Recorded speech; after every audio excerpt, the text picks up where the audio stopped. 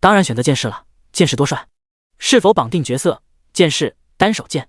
池清香看着 3D 页面中身穿新手装的剑士，感觉十分帅气。不愧是我，真帅，穿这身出去会迷倒不少妹子。这游戏还真的人性化，一人创建2个角色。是否绑定角色？术士、牧师。看着游戏，池清香明白一个道理，尽管他的名字有些许女性化，不过嘛，玩游戏创建女号那可是常识。确定，都确定。话音落下，2道角色化作光芒融入他的体内。请选择角色进入，就用剑士。选择成功，正在进入游戏。今天是神明游戏开服第1天，池清香也不知道他怎么穿越过来的，但他知道这个世界很危险，存在魔兽。人类已经被魔兽虐了5年，终于等到神明游戏降临，只需要在游戏内完成转职任务，就有概率觉醒游戏内职业。转职任务完成度越高，觉醒几率越大。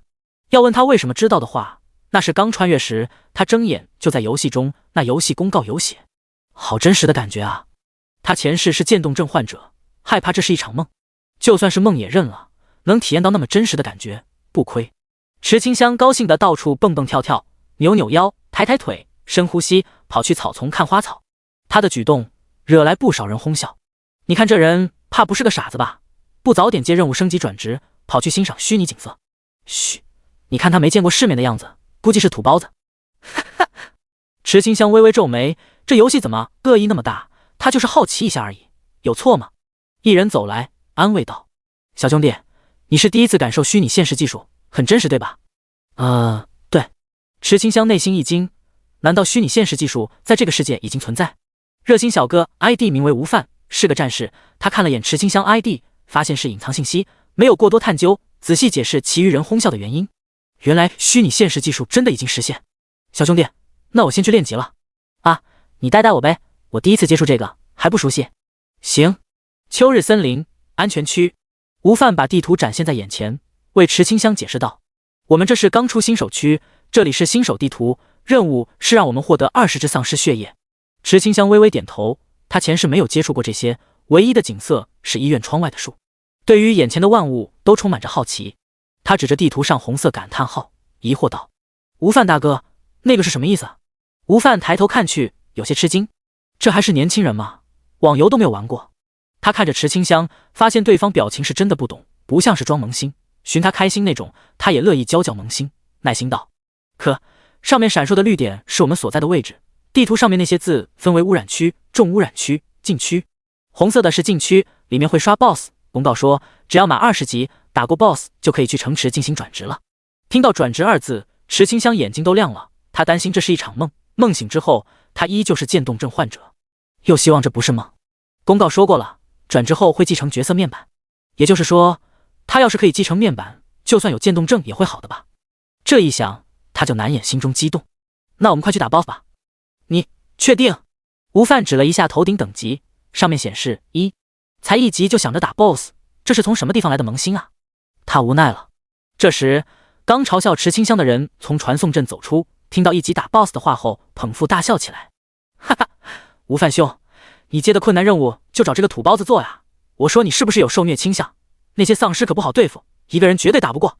对啊，和我们组队吧，大家一起分分困难任务经验，也好带个拖油瓶墙。别忘了，这不是游戏，就是神明游戏刚出现，大家为了对付魔兽抢着升级。你倒好，接到困难任务居然装好人。要我说，你还是别圣母心泛滥了，就他这种土鳖，让他自生自灭得了。估计啊，在现实中也是一样的土鳖。话糙理不糙，吴范当然明白，他初始接到困难任务，完成后就算平分给5人，也可以让大家升到3级。池清香患病多年，早已经养出看人脸色的能力。他病久了，内心有些敏感，自顾自地退出组队后，回到新手村。随着光芒闪过，吴范抿唇，内心有些难受。吴范兄弟，那土鳖都走了，咱们去做任务吧。行。新手村公园，池清香在公园中看着那些 NPC， 他没记错，吴范说这些都不是真的玩家，是一串数据，简称 NPC。 可他觉得这些 NPC 都好真实啊。常年没有和人说话的他，跟一群 NPC 聊得火热。小姑娘，过来。小姑娘。池清香左看看右看看，周围只有他一个玩家在，他不太确信。我？对，过来吧，小姑娘。可我不是，好吧，我是。他会改口，实在是 NPC，裁缝铺王婆婆的眼神实在太有感染力，让人忍不住就心软了。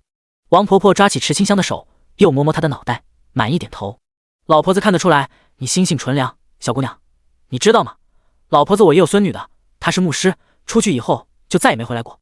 奶奶，你也别伤心，说不定你孙女正在回来的路上呢。是啊，她已经回来了。王婆婆看向池清香的眼中有些神秘。这时，突然游戏消息提示音出现，触发任务。王婆婆的愿望，她一直想要见到牧师孙女，请在限时时间内帮王婆婆见到孙女。任务奖励：王婆婆亲手制作的衣服，任务限时60分钟。第2章更换时装，引爆全游戏。这个任务看起来一点都不难，只是找人，不用打怪。可是池清香要怎么找到王婆婆的孙女啊？她有些发愁，而且任务奖励很奇怪，居然是送衣服。难道在这个游戏内还可以换衣服？如果是真的话，那就太酷了。可她居然脱不下新手装，她想换衣服的那病号服都穿腻了。就在她枯坐10几分钟后，任务提示切换术士、牧师账号即可完成任务。居然还有任务提示，池清香越来越感慨，这游戏的人性化了，遇到不会做的任务还会有提示，真不错。那就切换账号吧。账号切换中，唯一任务王婆婆的愿望已消失，需要重新前往裁缝铺。王婆婆 1231.582-122截取。吴范兄弟，这个困难任务真的太难了，我们5个居然连1级丧尸都打不过，更别说抽取血液时不能被打扰。就是我和阿威、杰哥、乌鸡3人挡都挡不住丧尸，完全打不过呀。1级丧尸见到人就跟吃了春药一样，一直猛冲。钟初兄压力爆大，他才1级，作为射手敏捷不高，射得太慢，根本扛不住热情丧尸的撕咬。他正苦恼怎么做任务呢，复活泉水突然绽放一道光芒。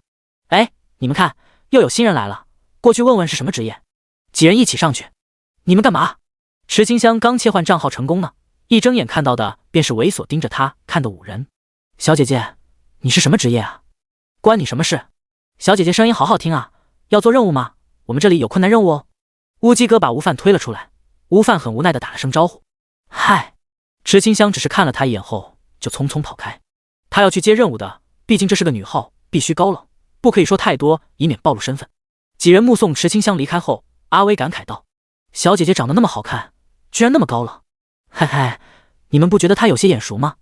杰哥，你对每个人都这样说的吧？杰哥连连摆手，他认真道：你们也知道的，我不喜欢妹子，所以看到妹子时，我刚才会觉得像是那个土鳖。吴范表情僵硬，他刚才究竟组了什么队伍啊？他扶额离开，还是去找朋友一起过任务吧？他心中在意一件事，这些人所说的土鳖究竟跑到什么地方去了？找了整个新手村都没发现。他不应该对萌新那么不友好，有些愧疚，想道歉。奶奶，我来了。哎，乖孙女啊，你怎么回来啊？哎呦，你干嘛穿这种衣服啊？随奶奶来，奶奶给你准备一件漂亮裙子。裙子？池清香表情僵硬，死活不愿意进房间。唯一任务确实完成了，可是他是男孩子，不能穿裙子。忽然，他脑海中出现2道声音：光，男孩子大丈夫，顶天立地，坚决不能穿裙子。暗，怕什么？这就是游戏。你不是想尝试更多衣服吗？现在机会就在眼前，你就不动心？光，再怎么动心都不能穿。暗，穿了又不会怎么样，游戏里面谁认识你呢？池清香觉得暗说的有道理，这里可是游戏里面，谁认识他？而且他还是病人，平时活人都见不到几个，肯定没有人会认出他的，还不如试一下。说起来，他还是第一次这样做呢，有些说不出来的刺激。他如赴刑场般走进裁缝店。哎呀！一道声音过后，王婆婆和池清香走出裁缝店。王婆婆笑得满脸褶子，不愧是老婆子的孙女，长得真俊。池清香不断拉着裙子，想要挡住大腿，她脸上微红，小声道：奶奶，这个裙子是不是有点短？不会，这个叫做百褶裙，是学院风。这你都知道 ？NPC 那么智能的？她震惊不已。同样震惊的还有远处出现的一群玩家。那小姐姐谁啊？游戏第1天就获得时装？不知道，你们有没有感觉我们生命值在降低啊？此言一出，几人一惊，才发现他们居然都流鼻血了。罪过，居然对虚拟形象流鼻血。可是那真的是好看，花容月貌，桃羞杏让，柳眉如烟，明眸皓齿，香肌玉肤。有些玩家忍不住诗性大发，指如薛葱根，口如含珠丹，纤纤作细步，精妙世无双。有美一人，清扬惋惜，邂逅相遇，是我愿惜。这夸的太过分了吧？吴范嘴角微微抽搐，他承认那小姐姐确实很漂亮，特别是拉裙子的小动作和微红俏脸，不管怎么看都是那么的可爱。他想，这时装难道可以在裁缝店买？到时候他也要买一套。别误会，他当然不是买女装，只是买类似酷炫的男装。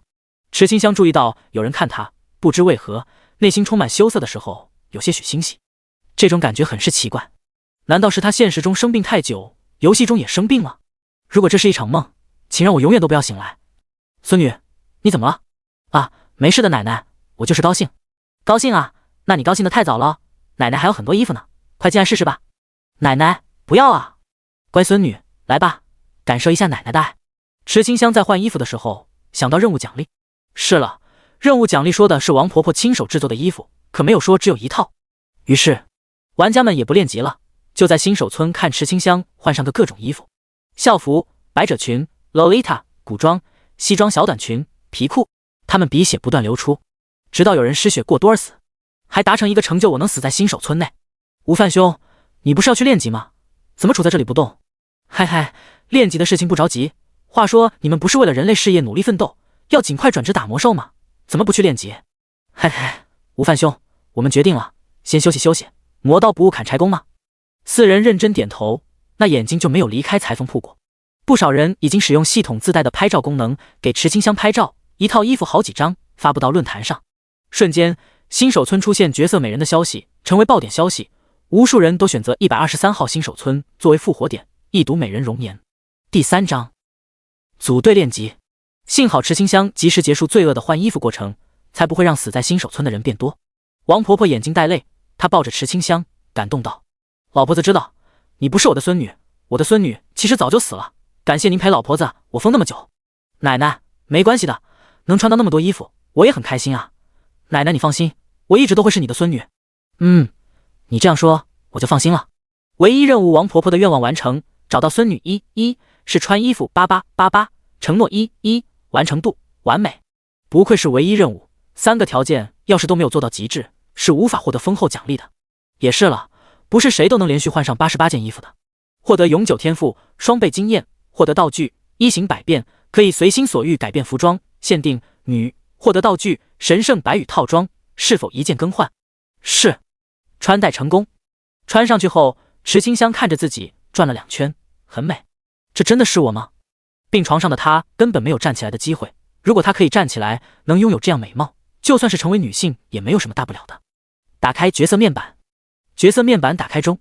昵称香香雨夏，性别女，职业牧师，天赋双倍经验，力量100，初始时每一次升级获得10点自由分配点。防御100，体质100，智力520，敏捷100，幸运。武器神圣白羽玛瑙法杖，上衣神圣白羽牧师袍，下衣神圣白羽牧师裤，鞋子神圣白羽极速靴，发簪神圣白羽玉如意发簪，面饰神圣白羽祥云面具下半，耳饰神圣白羽连珠耳饰，项链神圣白羽凝神项链，手环神圣白羽脸息手环，戒指神圣白羽洞察戒指。1级获得神装，恭喜玩家香香雨夏第一个获得整套时装，时装排行榜开启。全服通告一出，在各处练级的玩家都分神，导致他们纷纷被野怪击杀。这他妈开挂了吧，第一天就拥有满套时装，我真服气，那可是10件啊，凑齐时装还有额外加成的。这个香香雨夏究竟是谁？快去看排行榜更新了，是个女的，才1级，这该不会是神明亲女儿吧？知道是女的拿第1后，风评瞬间扭转，纷纷想要富婆求贴贴。在看到属性后，很多人口水没能咽下去，被口水憋到半死。这特么属性是真的？升1级才给10点，这加起来快1000点了吧？1级等于100级，人和人的差距为什么那么大？他是抢了哪个大佬的遗物吗？好羡慕啊！不知道大佬还缺不缺挂件，人家可以嘤，还能暖床，还真的是遗物。王婆婆给的遗物中有那么一封信，神圣牧师的绝笔信，20级后打开，可以进行神圣牧师转职，唯一隐藏职业。池清香在想，能将神圣牧师杀死的对手该是多么的强大。快给我隐藏信息！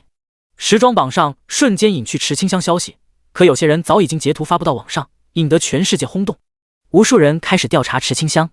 身为事件主人公，池清香发现无数条好友申请吓得他全部拒绝后切换回剑士账号。小姐姐下线了，那还不是你们吓到她了，活该。没有小姐姐看，杰哥咱们去练级吧。走。四人匆匆离开。吴范依旧在原地等候，他的困难任务自己过不去，朋友快从其中新手村复活过来了。终于复活点白光闪耀，他激动上前。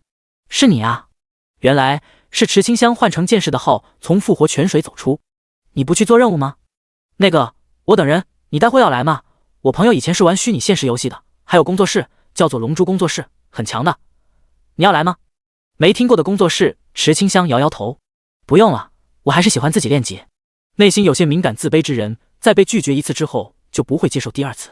池清香走出新手村，发现石的属性真的打不过丧尸，这还是1级丧尸，真不知道20级的丧尸究竟是谁才能打得过。当当当，耳边出现兵戈交锋声音，他好奇过去一看，发现剑士居然和好几只丧尸交手都不落下风。观看2分半后，剑士将丧尸击杀。哇，峰哥好棒！峰哥太强了，这虚拟现实基础属性和现实有关，咱们峰哥可是武术世家，自然得心应手。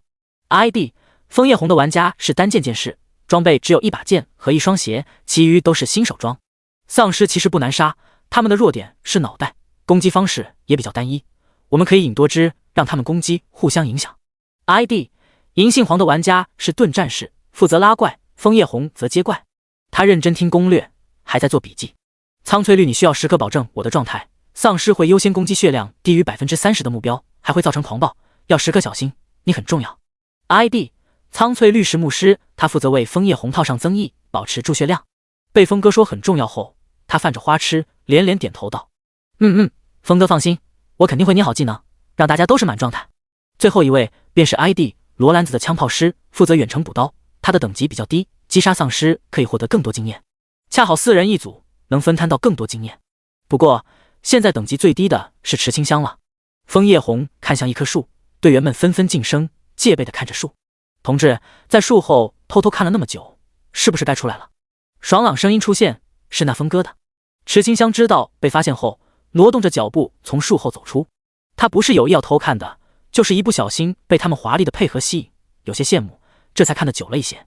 苍翠绿不管这些，他看到池清香后，双手叉腰，鼓着嘴巴道：好啊，你这个偷战术的小偷，峰哥，我们刚才的战术被他学去了，怎么办？没关系，大家都是为了对抗魔兽，就算他不偷学，在我觉得战术可行时，也会共享到网络上的。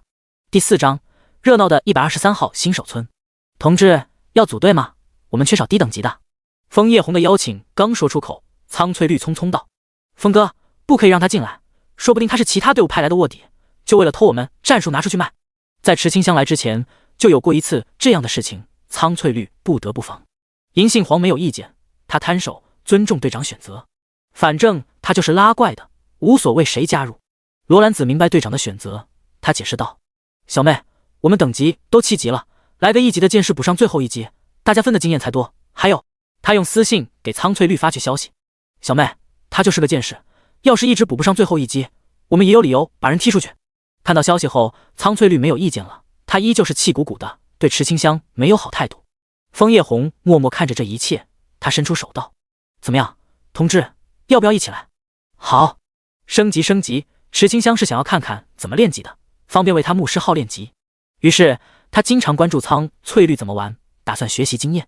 毕竟是同职业，但他的关注太过明显，让苍翠绿十分不舒服，导致回血慢了，让枫叶红血量瞬间掉到 50% 以下。他躲闪丧尸，在组队频道大声道：你发什么呆？快点回血！哦。苍翠绿有些委屈，为什么峰哥朝他喊那么大声？这都是这个猥琐男的错。池清香冤枉啊，他真的啥都不懂，一边看枫叶红操作，一边关注苍翠绿不懈时间。小兄弟，最后1击了，你上去补刀。来了。他手持新手剑，一剑扎中丧尸胸口，爆出大大的伤害。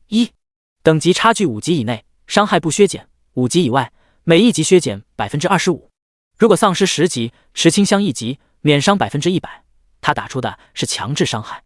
看到这个伤害，枫叶红感觉喉咙一甜，差点一口血吐出来。银杏，把燃烧瓶给他。好了。组队背包中出现10瓶燃烧瓶，燃烧瓶造成每秒100点真实伤害，持续10秒。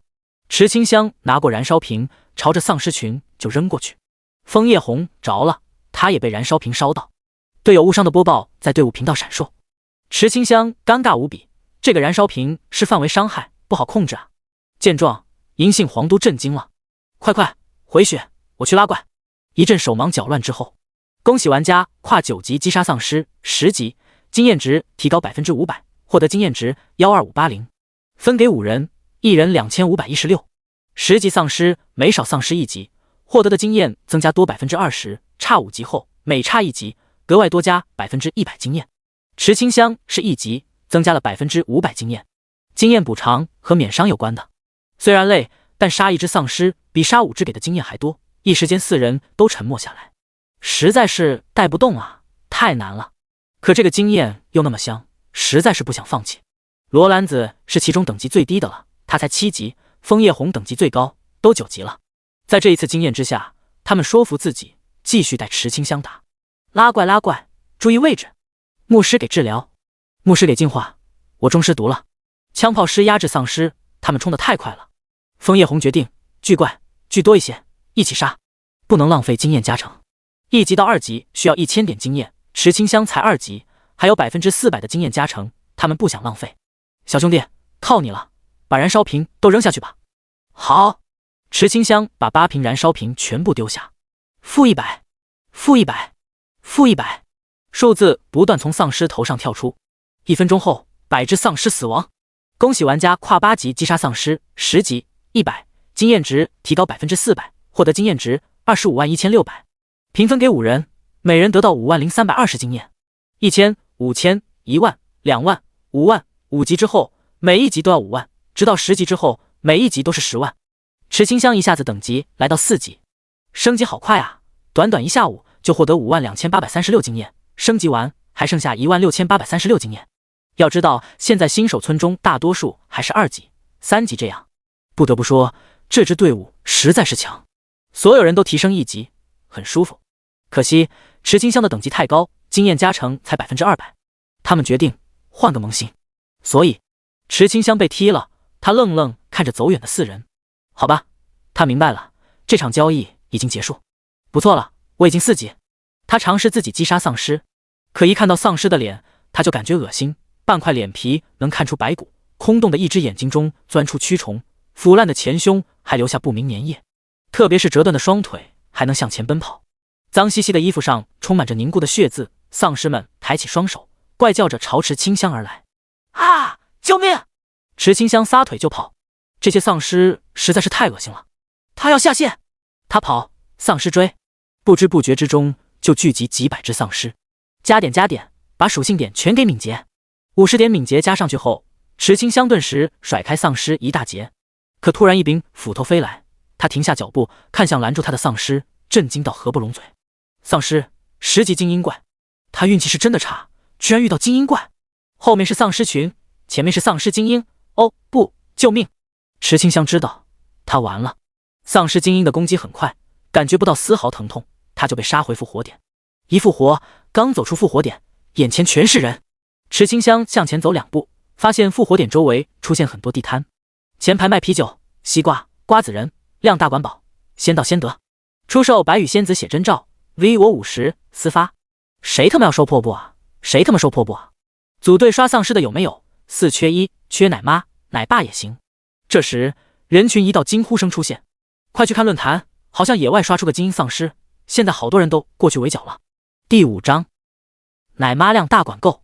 此消息一出，摆摊的玩家瞬间消失，他们人挤人一样跑出新手村，前往秋日森林。秋日森林本该充满收获的森林，却被未知病毒感染，小心躲在阴影处的生物，特别是午夜，千万不要出门。池清香知道，玩家讨论的精英丧尸就是杀死他的那只。现在那么多人过去，应该可以解决精英丧尸吧？那他是不是可以凑热闹？刚想出发呢，王婆婆又出现了。她招招手，慈蔼道：“小池啊，过来，奶奶有事找你。”哦，来了。池清香跑过去后，王婆婆摸着她的脸，连连感慨：出门在外，懂得伪装是好事，回到家就别伪装了吧。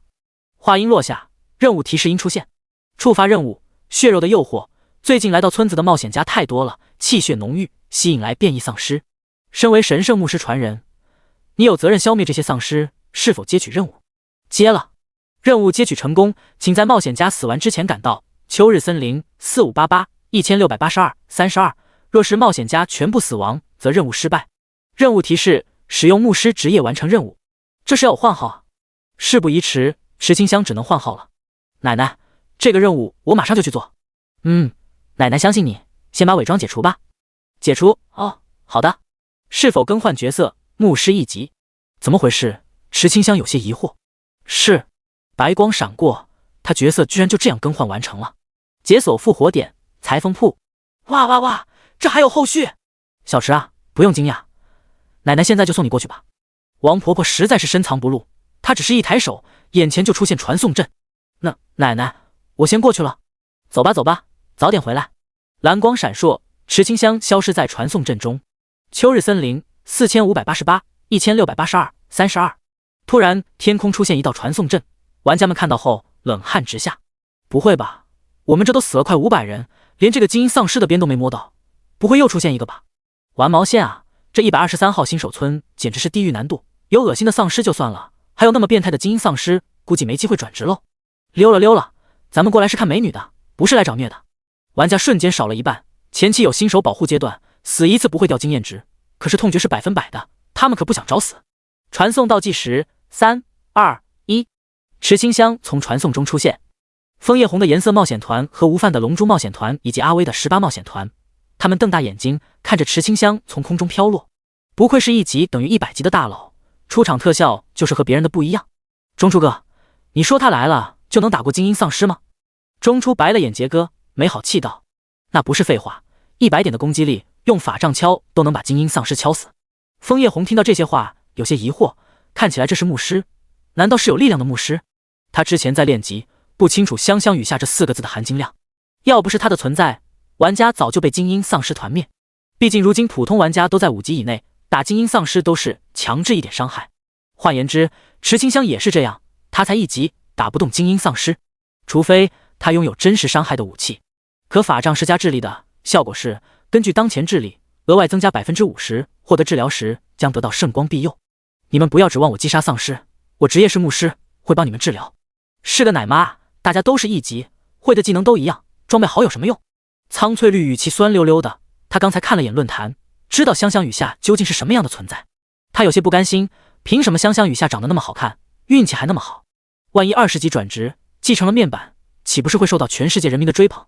同样是牧师，他倒是希望香香雨下觉醒失败，否则在全部牧师面前会出现一座无法逾越的高山，以后人们提起牧师只会记得香香雨下。可苍翠绿的内心其实不觉得香香雨下会觉醒失败，从他出场气质中判断，这是一位大家闺秀，家里面不会缺钱，一定会先收集资料，万事俱备再去转职。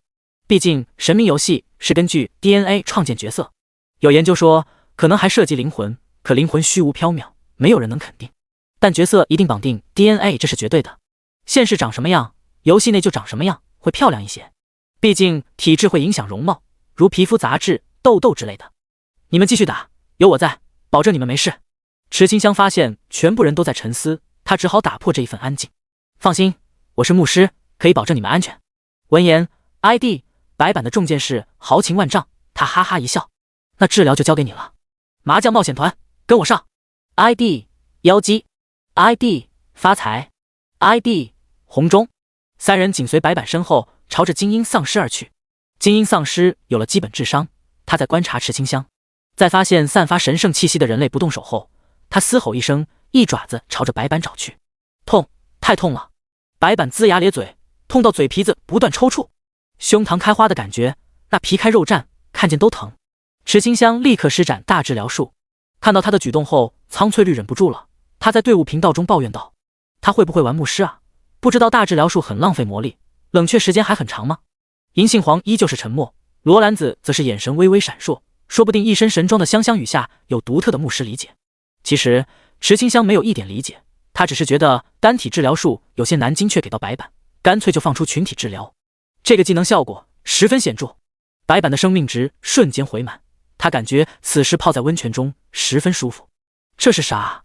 他看着体外金色的护盾，点开详情一看，圣光庇佑，在进行有效治疗后获得圣光护盾，在护盾下获得80%伤害减免，获得1000当前生命值的护盾，免疫一切负面状态，全属性提升300%，护盾持续时间1小时。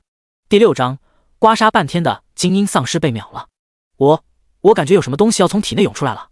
白板看着双手，瞳孔地震。他单手挥动重剑，感觉不到丝毫重量。那东西冲出来了，是力量，是强大无比的力量。我感觉可以单刷精英丧尸，你们都给我躲远点。白板单手挥舞重剑，把剑当成板砖一样，不断拍着精英丧尸。精英丧尸在生气的时候十分生气，他刚想反击，哦，那是什么？是圣光。圣光灼烧他的手掌，痛到他失声尖笑。不是不出手的吗？为什么？他瞪着池清香，发现池清香满脸无辜，火气顿时涌起。可恶，这些人类不可信，明明可以秒杀他，偏偏用蝼蚁来羞辱他。七丧尸太甚，他开始咆哮，召集周围丧尸，赌上丧尸的尊严，必须搞死这些蝼蚁。可惜这是徒劳。在智力高达左元括号520加260右元括号点的大治疗术下，玩家们根本不带掉血的。白板已经杀疯了，手持重剑在丧尸群中转圈圈。爽，太爽了！精英丧尸脸上第一次出现害怕神色。恭喜玩家隐藏名字让精英野怪产生恐惧，获得隐藏成就，这样的我让你害怕了吗？佩戴称号可以对野怪产生一定程度威慑，连称号都爆出来了，幸好是村通告，不是全服全球。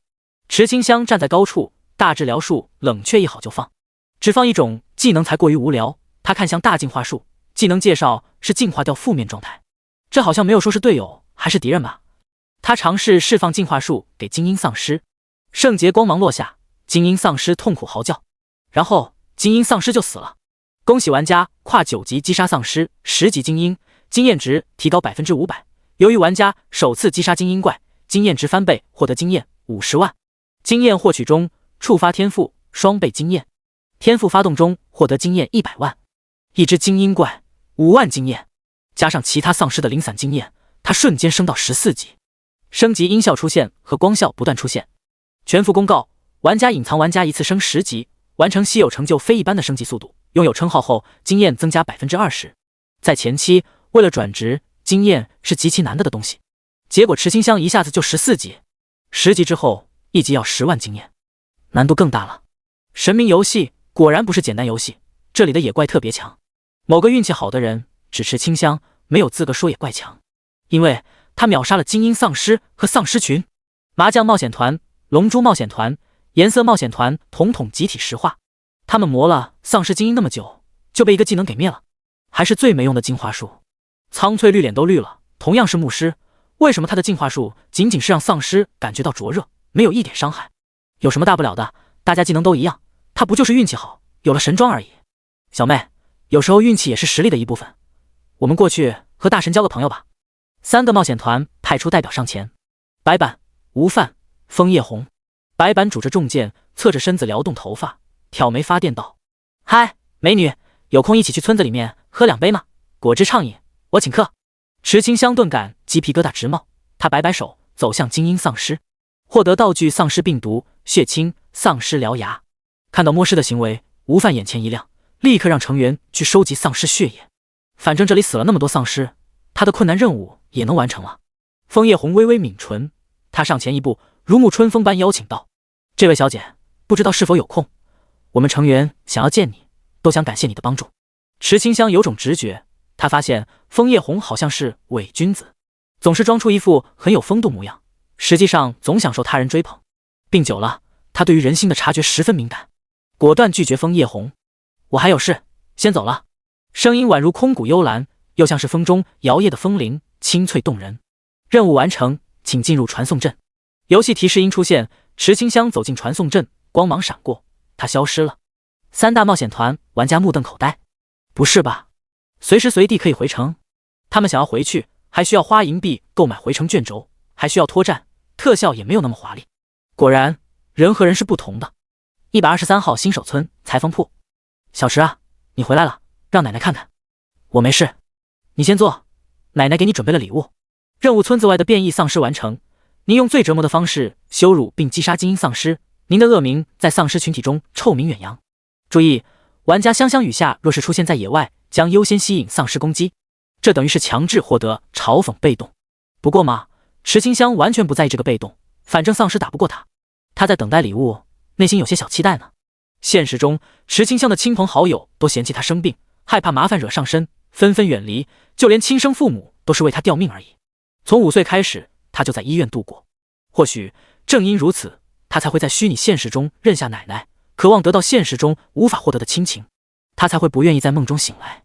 池清香害怕醒来后看到的是永恒不变的白色。小池，奶奶来了，你看，今天是你的生日哦，奶奶为你准备了生日礼物。王婆婆精心准备的生日礼物，等级蛋糕，吃下后等级+1。看到详情，池清香愣住了。升级蛋糕，要是有人知道的话，一定会抢疯的吧？丧尸难杀，升级很慢，要是可以花钱就升级，相信很多人都愿意。但池清香不愿意卖掉蛋糕，她笑着吃下蛋糕，脸上满是笑容。很好吃，好吃就好。这是奶奶为你做的最后一次生日蛋糕，你也要离开，奶奶也要离开，以后有机会我们会见面的。这种道别的话怎么听得那么奇怪啊？池清香内心有些慌张，难道她刚认的奶奶嫌弃她了？奶奶，你在说什么啊？傻孩子，你该醒了。第7章，现实世界。醒？什么醒？奶奶你在说什么呀？池清香好乱，她很懵。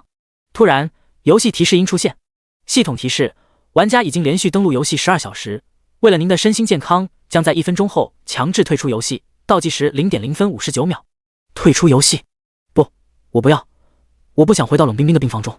傻姑娘，我们还会见面的，但不会是现在，是在以后。奶奶会等你，这是裁缝铺钥匙，以后裁缝铺就是你的了。获得裁缝铺钥匙，持有钥匙能进入王婆婆的裁缝铺。全球公告：恭喜玩家隐藏玩家首个拥有私人领地，获得声望值1000，声望值越高，购买商品享受折扣，获得隐藏任务几率增加。耳边的奖励那么多，池清香根本没有在意。他发现身躯渐渐消散，十分不舍。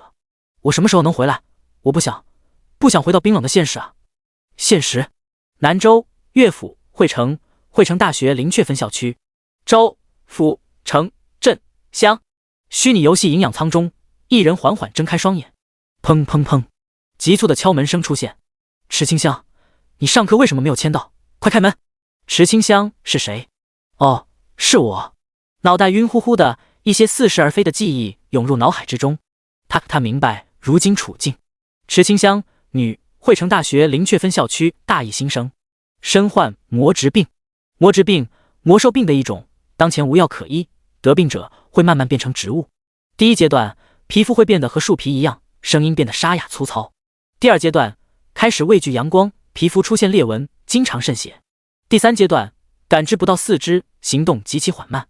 最终阶段，彻底失去行动能力，只剩下大脑还能思考，又是另一种渐冻症。那么他是男是女，又有什么区别呢？前生的他身为男儿，从5岁开始就住在医院，住到他都忘记时间，忘记几岁。如今池清香知道他几岁，18岁，花样年华，偏偏感染魔兽病。这种病母体带有感染性，感染方式是血液、饮食、空气。池清香想到感染原因，瞬间绝望。原生高中就读于浮萍镇第一中学，在收到录取通知书后，昔日同学在学校进行同学聚会，遇到邪恶组织魔人组织，他们研究出魔兽病，想靠魔兽病统治世界。魔人组织选择浮萍镇各所学校进行实验目标，把病毒母体灌入水源中，导致全镇人身患魔质病。这是轰动一时的事件。有些人接受不了折磨，选择自杀。原生患病后，父母都抛下了他，幸好学校还愿意让他入校。可入校后，他遭受无数歧视，学校破例给池清香安排单人宿舍，安装虚拟舱，让他能在宿舍远程上课。可这种明晃晃的区别对待，让原生心态出现问题，一直幻想有人可以拯救他。但在昨天，他的暗恋对象自杀了，原本2人说好的一起对抗病魔，病好之后在一起的，可对方失约，先走了一步。原生得知消息后，对生活彻底失望，躺在虚拟舱的时候，服下海量安眠药。冥冥之中选择的牧师，是你想要进行的自我救赎吗？池清香好像明白游戏中牧师存在得意义，必须转职，必须觉醒，进化术一定可以驱散这个病的。他心中涌现出一丝希望，挣扎起身，可门已经开了。身穿制服的短发女生看见坐在虚拟舱的池清香后，忍不住捂住口鼻，站在门口不愿进去，仿佛里面有大恐怖一样。真倒霉，抽签抽到让我来看他情况，这病该不会传染我吧？魔质病真可怕，恶心死了。他本着速战速决方式，憋着一口气，快速道：池清香，你醒了就说话啊，都问你半天了。还有，你别总是装出可怜巴巴的样子，大家都不欠你的。得魔兽病的又不止你一个，别总找存在感。算了，看你这个样子，我也不想多说。总之，每天的课程你要签到，免得不签到，让老师以为你死在宿舍。说完，短发女生门也不关，匆匆离开。池清香还一句话没说呢，她环顾四周，发现房间内一个镜子都找不到。是啊，魔之病很恐怖的，皮肤和树皮一样，谁受得了？难怪那么多人选择死亡。桌边还有散落的安眠药瓶子，还有半杯水。明明是女孩，周围的一切摆设都是那么的简陋，没有挂在墙上的画，没有养的小盆栽，没有书架上摆放着的小物件，就连床上都没有抱枕。滴滴滴，消息提示音出现，池清香看向桌边手机，拿过来一看，是班级群在讨论神明游戏。你们选择什么职业？那还用说，当然是剑客，十不杀一人，千里不留行，多帅！得了吧，还是元素师强，到最后随手丢出大火球，那才酷。讨论好一会儿，有人问道：“你们为什么不选择牧师？”牧师？呵呵，算了吧，有那个开外挂的牧师在，谁想着当第二？可是牧师不是治病救人的吗？为什么非要争强好胜？用户说不完的话被管理员禁言24小时。好了，不管他，咱们现在的世界都这样，不变强，还想着救别人，脑子瓦特了吧？就是求人不如求己，选牧师有毛用？除了大家族，谁培养得起？咱们只是小屁民，还是管好自己吧。你们说，那个是不是选了牧师？废话，他都那样了，不选牧师等死啊！嘘，注意点，他还在群里面呢。你这样一说，感觉有些恶心啊。魔兽病该不会顺着网络感染我们吧？此言一出，群员纷纷退群，一瞬间就剩下2人，一个是说不完的话，另一个便是池清香。伤心吗？有一点。他放下手机，看着窗外发呆。窗外景色很像医院。池清香被困在宿舍中，不是肉体被困，是心。这样一看，宿舍何尝不是另一种医院呢？明明已经调查清楚，它不是病毒母体，不具有传染性，可学校为了学生们可以安心上课，依旧将它隔离。第8章，属于他的葬礼。差点忘了，今天好像还有事要做。池清香来到书桌前坐下，拿出提前准备好的信，上面是原身和暗恋对象的誓言。今天是那位的葬礼，他要过去了却原身心中执念。你给了我可以行走的身体，我会帮你解开封闭的内心，这是一种交易吧。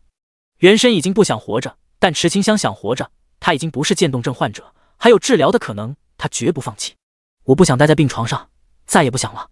暗恋对象是在汇城3环外。池清香戴上墨镜、口罩，穿着玳瑁卫衣，把自己藏得严严实实后离开宿舍。他声音沙哑，很是难听。坐上智能汽车，在上面选定目的地后，车辆启动。这个世界的科技发展有些快，特别是网络和武器、电磁武器、激光武器。为了对抗魔兽，人类科技向前迈了一大步。有时候，池清香感觉他不像是穿越到异世界，而是穿越到未来。汇城3环金堂小区，池清香下车，看向前方。这里的葬礼参加的人很少。你好，是妍妍的同学吧？我带了这个。池清香第一次参加葬礼，不知道该说什么话，她只好拿出曾经约定的信件，递给沈岩的妈妈。沈母看到信件后，眼泪再也憋不住了。是你，我知道你。妍妍自杀之前写下一封信，她想让我找到你。她实在是太伤心了，话都说不完，塞给池清香一封信后，就躲到一旁哭泣。或许原身看完这封信后，封闭的内心就会打开吧。池清香拆开信，亲爱的小池，对不起，我坚持不下去了。每一天醒来，我看见自己那张脸，就恨不得抓破它。答应我，千万别看自己的脸。原谅我的不辞而别，明明说好共同抗击病情，我们约好以后病好了，就去乘坐游轮去看雪。可惜我是个懦夫，答应你的事情做不到。魔兽病出现5年了，从来没有治疗成功的案例。我已经对未来失望，与其拖累家庭，如同植物人一样活着，还不如提前死去。对不起，未来的路，你需要自己走了。沈岩绝笔。池清香将信重新收起，他摸向脸颊，发现原身居然流泪了。好在有墨镜和口罩挡着，没有人发现。心中的那份执念彻底消散了。原身选择追随沈岩而去，以后这副身体就属于他池清香的了。为了自己而活。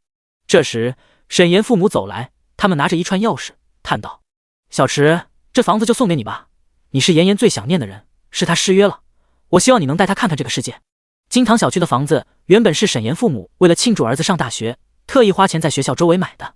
结果当时他们就不应该让妍妍参加同学聚会，他们打算办完丧礼之后离开这个伤心之地。沈岩的哥哥在京城，我们需要离开一段时间，你要是有空就来房子住一下，别让妍妍孤单。沈母哭了，哭得稀里哗啦。沈父拍着妻子肩膀，不断叹息着离开。池清香被强塞了钥匙，他看着钥匙有些出神。葬礼是怎么结束的？他不知道，他一直都在发呆。以前的同学还活着的都来参加葬礼了，他们知道袁生和沈岩之间的事情，每个人都过来安慰他，鼓励他，让他坚持下去，好好活着。我会活着的，会活着的。这句话不只是对那些同学说，还和他自己说。夜幕降临，池清香已经回到宿舍。袁生得病之后不敢去洗澡，就怕看到身体异样，但他必须接受这具新的身体，了解身体，要看看魔之病究竟有多么恐怖。浴室内，衣服掉落在地，很难看，树皮一样的皮肤，粗糙、干燥、暗黄。池清香打开花洒，愣愣地看着水流。这具身体是女性，都无所谓了，能站起来是男是女都没有关系，只要不是躺在病床上就好。而且这个病能治。洗完澡后神清气爽，他打开窗户，久违地吹着风。明明是相同的风，他在医院吹了18年，这一次吹的感觉是那么的不同，好像多了一些自由。新的世界，我来了。游戏登录中，选择进入游戏的角色，单手剑士 LV4， 牧师 LV14。要尽快转职，当然是选择牧师。画面开始加载，耳边出现热闹声音，上线了上线了，终于蹲到大美人上线，太酷了！榜单上挂着的唯一隐藏玩家只有牧师大大了吧？哎，牧师大大声名远扬，好多人都不想选择牧师了。原本他们还以为牧师进化术对丧尸有特殊效果，就带了不少牧师练级，还有5个牧师组队，结果5发进化术砸下去，丧尸才掉半条血，那还是1级丧尸，简直绝了！前期的牧师弱到爆，已经没有几人选择了。换做普通游戏还好，可这神明游戏关乎后续转职，每个人只能选定一个职业，无法更改，这就导致牧师越来越少，除非能找到隐藏职业，但隐藏职业谈何容易？牧师无用论本来就有些苗头，在香香雨下的壮举出现之后彻底爆火，更没有几个想选择牧师，有选的总会拿来跟香香雨下进行对比，十分打击自信。毕竟谁都不想成为背景板。池清香在了解到这些后，内心暗道抱歉，他已经无暇管那么多，他要真正活着，要站在阳光下。现实中的池清香已经是魔之病第1阶段，要是进入第2阶段，站在太阳下，皮肤会产生剧痛，所以他必须快一些转职，快点觉醒。刷级开始，秋日森林重度污染区，这边都是10级以上的丧尸，池清香一发进化术下去，丧尸就死掉了。而且只要他一出现，不用专门去找，丧尸会主动找上门。尽管有双倍经验在，升级的速度依旧很慢，乐观估计升到20级还需要7天。第9章，如何成为合格的 NPC？ 升级太慢了，等级压制之后来的都是低级丧尸。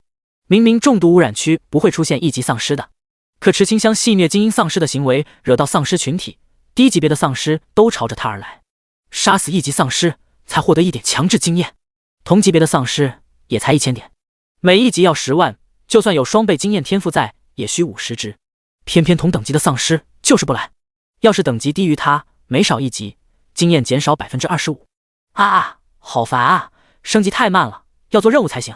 他使用大进化术秒杀丧尸后，直接传送回裁缝铺。他刚离开，丧尸王出现了，在他的身边跟着一大堆丧尸，好可怕的女人！待会他20级的时候，我要不要认输？低等级丧尸疑惑地发出呵的声音。没你们事，都回去训练冒险家。裁缝铺，池清香回来后，在屋内寻找王婆婆有没有留下什么道具，左翻翻，右找找，最后什么都找不到。放弃吗？才不要！池清香摸着下巴，看着纺织机，伸出手一碰，触发任务：裁缝店的新老板，您可以发布任务，让冒险家完成。是否打开制定任务教学？是，打开。他迫不及的想看看怎么发布任务。随着一道悠扬的音乐出现，池清香发现他来到一处金碧辉煌的大殿。居无定所，不属于世界的灵魂啊！欢迎来到众神殿堂，请收看如何伪装成完美的 NPC。视频开始播放，还有旁白进行讲解。要想成为合格的 NPC， 就要学会 CPU 冒险家，要给冒险家一些好处，引起冒险家好奇，让冒险家以为有隐藏任务可以领取。同时需要进行伪装，千万不要被发现哦。以下是本次业绩最好的 NPC， 请新人向前辈们学习。名单中有装瞎子的和尚、卖神功的乞丐、拉二胡的剑神、卖炸弹的小女孩。名单中还罗列了他们的业绩，简直是惊呆池清香。难道说这个神秘游戏中的 NPC 都是假的？不对，应该说 NPC 其实是真人，这个游戏是另一个世界，玩家只是穿越到游戏世界中。疑惑涌入池清香脑袋中，他摇摇头，想不明白。视频看完之后，当他睁眼，眼前是熟悉的裁缝店。NPC 专属辅助系统开启，请确定您的形象。推荐使用萧火火的黑袍，唯一效果隔绝感知。那就用黑袍。请创建您的任务。NPC 面板已经开始，可创建任务如下：普通任务50，困难任务10，史诗任务0，传说任务0，场景任务0，隐藏任务0，唯一任务0。池清香好奇点了下场景任务，在指定场景下完成的限时挑战任务，当前无法创建，请提高 NPC 等级权限才可以解锁可创建任务数量与类型。创建任务啊，先用一些简单的吧，看看玩家做的怎么样。普通任务创建成功，裁缝铺开张，需要收集兔茸零食、鹅茸零食、鸭茸零食、狐茸零食、羊茸零食，这样应该可以了吧？村子周围有这些动物，应该不难收集。池清香点击确定后，又弹出让他规定奖励，那就给。看了眼仓库内的68001枚金币，他觉得给金币就好了，任务奖励就用1枚金币。确定，发布。哎，裁缝铺又开张了，你们说那个小美人会不会在里面？中初哥，别想了，那美女跑去练级了，这个应该是有新的 NPC 来了，我们过去看看能不能接到隐藏任务。谁都知道裁缝铺之前被香香雨下接到任务，这才一飞冲天，成为当之无愧的第一牧师。如今18冒险团也想试试。老板看着面生，新来的呀，有什么需要帮助的尽管开口，我们哥几个人送外号热心小郎君。池清香在观察这几人的时候，这几个也在观察池清香。在组队频道中，阿威疑惑道：中初哥，咱们探查不出这老板的信息。蠢，探查不出正好说明问题，加把劲，看看能不能接到任务。游戏尽管才开服1天，但有人发现重复和 NPC 对话能激发 NPC 的隐藏属性，这使得人们对于这个游戏的探索欲望大大增强。有人分享过他在乞丐手中买到如来神掌，可惜他是召唤师，用不到如来神掌，就把功法卖了出去，获得1000万现金。最热门的是3大职业种类，但还有许多冷门职业，那些职业的转职十分冷，公告都没有给出转职方向，和隐藏职业有的一比，偏偏又不是隐藏职业，属性上不占据优势。比如拳师、盗贼，买下如来神掌的正是大家族的人，他们人多钱多，每个职业都安排了人玩。所以中初哥觉得，要是能得到神秘功法，他们就算专职后的觉醒失败，继承不到能力，也能在现实混得风生水起。老板，你有什么困难尽管吩咐，哥几个能力杠杠的。池清香不说话，直接丢出任务。中初哥的系统弹出提示音：是否接取任务？裁缝铺开张。接取。任务接取成功，裁缝铺开张，兔茸零食、鹅茸零食、鸭茸零食、狐茸零食、羊茸零食，任务奖励1金币。看到奖励的那一刻，中初哥的眼睛都亮了。你们都接到了？对，那还不快点去做，趁着没人发现，我们多做几回。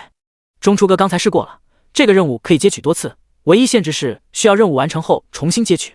察觉到这一点后，他们嗨了。那可是1金币啊，现实中已经有人花1000块钱买1金币了，这一个任务就1000块钱，送钱一样。也更让18冒险团坚信，新来的裁缝店老板绝对是隐藏的 NPC， 必须捧好了。第10章新 NPC 引起的轰动。18冒险团是疯了吗？我看他们兴致冲冲的跑去野外抓兔子、抓羊，也不练级。哈哈，该不会他们想尝尝游戏中的肉食吧？有可能哎，不管他们，最近123号新手村来太多人了，少一些人抢怪也好。对啊，咱们都是一些散人，跟着颜色冒险团捡漏，蹭点经验多好。枫叶红听着讨论，内心隐隐约约感觉不对，他看向说话之人，询问道：你们发现他们吃肉了？没有，只是扒皮。不对，是拔毛。野外的动物都快被杀完了。枫叶红越听越觉得不对劲，他低声喃喃几句之后，他瞳孔一缩：不吃肉，只拔毛。拔这些毛是用来做衣服的，难道裁缝铺又开了？快回去裁缝铺，说不定18冒险团接到什么任务了。中初哥，我们是不是被发现了？管他呢，你们材料收集的怎么样了？中初哥，我和乌鸡哥、杰哥以及刚加入的坤坤，一共收集到100来个绒毛。他们5人分工明确，各自确定一个地方，专门收集所需要的绒毛。兔绒133，鹅绒135，鸭绒162，狐绒102，羊绒233。走，先回去提交任务。当18冒险团回到裁缝铺时，这里已经被玩家围得水泄不通。中出哥烦躁挥拳，低声骂道：“干！怎么一下子来了那么多人？”坤坤不愧是顶流，他很快就收集到情报。中出哥好像是颜色冒险团在练级的时候，知道裁缝铺新开，就带着散人一起来了。枫叶红是傻子吗？那么多玩家在，一人接一个任务，万一 NPC 材料收集齐了呢？ NPC 池清香面对叽叽喳喳的玩家，一句话都不说，浑身笼罩在黑袍之下，神秘无比。小哥哥，人家因轻体柔一推倒，有没有隐藏任务可以让人家去完成哦？滚吧你，还勾引 NPC， 小心 NPC 把你砍了。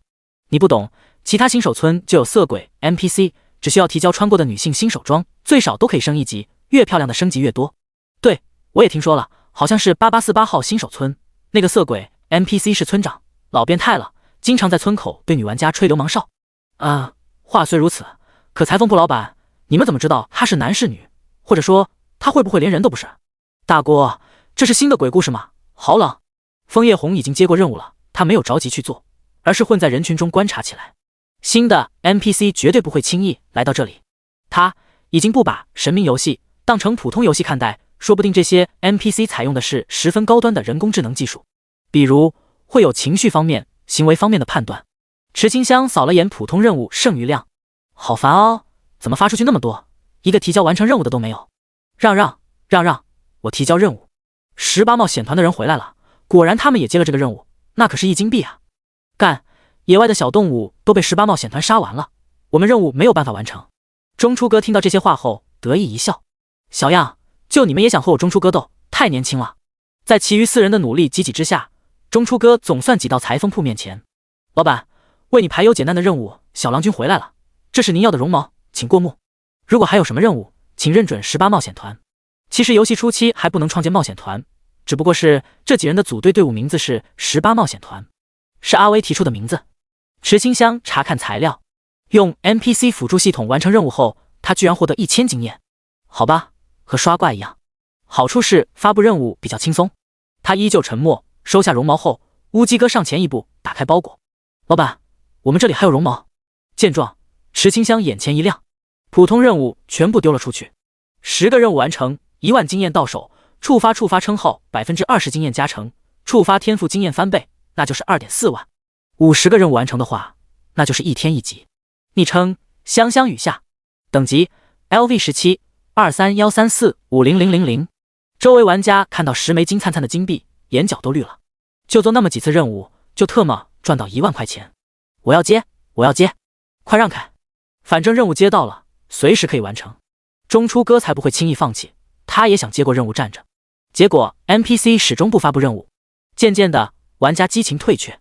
有人不敢置信道：该不会这是个限定任务吧？奖励那么高，任务数量是有限的。操，我的1000块钱，这是捡钱的任务，都是18冒险团的错，他一个人抢占了10个。有数据分析师一下子就判断出，裁缝铺新来的 NPC 只发布50个任务，不清楚明天还有没有任务。明天当然有，不过池清香已经看出这个收集绒毛的任务很简单，那么他要加大难度了。他先是摆上牌子，告知裁缝铺收集材料的准备已经有足够冒险家去做。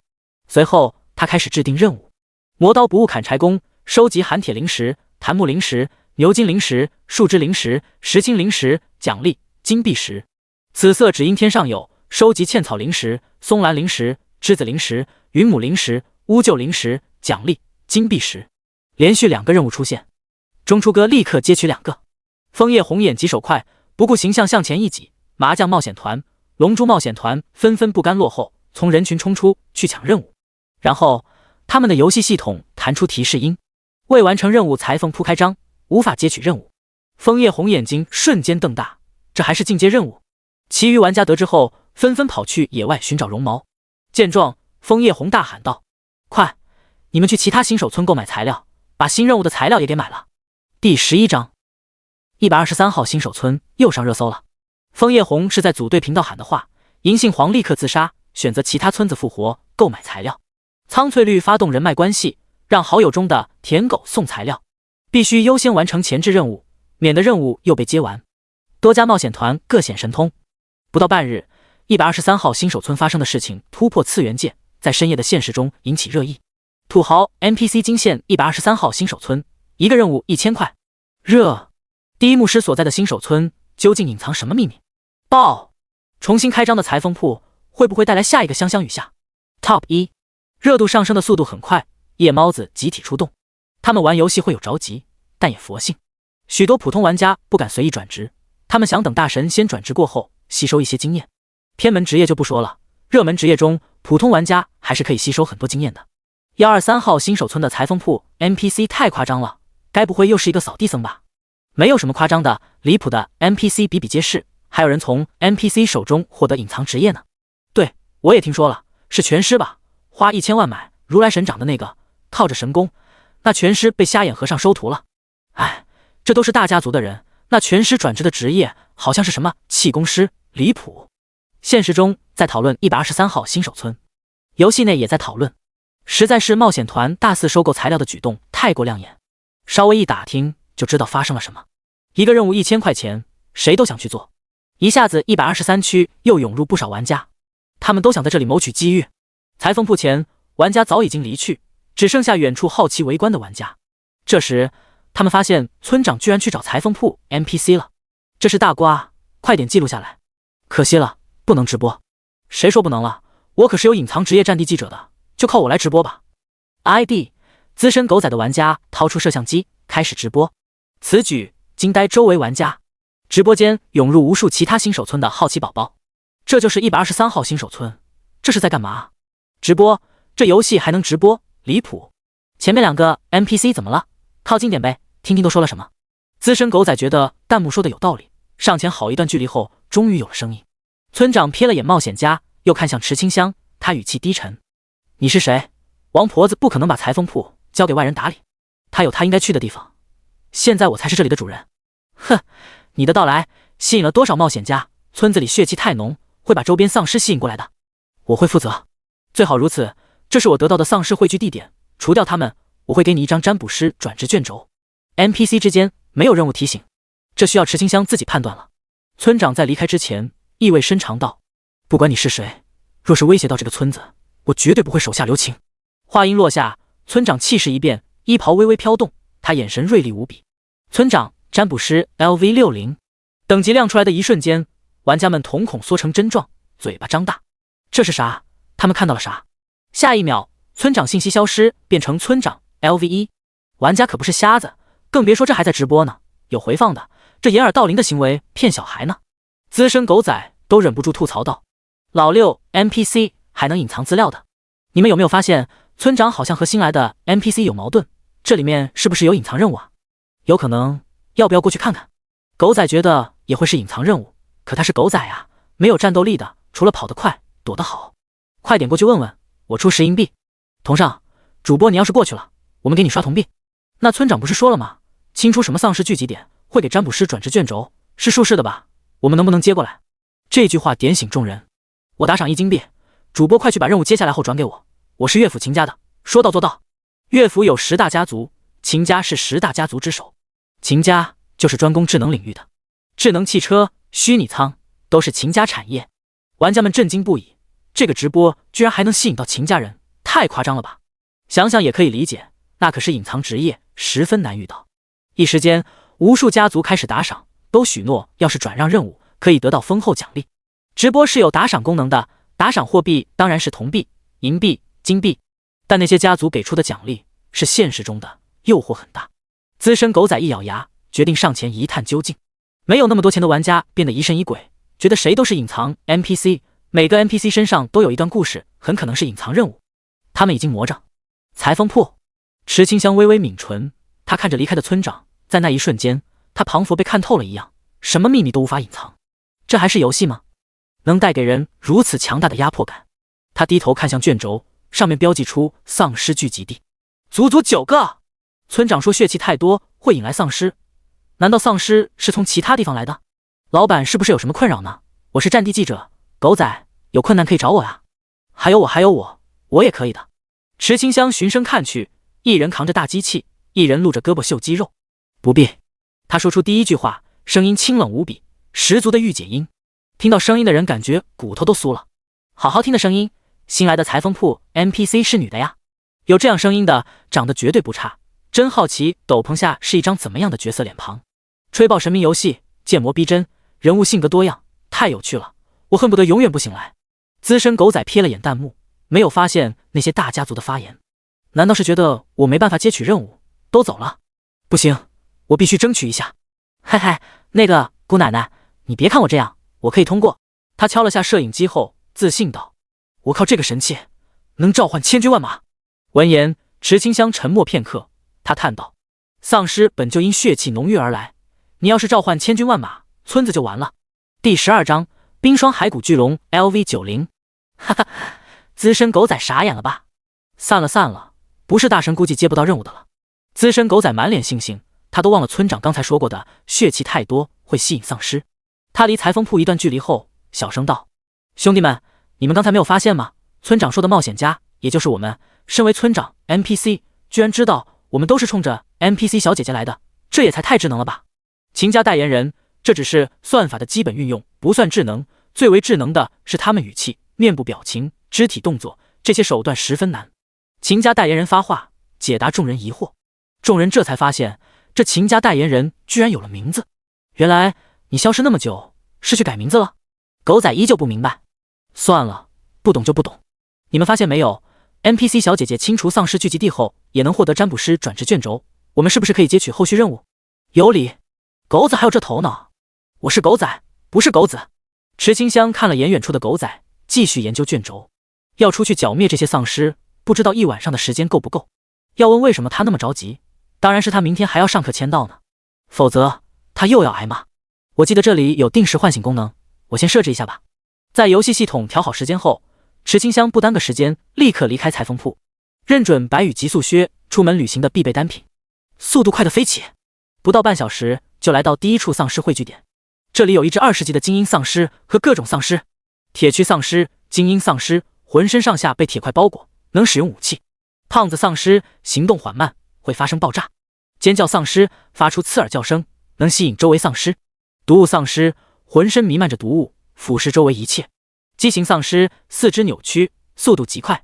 注意，该任务击杀丧尸不获得经验。不是吧？池清香还以为杀完这些地方可以转职了呢，结果没有经验。算了，还是要杀才行。注意，您身上的白羽套装已经被冰霜骸骨巨龙发现，请及时隐藏装备。怎么回事啊？池清香都懵了，这就是杀死王婆婆孙女的那只龙，那他怎么可能打得过？不管了，大进化术，先把第一个地方的丧尸清理干净再说，大不了他回城下线。丧尸聚集地1/9，由于您使用白羽套装，您的位置已被锁定。池清香就知道这种神装不可能是免费得到的，危机那么快就降临。他把衣服全部脱掉，扔进背包，随后回城切换角色。角色切换中，当前使用角色单手剑士 LV4。池清香刚走出复活泉水，就听到不少人讨论冰霜骸骨巨龙。他悄悄走过去偷听。牛逼啊，我怀疑那条龙是冲着新 NPC 来的。你真像了。有人探查过，发现那条龙是重伤状态。说着，他展示一张图片。冰霜骸骨巨龙 LV90 重伤，一半翅膀断掉，飞起来摇摇晃晃的。还有一段视频是练级时候运气差遇上巨龙，被巨龙一个吐息冻住。视频中能发现被冻住也会扣血，各种负面状态都加上了。冻伤、迟缓、僵直，每秒掉1万血，哪怕都死了，还在持续跳出伤害，足足掉血10秒钟。冰块碎掉时候，初始伤害翻了10倍。吐息命中会有1次伤害，随后便是冻伤判定，要是掉血10秒，也就是判断10次成功。冰块碎裂的时候将造成10倍吐息伤害，爆出的250万伤害。看待众人，一点体质才加1000血，他们都是脆皮小鸡仔。咱们牧师榜第一面对这只巨龙也会被秒杀的吧？废话，250万的伤害，谁扛得住？这特么可是90级。不对，你们忘记计算防御值了，防御值有减伤比例，还有等级、装备等各种原因。我觉得第一段吐息是有机会接下来的，后续的累计伤害净化掉就行。对，我也赞同，那可是神装牧师，治疗术和净化术在，抗住吐息不难。他们并不觉得冰霜骸骨巨龙会攻击新手村，这才有空夸夸其谈。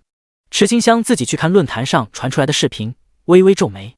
25万的伤害，靠装备的话，他可以抗住的。但是后续呢？这条巨龙就是冲着神圣装备来的，他可不投铁出去应对巨龙。还是练级吧，剑士号都没有练级，等级少了他们好多。原本4级还算是第2梯队，如今调到第3梯队去了。秋日森林，我斩！池清香没有丝毫走位，他一剑劈在丧尸上，丧尸头颅开始旋转，转了一圈后，发现池清香身影定住头颅，身体随着转动过来。好恐怖啊！太恶心了！池清香撒腿就跑，迎面他撞上一个剑客，剑客伸出手将他抱起，躲过丧尸攻击后，剑客快速出剑，只见一道密不透风的剑光过后，丧尸变成碎块掉落。你没事吧？没事没事。池清香连连摆手，从剑客身上跳下。好帅的剑客，我的梦想不就是这个吗？你好，我叫剑问天下。你好，我叫清河迟燕。ID 剑问天下的玩家啧啧称奇道：你们新手村还真的有意思，原裁缝铺 NPC 造出了个最强牧师，前 NPC 刚走不久，又来个最神秘的裁缝铺 NPC， 连村长都是隐藏职业的占卜师，村子外的丧尸等级又高，刚才又出现 LV90 的冰霜骸骨巨龙。池清香尴尬抓脸，这里面的东西全部和他有关。剑问天下还没说完了，他看向池清香，感觉有些好笑道：还有你4级剑士，居然敢挑战11级丧尸，勇气可嘉。11级的，不是1级？等等，这里不是1至10级的区域吗？你问我，我怎么知道？我才刚来。不过那个丧尸确实是11级的。剑问天下疑惑看向池清香，我说，你好歹是本地新手村的玩家吧？怎么看起来啥都不懂？第13章，伪装卷轴。池清香晒干了沉默，他什么都不懂，不是高玩，只靠运气玩游戏。要是没有装备，他就是个普通玩家。对于不懂的，他虚心请教，当然也诚实回答。我第一次玩，不懂这些。第一次玩？剑问天下都震惊了。你还是现代人吗？这虚拟仓都普及多久了？冒昧问一下，你几岁了？该不会是刚成年吧？池清香沉默。不是吧？真的刚成年啊？那你家长呢？我记得家长同意的话，可以用虚拟仓的。虚拟仓的防沉迷做得很好，家长控制孩子的使用时间。可原生家庭不是很好，从没有使用过虚拟仓，一直在家里面当乖乖女。可惜，如今父母将她抛弃。发现池清香的长久沉默，剑问天下想起现实中魔兽之乱让许多家庭流离失所，孤儿遍地，特别是偏远地方还面临魔兽攻城的危机。一时间，他心情低落下来，充满歉意道：抱歉啊，我不知道你是孤儿。没事，我也不是现在才当孤儿的。前世池清香得了渐冻症，那时的他只有眼珠子可以动，话都说不出来，有没有家人其实没差。这一世，他亲人刚抛弃他，跑去别的地方，说是刚成为孤儿也没错。别伤心，以后大哥带你练级，怎么样？只要你20级转职了，说不定能加入剑阁呢。剑阁？对，剑问，改改你那个热心肠的毛病，别什么人都拉进剑阁。你看看你邀请的那些剑士，没有一个通过试炼的。ID 剑视天下， ID 剑行天下， ID 剑衡天下， ID 剑平天下，4人全是剑客。剑问天下绕绕头，尴尬道：哥几个别揭穿我啊，这小兄弟家里面。他跑过去窃窃私语。剑视天下一把摁住剑问天下的头，离我远点，队伍频道能说话，靠那么近干什么？嗨，总之是这样的。等到他解释完后，5人齐刷刷的看向池清香，这下的他双手挡在胸前，后退好几步。组队频道中，剑士，你确定他是剑客？怎么扭扭捏捏的，跟个女娃子一样？剑衡，这怎么可能？游戏绑定 DNA 只能是男的，刚才小叶子不是说了吗？他是新手，家里面条件不好，刚接触这个游戏。剑行，还有一种可能，游戏内有伪装卷轴，可以改变一个人的外形、数据、容貌。剑平，求你们别说这个了，哎。剑平天下立志平静天下事，他在新手村英雄救美，结果那个美人居然用伪装卷轴，故意和强盗演戏，让他英雄救美，事后坑他钱。剑平天下在野外杀了那团火很多次，爆出伪装卷轴，逼问道具来源。尽管最后报仇成功，可他的脸已经丢尽。其余4人为了照顾他的面子，一致决定更换新手村。刚好1、2、3号新手村有名，几人就一起来了。这是耻辱，绝对不能被人知道。剑问，说起来，这个新手村应该还没有人接到那个任务吧？要不咱们带带他？刷！4人的眼神瞬间瞥向剑问。你认真的？那么信他，不怕他又在演戏。别忘了，这不仅仅是游戏。我觉得坏人没有那么多的。那好吧，你人傻钱多，那哥几个就舍命陪君子了。5人讨论之后，齐刷刷的看向池清香。怎么又在看我？池清香都无语了，戒备的双手护胸。剑问上前几步后，搓着手，笑眯眯道：小兄弟啊，刚才是我不对，不应该说话直白，我说话不过大脑，你别介意。对啊，男子汉大丈夫，不拘小节，这些小事。池清香心中暗道，我都已经不是大丈夫了，可没关系，我不在意，他说的实话而已，反正我觉得自己过也挺好的。既然这样，刚好我们组个队，结伴做任务怎么样？可以吗？来吧，你刚好是剑士，咱哥几个间隔招人，就当是提前训练你了。原来这5人是大家族的热血青年，聚在一起想着闯出一番成绩。加入队伍后，池清香才发现这几人的等级都好高，最低的都有11级，是个高手。小兄弟，走吧，先回去新手村接任务。好。在回去的路上，剑问吐槽道：哎，刚才差点以为要被丧尸杀了，那可是11级的，要不是我武器好，就死定了，还好你们及时赶到。你们几个有没有看到啊？我刚才帅不帅？剑平轻咳一声，提醒道：帅，是很帅，刚才那一招花不少钱吧？剑士笑道：怕什么，小叶子家有钱着呢，不就是一个金币激活剑招吗？小钱。你们，哼，小叶子又耍大小姐脾气了，哈哈哈，毕竟是叶家小少主嘛，家里面可疼他了。池清香装作鸵鸟，他什么都没有看见。原来耍帅是有代价的。他看着背包，好吧，金币是0，2个账号的数据不互通，那边的8万多金币拿不过来。123号新手村酒馆，在酒馆2楼有个醉酒的美人，按照那个说的，需要先挑衅美人，花钱谈生意。小叶子上。别吧，那你们呢？剑行、剑士、剑恒。剑行连连摆手道：可别找我，我不太会和女生打交道。剑恒抱胸冷哼：别看我，女人只会影响我拔剑的速度。最后剑士双手一摊，翻着白眼：大锅为什么不找被骗的那个呢？他可是获得的一手情报，肯定比我们更懂啊。有道理。这口锅甩到剑平身上，他已经对游戏内美人有阴影了，哭丧着脸道：别吧，万一这个美人又是伪装的呢？要不我去吧。池清香的突然出声，武剑客一愣，他们呆呆地问道：你怎么在这？剑行一拍手，恍然大悟道：难道说你一直在潜水？那我们一路上的对话你都听到了，该不会连剑问那小子花钱耍帅的事情你也知道了吧？池清香迟疑片刻后认真点头道：原本不确定，现在知道了。闻言，剑问瞬间眼睛瞪大，跑过去掐着大嘴巴的剑行：我掐死你，怎么又说出来了？第14章莲花尊者与桃花剑仙。松手，小叶子，我要无法呼吸了。我不放，你都把我牢底揭穿了，让我的情何以堪？两人的吵闹吵醒了醉酒的美人，她扶额皱眉，冷冷道：干什么？吵死了，店家呢？不是说好2楼我包场了吗？怎么还有人上来？酒保从楼梯处探出头道：姑奶奶，他们给的实在太多了。哦，这样说来还是个有钱的公子哥了。说吧，找姑奶奶什么事？美人撩动头发，丹凤眼勾人心弦。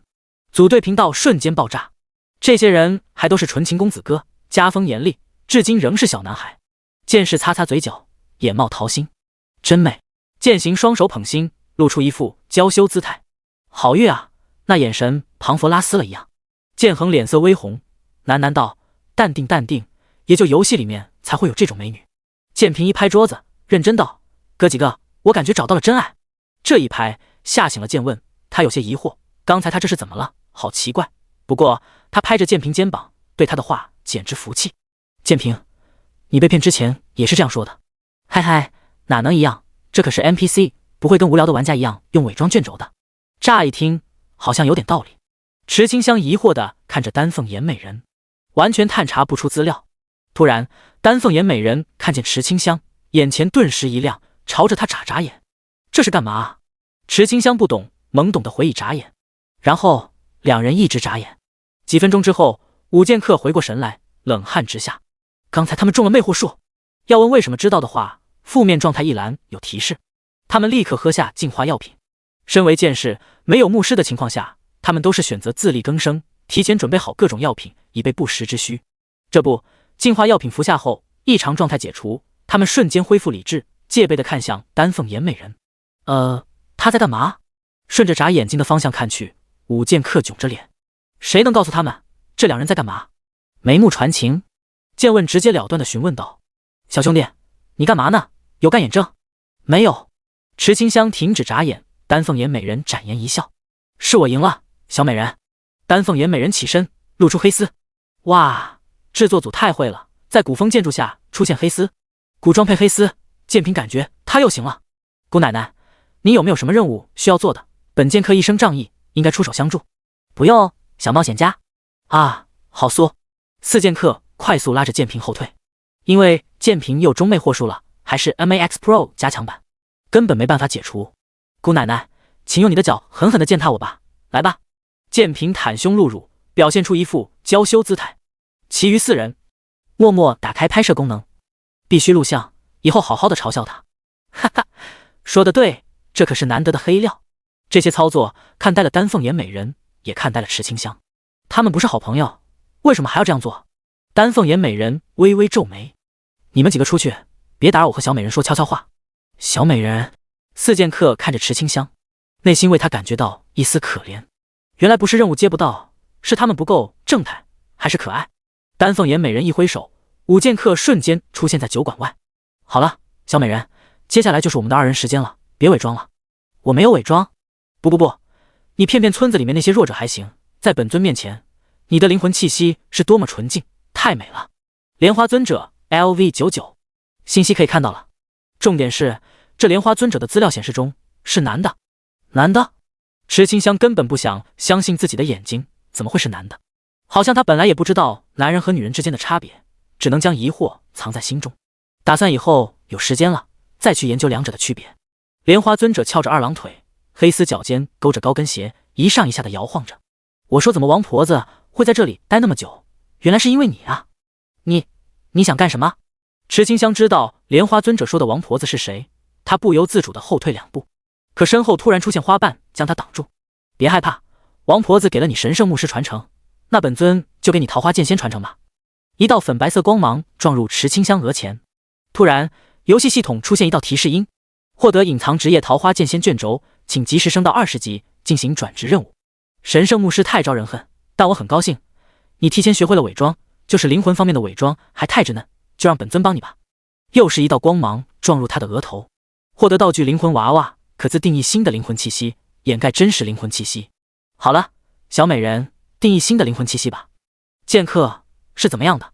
小美人心中有剑客梦啊，那本尊帮你。莲花尊者不知道进行什么操作，总之在面板上多出桃花剑仙灵魂。本尊将收集到的历代剑仙感悟和经验灌入此灵魂中，你要想变强，就尝试吸收掉这道灵魂。滴滴滴滴，是虚拟舱制定的闹钟，提醒池清香该起床了。莲花尊者突然一笑，笑得十分美丽。可惜他终究是个男的。你还有事，本尊就先送你离开。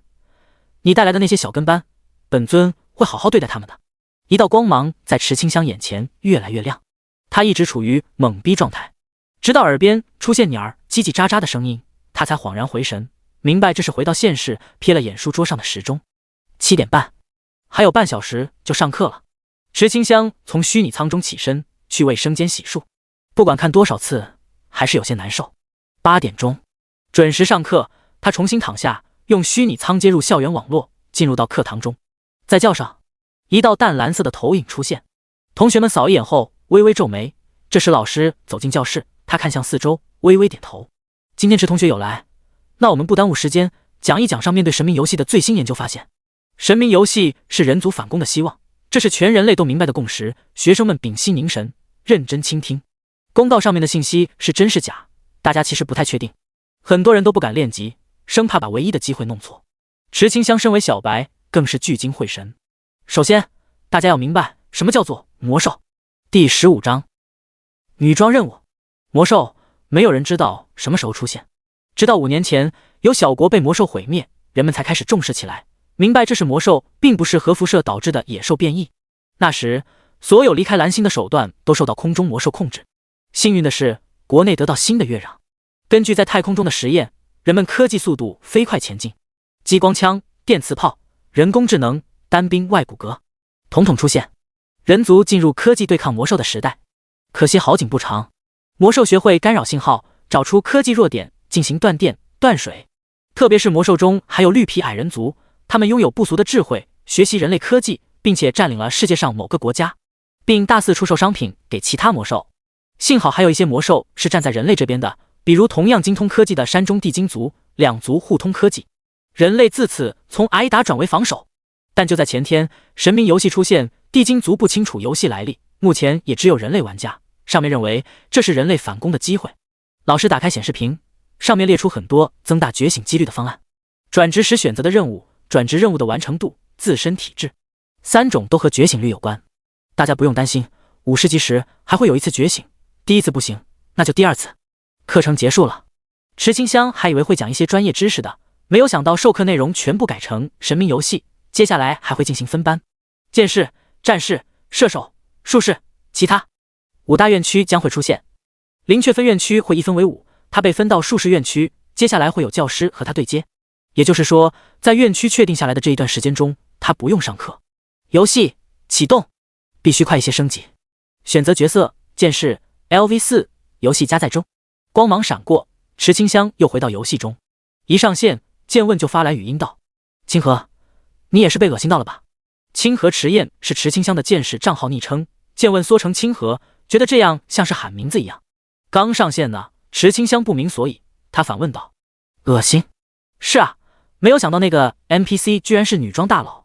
他发布的任务是让所有人进行伪装女性，只有合格者才能获得卷轴。”剑问不断吐槽，消息是一条接一条，就不带停的。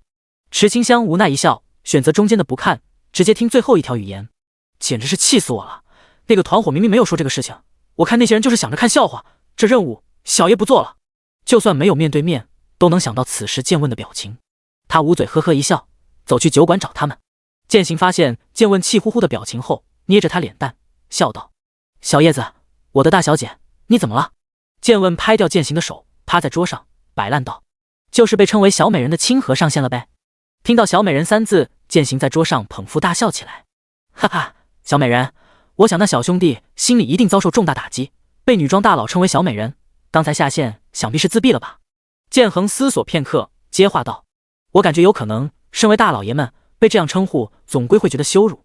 总之呢，大家待会千万别提这个称呼，免得刺激到新人。”剑士点头道：“懂的懂的，可是咱们的女装伪装任务还没完成啊，怎么办？伪装卷轴还拿不拿？”此言一出，除他外，3人异口同声道：“让建平去，这个任务是他搞出来的，应该让他自己去解决。”建平一听，冷汗直下，他已经被拍过1次丑态了，绝对不能被拍第2次，立刻抱胸，撅着嘴巴：“我不去。”“怕什么？这里是游戏啊！你想找死？我才不想！女装大佬让你女装给他看，怎么想都有些变态吧？要去你自己去。你不是说奖励丰厚吗？你也不要了。”建平沉默片刻，看着3人古怪的表情后，快速甩头，继续撅嘴：“不要了，真的不要。废话，出卖人格的事情我才不做。”远远池清香就看到几人走近时，听到他们的谈话，不知为何，他居然想帮助这些人。或许是他们有趣的性格，让他觉得很有意思，就想着帮他们吧。我来吧，兄弟，你确定？有人救场，建平差点脱口而出，小美人被他及时收住。这样一看，这小兄弟长得真心不差。我来吧，你们把任务共享给我。好嘞，我们拉你进队伍。进队伍后，池清香看了眼任务，要求是伪装成女性，完成度越高，任务奖励越好，最低的完成度是60。结果5人一次都没有女装。他看了眼剑问：“小叶子长得那么好看，女装一定更好看的，为什么不去女装呢？不是说这是游戏，没人认识吗？”叶问察觉到池清香的奇怪目光后，结巴道：“看我干嘛？我不女装的，你想都别想。”他不说话还好，一说话，建平眼前一亮，耸耸肩道：“小叶子大小姐，你也女装呗，和新人做个伴，免得传出去了，他人误以为剑阁欺负新人。”“就是喽，小叶子，为了剑阁的未来，你就牺牲一下吧，你天赋那么好，肯定能完成任务。”剑问咬着嘴唇，内心无比纠结。穿真的要穿？他才不要。可是真的要让新人贡献那么大吗？池清香一看就明白剑问一定会犹豫很久，他无奈点击一键更换。换上女装后，他表情镇定自若。5人已经惊呆了下巴，发不出丝毫声音。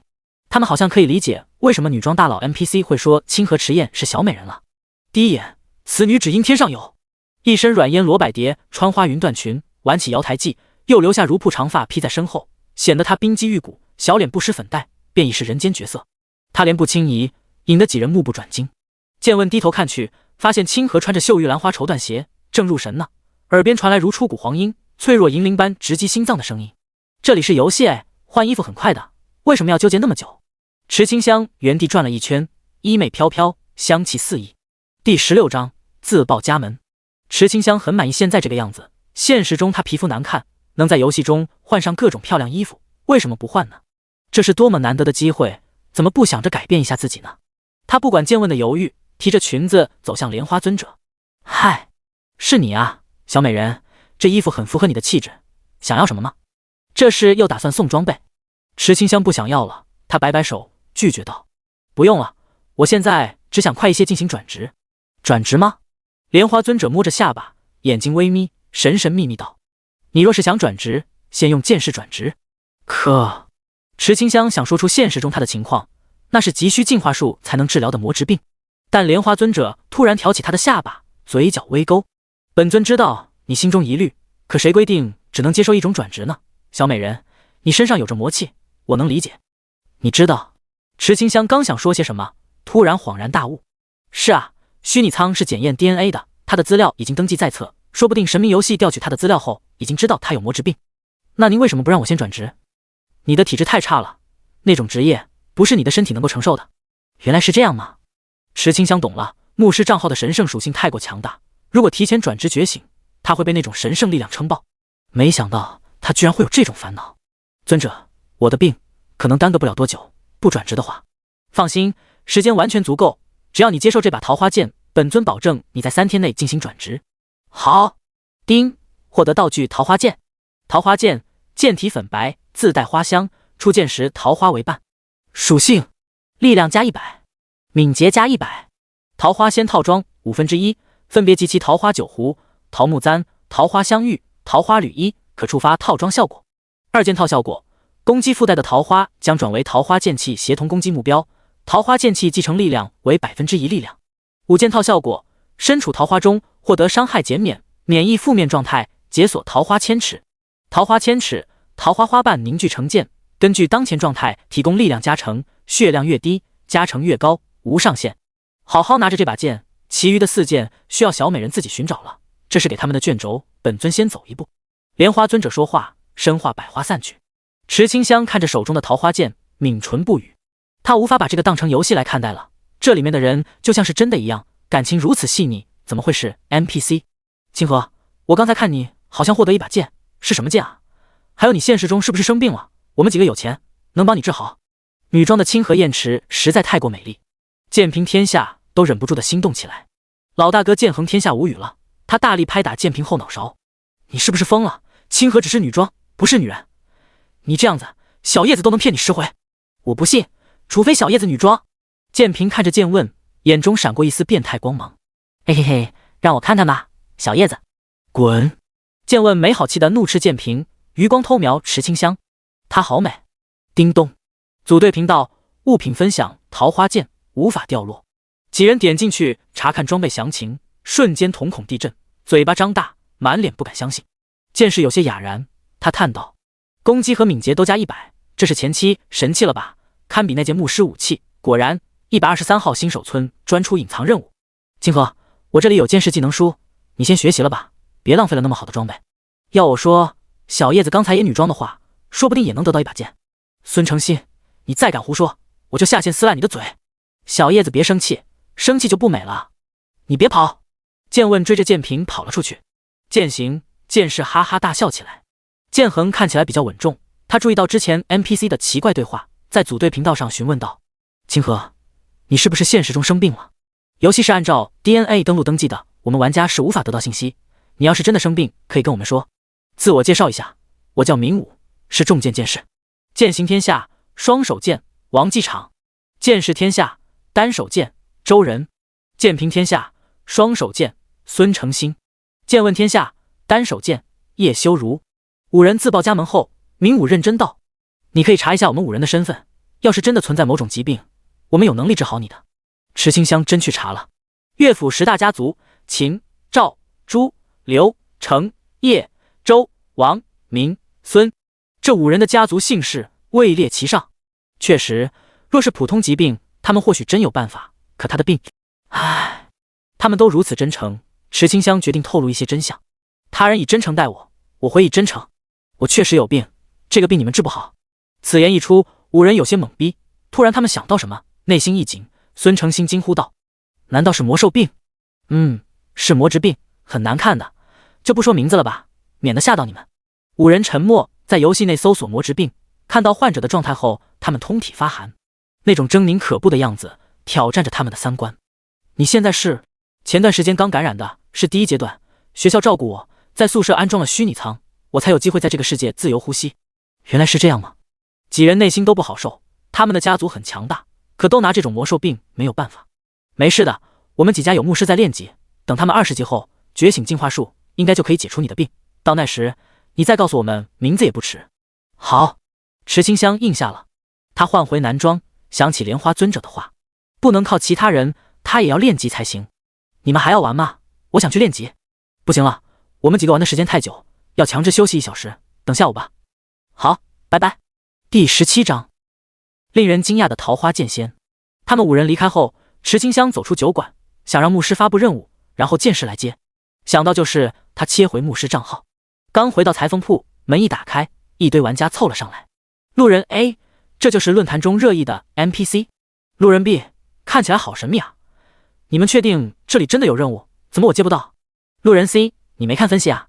这是特殊 NPC， 每日发布的任务量是不固定的，还有前置任务呢。路人 B， 我完成前置任务了呀，找绒毛。后续任务呢？路人 C， 我刚才不是说了，每日发布的任务量是不固定的，你运气不好，今日任务没了。路人 B， 池清香听着玩家的热议，他今天的任务确实已经发完。既然如此，那他当然是选择关门了。啪的一下，裁缝铺关门了。有些玩家立刻上传数据。最新消息，123号新手村的裁缝铺 NPC 刚出现几分钟又关门了。难道 NPC 社恐？我怎么感觉是你们这些玩家太多，吓到 NPC 了呢？瞎说， NPC 是一堆数据，按照既定程序办事，突然消失，说不定隐藏着某种任务，等我找到了，惊呆你们眼睛。呵呵，你加油。有分析地根据这些消息进行分析， NPC 不会无缘无故出现，很可能是在筛选某物，就像是任务道具一样，发现玩家身上没有任务道具就消散不见。现实中，某处银白色充满科幻风格的房间中，一名身穿白大褂的年轻人正在皱眉沉思。他摸着下巴喃喃道， NPC 出现的时间是早上11点11分，1111，难道是某种坐标信息？他开始调查那个时间段出现在裁缝铺外的玩家，根据职业、属性、道具进行判断，寻找隐藏信息。可他找了许久都没有发现痕迹。不可能啊，我都动用超级计算机了，怎么可能找不出关联点？不对，一定是我算漏了什么。时间历法会不会是另一种？当时的气温有没有关系？游戏内是什么时间？他继续搜集资料。就在这时，一道声音传入房内：梁博士，周博士让您过去参加会议。他停下手中动作，歪歪脖子，无奈道：行吧行吧。志愿存在的意义便是从神秘游戏中找到提高觉醒几率的办法，每个加入志愿之人智商都非常高，他们每个人负责不同内容。梁博士负责的是寻找隐藏任务，还有是寻找隐藏职业、寻找隐藏 BOSS 等各种手段。国家力量恐怖如斯。可梁博士怎么都没有想到 NPC 会是人，或者说他们已经猜到 NPC 是某种无法了解的存在，但永远都猜不到 NPC 会是这个世界的人类。123号新手村，池清香从复活泉水处走出，他已经是一身剑士装扮，要练级。他喃喃着来到秋日森林，刚来到，一阵邪风就吹了起来。怎么回事？丧尸的嘶吼声出现，池清香瞳孔瞪大，发现前方出现一大波丧尸潮。糟了，在巨龙到来之前，我接到任务要摧毁9个丧尸汇聚点的，现在丧尸汇聚成功，要攻打新手村了。如果切换账号的话，又会找来巨龙，新手村还是会被毁掉。只能用剑士了吗？那他就试试吧。脑海中瞬间出现无数剑仙经验，这是莲花尊者给他的。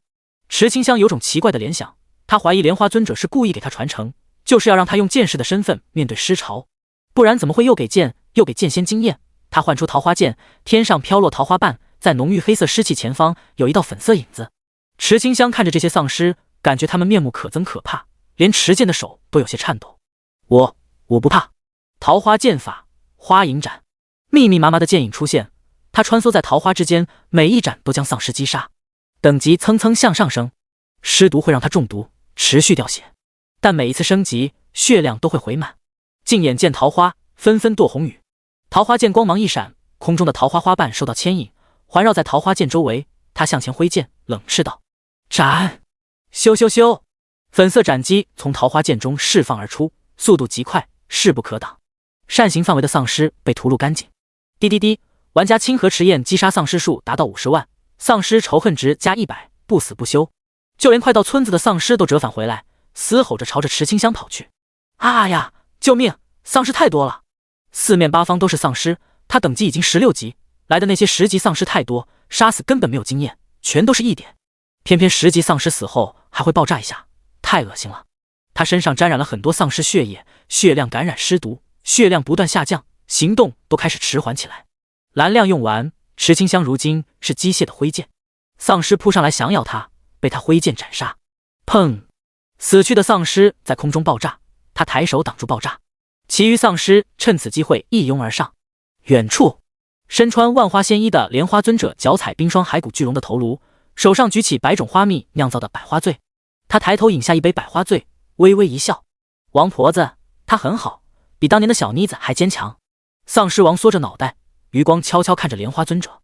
他想不明白，按照神明交代的任务，这里是他的地盘，是他的新手村，出现巨龙就算了，为什么连这位尊者都跑到这里来了？这不是欺负丧尸呢？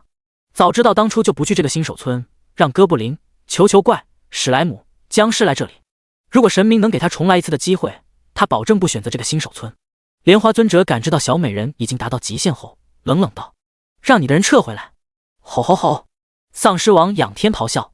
正在围攻池清香的丧尸呆住了，他们空洞的眼窝闪过一丝红光后，纷纷退去，引入森林之中。第18章襁褓团截杀桃花仙剑。呼呼！池清香浑身脱力，单膝跪地，将桃花剑插在身前，大口喘息起来。刚才那丧尸的爪子近在眼前，他差点以为要死了，就是不知道怎么的丧尸又回去了。莲花尊者满意点头：“做得好，这几天你就老老实实配合，给小美人送经验。本尊答应她3天转职的，你可千万别让本尊失望。要是3天内他没有到20级，本尊让你这道魂魄彻底散去，还会追杀到其他魂魄去，包括本体哦。”他笑眯眯地说出平淡无比的话，丧尸王冷汗直下，直接跪在地上表示遵命。他只是20级的丧尸宝宝啊，不会说话，为什么要欺负他？呜呜！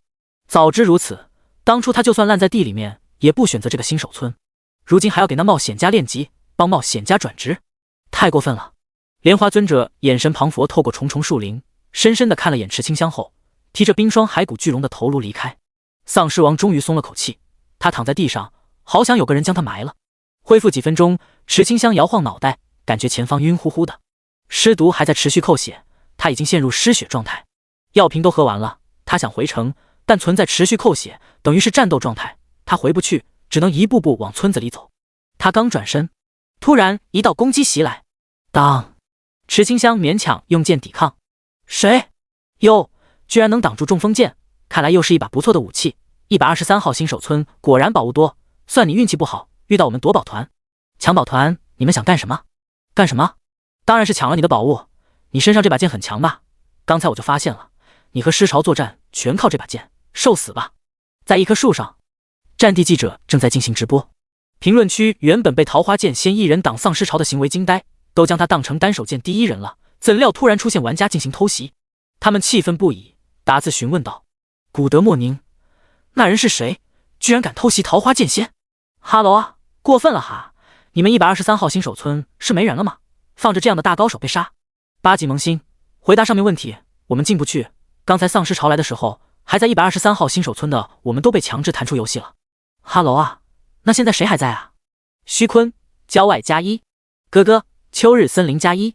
古德莫宁是个暴脾气，他打字毫不客气道：“加毛线，你们出去帮忙啊！”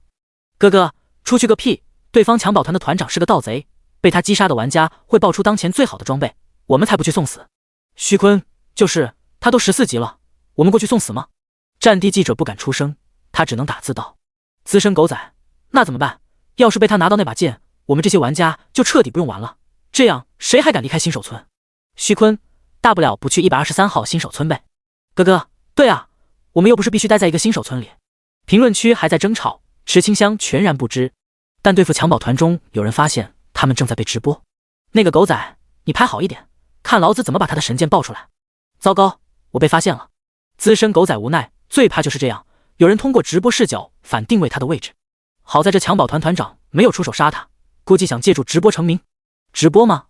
池清香瞥向头上那棵树，微微抿唇，握紧手中桃花剑。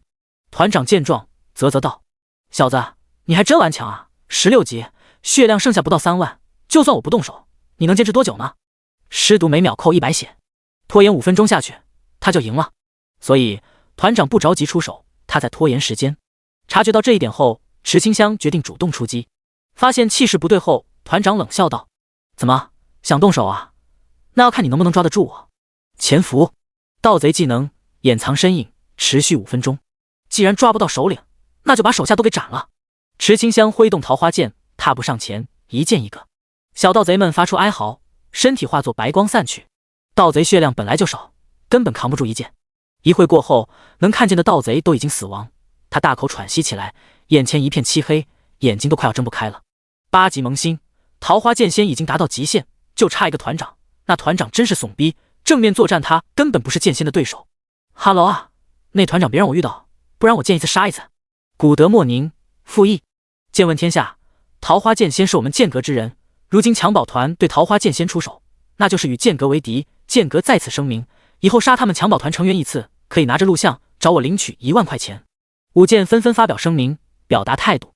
剑问很生气，他们不就是强制下线1小时而已，怎么就发生这个事情？1小时刚结束，他想上线看看清河还在不在的，没想到无法登录游戏，便打算去论坛找找答案。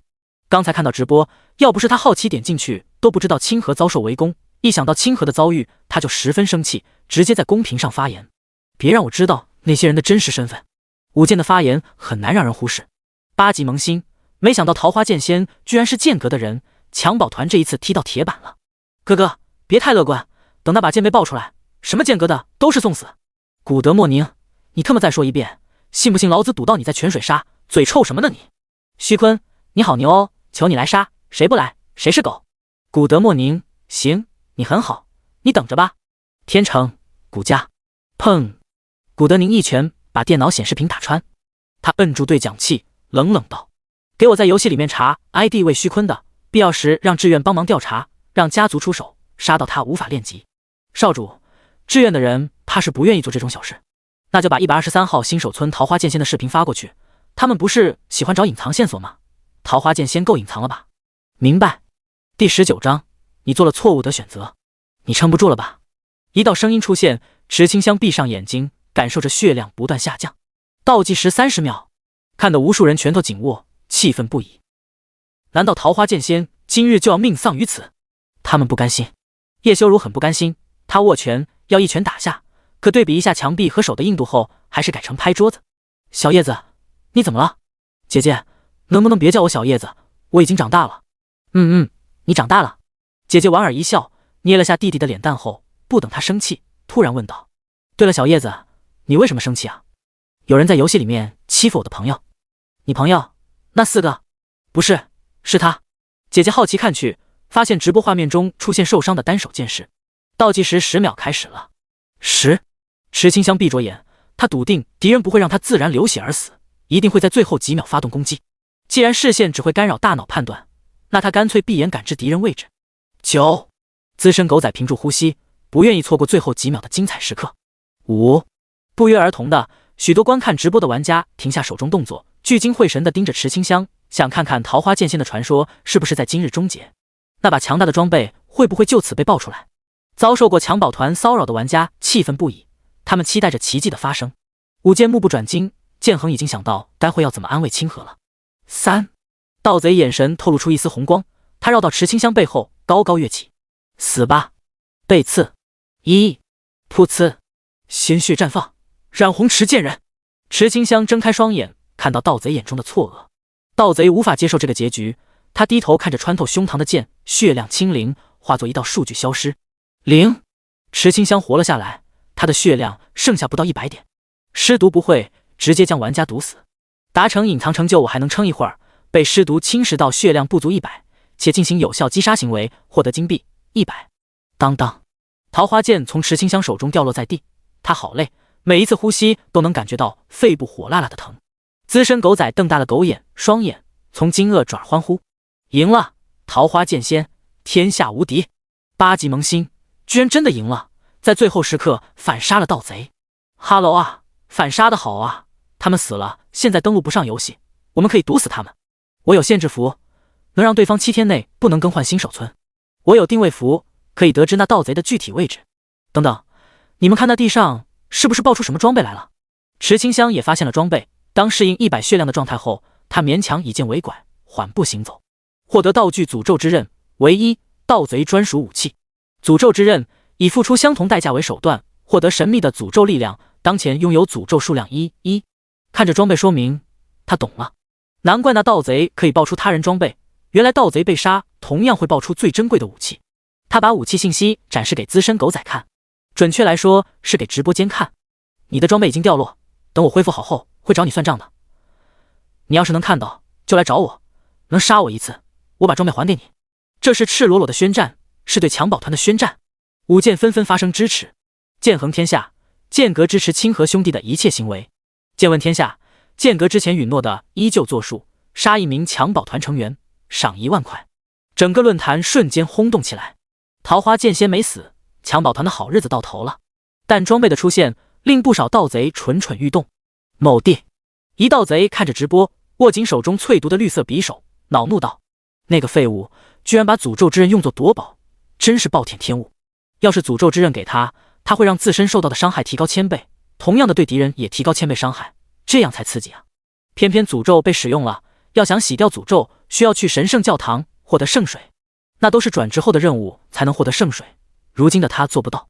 就算能去，他的职业也无法进入神圣教堂。要问他为什么的话，全因他接触到诅咒任务，获得诅咒盗贼传承。ID 莫不空，职业盗贼，诅咒盗贼传承，天赋诅咒之力，心源能将寿命换成任何能力1。武器淬毒匕首，被寿命诅咒过，换到无视防御的真实毒素伤害。剑仙，我护送你回村吧。不用，我就在这里休息一下。池清香拒绝了资深狗仔的护送，盘膝坐下。他需要等尸毒的附着时间结束。有没有红瓶？有的。资深狗仔送出红瓶，他收下后瞥了他一眼。你怎么还在这里？嘿嘿，之前的牧师第一采访不到，我这不打算采访一下单手剑第一吗？能让我问几个问题吗？你还真是狗仔，问吧。池清香五星朝天，服下红瓶，催动尸毒发作。第一个问题，请问您是怎么获得桃花剑仙传承的？莲花尊者送的。莲花尊者？志愿的梁博士推了下眼镜，镜片反射出的光芒令小助手内心一颤。博士，记录，这个很可能是最强 NPC 之一，收集一些莲花尊者出现过的地方曾经发布过什么任务。是。那第二个问题，您接收到的桃花剑仙传承任务算不算难？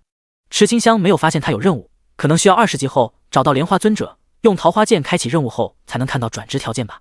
不过他觉得只有转职后把桃花套装集齐，才能被称为桃花剑仙。他只能这样回道：我看不到转职任务，应该20级后才能看到。资深狗仔点头。最后一个问题，评论区有人说他们之前遇到过莲花尊者，尊者要求玩家女装，以此来获得伪装卷轴。请问您是不是也接到过这个任务，也进行过女装？女装这个问题对于池清香来说并不算什么难言之耻，反面游戏里面没有人认识她，游戏外面她是货真价实的女孩子，所以她点头承认道。第20章，把全部玩家骗到去女装。是的，我是从剑问天下那边共享到的任务，有过女装行为，后来莲花尊者就给了我桃花剑，还有一些伪装卷轴。我在想，可能是女装完成度高才会被莲花尊者看上，毕竟接触过尊者都应该知道她本身就是女装大佬。直播间弹幕飞快，8级萌新，我的乖乖，原来还能这样。我说桃花剑仙的桃花剑怎么粉嫩粉嫩的，还自带桃花瓣特效，原来是这样啊。哈喽啊，剑阁的怎么不女装呢？要是他们女装一下，说不定也能得到隐藏任务。难道说他们女装太丑？老哥，你真像了。如此清晰明朗获得隐藏职业的方法就在眼前，无数人蠢蠢欲动起来，想要找到莲花尊者。很多人也在嘲笑剑阁的大老爷们，居然在游戏里面唯唯诺诺，如此放不开。在现实中，叶修如期的不断拍桌子。姐，你看他们，真是气死我了。叶韵诗莞尔一笑，掐着弟弟脸蛋道：你看看你的皮肤都比姐姐的还好，姐姐好羡慕你呢。所以弟弟你怎么不女装呢？我记得你小时候不是总穿我裙子的吗？姐，你闭嘴。叶修如被揭穿往事，囧到不行，这可是他的黑历史。当年他故意穿着裙子到小伙伴面前，让小伙伴个个都脸红心跳，每天都给他送礼物打招呼问候。可他当时有些得意，声音还不会伪装，一不小心开口暴露了身份，被小伙伴追到家里面来。那些天他躲在房间不敢出去，被姐姐和家里人好一顿嘲笑。唉，往事不堪回首。弟弟，你要不要再穿一次呗？你看看他，你们接的同一个任务，你要是女装一下，说不定也有隐藏职业哦。啊呀，闭嘴！叶修如饿虎扑食，将叶韵诗扑倒。哼哼，知道错了没？小弟弟，我可是你姐姐，以为这样就赢了？叶韵诗瞬间反擒拿，将叶修如摁在身下。知道错了没？错了错了。哼，还想翻身骑到姐姐头上，想得美哦。他继续掐弟弟脸蛋后，回到自己房间，伸出手摸着下巴，喃喃道：桃花剑仙，有趣，看来是个有趣的小哥哥，要接触一下才行。叶家体谅在这，他担心有人故意接近他这个单纯的弟弟。身为姐姐，要先出去试探一下。叶修如活动着手腕，感觉手都快断了。这个暴力姐姐，我祝你永远都嫁不出去。低声嘟囔一句后，他继续看向直播，瞬间目瞪口呆起来。直播画风已经改变，请问您是如何女装到莲花尊者满意的？这个我并不清楚，可能是运气好。那能不能让我们看看你的女装？资深狗仔很是八卦，他可是接受很多打赏，就想看一下能让莲花尊者都认可的女装是何等风采，好让他们知道差距有多大。这个吗？池清香查看状态，发现尸毒已经解除，想传送回新手村，发现新手村还处于无法进入的状态中。既然如此，可以，但我要报仇，总不能免费穿吧？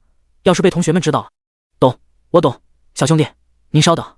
资深狗仔在直播间中摇旗呐喊道：兄弟们，想看桃花剑仙如何获得隐藏职业，如何女装的吗？快锁定直播间，打赏1金币才能看哦。话音刚落，他把房间设置成5分钟后1金币进入，且无法截图、录屏、录音。各位观众，老爷见谅，这都是为了保护当事人隐私。扯你驴的蛋，你就是狗仔，还讲什么隐私？算了，1金币我也出得起，1金币也不贵，能得到隐藏转职的线索，值了。有人这么一说，他们才纷纷恍然大悟。对啊，他们是为了隐藏职业而来，绝对不是好奇桃花剑仙的女装。听说这里有女装，特地过来瞧瞧。天成大少爷，花金币看女装够奢侈，本少想看看。普氏小公爷，他们什么身份，也配合本少看同一个直播？应该1000金币起步才对。别吵，有钱了不起啊！资深狗仔可不想把隐藏客户赶走，他好声好气的劝道：诸位别生气嘛，1金币就是交给朋友，我也不是全拿，还要分一半给桃花剑仙的，感谢他分享经验。有道理。话都说到这个份上，评论区便安静下来。好了吗？稍等，还有1分钟。那我先去换个衣服。池清香放出更衣室，虽然是一件换装，还那么多人看着呢，害羞。换好衣服后，他声音都变了。好了吗？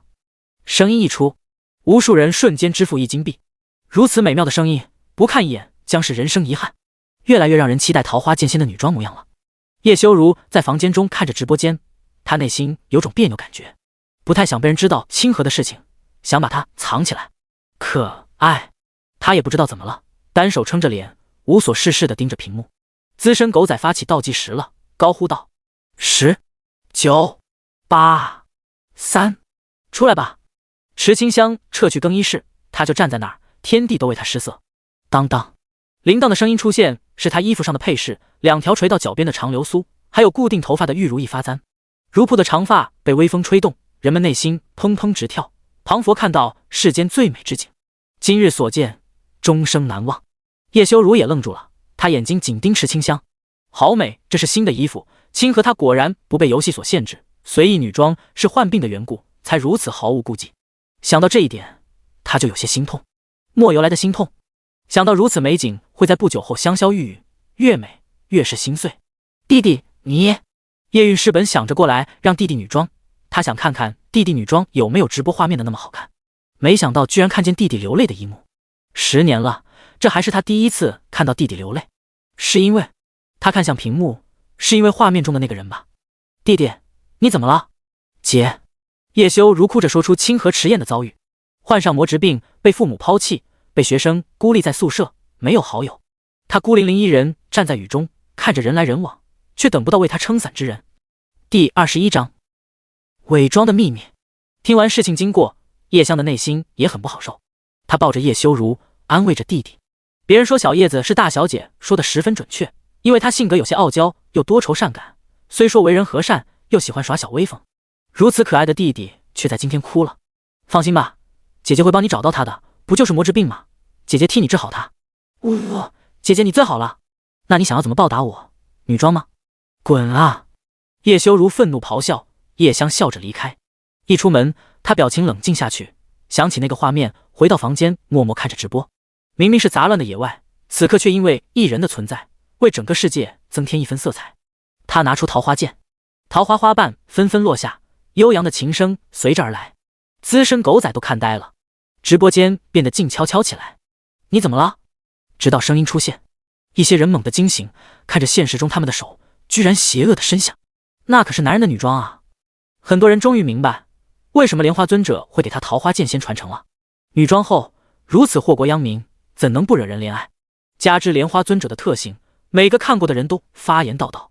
戒色圣人，当时看到莲花尊者，我居然可耻的翘了起来，只有进入圣人状态才敢去见尊者。敢不敢让我进去？为了身体考虑，我都不敢去见尊者。独爱黑丝，谁能想到尊者的黑丝那么给力，魅力拉满。戒色圣人，现在糟了，又出现比奸尊者的女装大佬。尊者是妩媚诱惑，能勾起我心中欲火。桃花仙剑是唯美纯洁，能让我内心平静。我爱小萝莉，败了，彻底败了。就算是真女子，也很少人有如此美丽的吧？不愧是隐藏转职，男的能女装成这样，就是难。独爱黑丝，还好，看到你们都不自信，我就放心了。八级萌新，我想到一个问题，我们能不能用伪装卷轴？这样是不是就能变得漂亮？不愧是八级萌新，思维奇特，这另辟蹊径的手段简直恐怖如斯，我等佩服。快去抢伪装卷轴啊，慢了就抢不到了。大家原本都对隐藏职业失望，没想到柳暗花明又一村。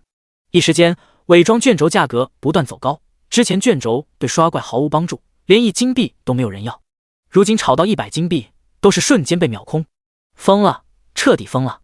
直播间人数快速下降，池清香站在原地，被资深狗仔以各位稍显猥琐的姿势偷拍过后，摊手道：“你完事了。”资深狗仔呆住了，用这张脸，这种声音是怎么说出平静无比的扎心言论？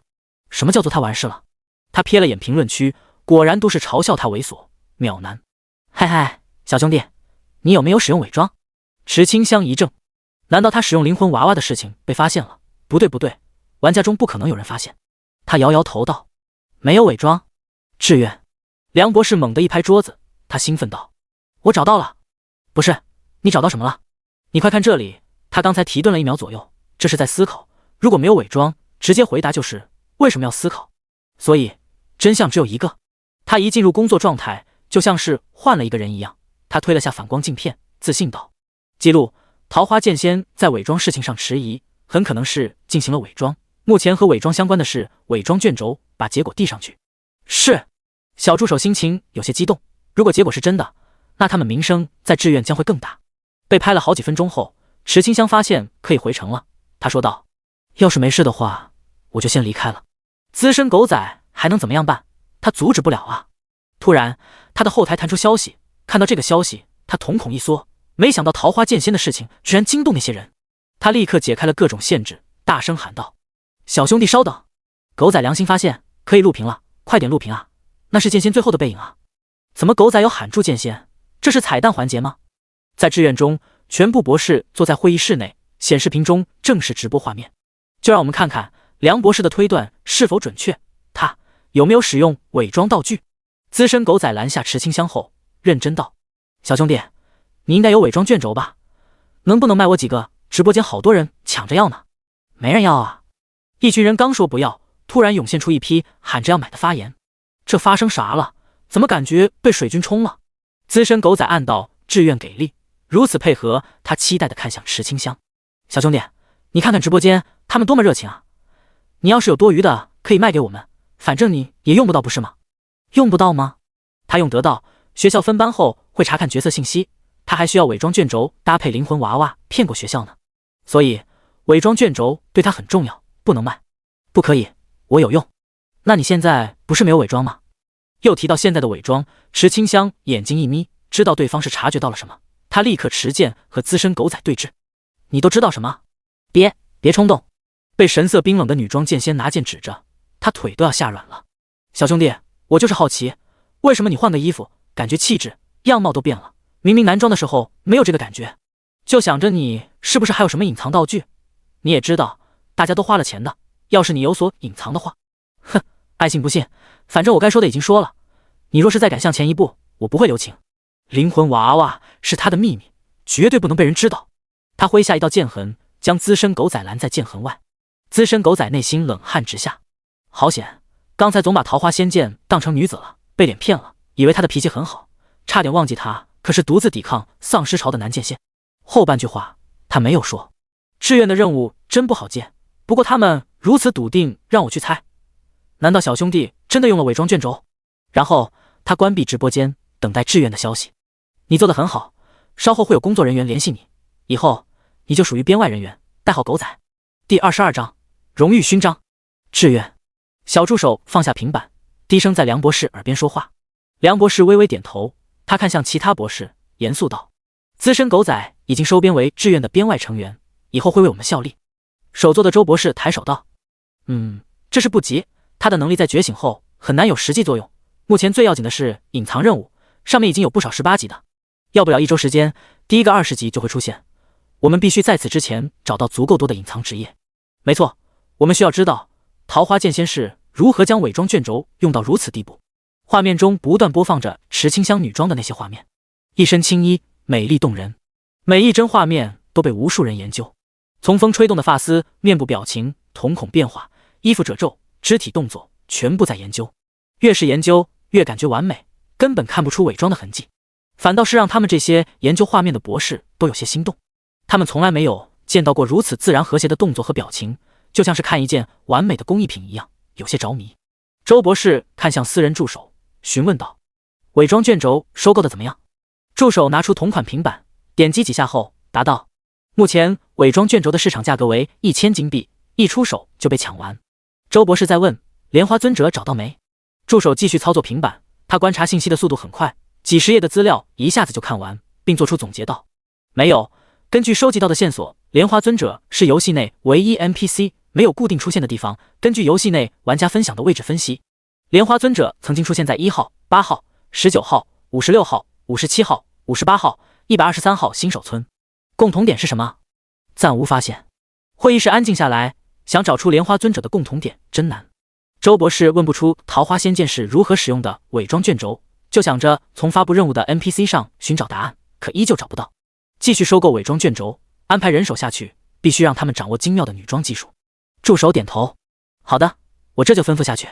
周博士看向梁博士，夸赞道。梁博士观察细微，发现那1秒钟的停顿，有功，将他的权限升为 B 级。你们有何异议？没有。梁博士年少有为，观察入微，我无异议。这次的会议除了研究莲花尊者的隐藏任务外，便是给梁博士提升研究员等级，获得更高权限。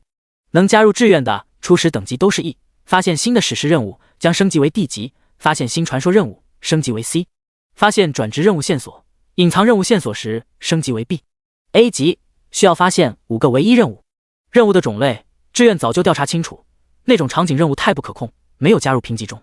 这一次梁博士便是发现桃花剑仙的1秒停顿，推断其使用了伪装道具，才破格升级。剩下的宁博士没有表态，他看了眼梁博士，心中总感觉不太对劲，但眼下觉醒在即，他不好多说什么。无异议。那好，10票通过，从今天开始，梁博士便是新任 B 级研究员。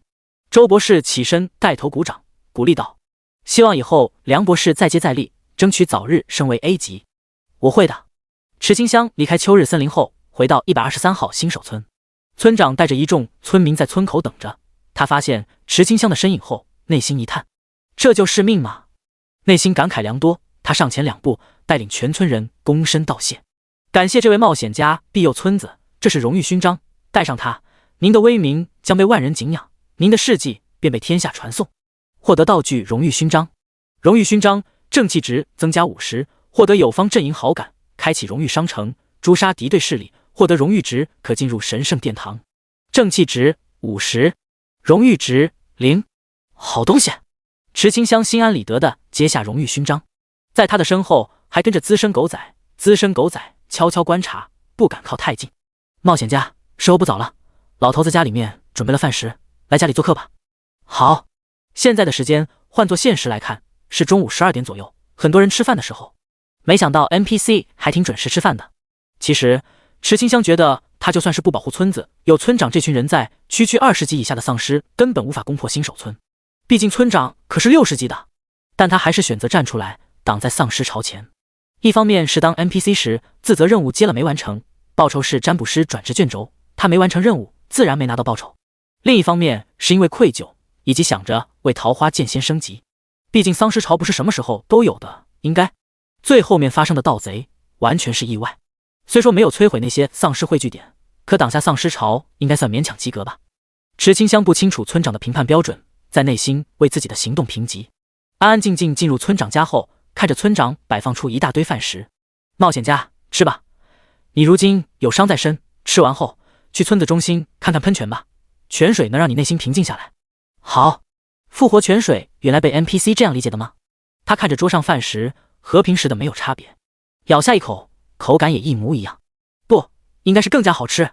突然池清香发现他的身体冒出淡淡光芒。我这是……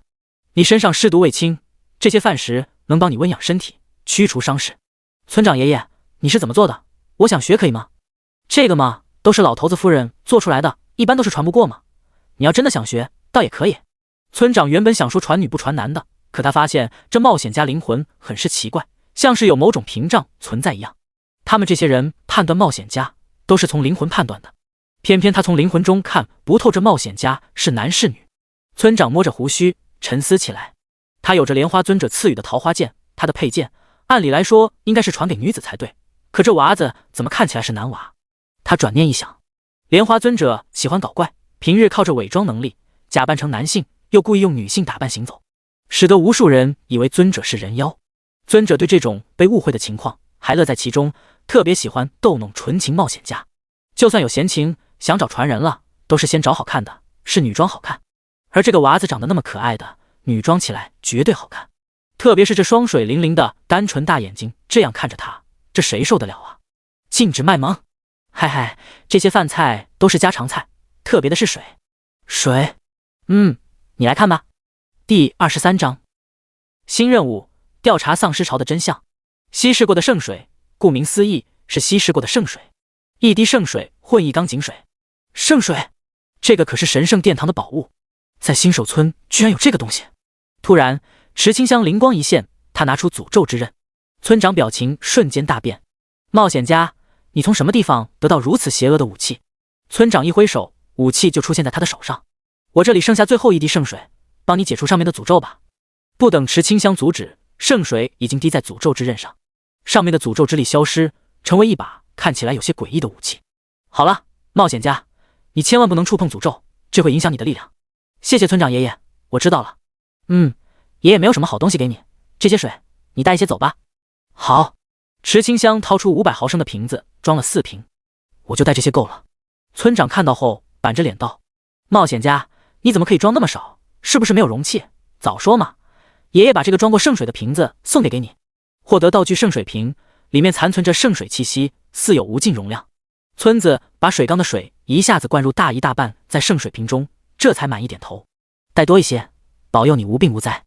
多余的话不用多说，快来吃饭，这些饭菜都快凉了。在池清香吃饭之时，新手村解除了限制，玩家可以登录游戏了。123号新手村瞬间热闹起来，在泉水边上站着无数人凶神恶煞之人，他们在等某个盗贼复活。特喵的，那个混蛋装备被爆出来了，我们把他杀回1级去，记得让1级的补刀。明白。他们准备齐全，道具是在24小时内禁止更换新手村，还有24小时内不被安全区保护，只要敢复活就会被杀，若是不复活24小时不会消失，就像是红名状态一样，毕竟挂机下线不算时间。在某个出租屋内，黄毛混混拳头紧握，这群混蛋，老子就不上线，就不信你们能蹲我那么久。他在现实中联系朋友，让他们动用一些关系去找出清河池验，价格不是问题。大炮哥，不是不帮你，想找出清河池验，我们几个怎么可能找得到？志愿可能找得到，但那也需要大量的数据筛选，我们又没有和他聊天，信息太少，根本无法定位。王大炮额前青筋突突，他在电话上咆哮道：你们蠢啊，给我去会所包几个妹子玩游戏，让他们接近那个死人剑士，说线下送福利不就好了？对啊，不愧是大炮哥。私聊频道中，见闻天下，滴滴滴，在不在不？你还好吗？你在哪儿？我们过去找你。通讯提示音出现，池清香点进系统一看，发现剑阁那几人都上线了。他回复道：“清河迟燕，我还好，我在村长家，你们来吧。剑问天下，等我马上到，我先拉你组队。”清河迟燕，好的。加入组队频道后，其余4剑发消息关心询问，池清香很有耐心，挨个回答。他关闭聊天弹窗，看向村长：“村长爷爷，我可能要离开了，不着急，先吃完饭。”好。村长是个怪人，就是要他吃完这些。池清香没有拒绝好意，全部吃完后感觉到一丝饱腹感，好真实的感觉。他内心喃喃着，打开个人信息面板，发现上面多出饱腹状态。饱腹，吃饱喝足的你，气血恢复速度加 20%， 解锁成就吃饱才有力气打架，获得金币10。这个成就太简单完成了。池清香在组队频道中给他们分享了成就。清河迟燕，吃饱饭可以获得成就，有10个金币。剑问：“感谢，马上就做。”剑行：“还可以这样，游戏内吃饱饭真神奇。清河，你是第一个。”聊着聊着，他们到了。池清香早就吃好，在门口等着了。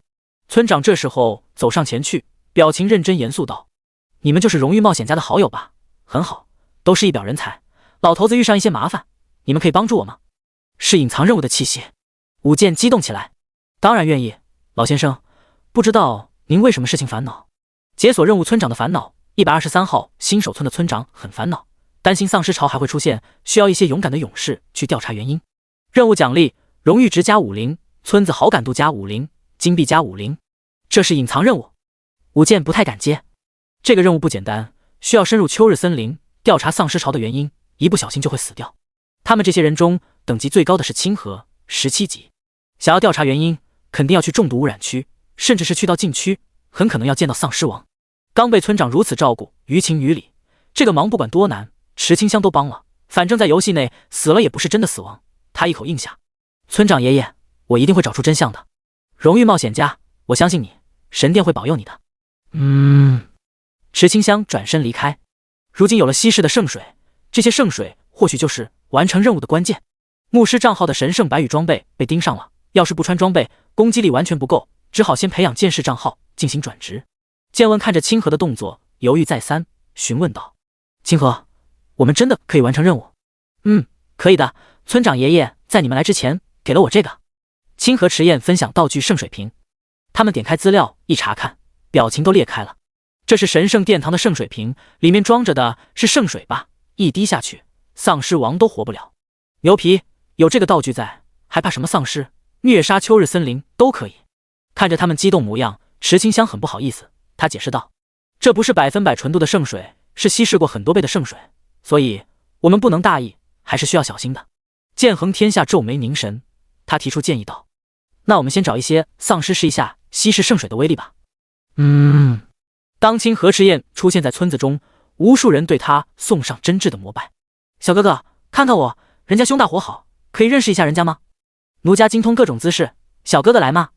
隐藏在暗中的黄毛小弟脸都黑了，这特喵是要接近清河迟燕，不是特喵的拉客，真的是气死了。第24章获得隐藏职业任务的代价。池清香接受不了如此热情的邀请，有些不知道怎么招架。好在武剑身为大家族之人，有这方面的经验，他们拦住这些疯狂的人群，走出了城。号外，桃花剑仙带着剑阁出去练级了。惊！桃花剑仙又接到了隐藏任务，恐怖如斯。桃花剑仙与剑阁之间那些不得不说的秘密。速击！深入了解女装大佬是怎么炼成的。一些标题党在论坛中用各种噱头发布消息，在名为桃花剑仙现实身份猜测的话题下，不少人踊跃发言。这是黄毛悄悄让人弄出来的，他依旧不放弃线下寻仇。游戏内的你再强大也是假的，在觉醒之前，他王大炮要教那所谓的剑仙做人。时间紧迫，他散尽家财，就为了找到爆他装备的清河迟燕。论坛中有人发言道：“游戏内的脸是现实中美化过的脸，这么说来，桃花剑仙在现实中女装一定也好看。看他熟练的女装模样，该不会是人妖吧？”“我去，老哥，你的推断很有可能，咱们可以找一下知名的女装大佬，或许有所发现。”看桃花剑仙登录时间很规律，游戏行为又有些生疏，容易相信人，大概是学生，高中压力大，不太可能这样玩，只可能是大学了。牛啊，能人那么多的吗？还有吗？我们可以派人盯着，收集桃花剑仙登录时间，就可以从全国高校的课程表中找到符合时间的课表，再然后带入那些女装大佬线索，找出重合的人，那人便是桃花剑仙。女装那么厉害的人，不可能在高校内籍籍无名，就算上不了校花榜、校草榜，总能上去的吧？看到这些评论，王大炮彻底震惊了。这些人真的牛批，居然可以推理到这种程度。他发言道：“如果知道桃花剑仙所在城市，是不是更简单找出来？钱够的话，1天左右吧，就有消息。各大高校会对学生账号信息进行登记，当然不排除伪装道具，故意隐藏身份。”王大炮感觉他学到很多，看来很多人也在好奇桃花剑仙的事情。其实人们更好奇的是香香雨下这个神圣牧师，自从出现过一次，就再也看不到了。有人怀疑牧师离开了123号新手村，去到其他地方练级。拥有整套神装之人，迟迟没有升到20级，就让人很疑惑。更有甚者，觉得香香雨下家里面出了变故，才没有时间玩游戏。是关心还是幸灾乐祸，就没有人知道了。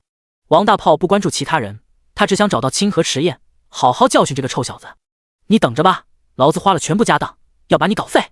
要论找人，志愿更想找，可他们找不到。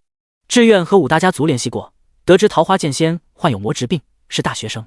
这2天，他们搜查了全国，发现有487起魔质病案件和大学生有关，案件中合计准大学生的患病人数高达13万人，可疑的人数就更多了。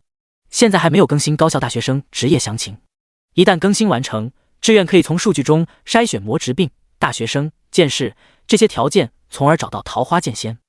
这需要时间。神明游戏秋日森林重污染区10至20，禁区会出现丧尸王。池清香一行人只能在重污染区进行实验。组队频道中，剑视天下，我引来一只18级的丧尸，你们准备好。剑横天下，你放心过来，我的大剑已经蓄力完成。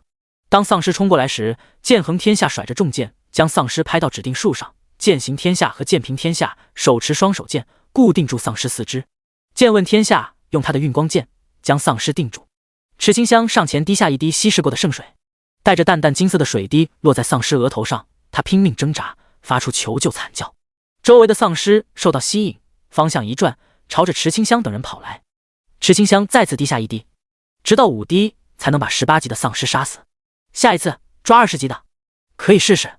道具是无视等级限制的，他们不清楚圣水是固定造成20%真实伤害，还是其他原因。一下午，他们都在进行实验，最终得出结论，那就是只有滴在额头上才能固定造成20%伤害，其他部位都只有5%至10%的伤害。如果滴在武器上，要是命中要害，会获得50%的真实伤害。这样的程度远远不足以调查出丧尸潮真相。几人回到污染区，这是只有1至10级的丧尸。几人开始生火做饭，要把状态提高到饱腹。明天池清香还要去登记牧师账号，需要加登记老师的游戏好友，当面施展技能，展示面板，这样是为了更好的针对训练。所以留给池清香的时间不多了，要是今晚没能完成任务，又要等好几天。万一等到他重新上线，丧尸潮又出现了怎么办？上次就因为这样的问题才会离开，他不想犯同样的错误。池清香打算冒险，他的瞳孔倒映着篝火，突然开口道：“我想潜入核心区。”武剑跟不上池清香的速度，他们沉默片刻后，只能叮嘱道：“那你注意安全，我们会在重污染区等你。”那我先走了。他离开了，速度很快，不一会儿就消失了。几人躺在草地上，使用近距离频道。剑视天下看着剑，心中的梦想一点点碎裂。这才几天，清河迟彦就从新手变成全网都在追捧的桃花剑仙，就因为一刺儿系的女装，太不公平了。他内心不甘，又不得不承认这个现实。他是希望人类出现越来越多强者的，可强者在身边突然诞生，真是让人心里存在落差。不就是下线的功夫吗？小萌新就变成桃花剑仙了，整得他都感觉他穿越了一样。清河的成长速度太快，我们都比不过他。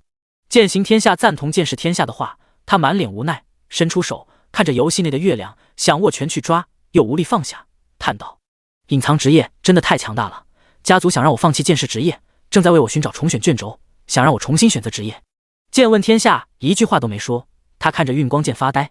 运光剑是用金币发挥威力的，能消耗金币了对吧？但重选卷轴的价值很贵，市场价至少10万金币，看得出剑行天下、王继场的家族下了血本，决心要让他重新选择职业。剑行天下很不舍的，剑阁是他们的梦想，可他们身为家族继承人，需要看到现实，理想总是要为现实让步。他十指交错，语气低落道：“我家为我买到一条完整的隐藏职业任务链，就差重选卷轴，相信你们家都一样买到了隐藏职业任务。”说着，他停顿片刻后，表情充满愧疚和自责，低声道：“这个任务购买资格，不正是我们出卖桃花剑仙资料获得的吗？”第25章，来都来了，不带走礼物就是不给你师叔面子。剑问天下，握紧手中剑。他没有泄密，是爸妈询问他的时候，他说的不是有意出卖，本意是想着救下清河。不看经过，看结果，他还是将人出卖了，还有什么脸面去见清河迟宴？对不起，清河，我不是故意的。志愿那是何等强大的地方，所有消息只要是他们想找到的，是确实存在的，很少有找不到的。那里聚集着全国最为天才的人，他们的使命就是让人类出现更多强者。五大家族当然不会放过这个交易的机会。桃花剑仙得了魔之病，这个病很严重，还是剑仙，以后要想活下去，必须靠牧师。大家族早就算好了，等到有牧师觉醒，就去拉拢桃花剑仙，让桃花剑仙为他们的家族效命。正因如此，五大家族才没有过多干涉剑阁和清河迟宴的关系。对于这一切，池清香并不知道，他的前世是渐冻症患者，一生都在医院，没有丝毫的人际交往关系，根本想不到这种算计。就算知道，他也不会在意。前世被父母抛弃，今世又是这样，该习惯了。禁区，池清香独自潜入其中，还用稀释过的圣水进行掩耳盗铃的行为，去观察造成丧尸潮的原因。殊不知，丧尸王早就发现了他，但是他脸上表情十分古怪，换作平时，他早就动手杀死闯入这里的冒险家了。偏偏这个冒险家是莲花尊者要保的，还说要他给冒险家送经验，让冒险家升到20级。唉，丧尸苦啊！丧尸王只好装作什么都没有发现，还故意引导池清香去冰霜骸骨巨龙的尸体处。至于怎么引导，那当然是故意让丧尸不巡逻那个位置。池清香不明白，莲花尊者早就为他安排好一切。他发现丧尸不敢走向某处，心生好奇，悄悄潜入。这冒险家的潜入方式太低级了，本王那么多丧尸都发现了，这都不是在放水，是在放海。干脆就是闭着眼睛让池清香玩破解版游戏。池清香来到指定地点后，地面开始塌陷，丧尸的声音从他身后传出，嘶吼声、尖叫声，恐怖得很。池清香被吓了一跳，撒腿朝里面跑去。丧尸在后面跟着，跟在一定距离后，丧尸不敢进入，一直在外面吼叫。这是怎么回事？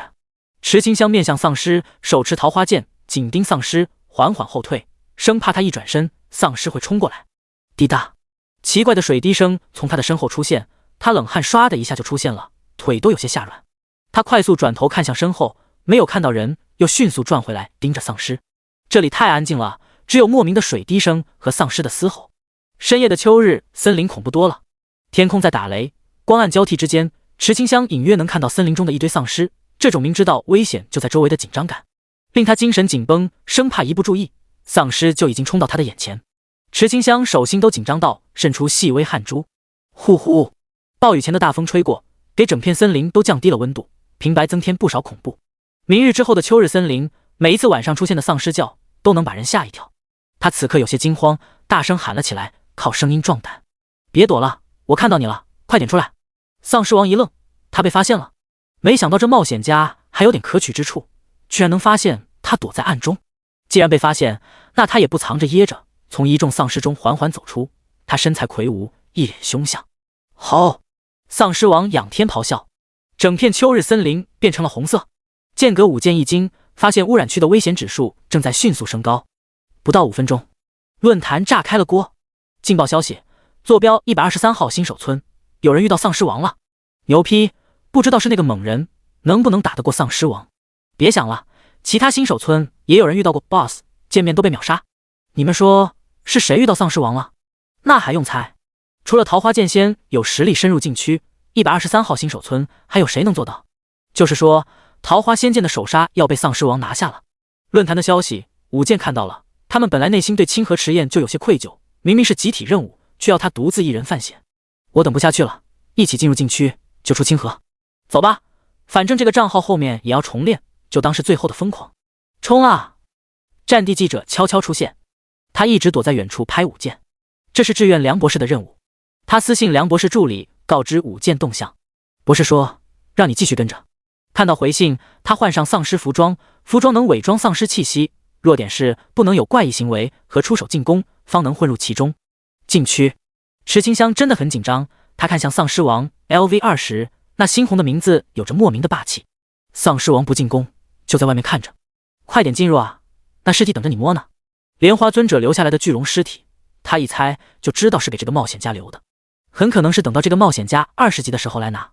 可冒险家17级就来了，不管多少级，来都来了，不带来礼物回去就太不给他丧尸王面子了。实际上他是害怕莲花尊者找他麻烦。好，他咆哮一声，向前一步，一堆丧尸同时向前，气势之庞大令天地都变色，雷电汇聚，电闪雷鸣，狂风肆虐秋日森林，肃杀之气弥漫其中。池清香明白他不能一直后退，不是什么时候都有后路的。桃花花瓣落下，池清香发动了进攻。清河池焰对丧尸王发动普通攻击，造成1伤害。丧尸王发动咆哮反击，清河池焰被打飞，造成194250伤害。咻！池清香在空中飞出一道美丽的弧线，身体砸到冰霜骸骨巨龙的尸体上，痛死了，后背火辣辣的痛。他调整呼吸，看向森林，那双红色的眼睛和丧尸王 LV20 的红色称号都十分醒目，让人根本不敢与之对视。丧尸王停下了脚步，开始慢慢后退。这时天空开始下雨，雨中的秋日森林伴随着阵阵雷声和闪电，很吓人，让池清香回忆起被抛弃的日子。他怕黑暗中的滴水声，也害怕下雨天的打雷。当然这个秘密他不会告诉任何人。第26章师叔的无语。黑暗中的滴水声意味着医院中永不停止的点滴声音。害怕打雷是父母在病床外的争吵，声音就像是打雷一样，吵死了。这些源自于池清香内心深刻的恐惧，哪怕是已经穿越，依旧无法忘记。他不敢向后去看。丧尸王都着急起来，想送出去的礼物一直送不出，他师叔作为长辈不要面子的吗？这个冒险家真的蠢笨无比，气死本王了。他又不能动手，只能营造出他们丧尸害怕尸体气息，不敢过去的状态。快点发现啊，冒险家，要是再不发现，本王就亲自到你耳边告诉你。他很急，但池清香本身就是游戏小白，没有如此的游戏思维。一生都困在病房的人，每日只有窗外的花鸟树木为伴，哪里懂得这些？继承的原生记忆中最多的画面是学习，很少有其他活动。最特别的无非是他的自杀。脑海中找不出解决方案，池清香决定武力突围。他的眼神坚定起来，脚踏流星，挥剑劈砍。清河池焰对丧尸王发动斩击，丧尸王扔出丧尸阻挡 Mace 的符号从丧尸王身边跳出，这斩击打空了。被丢进去的丧尸开始演戏，捂着脖子嘶吼起来，片刻后瘫软在地，无力站起。见状，池清香脸色一喜，补刀霸丧尸击杀，2000经验值到手。难道这周围有禁制存在，丧尸进不来？真是柳暗花明又一村。池清香感觉他又发现了什么秘密，开始观察周围，直到他回头看见巨大的冰霜骸骨巨龙。水滴声是头颅被斩断后冰霜融化出现的水滴声。都说是骸骨，那当然没有血的。他被吓了一跳，以为是活着的，直到他发现这个尸骨中没有头颅。说起来都是因为这个巨龙的出现，才让他的牧师账号没有清剿9个丧尸点，导致丧尸潮出现。归根结底还是出自池清香的任务失败。他喃喃道，不知道把尸骨带回去算不算完成任务。任务没有提示，也没有刷新，这都需要池清香自行判断。在此之前需要好好调查一下冰霜骸骨巨龙是怎么死的。能杀死如此强大的巨龙一定是强者，要是可以找到，或许能彻底解决丧尸潮的麻烦。丧尸王满意点头，终于把这个礼物送出去了。他用他那没有头盖骨的脑子一想，没记错的话，这里面有一块冰霜龙心，有剑士的隐藏职业，可以转职为飘雪剑士。飘雪剑士攻击自带雪花，攻击附带雪花效果，自带雪盾、飘雪斩。后续可转职为单手剑寒界剑士、双手剑凝霜剑士、重剑冰封剑士，是隐藏的集体转职职业。雪花6层雪花，每一次攻击命中累计1层，层数越多，造成的减速效果越强，最高造成 90% 减速。引爆雪花印记可以造成伤害，引爆雪花后3分钟内无法对相同目标施加雪花印记。每一层伤害为生命值上限 10%， 力量上限 20%， 引爆6层印记会造成1秒冰冻效果。注：雪花印记每1分钟掉落1层。雪盾攻击为自身累积飘雪印记，最高10层，每一层增加全属性 10%， 每一层将额外获得生命值上限 10% 护盾值。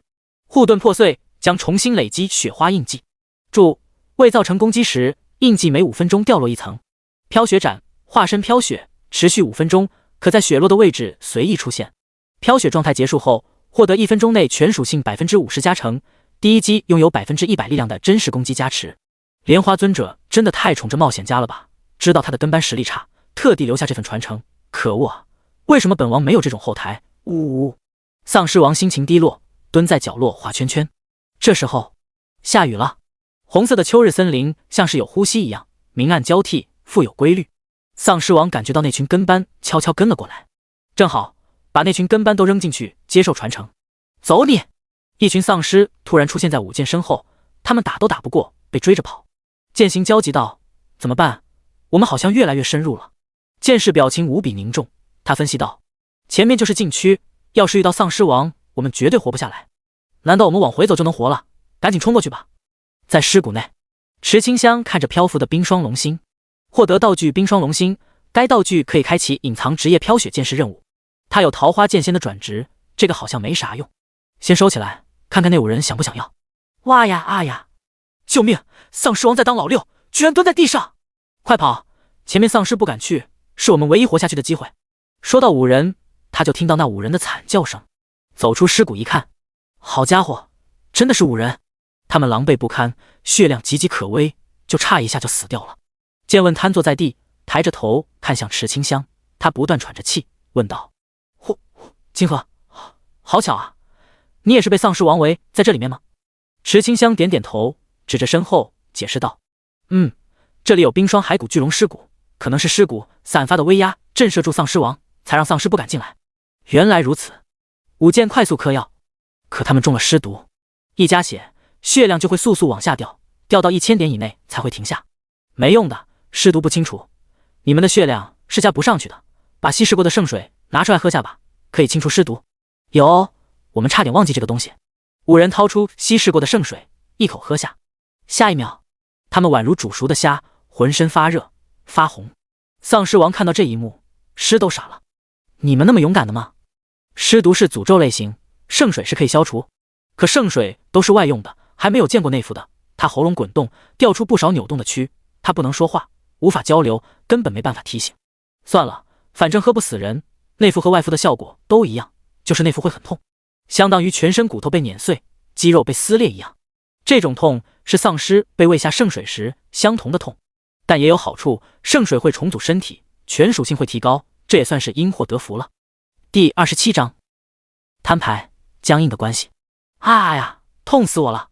剑行天下在地上不断打滚，嘴里惨叫不停。硬汉子剑横天下硬是一声不吭，他坐在地上，紧握大剑，咬牙硬抗疼痛。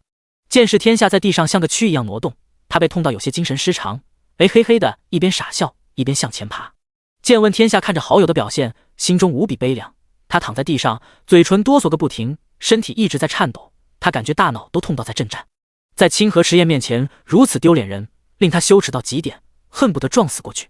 最为怪异的当属于剑平天下，他躺在地上，四肢不受控制的乱摆，庞佛丧尸一样，身体扭着各种挑战人体极限的姿势，摆弄姿势很痛。他变异的同时发出惨叫，那泛白的瞳孔，扭曲的表情。丧尸王看见有点想笑，这冒险家比丧尸还像丧尸，太有天赋了，都让他想将丧尸的传承交出去了。这可是全职业传承，但他不能这样做，生怕被莲花尊者发现宠宝冒险家身边多出恐怖丧尸冒险家。以莲花尊者的护犊子性格，要是有那么恶心恐怖的玩意待在哪，他会被砍的。所以他打算换个目标。为何？只因他发现有个假丧尸混入其中，躲在树上。莲花尊者没说照顾这个假丧尸，那么嘿嘿，喜欢扮演假丧尸，那就成为真丧尸吧。解。好！丧尸王带领丧尸们一起咆哮。池清香表情微变，以为是舞剑喊太大声吵到丧尸，他压低声音提醒道：你们小声点，别喊那么大声，要是激怒了丧尸，我们都要死这里面。清河，我知道，可是这个太痛了啊，我感觉有人用电钻在我体内向外钻，我感觉肠子都被人扯出来一样，痛死了。剑平勉强挤出一句话：青青，我不行了，给我一个痛快吧，我不解除尸毒了，这太痛了，太痛了，还要多久啊？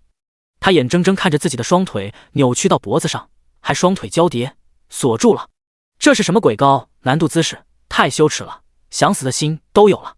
求求你了，清河哥，杀了我吧！他不断哀求，想死。丧尸王都快笑出来了，可假丧尸还在，要保持理智。身为丧尸王，他不像是那些莽撞的冒险家，连理智都不会，一股脑闯进来。身为王，他可是很理智的。资深狗仔总感觉背后凉飕飕的。他伪装成假丧尸，按理来说没有人能看出来才对，这可是战地记者自带的伪装能力 ，super cool。在直播间中，凡看到五人表现之人都遍体生寒。八级萌新，这就是丧尸王的攻击手段吗？究竟做了什么，让舞剑变成这样，连血量都加不上去？柚子大美女，救命！这种丧尸怪，谁想打呀？看他们被弄成这种丢脸模样，还不如早点离开123号新手村。楼上大美女，楼上说的对。吃瓜群众一，来自美女的肯定，还是早点离开123号新手村吧。打不过是小，丢脸是大。走了走了。代号9527比123号新手村就不是我们带的，只有大神才能去。楼上大美人，楼上说的对。123号新手村已经离开很多冒险家，热度渐渐下去。村长感受到血气变少，微微点头。他不知道池清香做了什么，能直观感受的是村子内的血气浓度正在快速下降，相信要不了多久就可以恢复正常新手村水平。如此一来，丧尸潮的危机就解除了。丧尸潮的原因，村长当然知道了，血气嘛。至于为什么要让池清香去调查，是想着培养他。现在好像目的已经达到，不愧是被莲花尊者看中的，洞察力不错，才1天就找到问题关键。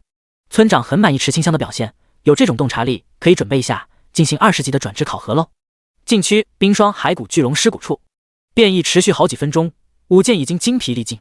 坚持住，我这里有冰霜龙心，有隐藏职业任务，你们坚持下来就能使用了。此言一出，五人眼前一亮，如果可以，他们才不想离开剑阁，希望就在眼前，为了梦想，他们拼了，一定要坚持住。当冰霜龙心的消息被资深狗仔探查到，那道具简介出现在直播间的那一刹那，直播间沸腾起来，无数隐藏的账号纷纷发言，想得知冰霜龙心究竟从何而来。就连现实世界中都已经出现冰霜龙心的报道。神秘游戏报，冰霜龙心隐藏着群体转职职业，冒险家之声，集体隐藏职业。神秘游戏究竟还有什么是我们不知道的？志愿情报站，冰霜骸骨巨龙的前尘往事。关于冰霜骸骨巨龙的消息，志愿统计出一篇文章，从最开始玩家观测到巨龙的时间，到巨龙消失，123号新手村出现丧尸潮。同一时间，莲花尊者消失，判断巨龙为莲花尊者所杀。后续的丧尸潮中，清河迟彦突然出现，以桃花剑仙传承阻击丧尸潮。在清河迟彦落败之时，丧尸潮突然退去。志愿分析，丧尸潮离去的原因与消失的莲花尊者有关，关联度高达90%。再到如今冰霜龙心内的集体隐藏职业转职，联系种种，志愿得出大胆猜测，怀疑莲花尊者是在考验清河迟彦是否有资格得到桃花剑仙传承。志愿情报站呼吁大家得到隐藏职业线索，若是不自信完成，可以出售给志愿，以免考验失败失去传承。游戏内隐藏职业的吸引力果然够大，连剑平都硬生生控制住身体的变异。剑阁绝对不能散。他突然开口道：对不起，清河，其实我把你的消息泄露出去了，可能会有人到现实中找到你，对不起。你们都说了吗？剑恒沉声道：我们都有各自的家族，家族为了交易隐藏职业，让我说出你的消息，很抱歉。剑士剑行默认了。在说之前，他们家长是有商量过的。剑问知道，他必须解释。我没有想泄露你的消息，是我姐姐知道你的事情后告诉了我爸妈，我那时候不知道家里面和那边有交易，所以你也说了。我想让家里面找到你，治好你的病，不是有意出卖你的，对不起，你骂我吧。是这样的理由吗？为了他。池清香微微一愣，他不知道这些人说的是真是假，无奈一笑，扯开话题道：我这里提示任务已经完成，只需要回去提交就行，这颗心你们拿着吧，我先回去了。第28章被嫌弃的他。随着传送阵的光芒散去，池清香消失了。舞剑愣愣听着耳边系统提示的任务完成声，看着好友系统中暗淡下去的头像。清河他下线了，是我们不好，这颗心怎么办？按照市场价给他吧，不是有神明游戏内的论坛私密交易市场吗？我们跟家里面说吧，要是有人需要，就让他们按市场价给，不然就把传承还给清河。剑问心乱如麻，他不知道自己怎么了，反正就是看着暗淡下去的头像，有点心痛。剑平这时突然惊呼道：你们快看面板，我们的5项属性提升了不少，不对，这是翻倍提升，真的是，难道是小说里面说的圣水帮助我们洗髓了？有可能。我们又欠了清河一次。五人的内心低落下去，他们纷纷回城下县找家族商议去了。资深狗仔发现八卦已经结束，小声道：“诸位观众老爷，直播结束，小子冒死直播，现在要回去了。”八级萌新，你的伪装真的牛，丧尸王发现不了吗？当然，我的伪装技能是数一数二的。八级萌新，可是你的身后就站着丧尸王啊！什么？资深狗仔一声惊呼，回头看去，发现密密麻麻的丧尸正看着他。在最前方的顶着红色昵称丧尸王 LV20， 不知道为何，资深狗仔从丧尸王眼中带着轻蔑，他腿一软，跌倒在地，绝望道：“无命休矣！”吼！丧尸王咆哮一声，直播关闭了。八级萌新，为狗仔默哀，桃花仙剑和舞剑没事，看戏的狗仔先栽了，可怜。楼上大美女，楼上说的对，代号9527，给狗仔刷200铜币，随一份。我胃口大，做小孩那桌。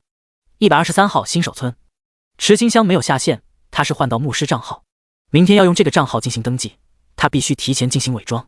灵魂娃娃制造出牧师灵魂副本，伪装卷轴改变名字，不能用香香雨下，那就用池上清香，拆分本名为昵称，简单直接，还能减少学校的怀疑。他明白，现在很多人想要找他，可他真的不厉害，必须伪装自己。不管是桃花剑仙，还是神圣牧师，太早出现，容易被人针对。成长是一个过程，池清香在神明游戏论坛中快速吸取经验，迅速成长。特别是那些寻找桃花剑仙真实身份的论坛，里面的讨论和分析，总让他脊背发凉，生怕门被敲响，绝对不能被发现。等到伪装完成之后，池清香发现现实时间已经是早上6点钟，他无心继续玩游戏。压力外泄，虚拟舱打开，池清香从舱内坐起，他看向窗外，6点钟的早上，寒露未散。来到窗边，他看向校园，熟悉的鸟鸣声在耳边出现，在如此宁静的氛围中，那颗莫名浮躁的心都变得放松下来。不去想他们的事情了，说了就说了，没关系，我才不会在意。池清香走进浴室，在早八之前，先洗个澡吧。哗啦啦，皮肤依旧是和树皮一样皱巴巴的。魔兽病是从植魔物、兽魔物、海魔物中提取出来的。魔植病、魔血病、魔灵病。魔植病最后会变成植物人，真植物人。魔血病前期行为习惯趋向兽类，变得暴躁易怒，后期体内血液变成魔兽血，从人变成魔兽。魔灵病一开始会渴水，后面长出鳞片，必须生活在水中，否则皮肤会干裂而死。可身为人，无法在水中呼吸，导致下水是死，不下水也是死。人类迄今为止找不到治疗办法。目前在记录的患病最长寿者不到3年，普通患病者都会在1年内走过3阶段。池清香有种感觉，他的病要进行到第2阶段，畏光阶段了。没事的，我还有时间。他看着手臂，在内心中暗自打气。如果一直没有出现救治成功的先例，那他就成为第1例。该出发了。7点半，池清香将自己包裹住，戴着墨镜和口罩走出宿舍门。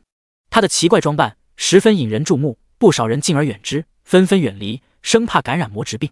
正是因为这种奇怪的目光，在失去他后，原身才会坚持不下去，选择服用安眠药结束生命。池清香不同，他珍惜能行走的机会。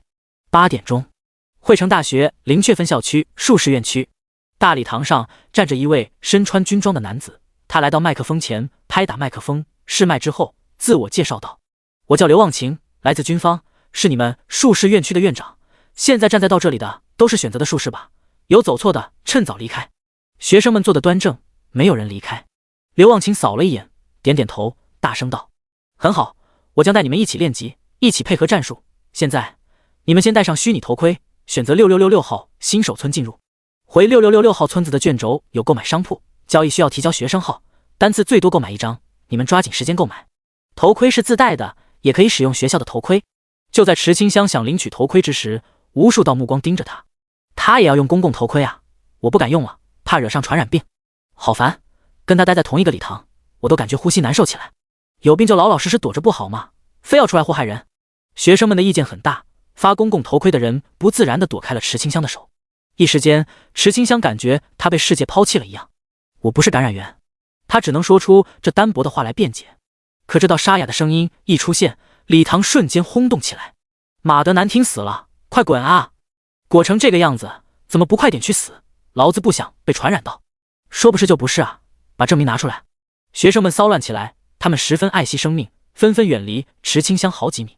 台上的刘忘情微微握拳，在来之前他就知道术士院区中有魔职病，说实话他也害怕，尽管知道没有传染性也害怕，实在是他见过太多的患病者在痛苦之中死去，那些病人的死相让人胆寒。可是他现在身份不一样了，是军人，是导师，必须对每一位学生负责。他走下讲台，来到池清香身边，把刚买的豪华头盔递给他。很抱歉，这位同学，你先用这个头盔吧。第29章，分班结束，牧师太少。刘忘情的行为其实是在戳池清香的心，送头盔都不让他用公共头盔。若是他内心敏感，或许会认为连导师都觉得他是个麻烦。但这一切池清香可以理解的，将心比心，要是他使用公共头盔，其余同学不敢用，很影响教学进度的。为了大局考虑，需要委屈一个人，舍小保大而已，他可以理解。谢谢老师。刘忘情内心有些沉重，他不知道这学生会不会想太多，希望不会。可他目前只能这样做，才能让教学继续进行下去。等到他回到礼堂上，他沉声道：我不希望今天这种情况发生第二次，他是患者，也是你们的同学，为了照顾你们心中的那点担忧，我已经委屈这位女同学。大家要明白，她也是人，是我们的同伴，我们的敌人是魔兽，不应该窝里横。学生们沉默不语，明显还不服气。从他们不回座位的行动就看得出来，他们只是迫于教师的威严才不敢顶嘴，这是在表达一种无声的抗议。刘忘情明白学生们还是不服气，若是不能解决这个问题，教学真的无法进行下去。你们担心的不就是传染性吗？魔兽病已经出现多少年了，若是存在感染性，军方不会置之不理，你们可以选择相信军方。话音落下，部分人回到座位。相信归相信，还是膈应啊。刘忘情知道不可以操之过急，他只好快速进入教学，转移大家的注意力。开始划分班级，选择召唤师的去 A 区，一小半人站了起来走到 A 区，选择元素师的去 B 区。这一下一大半的人都站了起来，最后剩在原地的小猫3两只，粗略算了一下，不到20人，连组成一个班级申请教师的资格都没有。牧师不用问了，剩下的都是牧师。不出所料，那位患病的女同学就在其中。你们牧师编为一班，先去 C 区熟悉一下吧，稍后我会安排教师过来带你们。池清香发现他的牧师同学个个垂头丧气，悄悄一听，原来选择牧师不是本意，都想着得到重选卷轴换成其他职业。真心想选择牧师的，除了他就没人了。牧师班的同学一会就成立了小团队，将他冷在一边，各自聊了起来。扎着高马尾戴着眼镜的女牧师叹气道：哎，真不知道牧师有什么用，在游戏里面那么废物，自己玩根本没办法升级，也不知道能不能觉醒。身穿粉色百褶裙，有着可爱酒窝的萝莉牧师臂托腮，满脸苦闷道：就是喽，现在科技都那么发达，生病都有药，牧师能不能比得过现在的医疗条件都难说。要是他早知道牧师前期那么弱，打死都不选择牧师。当时他就不应该手贱，想着牧师职业在将来会很抢手，衣服也会很好看，会被大家追捧。没想到进入游戏，只要他说他是牧师，就被人家嘲笑。家里面对他选择牧师也很有意见，他很烦。他家就是和医疗相关的，还想着用牧师职业帮家里产业的。现在好了，他成为整个家族的笑柄，都不知道过年回家怎么面对亲戚朋友。身材高挑的牧师 C 无奈摊手，后悔也晚了，咱们还是早点准备未来的事情。也不知道牧师能不能找到好工作，该不会以后只能去小诊所看头疼发热吧。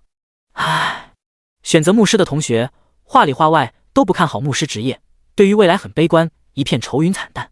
特别是这里面还有男牧师，他简直绝望。当初选择牧师就是想着靠牧师身份成为大神后方便把妹，没想到牧师现在那么废物。最糟心的是他没想到牧师那么少，还特么和魔之病的分到同个班级，他气到想要重开。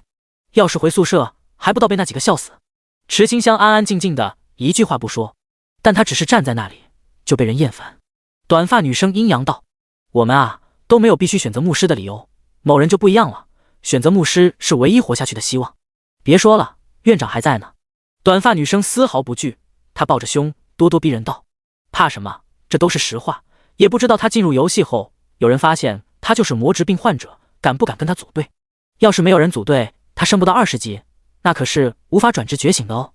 短发女生突然走到池清香面前，冷笑一声，转过身看着同学们嘲笑道：就算有人愿意被他吸血到20级，那转职任务也可能失败。就算成功转职，万一觉醒失败呢？就算觉醒成功，继承了能力，要是发现进化术无法治病，他会不会发狂？说着说着，他笑了出来，看向池清香的眼中带着不加以掩饰的鄙夷。死贱人，运气好，能得到豪华头盔，还有学校送的私人宿舍和虚拟舱，你怎么不早点去死，把资源空出来？这个短发女生池清香认识，好像就是她的同班同学，是那天敲门叫她的人，是在班群里面说病毒会不会从网络传播的人。叫什么名字？池清香不知道，没印象。她疑惑问道：“你是谁？”短发女生表情一僵，脸都绿了。她羞愤道：“池清香，我是你同学，那天是我去看你死了没？”这个池清香当然知道，她点点头，继续问道：“可我还是不知道你是谁。”短发女生生气了，她嘴角冷笑：“哼，得病了，还把你智商变成植物了是吗？真特么呆，别装出这副可怜样子，没人要看。所以，你到底是谁？我不记得你叫什么了。”老娘叫邱楚芳，记住了。邱楚芳大喊起来。池清香扫了他一眼，微微点头。忽然，周围变得安静起来。要问为什么的话，只因刘忘情已经分好召唤师和元素师的班级。他朝着 C 区走来，挤出一丝微笑道：“牧师的人数太少，我打算让你们和其余职业编到一起，空闲时间中可以去术士区旁听，你们觉得怎么样？”无所谓，这些人完全不在意，都在为了重选卷轴做准备。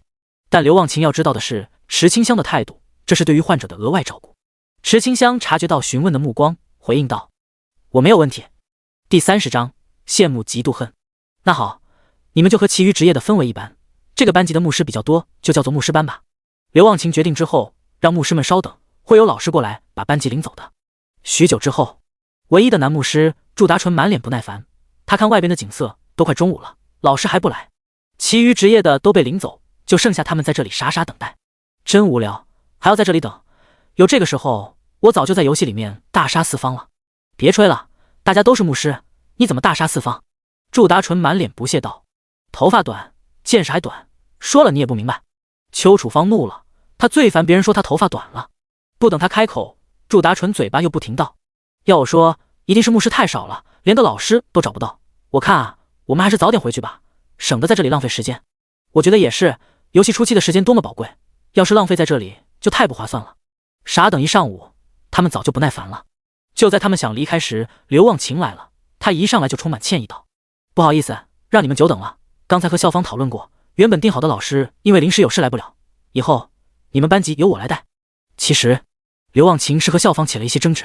原本说好带牧师班的老师，一听说班级里面有魔质病患者，吓得不敢来。不管军方、校方怎么劝说，都不来了。因为牧师班老师是校方从社会上招揽的，没想到那么不靠谱。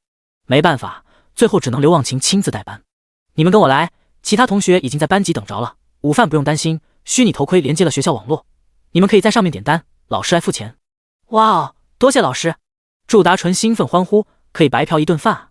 他早就想试一下6楼的魔兽火锅，这一次一定要试一下。魔兽火锅一顿就要1万多块钱，刘忘情心都在滴血啊！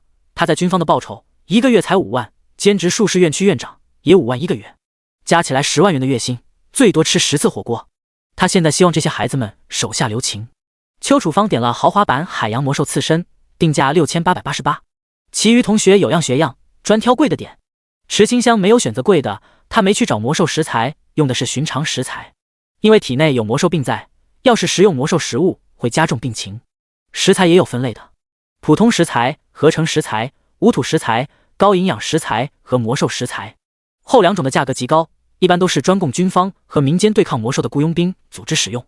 普通食材和合成食材是大众常用的，无土食材是那些大家族最喜欢的。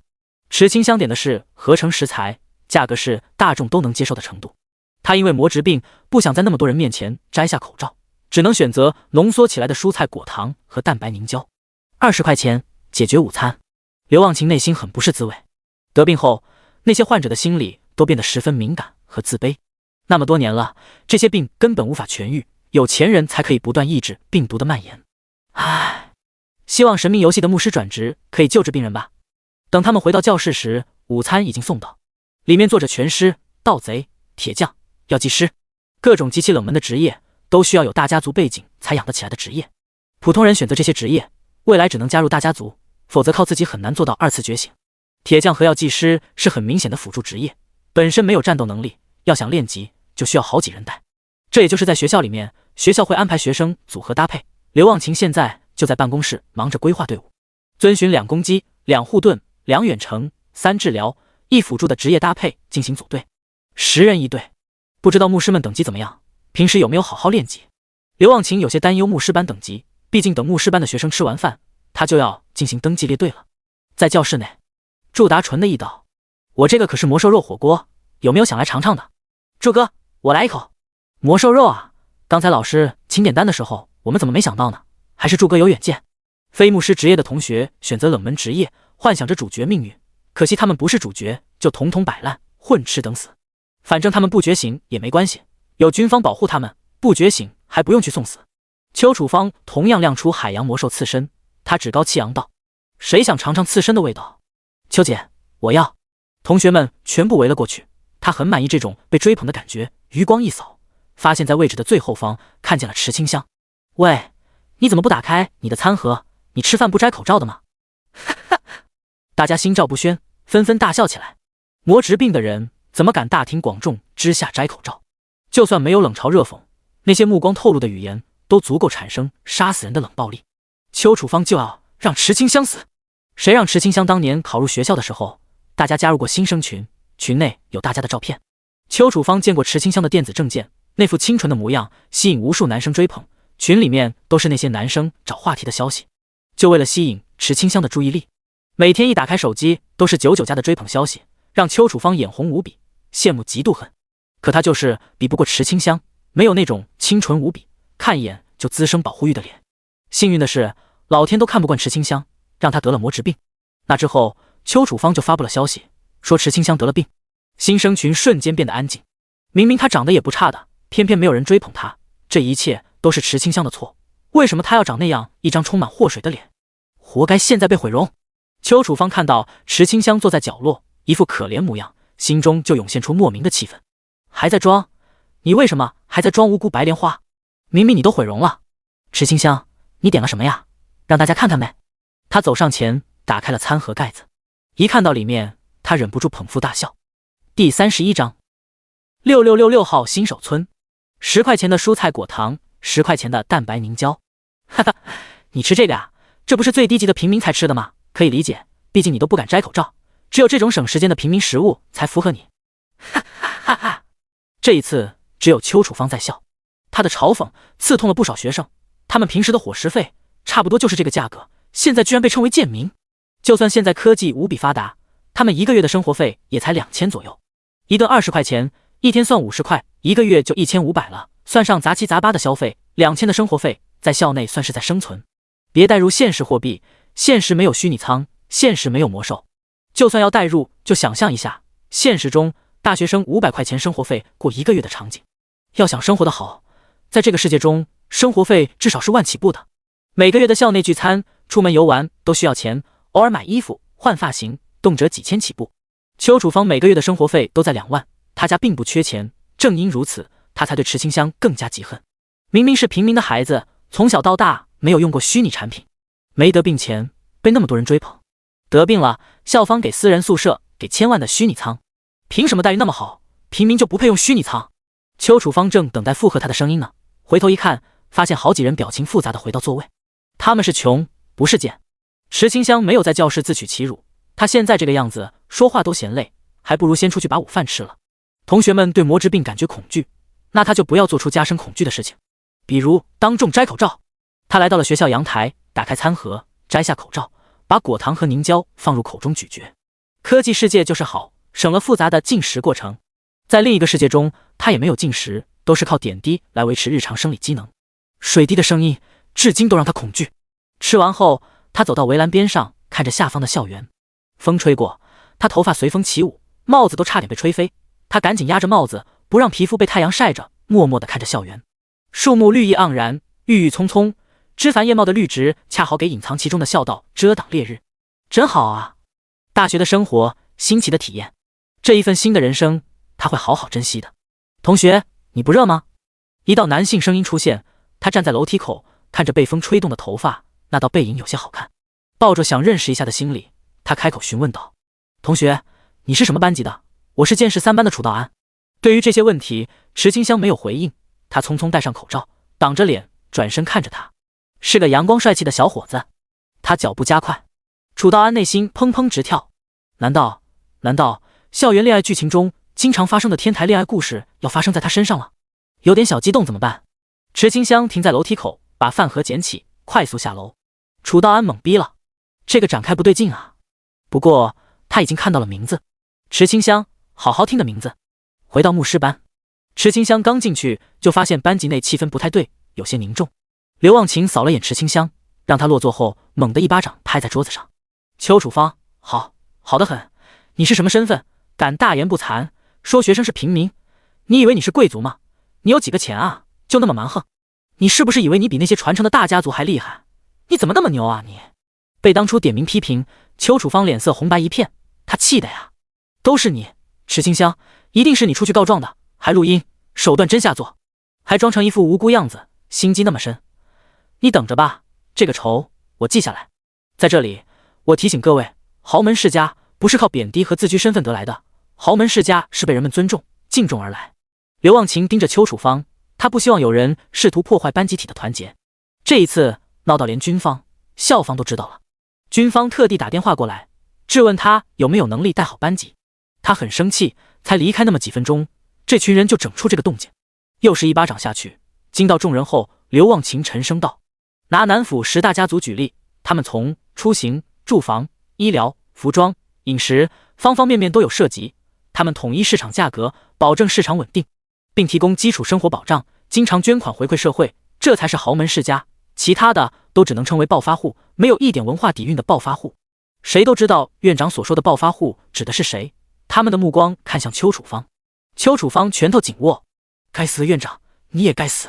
你们都用这种目光看着我，全部都该死！死死死！骂过之后，刘忘情不想浪费太多时间，他冷冷道：现在所有人登录游戏，在6666号新手村集合，我会根据你们的表现安排另外队友。牧师班的学生全部拿起虚拟头盔，戴上后进入游戏。欢迎回来，尊贵的荣誉牧师。荣誉勋章是2个账号通用的，有了勋章，进入游戏都有欢迎音效了。池清香看着3级的牧师账号，购买回村卷轴。回村卷轴是学校挂在商城出售的，需要输入学生证购买，购买后使用，可以直接来到6666号新手村，能省去一大堆麻烦事。直接来到6666号新手村，刘忘情已经在复活泉水等候。大家可以放心，从6500号开始到6999号都是国家宣布的练级新手村，要是有其他玩家误闯，记得告知你们的老师，军方会出面调查那些人的身份。是，国家承包练级，那可是发了新闻，还上过电视，每个人的通讯设备还有消息提醒，让他们绕开这些新手村，甚至还有工作人员挨家挨户通知，可见国家力量的强大。6666号新手村内，刘忘情大声喊道：现在开始点名，点到名的上来展示角色。第32章，要让他当众出丑。属于牧师班的登记开始了，牧师优先，第一个祝达纯。我是第一，真牛逼啊！祝达纯自信满满走上前，亮出角色面板。ID 重生最强牧师，等级7，不错，有7级。刘忘情点点头，登记之后继续喊道：下一个，下一个，邱楚芳。邱楚芳挺着胸脯，在自带一些美颜效果神明游戏中，皮肤上的细小瑕疵都消失，长相更美。ID 邱小姐，等级5。刘忘情微微点头，作为普通玩家，有这个等级勉强合格，毕竟是牧师，他的心理预期是3级到7级。就是这同学都考试完成了，怎么还不下去？邱楚芳当然不肯下去，好不容易在那么多人面前出风头，当然要站久一点了。果不其然，他站的时间一长，议论声就出现了。其余班级的人早就登记完成，纷纷过来凑热闹。邱楚芳则双手叉腰，微微昂头，像个得意的孔雀。好美啊！她是哪个班的？那么美的？游戏内自带美颜，哪里还有丑人？我知道，她是牧师班的邱楚芳。刘忘情抬起手，释放火球爆炸后，沉声道：邱同学，你的试炼已经完成，该下去了。院长，下一个学生你还没有念呢，要不要先让池清香上来？我想在游戏内，她应该可以恢复样貌吧？邱楚芳假装关心，实则想让池清香出丑。魔质病就算有美颜，依旧恐怖无比。我看你在那么多学生面前丢脸，以后在学校内还能不能抬起头做人？学生们不知道池清香是谁，低声议论道：你们说的池清香是谁啊？学校内魔质病那个。哈哈，按照游戏内的自带美颜，说不定她也很美呢。植物脸美颜后应该是不一样的美人吧？谁知道呢？说不定池清香不敢过来呢。刘忘情听着交谈，微微皱眉。他不知道池清香长相是什么，但他还没有念到池清香的名字。名单中还没有念到的牧师不多了。如今邱楚芳把池清香架住了，更多人好奇池清香长什么样，纷纷围着不走。下一个，刘忘情没有直接念池清香的名字，而是不断念其他人，想让围观的同学们失去兴趣。可没想到，才过去不久，越来越多人围了过来。那可是魔职病啊！6666号新手村出现魔职病玩家的消息被学生传到网络，有人猜测会不会是桃花剑仙，引来无数人观看。虽然不能直播，但是他们可以截图进行实时文字分享。祝达纯就站在泉水旁边，看向还没有登记的同学，露出一丝阴冷笑容。魔职病，呵呵。他匿名发送截图到论坛，并起名为“直击魔职病大学生真面目”。图片 JPG， 图片是现场登记画面，很多学生在围观。他发了一句话：牧师班的牧师还差几个没念到，很快就轮到魔职病的了。帖子下去，有人回复道：是牧师，不是剑士。楼主，当然了，牧师班进行登记，当然是牧师。切，楼主，你消息落伍了，魔职病不会带入游戏内的。你想看他出丑，真无聊。真是下头的楼主，我已经截图了，会举报给在6666号新手村进行练级的学校。我也已经截图，他跑不掉的。楼主，你举报啊，我怕你。楼主，你该不会也得病吧？那么敏感，老子就等着你举报。你不举报，你不是人。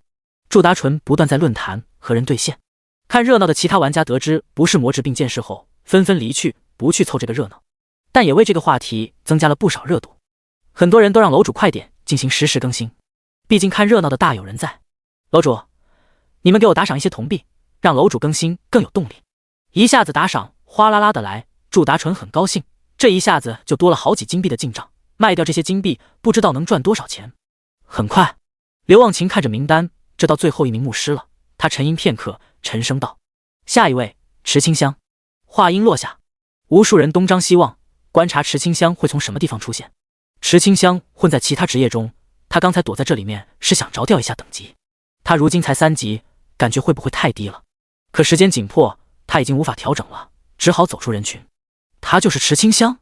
为什么会有白色斗篷？我知道，那个是牧师装，是新手装备，怎么他还是新手装？穿什么新手装啊？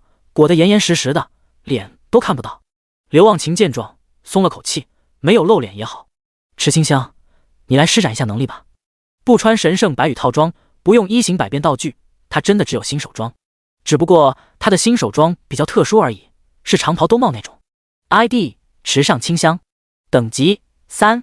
刘忘情表情有些凝重，才3级，是压到他心里接受范围的最低值。但他想到池清香是病人，平时游戏时间不长，鼓励道：同学不要灰心，前期等级低一点没什么，组队之后等级很快就能提上来的。那你先下去吧，接下来其他职业的上来登记。当池清香面板出现的时候，祝达纯哈哈大笑起来。他立刻截图后暗讽道：才3级，我看是长得丑，吓到其他人才不和他组队吧。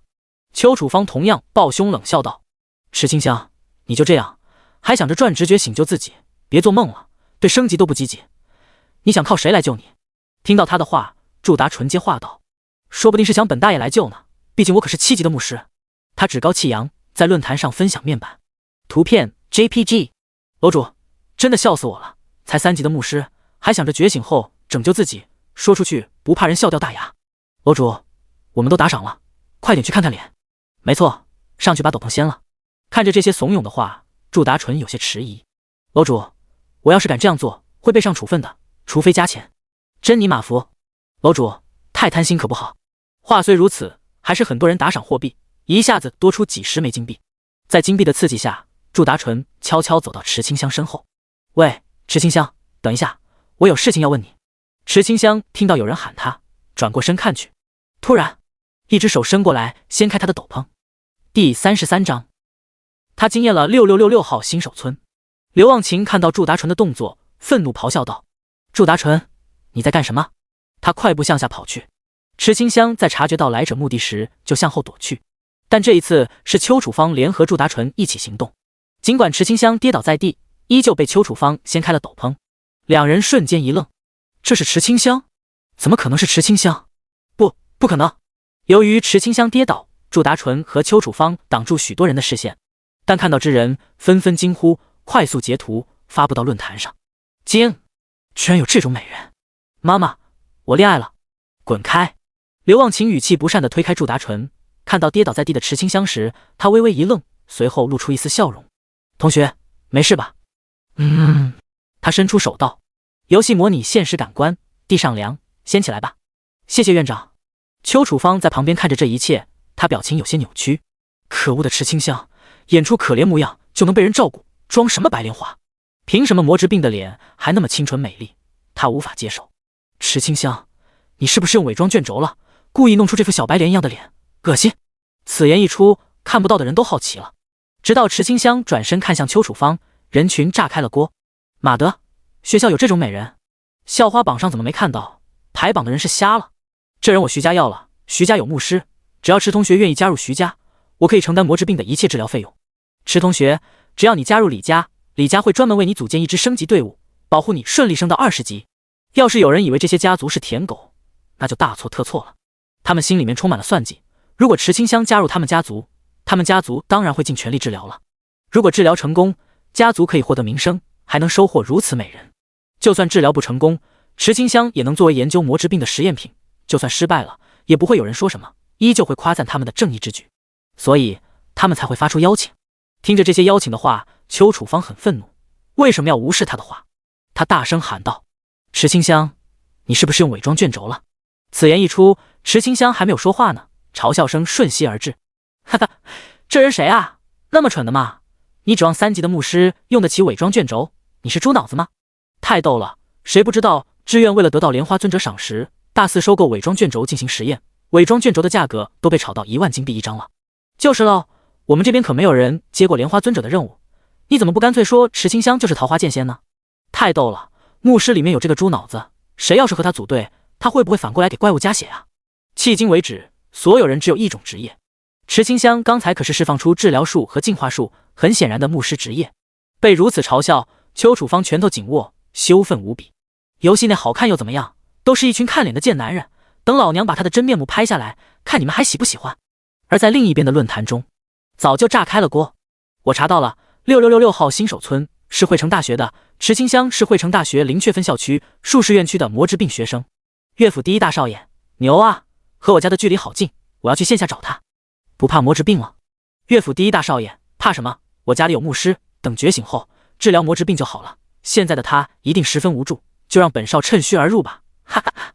不愧是大少爷，牛啊！乐府第一大少爷，关注我，等本少见到池清香，给你们发个动态。一想到可以俘获美人心，南府第一大少爷的心砰砰直跳。他必须早点下手，免得被其他9家抢先。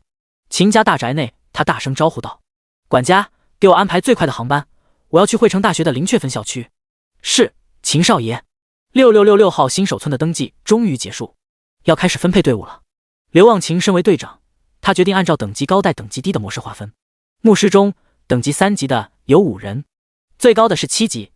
7级的牧师可以尝试跟团去年夜森林的核心区挑战精英史莱姆。没错，这个新手村的新手怪物是史莱姆，这样一来也能起到锻炼的作用。刚好7级和3级的组队，让池清香可以学习牧师的操作用法。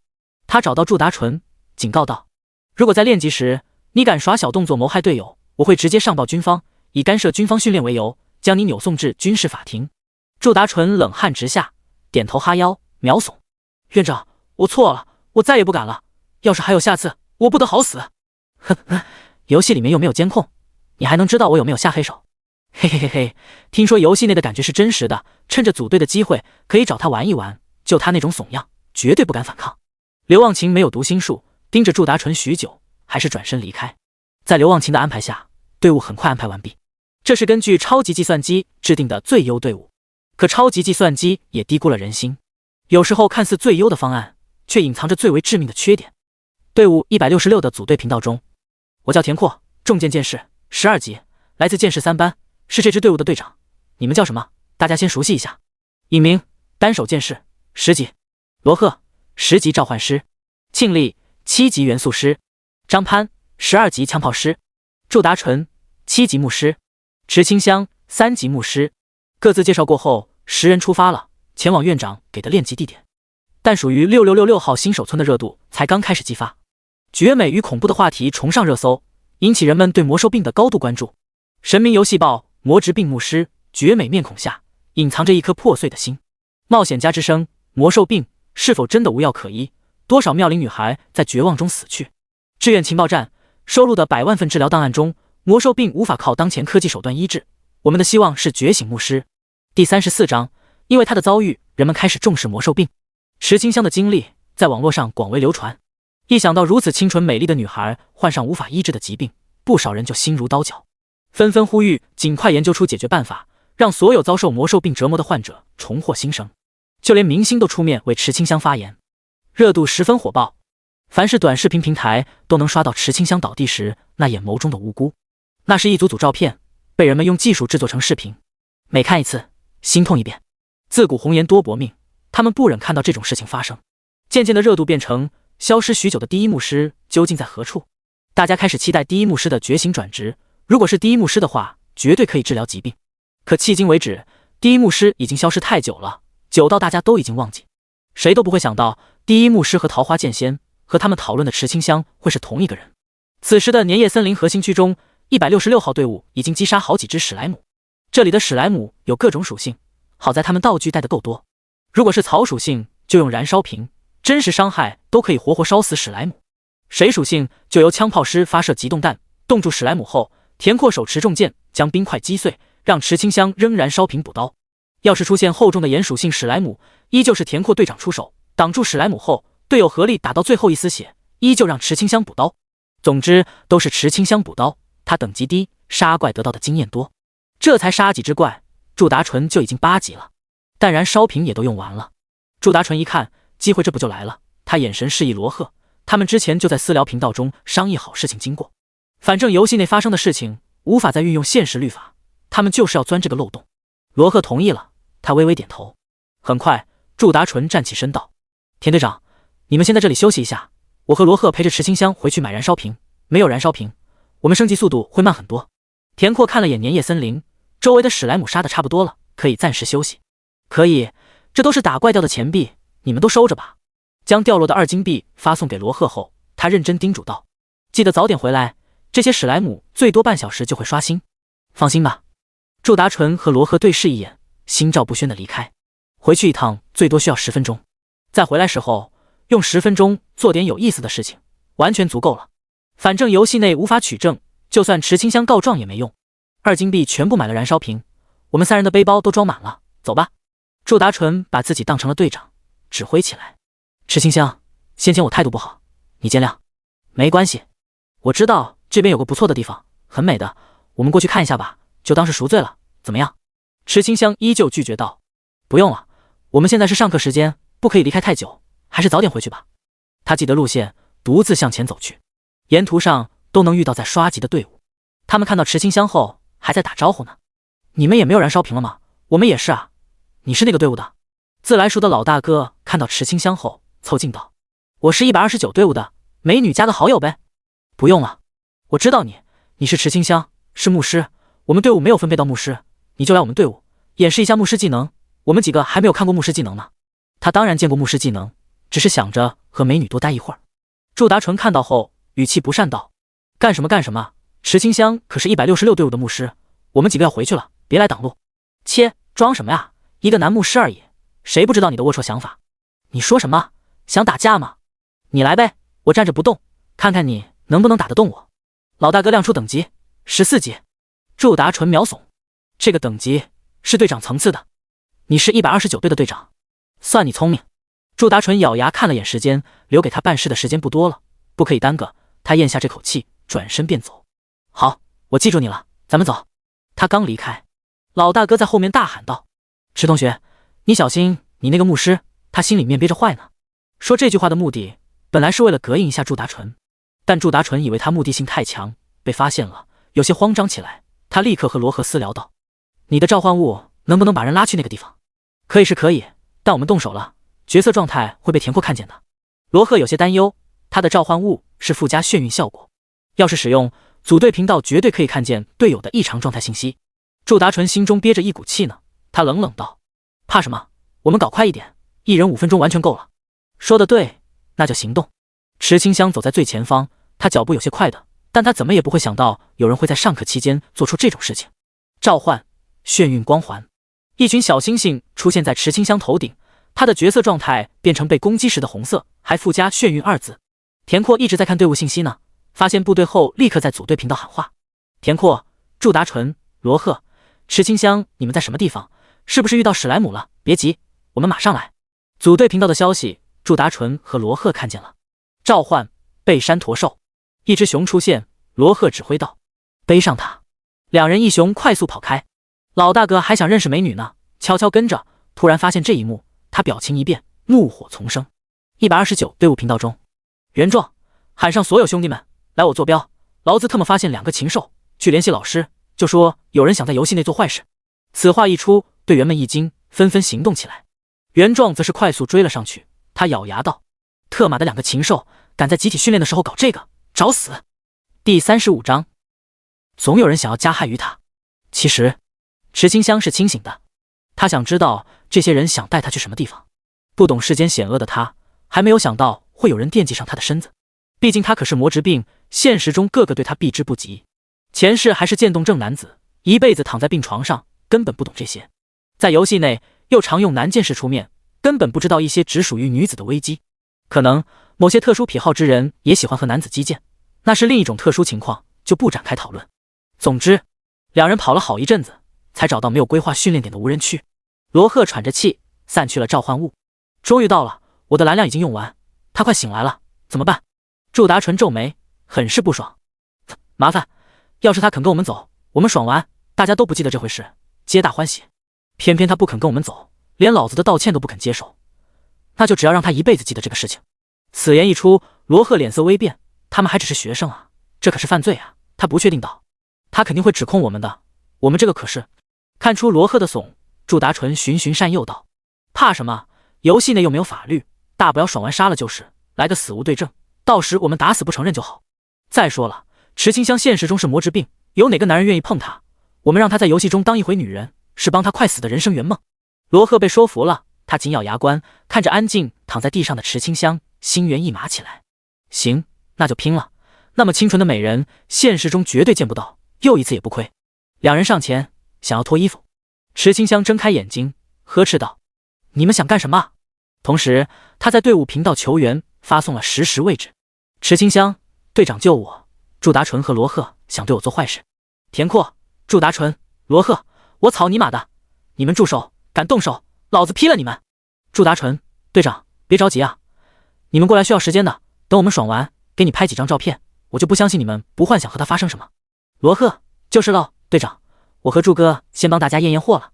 在队伍频道中，两人依旧肆无忌惮，反正都做出了选择，那就尽快解决。池清香从地面爬起，朝着水边跑去。小美人，想玩湿身啊？哥哥也很喜欢呢。祝哥，咱们快点动手吧，最多10分钟，他们就来了。那就下次再玩湿身了。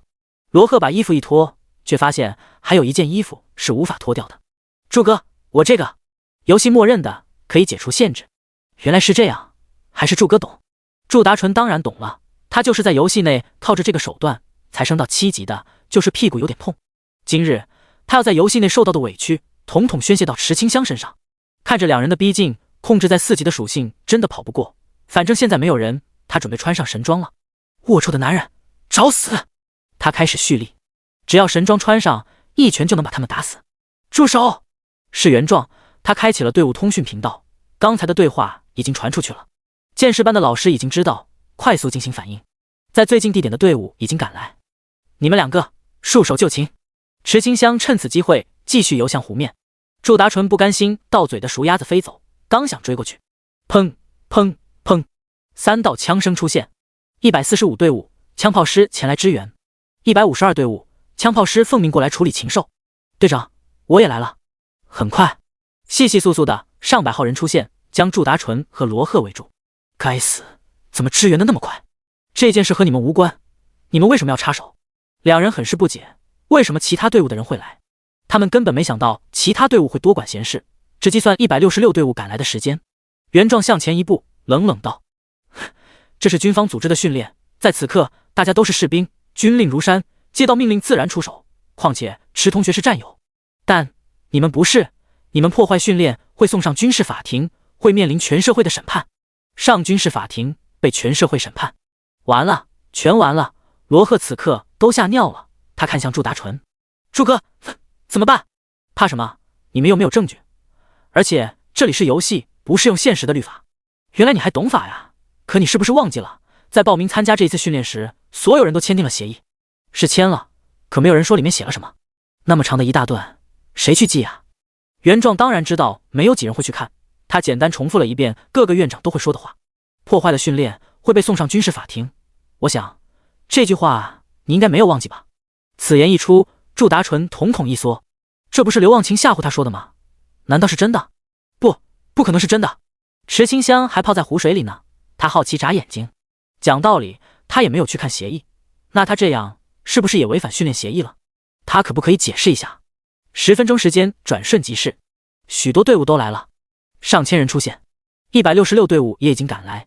田阔来到最前方，看向刘忘情，自责道：对不起院长，我身为队长，没有发现他们的不良目的，我失责。你们还是学生，这件事情不怪你们，要怪只能怪这两人和平的日子过得太多，有些蔑视律法了。术法院区院长、剑士院区院长、战士院区院长、射手院区院长4人都到了。这2名学生行为极其恶劣，我会如实上报军方、校方、教育局。祝达纯不想任其宰割，他大声道：我没有错，你们没有证据，我没错，还想狡辩？原壮放出他们密谋的录音。这一次祝达纯被吓到脸色苍白无比，他和罗赫私聊道：我们必须下线了，可我们是战斗状态啊，那就死回去。他掏出燃烧瓶扔到自己脚下。刘忘情看出他的目的，冷哼道：还想死亡下线，做梦。他可是16级的元素师，一抬手水球在他们旁边炸开，他们浑身湿透，火焰消失。牧师出手为他们把血量回满，战士和剑士上前摁住2人，带走。第36章尸身浮力下，大家集体流鼻血了。我不服，来单挑啊！祝达纯还在大喊，还在挣扎，但在强壮的战士面前根本无法反抗。刘忘情是生气的，他都说过了，这是进行的军事训练，社会上的所有玩家都卖给官方面子，偏偏内部里面有人进行干扰。事情是术士学院惹出来的，他到时候会向社会进行公布事情经过，会开发布会道歉。在此之前，他需要向受害者致歉。池同学，很抱歉，对不起。166队的田阔同然在道歉，不只是他，还有很多人。原壮看着湖中央泡着的池清香，抿唇不语。他是袁家人，蒲氏、魔都10大家族之一的袁家，只不过是没有什么存在感的偏房。部分队伍被老师带回去继续练级。眼看人群散去，危机解除，池清香去湖中心游了回来。哗啦啦，美人出浴图，不是美人尸身图。池清香终究还是忘记了一件事，这个游戏太过于真实了。衣服湿透后，紧紧贴合皮肤，将她的身材曲线展示了出来。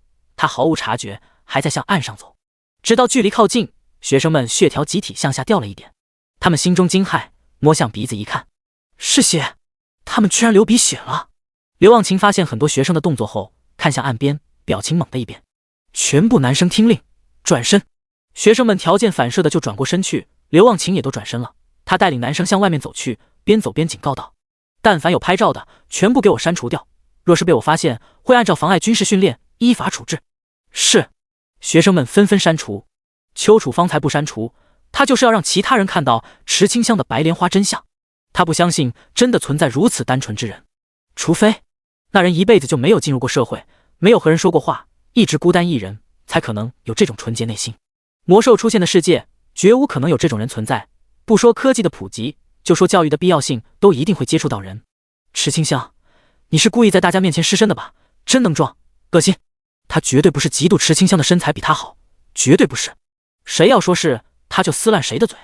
池清香不知道发生了什么，他向前走了几步，感觉衣服沉重无比，低头看去，猛逼抬头。那个，有衣服吗？我没有衣服了。我有。一名女生从人群中走出，女生们认出她的身份是10大校花之一叶家的叶初柔。叶初柔上前展现出一排排女装，选一件吧，这是我之前新手村内能买到的所有女装了。就这个吧。不行，这个颜色太厚重，和你的气质不搭，还是这一件吧，紫干色配你有种不一样的美感。池清香就真的穿上紫干色的长裙，一键换装就是方便。事后还加了好友。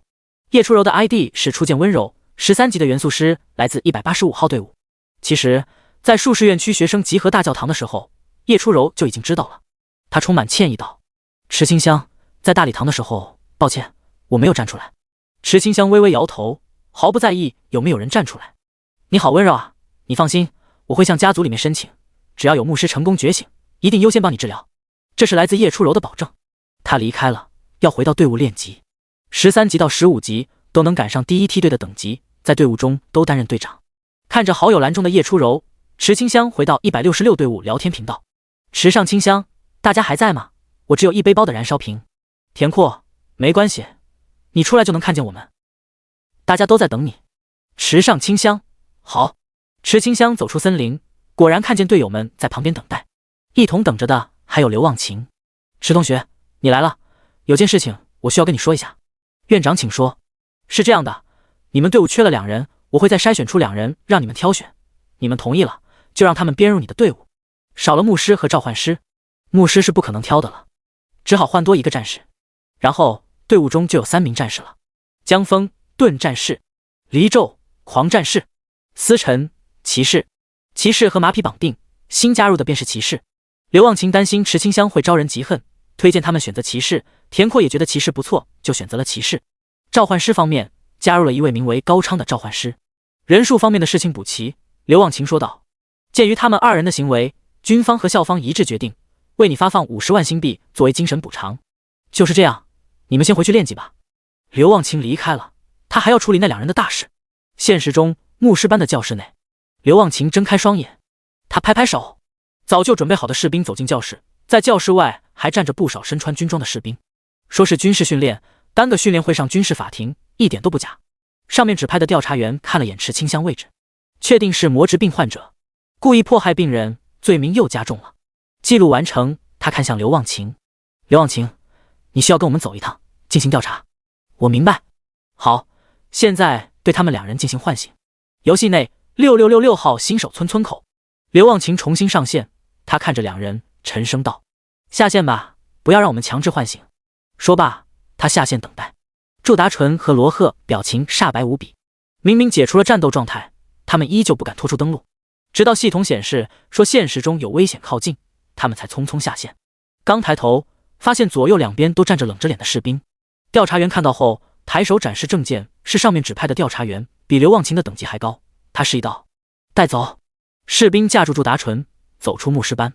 同样的，在其他的班级中，罗赫被吓到腿软，架出班级。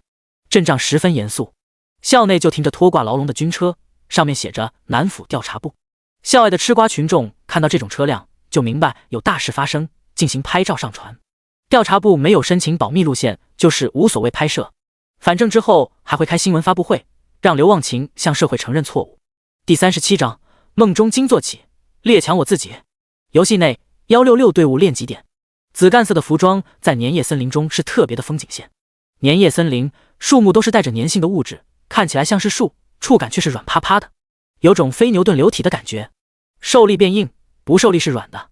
池清香仍然烧瓶来了。池清香治疗术给盾战士。好。池清香忙得飞起，手忙脚乱的。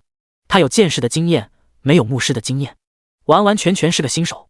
看到他慌乱的样子，那紫干色的身影就这样猝不及防地闯入他们内心。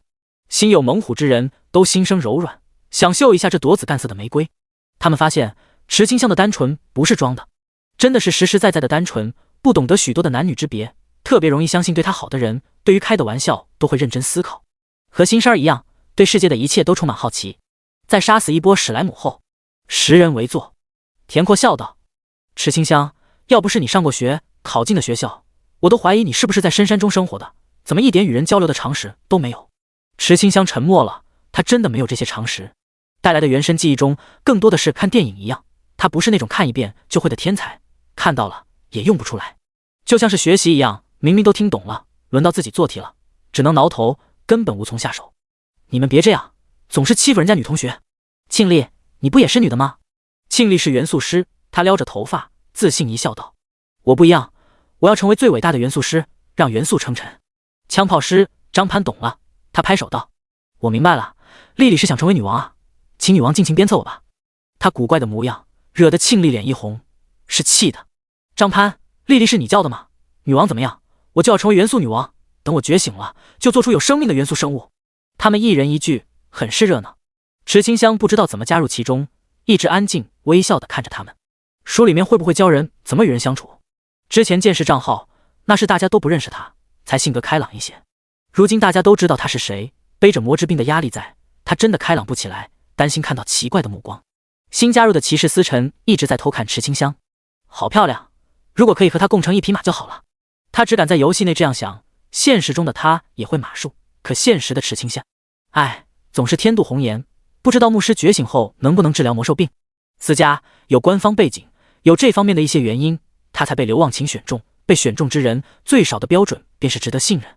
据他所知，迄今为止没有人知道牧师可不可以治疗魔兽病。庞佛在所有人的共识中，牧师觉醒后一定可以解决魔兽病，但那些不安分的势力中也会有牧师，要是牧师走进歧途，研究出新的病毒，后果不堪设想。没有人去想这些，都在珍惜当前来之不易的平静。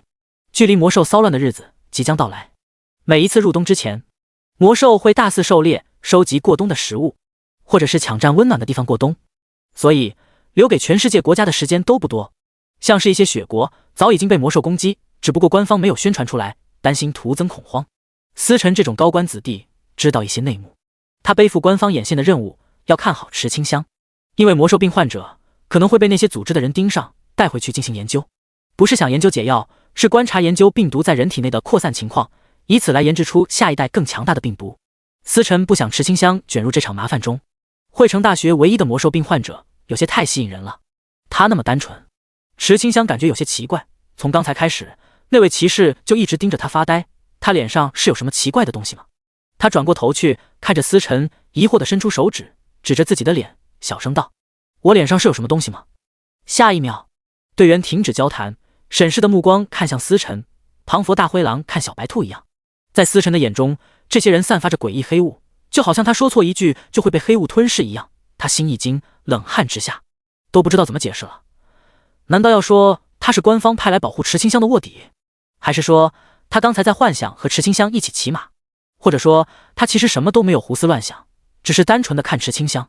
不管是哪种，都会被当成变态痴汉的吧。黑雾浓郁了起来，思辰磕磕绊绊好半天，一句话完整的话都说不出来。那个我没。看他这样，队员们不避讳他，开始当着他的面讨论起来。我看他这个样子，应该不会对小池产生威胁吧？不好说。你看罗赫，知人知面不知心。也对，要不要申请换队友？庆丽眼前一亮，快速点头。我觉得可以换，他一个骑士，跑得快是快，我们可以找个盗贼啊。这时，很没有存在感的第10人忍不住说道：我说，你们是不是忘记我的存在了？我就是盗贼啊。你是？我晕，感情那么久了，你们都没有注意到我。第10人不知道怎么做到的，他的名字是 ID 是空白的。我叫无须，是盗贼，自带降低存在感的天赋，不能关闭。但是其余人就像是没有注意一样，继续说话起来。话说，刚才是谁在说话？不知道，可能是幻听了。话说，我们还要不要换了骑士？算了，好不容易组成队伍，一直麻烦院长也不太好。那么，几人盯着思辰，说：你盯着小池干什么？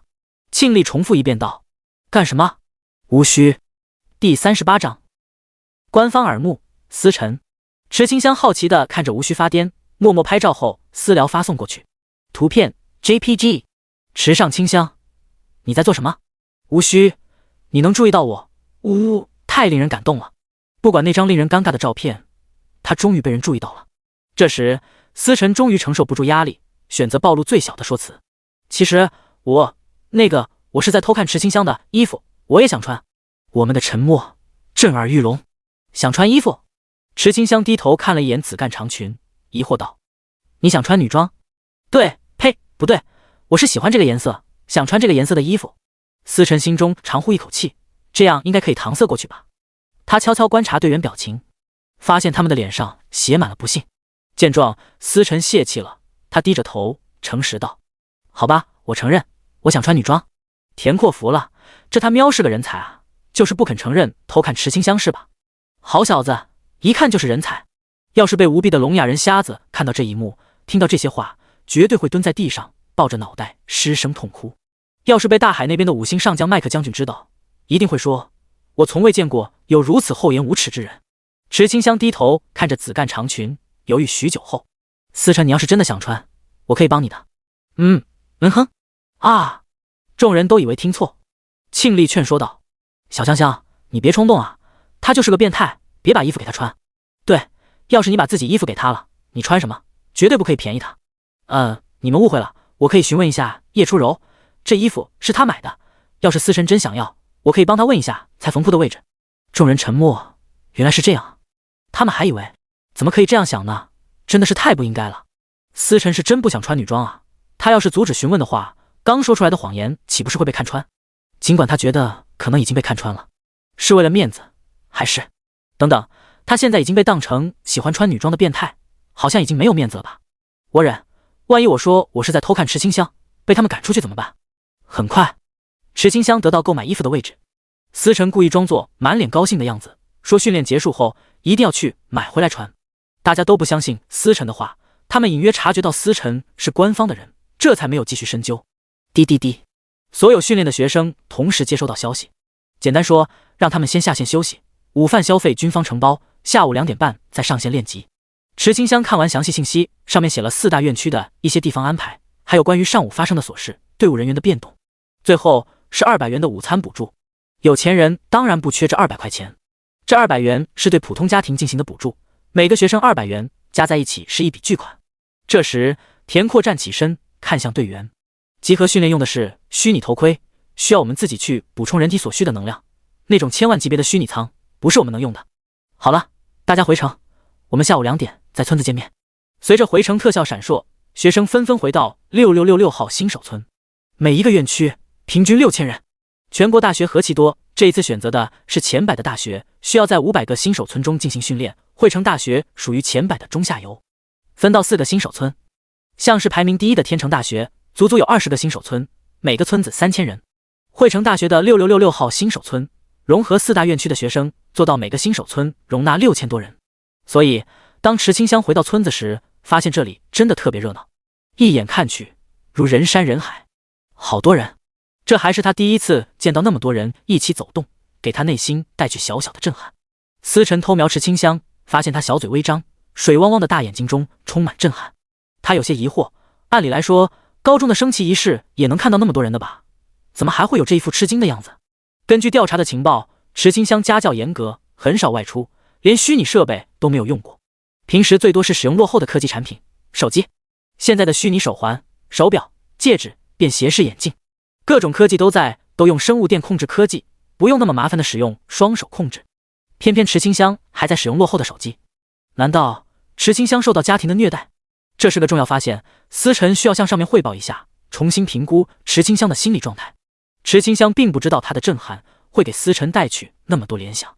虚拟的世界明明套着虚拟2字，却都如此真实。他感受风在指缝吹过，闭上眼享受微风拂面。现实充满无奈，他都想永远活在这个虚拟中了。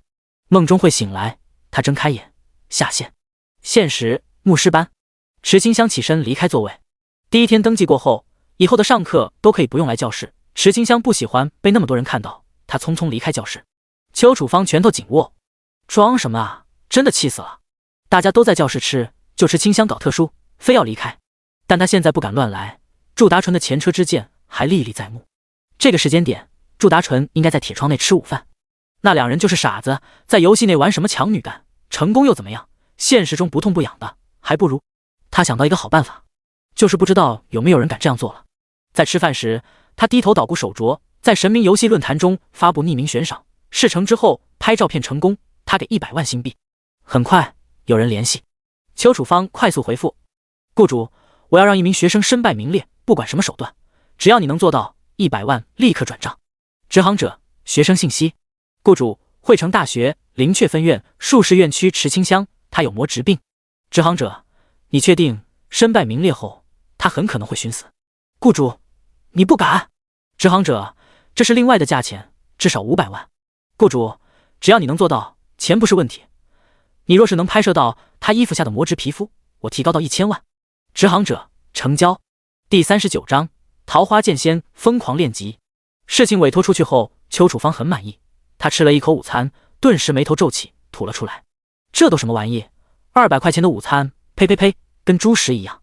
她转身离开了。就在她刚走不久，坐在她后面的同学转了转戒指，表情犹豫。随后，她也起身离开。有人看见后询问道：“五梅，你干嘛去？”五梅心中一惊，有些心慌地转动戒指，快速道：“我肚子痛。”说罢，她匆匆离开。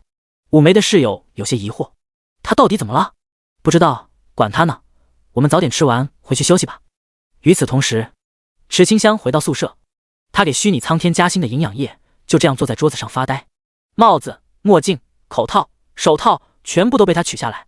本来没有镜子的屋内依旧没有镜子。她看向窗外，温馨的阳光中，鸟儿在鸣唱，枝桠上鸟儿一家正团聚。刚破壳的小鸟不会飞，只能张大嘴巴等着鸟妈妈的投喂。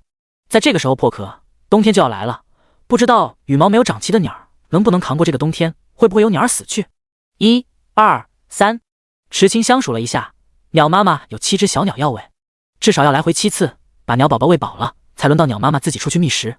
7只鸟啊，希望明年开春的时候还能看见你们。他关上窗，拉上窗帘，缩缩手，感受到揪心一样的疼，低头看向手掌，皱巴巴的皮肤上渗出血液，疼。刚才被阳光这样撩过而已，就出现伤口。喂阳，证明魔质病的第2阶段要开始了，他已经没有时间，必须早点转职觉醒。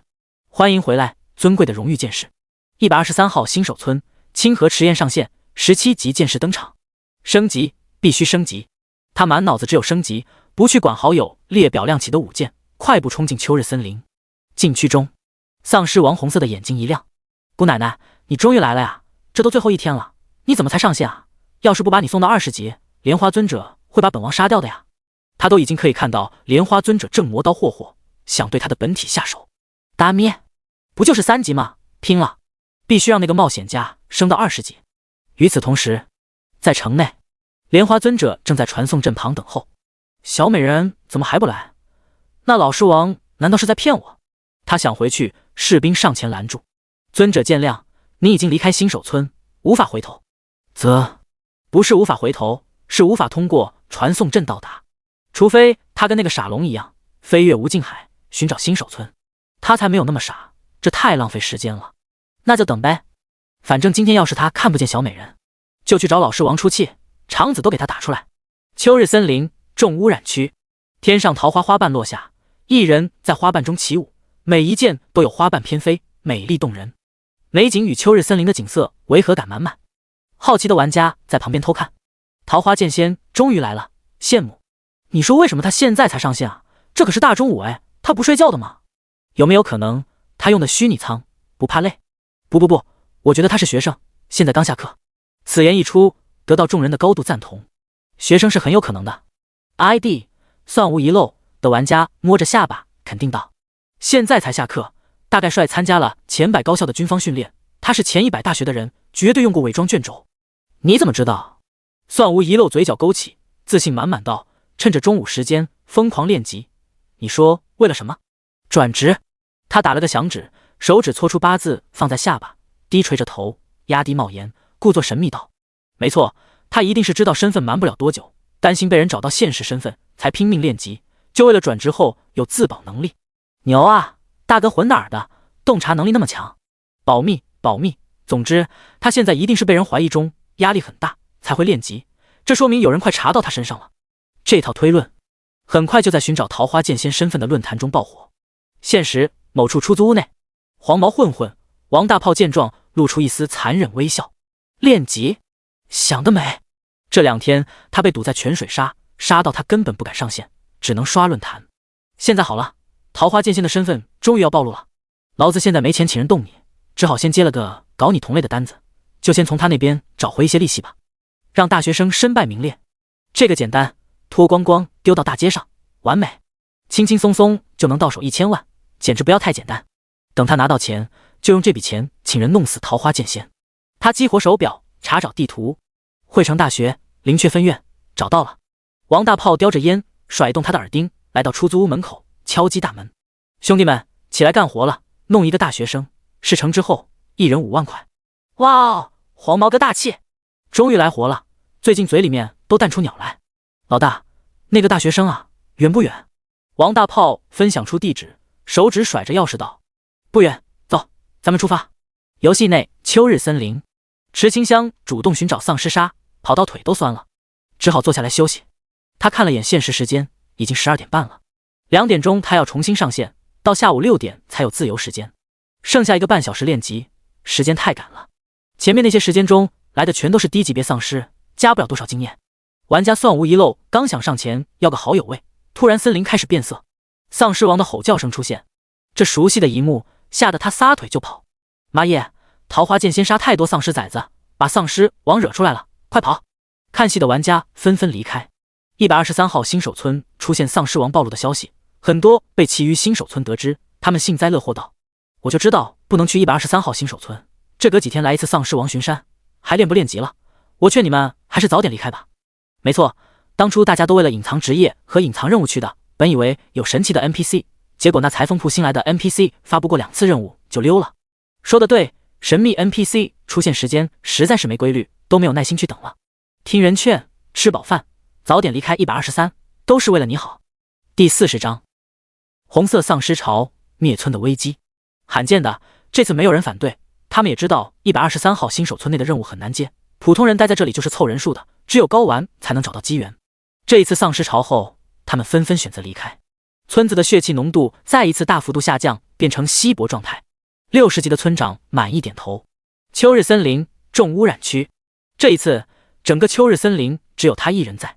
先前的丧尸潮，丧尸王没有出现，这一次不同，丧尸王来了。村长让剩下的冒险家集合在村口，准备抵御丧尸。武剑就在村子内，村子只能进不能出，他们没办法出去帮助清河，暗自着急。私聊发送消息都得不到回复。家族同意按照市场价购买冰霜龙心，这件事情他们要告诉清河，可他们都联系不上。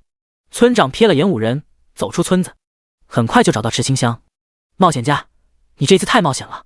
村长爷爷，我有必须这样做的理由。是吗？那我帮你。村长爷爷不装了，60级的能力加持到池清香身上，要在1天内达成转职的先决条件，只靠那只老尸王是办不到的，人体中有力结石。丧尸王感受到高等级的气息后，内心安定下来，他就知道3天进行转职的事情上，莲花尊者肯定安排好后手。这不，后手来了，那就引起一次全面大尸潮吧。123号新手村突然跑出士兵，他们大声呐喊道：不好了，尸潮过来了，大家快跑啊！同一时刻，所有留在新手村的玩家后台都收到一条系统提示：注意，红色丧尸潮已经形成，请123号新手村的所有人撤离。123号新手村将在红色丧尸潮之后消失。注意，在红色丧尸潮中死去将失去等级、装备、货币。玩家都震惊了，玩游戏这么久，没想到会发生新手村消失的事情，还要面临喜好重新练级的风险。快跑啊！怎么回事？新手村还能消失？完呢！快跑，走慢一步就死定了。马德，桃花剑仙究竟做了什么？该不会是直接挑战丧尸王了吧？疯子，他一定是疯了，来自现实的压力把他逼疯了。快走快走，别和疯子一起陪葬。不到150秒，玩家消失得干干净净，就连 NPC 都拖家带口匆匆离去。NPC 都在逃难。这一幕，资深狗仔深受震撼。秋日森林的红色呼吸使得天空都变成红色，在村子中能看见远处一抹红，红色正不断向村子蔓延而来。这是最后的逃离时间。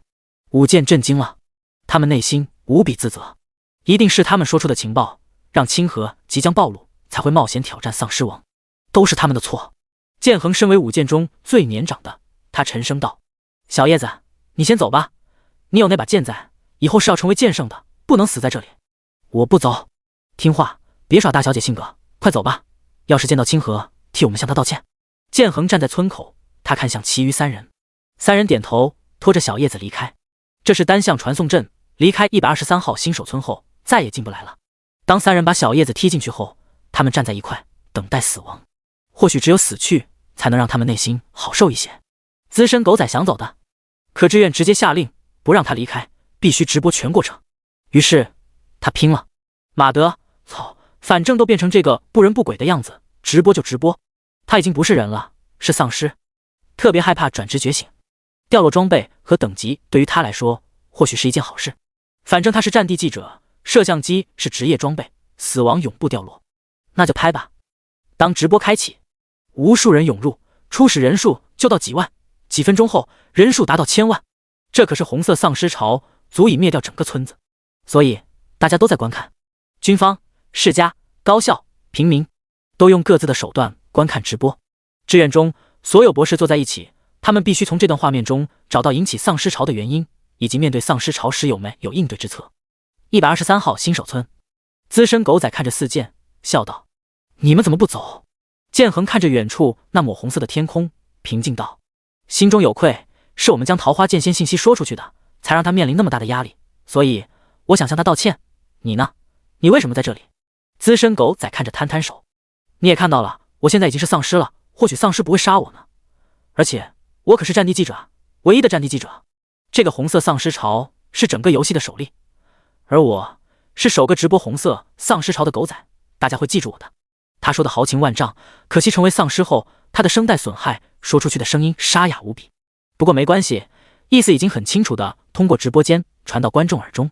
他们致以最高的敬意，佩服深入险地的战地记者。笑梗不笑人，狗仔真男人。成为丧尸的资深狗仔很有骨气，特帅。你们快看，天上的红色越来越近了，好紧张。没有不紧张的。当直面丧尸潮的池清香双手早已经麻痹，他的经验快速提高。18级，杀到麻木。19级，被丧尸潮淹没，他四面八方都是丧尸，依旧没有停止挥剑。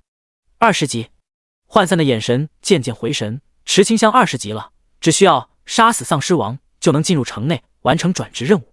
终于可以转职了，转职成功就能开始练牧师号，他的魔职病可以得到治疗的。才2阶段，他有时间。丧尸群中，丧尸王出现，村长不在，他回到村子中，看着涌来的丧尸，各自有各自的战场。挑战丧尸王只能靠冒险家自己完成，他能做的只有帮冒险家快速提升到20级，这已经完成。剩下的挑战是属于村子的，不知道老头子我一身朽骨，能不能护住村子？冒险家，你们几个躲远点。四剑和资深狗仔没有想到村长居然回来了，那是不是说明桃花剑仙已经淹没在丧尸潮中？也对，这可是红色的丧尸潮，无人可以幸免。第41章圣水之威，全属性翻倍。丧尸王的周围没有丧尸，这是荣誉的挑战，他给足池清香尊重。池清香注意到后，眼神一凝，深呼吸调整状态。来，好！丧尸王早就想看看被莲花尊者选中之人的实力，只要能逼出他一半实力，就让其过关。丧尸王的 ID 不再是红道发子，仅仅是 BOSS 的红色昵称。等级持平后，伤害总算可以正常打出。池清香沐浴在桃花之下，穿梭其中。桃花剑法，花影剑，飘落的桃花开始四散而飞，地面、空中都有花瓣。这时，漂浮的花瓣开始幻化成剑，从四面八方朝着丧尸王猛攻而去。好！丧尸王仰天咆哮，发出的声浪持续击碎花瓣构成的剑。但就在这时，池清香主动近身，持剑从正面刺向丧尸王咽喉。在发生状态下，你要是低头，就会被花瓣幻化的剑攻击；不低头，就会被我刺中咽喉。眼看桃花剑越来越近，丧尸王暗道：时机抓得不错，不愧是莲花尊者看中的，有点战斗经验，知道要佯攻，逼我做出选择。但这还不够，他吼叫声音更大了，音波以丧尸王为中心向周围扩散。眼看音波朝着池清香冲击而来，他回剑格挡。轰！奇怪的是，音波居然扫过了他的身体。丧尸王的眼中浮现出一丝惊讶，这个是花瓣幻化的假身，真身呢？忽然，一股寒芒从背后袭来，他来不及转身。噗呲！桃花剑刺在丧尸王的腰子上，是池清香从丧尸王的影子中出现，准确来说，不是影子，是落在影子上的桃花花瓣。他嘴唇微动，散！桃花剑法，千花散。桃花剑法能在桃花领域内消耗蓝量，转移到有桃花花瓣的地方。花影剑，花瓣幻化为剑，固定造成100点真实伤害。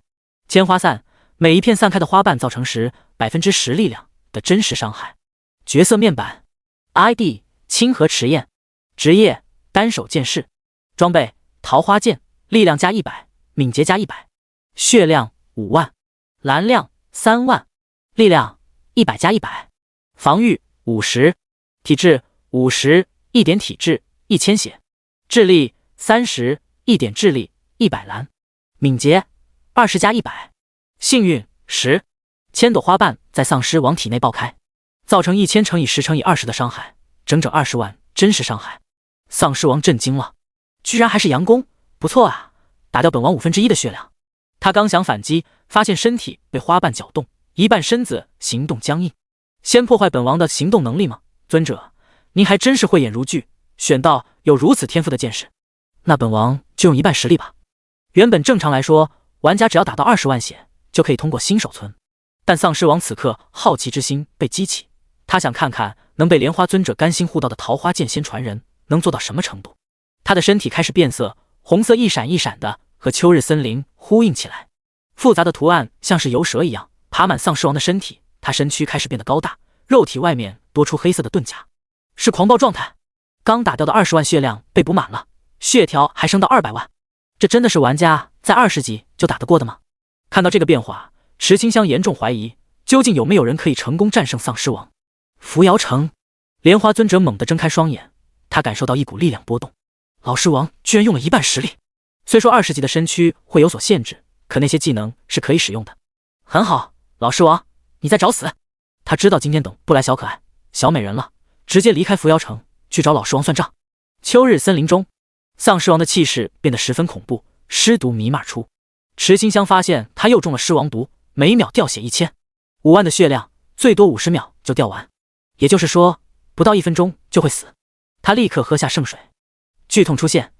原来如此，难怪之前舞剑喝下圣水后会是那副姿态，原来是那么的痛啊！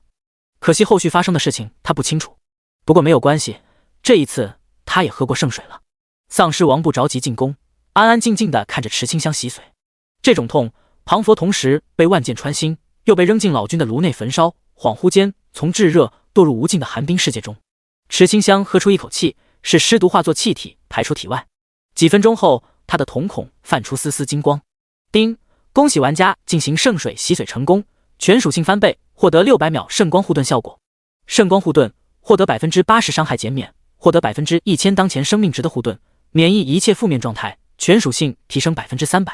力量左圆括号200加100，右圆括号乘以3，防御100乘以3，体质100乘以3，智力60乘以3，敏捷左圆括号40加100，右圆括号乘以3，幸运20乘以3。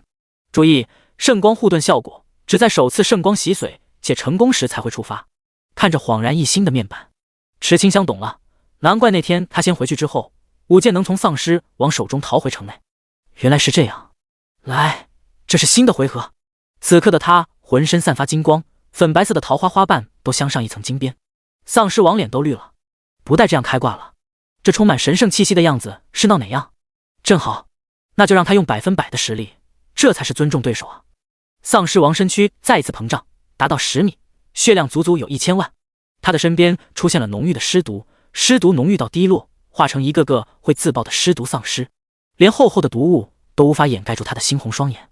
池清香如今的面板和加成有一战之力，600秒，10分钟，足够了，因为还有10分钟就到2点钟，在10分钟内他必须获胜，他有不能失败的理由。与此同时，123号村子那边，村长看向天空，红雾停止了前进，在红雾之间有一道神圣的光芒。剑恒喃喃道：“是他，清河还活着，他用了圣水。”圣水，村长并不陌生，他没有想到那孩子会被逼到用掉圣水。但资深狗仔和千万观众不懂，带着疑惑，资深狗仔询问道：“什么是圣水？”神圣殿堂内的圣水，服用之后可以让全属性翻倍，还能获得圣光护盾效果。清河他原来早有计划，并非鲁莽。第42章，僵持。丧尸王选择拖延时间。当剑恒把圣光护盾的效果说出，直播间炸了，弹幕飞快滚动。志愿内，周博士扯着脖子大喊道：“快去收购圣水，不管多贵，都必须买下来！没有人会忽视圣水的价值。全属性翻倍，听起来还是无限制那种。如果在等级高的时候使用，后果他们简直不敢想，简直是神物，必须拿到手。其实圣水是有限制的，等级越高，使用之后承受的痛苦越大。毕竟圣水是洗髓，等于把全身上下的经脉扯断重续，把血肉破坏后再生。前提是需要体内中了诅咒类的毒素，才会激发圣水的洗髓。就算满足以上条件，还必须是第一次喝圣水，且在洗髓的痛苦中保持清醒，直到洗髓完成才会获得属性翻倍。如果第一次喝圣水，在洗髓的时候失去意志，就算下一次再喝，也无法获得属性翻倍加成，最多获得圣光护盾的庇佑。若是没有中诅咒的普通人喝下去，是没有任何反应的。这一切，剑恒没有说出去。他看着红云中的金光，想亲眼去看看那场战斗。资深狗仔被志愿要求主动进入丧尸巢去现场直播，他一咬牙拼了。千万人发现资深狗仔的行为后，察觉到他的目的。牛批，狗仔，你是真的勇，小小礼物不成敬意，快去，本公子给你刷金币，一定要到现场直播哈，100金币已经准备好了。各种大少爷都来了，就连其余国家的代表人都出现在直播中，这是第一手情报，谁都想最快获得。打赏的金币足足有上万，人为财死，鸟为食亡，资深狗仔拼了，不管死不死，他最后都能分到1半金币，那就去看看，只希望丧尸身份管用。当镜头中出现100万丧尸身影，这些丧尸抬起头看向红云，他们在恭迎王的降临。直播间内静悄悄的，大气都不敢喘，生怕他们的发言会惊动到丧尸巢一样。摄像机将丧尸的样貌如实送入观众眼中，他们恐惧、害怕，牙齿站立，担心现实中也会出现这种可怕的怪物。画面能让小孩只提，恶人悔过。当资深狗仔真的走进丧尸群时，千万人的心随之一颤。真的是越了解，越能发现其中的可怕。桃花剑仙就是和这种怪物进行战斗。上一次桃花剑仙独自拦下丧尸巢，真不敢想象他有多强。如果他成功觉醒，会不会成为人族最强的剑仙？太可怕了，只是隔着光幕观看，我就双腿颤抖，闭眼全是丧尸的脸。原本我一直都在寻找刺激，为了做梦增加素材，如今看到这些丧尸，做梦素材是足够了，我却不敢闭上双眼。资深狗仔精神紧绷，一句话都不敢说，他走得很慢，生怕吸引丧尸的注意，因为他发现一些丧尸精英的眼珠子在打量他。佛祖保佑，千万不要发现我。三清祖师在上，保佑信徒一路平安。要是在尸巢中被分尸而死，他会疯掉的。许多观众自问，就算他们有丧尸职业，也不敢深入尸巢，更别说举着摄像机拍摄。这不是只有胆量就够的。终于，在紧张刺激的赶路之下，资深狗仔来到交战中心，周围都没有丧尸，他松了口气，认真记录交战的双方。池清香和丧尸王已经打了4分钟了，千万的血量才掉了1/3。按照这个速度发展下去，他根本无法在10分钟内杀死丧尸王。他在想杀死丧尸王，丧尸王却是心中直冒冷意。太强了，他可是90级的丧尸王。虽说是控制20级的身躯，可他被20级的冒险家打成这样，要是传出去的话，在怪兽圈中他还怎么混？会被大家耻笑的吧？桃花剑仙传人的这个状态维持不了多久的，本王必须拖延时间。那1000%当前生命值的护盾减至后的一批，按照1体质等于1000血量来算，300体质等于30万血量，等于是300万护盾，还有80%的免伤，根本打不动。究竟谁才是 BOSS 啊？他要举报冒险家开外挂。别看丧尸王血量1000万，占据优势，真的打下来，他毕竟是20级别的身躯属性，刮痧半天连护盾都打不掉。要是被刺中一下，就是左元括号1000乘以10乘以90，右元括号等于90万，足足90万的真实伤害。1000万血量，最多被刺中12次，简直离谱，离大谱。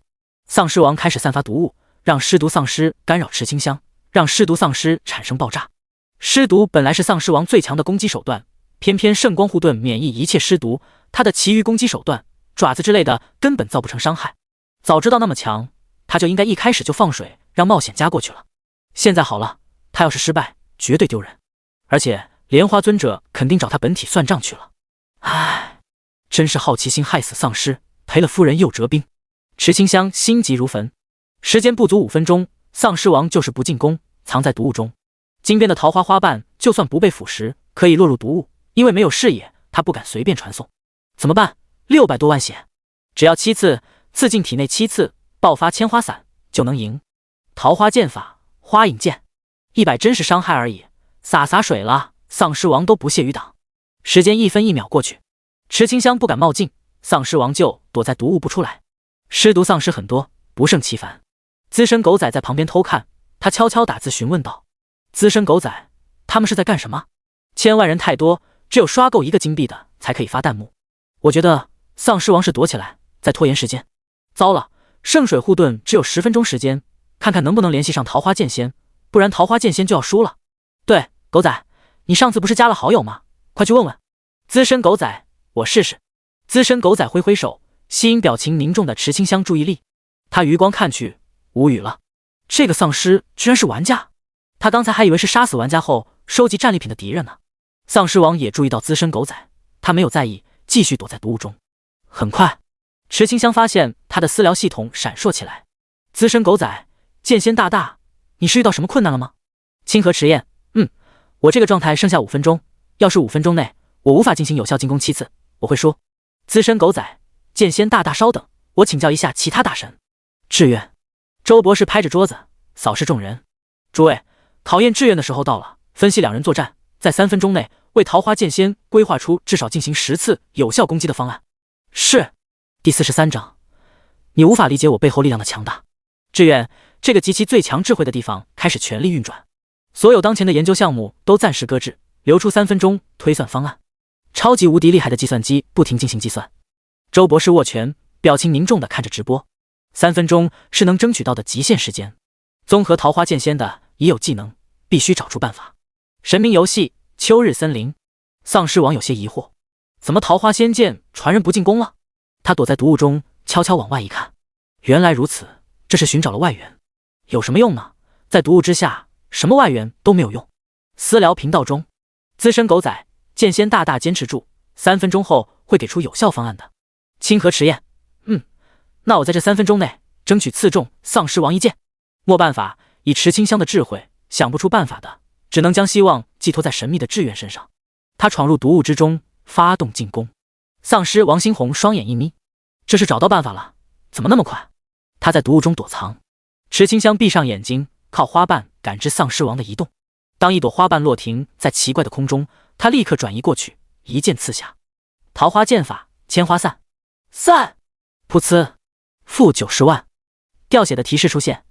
丧尸王还以为是某种奇怪攻击手段呢，以为是佯攻，正防着其他地方呢，没想到池清香打了个直球啊！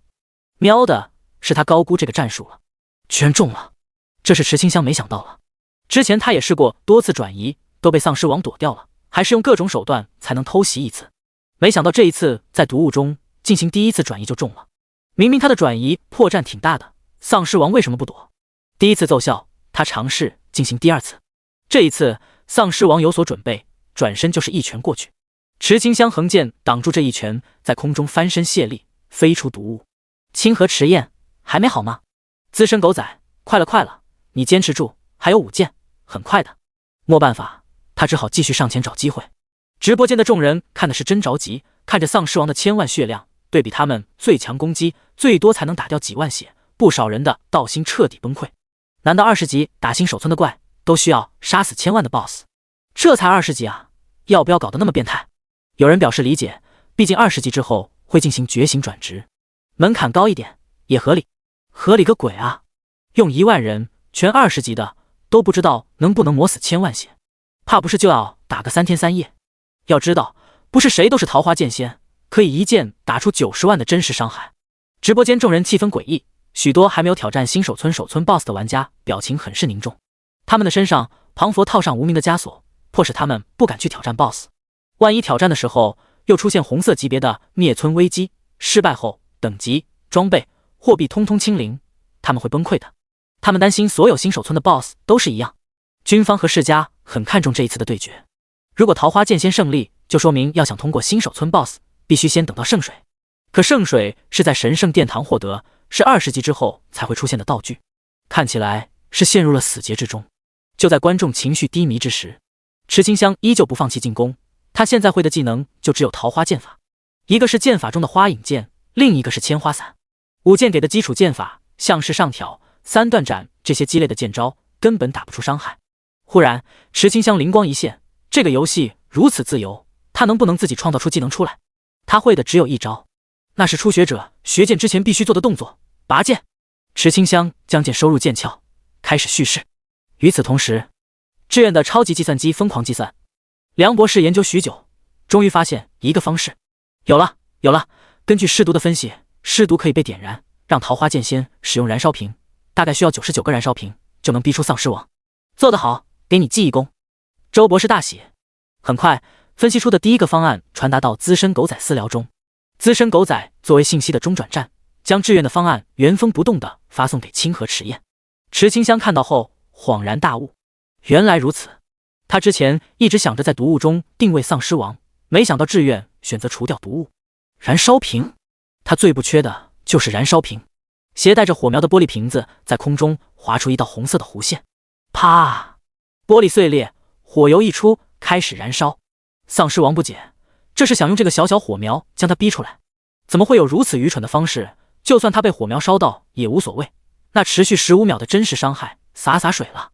终于把桃花剑仙传人逼到技穷了，哈哈！本王果然最强。就在他大意之时，猩红的双眼中看见密密麻麻的火光飞来。燃烧瓶 X99， 足足100个燃烧瓶砸入毒物中。丧尸毕竟是尸体，喝出的气体会散发出沼气，最怕火。这些毒物大部分存在甲烷气体，会令人产生眩晕，从而忽视中尸毒的感觉。甲烷遇到明火，那可是惊天动地的大爆炸。当火焰足够多，温度升高，压力变大，丧尸王隐隐约约察觉到不对劲。他想离开时已经来不及了。轰隆隆，巨大的红色爆炸出现，周围的树木被冲击波澜腰扫断。资深狗仔提前趴在地面上，这才逃过一劫。但丧尸王的身躯很大，却处于爆炸中心，凄惨无比，足足100万的伤害弹出，他都被炸懵逼了。此时蓄力完成的池清香趁胜追击，桃花剑法千花斩，他的手搭在剑柄上，千花伞的1000块花瓣紧紧贴合在剑身上。就在出剑的那一刹那，所有花瓣爆发出强大金光，形成一道斩击，重重地劈在丧尸王身上。好痛，太痛了！带着圣水的攻击简直是丧尸的克星。-200万乘以2，幸运发挥了作用，打出了双倍伤害，足足400万血。此时3分钟已经快要过去，池清香剩余的时间不到2分钟。志愿的10套方案也来了，全部通过资深狗仔发送池清香的到私聊频道中。丧尸王剩下不到100万血，只需要2件就能结束，而他有10套方案，这局稳了。第44章，鲲鹏1日同风起，扶摇直上9万里。丧尸王的身上还在不断掉血，-100，-100，火焰在他的身上燃烧，血量一次掉的是少，但是掉得快啊，5秒钟就掉了1万血。此时池清香的圣水护盾还有100秒时间，也就是说他必须命中多1剑才行。桃花剑法花影剑，在失去毒物后，丧尸王的身躯毫无遮蔽，可以用无数的花影剑进行骚扰。他知道丧尸王有理智，肯定会藏一手，防着他上前偷袭，所以他采用10大方案之一的凡其神，用魔血的方式令 BOSS 恼怒，最后藏在攻击的花瓣中转移过去，进行一击必杀。丧尸王是真的愤怒了，他刚想爆种进行狂化，忽然灵魂传来一股寒意。天哪，莲花尊者真的找上本体，抱歉了本体，这真不是本王的错，本体都被找麻烦了，他不能狂化，免得本体被莲花尊者修理太惨。输了就输了，他算是服气了。这传人果然很强，他露出一丝疲态。池清香抓住时机，转移到丧尸王胸口前的花瓣上，持剑向后捅去。-90万，伤害爆出，丧尸王的身体快速缩水，血条清空，死了。地面爆出一堆亮晶晶的装备，资深狗仔馋死了，他抛个鉴定术过去。尸王血清可以解除一切尸毒，尸魂旗唯一不可掉落，召唤出一定范围内的尸毒，持有旗帜者免疫尸毒。平时修行不努力，尸魂旗内当兄弟。将军黑甲，丧尸王身上的黑甲曾经是某个将军的护甲。浴火尸骸，大火烧过的尸王残骸，不错的锻造材料。尸王指甲锋利无比，不错的锻造材料。尸王转职卷轴，不限职业的转职卷轴，丧尸转职卷轴的上位品，可在人与丧尸的种族间自由切换。还有很多很多，根本看不过来，但在直播间的观众们高潮了。快点问问那个尸王转职卷轴卖不卖，我出10亿新币。西巴，尸王转职卷轴是我们的，桃花剑仙一看就是我们力高国的人，滚出去！桃花剑仙是地地道道的诸夏国人，关你们棒子什么事？资深狗仔看到了，直接把西巴踢了出去。力高没有低文化，不如大和文明，我低和银国是最文明低，愿意出10万金币和桃花仙剑交给朋友。哪来的倭国人？怎么潜伏进来看直播的？不是倭国，是和银国。资深狗仔开始设置成只有诸夏国的人账号才能发言，看起来弹幕是好了很多，但各国之间都有领事馆，里面的工作人员依旧可以发言。挨个禁言根本来不及。资深狗仔看向桃花仙剑，知道这一切都是他惹出来的，便上前问道：那个剑仙大大，他们都想买你的转职卷轴，你要卖吗？志愿怎么说？志愿中，博士们都震惊了，没想到桃花剑仙点名询问他们的意见。梁博士立刻代为转达志愿的意思。资深狗仔看到后，用私聊频道进行对话。很快，交易达成。池清香把转职卷轴送了出去，条件是不能继续调查他的现实身份，如果有人调查，必须出手帮忙拦住。这个要求，志愿同意了。毕竟桃花剑仙都20级了，只要觉醒成功，不相信他能按耐住年轻人的性子。首个觉醒者能获得大量名利，还会成为诸夏国的座上宾，甚至加入军方，被军方重点培养都有可能。好处太多了，重点是桃花剑仙很可能有魔质病。志愿想不到他拒绝的理由。交易完成，池清香收起道具，看了眼时间，发现还有1分钟到2点钟。他不耽搁时间，捡起掉落的道具后，匆匆离开新手村。随着光芒一闪而过，全球出现通告：恭喜朱夏区123号新手村玩家清河池燕首个进入城池。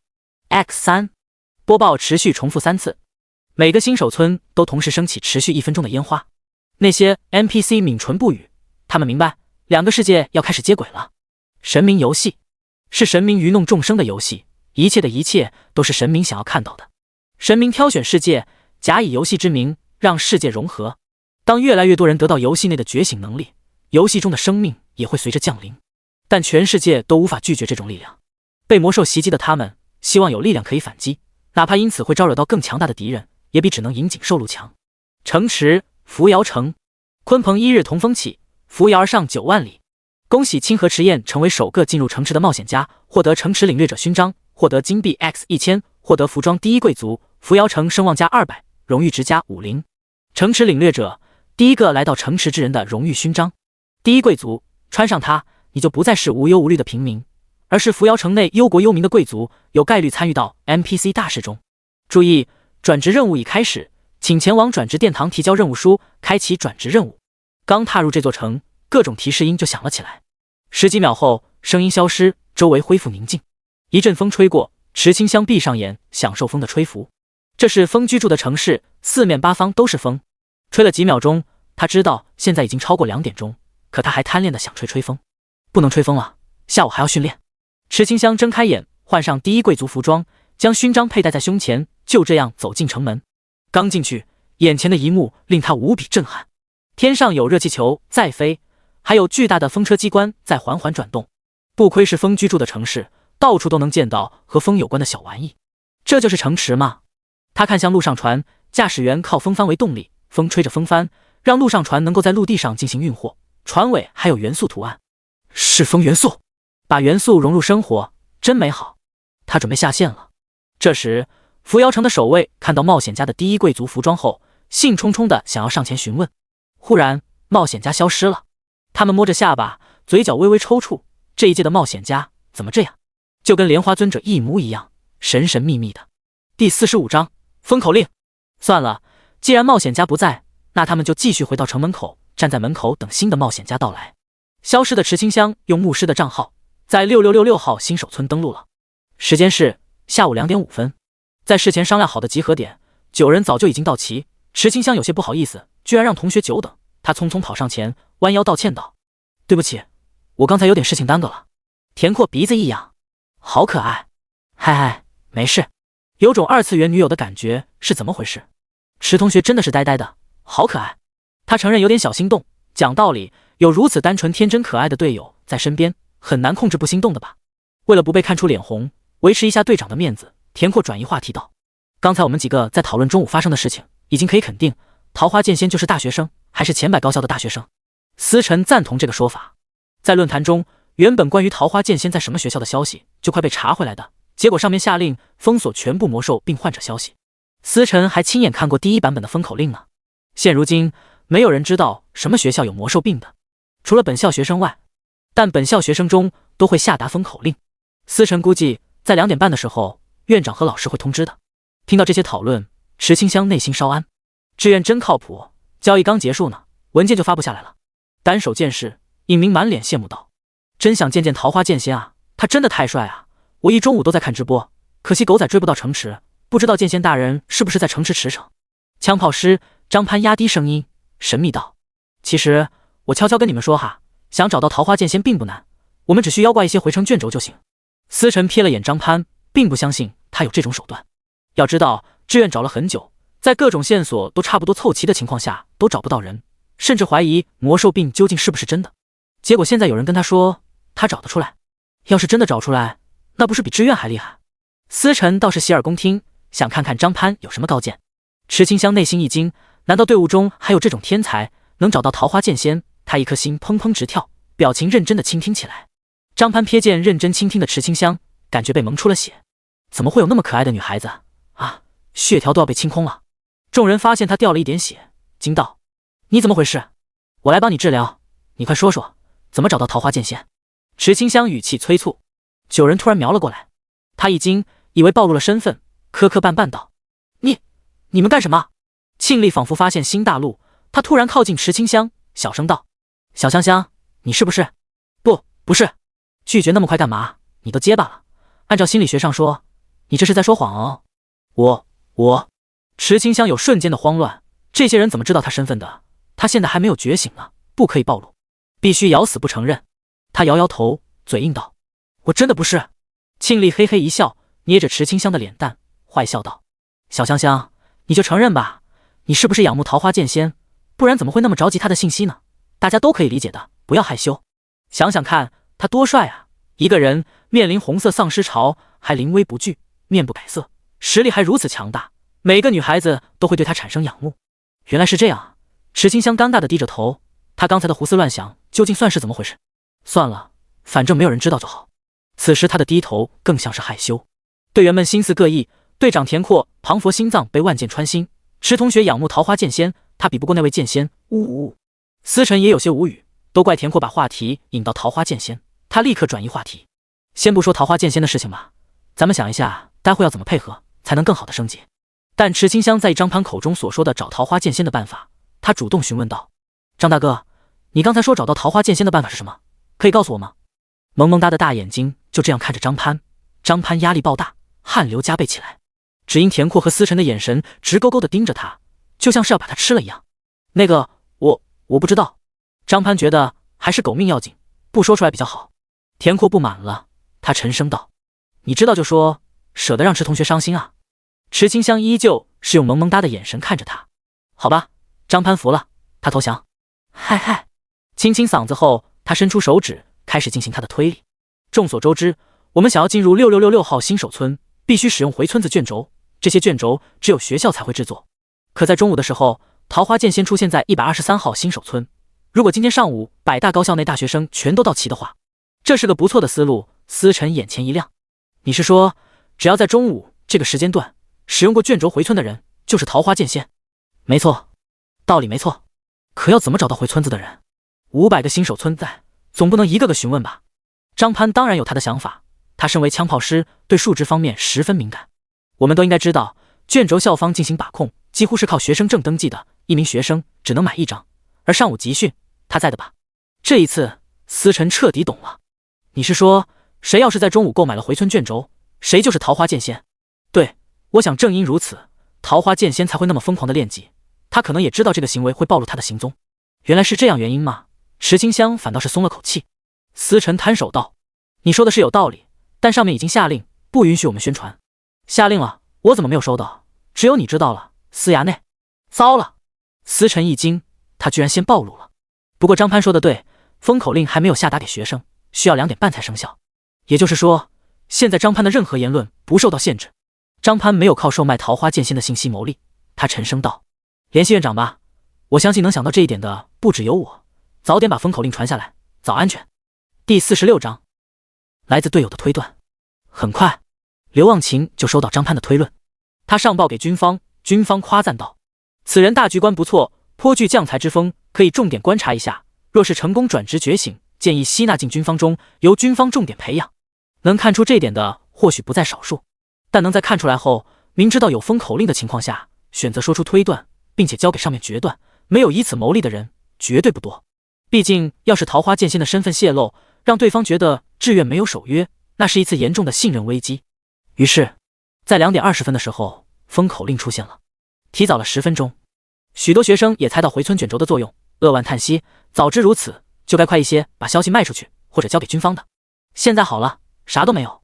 军方还特意表彰了166队伍的张潘，夸他胆大心细，要枪炮师们向他学习。这是军方在树立年轻一辈的领军人物，同时利用光环之下的高压环境，把张潘这块好铁进行锻造，百炼成钢。池清香不管那些，他只知道他很安全，反正没有人会知道他有2个账号。不过嘛，庆历之前说了，很多女孩子对桃花剑仙推崇，所以他想用桃花剑仙的账号和一些女孩子交流，学习怎么成为女孩。毕竟他来到这个世界之前可是男孩，没有成为女孩子的经验，继承的那些记忆和电影一样，看过就忘了差不多。虽是男孩，在男女之情上又是个小白，而且随着他这几天的接触，他对原身发生过的大部分事情都有些遗忘。真要说的话，应该是灵魂完全契合身体后，会把不属于他的记忆彻底抹去，成为旁观者的视角。所以池清香必须早点学习，成为合理的女孩子。就这样决定了，在晚上进行转职后，就找机会取经学习。是女孩子就要有成为女孩子的觉悟。年夜森林中，练级开始了，依旧是燃烧瓶。在使用燃烧瓶的时候，张潘激动不已。你们知道吗？剑仙大大一连丢出很多燃烧瓶，居然打出了200万的真实伤害，太厉害了！池同学，你是用燃烧瓶的，你可以做到吗？池清香有些尴尬，他要怎么回复？田阔看出池清香的尴尬，身为队长，他一巴掌就拍在张潘脑袋上，警告道：你是不是犯浑了？池同学是牧师，你让牧师打伤害，你没事吧？嘿嘿，我就开个玩笑。司晨这时插话进来，提醒众人别评了，快点刷级，咱们166队伍现在风头正盛，你们也不想被替换掉吧？当然了，众人干劲满满，刷怪的速度都提高不少。实际上这刷怪速度的提高是池清香对于丢燃烧瓶的时机把握得很好，粗略估计一下，他丢的燃烧瓶没有1000个也有800个了。当玻璃瓶子带着火焰落入史莱姆中，火焰升起，他真实等级很高，所以要控制最后一击不是他击杀，必须尽快解除这种伪装，把等级拉到10级，否则有心人注意到升级的速度异常，会起疑心的。好在队伍中还有盗贼无须，他没啥存在感，都是池清香让他去补最后一刀，这样一来才勉强圆过去经验的问题。无须没有怀疑池清香的指挥，他毕竟是盗贼，背刺伤害比燃烧瓶的高，能保证最后一击肯定是低等级击杀。他的等级都是按照无须的盗贼等级来升的，无须才6级，池清香只能悲催的跟着6级，这个速度很快了，10人中最少的都升了1级。按照这个速度，1个月之后大家都会达到20级的。在学生们练级到时候，志愿正在会议室开会，长条桌子上方有着光幕，工作人员正在寻找中午购买2张回村卷轴，或者是下线前离开过村子的人。这一调查发现，很多玩家都在下线之前离开了村子，前往其他的村子执行任务。张潘的推断是没错的，桃花剑仙一定隐藏其中，可离开村子的人太多了，最重要的是离开村子的人中没有1人拥有魔职病，也就是说，要么桃花剑仙不是高校学生，要么他不是患者。从中午桃花剑仙急切转职的行为来看，桃花剑仙一定和魔职病有关系。志愿分析，桃花剑仙一定是亲眼见过，或者是身边人就是患者。如果要找，就必须在这些人中找到有魔职病所在的学校。很快，他们锁定了10所大学。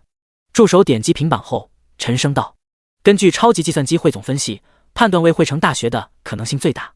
理由如下：1. 汇成大学属于前100高校，校内存在魔职病学生，名为池清香。2. 离开村子的人中，有一位曾经是浮萍镇第1中学的学生，在浮萍镇的同学聚会的时候，那人正好没有参加。3. 浮萍镇是魔职病感染的村子，存在旧时的可能性。4. 按照网络上关于池清香的说法，她患病前的容貌极其清纯美丽，或许是桃花剑仙的暗恋对象。为了爱慕者而冒险吗？倒是有一些年轻人的中二气势。周博士看着几人，提出了他的理由。还有几点，助手没有说，那就是我们联系不上池清香的父母，他们在抛弃池清香后，把国内的一切联系方式都销毁，已经离开朱夏国。身为周博士的助手，他推了下金丝眼镜，将一则资料传到光幕上。沈岩，池清香的初恋对象，承受不住魔职病的压力自杀。几天前，池清香参加过他的葬礼，获得一套房产。那之后一直没有离校，校内无社交。初恋对象这一点是根据同班同学的分析中得出的，可能性很高。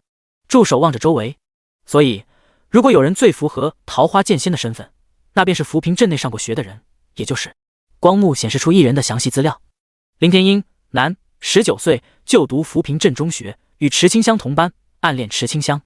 高二那年，父母自曝皇室关系，林天英只能前往滇兰国留学，后以滇兰国留学生身份进入汇成大学。无恋爱史，无犯罪史，无不良嗜好史。父亲为汇成大学教授林延堂，母亲为滇兰国皇室成员伊丽莎白·安妮。林天英为滇兰国皇子。林天英游戏 ID 执剑手一生，职业为单手剑士，等级17。第47章，不会做煎饼果子的便衣。只要是志愿想查的，只要有这个人，今天底裤穿什么颜色都能给你查出来。林天英17级的单手剑士，可能是用了伪装卷轴伪装等级，毕竟如今出现的线索都指向了他。最重要的是，身为皇室，他容貌不差，而且在123号新手村清河池夜女装的时候，那张脸和牧师池清香的脸很像。要想如此像，除了本人以外，那就是暗恋者或者是父母和男朋友。父母消失出国，男朋友存疑自尽，本人又是牧师，不符合剑士职业，剩下最熟悉的便只有暗恋者。综上所述，林天英的可能性最大。这是超级计算机分析出来的数据，但梁博士总感觉很奇怪。他有种预感，大家都忽视了某种东西，那个叫做林天英的不可能是桃花剑仙。周博士其实也心存疑惑，这才开了会议进行讨论。靠计算机分析的话，如果输入的数据一开始是错误，得到的只会是错误的答案。周博士大着胆子道：我决定让池清香离开校园一段时间。助手展示一封消息，是黄毛王大炮的行踪，志愿行动万无一失。他在神明论坛中接取任务，有雇主发布1000万悬赏，让池清香身败名裂，发布者目前没有找到。现实的系统根本无法干涉神明论坛，否则只需要介入论坛后台就能查到是谁发布的。王大炮很嚣张，他收到定金转账后，在小弟周围大肆宣传，我们的人已经掌握线索，根据这次行动制定如下计划。志愿打算利用这个人渣试探出背后的桃花剑仙。如果林天英真的是桃花剑仙，真的暗恋池清香，在看到池清香遇到危险时一定会挺身而出，就算没有出现，他们的人会保护好池清香的安全。此次行动我会争取让军方、警方、校方3方同意，让池清香离校的理由就用那个房子吧。周博士制定完计划，看向几人，有问题的可以举手。众人沉默，他点头道：那就行动。汇成大学外，黄毛几人窝在面包车中，他们正在守株待兔。老大，他们是在进行军方训练，咱们下午等不到的吧？闭嘴，等不到也要等，咱们可是有职业素养的混混。好吧，雇主是怎么说的？咱们待会要怎么行动啊？王大炮刚想说话，突然车窗被敲，他摇下车窗，发现是帽子叔叔来了。帽子叔叔敬个礼后，掏出纸笔，询问道：你们几个把车停在这里干什么？等人放学。违章停车罚200哈，你这是人行道，有异议的话可以申诉。帽子叔叔很是无情，写出一张罚单贴到车窗上，随后敲击玻璃道：记得把车开走。说罢，他继续巡逻街道。王大炮裂开了：我他妈！他刚想破口大骂，小弟们纷纷捂住他的嘴，尬笑地看向转头望来的帽子叔叔。叔叔，你忙，你忙，我老大突然犯病，注意点影响。帽子叔叔刚走开，他就摁在耳麦上，低声道：帽子呼叫07，窃听器已经安装完成。做得好，帽子归队。是。在一处指挥所，行动已经开始。由志愿提供的方式得到3方认同，就连刘忘情都得到部分指令，让他关注池清香，避免魔之病受到寻找桃花剑仙的热度波及。身为当事人，池清香全然不知一项计划正围着他展开，他是诱饵，用来调出黄毛与桃花剑仙。在汇成大学林雀分校区外的大楼上，一杆充满科技感的狙击枪被士兵握在手上，一旁的观察员紧盯面包车。计划当然是万无一失的，一旦察觉池清香有危险，这把枪会开火，一枪足够打碎人骨。军方的要求是只能开一枪，一枪让歹徒失去行动能力。时间推移，临近大学生下课，校外出现许多流动商贩，只不过这一次多出许多陌生的脸。他们只有几个小时临时培训学习就匆匆上岗了。这些人有一个相同的名字，便衣。比如不会做手抓饼的摊主，他说他做了烤肠5年，想着手抓饼好做，就转行做手抓饼，闲谈起来看着十分正常。还有做刨冰的摊贩，手打刨冰，那鼓鼓的肌肉一看就知道这个手打绝对够力度。6点钟，训练结束，和队员告别之后，池清香从虚拟舱做起。刚起来不久，手机收到金堂小区物业的电话，让他过去确定一下汇成3环外金堂小区内是不是有他的房子，要让他带着钥匙亲自认领。询问池清香什么时候有时间，池清香想今晚就转职，他询问道：“周末可以吗？”“就在后天了，我是学生，只有周末有时间。”“好的。”时间定下，池清香放下手机，重新进入游戏进行转职。校外，便衣同时收到通知，行动在后天进行，可以先撤离。他们想走的，可学生已经出来了，他们纷纷开始点单。上面的指令又来了，不要被看出异常。没办法，便衣们只好充当一次老板。一对情侣缠着要吃新来商贩的煎饼果子。亲爱的，我要这个。好吧，老板来2个手抓饼。好，你稍等。煎饼果子，便衣不紧不慢，脑海中回忆紧急培训时学到的步骤：先转圈圈，然后放培根呢，还是放火腿？鸡蛋什么时候打的？不对，鸡蛋好像一开始就打的。萝卜丝放不放？酱料又该加多少？煎饼果子，便衣有些手忙脚乱起来。情侣2人无语了。老板，你这个该不会有特殊身份吧？连个煎饼果子都不会？这个嘛，我之前烧了5年的烤肠，刚转型做煎饼果子，这次不要钱。算了算了，老板你就先把这个弄出来吧。行，没问题。不只是煎饼果子，便衣遇到这种问题，其余便衣同样如此。他们在频道中求助。很快，一些伪装成学生的便衣走来，他们嘻嘻哈哈的，口中谈论的是桃花剑仙，语气充满向往和崇拜。当然，这是演戏。说着说着，其中一人惊讶道：“没想到今天有新的商贩，哥几个全都是一次。”他们一下子就承包了摊位，帮老板解围。第48章，桃花剑仙转职，寂灭难度。指挥室内，众人叹气，必须加紧培训，要在2天后保证看不出问题才行。是。又是一批帽子叔叔进行铁板烧、烤生蚝、刨冰、手抓饼、煎饼果子、卤鸭脖方面的小吃学习，就连深夜都在学习经验。一时间，香味充满整个蓝白建筑，不知道的还以为里面在进行聚会呢，香的嘞。与此同时，神明游戏扶摇城，欢迎回来，尊贵的荣誉剑士。依旧是播报声音。池清香已经习惯，他低头看了眼双手，虚握一下，再一次确定等级，是20级。好，我要去转职了。他满心欢喜，点开地图，发现地图全都是云雾。系统提示：前方的区域需要探索才能解开。其实还有一种办法，那就是得到扶摇城地图就可以驱除云雾。池清香没办法，他需要询问转职殿堂的位置，便走向城门口的守卫。你们好，我想知道转职殿堂该往哪走。被突然搭话，这不符合守卫准则。守卫准则之一，在保护城门时，不允许与民众进行闲谈。守卫刚抬头准备呵斥让搭话的离开，却发现是之前突然消失的荣誉冒险家。下一秒，他们脸上挂着和气的微笑，从怀中掏出地图。尊敬的荣誉冒险家，欢迎您来到扶摇城，这是扶摇城地图，祝您在扶摇城内旅行愉快。池清香不明所以，他伸手接过地图，获得扶摇城地图。很快，转职殿堂的位置在系统地图上出现了，笼罩在扶摇城的云雾随之消失。谢谢你们。他认真道谢后匆匆离去。转职，转职，觉醒，觉醒。池清香心中充满期待。守卫对视一眼，继续站在城门口，严肃无比，仿佛刚才的一切都只是错觉。转职殿堂门前，池清香看着上方的4个大字，望着那精致的大门，毅然走近。在今日，这神秘游戏即将迎来首位进行转职的冒险家。大殿金碧辉煌，铺满红色的地毯，道路两侧有着假山流水与汉白玉雕刻的各种职业柱子。在大殿内部有着许多壁画和一些金丝笼子罩住的莲枝灯。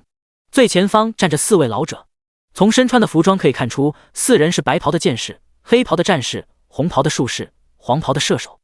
你们好，我来进行转职。池清香率先开口。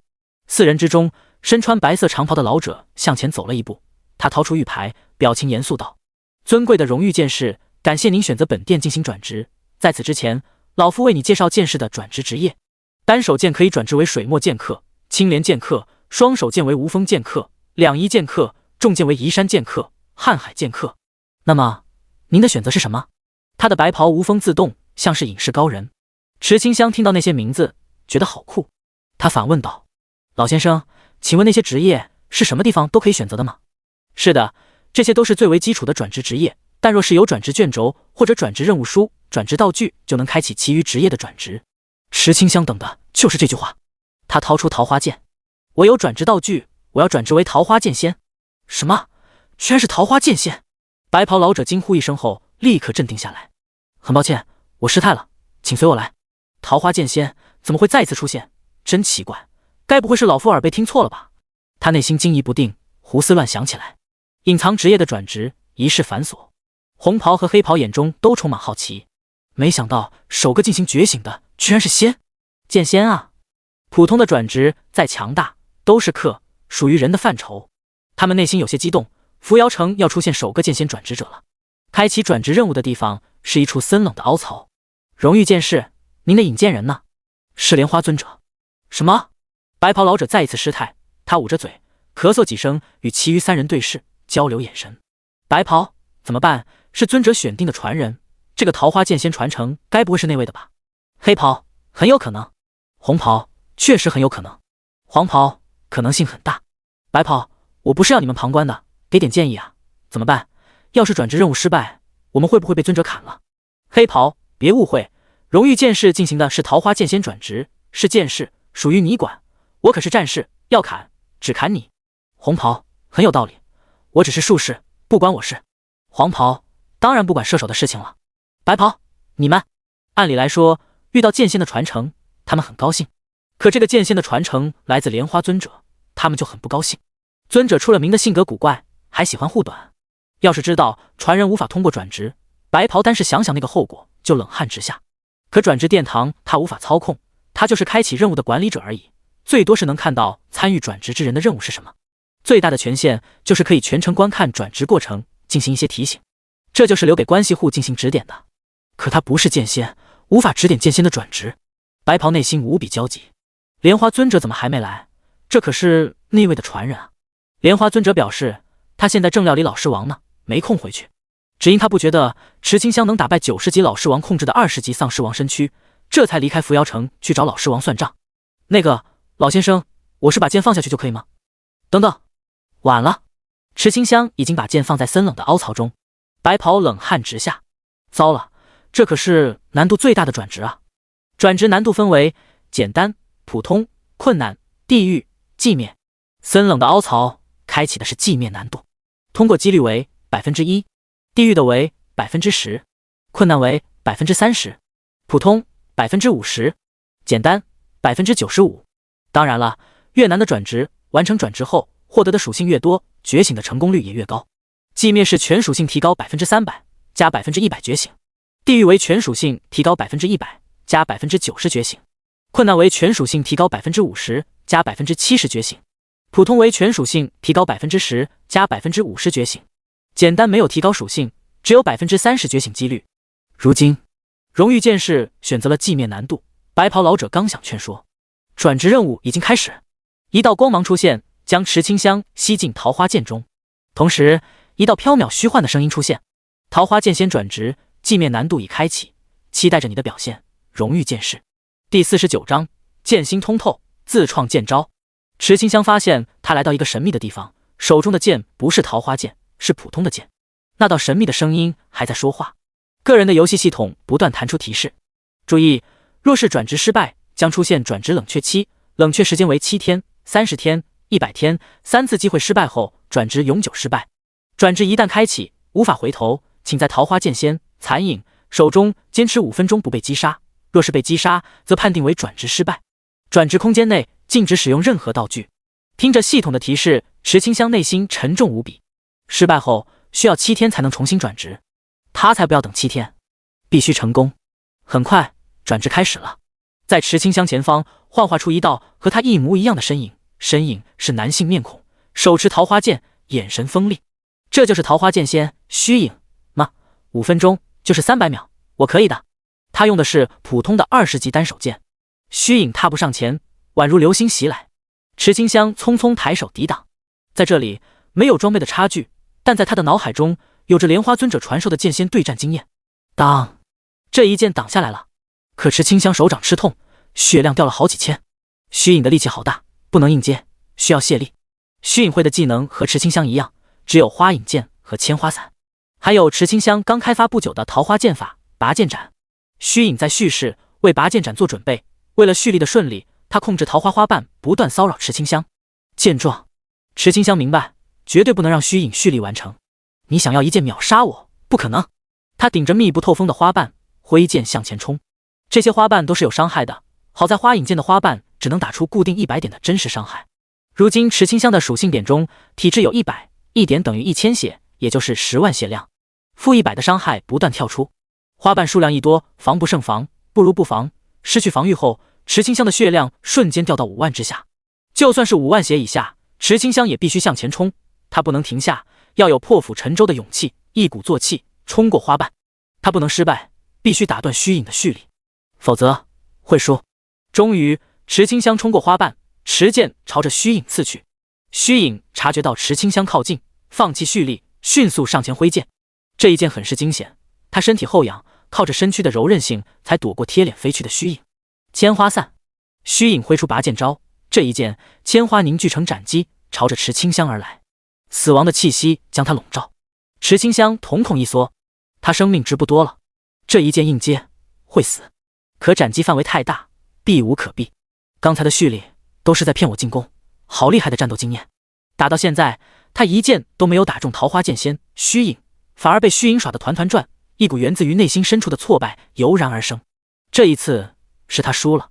在转职殿堂中，白袍老者看着这一幕，蹲下身子，捂着脑袋，嘴里喃喃道：完了完了，彻底完了。融合剑招，这一招用出来，荣誉剑士绝对会输。少了一次转职机会，他们是只有他会被尊者摁在地上摩擦吧。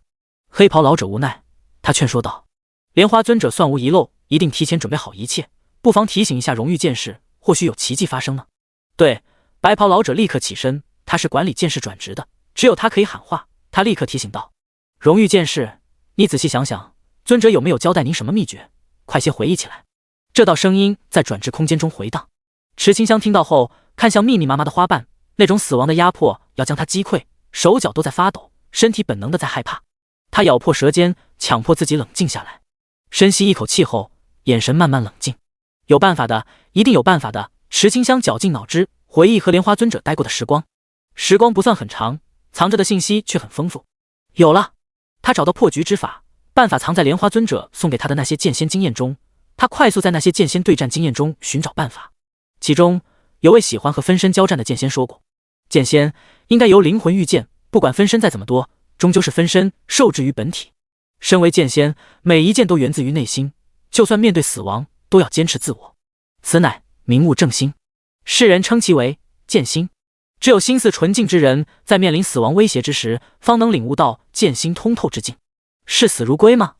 池清香看着花瓣，庞佛花瓣在他的眼前消失，能直接看到花瓣后的桃花剑仙虚影。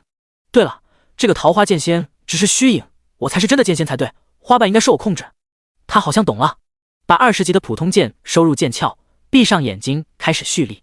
他才是桃花剑仙，花瓣伤不了他。在内心如此安慰自己后，世界仿佛变得安静下来，心如止水。滴答，平时最为恐惧的滴水声，在此刻都变得不再害怕。他开始蓄势，普通剑开始染成粉白色。此刻花瓣距离他很近很近，虚影就这样站着，仿佛一切都已经尘埃落定。白袍老者拳头紧握，紧紧盯着画面，他期待奇迹。忽然，花瓣就这样迎上池清香的身体。见状，白袍老者感觉大脑一阵眩晕，完了完了，直接命中。等等，快起来看，事情没有结束。白袍老者快速爬起来看去，发现花瓣居然没有对荣誉剑士造成伤害。怎么回事？难道是5分钟时间到了？没有，还差1分钟才是5分钟，是奇迹发生了，真的是奇迹。池清香的剑变成了桃花剑，那些花瓣不会对他造成伤害，反而是围在他的身边为他欢呼。剑心通透。白袍老者发现这一幕后，长呼一口气，还好还好，没事没事。黑袍和红袍有些羡慕，居然那么快就出现剑心通透之人。拥有剑心之人，感悟剑道更快，剑招伤害更大。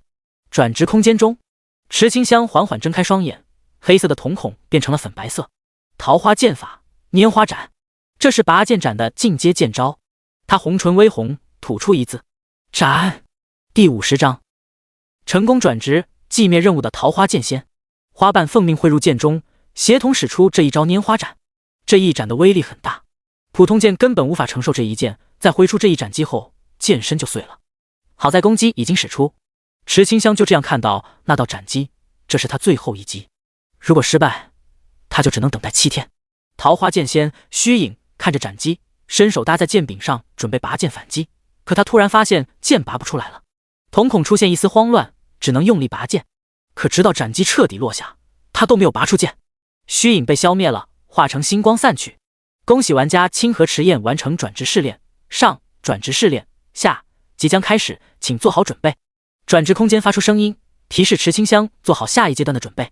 很快，下一波试炼来了，出现的是和池清香一模一样，连 ID 都一样的影子。清河迟彦，影子。好在影子拿着的不是桃花剑。池清香心有所感，伸手虚握，桃花剑在他手中出现。有剑在，还有一战的可能。这是最后的试炼，成功通过就完成转职。白袍老者一颗心直颤，荣誉剑士，你一定要通过呀，不然尊者就要。转职空间中，第二轮是和自己作战，只有战胜自己才能继续前进。影子有剑心，会拈花斩，有不输于桃花剑的引剑，引剑完全复制桃花剑的能力。这一切情报，池清香还不清楚。他刚战胜桃花剑仙虚影，气势正盛，看向影子，踏步向前。这一次，他要主动进攻。当当当，每一次的金戈碰撞都出现花瓣偏飞，明明是战斗，更像是剑舞。粉白色的花瓣和粉黑色的花瓣在空中飘荡，两道身影不断转移，不断进攻。桃花剑法，花影剑；影子剑法，花影剑。多段斩，多段斩。池清香暗暗心惊，影子居然连普通剑招都会，那就让你试一下这一招。他收剑蓄势，影子有样学样。几分钟，池清香快速拔剑向前挥出一斩，桃花剑法，拈花斩。斩！影子不紧不慢，同样拔剑反击。影子剑法，拈花斩。相同的攻击手段出现，池清香表情凝重起来。真的是一模一样，根本无法战胜，连脑海中的那些剑仙经验都一样。而且影子把剑仙经验融会贯通，明明二者全属性都一样，池清香依旧被吊着打。影子融合剑招，把剑招的基本功上挑融入花影剑中。上挑是短暂的控制技能，缺点是后续不足，但在花影剑的补充下，连续上挑出现了。池清香被粉黑色的花瓣连续控制，都被打到空中，每一次都是100点真实伤害，但胜在控制稳定。10万的血量被这一套控制之下打掉好几万。池清香直接学习影子的技能，以牙还牙，也将上挑融入到花影剑中。来啊，互相伤害！影子剑法，多段千花散。斩！见状，池清香眼前一亮，好想法，我的了。桃花剑法，多段千花散。在转职大殿内，白袍老者脸都绿了。这究竟是谁在进行转职？为什么荣誉剑士跑去向影子学习起来？他大喊道：荣誉剑士，您不要学习影子，这样会失败的。影子的技能都来自您的灵魂深处，您要主动施展技能，让影子模仿。荣誉剑士，莲花尊者一定有教你怎么应对复制技能的敌人吧？细想一下，源自灵魂深处，只有您能使用的技能。场外援助的声音在转职空间中回荡。原来如此，池清香醒悟了，难怪不管他用什么招式，影子都可以瞬间使出同样的招式进行反击，甚至还能创造各种技能。原来这些都是他会的呀！既然如此，那就让他主动出击。池清香举起剑，当作法杖一样，大喊道：桃花剑法，治疗术。影子刚举起剑的手卡住了。治疗术，这是剑士的能力。影子复制能力，灵魂控制技能，池清香一魂两角色，本来就知道治疗术怎么用，但在游戏中他受到职业的限制用不出来，却也没有影响。影子就不行了，他仅仅是复制品，一直尝试使用治疗术，可就是用不出来。明明灵魂深处有使用过治疗术的痕迹，他不解，继续使用，不断深挖，直到卡到宕机，卡到自爆。恭喜玩家清河迟彦完成桃花剑仙转职，正在计算转职奖励。大殿中，白袍老者高兴到欢呼，高兴到尖叫，他甩着白发，恨不得高歌一曲。好，好啊，荣誉剑士的转职成功了。虽说他最后看不懂影子怎么就突然自爆了，不过嘛，一想到他不用被莲花尊者在地上摩擦，就感觉到万幸。兴奋到吼叫。几分钟后，他发现荣誉剑士还没有出现，疑惑地看向转职空间，这是怎么回事？把奖励发出去不就结束了吗？3倍全属性加成，多好！要是真的如此简单，那就好了。转职空间停顿的这段时间中，一段段分析正在进行。组后，转职空间的声音再度出现。恭喜玩家清河迟彦超额完成转职任务，斩杀桃花剑仙虚影，斩杀清河迟彦影子，获得全属性500%提升，荣誉值加100，奖励丰厚无比，还多出很难获得的荣誉值。池清香满怀期待地打开角色面板，昵称清河迟彦，职业桃花剑仙，等级20，力量1200，防御600，体质600，智力360，敏捷240，幸运120，5倍，那可是在原有的基础上加多5倍，太强大了。如果这时候使用圣水进行洗髓，那他大概率会直接痛死过去。别想了，如此高的属性，洗髓什么的，所要承受的痛苦根本不是普通人可以想象的。转职空间再一次出现声音：荣誉剑士桃花剑仙清河迟彦，期待我们的下一次见面。这是接术语。说完，池清香就传出转职空间。脚步刚落地，全球播报出现：恭喜朱夏区扶摇城玩家清河迟彦成为首个完成寂灭级转职任务且转职成功的玩家。第51章扶摇城的钟楼。恭喜朱夏区扶摇城玩家清河迟彦成为首个完成寂灭级转职任务且转职成功的玩家。这一次的播报持续1小时，烟火绽放持续1小时。在老狮王的老家中，莲花尊者抬起头看着烟花，露出一丝微笑。注 NPC 只能看到烟花，是看不到玩家游戏系统内播报消息的。小可爱做的真不错，尊者大大，那都不是我做的呀，您能否高抬贵脚？循声看去，原来老狮王被莲花尊者的高跟鞋踩在脚下。他现在心情不错，不想计较老狮王的冒失。他伸手道：本尊者的小辈完成转职，你这个长辈是不是要送点礼物？如果不是丧尸王 LV20搞事情，他应该亲自陪伴小可爱转职的，还会亲自指点小可爱，让他进行地狱难度的转职。现在好了，都不知道小美人选择了什么难度，最少要选择困难难度啊。好在转职是成功了，就算这一次转职奖励不高，50级还有一次机会，所以这耽搁的失误必须要让老狮王赔偿。老狮王认栽，掏出一枚晶石。尊者，这是一枚万尸晶，可以震慑百怪，还可以制造出抵御红色危机的屏障，算是长辈给小辈的见面礼，希望小辈可以顺利成长。万尸晶由1万只狮王死后精华浓缩炼制而成的晶石，具有震慑50级以下生物的作用，还能激活保护屏障。这可是下了血本，就为了给那小辈送礼。莲花尊者满意点头，收了万尸晶后，才肯挪开黑丝大长腿。算你识相，本尊先走一步，给小可爱庆祝。咻！不一会儿后，莲花尊者就消失得无影无踪。老狮王独坐神伤，唉，为什么被割韭菜的只有他？扶摇城。池清香感受到体内强大的力量，他开始期待怎么进行觉醒了。觉醒，觉醒，怎么才能觉醒？他询问白袍老者道：老先生，我转职已经完成，觉醒要怎么做？这个嘛。4人对视一眼，纷纷摇头。现世的觉醒，他们这些人怎么懂？都不是同一个世界的人。等等，他们好像泄密了。不过没关系，反正冒险家听不见。荣誉剑仙，或许您应该寻找尊者，尊者会告诉您答案。我明白了。池清香刚想走出转职殿堂，白袍老者匆匆拦下，笑眯眯道：荣誉剑仙，请在这面墙上刻下属于您的剑痕，用来鞭策后来者。行。桃花剑法拈花斩，1200力量的拈花斩砍在墙壁上。奇怪的是，墙壁居然没有被打破，而是印下一道覆盖整面墙的剑痕。剑痕很深很深，看得白袍老者喉咙滚动。这特喵是刚转职的，怎么实力那么强？都感觉能和他比一比了。他强颜欢笑，拿出早就准备好的礼品，皮笑肉不笑道：荣誉剑仙，相信您这一剑一定会受到后来者瞻仰膜拜，这是您的礼品，是一对宝石打造的小剑肩章和宝石小剑胸章，以及20级转职成功之后的转职套装。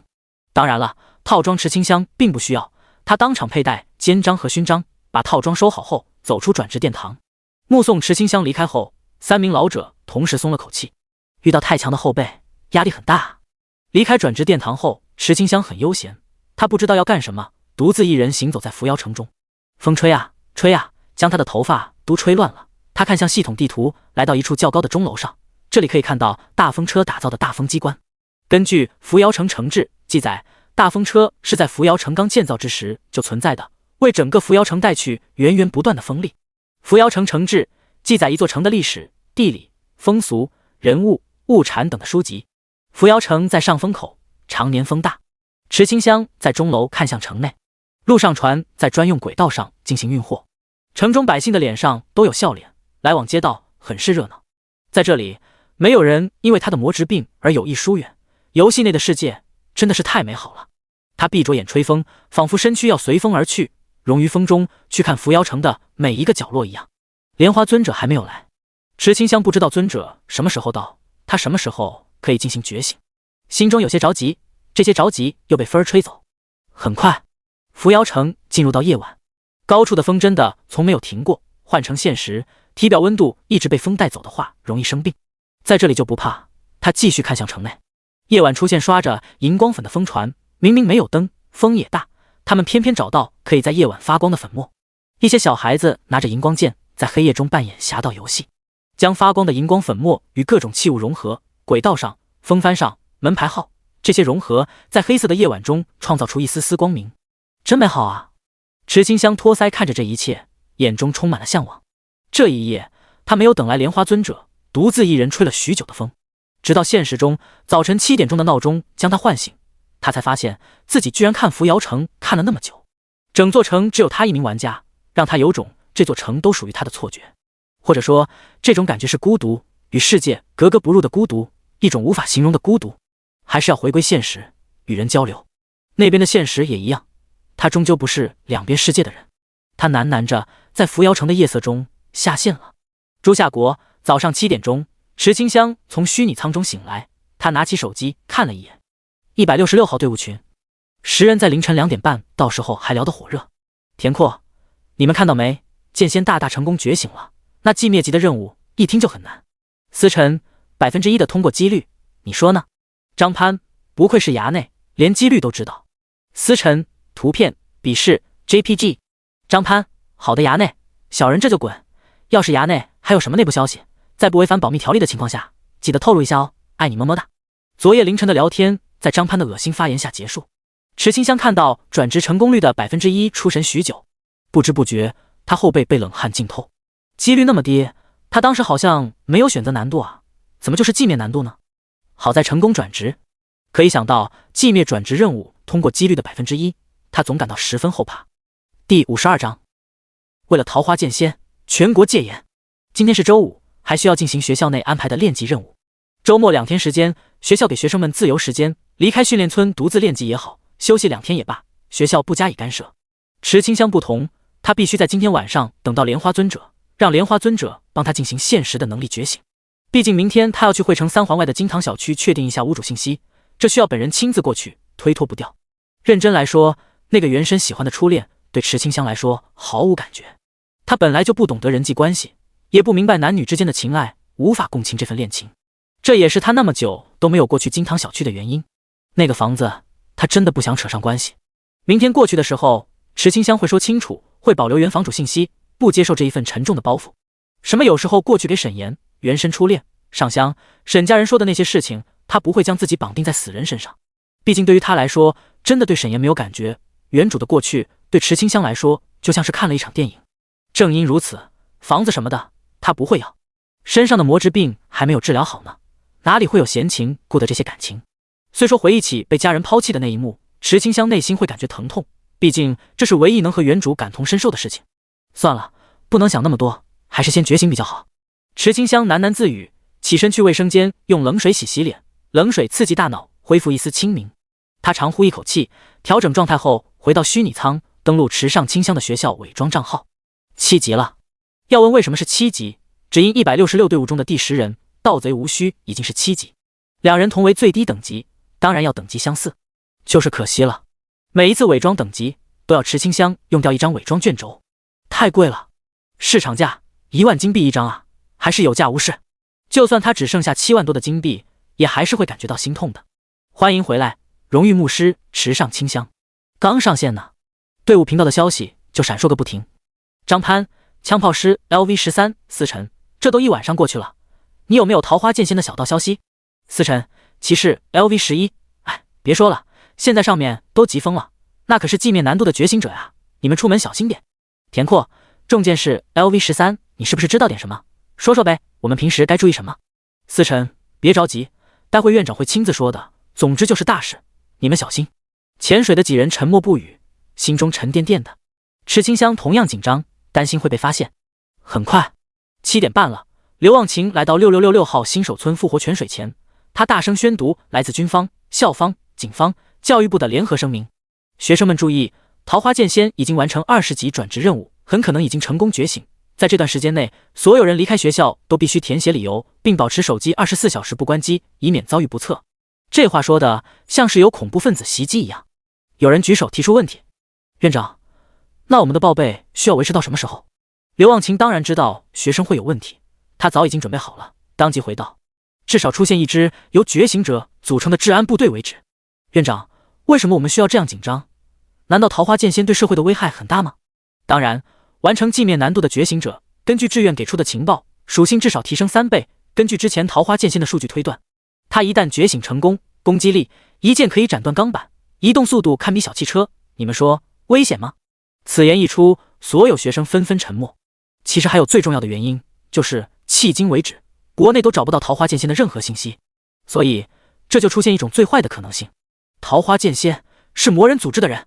这个猜测得到很多人的赞同，能如此熟悉魔之病，绝对是近距离接触的，偏偏魔人组织就是研究魔兽病的，加上一直以来的查无此人，只有像魔人组织这样的黑户，才有办法和现代社会毫无关联，亦或者是外星人，生活在深山老林中的人，否则不可能一点现实的线索都没有。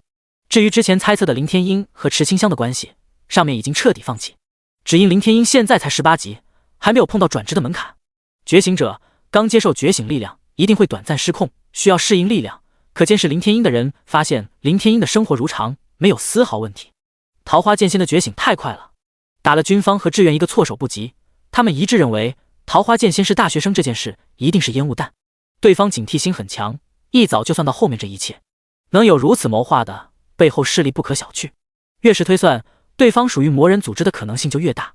之前没有神明游戏的时候，那些组织就从魔兽身上寻找力量，如今出现觉醒者了，会做出什么反社会的事情，根本不敢想。军方不敢大意，这才在全国范围内加大安保力量。或许在某一栋大楼的楼顶之上，就趴着狙击手，正在观察城市的一举一动，姿势体大，刘忘情不能全盘托出，以免引起学生恐慌。总之就是这样，大家听明白了，就去练级，争取早日成为觉醒者。学生们内心沉重地进行练级。池清香不知道他的无心之举居然会造成这种戒备状态。思辰躺在马背上，他叹道：也不知道桃花剑仙是何方神圣，我跟你们说，桃花剑仙一旦觉醒，继承了力量，只要是个现代人，绝对会露出马脚。此话令池清香内心一惊，他很想问为什么，可又害怕问了会显得奇怪，只好按捺住内心好奇，默默向前走着。张潘却是笑了，他摇摇头道：你怎么就肯定会暴露？废话，你平时生活不用力，不走路啊，这些下意识的行为一旦差距过大，就连傻子都看得出问题吧。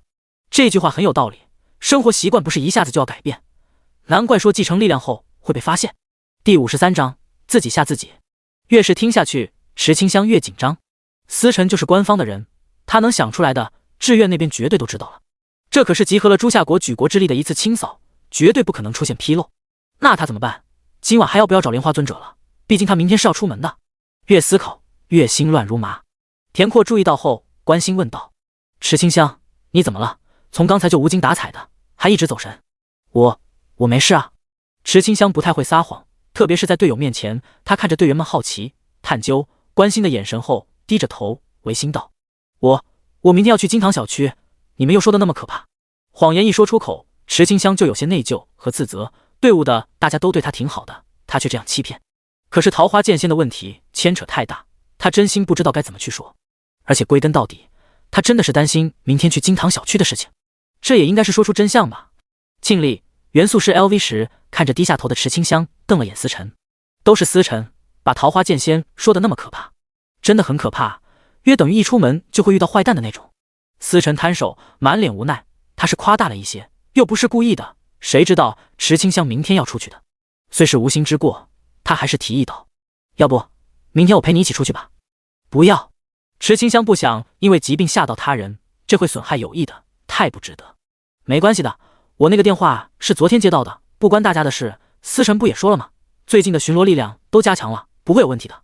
别看田阔长得粗犷，他心细着呢。为了打消池清香内心的恐惧，他立刻附和道：对啊，没事的，现在社会那么安全，怎么可能出现危险？对，不要自己吓自己，咱们都是大学生，又没有惹到什么人，哪里来的麻烦？没错，不要胡思乱想了，咱们快些练级，觉醒后就有自保能力了。队友越是这样安慰，池清香的内心就越是煎熬。那么好的队友，真的是太难得了。10人开始练级，岩石史莱姆蹦蹦哒哒的。田阔看到后，手持重剑向前跑去，靠近史莱姆后，他厉喝道：“吃我一剑，重击！”岩石碎裂。这时，一名单手剑 LV11快步向前奔跑，来到史莱姆身后，眼神锐利，快速出剑，3段斩，上挑，张潘补伤害，来喽！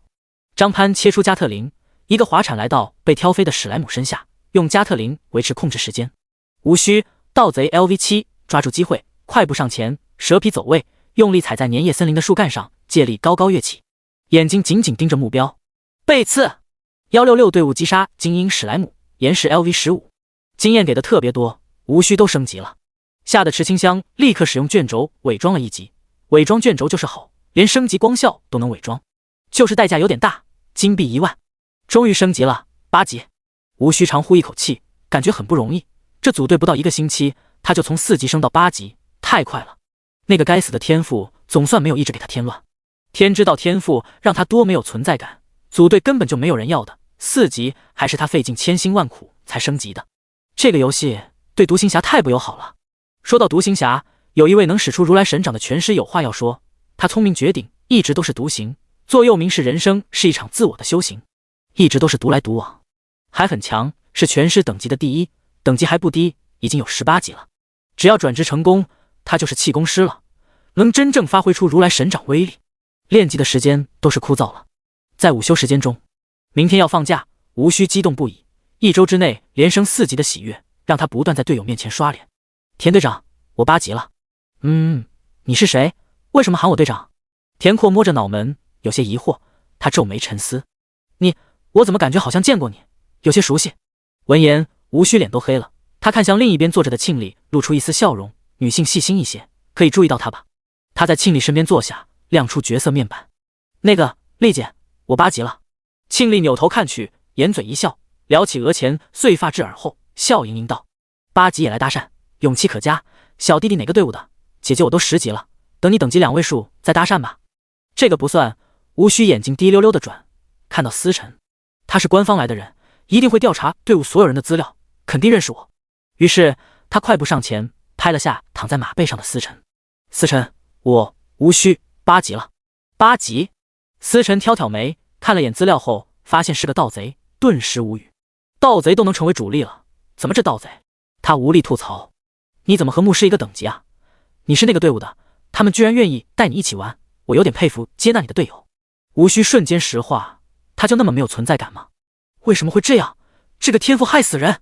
天赋虚无，降低存在感，这存在感也降低得太过分了吧？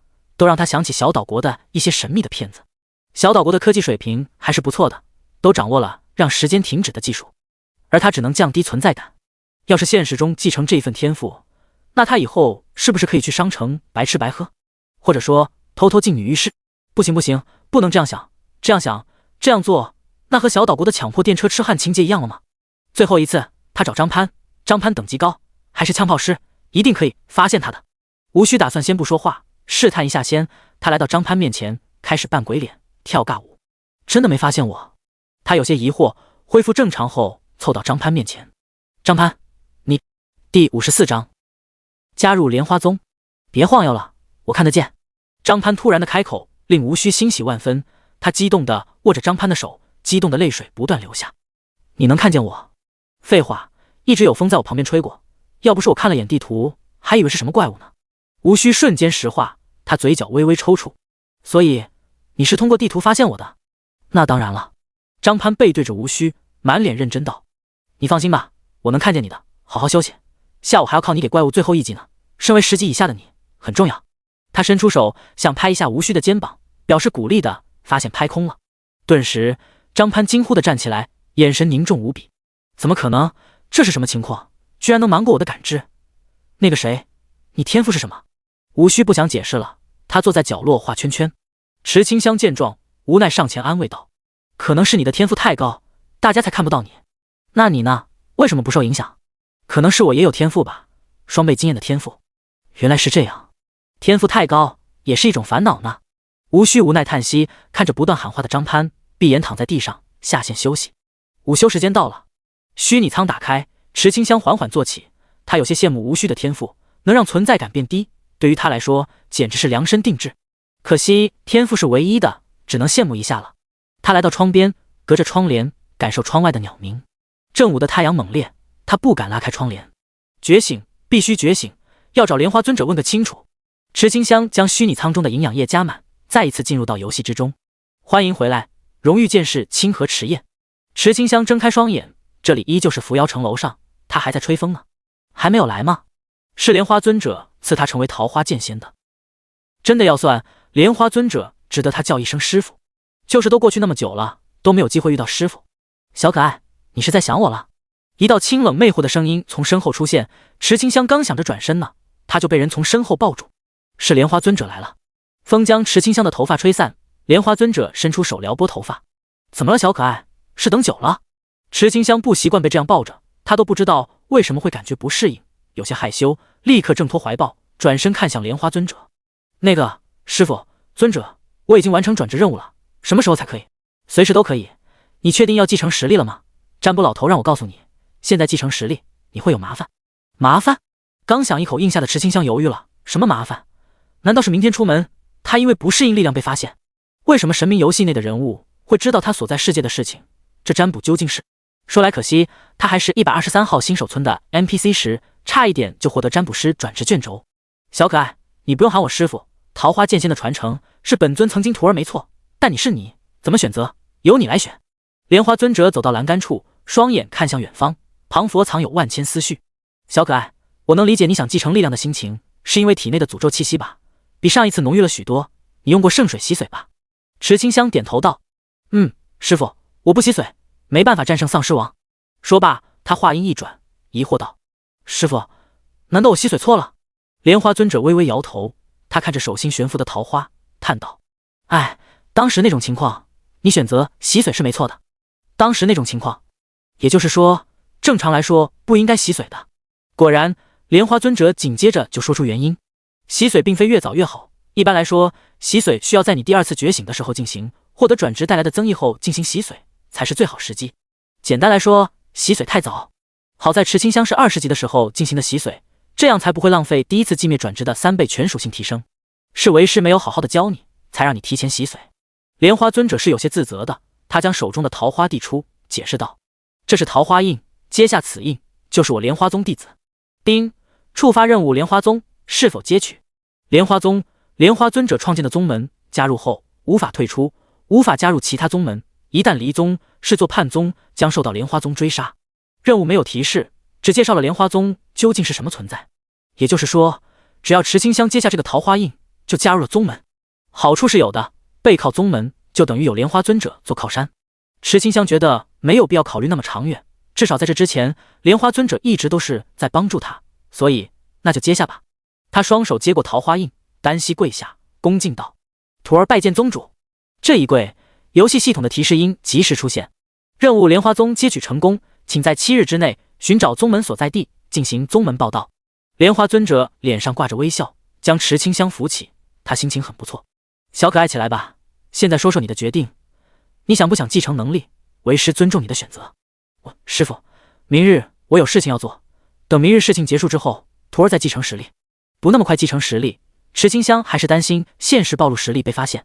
思辰说的太恐怖了，他不是怕遇到危险，他没有惹事，哪来的危险？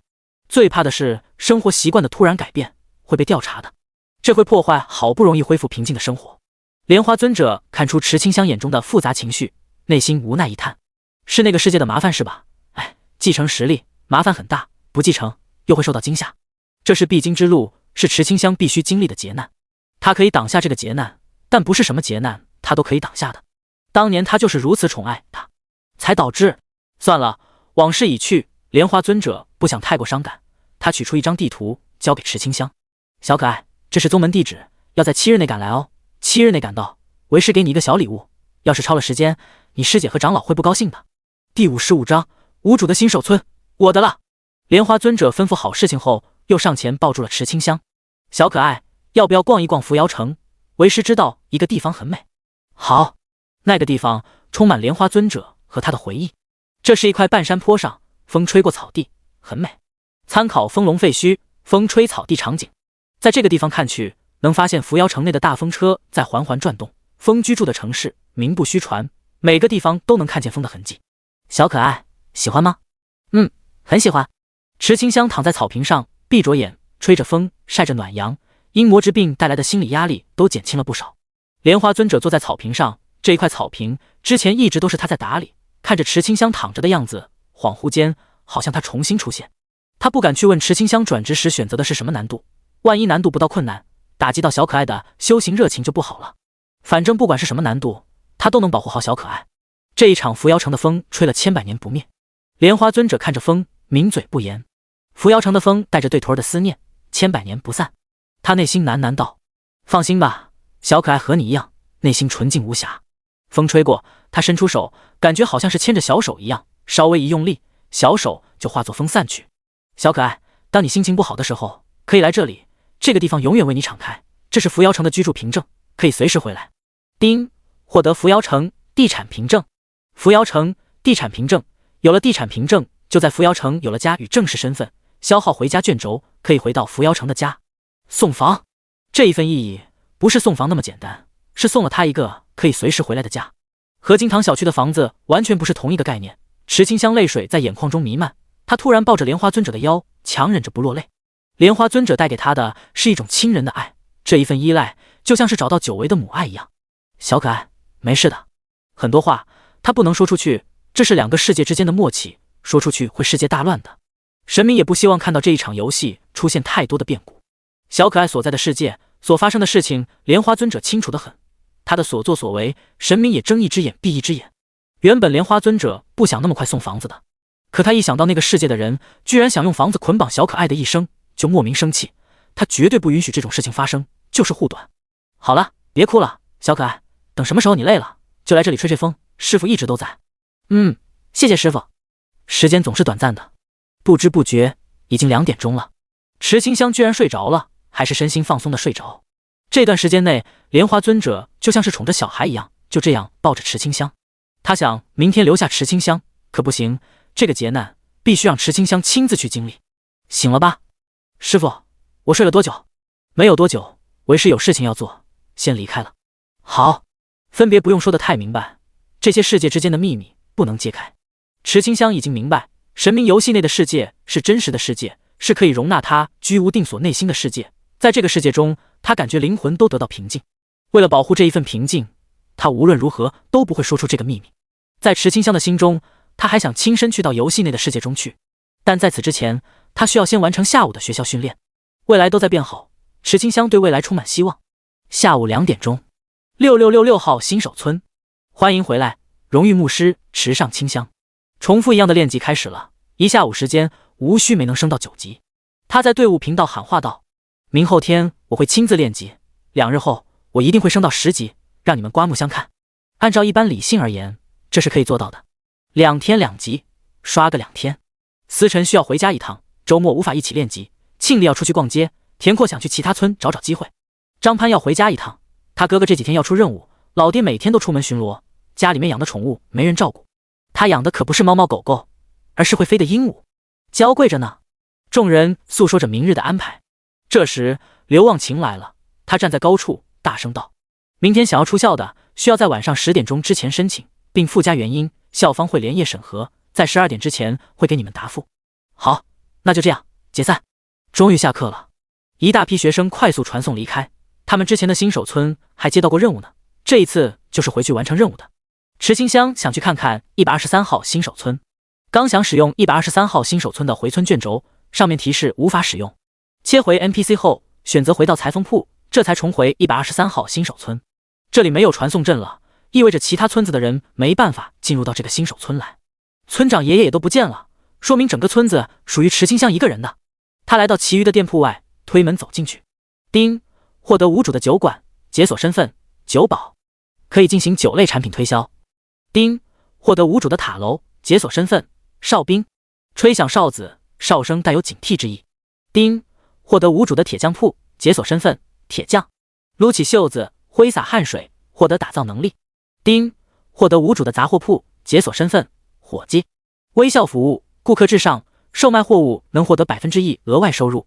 整个村子都成为了池清香的私人财产，简直是赚大了。NPC 全都搬走了，他用 NPC 的身份将所有的地产收入囊中，简直不要太爽。这一晚上，他在这里面玩疯了。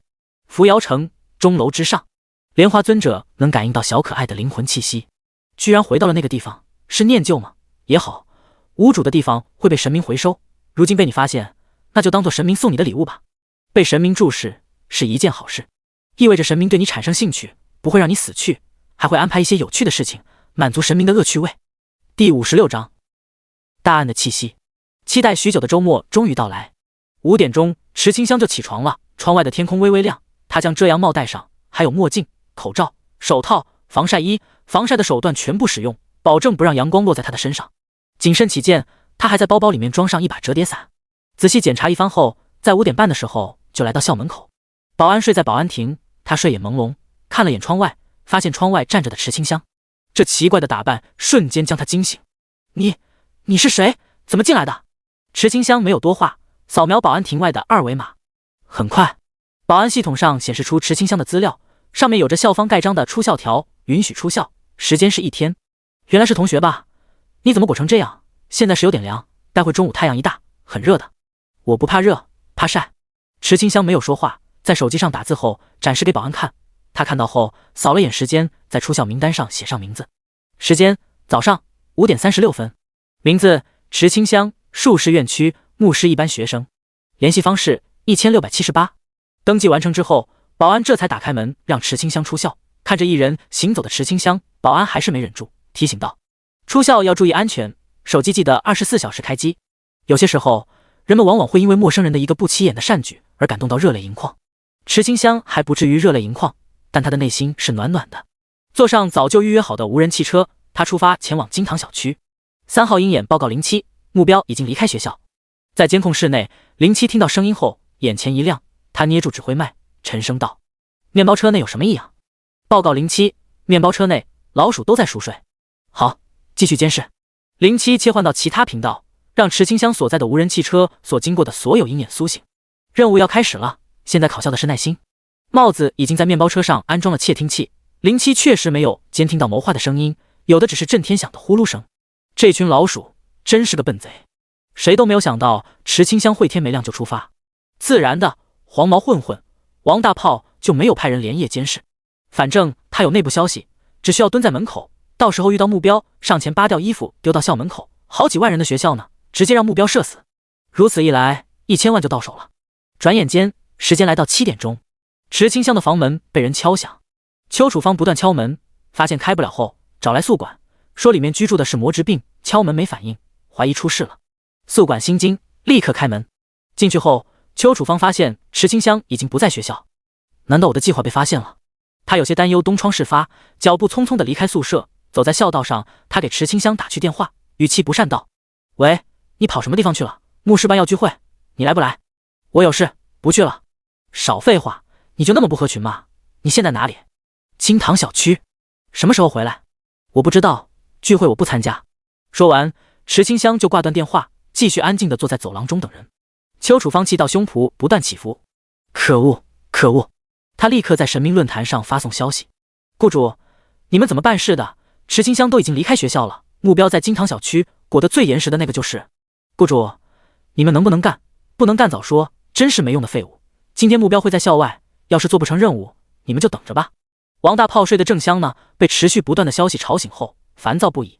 他拿起手机一看，刚开破口大骂，定睛一看，顿时惊醒。快速回复消息后，他踹醒周围的小弟，扯着嗓子怒骂道：都给老子醒来！雇主发话了，目标在金堂小区，给我们过去堵他。老大，我们不是在校门口堵人吗？这憨憨的提问气得王大炮肝疼，他一手拍着小弟的脑袋，咬牙道：你傻啊，谁知道他什么时候回来，先过去把人抓了，到时候扒光丢校门口，效果是一样的。不愧是老大，真聪明，还特么的废话，快开车。是。面包车开走了。07监听到对话，立刻指挥起来。在金堂小区外，物业刚想出门与池清香见面，迎面就走来一群人。他们展示证件之后，物业人员连连点头。他们不敢过问这些人的任务是什么，只能发散思维。根据电视上常说了，查水表的目标绝对是有问题的人。今天物业要见的一个小姑娘，说起来那小姑娘来的也太早了，6点钟就已经在走廊等待。等等，难道说今天来的小姑娘是凶犯？这一想，物业的内心有些激动起来。第一现场看到抓捕过程，激动呢。该说什么，不该说什么，你都清楚吧？清楚清楚，我们一定配合。帽子无语了，怎么突然那么好说话？这是脑补了什么东西吗？算了算了，他低声汇报道。报告07，帽子已就位。07收到。报告07，鹰眼13已就位。07收到。鹰眼13，你必须保证市民安全，允许射击。鹰眼13收到。在一处高楼之上，鹰眼13趴在天台，身前摆放一把狙，瞄准镜紧紧盯着池清香。观察员则是观察池清香身边情况，排除危机。这可以说是第一起利用神明论坛行凶的案例。恰逢桃花剑仙转职成功，让本就十分重视的事情更加一层楼。林天鹰那边已经被志远安排好与池清香见面，王大炮的面包车时刻都在射击范围之内。这是一次万无一失的行动，必须确保魔质病患者池清香的安全。7点半，池清香总算和物业见上面。你好，我是金堂小区的物业管理，前2天和您通过电话的，您就是池清香，池小姐吧？我是池清香。那好，这是房屋转赠协议，如果没有问题，你就签字吧。物业拿出好几张合同，都是1式2份。池清香看了几眼，发现根本看不懂合同，他放下合同，认真道：我来这里不是为了签合同的，我想说这个房子我不要。第57章，我的未来是由我做主。什么？你不要房子？池小姐，你不知道金堂小区的价值吗？物业激动地站起，他以为池清香是小姑娘，不明白这个房子的价格，立刻开始介绍起来。金堂小区距离汇成大学不到30分钟，周围就是商业城、学校、医院、游乐场，很有升值空间。这一套房按照现在的市场价来算，至少也要500万。池小姐，你还打算不签下转赠协议吗？就算是明白了房子的价格，池清香的态度也没有丝毫的改变。他才不管房子多贵，他只是不想要房子而已。未来是属于他的新人生，不应该被原主的过去捆绑。你也说了，房子价值500万，我只是普通大学生，没办法接受这个。这房子对于现在的我来说是负担，我不想要。可是这转赠合同那都是沈先生委托好的，沈先生就是沈岩老爸。池清香才不管这些，他态度坚定，就是不想要房子。物业无法做主，只好打电话询问沈先生。很快电话接通了，物业说明一切后，他看向池清香：池小姐，沈先生有话跟你说。池清香接过手机：清香，物业说你不想要房子，是真心的想法吗？沈先生是担心池清香被物业胁迫，这才询问他的真实想法。但池清香真的不想接受房子，这个房子等于是原主的过去，他不想背负这些不属于他的过去。态度坚定道：我知道叔叔是，总之我不想接下这个房子，他已经离开了，您不想触景伤情，我也不想一辈子被房子困住，抱歉。电话那头出现长久的沉默，还能听见细微的啜泣声。池清香明白他话说的太过直白，有些伤到沈岩父母的内心。可是他也要有自己的生活啊，不想被这个事情绑定一辈子。他一咬牙退了一步道：叔叔，您要是信得过我，我可以留下一把钥匙，有时间会过来帮忙打扫房子，为他献上一炷香。好，清香，是叔叔狭隘了，没有考虑周全。你是个好女孩，叔叔不应该将你绑在房子中，是叔叔错了。沈岩父母终于放下这一份心结，他答应了，愿意废除转赠合同。如此，池清香总算是松了口气。他认真道：叔叔，没关系的，他先离开我的世界，我的过去也在那一天死去了，新的未来我想活下去，过上新的生活。你一定可以有新的生活的。转赠合同作废了，房子依旧是属于沈岩父母的，池清香只有一把钥匙，这是开启过去的钥匙，亦是原主的钥匙。房子内埋葬的是原主和沈岩的过去。我想进去上一炷香。没问题，这是钥匙。物业眼眶红红的，他还以为池清香是歹徒呢，没想到是个苦命的孩子。池清香接过钥匙，打开房门，眼前冷冷清清的，这是精装修的房子，不愧于500万。宽敞的房子让看惯病房和宿舍的池清香有过一瞬间的震撼。他缓了好几秒，来到灵牌前，点燃3支香。物业和帽子都在门外等待。帽子余光看向室内，他是在保护池清香，但他也看到这姑娘坚强的另一面。纵使身患魔质病，依旧想努力的活下去。资料上说他是牧师，牧师一定可以战胜病魔，重获新生。灵牌之前，池清香看着上面的照片，在原主的记忆中，他知道两人的过去像是电影一样倒放，很美好。可惜，沈岩，爱你的那个他已经追随你而去，以后的生活是我的，希望你们在另一个世界可以好好的。把香插在香炉中，池清香呼出一口气，转身离开房间。谢谢你们，我先走了。转赠合同的事情已经结束，池清香要回家接受觉醒力量了。未来从这一天开始改变，他会越来越好的。金堂小区外，面包车太过破旧，根本进不去。王大炮只能在外面蹲守，直到9点钟，他才看到有人从小区内走出，发现那人的穿搭后，吐槽道：“这才9点钟就穿那么多，是不是肾虚啊？”老大，我们的任务目标好像就是这种穿很多衣服的魔质病人吧？这句话提醒了王大炮，他一拍脑子，快速拉开车门，没好气道：“知道还不行动？上！”面包车真神秘，从里面走下10几人，都不知道是怎么塞进去的。追上去！鹰眼13发现面包车内嫌犯行动后，立刻报告07。鹰眼13报告07，嫌犯已经行动，是否击毙？07收到，鹰眼13待命。07结束和鹰眼13的通讯后，看向指挥室内的几人，开始安排行动。让帽子先拖延一会。林天鹰在什么地方？林天鹰正在前方转角。好，全部准备，便衣出动。是。很快，围绕在金堂小区外的所有便衣纷纷行动起来。假装送外卖的脱下黄色衣服，逛街的2人摸向耳边，朝着指定位置走去。在旁边转圈圈的出租车司机立刻掉头，车内几人摸向后腰，眼神坚定。扫落叶的清洁工，检查线路的电工，每个地方都有便衣潜伏其中。他们余光看向转角，林天鹰哼着小曲朝着金堂小区走去。这里是他家，周末一大早，他想着回家练级。一想到桃花剑仙的强大，简直是剑士的偶像，令他中二之魂熊熊燃烧，想着一定要早些20级，成为第2个20级的觉醒者。这时前方出现骚乱，池清香感觉他运气真的太差了。刚离开金堂小区呢，就发现面包车停下，下来10几人，那些人一看就不好惹，他都不敢多看，只好脚步加快离开。这些人该不会误会我是金堂小区的人，想要抢劫吧？我没有钱啊！思辰真的是乌鸦嘴，怎么还真的让我遇到这些危险了？他之前还不确定这些人是不是在跟踪他，直到他脚步加快，后面也加快，他放缓，后面也放缓，然后他选择了报警。第58章，真的危险才刚出现。出警需要时间，池清香只好强迫自己冷静。他明白自己是个弱，脚步不自然地加快起来。王大炮跟得有些不耐烦了，他突然想到，为什么他要跟踪啊？直接冲上去把人掳走不就行了？真是费事，也不知道那个小弟说的跟踪真是浪费时间。而且他发现身后居然也有人在跟他们。不好，我们被发现了，让包子开车，咱们快些冲上去把人绑了。10几人的跟踪，想不发现都难。池清香察觉到他们的举动后，毫不犹豫地跑了起来。鹰眼13时刻盯着池清香，不只是13，王大炮有几人就出现多少把狙，全部已经就位。出了金堂小区的帽子发现这一群人跑起来后，快步冲上前。池清香跑不过王大炮，他发现前方转角，立刻拐了进去。这一进去就发现林天鹰是无辜的路人，他喊道：“快跑，后面有歹徒！”什么歹徒？林天鹰还有些懵逼呢，突然看见转角冲来10几人，吓得他撒腿就跑，速度不快，是正常人水平。这怎么回事啊？时刻观察这一切的07将视频传给志愿，几秒之后，分析结果出现，林天鹰还属于普通人范畴。所有人都是普通人，其中魔质病患者池清香身体状态很差，初步判断病情已经进入第2阶段，在经过运动之后，血液流动加快，还会导致病情加重。不能等了，07立刻下令。很快，便衣从4面8方出现，抓捕用的是溢出力量的方式。王大炮看着突然出现的人，面露凶色：“你们想干什么？找死啊！”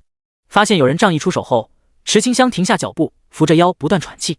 太累了，这个身体真的太累了。林天鹰好奇道：“你这样呼吸不累吗？跑了那么一会，很热吧？怎么不把口罩摘了？”我没事。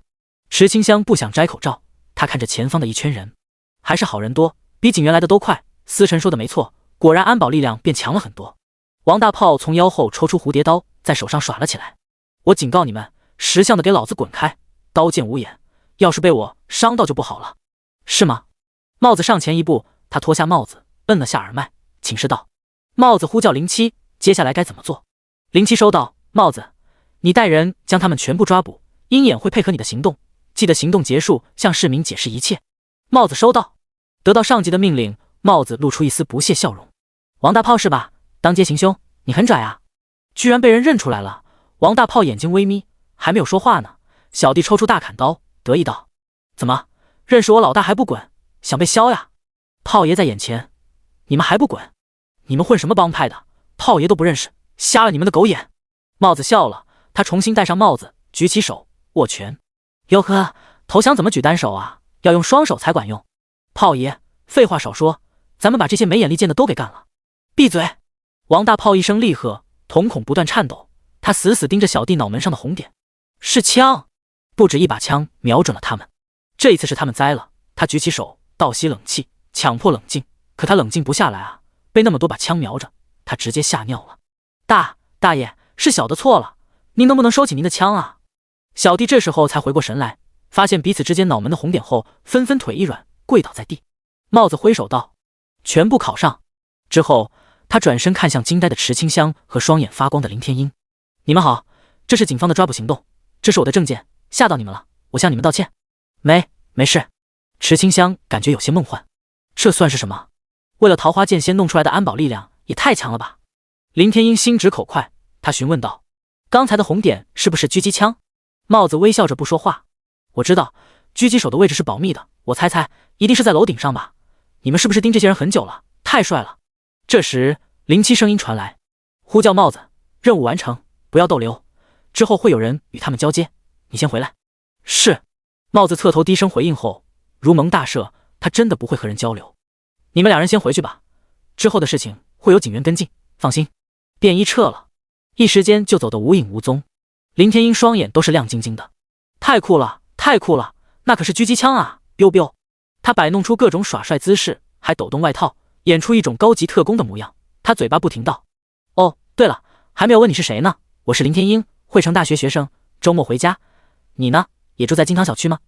真是话痨啊！池清香不太想说话，他摇摇头，没有解释，转身刚想走，林天鹰突然上前一步，想去掀他的帽子，吓得池清香立刻蹲下护着帽子：“别动我的帽子，我不能晒到阳光。”沙哑的声音不能晒太阳，浑身包裹。三者结合，林天鹰瞳孔一缩，脚步忍不住的向后退了好几步。你是魔质病患者，是不是母体？池清香摇摇头。见状，林天鹰才松了口气，他拍打胸口，真是虚惊一场。吓死我了，我就说嘛，你要是母体的话，上面怎么会让你自由行走？不过我猜刚才那一伙人是冲着你来的。你为什么这样说？你看那些便衣的出现，一定是盯着那群人许久了，而那群人是盯着你的。你说，你有什么值得别人惦记的？惦记他？池清香仔细一想，还真的没有发现他有什么特别的，又是摇头。林天鹰一拍手，高深莫测道：“其实魔质病会被一种人盯上，那就是魔人组织，他们需要大量病人样本，研究出更强大的病毒。魔人组织长什么样？池清香必须知道魔人组织的样子，好让他有些准备。下一次见到那些人，他一定随腿就跑。”林天鹰想起他在国外见到的那些组织之人的穿着，摸着下巴回忆道：“他们喜欢穿斗篷和面具，不同的颜色象征不同等级，一般都是黑白执事一起行动。”听着，池清香看向前方，背后冒出冷汗，他嘴巴哆嗦起来：“你说的是他们吗？”第59章魔人的力量。怎么可能？那可是魔人组织，怎么敢出现在大街上？你仔细看了没？面具和斗篷上有没有被六芒星包围树丛的图案？林天鹰摆摆手，笑着看向池清香指的方向。黑白斗篷，有颜色，有图案。看着，笑着，他脸部表情僵硬，嘴唇都被吓到发白，后背冷汗直下，嘴唇哆哆嗦嗦起来。快跑啊！这些人真的是魔人组织的，还是黑白执事？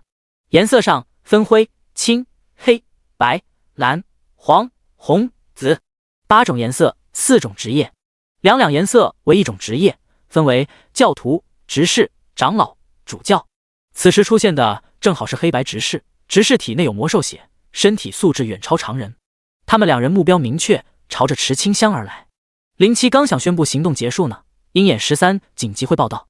鹰眼13呼叫07，金堂小区外出现魔人组织，由黑白执事领导，事情紧急。07立刻捏住指挥脉，沉着冷静道：“07呼叫帽子，你们带着便衣回到任务位置，魔人组织出现了，允许击毙。”是。帽子摸着耳麦，看向周围便衣，沉声道：“都跟我回去，魔人组织出现了，可以开枪。”林天鹰感觉他今天真是倒霉，喝凉水都能塞牙缝的那种。为什么他就是周末回趟家，先是撞见恐怖分子，又遇到邪恶组织？老天，难道他的剑仙梦想要在此刻被毁？不行，仔细想想，如果是偶像遇到这个事情会干什么？桃花剑仙孤身挡在丧尸潮面前，脸上毫无惧意。偶像能做到，他也可以做到的。林天鹰中二之魂熊熊燃烧，有样学样，也来一出英雄救美。小姑娘，你先走，这里交给我吧。池清香并不想走，可她留下也只是个拖累，认清自己很重要。她点点头，小声道：林天鹰，我记住了你了，我叫池清香，和你同校。她想活着，一咬牙转身离开。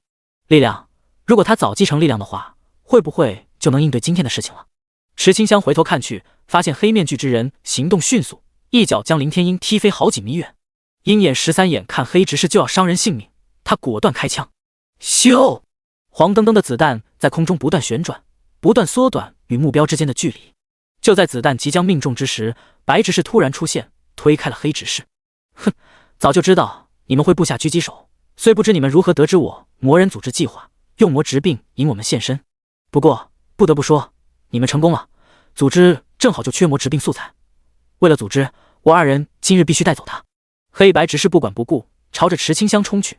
帽子这时及时赶来，他指挥便衣拔枪射击。砰砰！黑白执事行动迅捷，居然能躲过子弹。狙击手在高处协助，瞅准机会击中黑白执事双腿，废除他们的行动能力。被击中之后，黑白执事重重栽倒在地。有趣，太有趣了！孱弱的人类根本无法保护这个世界，只有成为至高无上的魔人才会变成强者。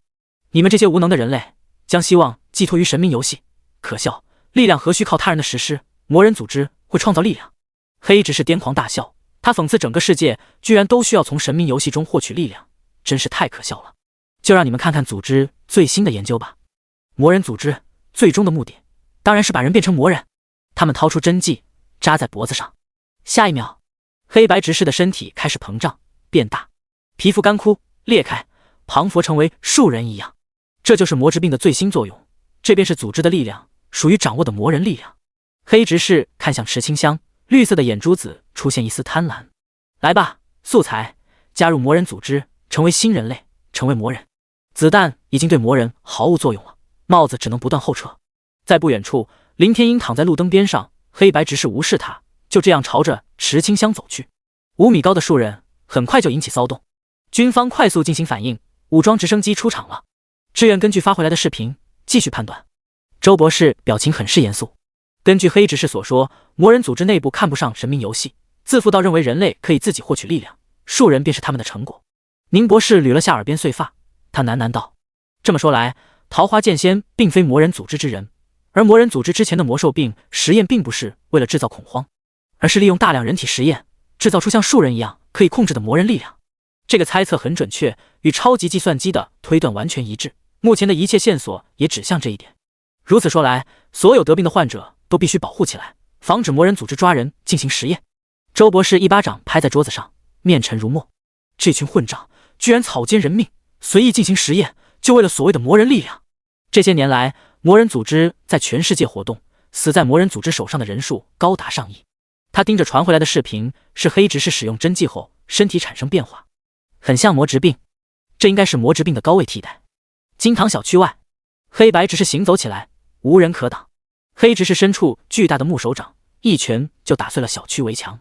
狙击枪所用的穿甲弹都无法打穿树人外皮，树人太强大了，枪械都不管用起来。这一次的行动，他们没有申请对抗魔兽的武器，这才导致节节败退。池清香已经跑不动了，他身体本就虚弱，跑了那么久，呼吸火辣辣的疼，血液流速加快，他好难受。树人状态下的黑白只是跑不起来，每一步都走得很是艰难，还没有远程的攻击手段，全靠蛮力。察觉到这一点后，07立刻调配指挥，用火油进行攻击。很快，火枪兵出现了，大火出现，火果然是树人的克星。黑执事浑身上下燃起熊熊烈火，他疼痛难忍，仰天怒吼：组织的研究是对的，研究不会停下，力量属于魔人，终有一日，魔人定能君临天下。哈哈哈！白执事伸出手，还想着抓住池清香，他眼中满是渴望，语气充满着不甘道：计划不会停下。第60章，谁泄露的行踪？在烈火之下，黑白执事命运皆道。军方立刻上前拉起警戒线，伤者林天鹰被送去医院。白大褂的研究员，也就是志愿的分部成员出现，调查树人是否携带传染性。毕竟特征和魔直病太过相似，必须谨慎。帽子亲自开车将池清香送离金堂小区，在车上，有人美心善的锦花小姐姐在一旁进行心理辅导。小香，刚才的事情你不要害怕，不要有心理负担，危险已经被军方拦在城外，这里很安全的。城外，此时此刻，池清香对于这个世界才算是多了一分了解。这是有魔兽的世界啊，冬季即将到来，魔兽为了冬天的食物，一定会进攻城市。南府会很安全，其余城池就不一定了。一些深山老林之中，一定藏着魔兽。原来危险距离城市那么近，危机四伏的感觉更加深持清香想要获得力量的心。他要活着，好不容易可以站起来，他要用双眼看看这个世界，不管世界是好是坏，有多么危险，他都要去看。池清香决定好了，回去就继承力量，让桃花剑仙出现在这个世界上吧。姐姐，我想回学校了。好，那就回学校。警车来到林雀分校区门口，池清香从车内走出。正午的太阳太过猛烈，锦花立刻打伞遮阳。走吧，我送你回宿舍。刘忘情和校领导第一时间知道此事，他们真的是后怕不已。谁能想到魔人组织居然潜伏在城市之内，拥有魔人力量，会变身了。视频在网络上疯传，有人发现事情。关键人物，最搞笑之人林天鹰，本来好好的回个家，先遇到歹徒和魔之病，后遇到魔人组织，肋骨都被踢碎了好几根，在医院养伤。最倒霉之人池清香，前百学校的大学生，本来周末出来办点事，倒霉的被两批人盯上，还身患魔之病，求内心阴影面积。这些带有调侃意味的词条很快就被下架，编辑词条之人都被带回去进行思想教育。上面正在思考这件事情对社会的影响。魔人组织当街行凶，很让人怀疑治安问题。尽管处理得很及时，可还是造成人员受伤。志愿有事情要忙，他们要知道魔人组织所说的计划究竟是什么。这一次算是阴差阳错的阻止计划。可是为什么魔人组织会知道池清香会出现在金堂小区，还偏偏等到王大炮离开后才动手？周博士反复观看黑执事说的话，倒像是有人故意泄密给魔人组织。魔人组织对情报是信任的，证明泄密不止一次，已经建立起基本的信任。后续中他们说发现狙击手，说明泄露情报之人并不知道军方对于池清香和林天鹰的安排。利用排除法可知，泄密之人不会是和志愿协同制定计划的军方，也不会是鹰眼内部人员以及07指挥所之人。这就只剩下当地配合行动的警方，去查出警的所有便衣，看他们这一周内有没有特殊通话记录，日常生活方式有没有问题。是，外敌不可怕，最可怕的是内鬼，必须揪出内鬼才行。与此同时，池清香回到宿舍，她躺在床上，双眼飘忽不定，脑海中都是今天遇到的事情。太危险了，真的是太危险了。思辰说的没错，城市太危险了，还好治安能力变强。就是一想到外面的楼顶上可能趴着狙击手，池清香内心就隐隐发寒。在完全掌握力量之前，他绝对不出门了。这时门被敲响，池清香起床，打开门，是刘忘情和校领导。池同学受惊了。没事。怎么会没事呢？池同学，我们有件事情需要拜托你一下。校领导眼神看向屋内，池清香脑瓜子转动，侧身道：领导请进，院长请进。校领导此次过来是为了后面的记者发布会，事情闹得太大了，媒体想要采访池清香，所以校领导是奉命过来，先询问池清香在生活上的需求，能满足的校方会尽量满足，以免不良媒体乱带节奏，说学校歧视困难学生，需要困难学生周末出校打工。毕竟媒体带起节奏来，真的防不胜防，根本拦不住，完全解释不清楚。池同学，你的房间太素了，一点都不像是女孩子的房间，有什么需求可以提出来。房间太简陋，媒体可能会说在孤立池清香，让她生活穷苦。池清香不懂这些大人之间复杂的弯弯绕绕，她其实是很喜欢学校的。看她是魔职病，以免她遭受室友的冷暴力，特意安排独立宿舍，各种保护都给，还送了1000万的虚拟仓，简直不要太好。虽然这其中也有一些舍小保大的意思，但池清香明白，换位思考一下，谁到那个位置都会如此。成见就像是摆在人们面前的一座大山，根本搬不走。校领导不歧视魔职病，还接纳病人，已经比很多学校有担当了。特别是这位校领导主动请缨，来到宿舍询问池清香的需求。池同学，我让人帮你把宿舍改造一下吧。领导，我不用改变，这样挺好的，已经麻烦学校那么多，我很感激，不能贪得无厌。刘院长，你瞧瞧，多么好的孩子，怎么就那么命苦呢？刘忘情点头，是，他是院长，又有军方背景，算是代替军方过来慰问。池清香，你这段时间好好休息，千万不要胡思乱想，魔人组织和混混的事情，军方会调查清楚的。谢谢院长。池清香也想知道，究竟是谁想要害他？难道是原主之前的仇家？可是记忆中根本找不到结仇之人，或者说是和他有一些小矛盾的同学。同学之间的矛盾，应该不会做出雇凶的行为吧？想不通，真心想不通。难道是祝达纯？他在游戏内就想着做坏事，现在被抓进去了，可能是他们的家人指使的。这个可能性最大。池清香感觉他发现了真相，不愧是他，才思敏捷，那么快就锁定真凶。他看向领导和刘忘情，鼓起勇气将猜测说出。听完之后，两人沉默下去，觉得这也不是没有可能。第61章，当单调宿舍变成元气闺房。祝达纯的事情，校领导和刘望是知道的，这不失为一种调查方向。只不过张大炮那边已经全部招供，是通过神明论坛的雇佣行为。如此熟悉池清香，并对行踪清晰，还有仇怨的，可以从祝达纯和罗赫的熟人入手。毕竟想要提供路线，只可能是校内学生。还有，能拿出1000万作为行凶报酬之人，家庭背景必然不可小觑，可以缩小调查范围。定金是已经打到张大炮的账户中，只需要查到开学以来这1个月内的不明转账信息，就可以逆推出作案之人是谁。在志愿之内耍小心机，做出雇人行凶这种违法乱纪的行为，志愿就没有必要留丝毫情面了。这种事情极其恶劣，脱衣社死。对魔质病患者做出这种行为，这不就是要害人性命吗？简直是在伤口上撒盐。一想起上面调查出的情报，刘忘情就拳头紧握，真的太丢人了。他带领的术士院区频频出事，究竟是他有毒，还是学生有毒？真的太令人心烦了。调查的真相，他不想让池清香知道，以免玷污了这名学生纯洁的内心。池同学，你真的没有需要的吗？校领导不做一点事情，总是感觉内心别扭，就想要补偿一下池清香。池清香看着屋内，环顾一周，发现这里缺少一样原主避之不及的东西。既然要与过去做个了解，他便说道：房间内没有镜子，我想要个全身镜。好，那就全身镜，我现在就去让人送来。刘忘情内心一怔，能接纳患病后的容貌，这需要很大很大的勇气。他有些佩服池清香，身为院长，他一定会找出校内泄密之人的踪迹。两人离开了，池清香回到书桌旁坐下，撸起袖子，看着干巴皱起的皮肤发呆。进入2阶段了，喂羊。时间已经不多，他有些着急，扫了眼时间，发现已经是晚上7点钟。他猛地拉开窗帘，太阳消失，热气未散。池清香将窗户打开，任由风吹进屋内。他看着天上月亮，闭着眼，感受着带有余热的风。这种风吹过来很不好受，和扶摇城的风不一样。可这就是现实，不完美才现实。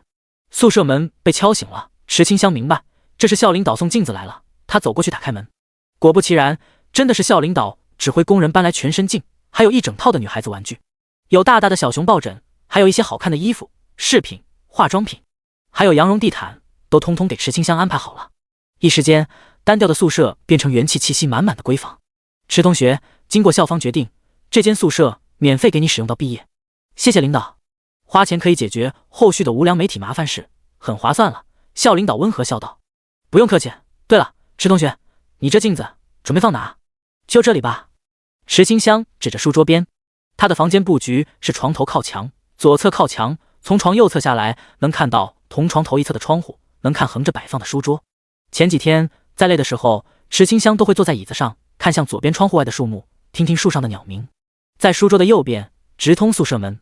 从门外走进屋内，左手边就是干湿分离的浴室和卫生间，有点像酒店布局。继续往内走去，看到的便是浴室墙外的床，床位摆放着衣柜。校领导送完物品后就离开了，带来的物品都放在屋内。反正屋内40多平，很大也很空。全身镜先放在了书桌旁，池清香站在镜子前，仔仔细细地看着患病的自己。从今天开始，他接受自己，一定会让自己站在阳光之下。夜晚9点钟，池清香终于把这些物品归类成功，将房间整理成他心中的样子。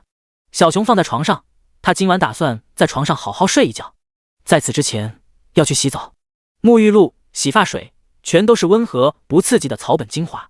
毕竟他是魔质病患者，皮肤不能受到化学物品刺激，就选用柔和的植物精华产品。今晚，池清香做梦了。梦中的他在病房中站了起来，推开病房的大门，看见外面充满鸟语花香的世界。鸟儿叽叽喳喳的，绿意盎然，充满生机。他踏出一步，鸟语花香的世界消失，出现的是充满危险的魔人，等待他的居然是万丈深渊。一阵坠楼感袭来，将池清香惊醒。他惊魂未定，睁开眼睛一看，早晨5点钟。他嘟囔一句好早，身心有些疲惫。好好的美梦，突然就变成噩梦，真吓人。昨日校领导和院长说过的，今日会有媒体采访，也不知道媒体什么时候会来。来之前，池清香无法登录游戏进行觉醒，无奈他只好先起床，把窗帘拉上，开着灯，洗漱之后打开电脑，逛起了现实世界的论坛。听说了吗？会城那边出现了魔人组织成员当街行凶。早听说了，魔人组织的人都被烧成灰了。我可是听我大舅老爷的三姑母说的，当时可惨了，还有加特林呢。别说了，我听说是用的电磁炮，一炮打断数人双腿。讨论之人总是在夸大现场，只有真正在现场之人看不下去了，发出视频。自己去看视频吧，不就是一堆便衣开枪，还有10几把狙击枪，加上一些火枪兵而已，哪有你们说的那么夸张？楼上的，你说的是人话吗？这还不夸张啊？还行吧，我当时就在现场，其实是出现2拨人，之前那一段没有录上，估计监控会有，或者是其他车辆的行车记录仪会有。说到行车记录仪，就有人发现那辆面包车。你们看，这面包车怎么会出现在这里？这都是好几年前被淘汰的款式，怎么还有人开？渐渐的，很多人的注意力都被面包车吸引，纷纷怀疑面包车有问题。面包车有没有问题？面包车能不知道吗？当然是有问题的了。池清香翻看评论许久，他参与讨论道：“你们说的前一批人就是从面包车内下来的，10几人呢。”很快，无数人@池清香，追问道：“你怎么知道的？怎么知道的？搞笑，被追杀的就是他。”池清香如实回答：“因为我就是你们评的倒霉蛋。”第62章，找不到的桃花剑仙。受害者一出现，论坛火热起来。你就是池清香？当时情况很危险吧？能不能仔细说说？我看视频了，你就是一直在跑的那个吧？为你的男朋友感觉同情，你看他被一脚踹飞了，真惨。听说魔人组织是冲着你来的，你是魔职病吧？还是大学生？我知道是汇成大学的学生，今天还有记者要去采访他呢。真的是魔职病就好好躲着别出来不行吗？非要把魔人组织引来，烦死了。讨论的风向变了，成为了受害者有罪论，纷纷指责池清香为什么患病了还要出校，这不是给社会添麻烦吗？各种不好的言辞出现，让正常维护的声音都被淹没。池清香看着这些攻击他的评论，默默地关掉电脑。没关系的，他不生气，这些人都是担心自身安危而已，没什么大不了的，他才不在意，一定都不会在意的。真的一点都不在意吗？才不是。池清香内心有些不好受，明明都不是他的错，为什么要对他这样？此刻他终于能明白原主要遭受的那些煎熬，可以理解为什么患上魔兽病之人大多数死于自杀，原来是内心防线被彻底摧毁，失去活下去的希望。但他不一样，他深吸一口气，调整状态，走到全身镜前，看着镜中的眼睛。你可以的，一定可以战胜疾病。面对困难时不能表现出软弱，这样只会让他人觉得你更好欺负，只有反抗才能让那些声音闭嘴。同时池清香想到一件事，他肯定不是遭遇这些冷暴力的个例，世界上还有千千万万的患病者，或许牧师的责任就在此处。医者当慨然入世，兼济苍生。池清香多乖，都会自己安慰自己，还想着病好以后帮助其他人。000，电话来了，是刘忘情的。池清香看着来电人，猜测是网上的事情被院长知晓，他内心有些忐忑，接通电话。电话那头，刘忘情没有责怪他为什么要在网络上发言，为什么会自曝身份。刘忘情心中明白得很，这名学生内心单纯，根本不懂得网络的残酷。既如此，何必加以责怪呢？再说了，患病并不是他的错，为什么要责怪？总不能因为患病被魔人组织追杀，就要把所有过错推到池清香身上。没有谁可以剥夺池清香在网络上发言的权利。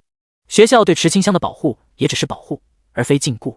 在安慰一番之后，刘忘情说道：“池清香，现在还早，媒体9点钟才会到校，采访地点在你的宿舍内，你方便吗？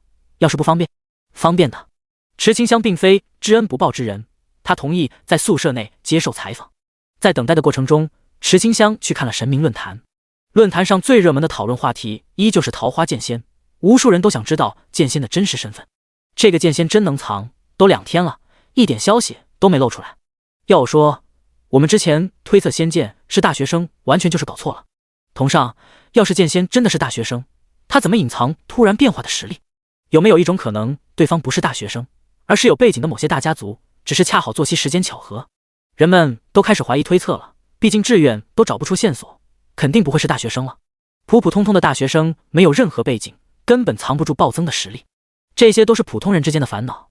各大家族之间互通有无，联姻什么的时有发生，至少10大家族发话了，桃花剑仙并不在他们家族之内，军方也没有，这就恐怖了。不在大家族，不在军方，还有什么势力能藏住桃花剑仙？至于魔人组织，那更加不可能。黑白只是心高气傲，他们都研究出魔人药剂，根本不屑于神明游戏。一时间，桃花剑仙的身份成为全世界未解悬案。国际上一直向朱夏国施压，让朱夏国早日公开桃花剑仙身份，好安排桃花剑仙去跟魔兽实战，查看觉醒者和魔兽之间的交战情况。美其名为为了全世界人类考虑。朱夏国也很无奈，志愿的博士们头发都快想秃了，就是找不到任何线索。不对，应该说桃花剑仙给出了很多线索，偏偏沿着线索去找，根本找不到符合线索之人。单手剑士，熟悉魔职病，有家庭背景，作息规律的美貌男人，靠着上面的线索，真的毫无收获。是真的实在没办法了，志愿才会派出一些人蹲在神明论坛中查看大家的讨论，可越看越扯淡，毫无收获。这些人心里苦啊，将这段时间国际对朱夏国的施压，以及桃花剑仙对魔兽的战略意义全部说出。一时间，讨论风向快速转变。志愿答应不去找桃花剑仙，他只能靠众人的力量自发去找。其中最为卖力的便是资深狗仔，他人气已经很高了，轻易就能带动一群人寻找桃花剑仙。池清香在看到这些歪楼的讨论后，彻底放下心来，但内心还有一些疑惑：觉醒之后，真的能和魔兽一战吗？冬季毕竟要到了，不得不防。惠城就是靠着以前的麦地园和一些陡峭山地建造起来的城市，内环有一条贯穿半座城的河流，叫做银山河。当城市建造完成之后，麦地园被废弃，留下一大片无人耕种的边缘土地和一些难以平整的山地。冬日到来，魔兽是有概率越过陡峭山地，沿着麦的朝着惠城攻来的。尽管出现魔兽以来，惠城从来没有遇到危险，可为了谨慎起见，池清香还是想找个机会和魔兽碰一碰，这样才内心有底。这一刷神明论坛，池清香就看了许久，里面很多趣事真的让他打开新世界大门，眼界豁然开朗。直到电话响起，他才惊醒，知道这是采访时间到了。校领导打电话过来，说媒体已经到宿舍楼下了，大概还有5分钟就到，让池清香准备一下。池清香当然要准备了，他将自己遮掩起来，换上一身得体的衣服，检查拉好的窗帘，把灯打开，又检查一番屋内，烧好一壶热水，拿出一次性纸杯，安静坐在书桌旁，看着桌面，等待媒体登门。5分钟后，门被敲响，池清香抬起头看向门口。第63章不怀好意的采访。媒体终于来了，打开门，发现架着长枪短炮的记者一拥而入。池清香看了眼准备好的茶水，想去倒茶，又觉得茶水不够。早间速递记者雷于轩看了眼茶水，眼中闪过一丝嫌弃，他毫不客气地掏出麦克风，隔着口罩开口道：不用麻烦了，我们带了水，要不先进入主题吧，这都耽误直播时间了，不知道院方意下如何？那要问问学生的意思。校领导没有想到早间速递派来的是雷于轩，此人为了新闻爆火不择手段，常常故意引导采访者说错话。每一次经过他手发布的新闻都是精心裁剪过的，就为了引起讨论，赚取热度。台里面知道雷于轩做事不择手段，可偏偏很多人就爱看他发布的新闻，能在新闻报道下宣泄情绪。至于真相什么的，雷于轩从来不会跟进，他只需要经他手的新闻报道大火，站稳台那一个位置。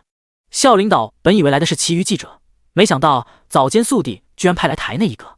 之前都商量好，这一次的采访就是走个过程，就连提问的问题都已经事先准备好了。结果早间速递突然换人，也不通知，明显是先斩后奏。如今校领导和刘忘情只好时刻注意雷于轩言行，以免他说了一些不该说的话。雷于轩才不屑于循规蹈矩地询问那些无聊问题，他一见面便说道：来之前便听闻同学是魔职病患者，如今看屋内毫无阳光，想必是进入到未阳阶段，那就长话短说，直接进入正题。开场白看似为了池清香考虑，实则在往池清香的伤口上撒盐，挑明了魔职病的未阳阶段。刘忘情真想一拳头打下去，被校领导死死拉住，他压低声音，语气急速劝道：别冲动，提问没有开始呢，要是动手了，对社会的影响很不好的，先忍忍，事后再去算账。这算什么记者，不安好心。对于身后两人的窃窃私语，雷于轩听到了，毫不在意。他说话是直接了点，可观众不正是因为他直接而喜欢他的妖？所以他没错，他挂着一丝看似自然的微笑，询问道：不知道同学准备好了没？池清香控制脾气，十分冷静地点头回应。他牢记昨日校领导的慌张，心中明白不能被媒体抓到把柄。对于他的这一番表现，雷于轩有些奇怪，没想到被揭开伤口还那么镇定。这不行啊，不让采访者气急败坏，怎么套出有用的新闻？他摘下口罩后，用手扇扇风。这屋内实在是憋得慌，呼吸都不顺畅。现在那么多人在，同学你还戴着口罩，不觉得难受吗？习惯了，还不生气？雷于轩还想激怒，刘忘晴突然开口，冷冷道：“雷记者，既然觉得难受，那就早些采访完回去，这样对你我都好。或者雷记者先回去锻炼几年，再来采访，如何啊？”被人对了一下，雷于轩表情有些难看，可他知道有镜头对着他呢，立刻转变成一副镇定自若的面孔。那就开始吧。我想问，同学为什么要去金堂小区？据我所知，以同学的家庭条件，买不起金堂小区的房子。这是每一句话中都带着刺。池清香心中清楚，越是这个时候，越要镇定。他语气平静道：“那天是有事情要去金堂小区。”八卦新闻的气息，雷于轩眼前一亮，追问道：“哦，可否说说是什么事？”不能。被这样拒绝回答，雷于轩脸色难看起来。区学生居然敢不回答问题！此刻观看直播的人数高达100万人，网络直播上不少人纷纷发表弹幕嘲笑雷于轩老了，这都问不出问题。通过耳麦，雷于轩清晰地知道直播后台数据反馈，这一面倒的唱衰他见多了，自信到后面绝对会再一次燃爆直播，狠狠打那些喷子的嘴脸。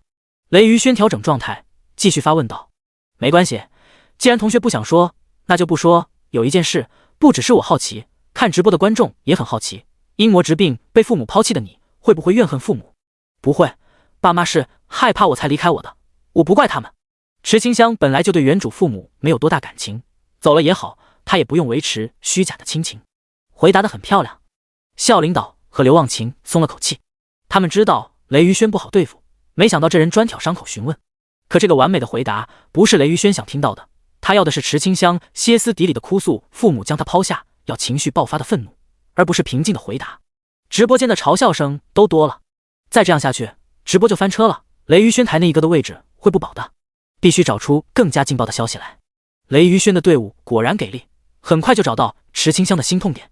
同学，刚才我接到最新的消息，听说你过去金堂小区是为了接受死去的魔疾病初恋对象留下的房产。这个问题瞬间引爆直播间，弹幕热情火热无比。我就知道他怎么会去金堂小区，原来是为了房产啊，真是好手段。克死了对象就免费得到一套房，这得几百万吧？不知道人血馒头的味道好不好吃，真是有手段，这算是大学生创业成功了。哈哈，谁都不服，就服你。要是每个大学生都这样创业，要死多少人才能继承房产？我觉得可以啊，你看他也得病了，拿到房产又能怎么样？最多能活几年呢？负面的情绪在此刻彻底宣泄在直播间中，后台数据爆得飞快，人数都来到1000万人观看。雷于轩听到耳麦传来的好消息，内心暗喜，这一次又是采访的大爆，以后他台内一哥的位置彻底稳住了，看谁以后还敢小看他。金堂小区的事情被当众揭开，池清香深吸一口气，他本来不想说的，可对方如此咄咄逼人，他也不是任人揉搓的面团。记者先生，你说的是对的。话音未落，直播间辱骂的声音变得更加激烈起来，雷于轩的脸上也露出一丝得意的笑容。可下一秒，他听完整句话后，表情瞬间僵硬。第64章，亲自揭开伤疤给大家看。池清香说的便是他拒绝签下转赠合同的事情。记者先生，你说的没错，我确实是为了房产的事情过去的，那是一套市价500万的房子，可我拒绝了。话音落下的一瞬间，直播间都安静了许久。刘忘晴知道池清香去过金堂小区，去干什么，他真的不清楚。没想到是因为500万的房产，这可是500万啊，就这样拒绝了。雷于轩不相信池清香会不动心，明明就是普通的大学生而已，面对随手可得的巨款，怎么会对送上嘴里的肉无动于衷？同学，你说你拒绝了房产，能说说原因吗？好，池清香明白，他不说清楚，还真的是无法摆脱雷于轩的纠缠。在我说之前，我需要对沈叔叔说一声对不起，这些话我之前曾在电话的时候说过，这一次我就说得明白一些吧。我叫池清香，是一名普普通通的大学生，因为一次意外患上魔疾病，那时候我心灰意冷，还好有沈岩陪我一起对抗疾病，说是可怜之人的互相取暖也好，在那段时间中，我是靠着他才坚持活下去的。可他却在前一段时间离我而去，我患病的时候就被父母抛弃，我不怪他，可沈岩却走了，我的心也死了。这些故事是属于原主的，池清香坦然地说出来，就是要让所有人都知道他放下了过去，以后他是全新的自己，不希望有人一直拿过去的事情跟他说，他一点都不想知道。当我得知沈岩死去的消息时，我萌生过自杀的念头，也这样做了。那一晚，我吃下很多安眠药，本以为会这样死去，没想到我只是睡了很久，误了早课，还是在同学的敲门声中被吵醒。醒来的我明白，其实我已经死了。现在讲的是池清香穿越而来的第一天，在游戏内的那段时光，原主确实死了，是渐冻症的她来到这个世界。她是一个希望走出病房大门，看看外面充满鸟语花香世界的人，宛如婴儿一样出来到这个世界，对一切都好奇，不管身体是好是坏，都想活下来。所以池清香语气变得坚定起来。那一天，我侥幸没死，就是重生，捡来的这一条命，我决定为自己活着。于是我参加了沈岩的葬礼，埋葬了我与他的过去，又亲自到金堂小区处理事情。不想被房子捆绑一生的我，可以去为沈岩上一炷香，可我想向前走，不愿意活在过去的回忆中。说完之后，他站起身，背过身，语气平缓，又透出一丝悲伤道：记者先生，很抱歉，我身体不适，采访到此结束吧。等等，我还有问题。雷于轩还想挣扎，要是就这样走了，他一辈子就毁了。眼看雷于轩还要搞事情，校领导和刘忘情早已经忍不住了，管什么对学校不利，名声什么的，要是保护不了学生，坏名声就坏名声吧。刘忘情一拳将雷于轩打倒在地，怒吼道：去你丫的，你问的都是些什么问题？又在我学生伤口上撒盐，还不快滚！雷于轩捂着肿起来的脸，看向旁边的助手：你们敢打我，我不相信，这都是他的一面之词，不可信，根本不可信。助手心领神会，快步跑到书桌旁，不断翻找起来。他看到一个盒子，将其打开之后，发现里面放着大量的安眠药。这一刻，他愣住了，看向雷于轩的眼神带着惊骇。校领导快步跑去，发现这些安眠药后，脸色一变，将药全部收了起来。他就像是害怕孩子死去的老父亲，话语中都带着后怕。池清香，你说了，你要过好新的未来，你不许死，这些药我没收了。池清香无话可说，他就站在宿舍内看着这一场闹剧。他的房间刚整理好的，这一次又乱了。雷于轩很不服气，他站起身，用恶狠狠的眼神盯着刘忘情。刘院长，你身为军方人员，随意动手破坏采访，这不符合规矩吧？符不符合，自有军事法庭为我审判，但你的行为会不会违法犯罪，那就交给警方判断吧。刘忘情上前擒拿住雷于轩，看向池清香，充满歉意道：池清香，很抱歉，是我们搞砸这次采访，对不起。他们离开了，一涌而出，在镜头的最后，只剩下孤零零的一道背影，那瘦小的身影就这样独自站在满地狼藉的房内。门关上了，直播结束，直播间爆炸了，舆论彻底疯了。欺负弱势群体，欺负魔质病患者，还反复在病人伤口上撒盐，对社会造成极其恶劣的影响。群情激愤，无数人自发拉起横幅，来到早间速递大楼外抗议，要求开除雷于轩，要他下跪道歉，对所有被雷于轩激怒陷害的人道歉。保安根本拦不住，或者说保安也不敢去拦。但凡看过直播之人，只要内心还存在一丝良心，都会对那道瘦小的身影产生怜悯之心。不到10分钟，全国都知道了这件事，热搜榜上前10都是这件采访的事情。雷于轩做到了，他真的让采访大爆，可惜爆的威力太大，他会被炸死。池清香缓缓坐在椅子上，看着被打翻的纸杯，看着被翻找过的书桌，好乱。他默默收拾起来。这时门开了，是叶初柔来了。叶初柔一起帮忙收拾房子。清香，那无良记者说的话，你别往心里去。我没事的，你怎么来了？哦，我也住在这边，看到你房间出事了，就过来看看。话是真的，也隐藏了一些真相。他原本不知道发生了什么，还在图书馆找资料呢。接到嫡系主脉的电话后，他在网络看了下热搜，便火速从图书馆离开，一路小跑回到宿舍。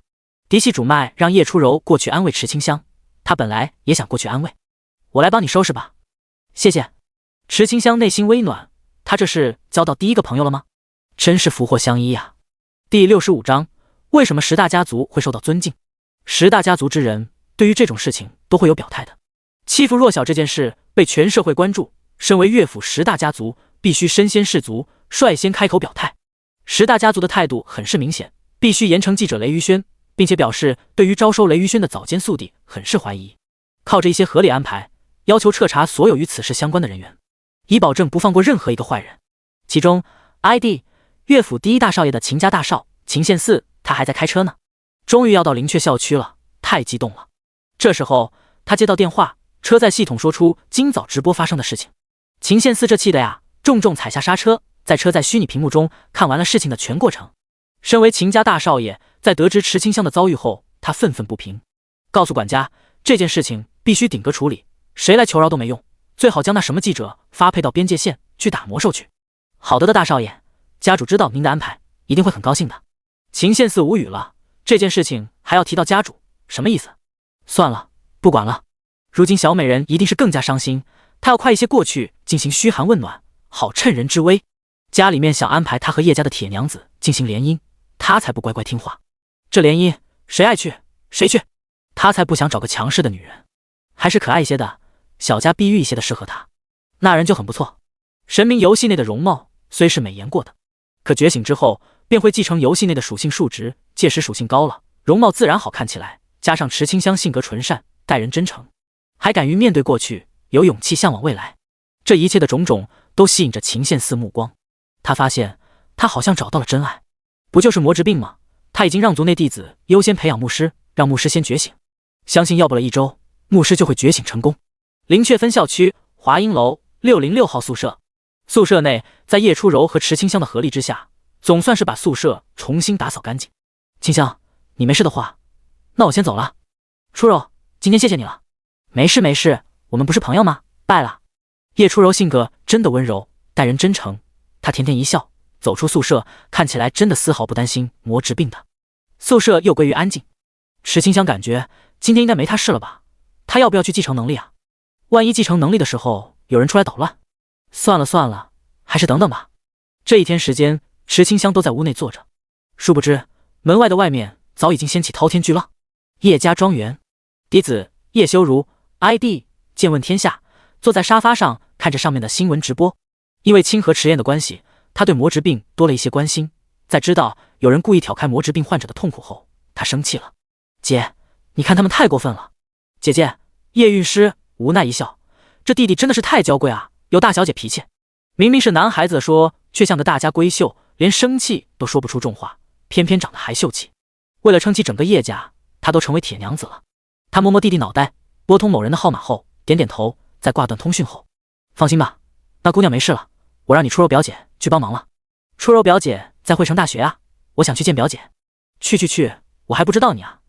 你那是见什么表姐？是想去见见魔之病在现实中长什么样吧？叶修如低着头，一副内心想法被看穿的窘迫。他是想提前和魔之病患者熟悉，以免以后见到清河迟宴的时候，会因为一些细节造成对方胡思乱想。看弟弟这样，叶韵是真心无奈。叶修如就是这样，交朋友之后总是付出一片真心，太过重情，是至情至善之人。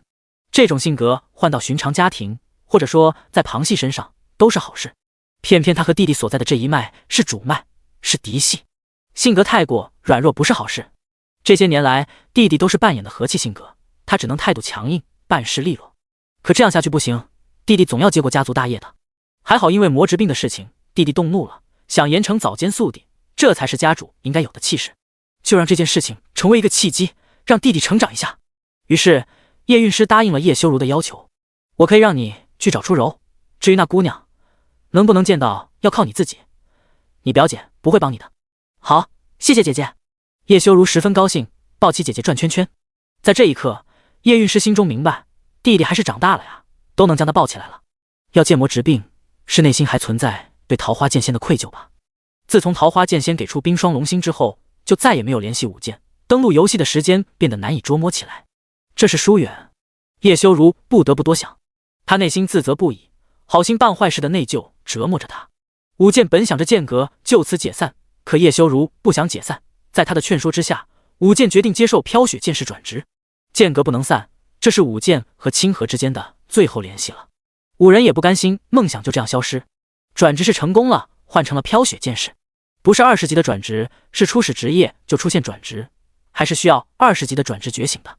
叶家嫡系都发话了，必须认真调查早间宿敌，严格筛选标准，让招收雷于轩的人事部领导抄写新闻3要素，抄写1000遍，还要开发布会道歉。10大家族都得明星，呼声很高。就算一些仇富者心中不满，他们的声音也掀不起波澜。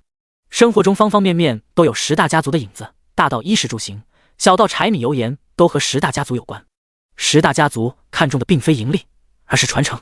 不管在国外总资产排行上，还是国内总资产排行上都不是很高，前100都没有进入。资产高低不妨碍他们的威望就是大，受到众人推崇。而且10大家族之人都有族人在边境上抵御魔兽，正因如此，10大家族的嫡系所说的话，就代表了整个家族的态度。诸夏国都会尊重这些家族的意见。第66章，一老三院6部12府。周末的最后一天，很不平静。10大家族都发话了，不少部门彻查早间宿地，调查员都出动了。调查员可是直接隶属点政司，权力巅峰。一老三院6部12府。一老，诸夏宫廷，只管理政治，确定诸夏国大方向。三院，治院、点政院、直令院。三省核心改编来，拟策、纠错、执行。6部，礼仪、财经、工程、军方、刑法、纠察，从吏部、户部、礼部、兵部、刑部、工部改编来。12府，外交、民生、税收、拨款、公益、利民、筛选、编队、军事、民事、百官、天下，都是双面，内外、军民。此刻，乐府调查员直接来到早间宿地，这是3院之一直接到来。之前在校内，因为祝达纯恶意破坏军方训练，其中还涉及到魔之病，调查员就已经出面过一次。这一次依旧涉及魔之病，都和池清香有关。调查员的手段更加严苛起来，消防、公安、卫生这些部门纷纷出动，将早间宿地的大楼查了个底朝天。于是，早间宿地被封楼了，所有员工带薪休假，时刻准备接受传讯问话。乐府市长特意赶到灵雀院区，要当面向池清香致歉。他之前就已经到过医院，见到林天鹰了。为了解决这一次的社会影响，市长顾不得午休，匆匆来到学校。池清香其实挺累的，不想接受任何采访了。可这一次是市长亲自到来，池清香只好见上一面。中午1点钟，是太阳最为热烈的时候，屋内开着空调，拉着窗帘，确保热量不进入到屋内半分。市长身穿便服，突出的就是清明。他身穿短袖，从炎热踏入清爽，鼻子不适应，不断打喷嚏。这宿舍有点冷啊！秘书快速递上外套，市长穿上外套后才勉强保持住体温。他关心询问池清香身体状态，要是有需要的可以向室内反映。池清香道谢，说他没有需要的，这样就已经满足了。在离开之前，市长大着胆子和池清香握手，带来的官媒进行拍照。终于，市长离开了。池清香不知道还有没有人来，他躺回床上，抱着小熊开始睡觉。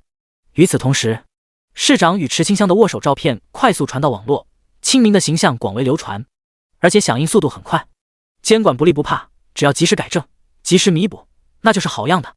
毕竟谁也不是神明，无法未卜先知，只能尽量做到未雨绸缪。最怕的是从不承认错误，就连亡羊补牢都不愿意去做的早间宿地，他们无良多年，早已经背离当初成为新闻从业者的良心，真相在他们的心中变得不重要。最怕就是对比，市长的勇于认错，及时面见受害者，与早间宿地拒不认错，不肯配合。这一对比，就算有些人还想掀起浪花，也无能为力。之后的事情，池清香不知道了，他已经陷入熟睡之中。这是他第一次在床上睡得那么香，之前总是躺在虚拟舱，睡眠就是在游戏中完成的，经常醒来就是早上。这一次总算可以体验到真丝大软床的感觉，身体仿佛被棉花包裹住一样，整个人都陷进去了，好软，好舒服啊！这一觉睡到天昏地暗，池清香醒来后发现眼前一片漆黑，伸手乱摸，把床头灯摁亮后，他捂着脑袋看着自然散落的头发。几点了？嘟囔一句后，他看向桌面新出现的兔子钟摆件，上面时间显示19:03点12分。下午7点钟，池清香拿起手机一看，发现166队伍群里面一堆人 at 他，关心这2天发生的事情。群里面还在聊，他打字回应队友们的关心。池清香，我没事，刚刚是睡着了。思辰，原来是这样，我就说你怎么一下午都没有上线，你还不知道吧？那个乱说话的记者被关进去了。庆历，他刚睡醒，肯定不知道啊。要我说，那记者也是活该，一直阴阳怪气的报道，真是可恨。池清香，发生什么了？填括图片 JPG， 图片上面有整件事情的经过。池清香点看一看，原来10大家族出手了，把早间宿地都给查封了，调查员都亲自出马彻查此事，一大堆证据披露。根据最新判罚，雷于轩需要公开道歉，以及选择终生监禁，还是去边境击杀魔兽换取功劳。雷于轩不想在牢中等死，选择了去边境。思辰，雷于轩的直播道歉快开始了，还有10几分钟，咱们过去看看。庆历，走走走。与此同时，无需还在练级的路上，他要10级了，被刺掉一只野怪后，他放声大笑起来。哈哈，还差2000经验就升级了，等我到了10级，一定要惊呆他们的眼睛。这2天他没日没夜的升级，手机都没去看，就为了心无旁骛的练级。皇天不负有心，无需终于要10级了。谁知道单人刷怪的苦啊！不管了，他要继续杀怪，杀。7点半，直播开启了，是在大教堂开的直播。林天鹰也过去了。原本雷宇轩采访的就是金堂小区发生的事情，以及身为魔质病患者的生活情况，是出于关心的采访，却发展成揭开伤疤。这2天的住院中，林天鹰想起池清香是谁了，他初中时期的暗恋对象。没想到那么多年过去了，池清香居然遭受这种磨难。他在网络查过关于池清香的消息，神明游戏内是举世无双的纯洁美人，可现实中却是皮肤干皱的植物皮，落差太大了。林天鹰内心有些难受，特别是得知雷宇轩还故意挑伤口后，他强忍断骨之痛，也要来到教堂现场，亲自看着雷宇轩道歉。在教堂内坐着10大家族的代表人物，叶家出了叶修如和叶初柔，秦家是秦献嗣，校方代表是那位忙前忙后、和蔼可亲的校领导乌重相，军方派出的是乐府守军铁血军长李立清，宫廷派出的是乐府调查员钟旭道。第67章，不是说了对不起就要原谅，这是雷宇轩的公开道歉。道歉之后就要去边境打魔兽了。众多座位之中来的都是有地位的，能来到这里都是因为魔人组织和魔质病，而魔质病的受害者池清香没有出席，这是为了安全考虑，以免遭受魔人组织袭击，或者是心理受到2次创伤。不过池清香有在看，他在宿舍内看着直播呢。时间一到，雷宇轩走上台前，他是爆红了，成为众人都知晓的台内一哥。就是这个代价很大，他脸上不再有之前的傲慢，脸上充满对未来的恐惧和迷惘。我叫雷宇轩，对不起，我做了一件人神共愤的错事，我在这里检讨道歉，对不起。在失去傲气之后，雷宇轩整个人都变了，他频频鞠躬，不断反思。林天鹰站了起来，他冷冷道：你不要说对不起，这样会显得我们必须装出一副宽容大度的样子去原谅你，很遗憾，我做不到。道德绑架，不是所有事情在做错之后就能用对不起掩盖过去。在发生之后，林天鹰先一步离开会场，反正他的身份还算尊贵，是滇蓝国王子，是滇蓝国王位的合理继承人之一，有资格争夺王位。不管是看在现在还是将来，诸夏国都会给林天鹰面子。林天鹰的离开不影响雷宇轩的继续道歉，他看向曾经的受害者，挨个鞠躬，出现一人就鞠躬一次。为了看到雷宇轩的道歉，许多被他言语造谣重伤过的人从世界各处赶来，就为了亲自看到这一幕。他们之间有些人喜极而泣，总算可以洗清多年来背负在身上的污点。随着道歉会的持续，观看直播的人这才发现雷宇轩平时是有多么的作恶多端。明明是儿媳妇帮助公公去拿快递，就被说成被老男人包养，败坏儿媳妇名声，还气死了公公。还有幼儿教师，就因为孩子问题和家长交流了一些育儿心得，就给断章取义为幼儿教师为何频频留下男家长。这种带有引导性的奇异标题，使得幼儿教师不得不离开岗位，还在家乡受到流言指点，导致抑郁爆发，打开煤气罐想要自杀。幸亏邻居发现，及时送去医院，可至今他仍在昏迷之中。还有食品问题，断章取义，将菜品模型说成用工业手段制造给大家吃的，导致菜品模型公司股价暴跌，无奈申请破产。科技与狠活，罪行繁多，简直罄竹难书。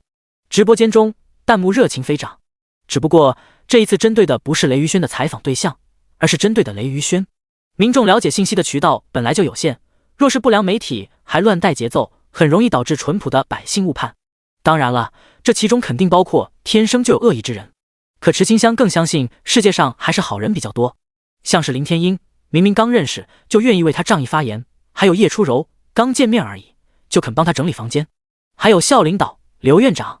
他关掉直播间，后面会发生什么他不想去看，想知道的已经知道，这就足够了。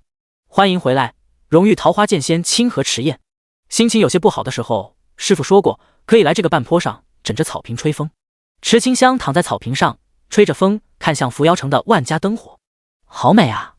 话音刚落，莲花尊者的声音忽然出现，小可爱怎么那么晚才来，是不是遇到什么事情了？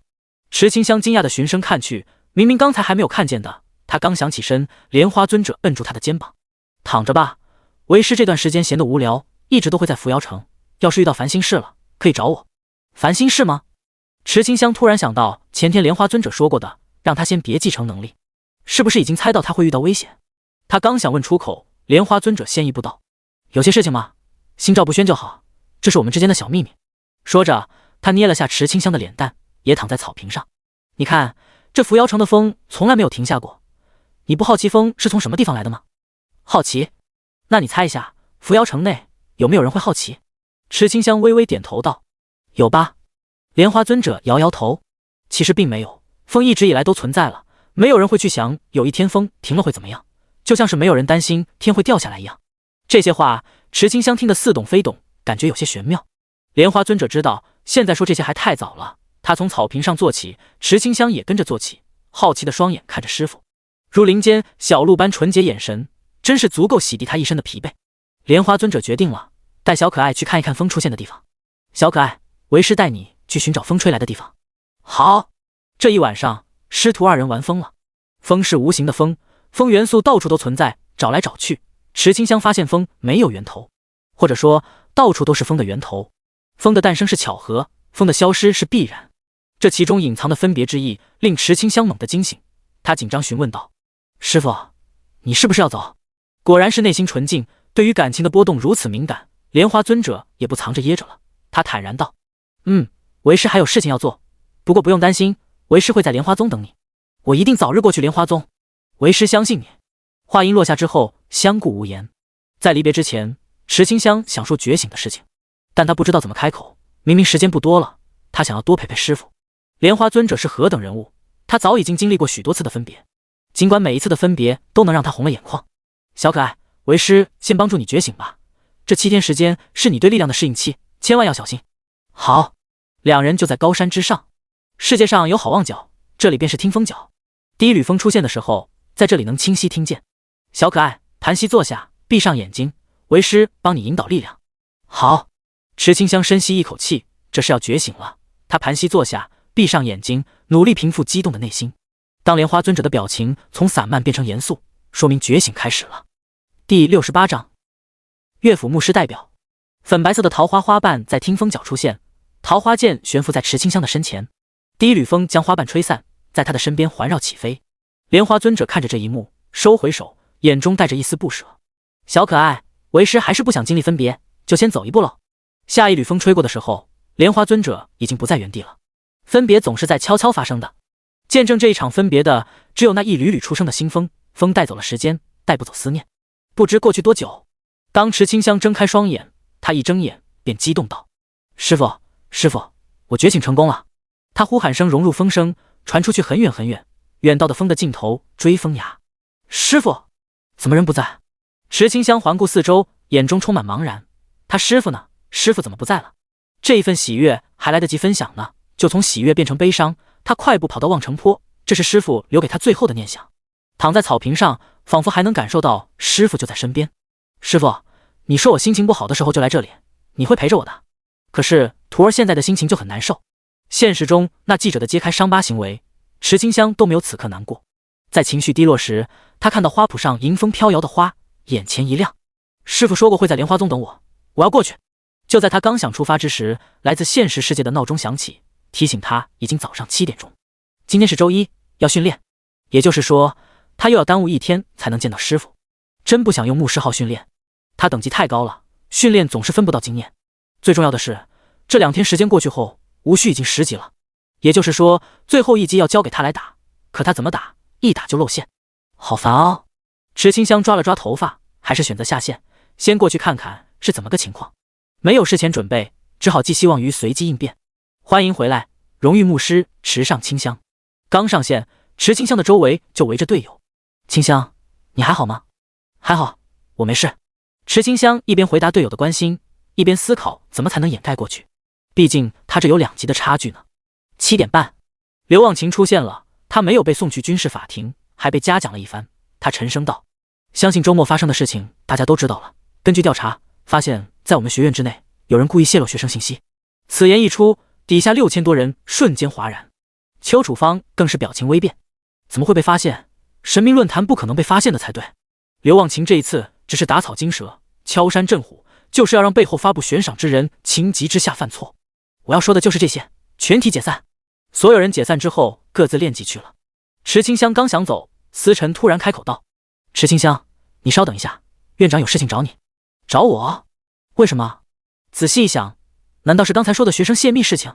可他也提供不了什么线索，满脑子里面只有待会刷级的事情。思辰也不知道怎么是，他是家里面直接联系他的，看起来应该是上面达成某种协议，他就是个传话筒而已。家里面让他留下池清香，刘忘情会接手后续安排，所以在面对池清香的反问时，他摇摇头，不知道。总之你先在这里等一下，院长很快就来。那好吧。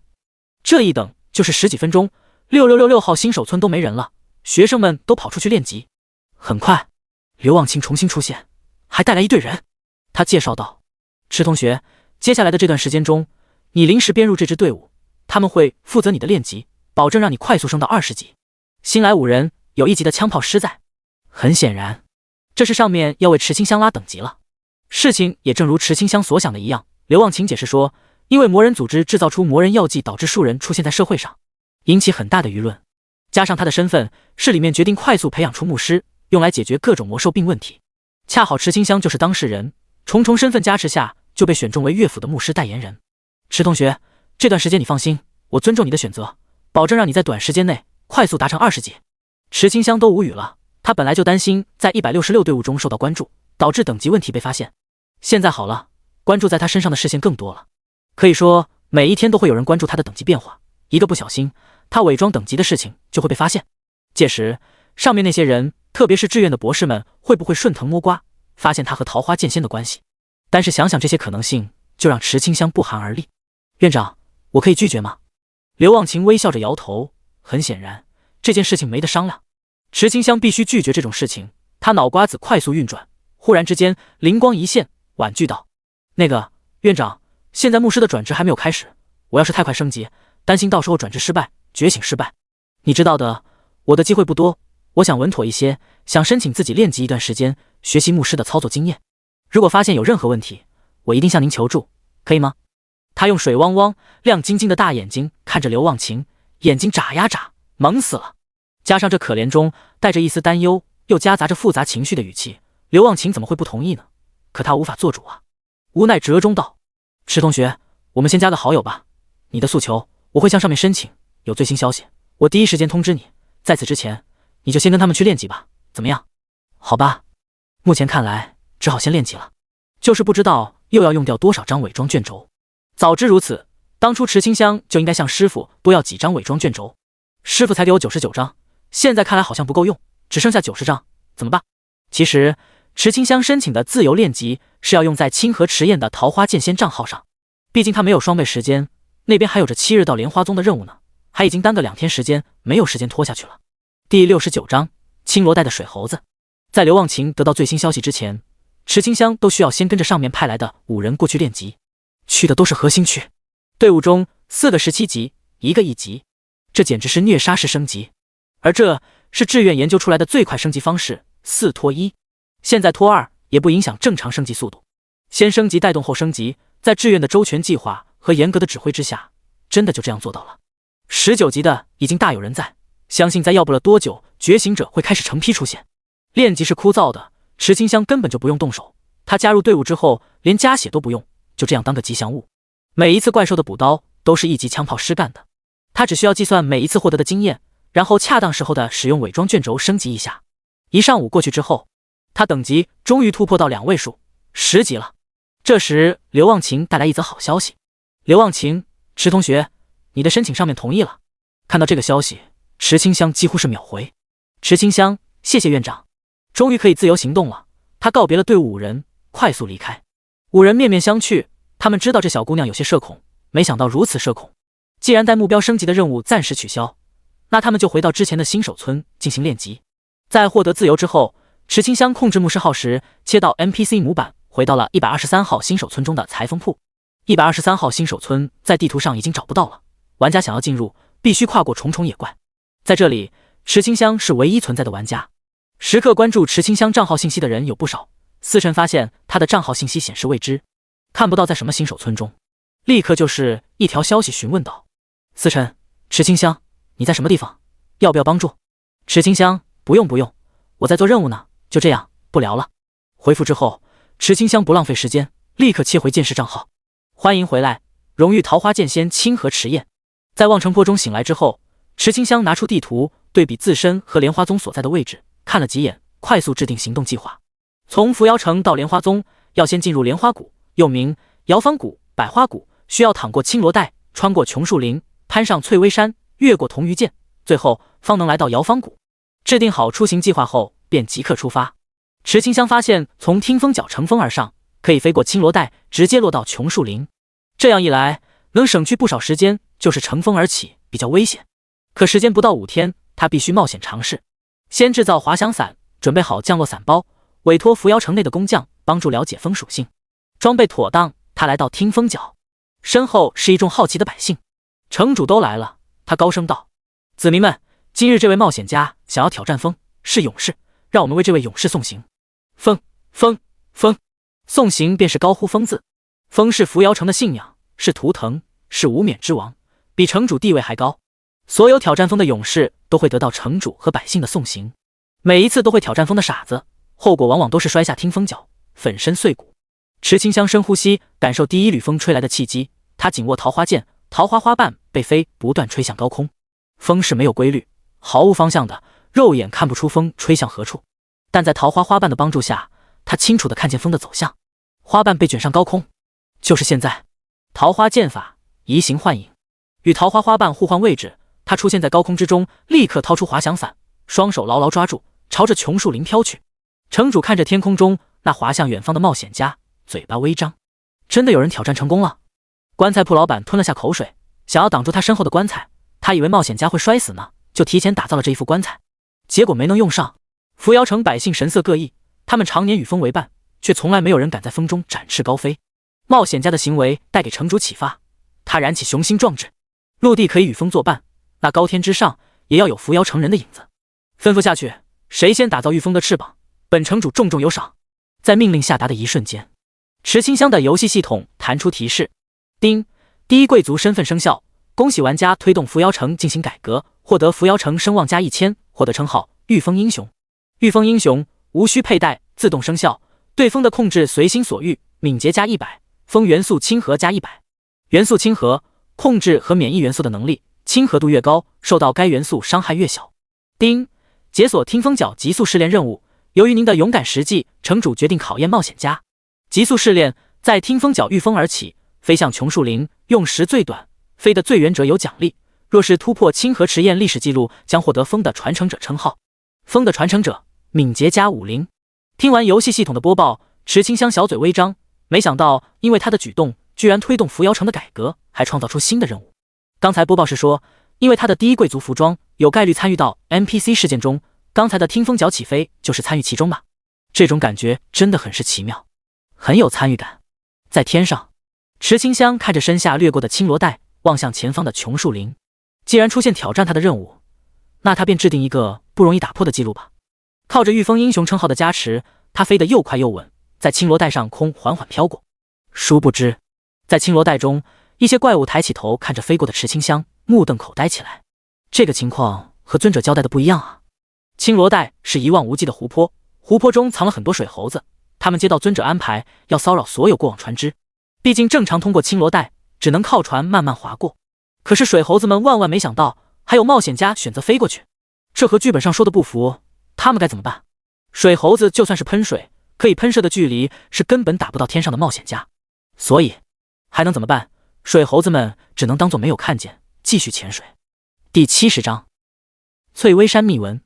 青罗带就这样被池清香飘了过去，完全没有危险，轻松又愉快。来到琼树林时，林中野怪纷纷抬头看去，瞳孔瞬间瞪大。水猴子怎么回事？有冒险家会飞不说一声？野怪开始嘶吼起来。无数禽兽惊醒，会飞的金天隼冲天起，拦在池清香面前。金天隼 LV20，一排排的金天隼出现，来意明显，就是要拦住池清香，逼他降落。飞着多省事，要是降落了，他不知道还能不能起飞。可池清香也明白，要是不解决这些金天隼是过不去的了，说不定还会有坠机风险。既如此，他单手一甩，将自己甩在滑翔伞上，手持桃花剑，冷静地盯着这些金天隼。桃花剑法，千花散。天空中花瓣翩翩起舞，遮挡金天隼视野。花瓣还有伤害，让金天隼根本找不到目标，胡乱扇动翅膀，吹出一道道小型龙卷。隐藏在花瓣中，池清香控制滑翔伞，不断躲避龙卷。立，忽有一道刺耳尖笑响起，红色名字的金天隼出现了。金天隼 LV50 是琼树林的 BOSS。50级的金天隼明明使用的是同一招，偏偏会掀起猛烈飓风，将滑翔伞吹得不断摇晃。不用动手都知道，在空中的池清香根本不是对手。有等级的差距在，他就算动手，也只能造成强制的伤害。就算使用真实伤害，空中的他无处落脚，根本耗不掉金天隼的生命。万一对方进行拉扯，只会白白浪费时间。打不过，逃不掉。时间本来就紧张，池清香不想在这里浪费。可他要是降落，琼树林中不知道藏有多少怪物，风险太大。靠着御风英雄称号，在风元素亲和加100的属性之下，池清香不断寻找破解之法。越是危急之时，越要镇定下来。他看着飓风的方向，发现风力右边很强，左边较弱。反正目前已经没有更好的办法了，必须冒险进入到左边风向，借助这道飓风乘风而起，远离飓风区。这是最后的机会。池清香便拉升滑翔伞，撞向飓风左侧。一时间，滑翔伞抖动的厉害，还出现不少裂纹。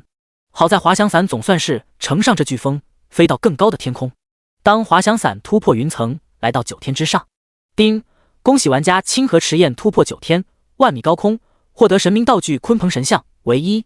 鲲鹏神像，未知用途。环顾四周，全都是白茫茫的一片，但在前方能看到白云组成的城市。残破的滑翔伞就这样慢悠悠地飞着，终究还是材质太差，坚持不了太久，摇摇欲坠起来。忽然，在池清香的地图上出现4个大字：天空之城。地图刚解锁隐藏城市天空之城的一角，滑翔伞就支撑不住，开始往下坠落。池清香抓紧滑翔伞，脸上皮肤都被风吹得皱起。嘴巴一张开，无数风就灌入口腔，难受得很。他立刻闭嘴，紧咬牙关，看向前方。从10000米高空坠落的感觉很刺激，周围的一切事物飞快闪过。地图上显示，他已经来到翠微山地界。看着地图上飞快闪动的绿点，自身位置，池清香有些慌了。如果他这样撞山而死，是不是会在扶摇城中复活？绝对不能死，必须自救。一死的话，之前所做的一切都将前功尽弃。根据公式 G 等于 9.80 米每平方秒，或许神明游戏内的重力会不一样，暂且用1秒10米进行计算。池清香的重量为100斤。此时是10000米高空，翠微山最高的有2024米，也就是说差距在7976米。正常来说，如果在现实世界中，降落伞的最高安全高度为5000米，但这是在神明游戏内，况且跳伞运动一般都是在7500米的高空起跳的。如今留给他的只有 h 等于左圆括号7976减7500右圆括号等于476米。根据位移公式 h 等于1/2 gt 平方。时间紧迫，万一质量和滑翔伞一样不好，在下降的过程中降落伞坏掉了，那他回去后一定要给做降落伞的店铺刷差评。拼了！就在7500米开伞，耳边是呼呼的风声。池清香紧盯地图海拔，达到7500米时，他拉起身后的降落伞。这时候他的速度为大概在。随着一阵持续的拉扯，降落伞成功打开，他就这样飘在空中，看向脚下蜿蜒的翠微山。他庆幸道：安全了，暂时命是保住了，就是那个滑翔伞就这样坠落。不知道飘了多久，池清香按照地图的方向继续控制降落伞，继续向前方飘去。翠微山中，一群山精堆积在山腰中，他们看着滑翔伞，满头问号。发生什么事了？山精刚才在聚会，正在计划怎么完成尊者的任务，就被突然的巨响吓到。起初，山精还以为是冒险家打进来了，吓得不敢出现。后面安静许久，才敢出去查看，发现居然是冒险家的滑翔伞。可是，滑翔伞在这里，冒险家在什么地方？快点去找，一定要干扰冒险家。是。山精，传闻中的山间怪兽，喜好搞怪，善挖陷阱。据《淮南子·范论训》记载，山出萧阳，萧阳，山精也。人形，身长体大，面黑色，身有绒毛，足反种，见人而笑。山精在翠微山中寻找冒险家身影，找来找去，他们头都大了。为什么会找不到？难道冒险家比他们还善于制造陷阱？飘到空中，昏昏欲睡的池清香突然被游戏系统的提示音吓醒。叮！解锁秘闻：翠微山传说。翠微山传说，相传翠微山中有一位神秘的冒险家，拥有比山精还要强的挖陷阱能力，至今无人发现其踪迹。翠微山传说，这是什么？他疑惑了，难道翠微山内部有什么宝物？算了，还是先去莲花宗重要。其余的暂且不管。醒来之后，他看着地图，发现前方就是铜鱼涧，只要越过铜鱼涧，就到莲花谷了。第71章，怎么才能把人发射出去？铜鱼涧有着无法越过的罡风，这一次池清香是真的无计可施。这个风屏障就像是扶摇城的传闻封的过去古城废墟中的屏障一样，只有获得钥匙才能穿过屏障。上方的风很大很大，池清香被罡风压得飞速下降，直接被拍到地里面。剑两山加谁也，这里也被称为羊跳剑，意味着除非拥有像羚羊一样的跳跃能力，否则无法通过铜鱼涧。羚羊一跃6米多远，在这里池清香发现他的全身属性都被锁住了，完完全全就是普通人的能力。就算没有被锁，在两山之间还有罡风，要是跳得太高会被罡风压下去，落入水中；跳得太低又无法通过。思来想去，要想通过就必须射过去，射的时候必须保证射得远，不能中途就萎靡下来。要问为什么的话，只因池清香检查过四周地势，如果掉下去至少要花1天时间才能重新爬上来。那么问题来了，究竟用什么办法才可以射得又稳又远？如果在现实中，那就是用炮弹或者是枪。于是池清香在一旁坐下，打算在网上寻找怎么制造火箭筒。搜索火箭筒怎么做，弹出来的是火箭筒制作教程，学会了就能免费吃牢饭。纸质火箭筒教学，初高中学生一学就废的活动。自制可以发射的火箭筒，保证又准又稳。查看许久，池清香越看越懵逼，他就是军事小白，看得头晕眼花的。更改关键字，搜索怎么把自己射出去，弹出来的是男人想要发射的3个条件。射 X 是一种复杂的神经反射，男人熟知的某某的发射原理。这都什么跟什么啊？池清香关掉搜索框，羞得满脸通红，不断用手给自己扇风。搜索引擎不可信，那就去神明论坛询问。清河池验的问题，在神明游戏内，怎么样才能把100斤的物体水平射出去10米远？在某个大庄园内，身穿睡衣的大少爷刚进入游戏，在升级之前，他都喜欢在论坛闲逛。忽然，他就看到清河池验的问题，当即嗤笑一声。又是清河池验，最近出现好多这个 ID 的人，真的有趣。只因清河池验这位桃花剑仙迟迟没有出现，一些人动了歪心思，想要尽快弄出来新的清河池验去顶替名声。可惜游戏内的 ID 是唯一的，想起清河池验名字的人都会故意扭曲1-2个字，比如清会用情、情、亲、情，各种谐音名字层出不穷，让不少人烦得很。他点进去看了眼问题，觉得有些好笑。他乃天成、帝都10大家族之一的封家，对于这个问题那可是手到擒来。只因封家就是军工混合家族，几乎全家人都是军人，这个还不简单，神明游戏内利用弹弓不就好了？他喃喃自语着，觉得这个就是小问题，不屑于回复。忽然他发现清河池验这个名字越看越熟悉，点开资料一看， ID 清河池验，等级20。看到这里他瞬间惊醒，激动地回复道：风的故事，偶像，您是桃花剑仙吗？这个问题我有办法，可以用弹弓的手段发射出去，只需要用。池清香发现他的问题有人回复后，仔细阅读。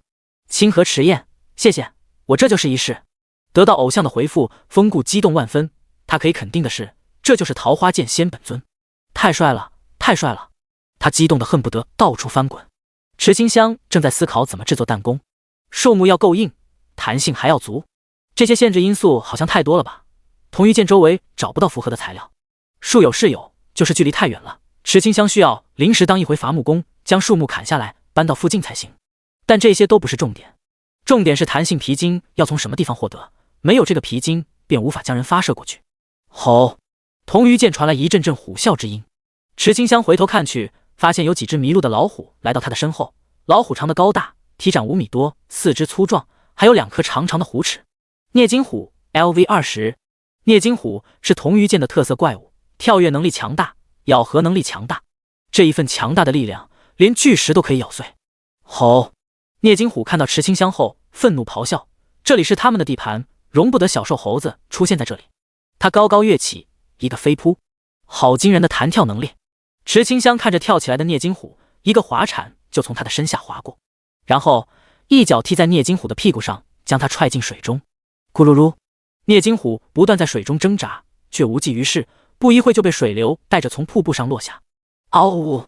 镍齿虎发出不甘心的吼叫之后死了。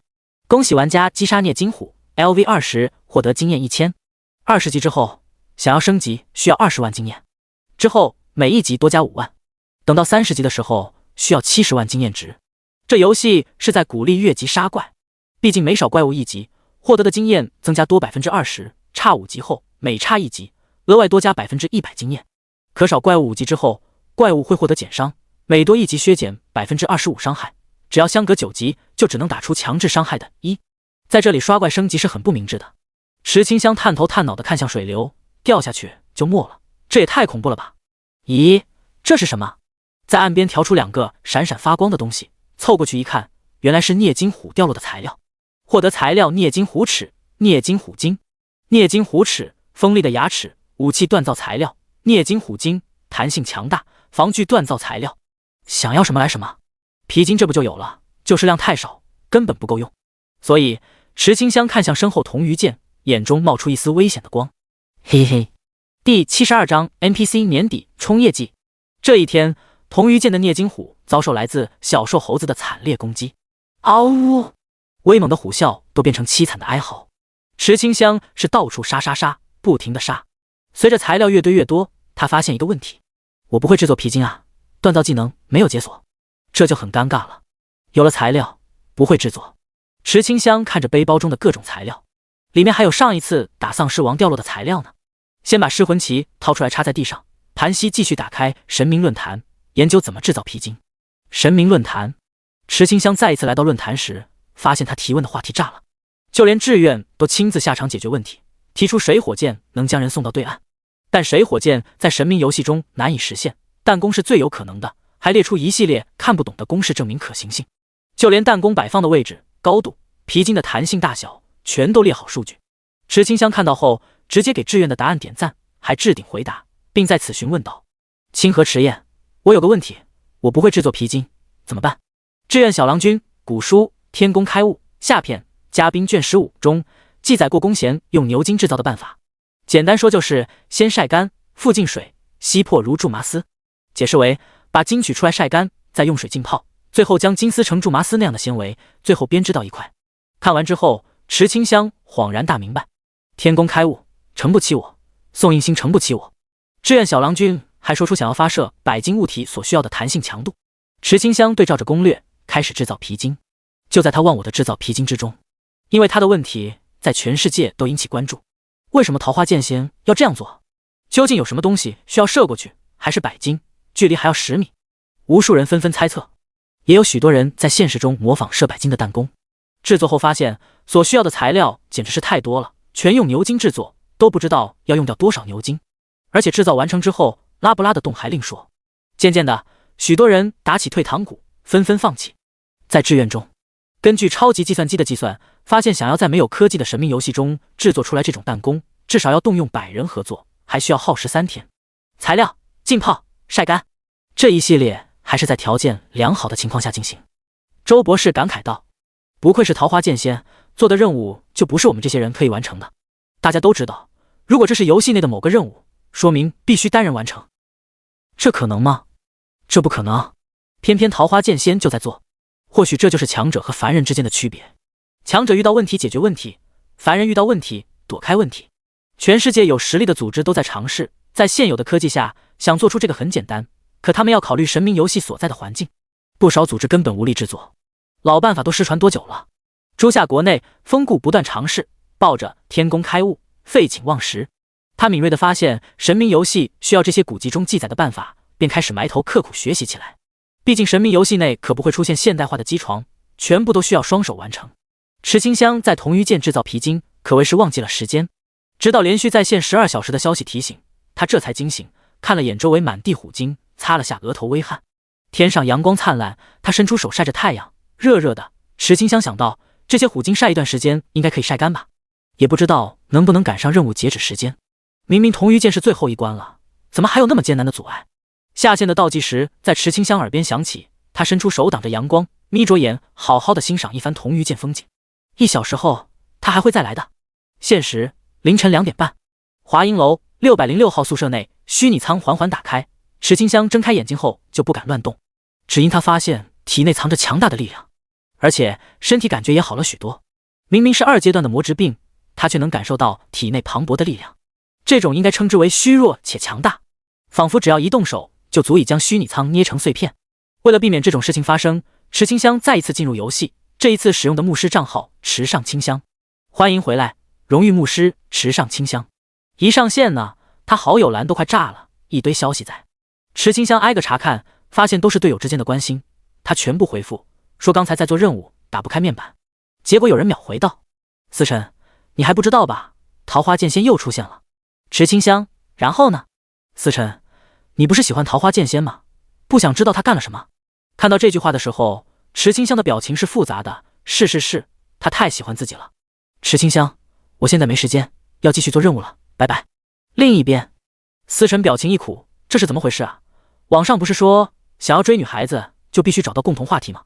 虽然他这个不是追女孩子，是为了任务去了解池清香，可桃花剑仙不是彼此之间的共同话题。明明池清香之前说过喜欢的，怎么现在一下子就不喜欢了？女孩子真难懂。在123号新手村中，池清香看着空荡荡的村子，来到裁缝铺，想要学习编织皮筋，她的裁缝能力一定可以派上用场。就决定是你了。 NPC 登场，利用 NPC 发布任务，奖励为生活职业经验。随着任务的完成，一些关于裁缝的经验融入灵魂深处，池清香又跑去铁匠铺学习锻造经验。反正铁匠铺是无主的，用 NPC 身份进去后就可以发布铁匠铺任务，获得的全都是锻造经验。还有药剂铺，全都是自己发布自己接，任务道具都是左手转右手，但获得的经验那可是实打实的。裁缝 LV8， 锻造 LV6， 药剂 LV6。 而在某处神秘之地，游荡的迷失的灵魂 NPC 看着发布任务排行榜，嘴巴微张，满脸错愣。上方的裁缝铺 NPC 发布的任务量正在激增，这是什么情况？这人想在年底冲业绩，可这还不到年底啊！再说了，这也太猛了吧，一下子发布那么多任务，还都是已经完成的任务，这谁啊？他们想问。你没事吧？这么卷。第73章聂金虎王 LV50。 池清香的所作所为简直是太过分了，明明挂着的是裁缝铺 NPC， 却发布了铁匠铺、药炉任务，就连村长家的任务都能发布，简直是 NPC 中的劳模，内卷界的第一名。这让扮演乞丐的 NPC 怎么办？他为了哄骗他人买神功，四处流浪才卖出去一本。虽说卖出去的是如来神掌，是神功，让他业绩一直名列前茅，可看到裁缝铺 NPC 的行为，两相对比之下，简直是让他羞愧难当。这裁缝铺 NPC 又菜又努力，让他怎么办才好呢？他决定了，必须亲自会一会这个神奇的裁缝铺 NPC， 传授一些冲业绩的秘诀，绝对不能让对方继续内卷下去。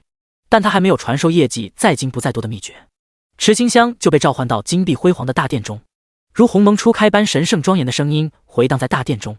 卖神功的乞丐好奇看向池清香，虽有消火火的同款斗篷在，他依旧能发现斗篷下的性别是个女娃娃。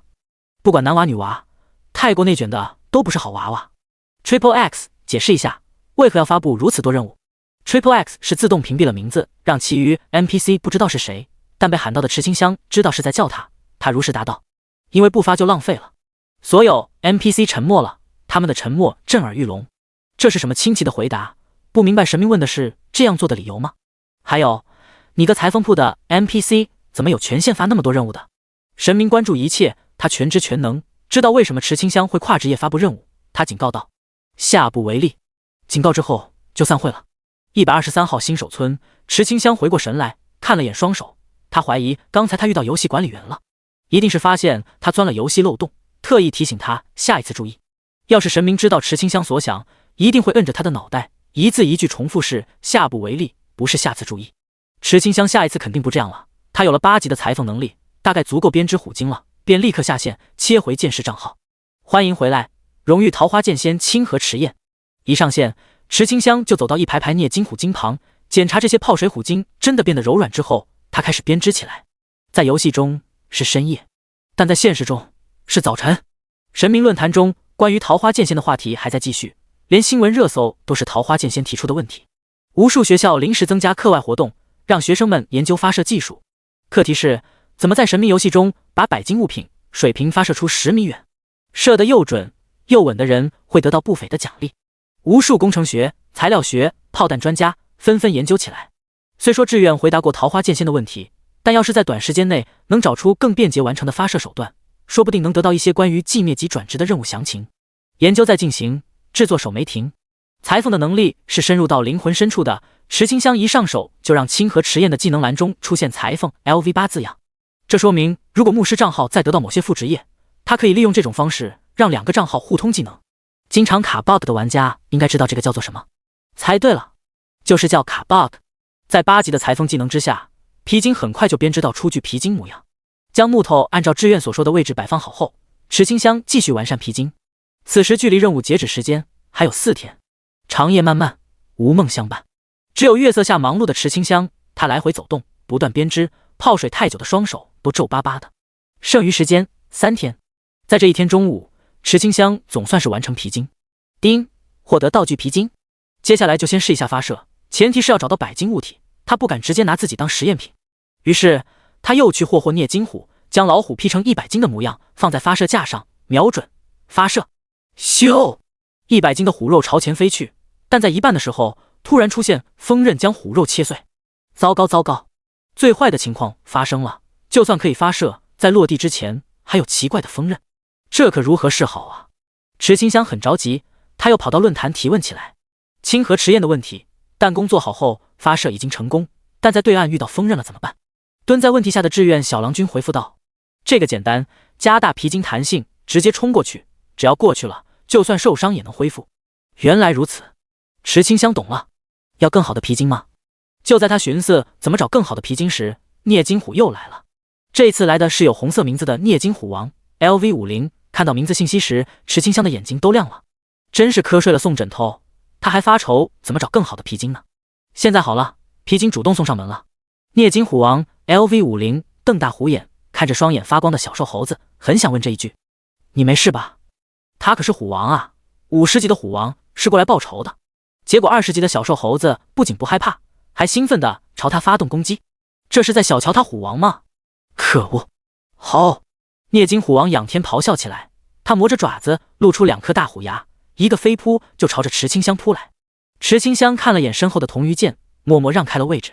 聂金虎王看到铜鱼剑后，瞳孔充满恐惧，在空中不断变化体位，爪子飞快舞动。雅灭蝶！不得不说，虎王的弹跳力就是猛，一下子就跳到铜鱼剑中，咚的一下激起高高的水花。恭喜您击败聂池虎王 LV50，获得经验1万，月30级击杀虎王，经验增加2600%，获得经验26万。普通怪1000，精英5000， BOSS 1万。26万经验一出现，咻的一下，池清香升级了 LV21，还获得道具聂金虎王尺、聂金虎王金。太棒了，有了虎王金，我就能飞过去了。必须加快制作。1天之后，虎王金已经融到皮筋中，这一次是最后的发射机会了。剩余时间2天，没有太多时间让池清香继续实验，他冒险将自身当作炮弹，拉动皮筋，眼睛盯着对岸，深呼吸后卸去力气。砰！他飞了出去。第74章，摇坊谷、百花谷、莲花谷，管你什么谷，我商标符号来了。再见了铜鱼剑，今日我就要远航。池清香在空中向前飞去，他知道前方会有锋刃，早已经准备好迎接锋刃了。果不其然，在接近岸边的时候，锋刃出现了。靠着起飞的速度，他硬扛锋刃，这些锋刃将他的衣服都给割破，露出白里透红的皮肤。锋刃有3米的距离，越是靠近，锋刃越是密集。忽然一道自下而上的龙卷出现，将池清香吹向空中。这个突发情况打了他一个出其不意，在很短的时间中，一切行动都靠本能。他用出全部力气，将桃花剑扔向岸边。铜鱼剑会禁锢属性，桃花剑飞向岸边的时候，桃花花瓣翩翩起舞。池清香身体被风压着坠落，他死死地盯着桃花剑，伸出手想要抓住桃花剑，直到视线中失去桃花剑的影子。还没到，要等等，还要等等。池清香不断向下坠落，他看着越来越近的水面，感知中花瓣终于碰到地面。桃花剑法移形换影，一片花瓣落在水面上，水面泛起阵阵波纹。在最后一刻，他成功转移。大脚步声悄然出现，池清香如同花瓣一样翩然落下，他的手上拿着桃花剑，回头看去，吐出一口气，终于过来了。要不是在最后一刻和花瓣互换了位置，他就在这里翻船了。那枚桃花花瓣沿着水流的方向，从瀑布飞流直下3000里。莲花宗前的最后一关，铜鱼剑通关。池清香向前走去，前方就是莲花谷了。莲花谷中有花草树木，枫树、榆树、玫瑰、蔷薇。在花圃前有个牌子，牌子上还有名字，有些花圃前的牌子下没有名字，他想找的，相信聪明的小伙伴已经知道了，那便是桃树。池清香想知道桃树下的牌子有没有他的名字，看到名字就有认同感、存在感。他哼着轻松愉快的小曲，这是他之前在病房中听到的未知名曲子，名字未知，调子是重复的 Darling， 曲子为我在那一角落患过伤风，哼起来很抒情，还挺放松的。曲子哼着哼着，随着池清香看到越来越多的花草树木，只因周围环境太美，他情不自禁地唱了起来。桃树在哪里啊？桃树在哪里？躲在暗中的莲花宗弟子沉默了，新加入的小师弟、小师妹，算了，不管是师弟还是师妹，为什么要唱儿歌啊？都把宗门格调给降低了。为了不让小师弟妹继续丢脸，他释放术法，让鲜花绽放，引来蝴蝶环绕。池清香果然被蝴蝶吸引，他好奇过去追蝴蝶，蝴蝶时而聚一起，又忽而四散偏飞。在蝴蝶的带领之下，他一步步走向桃树林。桃树就在眼前，枝桠还挂着风铃，在朝阳的光芒之中，逆着阳光，丁达尔效应中出现一道道光柱，阳光透过树叶间的缝隙，一时间草地光影斑驳，好美啊！池清香好奇向前，想要寻找挂着他名字的木牌。这是一整片桃树林，是莲花尊者对桃花剑仙的偏爱。很显然，这一份偏爱不是属于他的，他有自知之明，只希望在桃花树林中能看到挂着他木牌的桃树。朝阳升起，渐渐中午，池清香找遍了所有桃树林，脸上的表情从轻松惬意渐渐的低落下去，一颗心就这样沉甸甸的。没有他的名字，真的没有。这时，观看许久的师姐从花丛中走出，她的指尖停着闪蝶。当光线照射到闪蝶的翅膀上时，光线会发生折射、反射和绕射，进而呈现出彩虹般的绚丽色彩。闪蝶蝴蝶术士 LV60， 你就是尊者说的小桃花吧？不知道是师弟还是师妹，就用小桃花为名。要问为什么不敢确定的话，那当然是他从池清香的身上感觉得到莲花尊者的伪装气息，联想到尊者的奇怪癖好，他自然不敢轻易做出判断。有人出现，池清香收起心中的失落，掏出莲花宗地图和桃花印。那个，我是新加入莲花宗的弟子，这个我知道，跟我来。闪蝶转身先走一步，他的身边始终飞舞着闪蝶，在阳光照射下美轮美奂的。小桃花，你刚才应该看到莲花谷内的木牌吧？池清香闷闷回应，心情不太好。闪蝶余光看去，有些无奈，也不知道尊者从什么地方拐回来的小可爱，心中藏着问题也不问。身为善解人意的蝶房大师姐，她开解道：小桃花，不要胡思乱想，你才刚到莲花谷，只有加入莲花宗后才会篆刻木牌，每个人的木牌都是本人亲自刻写的，没有人可以帮你，等你自己篆刻的时候，要是有不懂的可以找师姐，千万不要着急哦。原来是这样。池清香眼前一亮，扫清了刚才的一切阴霾，她露出一丝笑容，重重点头。我一定会小心篆刻的。得知不是师父忘记，而是需要莲花宗弟子亲自篆刻后，他的心情从谷底一瞬间来到山顶。很高兴，特别高兴，在规定时间内来到莲花宗，好事成双。池清香才不管现实世界过去多久，有没有人找他，他只想先完成这个任务。师姐，我们莲花宗的大门在什么地方？不着急，就在前方，但是在那之前还有2项考核，由莲花宗长老对你进行考核，分为武士和文士。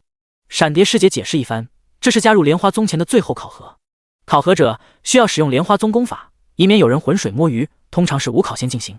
听完规则，池清香自信道：我一定可以通过考核的，连1%的寂灭级考核都过来了，他自信没有什么可以难得倒他的。很快，莲花宗大门前，长老已经在等待了。你便是小桃花？是，那就开始吧。长老随后捏出3只桃花精怪 LV20， 让池清香在1分钟内打败。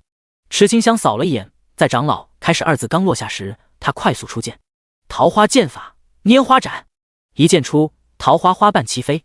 第75章，首个加入宗门的。哗啦啦，粉白色的剑光一闪而过，花瓣迎着风向上飘去。下一秒，3只桃花精怪的血量清空，消散在空中。秒杀！长老震惊地站了起来，看向池清香的眼神中充满不可思议。在转职初期就拥有这种实力，让他想到一位故人。尊者，您找到他的传人了吗？其内心的震撼不足为外人道也。他轻咳一声，点头道：小桃花，这一关你已经通过，下一关是文士，请看题目。只见一块石碑上写上这些数字：1等于4， 2等于8， 3等于24， 4等于……居然是找规律。池清香摸着下巴思考起来。8等于 4x2，24等于左圆括号8乘以2右圆括号加左圆括号4乘以2右圆括号，等于左圆括号24乘以2右圆括号加24。难道是72？当然不是啦，笨蛋！上面都说了1等于4，反过来4不就是等于1吗？所以真相只有一个。池清香自信写上答案，答案是1。长老露出一丝笑容，文试就是一个过程，本来也没想会难住你，既然小桃花文武都通过，那便进来吧。莲花宗的大门就在眼前。池清香深吸一口气，踏过大门。就在身体进入到莲花宗的这一秒，地图上弹出3个大字：莲花宗。同时游戏系统提示音响个不停，解锁隐藏地图莲花宗，完成任务莲花宗。之后还有更大的播报出现，还是全世界的播报。恭喜朱夏国、扶摇城玩家清河池燕首个加入宗门，宗门排行已开启。世界各地的玩家不淡定了，所以之前桃花剑仙询问的10米发射任务是加入宗门的任务。一时间无数势力开始脑补起来，在游戏中都专门安排人研究科学，以免以后遇到同类型问题的时候束手无策。池清香加入宗门之后，刚走进宗门就发现好多漂亮的姑娘，这些都是莲花宗弟子，俊男靓女。莲花宗分多个区域，草原、花圃、树海、蝶房。身为桃花剑仙，应当前往树海。说是树海，其实真的是树海，每一位弟子都住在树上。池清香的住所便是桃树上的树屋。刚被闪蝶师姐领进桃屋时，游戏系统再一次响起，解锁传送点桃花树屋，以后想回来就能直接选择这个地方了。环顾一番后，池清香看向闪蝶师姐，询问道：闪蝶师姐，师傅呢？你随我来，师姐带你去莲花宫。莲花宫是莲花尊者居住的地方。当两人来到莲花宫外时，守门弟子说尊者还没有回来，但交给他们一个盒子，让桃花剑仙来宗后交给他。你便是新任桃花剑仙吧？这是尊者让我转交给你的。池清香接过礼包，丁，获得道具莲花尊者改良过的万尸晶，可成长。万尸晶1万指狮王死后精华浓缩炼制而成的晶石，具有震慑50级，可成长。以下生物的作用还能激活保护屏障，屏障为体质上限 50%。 有万尸晶在，池清香就当是见到过莲花尊者了吧。师傅他一定是有事情要忙，才没有回来，他可以理解的。这时游戏系统又出现提示音了，让池清香在1分钟内下线，12小时这就到了，好快。闪蝶师姐，我赶路多天，有些累了，想先回去休息了。好，你先回去休息，有空可以来找师姐玩。好。光芒一闪而过，池清香回到桃树树屋，在床上开始下线。神明游戏并不会因为任何一位玩家的下线而停止。闪蝶回到蝶房，将莲花尊者找到桃花剑仙的消息说了出去。那可是100年来从没有收过的桃花剑仙，不到一会儿，全宗上下都好奇新任桃花剑仙是谁。上一任桃花剑仙，那可是能够带领莲花宗重现当年辉煌的绝世奇才，还是下一任宗主的传承者。可惜，自从上一任桃花剑仙死去之后，尊者就无心管理莲花宗，让宗门声名不显，都快成为隐世宗门了。如今新的桃花剑仙到来，或许暗示着尊者已经从过去的悲伤中走出来，想要让世人重新认识莲花宗。与此同时，池清香切到牧师账号，欢迎回来，荣誉牧师池上清香。一上线，果不其然，后台私信99+，多到根本不想去看。本着尊重的心态，池清香还是全部看完了，依旧是关于桃花剑仙的事情。其中庆历真的将他当成爱慕桃花剑仙的迷妹，一有桃花剑仙的消息就给他分享。司晨则是不断分享上面的内部消息，整得像是地下工作者碰面一样。田阔大队长热心询问池清香升级难不难，需不需要帮助。池清香挨个回复，谢谢，不用，没问题，你很好。回复完这些消息都用掉半个小时，这还算好的。对于消息的热情程度，池清香已经见识过了。不管是恶意的评论还是善意的关心，都是他了解这个世界必不可缺的过程。他在这个陌生的世界就像是出生的婴儿，不断的摸索着成长，性格也已经发生了变化。从一开始的胆小，就连面对丧尸都会害怕，到现在的斩杀丧尸可以不眨眼，在面对恶意时选择沉默和逃避，到如今敢面对流言蜚语时坚持内心不动摇。或许在拒绝签下转赠协议时，池清香就已经长大了。牧师账号该升级了。之前莲花尊者不让他先用牧师账号升级，应该是考虑到神圣牧师的神圣属性太过强大。如果他先转职的牧师现实的身体太弱，很可能撑不过神圣之力的洗涤。只有先继承剑士的身体素质，把现实的身体变强一些。更何况剑士的身体进行过圣水洗髓，能让现实身体提前适应神圣气息。事前准备都已经做好，就该轮到牧师升级了。牧师的升级还不能太过高调，要悄悄的升级，最好是社会上出现不少牧师觉醒者后，他再进行觉醒。心中有了计划，池清香便开始行动起来。123号新手村外的丧尸们，我又来了，洗干净身体等着吧，哈哈哈。第76章，牧师升级中。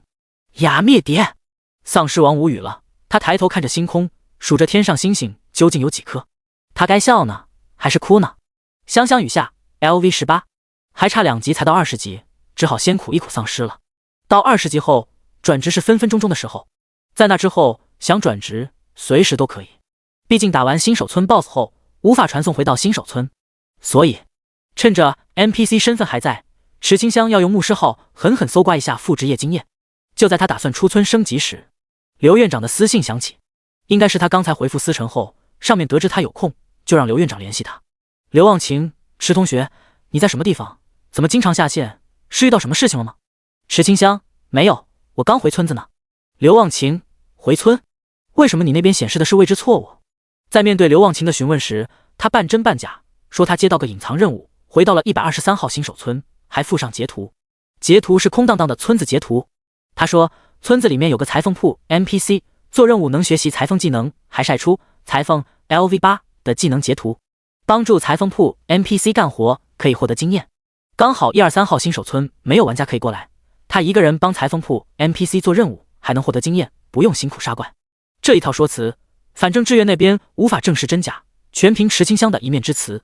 好在志愿那边对他的备注为纯真无害小白兔，可信任等级很高，还被特殊关照，相信如此纯真的他不会说谎。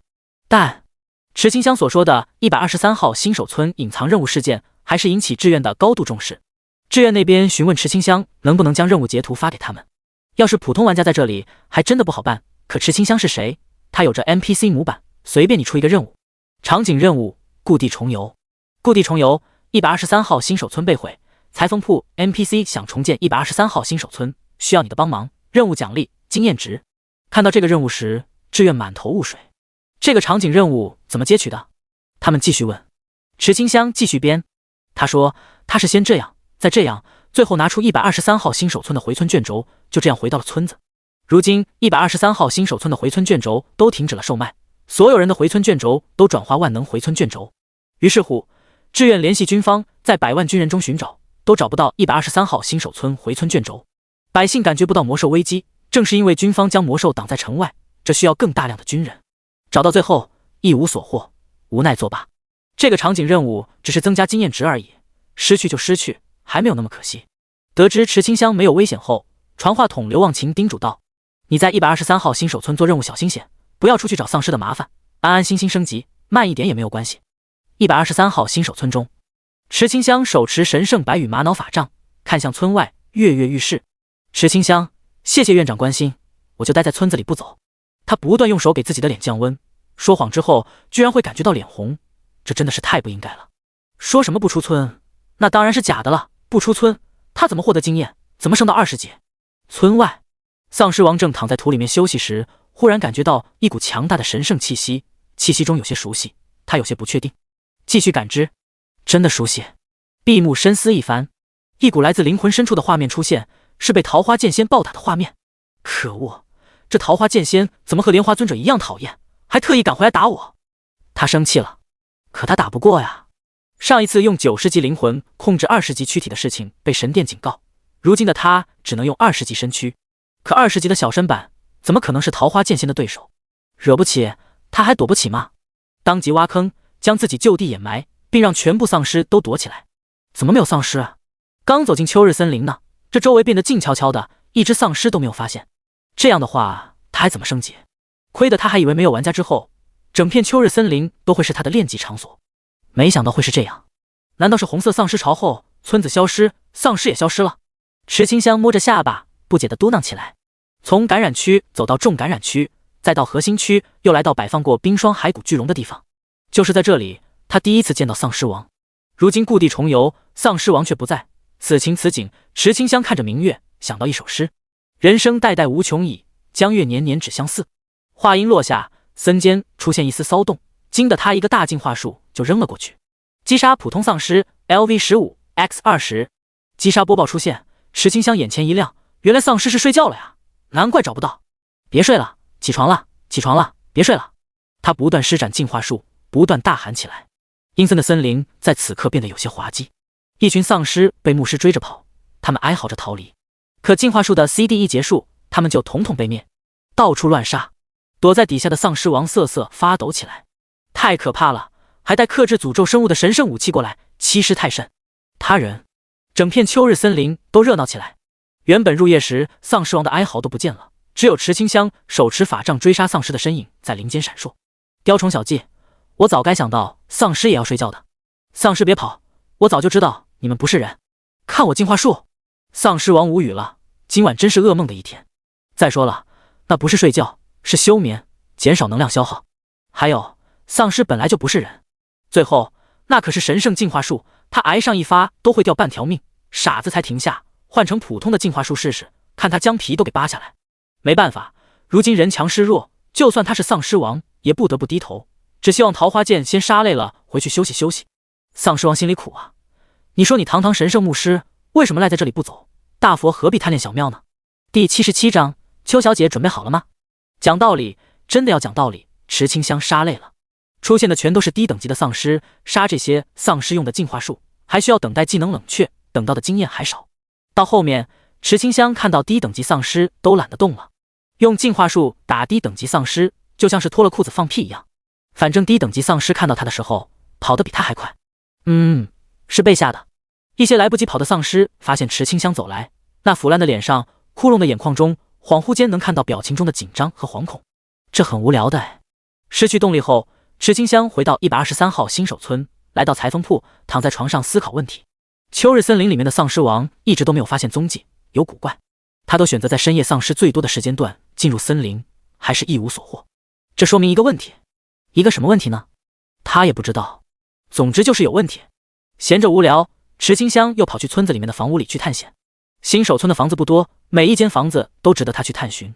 反正这里都是无主之物，一些有用的都被 NPC 带走了，剩下的当然都是他的了。捡垃圾才是成长最快的手段。来到酒馆，池清香发现墙上有很多纸条，上面有着各种悬赏任务和一些人留下的寻人启事、寻物启事。在墙上的公告板上还有许多与陌生人的纸条。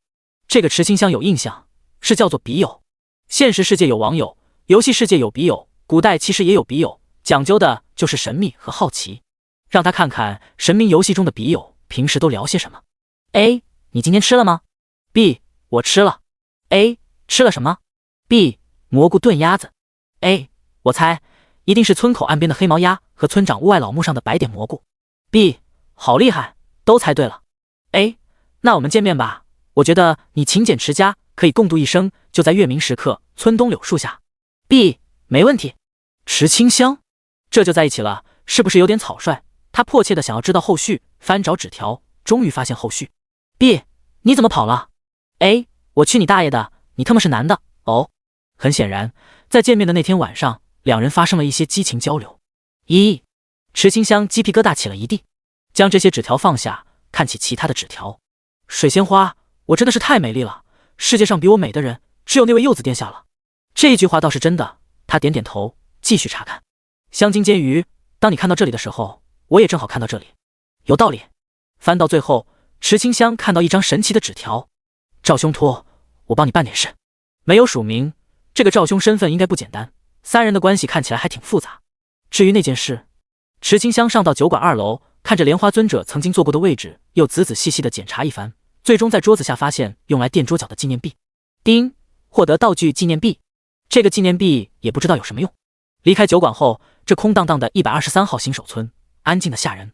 村子中央广场上的喷泉依旧喷着，也不知道原理是什么。村子中能找的地方都被池清香找遍了，就差挖地3尺去找。做到这一步已经足够说明村子没有东西可以捡漏，只好老老实实的回到裁缝铺。池清香打算把裁缝等级升到10级，到时候就说裁缝等级10级之后，经验给了10级。如此一来，他展现出18级的等级就不显得奇怪。裁缝任务进行中。与此同时，在现实世界下午一众大佬围坐在监控室前，画面中监控的每一笔货币交易信息。刘忘情给了3天时间，还是没有人承认出卖学生信息，那就不能怪他们用点手段了。自首不选，选择负隅顽抗。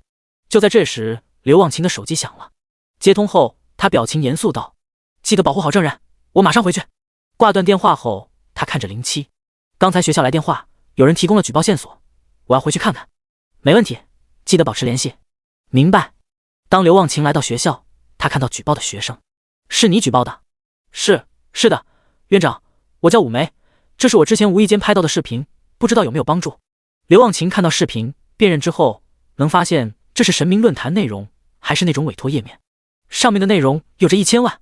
同学，你提供的线索十分有用，这几天你就当做什么事情都没有发生，学校会处理好这件事情的。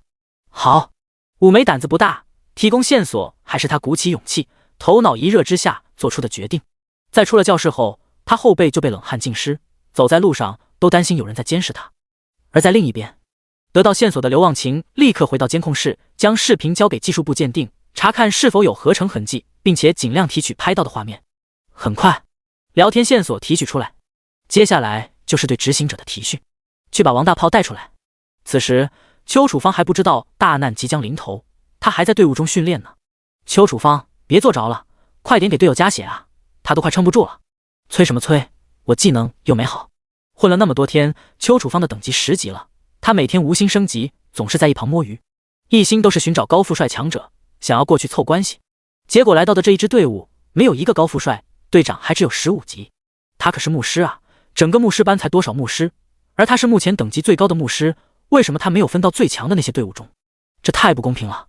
10大家族的旁系子弟也在学校内，只要他能够加入那些队伍，就可以通过那些族人当做踏板，接近嫡系。届时，只要他嫁入嫡系，就可以成为世家太太，享受名誉和财富。对于这种情况，远在合众国的5星上将麦克将军如是说道：“我们不能熬夜，不然第2天容易在白天打瞌睡，这会让我们做一些不切实际的白日梦。”第78章，为什么觉得牧师没用？为什么会有邱楚芳会觉得牧师没有作用？那当然是军方把他们保护得太好了。如今的科技手段发达，医疗手段十分高深，医疗成本还低，患有什么疾病，注射医疗药剂一般都会好了。如果面对断手断脚，有营养液在，只要找回断手断脚，在4小时内泡入治疗液和营养液就可以恢复。也就是说，医疗手段十分强大。为什么医疗手段强大？当然是军方对抗魔兽，损伤惨重，在大量病人的临床治疗之下，摸索出来的医疗大爆发。普通人就算知道有魔兽，他们也只在视频中看到，一直没有亲眼看到魔兽，这才养成明明有魔兽在，还态度恶劣的性格。温室里的花朵保护得太好。对于这些现象，上面已经着手改变，那就是百校训练。在为期1个月的训练结束之后，会安排转职觉醒的学生参与到对抗魔兽之中。届时，学生的身上就会沾染血与泪。牧师对于普通人来说，培养成本过高，前期疲弱，要是不优秀，根本得不到资源的支持。特别是20级转职后，如果没有特殊天赋，等于废了。拥有的治疗术和进化术能干什么？没有人知道。对于普通人而言，攻击手段和防御手段比治疗手段好用多了。只有军方和世家才有资本养牧师，所以不是牧师没用，是牧师普通人根本养不起。普通人也不用上战场和魔兽对抗，根本不了解牧师在战场中的作用。有绿皮矮人在，医疗舱很可能会受到攻击，但牧师就不同了，能随意转移。而这一切都是不同地位才能想到的问题。与普通人而言，他们要的是强大自身。见识不同，思考问题的角度自然不同。上面没有干涉群众的选择，毕竟牧师的前期真的太弱了。治疗术能治疗的，医疗舱能做；进化术能进化的诅咒气息，现实中能遇到多少？综上解释，想必能明白的已经明白。非必要，家庭底蕴不深厚的，才不会选择牧师这种需要他人保护的职业。职业关乎一辈子，大部分人当然选择强化自身，而不是奉献他人。邱楚芳正在等待家里面寻找重选卷轴，他要用元素师控制元素奴仆进攻，这样才符合他女王气质。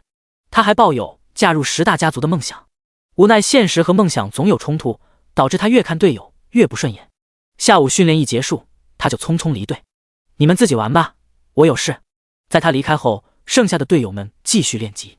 俗话说笨鸟先飞，他们没有天赋，只能靠勤能捕捉。下线之后，邱楚芳心情郁闷无比，他想去看看池清香，当然不是好心的问候，而是想去看看那么多天了，一直躲着，是不是在偷偷的哭？他要去看看池清香的丑态，才能满足心中的愉悦。只有对比，看到池清香过得不幸，他心中才会得到满足。只有将池清香踩到泥潭之中，他才能感受到人上人的快感。那记者的道歉发布会上，他看了，羡慕嫉妒恨填满内心。滇兰国皇子都对池清香刮目相看，还为魔之病说话。邱楚芳心里很不平衡，她长相不差，身材妩媚，为什么就没有高质量男生被她吸引，偏偏全都去喜欢装单纯的魔之病小白莲花？那执行者真是废物，这都几天了，事情还办不好，白白浪费老娘100万。在出发之前，他登录神明论坛，继续寻找执行者。很快有人联系上他，雇主，我要弄个学生，弄死也没事，1000万，可以先给100万定金。执行者信息，雇主，汇成大学的魔之病学生池清香。执行者成交。这一次交易轻松多了，邱楚芳把100万打了过去后，整理一番，起身前往池清香宿舍。与此同时，监控室内，07发现邱楚芳利用公司账户转出100万到空壳公司，这空壳公司拿到钱后进行投资一个听都没听过的理财产品。下一秒，理财产品申请破产，空壳公司注销，100万资金就这样消失得无影无踪。但这一切都在07的眼皮子底下发生。他拍板道：出发，抓人！警车出发了，还带着调查员。钟旭道：校方也接到消息，封锁校园，控制邱楚芳行动。很快就有宿管带着老师和保安来到邱楚芳宿舍外，打开后发现邱楚芳不在。不好，快去池清香的宿舍。邱楚芳走在路上，发现周围学生行色匆匆，好像有大事发生一样。他内心一惊，想要回去，却发现有些保安跑向他宿舍的方向。担心后面出现恐怖组织，他朝着池清香的宿舍快步跑去。如果真的有恐怖组织，将那些人引到华阴楼也不错。邱楚芳之前来看望过池清香，可以通过门禁。由于是突然行动，没有全面通知，便没来得及删除华阴楼中关于邱楚芳的人脸识别信息。等到发现时，已经晚了。校领导乌重相从办公室匆匆赶往华阴楼，刘忘情同样心惊。他们用最坏的可能性猜测邱楚芳去华阴楼的动机，那就是邱楚芳知道事情败露，想同归于尽。这一次也顾不得隐瞒了。校方立刻通知居住在华阴楼的学生，这里都是女学生。在605号宿舍，叶修如正和表姐叶初柔喝茶呢。叶修如想知道怎么才能见一面池清香。忽然电话响了。与此同时，邱楚芳来到606号宿舍门外，伸出手敲门。咚咚，又在装死。他有备用钥匙，是上一次派他见池清香后还没有还给学校的钥匙，门禁也是同理。打开房间后，邱楚芳发现躺在虚拟舱中的池清香，他眼中带着极度的怒火，一步一步走向虚拟舱。605宿舍内，叶初柔挂断电话后，表情微变，立刻冲向门口。叶修如知道大事不妙，他也跟了过去。门打开后，发现606号房间门开了，他心惊一瞬，冲到606门口，看到站在虚拟舱旁的陌生人。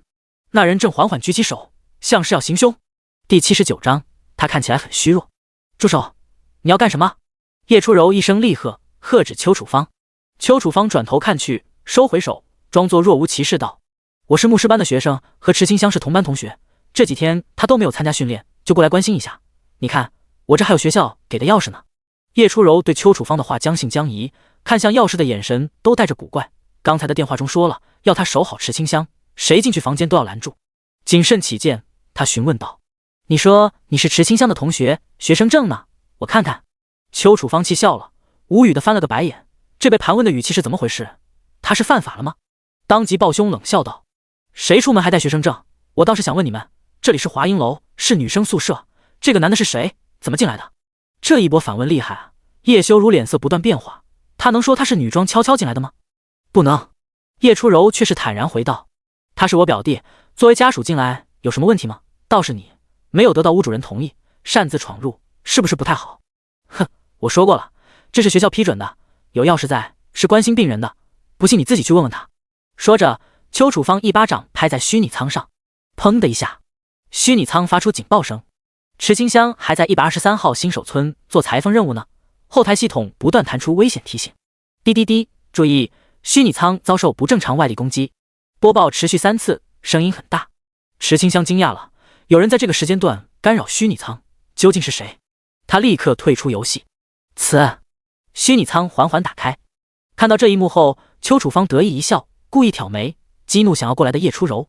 池清香看到站在眼前的邱楚芳，他不敢随意动手，怕不小心把虚拟仓弄坏，还担心把邱楚芳拍死，他只好装作迷糊，开口询问道：“你们在干嘛啊？”闻言，叶初柔快步上前将邱楚芳拉开。修如，还不过来！叶修如如梦初醒，快步走在叶初柔面前，与邱楚芳对峙起来。看着这姐弟俩的动作，邱楚芳摊手耸肩，毫不在意道：“不就是让他强制退出游戏而已，至于这样看着我吗？我这样做还不是因为你们要我证明身份？诺，现在他醒了，你可以亲自问一问，看看我是不是他的牧师班同学，还有上一次看护他的也是我。”其实不是看护，邱楚芳用这两字是为自己脸上贴光。这其中的弯弯绕绕，池清香刚醒来还不清楚发生了什么，他感受到体内磅礴的力量，接受力量后已经过去4天。他小心一些，应该可以从虚拟仓中坐起来吧。初柔，麻烦你扶我一下。好。在叶初柔的帮助下，池清香从虚拟仓中坐了起来。他为了控制力气，累到不断喘气。因为控制力气，以免力气太大弄坏虚拟仓而被自己累到喘气的，他算是第一个人了吧。邱楚芳，你来这里干什么？那问你了，今天都周4了，你在干嘛？怎么不去做任务，还一直宅在宿舍，不怕闷出病来啊？邱楚芳才不会说出他来这里的目的。看着因为从虚拟仓坐起来就累到喘气的池清香，他舒服了。体质那么差，迟早死在虚拟仓中。还有，他要使用激将法，让池清香周末出门，这样才方便执行者动手。池清香，周末有没有时间？牧师班早就想聚会了，你总是推脱不来，也太不合群了吧？我周末没时间。上周末你有时间去金堂小区，就没有时间参加牧师班聚会，你是不是看不起同班同学呢？邱楚芳善于利用道德绑架，想要应对这一招，只能成为没有道德之人，或者是反过来绑架回去。池清香有道德，他只要用另一种方式反击。上周末我是有事情要做，这周末的聚会我其实想去的，就是担心会吓到你们。你要是不怕的话，周末你来找我。邱楚芳语气一致，伶牙俐齿，魔之病还堵不住你的嘴了，这个病怎么不把你的牙齿给弄掉？他内心怒骂，脸上却是挂着笑容。总之周末牧师班聚会，你要是不来，大家会一起请你下去，放心，大不了聚会的时候你就坐在旁边，就当是有参与感了。说罢，他呵呵一笑，甩着头发转身离开。池清香看着邱楚芳离去的背影，眼睛微眯，开始沉思起来。他看得出邱楚芳在针对他，可为什么要这样做？难道就因为上一次抽签抽到邱楚芳来看他死没死？若真是这样，那邱楚芳也太小气了。算了，不管这个糟心事情。池清香望向叶初柔，疑惑道：“初柔，你怎么来了？”是这样的，叶初柔将电话内容说出。听过之后，池清香想到前几日刘忘情说过出卖学生信息的学生一事，难道说那名学生就是邱楚芳？怪不得一直要让他参加牧师班聚会，想必是要在路上制造一些麻烦。君子不立危墙之下，明知道参加聚会会有危险，池清香自然不会傻傻的过去参加。今天的事情，他还是要对叶初柔说一声谢谢的。要不是叶初柔及时赶来与邱楚芳对峙，谁也不知道邱楚芳会在这个房间内动什么手脚，万一装针孔摄像头。单单是想到这个可能性，他就不寒而栗。叶初柔微笑回道：“不用客气，咱们是邻居，应该互帮互助。”说着他话音一转，询问道：“你要起来吗？”“不了，我接到任务，刚才正在做任务，现在想回去继续做任务。”“那我扶你躺下。”就在池清香刚躺下时，叶初柔的手机响了，是刘忘情打来的。一接通，刘忘情的声音便急促道：“邱楚芳没有对池清香做什么事情吧？就是拍了下虚拟仓，将池清香强制唤醒了。那他现在怎么样？”闻言，叶初柔看向池清香，他现在躺着了，说要继续做任务，身体没事吧？通话是外放声音的，池清香也听到了，他微微摇头。叶初柔则继续回道：“没事，就是刚才强制唤醒后，起身有些吃力，看起来很虚弱。这几天辛苦你照顾一下池清香。学校这边有事情要处理。”“好。”电话挂断后，叶初柔看向池清香，摊手道：“看来这几天我要经常过来串门了。”池清香明白他的意思，笑道：“要是在抽屉里，你自己拿吧，我就先做任务去了。”“好。”话音落下，此舱门关闭。第80章，邱楚芳进小黑屋。叶初柔看着目瞪口呆的叶修如，拍拍他的肩膀：“看什么？走了。”“啊。”察觉到表弟的奇怪举动后，他询问道：“你这是怎么了？从见到池清香开始就怪怪的。”闻言，叶修如的脑海中闪过刚才池清香吃力做起的画面，内心很不好受。原来得了魔职病会遭受欺负，身体还会变得那么差。他呢？初柔姐，是不是得魔兽病的身体都会变得那么差？你说桃花剑仙他？别多想，桃花剑仙的身份不是有过推测吗？他都觉醒成功了，却还是躲起来，他自己都不着急，说明就不是魔之病。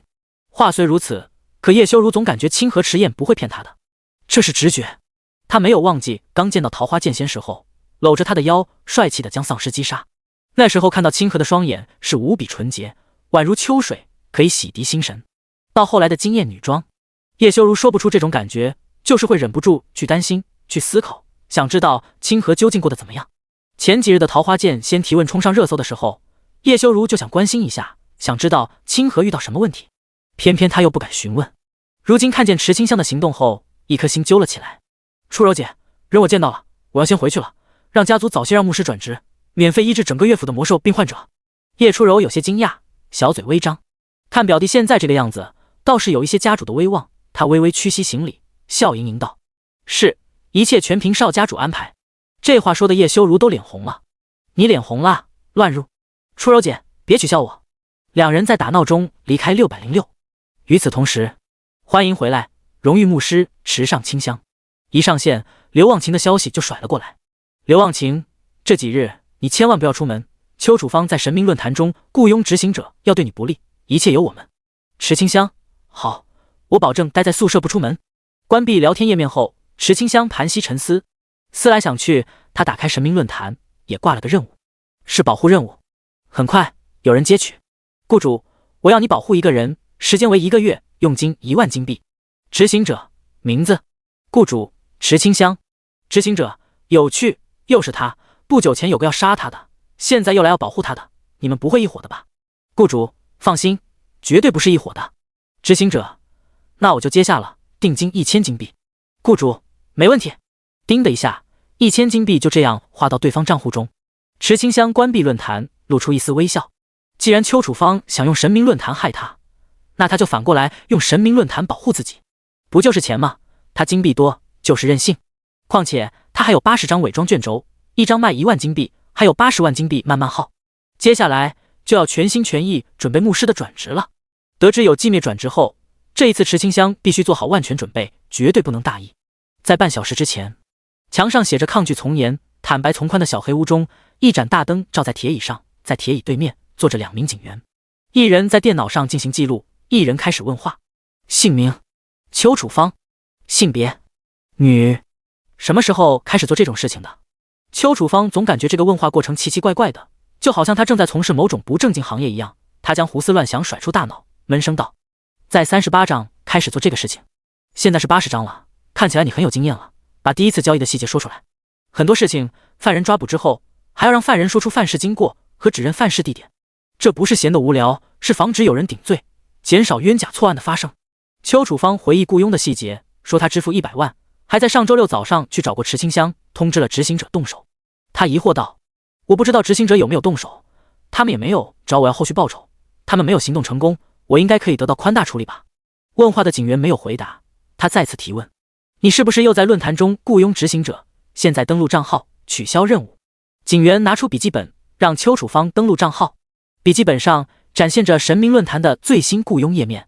雇主，我想取消任务。执行者，任务已经开始，无法取消。邱楚芳愣愣地抬头看了眼警员，这个应该不能怪我了吧？我都要取消了，是对方有职业精神，不肯取消的。警员沉默不语，拿走笔记本。监控室外，刘忘情和乌重相就站在这里观看。乌重相的脸上满是悲痛之色，这些温室中花朵居然把枪口对准了同学，明明还有魔兽环伺在外，就敢做出这种事情，真的是和平太久，养出了这种不知天高地厚的性子。校方这边不打算求情，该怎么处理就怎么处理，学生家长就让警方通知吧，这个学生我们是管不了了。闻言，刘忘情立刻联系叶初柔，得知池清香已经登录游戏后，他戴上头盔，亲自提醒池清香，邱楚芳的罪名是成立的。张大炮那边的雇佣页面有着和邱楚芳一样的对话内容，为什么邱楚芳会疑惑第一次雇佣后没有后续？当然是执行者被抓了。这时，邱楚芳的父母赶来警局，了解事情经过后，吓得差点晕倒。两人就在警局走廊中大吵起来：这个不孝女啊，都是你养成她这个性子，还说我，还不是你整天工作，你女儿会是这个样子吗？都说子不教父之过，还有子不教母之过的吗？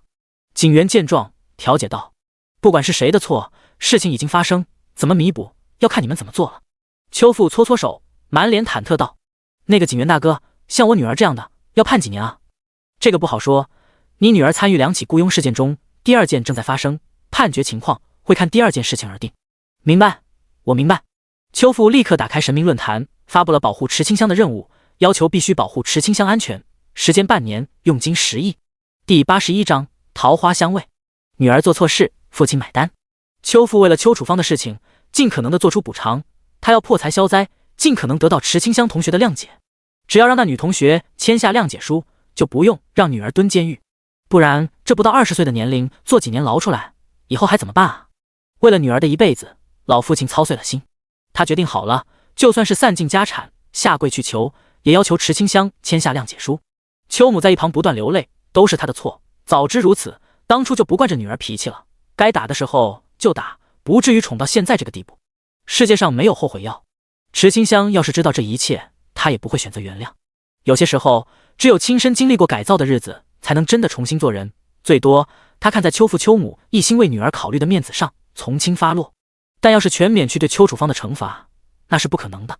成年人了，做错事情就必须承担，靠家长算什么本事？想欺负他没有家长吗？哼！时间一晃而过，3日之后，随着虚拟舱的打开，池清香从舱中坐了起来，是靠自己坐起来的哦。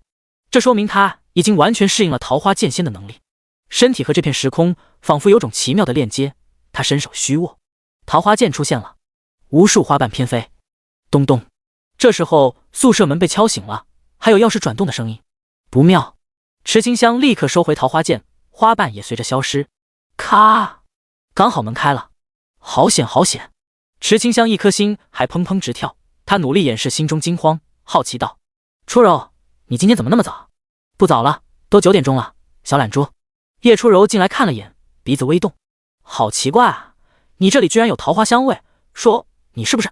她突然靠近，盯着池清香的双眼，从乌黑明亮的双眼中，叶初柔看到了慌乱和紧张。她得意一笑：“你就承认吧，是不是因为仰慕桃花剑仙，偷偷买了桃花味道的香水？”吓我一跳！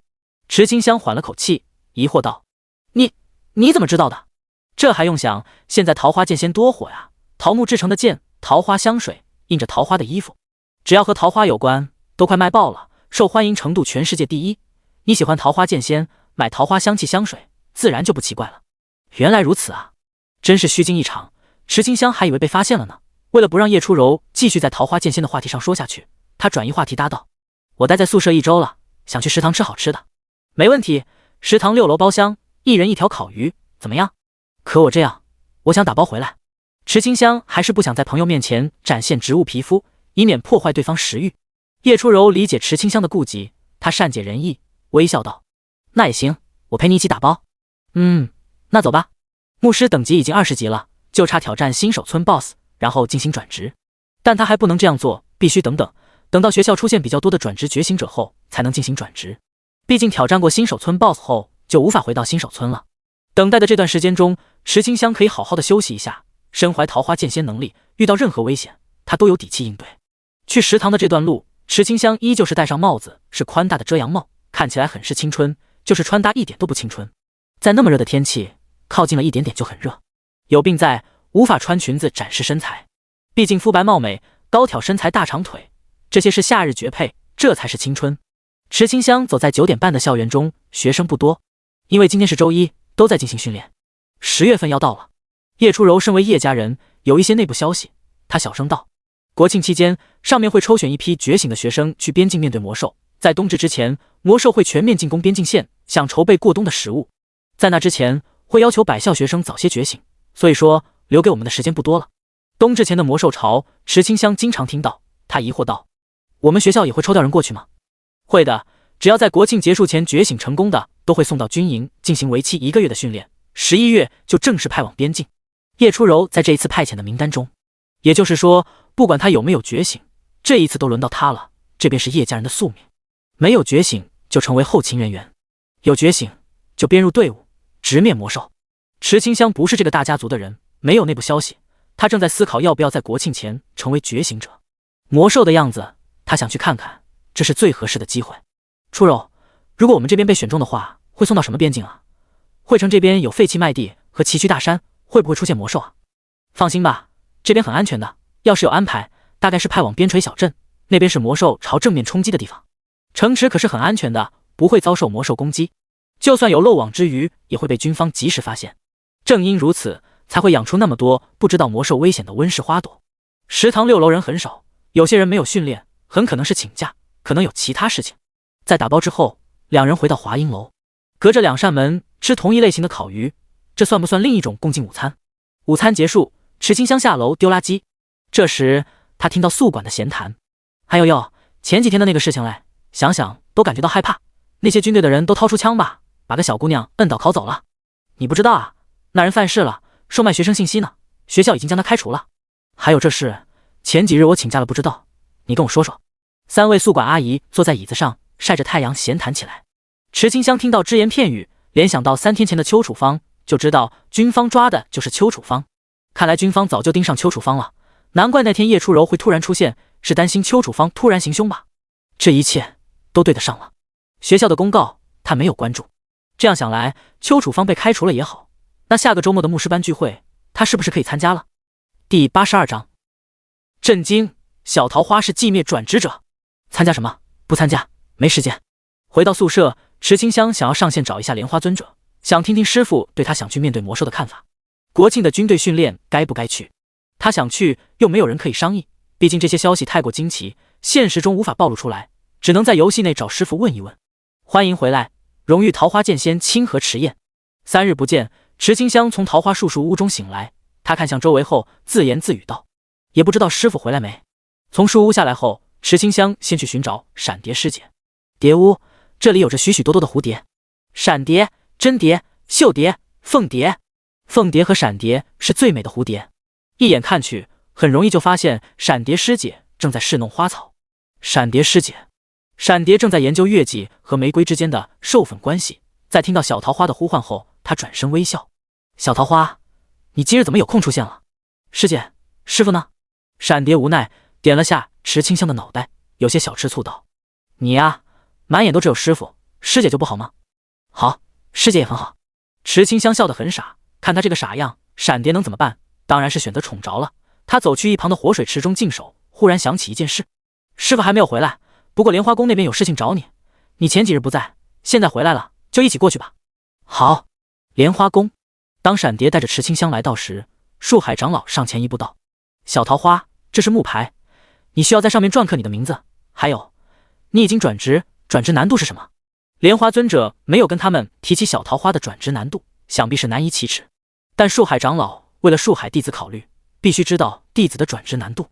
他将语气放得柔和一些：“你放心说出来，就算是困难以下的转职也没关系，我们还可以在以后进行2次觉醒。”闻言，闪蝶看着小桃花的眼中带着一些担忧。当年他是地狱难度转职而来的，整个莲花宗也才4位地狱难度的，寂灭难度的更是1000年未曾出现过。大部分弟子都是困难难度，这算是莲花宗的入门门槛了。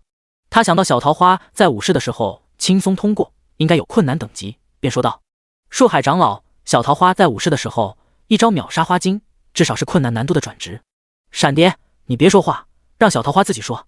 树海不想从其他人的口中听到答案，他看着池清香，认真道：“你亲口说，你是什么等级？”“寂灭。”“原来是寂灭，你说什么？”树海长老的头发都炸了起来，根根竖起，他瞳孔瞪大，语气颤抖道：“你再说一遍。”“是，寂灭难度就是1%通过几率的寂灭。”在确定没有听错后，树海长老不淡定了，他咬着食指，不断走来走去，那眼神充满着难以置信。他喃喃道：“不应该啊，要是寂灭难度转职，尊者怎么会不说出来呢？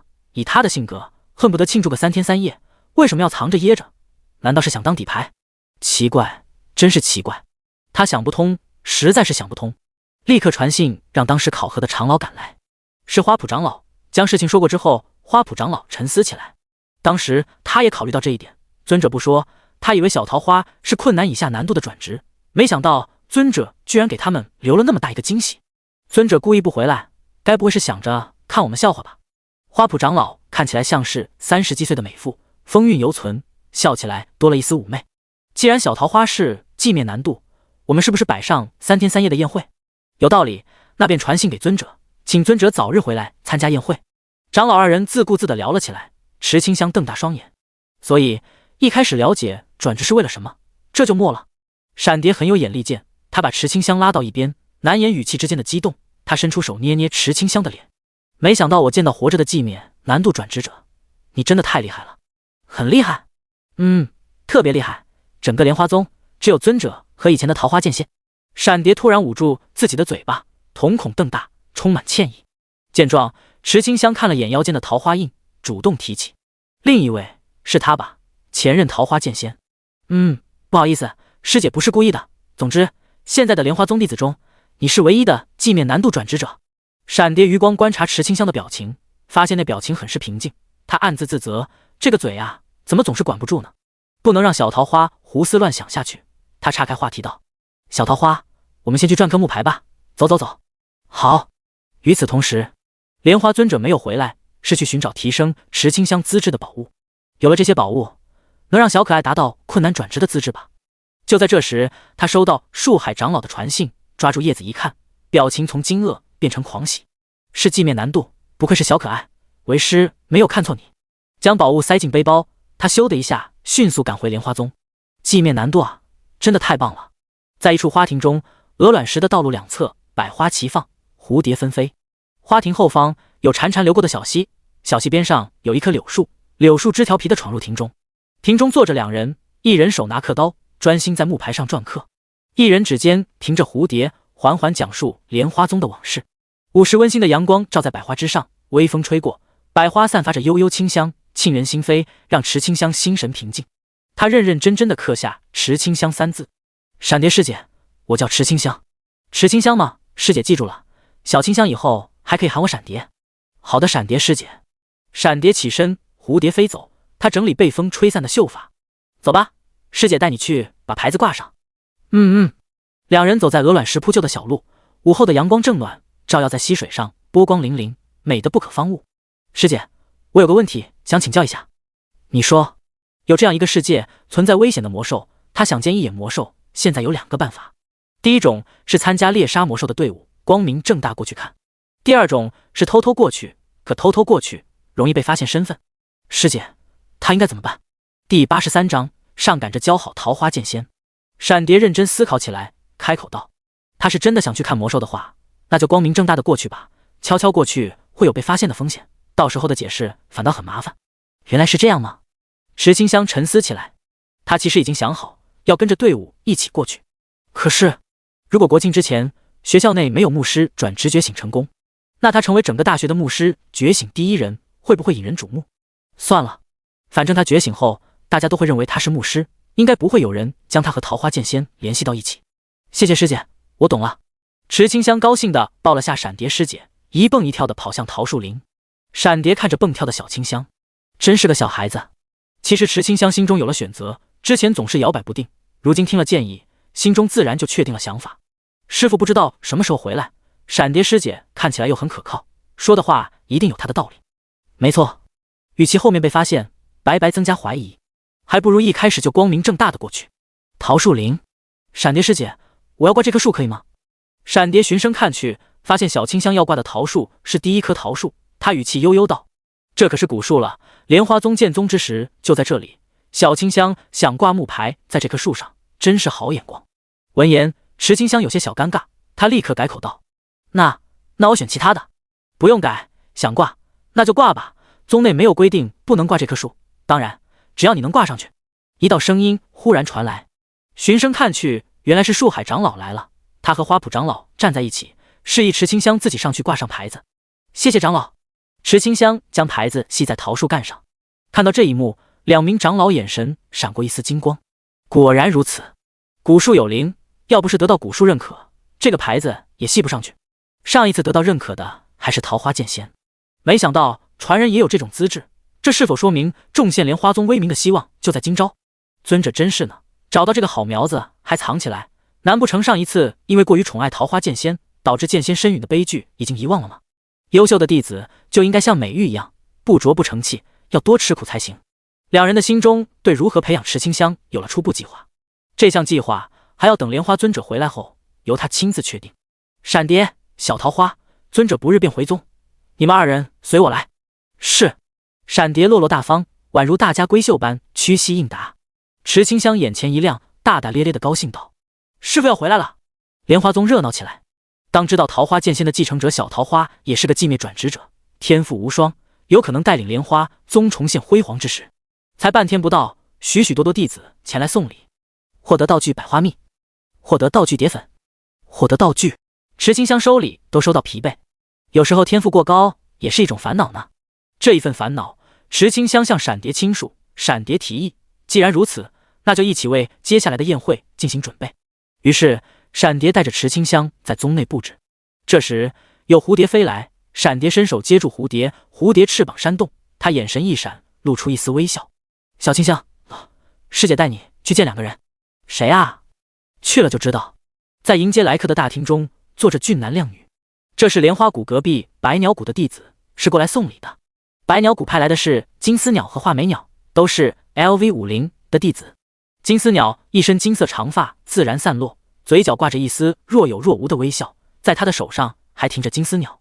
他微微弯腰拱手道：“百鸟谷弟子金丝前来拜见莲花宗新任桃花剑仙，此乃百鸟少，可统御百鸟。”画眉鸟满头青色长发，配青玉发饰，一身青色祥云绮罗，面容高冷。他微微屈膝俯身行礼后，拿出丹药。百鸟谷弟子画眉前来拜见莲花宗新任桃花剑仙，奉上空鸟丹，服用之后能识鸟语，辨百鸟之音。百鸟少和空鸟丹都是百鸟谷的不传秘宝，闪蝶都惊讶了。之前莲花谷想要引进鸟儿，可惜不会鸟语，还派他去百鸟谷求过这2样宝物，结果百鸟谷借都不肯借。如今听到新任桃花剑仙是寂灭转职者的消息后，立刻上赶着送宝物。这就是差距啊！莲花谷示弱太久，小清香还没开始发威呢，就为宗门收获这2件宝物，真的是福星弟子。闪蝶激动地在大厅外小声跟池清香介绍百鸟谷，说百鸟谷在上任桃花剑仙离去后很嚣张，如今看到这百鸟谷弟子老老实实的样子，真的很有趣。树海长老发现大厅外小桃花的身影后，开口道：“小桃花，进来吧，这2人是来找你的。”他这样做就是要让小桃花多见见世面，不然这一副畏畏缩缩的样子，怎么担起宗门大任？池清香知道是在叫他，他深吸一口气，强装镇定地走进大厅，拱手道：“弟子拜见长老，见过百鸟谷宾客。”见状，树海长老微微蹙眉，这太有礼貌了，容易让来宾看不起的。他清清嗓子道：“可既然已经行礼，那便寻个位置坐下吧。”是。池清香坐在百鸟谷弟子对面，这一坐，金丝和画眉不自在了。这新任桃花剑仙是在干什么？在监视我吗？好强的压迫力，恐怖如斯。为何如此？自然是他们体验过上任桃花剑仙的统治力，如今看见桃花剑仙后，内心犯怵。百鸟谷弟子其实都不敢来到莲花宗，就怕遇到莲花尊者要挨揍。谁不知道莲花尊者最宠爱桃花剑仙？好在2人没有感知到莲花尊者的气息。金丝起身献礼道：“桃花剑仙，此乃百鸟谷宝物，百鸟少还请收下，已是2宗交好之诚。”画眉同样站起：“剑仙海涵，空鸟丹也劳请收下。”池清香还在犹豫收不收呢，毕竟这可是百鸟谷宝物，要是收下了，会不会惹来什么麻烦？就在这时，一道气息出现，金丝和画眉脸色一变：“小可爱，既然是2宗交好的诚意，那就收下吧。”是莲花尊者的声音，没想到那么快就回来了。池清香心中一喜，露出一丝微笑：“是，徒儿这就收下。”丁，获得道具百鸟少空鸟丹。第84章，企鹅拥有着强大的复制秘籍能力。收下礼物后，池清香脸上没有丝毫得到宝物的喜悦，只有即将见到莲花尊者的喜悦。他跑到大厅门口，看向天边，只见一条花路从天空直达大厅，无数莲花宗弟子快速集合，男弟子弯腰拱手，女弟子俯身屈膝，弟子们高呼道：“恭迎尊者回宗！”声音回响整片莲花谷。见此一幕，金丝和画眉都紧张起来，情不自禁地吞咽口水。2人来到这里还有任务的，那便是试探新任桃花剑仙的实力，看看究竟符不符合寂灭转职者的实力。如今看这个排场，他们要是敢提出这个质疑，怕是会被当场打死吧。瑟瑟发抖，不敢动，根本不敢动，只希望莲花尊者可以无视他们，就当作没有看见。很快，莲花尊者的身影就在花路尽头出现，弟子们再一次齐声高呼恭迎尊者回宗。在一遍遍的呼声之中，莲花尊者终于翩然落地。小可爱，为师回来了，想我没？想。池清香跑上前去抱住莲花尊者，莲花尊者宠溺地摸摸他的头发，然后眼神突然一冷，看向百鸟谷的金丝和画眉。怎么，你们二人礼物送完了，还有事，本尊可没有为你们留下碗筷。这个，金丝牙齿都在打颤，宗门宝物都送出去了，为了白鸟谷的任务，他拼了。尊者在上，在下听闻桃花剑仙乃寂灭转职者，心中好奇，寄养难耐，特来请教，以解在下心中所惑。是吗？你是说本尊会编出假消息欺骗你？你家那个还真不是什么好鸟。白鸟谷宗主被骂，金丝不敢反驳，这是尊者间的矛盾，他这个小辈不好评价。在出门之前，金丝就得到过宗主亲传，说要是莲花尊者骂他，就当作没有听见。毕竟俗话说打是爱，骂是亲，莲花尊者骂得越狠，就越能证明他在莲花尊者心中的地位。虽然金丝觉得这样有些变态，可宗主都没有意见，还乐在其中，他当然选择听不见。莲花尊者知道对小辈发脾气没用，他低头看了眼池清香，眼神瞬间温柔，他询问道：小可爱，你想打吗？想，我不会输的。池清香捏着小拳头，言语中满是自信。见此，莲花尊者眼中的光更柔和了，他点头道：小可爱想打，那就打，放心打。为师送给你的小礼物，拿到了吧？拿到了。那就打吧，为师等你获胜。此言一出，树海长老都愣住了，换做以前，要是有人挑衅桃花剑仙，下一秒就会被尊者一巴掌扇飞。怎么现在舍得让桃花剑仙参与战斗了？就真的不担心受伤？毕竟那可是50级对21级，差距太大了。就算是寂灭转职者，要想不落败都要负伤，居然还想着获胜，尊者是疯了吗？不是最疼爱桃花剑仙的吗？等等，尊者疼爱的是上一任桃花剑仙，难道说上一任桃花剑仙的死亡刺激到莲花尊者，令尊者性格大变？树海长老不明所以，胡思乱想起来。这时擂台摆好，莲花尊者作为裁判，坐在主席的位置，草原长老、花圃长老、树海长老、蝶舞长老坐在次席，画眉站在一侧观战。闪蝶在对岸朝着画眉一顿微表情输出，两人算是冤家了，一见面就要掐起来。池清香和金丝在擂台上对视，莲花尊者沉声道：这一场比试就当是宴会之前的暖场，比试结束，开席。尊者，您回来太早，很多地方没有准备好呢。那好吧，今日就当成正常的比试，开始。话音落下，比试开始了。金丝自信一笑：桃花剑仙，你真的不需要我手下留情吗？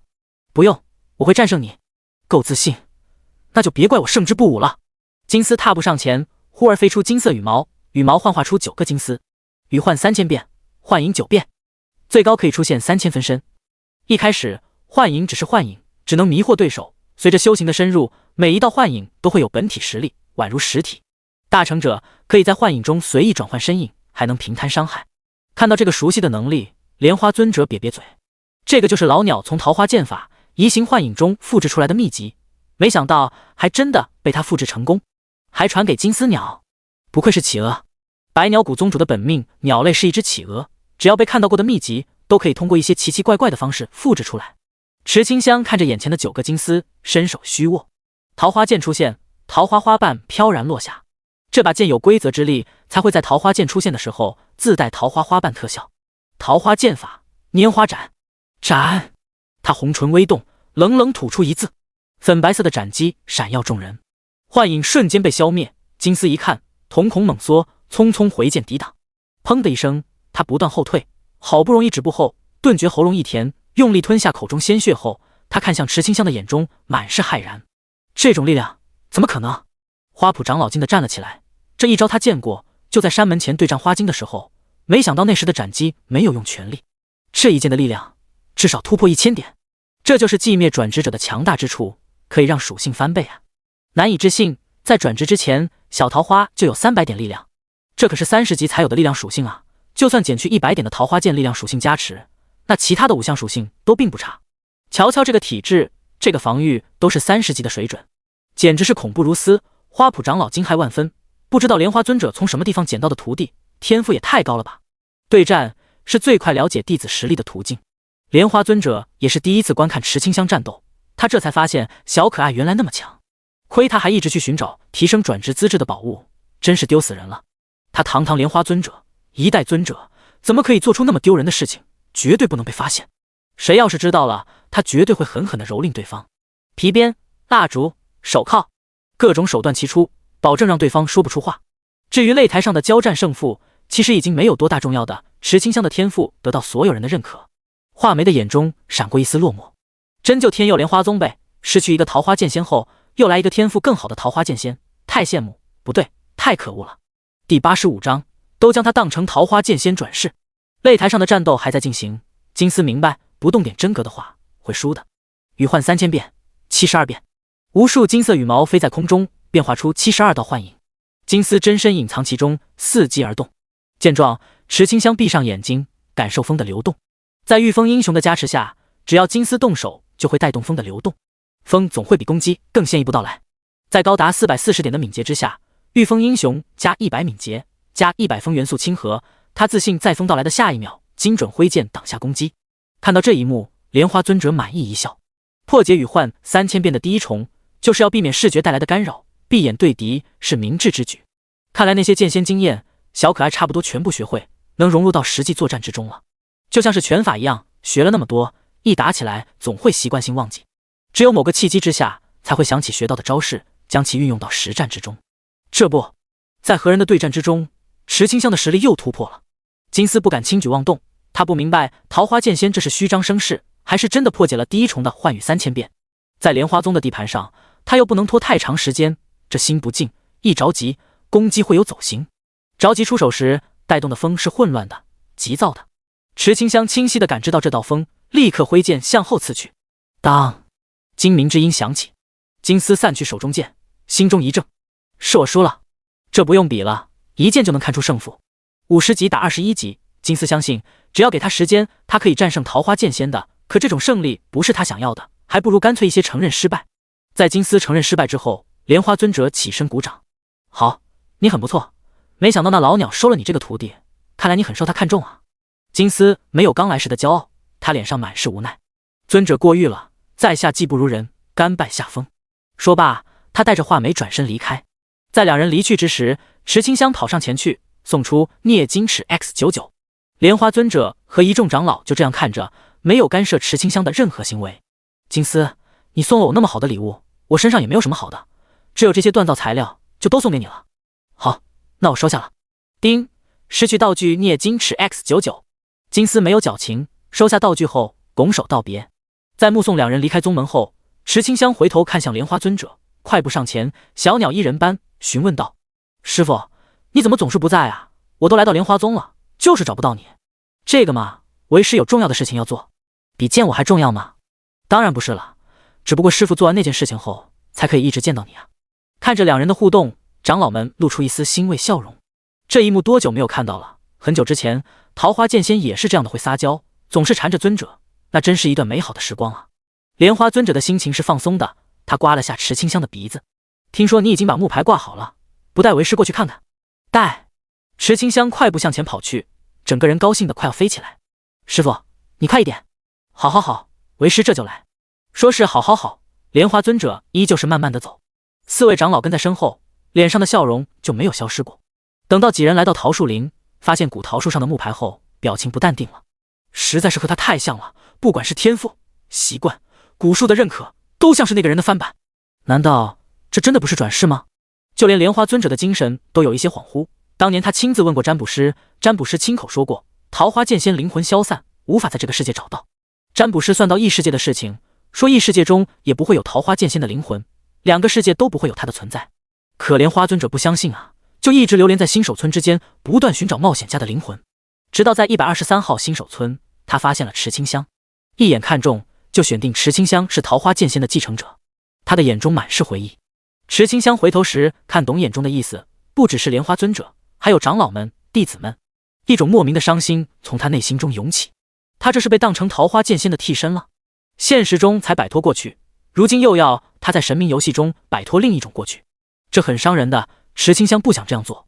好在莲花尊者及时从回忆中醒来，他掩饰悲伤，笑着走在古桃树下，伸出手抹在树干上。你也认为是他回来了吗？心意和古树相通。这时古树落下花瓣，看来古树真的把池清香当成他。一边是占卜师的占卜，一边是古桃树的肯定。每一棵树一辈子只会选择一个人，愿意那人记上木牌。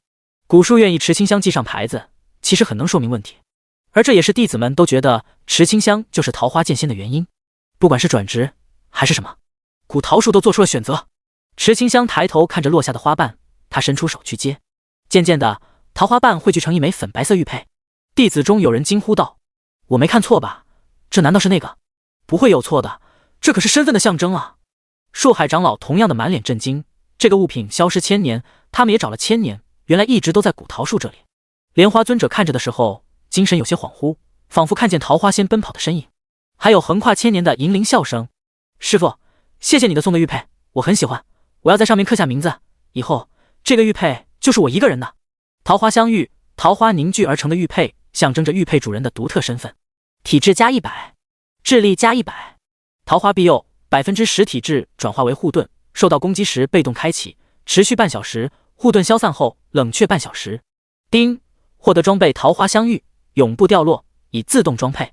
桃花仙套装2/2，二件套效果激活，攻击附带的桃花将转为桃花剑气，协同攻击目标。桃花剑气继承力量为1%力量。第86章，牧师香香雨下 LV20。当桃花香玉佩戴在腰间之时，池清香的脑海中多出许多记忆，他捂着脑袋，表情有些痛苦。这些究竟是什么？莲花尊者脸上满是紧张，匆匆上前，关切询问道：“小可爱，你怎么了？”“是，师父，我好疼，脑子好疼，好像多出一些不知道是谁的记忆。”此言一出，熟悉桃花剑仙的弟子们都噤声了，他们看着池清香，眼中带着一丝期待。难道说真正的桃花剑仙要回来了？但莲花尊者不这样认为，不管是他也好，小可爱也好，都是他的爱徒。沙沙，玉佩发生细微响声，他拿起玉佩一看，发现上面原本刻着桃花剑仙名字的字样正在飞快消失。很快，前主人的名字消失，重新刻上的是池清香3字。当名字固定下来之后，池清香的脑袋不疼了。古桃树抖落更多的桃花花瓣，那么多年以来，这种情况还是第一次见，弟子们完全搞不懂发生了什么。莲花尊者也不懂，他当年送给桃花剑仙的这块玉佩，世界上仅有一块，只有和玉佩心意相通，才能在玉佩上刻名字。如今玉佩却成为了小可爱的配饰。忽然，粉白色的护盾出现在池清香的身边，将她保护起来。护盾的出现说明玉佩承认了池清香的存在，而并非桃花剑仙的替身。一众弟子看到这情况后，就算心中再怎么难以接受，都需要强迫自己接受。桃花剑仙已经不在了，新来的小桃花有她的名字，叫池清香。莲花尊者能感受到小可爱内心的落寞，他上前将她牢牢抱在怀中。小可爱，不要想太多，是为师不好。池清香可以理解大家的情感，可以当作不在意去照顾他们的情绪，可是谁又能看到他的落寞去照顾他的情绪呢？大大方方的将这一切让出来，他真的做不到。要做出选择太过艰难，于是池清香选择了逃避。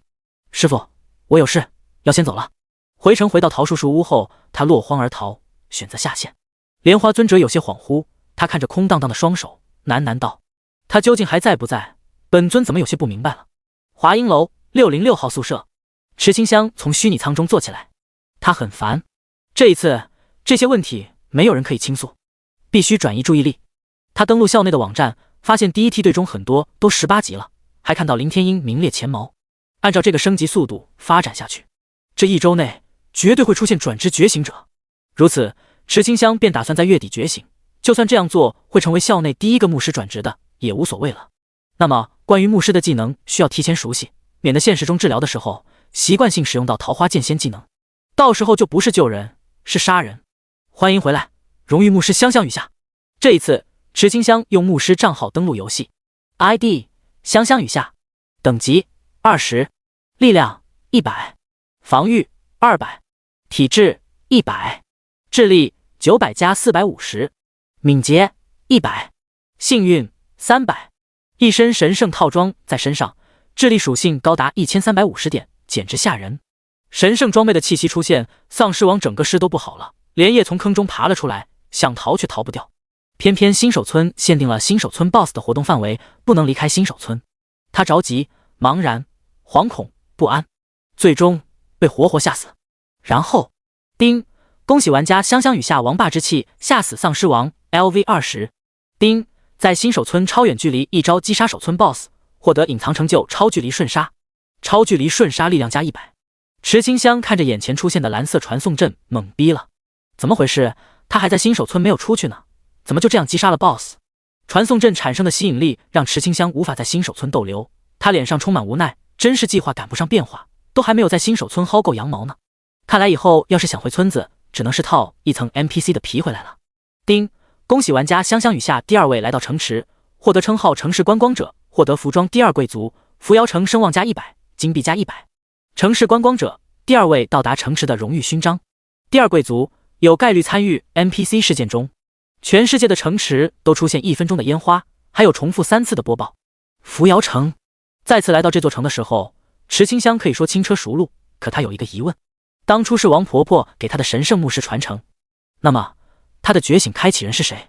万一转职成功后没有人帮他觉醒怎么办？糟糕糟糕，这个是大问题。他立刻登上神明论坛询问起来。香香雨下的提问：我打算转职了，可给我隐藏职业转职的 NPC 不见了，就算我转职成功也无法觉醒，我要怎么办？原本因为香香雨下进入城池就足够引得大家注意了，可随着这个问题的出现，直接惊呆了全世界。各大国立刻召开紧急会议，他们还是第一次知道，要想觉醒还需要给隐藏职业的 NPC 帮助。志愿都急疯了，以此推论，或许桃花剑仙根本没有觉醒，毕竟莲花尊者来无影去无踪，他们那些人练习女装，已经把女装技术学习的炉火纯青，就差找到莲花尊者了。结果就是没有找到。在这个问题底下，没有一个人回复，因为没有人知道该怎么办。现实世界中，关于第一牧师和桃花剑仙的话题冲上热搜，无数人猜测桃花剑仙或许转职成功，没有觉醒。像是，你找到你的 NPC 了吗？别忘记了，当初给你隐藏职业的 NPC， 常回家看看吧，说不定在嫣然回首的地方，那个他正在等你呢。不管是催泪的、直接的、煽情的，这类型话题都冲上热搜。其中，资深狗仔欲哭无泪，他怎么办？他的狮王转职卷轴，是不是需要把丧尸王拉到转职神殿中去，把怪物拉到城内？怕是嫌命长。最重要的是，123号新手村，他们回不去了啊！大咩，武剑都懵逼了，要找给技能卷轴的 NPC， 那飘雪剑士的转职要怎么办？去找谁？一时间掀起轰轰烈烈的寻找 NPC 热潮。池清香疑惑地看着问题，就是没有人回复。很奇怪呢，难道是香香雨下这个 ID 已经没有名气了？这样也好，池清香不管了，他先去转职，转职成功后再慢慢寻找王奶奶。伪装卷轴隐藏的池上清香加的好友也在池上清香的伪装账号中，所以在香香雨下的 ID 之下，他没有好友。不过他能看见 ID 池上清香好友列表那些人发来的消息，其中叶初柔发来消息：清香，你看到了吗？那个第一牧师又出现了，他一定是转职成功才会这样问，可惜他找不到帮他觉醒的 NPC， 不然的话，我相信全世界富豪都会花重金请他出手治疗魔兽病，只要是他，一定可以治好魔兽病的。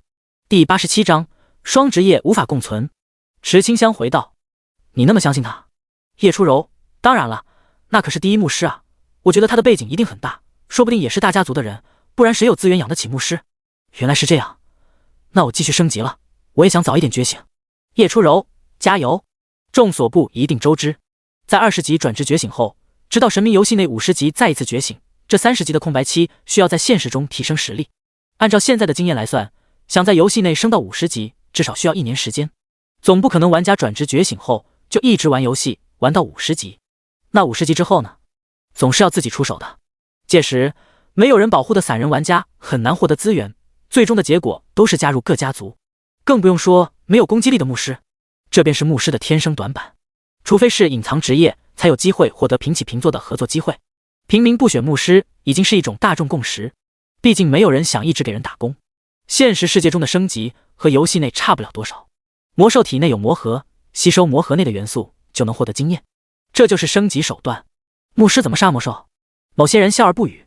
扶摇城，当池清香再一次来到转职殿堂时，白袍的剑士、黑袍的战士、红袍的术士、黄袍的射手，4人已经准备好了。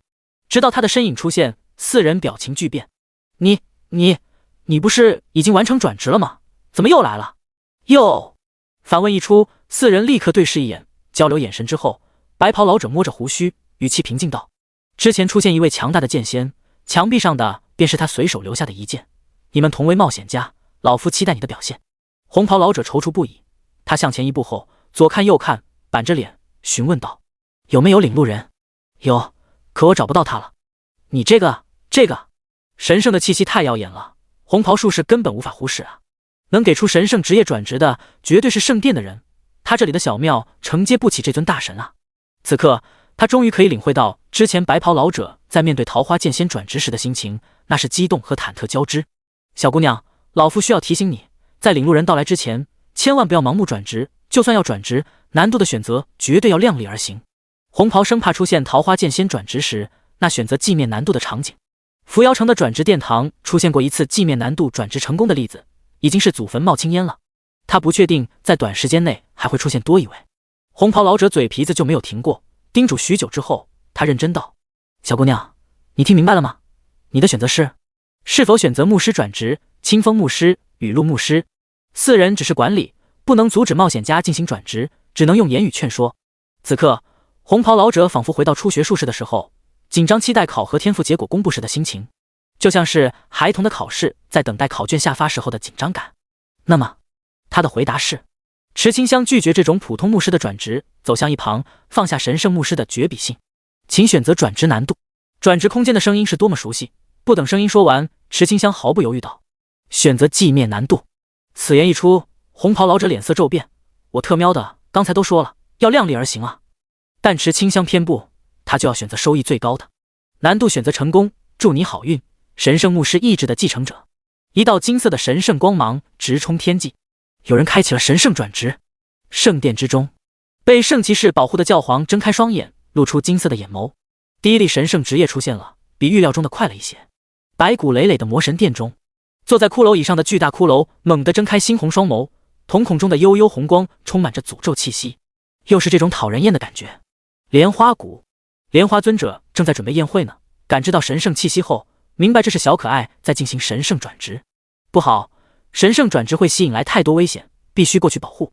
某处海礁之上，王婆子看向那道金色光芒，瞳孔轻颤，嘴唇哆嗦着喃喃道：你回来了。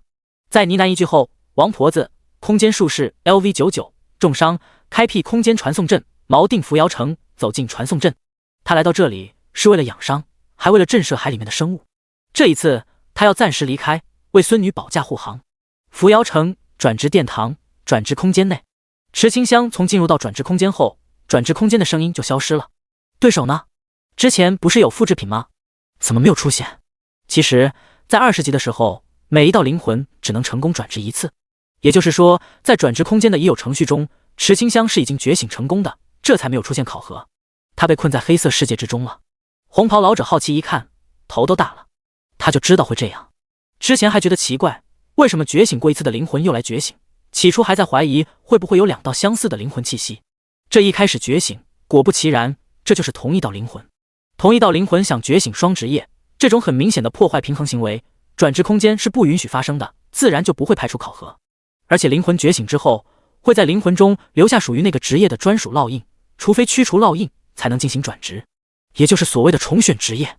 但不管重不重选，都要先退出转职空间，这一退出，转职空间会判定为考核失败，需要冷却7天。可若是不退出，就会一直待在黑暗中。红袍老者都开始劝说起来，说明这其中的利害关系，让池清香知难而退。桃花剑仙，你还是出来吧，有一种职业就足够了，何必贪心呢？将机会留给其余人吧。你本是剑仙了，为什么还要贪恋神圣牧师职业？这不值得呀。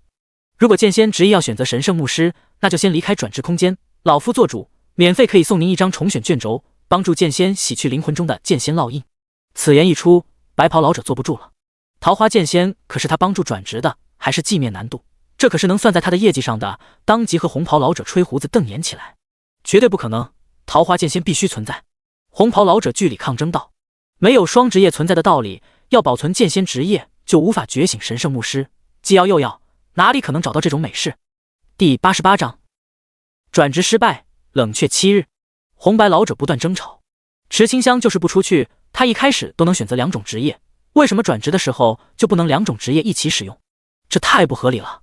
转职殿堂才不管合不合理，只要符合规矩就行。规矩就是一道灵魂只能绑定1种职业，如今已经绑定剑士，那就绝对不会开启牧师的考核。不开启考核，池清香就不走了，就在这里等着，看谁耗得过谁。等待的过程中，他打开神明论坛，刷起帖子消磨时间。时间一点点过去，转职殿堂内的白袍和红袍吵到都累了，黑袍和黄袍就这样喝着茶看2人争吵。世界真美好啊，没有太强大的冒险家进行转职，真的太惬意了。很快王婆子来了，他横跨不知道几千万里，赶来这里的时候，蓝条都清空了。尊敬的空间术士，不知道您到这里有何指示？不必拘礼，老身是来看孙女的神圣转职。他来到转职空间外朝内看去，发现躺在黑漆漆空间中的池清香。一时间，王婆子满头问号，她疑惑道：“这是怎么回事？考核呢？”白袍老者望着天空，假装没有听见，把解释的事情扔给红袍老者。红袍脸一黑，又恢复正常。他如实解释道：“是这样的。”听过之后，王婆子懂了，她朝着转职空间大喊道：“香香！”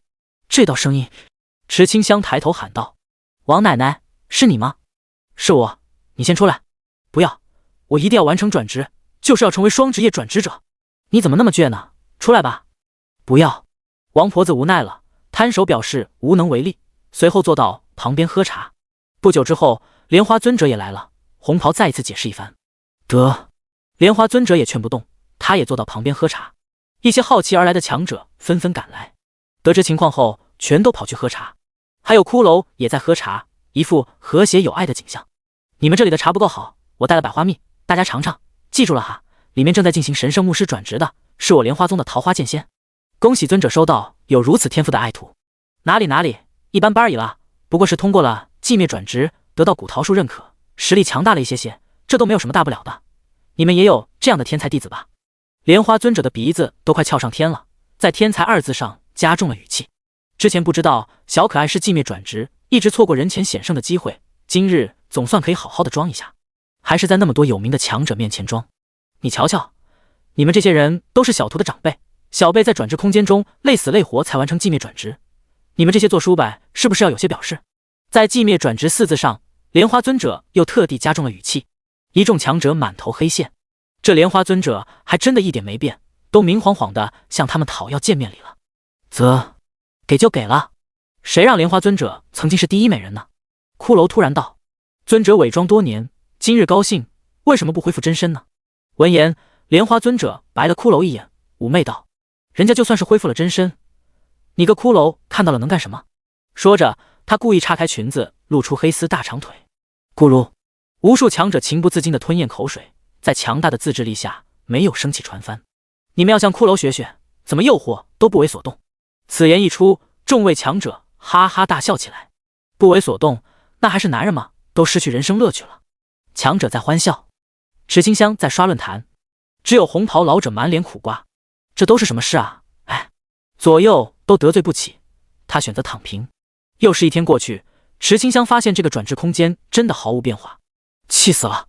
要是转职空间一直都是这种情况，别说他想觉醒后去见魔兽了，就连正常的转职任务都无法完成，那岂不是会成为永远都无法觉醒的牧师？偏偏他在学校登记的就是牧师，而且要是无法转职牧师，他的病怎么办？无法自救，会死的。要实在没办法，就只能选择洗掉剑仙职业了，或者可以先等等，先从转职空间出来。反正7天之内，整个朱夏国一定会出现成功转职觉醒的牧师。届时，先让那些牧师对他进行治疗，如果可以治愈，那就不洗掉剑仙职业；如果无法治愈，那池清香只能对莲花尊者说一声抱歉了。毕竟他的命比较重要，而且他不想成为谁的替身，就算不是桃花剑仙，他也依旧是池清香。心中有了计划后，他朝着黑漆漆的天上喊道：“那个，我要是出来的话，你说的重选卷轴还作数吗？”“作数，肯定作数。”红袍老者高兴起来，直接从怀中掏出重选卷轴。莲花尊者等一众强者都听到了声音，他们能和和气气的坐在这里，是出于桃花剑仙只是剑仙的情况下。如果桃花剑仙决定成为神圣牧师，那骷髅就要出手将神圣牧师斩杀于此。尊者，他要是洗去剑仙职业，你可以要将见面礼还回来。没错，非莲花宗弟子，尊者也不好出手相护吧。此刻凶相毕露，莲花尊者的心乱如麻，没有回应。他看着前方，眼中情绪交织。随着一道光芒出现，池清香从转职空间出来了。丁，神圣牧师转职失败，冷却倒计时7天。游戏系统的提示音出现。对此，池清香早有预料。我要的重选卷轴，就在这里。你决定好选择牧师了？谁说的？我只是觉得继续待下去也无法转职，还不如先拿个重选卷轴，就算卖出去也能赚到不少金币。话音刚落，强者们哈哈大笑起来。莲花尊者的脸上也露出一丝微笑，真是个小财迷。只有红袍老者受伤的世界达成了，白袍、黑袍、黄袍同情地拍拍他的肩膀，勇敢，别哭，滚滚滚。红袍老者蹲在地上画圈圈，可恶啊，他居然被小姑娘给骗了。可他看向那小姑娘被强者围着送礼的样子，背景太大了，惹不起，根本惹不起。强者们将准备好礼物都塞到池清香手上。小桃花，这都是叔伯给你的见面礼，收下吧。真是可爱的小姑娘，好想抱回家。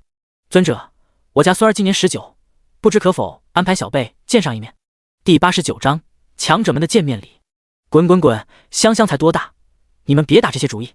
王婆子护短得很，不想让池清香和这些所谓的强者后辈见面。她的孙女根本没有人配得上。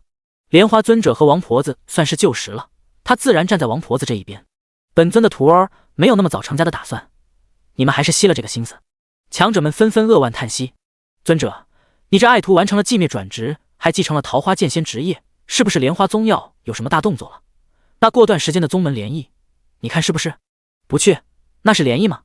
那是看你们这些宗门装逼。莲花尊者一语道破宗门联谊的真相，惹得众人哈哈大笑。所谓的联谊就是各种比试，选出优秀弟子，这弟子背后的宗门自然脸上有光。比试其实很和气的，都是文人之间的琴棋书画和武人之间的舞刀弄枪。往年莲花谷一直没有参加，这一次出现个寂灭转职的桃花剑仙，强者们开始激莲花尊者，想让他在好脸面之下冲动答应。偏偏莲花尊者就是不松口。强者知道激将无用，改成利诱。可惜啊，要是莲花宗弟子参加联谊，或许个大宗帮着小桃花找到其余的桃花剑套装。说的太对了，我想起一件事，好像在某个地方有一件衣服，要是莲花宗参加了，可能我就想起来是什么衣服了。这些人精准地拿捏了莲花尊者的软肋。池清香见状，为莲花尊者分忧道：不就是参加联谊吗？我去，但叔叔伯伯们一定要拿出桃花剑套装。没问题，小桃花你就放心吧，叔叔伯伯们肯定信守诺言。这次出来，强者们总算不会空手而归，得到桃花剑仙继承者要去参加联谊，他们必须回去告知宗门，让宗门派出最帅最英俊的弟子，将桃花剑仙拐进宗门当道侣。强者们对视一笑，心照不宣。这小桃花长得是真不错，便宜宗内的臭小子了。不过嘛，他们也有目标的，可以追求一下莲花尊者，总不能让那死企鹅近水楼台先得月。尊者，我等就先告辞了。强者们离开之前，留下一堆见面礼。骷髅见状，摸着脑壳，摇摇头，钻地离去。魔神让他除掉转职的神圣职业，可两种职业无法共存，不会出现神圣职业。既如此，还不如回去唐板板。来到的强者从各地而来，有蜀山剑宗、云梦泽、不周山、青丘、昆仑虚、长流山7大书院。这些地方出来的强者都是 LV99的，和莲花尊者一个等级。他们送出的礼物那肯定是很好的。小可爱，把这些礼物都收着吧。现在这些礼物都是池清香的了。丁，获得道具剑魁、瑶草、祝鱼、冠羽、砂糖、皓玉7大书院介绍信。剑魁可以继承本体全部实力。瑶草，传闻巫山女神瑶姬死后埋骨的长出来的草，使用该草将变得妩媚动人。祝鱼，食之将不会产生饥饿感。冠羽，获得核心羽毛，佩戴羽毛制造的饰品将免疫一切负面效果。砂糖，昆仑虚特产，使用之后永远不会溺水，能在水下自由行动，水源肃清和加100。皓玉，沾染白帝少昊气息的玉石，佩戴玉石将获得无数知识，也可能吸引来某些麻烦。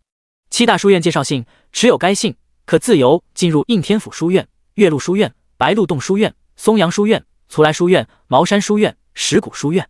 介绍完成，池清香把能吃的先吃了。瑶草吃下之后，她的样貌更加美丽了。砂糖服用，水源肃清和加100，还不用担心溺水。一口吞掉祝鱼，味甘寒。原本祝鱼是庆祝有余量的意思，在某种力量的加持下，这一份余粮变成了祝鱼。以后池清香就是再也不会饥饿的孩子了。将冠羽和皓玉结合，弄出发簪。丁，获得装备宇文皓玉簪、发簪。新装备的出现，他随手就把发簪扎在头发上，在免疫负面状态的同时，海量知识涌入他的脑海中。从现在开始，池清香就是聪明的孩子了。莲花尊者和王婆子默默看着他，他的样子就像是刚获得新玩具的孩子一样，真的是太可爱了。小可爱，咱们先回去吧。好，7天之内无法转职，不怕，池清香已经想到了办法。在那之前，他要先陪着师傅和王奶奶游玩，先去扶摇城的望城坡，在这里吹吹风。女性账号之下，还是在使用瑶草后，池清香的容貌真的更加美丽了，清纯中多了一丝妩媚。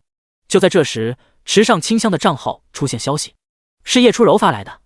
我已经19级了，3天之内，学校要组织第一批20级的进行觉醒，你到时候要不要过来观看怎么打 BOSS？ 池上清香，我现在在123号新手村，没办法离开了。怎么会这样？那你升级怎么办？池上清香，不用担心，这边的裁缝任务可以让我副职业裁缝等级每高1级，就可以账号升1级。图片 JPG， 图片上是裁缝 LV10的数字。叶初柔看到后都惊呆了。在6666号新手村中，185号队伍的成员正在休息。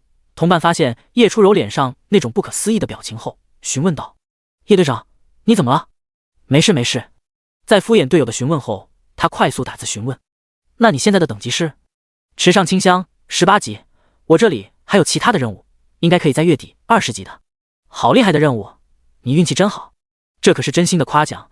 叶初柔看了眼自身等级，初见温柔 LV19， 还差1半经验值就20级了，他的动力被池清香激起。队友们，休息够了没？咱们继续升级去。而在另一边，池清香松了口气，总算是把叶初柔糊弄过去。他内心有着小小的愧疚，总这样欺骗朋友，是不是不太好？第90章，做过最大胆的选择。池清香脑子里面稀里糊涂的，挺乱的。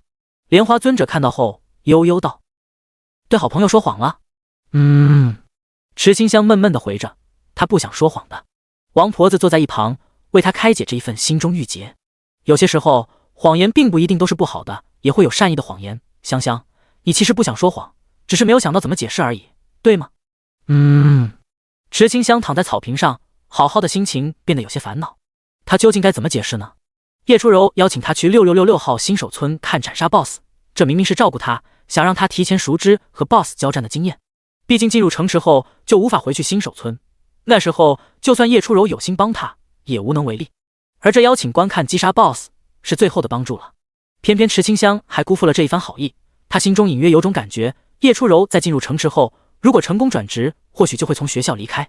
也就是说，看 BOSS 的那段时间会是他们之间的最后一次见面。池清香都明白的，正是因为明白，内心才会纠结。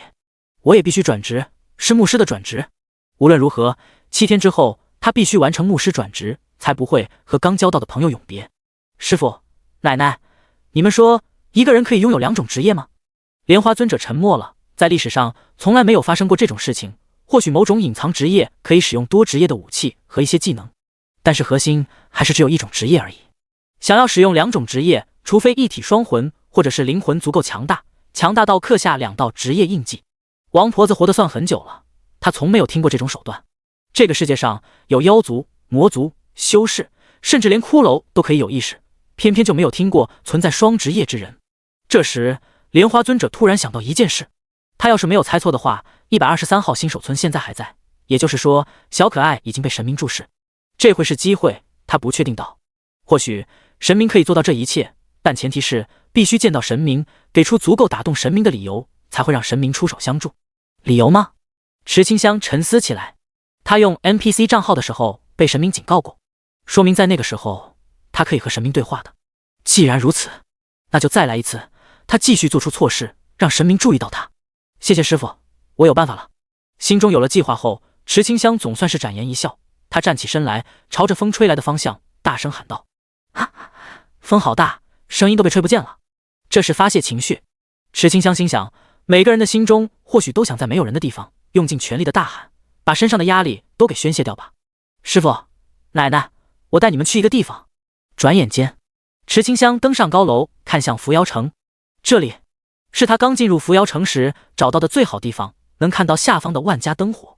那路上的风船或许可以叫做路由器。天渐渐暗了下来，池清香将他心中大胆的计划藏在眼中，明亮的眼眸看向这座城，双眼亮晶晶的。好美啊！一缕风将某种散发莹莹微光的涂料吹飞，散在空中，就像是萤火虫一样。他伸出手想要接下这些涂料，怎料又是一阵风吹来，将这些涂料不断的卷向高空。无数的涂料汇聚成块，宛如寄托着希望的孔明灯，正带着池清香的心愿飞向远方。夜深了，池清香在不知不觉中睡着。等他醒来时，发现莲花尊者和王奶奶已经不在了。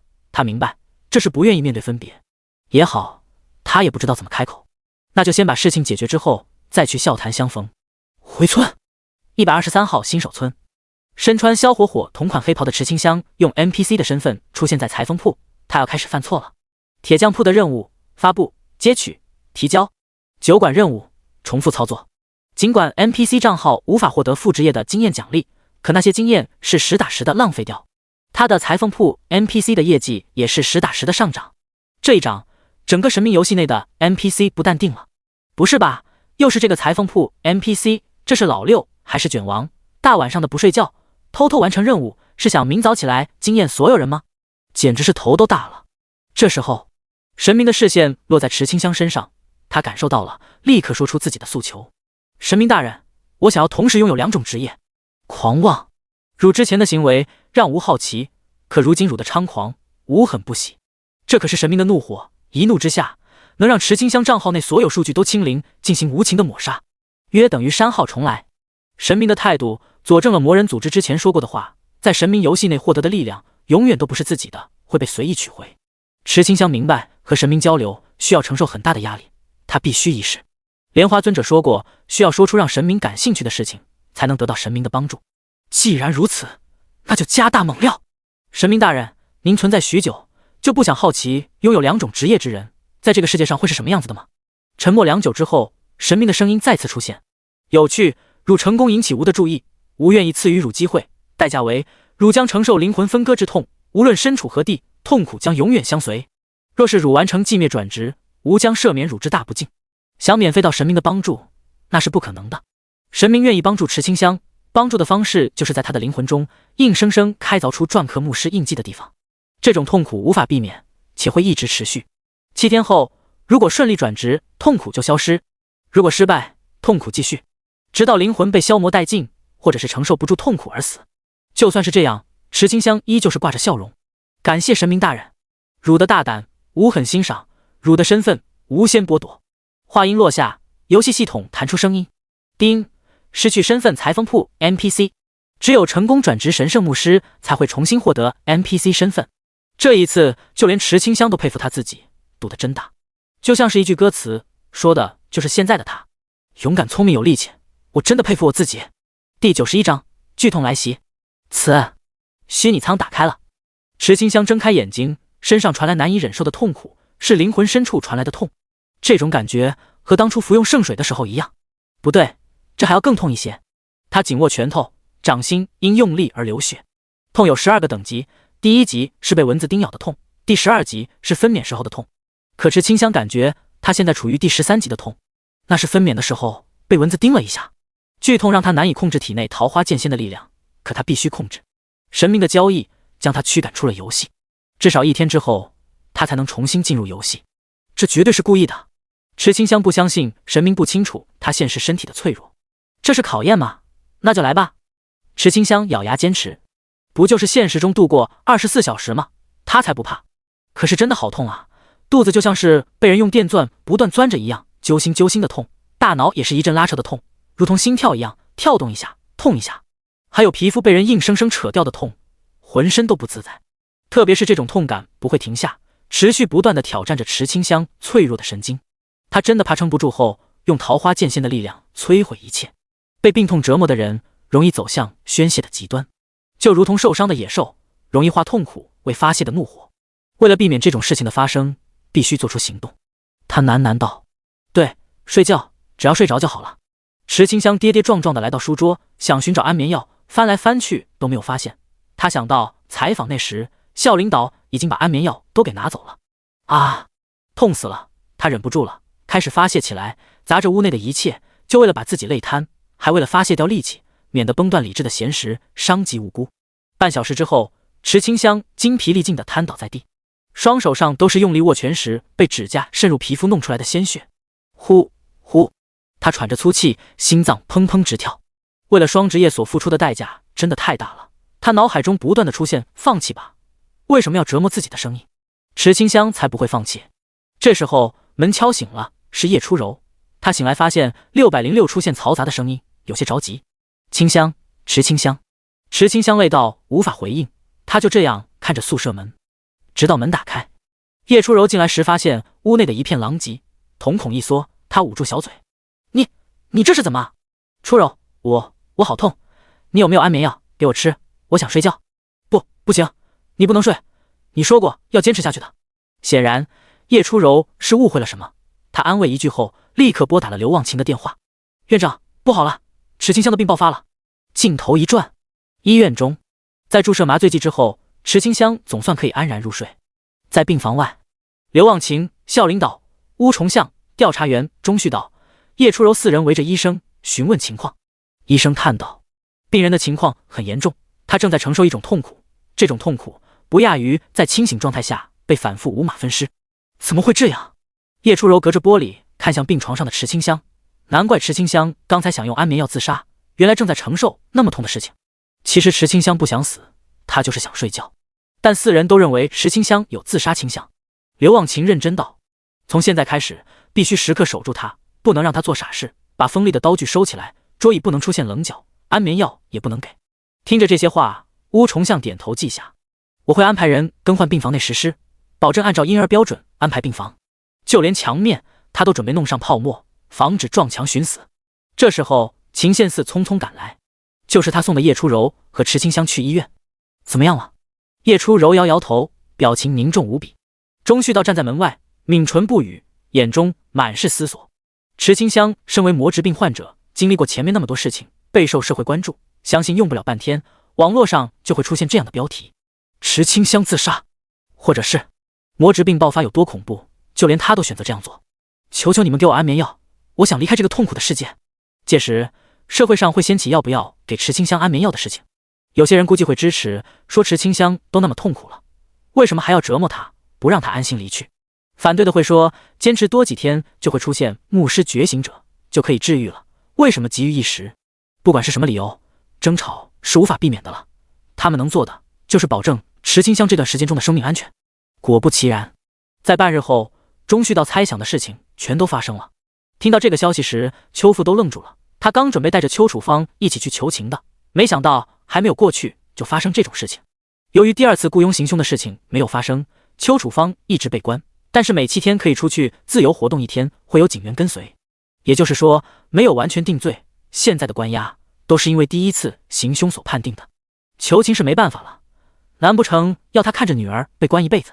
邱父已经在神明论坛发布了保护池清香的雇佣，他已经再补救了，为什么就不能给他女儿一个机会？邱楚芳看着牢房外哭泣的老爸，内心充满自责。只有在这个时候，他才大彻大悟：爸，我决定好了，想去边境，我做了错事就要自己承担，只有去到边境才能让我好受一些。如果池清香醒了，请代我对她说一声对不起，我之前的针对都是因为妒忌，我错了。他说完后，背对着邱父，眼泪不断流下。没有实力的弱女子去到边境，可谓是九死一生。邱楚芳去意已决，对于那些做过的哪些错事，他不否认，也不指望得到原谅。他已经没有脸面去见池清香了。成年人是要对做过的错事负责的，他想通了，不能总是靠家里人给他善后。这一次，他想要自己做主，哪怕会死在边境。媒体人聚集在医院外，追着医生采访关于池清香的最新状况。听说病人状态很不稳定，想要自杀，这是真的吗？请问医院是怎么控制魔质病的？是不是魔质病的爆发都会产生这样的痛苦？你们强迫他活着，是不是太过残忍？病人是否还在喊疼？我们需要知道最新消息。第92章，魔人组织的再次行动。媒体人吵吵闹闹的，严重影响其他病人的休息。秦宪四出现了，他拦住媒体人，大声道：“我是送病人去医院的司机，你们有什么问题都可以找我了解，不要去打扰其余的病人休息，感谢配合。”很快，媒体人都被秦宪四吸引了注意力，麦克风都快要塞进他的嘴巴里面了。问：这位司机，你接到病人的时候会不会害怕？答：害怕是肯定的，我害怕自己送医院太慢，耽搁了治疗。追问：我是说运送魔质病患者，你不怕吗？再答：为什么要怕？病人就是病人，都没有传染性了，在害怕什么呢？秦宪四看着这媒体人还想问，他摆摆手道：下一个吧，这么多人等着呢，总不能你一个人问完所有问题吧？没错，我们也有问题的。媒体人齐心协力把那人挤出去。叶初柔在不远处看着，堂堂秦家大少爷居然自称司机，还被那么多人追着询问，还真的是一点架子都没有。换做平时，要想见到秦家大少爷，没有身份，没有预约，想跟他说上话都难。如今这一幕真是令人大开眼界。叶初柔拍下照片后，一边发给某人，一边回到病房看望池清香。听说家里面打算安排你和秦宪四见一面，你觉得他怎么样？叶韵诗，目前看来感官不错，之后的再观察观察吧。叶家和秦家有联姻的打算，联姻的对象当然是秦宪四和叶韵诗了。秦宪四不想联姻，这才会离开家族。他可是听说了，叶家那位大小姐性格火爆，经常打骂弟弟，简直就是个母老虎。要是娶回家的话，他会被欺负死的，还不如找个好看的普通人。于是他盯上了池清香，不然的话，秦宪四堂堂秦家大公子，就这些媒体人怎么有机会问他这些弱智的问题？媒体人继续询问，问司机先生，既然你已经将人送到了，为什么不离开呢？答：责任心，我想知道病人是否脱离危险。秦宪四脸上都彷佛带上了佛光，他回答过后，伸出食指，淡淡一笑道：下一个。问：你说你是司机，可看你的年纪并不大，是什么原因导致你走上这条路的？答：当司机可以遇到很多有意思的人，如果不是我选择成为司机，你们也不会采访到我。下一个。秦宪四不愧是秦家大公子，每一次的回答看似什么都说了，实际上什么都没有说出去。那废话文学已经掌握得炉火纯青。与此同时，麻醉也无法抑制痛苦，池清香猛地睁开双眼，眼中充满血丝。叶初柔发现池清香醒来后，关心道：你怎么样了？痛，好痛。没事的，没事的。在安慰的同时，叶初柔摁响了床头的呼叫铃。很快，医院热闹了一瞬，医生匆匆跑向病房。快去，那边的病人醒了，痛感并没有消失，准备好麻醉剂。正在回答问题的秦宪四听到这些话后，话音一转，劝退这些媒体人。今天询问的问题够多了吧？不妨留个联系方式，要是病人醒来了，我会联系你们的。你们就先拿着这些采访回去交差吧。说的有道理，你这个司机真会做人，以后哥几个请你搓一顿。好好，我等着。秦宪四微笑着送别媒体人后，笑容瞬间消失，快步跟上医生，来到病房外。池清香精神都有些恍惚起来，他的潜意识中总想要召唤出桃花剑，这一份冲动被他死死地压制住，这就导致他额头不断渗出冷汗，嘴唇白得吓人。几点了？叶初柔看向手机，回道：下午3点钟。已经过去4个小时了，还有20个小时，池清香就撑过现实的考验了。我好痛啊，能不能让我继续睡着？叶初柔起身为医生让开位置。在医生来到之后，在门口就已经和刘忘情和乌重相解释过了，每一次注射的镇定剂剂量都在加大，最多还能打3针，1针最多持续4个小时。3针过后，要是继续加大剂量，很可能人就永远醒不来了。而且麻醉3次后，就算可以醒来，那种瞬间出现痛苦足够逼疯一个人。所以最后的3针是极限。医生说了，目前的医疗手段完全起不到作用，建议尽快让牧师觉醒者赶来。或许借助神明游戏的牧师觉醒者力量，还能出现奇迹。否则的话，就要准备后事了。刘忘情和乌重相隔着玻璃看着医生注射麻醉剂。很快，池清香沉沉睡去。刘忘情立刻向上面汇报情况。一时间，牧师的升级被提到最前面。志愿开始行动，研究出最快让牧师转职的方式。一切顺利的话，预计需要8个小时，算上赶过来的时间，要10小时。这还是选择困难难度转职和觉醒一定成功的几率下算出的时间。万一出现转职失败，或者是觉醒失败，这些最坏的情况，志愿都说了出去。上面转达了这些可能性。要想100%等到牧师觉醒者，需要16小时，3针只能持续12小时，剩下的4个小时怎么办？秦宪四在一旁干着急，他也打电话催过了，家里面说，就算资源全都转向宫颈牧师，也需要1天时间，气得他当场爆粗口。1天时间，1天时间黄花菜都凉了。总之你们搞快点，要是12小时内觉醒后赶来，本少给你们1人10个亿。池清香的情况被无数人关注，在魔人组织隐藏在汇城的据点中，黄衣长老笑得神秘莫测。他掏出一管针剂，上面充满着绿色的液体。他将针剂交给青衣教徒手上，语气带着莫名的兴奋语气：这是我研究出来的最新树人药剂，找个机会注射进他的体内，记得录像，我需要收集实验数据。是。青衣教徒接过药剂，离开据点后来到医院，他换上白大褂，佩戴好胸牌，牌子上写着神经科主任方慧倩。第93章，精心准备5年的计划。方主任，方慧倩表情淡然自若，在医院的走廊上走着，她身穿一身白大褂，双手插兜。在来到池清香的病房外后，她右手从口袋中抽出，驻足展示一番胸牌，自我介绍道：你们好，我是这家医院的神经科主任方慧倩。方医生你好。乌重相最先开口欢迎，刘忘情则是眼睛微眯，他记得军方下达过命令，不能让其他医生靠近这间病房的。调查员钟旭道观察方慧倩的表情，发现对方表情自若，没有丝毫的做贼心虚。扫描身份后，资料显示方慧倩确实是这家医院的精神科主任，已经在职5年时间。刘忘情向前一步，沉声道：“方医生，病人情况特殊，不是精神科可以处理的，你请回吧。”秦宪四原本在走廊的椅子上抓头发呢，听到对话后，起身看了方慧倩一眼，直言道：“你该不会是被那些记者收买了，想要进去了解病人情况吧？走走走，有事跟我说。”他向前一步，直接带走了方慧倩。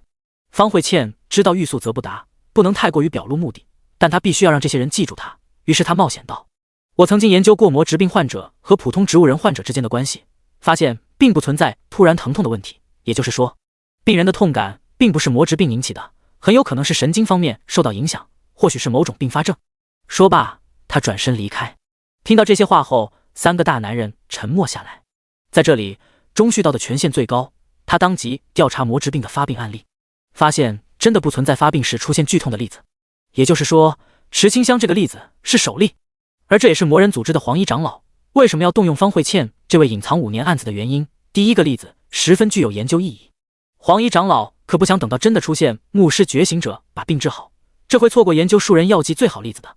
病房外，3人对视一眼，乌重相建议让那个精神科主任试一下，要不就让那个医生试试，他的身份应该没有问题吧。钟旭道没有说话，按照目前已知的资料上显示，方慧倩的身份是没有问题的。信息显示，5年前方慧倩的身份是经过人力资源部的张部长亲自确定的。张部长可是老员工了，战战兢兢的，履历光明，在人力资源部上干了10多年，已经有50多岁。周围员工的评价都是待人和善，没有架子，工作认真。可是钟旭道总感觉不对劲，怎么会那么巧？他开口道：“先等等，我会把这些问题发给志愿，让志愿调查方慧倩的身份，分析她出现在这里的目的。他从来不相信什么巧合，所谓巧合都是在一些事情之下所发生的必然。”另一边，秦宪四也在试探方慧倩的来意。他记得这边都被军方封锁了，要不是他秦家大公子的身份，那绝对是进不来的。能到这个病房周围的，要么是叶初柔这位池清香的朋友，或者是校领导乌重相、军方代表刘忘情、调查员钟旭道。就这个看似没有身份关系的方慧倩，怎么赶过来的？明明都下过禁止通过的命令，毕竟普通人避之还来不及呢，现在过来绝对有目的。说吧，谁指使你来的？方慧倩表情不变，内心却已经在思考起来。她双手依旧是插兜，但在右边的口袋内放着一块刀片。在计算出手速度、身体素质、逃跑路线后，她放弃击杀秦宪四的行为。如果现在动手，长老交代的任务就失败了。这个素材对于组织来说很重要，他不能动手，换言之，他需要解决秦宪四问出的问题。不能用记者，这容易被怀疑，要是被怀疑身份，绝对无法进入病房。方慧倩的左手微微用力，树人针剂就在左边口袋，只要能进入病房就要被抓，他只要将药剂注射进去，就算任务完成。难点是怎么进去病房，说出的借口也必须和病人有关。有了，在组织语言之后，方慧倩平静道：“我是神经科主任，对魔质病这种患病后成为植物人的事情感兴趣，在发现这一例患病时候带有神经痛感的例子时，心中好奇，便想研究其中的发病原理。如果能找到一些可能减轻痛感的药物，或者是治疗痛感的办法，我就可以留名医学界。”这个理由秦宪四是不信的，只不过目前没有什么证据，他只能先将方慧倩赶走。你还是先离开吧，别在这边瞎晃悠。你想要数据，到时候分享给你，你自己慢慢研究就是了。就算是让人离开，他依旧是选择的温和手段，尽量不结仇。在特殊时期，态度很重要。方慧倩真的就这样离开了。她抿唇不言，回到办公室后，拿出传真机，敲下一行行特殊的代码。与此同时，人力资源部部长办公室内，部长，这是一批新到会城的人员名单，请您过目。好，你先放着吧，我会进行资料审核的。好的。部长余光看向桌面的传真机，起身来到门口，将门关上之后，回到座位接收传真机消息。滋滋，一张纸上出现奇怪的代码，张部长看了2眼，推了下金丝镜片。进展不顺利，看来要把多疑的钟旭岛和秦宪四支走才行。想吸引走这2批人，简单。他转身来到房间的密室，换上黄色的长袍，微微握拳，双手变大，出现锋利的利爪，脸上出现狼魔兽的特征。黄色的长袍一下子变得鼓鼓的，张部长活动脖子，出现咯吱的响声。把碍事的都给解决掉，就能让方慧倩注射药剂。张部长下令，让会城内的教徒动手，把所有想来会城治疗池清香的医生都给杀了。这是最新的树人药剂，只要成功，属于树人的魔人力量就能彻底掌握。届时，张部长就不再是黄衣长老，而是紫衣主教。为了策划会城陷落计划，他筹备了5年。树人力量是必须掌握的，绝对不允许失败。第94章，要是我无法拖延3分钟，那就是我死了。会城陷落计划在冬季到来之时，主动在废弃麦地打开缺口，让魔兽攻城，吸引走城内守军。之后，城内的魔人组织里应外合，用魔人的力量将会城彻底攻陷，以此来震惊世界，宣告世界魔人组织掌握了魔人的力量。这是一次立威的计划，只要计划成功，张部长就能成为主教了。想想他就有些小激动，所以一切挡在他面前的都必须死。下午5点，注射麻醉剂的2个小时后，还有2个小时，池清香会醒来。医生已经在调配麻醉剂的剂量，把剂量安排好后，他就在一众士兵严加保护的办公室内等待时间的流逝。下午5点30分，是会城最为热闹的时候，车流人来人往。在新天地周围出现许多下班的、放学的学生，他们乘坐绿色环保的公共交通工具，在新天地周围下车。在前往新天地时，还会路过一条过道，过道两边停着不少的路边摊，这些摊子在这里存在很多年了。可以说，新天地建好之后就出现了。其中一位刚来1-2年的摊子老板脸色古怪，他总是将手放在摊位下方，像是在摸索着什么。同行见状，好奇问道：“胡子，你怎么了？那么多人过来，不准备材料做生意？”胡子露出一丝瘆人的微笑，笑而不语。他的眼睛直勾勾地盯着那辆公交车。发现公交车停下后，从车内涌出的学生和上班族，他的笑容更加古怪了，就像是咳血的野兽看到猎物一样。待到这些人靠近之后，他摁下按钮，滴滴滴的声音出现：“死吧，都去死吧！”胡子的身躯忽然膨胀起来，他举起摊子朝着公交亭扔去。轰隆隆，爆炸声出现在浓烟之中。胡子穿上灰色的斗篷，斗篷背后有着6芒星包裹着的红色树丛。此刻，胡子无法抑制对于鲜血的渴望，开始大开杀戒。这是兽人药剂，只不过不是完善的版本，在使用药剂之后，会被药剂的兽性压制理性，成为一头野兽。相反，黄衣长老张部长使用的完美兽人药剂，在药效失去之后，还可以变回人类。在成为兽人的过程中，他还能保持理智。这就是魔人组织最伟大的作品——魔人药剂之一的兽人药剂。报警电话都快打爆了，警员和军队都出动了。张部长站在新天地的顶上，看着城市内四处冒起的浓烟，那些爆炸产生的轰鸣之声，成为黄昏之下的哀嚎余调。美妙，实在是美妙。张部长甩动黄袍，朝着医院奔袭而去。没有人知道，在这5年之间，张部长借助职位之便，在这座城市安插了多少教徒。今天的行动只是开胃菜，大餐会在冬季到来之前呈上。医院内，刘忘情正在和钟旭道讨论现在发生的事情。这是一场有预谋的袭击，在城市各个位置都出现了魔人组织身影，还都是注射过魔人药剂的魔人。当然，这很明显，魔人组织这样做一定有某种目的，这个目的很重要，重要到让他们主动暴露都要完成。说着，两人对视一眼，同时看向病房内躺着的池清香。此时下午5点45分，医生刚从办公室走出，他需要提前1小时到病房等着，以免病人突然醒来或者是醒不来。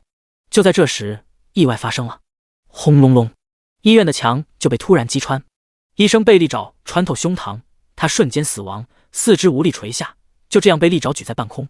幸存下来的士兵立刻开枪射击。听到枪声的一瞬间，刘忘情和钟旭道就知道大事不妙，魔人组织的目的果然是池清香。看看这里待着的都是谁，身份太过重要了。刘忘情挡在几人面前：“钟调查员，麻烦你带着他们先离开，我争取为你们拖延3分钟。如果3分钟都无法拖延，那就证明我已经死了。”他说着，拿出定时炸弹贴在左右的墙上，设置的时间是3分钟。放心，就算我死，也会炸掉这一条通道，为你们争取时间。钟旭道没有多言，打开房门，让叶初柔背上池清香立刻离开医院。同行的有秦家大少、秦宪嗣、孝领导、乌重相5人从另一边的楼梯匆匆离开。这时候，枪声消失了，保护医生的士兵估计凶多吉少。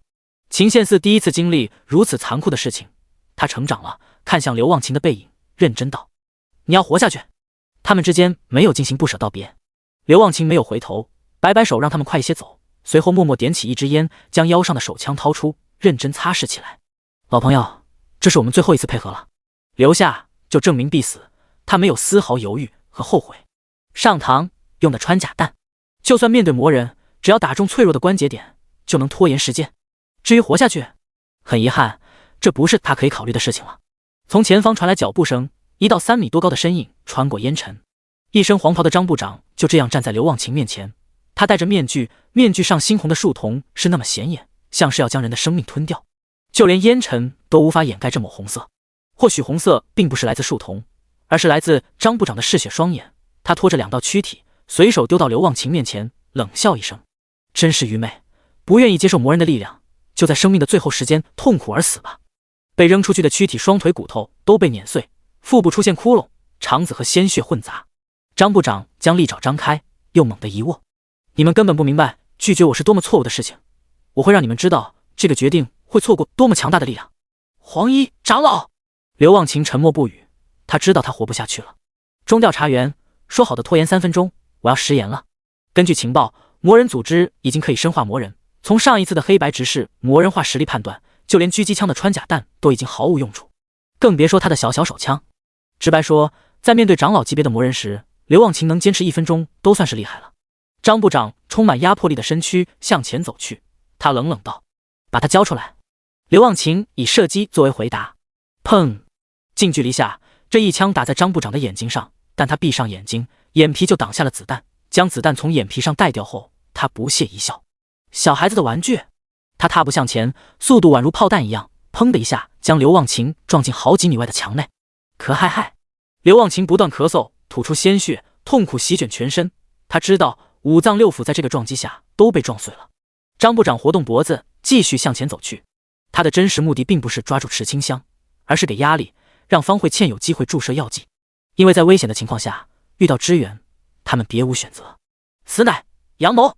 第95章，奔跑吧，池清香。所以张部长才会这样慢悠悠的和刘忘情玩耍。他迈开脚步，刚想向前走，突然倒地的2名士兵抓住了他的脚。他低头一看，轻蔑一笑：“哼，居然还没有死！你们或许适合蟑螂类的魔兽药剂，生命力那么顽强。”士兵费力地张开双眼，他露出满是鲜血的笑容，拉开手榴弹的保险栓。见状，张部长瞳孔一缩，在近距离的爆炸下，他也会感觉到疼痛的。他甩动双脚，发现根本甩不开，一气之下，他用锋利的爪子切断抱着他的双手，刚想着将手榴弹踢走，一道光芒出现，轰隆隆，手榴弹的爆炸提前引爆了定时炸弹，巨大的爆炸声随之起来，整栋楼开始坍塌。爆炸中心的张部长深埋在废墟之下，在最边缘的刘忘情被爆炸的余威炸飞，受到2次伤害。他哆嗦着手捡起那支烟，将烟放在嘴里，猛吸一口，肺部火辣辣的痛，痛到他不断咳嗽。他看着落日，露出一丝无奈的笑容。终究还是无法坚持3分钟啊。下午5点47分，刚离开2分钟的钟旭道听到身后爆炸声，心一颤。5人停下脚步，看着医院大楼就这样坍塌。秦宪四的瞳孔不断颤抖。发生了什么？刘忘情呢？他怎么没有出来？他牺牲了，不要辜负他争取来的时间，继续走。钟旭道冷冷说着，脚步不停。闻言，秦宪四感觉到没由来的荒唐。为什么待在安全的城市内都会死？为什么会这样？逃命的压力使得他无暇去细想这些问题，只能迈着脚步快步逃离。四面而起的浓烟，街道上根本找不到车辆。这时候，方慧倩开着车而来，是医院的救护车。快上车！他降下车窗，酷酷地说着。钟旭道依旧保持着戒备，不敢上车。见状，方慧倩举起双手道：“你们要是不信任我，你们来开车，我坐后面可以吧？快走吧！再不走的话，魔人就要从废墟中爬出来了。”没错，废墟底下的张部长正在奋力扒开碎石。时间不等人。钟旭道看向秦宪四：“你还能开车吗？”可以。秦宪四深吸一口气，强迫自己冷静下来，走到驾驶位。方慧倩痛痛快快地让出驾驶位，来到后面坐着。乌重相则是坐在副驾。池清香、叶初柔、钟旭道和方慧倩坐在后面。救护车出发了。秦宪四看着后视镜中越来越小的医院，握着方向盘的手不由得用力。在刘忘情的死亡之下，真的可以拖延3分钟。乌重相看出他的凝重表情，在一旁劝道：“冷静点，我们必须快点离开这里，寻找支援。”我知道。乐府守军军长李立清，他在几分钟之前医院出现枪声时就接到了中旭道的求援申请，此时正在加速赶往中旭道的位置。武装直升机在会城的天空盘旋，军兵倾巢而出。这是一次大型袭击，所有市民都收到信息，让他们千万别出门。此时下午6点钟，池清香突然醒来了，比预想的药效提前了1小时。他瞳孔一缩，痛苦如潮水般席卷他的大脑，他的双手止不住地颤抖起来。叶初柔立刻抱着池清香，拍着他的肩膀道：“没事的，没事的。外面发生了什么？”他嘶哑着声音询问。叶初柔快速解释了发生的一切。听完过后，池清香有些自责，要不是他来到医院，就不会发生这些事情了。其实就算他不去到医院，张部长也会进行计划，只不过那个时候是无差别的对所有魔质病患者进行实验，到时就会在学校内发动袭击，死的人会更多。池清香的心中有着无穷的愤怒，这个愤怒压制了身体的痛苦，他心中滋生出无穷无尽的杀意。他的内心本来纯洁如白纸，如今白纸上写上了死亡、愤怒，感知到的这些情绪，或许这也是一种成长吧。可是他不敢成为桃花剑仙，现在的他无法在痛苦之下保持理智，去完美控制力量，去分辨敌我。要是成为桃花剑仙，就会像受伤的野兽一样，本能的无差别对任何人发起进攻。届时救护车上的所有人都要死，甚至还会造成更大的伤害。可恶啊，这神明的考验！池清香拳头紧握，不断颤抖，他必须尽快适应这种痛感。叶初柔抱着池清香，不断的安慰着。钟旭道则是一直盯着方慧倩，被这样盯着，方慧倩心中暗暗着急。要是真的就这样等来支援，那他的计划岂不是作废了？希望提前在车上做的手脚有用。驾驶位上，秦宪四忽然发现刹车不灵了，而且方向盘一下子变得无比沉重起来，失去转向辅助。他惊呼道：“不好，这个车有问题！不对，那个人有问题！”话音刚落，车爆胎了，整个车朝着一侧倾斜起来。趁此机会，方慧倩掏出针剂，眼神中带着疯狂之色，朝着池清香扎去。她尖叫道：“魔人大计完成了！”魔人2字一出，钟旭道眼神一变，猛地就是一脚将方慧倩踢飞，这一针自然也就落空了。救护车也因为爆胎加方向盘不受控制加无法刹车，就这样撞上绿化带，安全气囊弹出，秦宪四和乌重相直接被震晕了。在直升机上，李立清发现定位上钟旭道的位置不动后，猜到出现危险了，快点派最近的士兵过去查看情况。救护车上，方慧倩头发散落，笑得有些癫狂，隐藏在头发后的眼睛充满血丝。5年，整整5年，你们知道我这5年怎么过的吗？组织让我潜伏5年，只要完成计划，我就能成为白执事了，谁也别想拦着我。他捡起针剂，浑身上下散发着阴冷的气息，踉跄地朝着池清香扎去。钟旭道动作迅速，他身为调查员，身手不容小觑，立刻就制服了方慧倩。这就是你们魔人组织的计划吗？要将这个药剂注射进他的体内？呵呵呵呵呵呵，你知道的太晚了。这时，街道周围出现一群人，他们脸色阴沉，直勾勾地盯着几人。方慧倩大叫道：“都给我上！”哈哈，这些都是药人，没有智慧的药人只会听从我的命令。见状，钟旭道表情凝重无比，他喊道：“叶初柔，带着池清香快跑，往市中心的位置跑。市中心那边有着不俗的火力线，这是担心魔人组织进行斩首行动所布下的防御网络。”叶初柔背着池清香立刻离开。方慧倩还想去拦，钟旭道抽出腰间的手铐，将方慧倩锁在救护车上，随后抄起担架朝着这些药人拍去。他面色坚毅，出手快准狠。被拍中的药人身体一晃，倒地不动。池清香回头看着这一幕，内心的杀意冲动越来越剧烈，他咬紧牙关，对抗这种冲动和灵魂的痛苦。他真的要忍不住了，内心中沉睡的野兽快要觉醒了，谁能来阻止他？第96章，那天盛开的桃花。叶初柔带着池清香到处奔跑，朝着市中心不断跑去。女子的体力能有多好呢？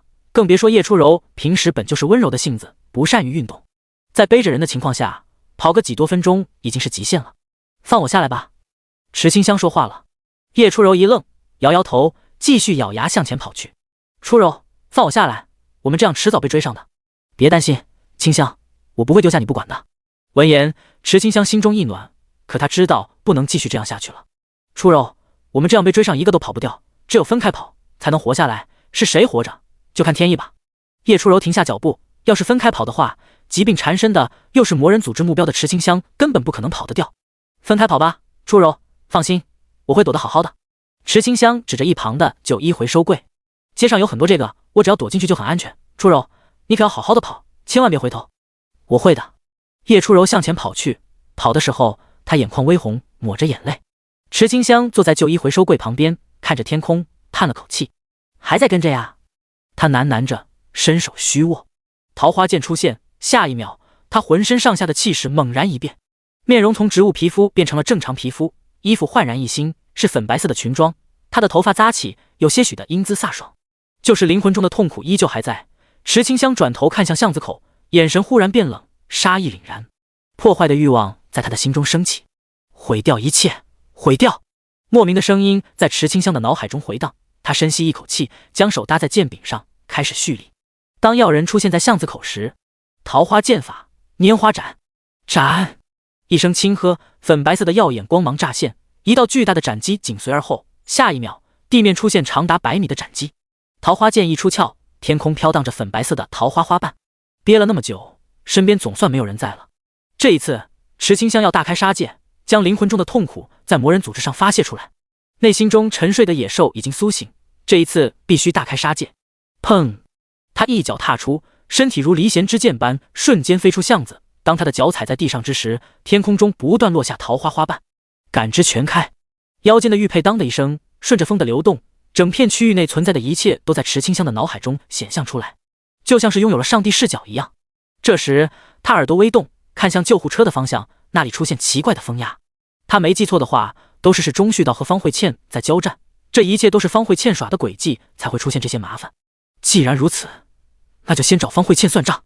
救护车旁，钟旭道捂着胸口，狠厉的眼神观察四周。这些药人真是麻烦，之前打倒的药人都站了起来，不断纠缠他。不仅如此，一些药人还去抓捕池清香和叶初柔去了。他心中焦急万分。偏偏这些药人被打倒之后还能站起来，就像是没有痛觉的怪物一样。除非打爆头颅，不然药人就会一直进攻。可他出门没有配枪，调查员权限很大，拳脚功夫厉害，但不允许配枪的。他也不是没有尝试过单架爆头，可那药人的头太硬，单架都打散架了，都无办法打爆药人头颅。方慧倩笑得很是得意，没用的，药人的身上注射过不止一种魔人药剂，是组织最得意的武器。而你作为第一个死在这种药人下的人，应该感到荣幸。放心，车上晕着的那2个也会下去陪你，让你黄泉路上有伴，不用害怕孤单。呵，那我还要谢谢你了。不客气。虽然无法解开手铐，但方慧倩指挥药人拆掉了救护车的车尾巴，随后他将掉落的数人药剂重新揣在兜里。计算着时间，黄衣长老应该快到了，可他派出去的那些药人怎么一点动静都没有？不会追丢了吧？不应该啊，一个女人加上一个病人，再怎么能跑都不能跑得过不会疲惫没有痛觉的药人，除非药人被解决掉了，但这怎么可能呢？药人铜皮铁骨，体内带有多种药剂，连火都不怕，就算是穿甲弹打在脑袋上都没办法把脑子打穿。目前的汇成武器中，除非动用打魔兽的枪械，不然不可能有人是药人的对手。方慧倩思来想去，都想不到药人不能回来的原因，除非那2人发现了药人的弱点。药人没有视觉，是靠味道追踪的，要是躲在味道混杂的地方，是有可能骗过药人的。要真是这样，那就糟糕了。如果在黄衣长老到来之前，他没有把药剂注射到池清香体内，他晋升为执事的事情很可能会失败。别玩了，都出去把那个魔职病人找回来。药人收到命令，如蝗虫般朝着四面八方涌去。看着这些药人离开，钟旭道明白他无法阻挡，只希望李立清可以早些遇上他们。至于他自己，则是想着可以恢复一下体力，擒贼先擒王。忽然一道耀眼的粉白色的光出现在天空之中，一人踩着桃花花瓣缓缓落下。桃花剑法，千花散，空中的花瓣自动寻敌，将药人统统击杀。桃花剑套装2件套效果，攻击附带的桃花将转为桃花剑气协同攻击目标，桃花剑气继承力量为1%力量。待到池清香落地之时，药人已经销手完毕。他一言不发，平静的眼神之下藏着快要克制不住的疯狂。他强忍内心的破坏欲望，就这样举剑看向方慧倩。钟旭道在看到来者时，精神有些恍惚。这是桃花剑仙，为什么身穿粉白色的裙装？为什么那么美？信息上不是说桃花剑仙是男性吗？为什么现在看到的种种都是女性？而在远处的大楼之上，很多直播的住户发现空中出现许多桃花花瓣，瞬间就联想到了桃花剑仙。现实中真的出现桃花剑仙了，虽然隔得很远，看不清楚，像是阿威画质，但看看天上的桃花，看看下方的模糊打斗，还是可以的。现场之中，池清香一出现，方慧倩的压力就变得很大。她冷冷道：“你是谁？为什么要出手？路见不平，拔刀相助，这个理由够了吗？”是清冷的男性声音。听到这个声音的时候，钟旭道松了口气。还好，情报没有出错，桃花剑仙就是男性，就是打扮上面有些前卫和大胆。没关系，这没有什么大不了的。强者有些奇怪的癖好，可以理解。毕竟师承同样有着女装癖的莲花尊者，师从徒随嘛，完全合理。第97章，疯狂狠辣的剑术。钟旭倒是松了口气，方慧倩却是忍不住的想要破口大骂。什么狗屁的拔刀相助，知不知道这一相助会破坏他成为白执事的大事？他语气阴冷，威胁道：“我不管你是谁，现在是魔人组织在办事，要不想以后都被魔人组织追杀，就趁早离开。我若是不走呢？不走，那就别想走了。你也可以成为组织新的研究素材。”方慧倩突然一声咆哮，吸引住池清香的注意力。这时，池清香所在的地面突然开裂，一双手从地里伸了出来，原来是一些药人提前藏在地面，想搞偷袭。不得不说，从地面偷袭这一点，确实是池清香没有想到的。风只能听到地面上的，地面下的他听不到。可是，这不代表他就会被偷袭成功。当药人即将触碰到他的时候，桃花相遇的护盾触发了，粉白色的护盾包裹全身，药人被击退好几步后，天上的桃花花瓣瞬间锁敌，将其斩杀。这一次，方慧倩无计可施了，她不由得后退了好几步。黄衣长老怎么还没来？先前他多么希望黄衣长老慢一些来，现在只想让黄衣长老快一些来，再不来的话，他就要死掉了。他不想死，他那么优秀，不应该就在这里死去。其实，黄衣长老早就到了，他没有下去，而是站在高处，任由方慧倩试探桃花剑仙的能力。要是发现可以战胜桃花剑仙，那他就下去；要是发现打不过，那还是继续蛰伏比较好。在成为主教的最后关头，张部长绝对不以身犯险。池清香没有斩杀方慧倩，而是克制内心那种想将她拆成零件的冲动，盘问起魔人组织出现在会城的目的。钟旭道也在一旁听着，他也想知道魔人组织这一次发起行动，真的只是冲着池清香来那么简单吗？仅是这个理由，就让如此多的魔人牺牲，还出动这些难以对付的药人，就不担心提前暴露实力？魔人组织付出的太多，只要不是傻子，想得到的一定会比付出的还要多。闻言，方慧倩沉默了，想让他出卖组织，这绝不可能。他悄悄观察四周，不断后退，脑海中计划着逃跑路线。转身刚想着逃跑，天空中出现直升机的声音，是李立清来了。直升机上的红外线落在方慧倩的身上，就连每一个巷子口都出现了全副武装的士兵，黑黝黝的枪口对着他。此刻他被逼上绝路，无路可退。士兵慢慢靠近，打算活抓。钟旭道指挥士兵，让他们先将车上晕倒的两人先送走，他自己则是喘着粗气，调整呼吸，看向方慧倩。事情结束后，他还要代表上面与桃花剑仙谈话的。李立清的等级还不够，只有直属宫廷的调查员才够格。池清香也想知道方慧倩为什么非要将药剂注射在他的身上，他身上除了魔之病，还能有什么被魔人组织那么重视的？说出来，让他开开眼。俗话说，熟悉你的人，只有你的敌人。或许有些优秀的地方，自己没有注意到，敌人就已经先发现了。毕竟天下魔之病患者那么多，不应该为了他一人动用那么多魔人。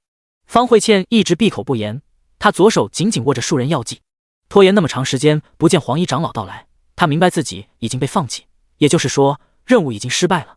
既然如此，那就让他为组织做最后一件事吧。长老，您一定在某个地方注视这里发生的一切，您想试探桃花剑仙的实力，属下一定能完成这个任务。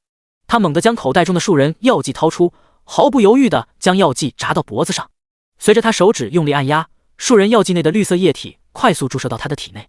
砰砰，强烈的心跳声出现，士兵感觉耳边出现鼓声，震得他们十分难受。池清香上前一步，冷冷道：“你们快离开，离开了，他才能放开手脚，免得在疯狂之下出现误伤。”他挽出剑花，剑指方慧倩，空中的桃花花瓣纷纷协同，从柔软变成锋利。一时间，气氛剑拔弩张。在池清香的感知中，方慧倩周围的风很躁动，特别的乱，就像是某种野兽即将冲破牢笼一般。绿色的风在方慧倩的身边掀起。见状，士兵们快速后退，这战斗不是他们可以掺和的。粉白色的花瓣和绿色的风形成对峙，太阳已经消失，月亮出现，这是夜晚的战斗。远处高楼的人已经无法进行远程直播，根本不知道战场中心会发生什么。无关人员紧急离开。在绿风之内，方慧倩的身体发生恐怖的变化，肉体消散，变成植物，根茎深深地扎进地里面。在吸收药人的养分后，她醒了，能感觉到身体内前所未有的强大力量，类型是藤蔓和食人花。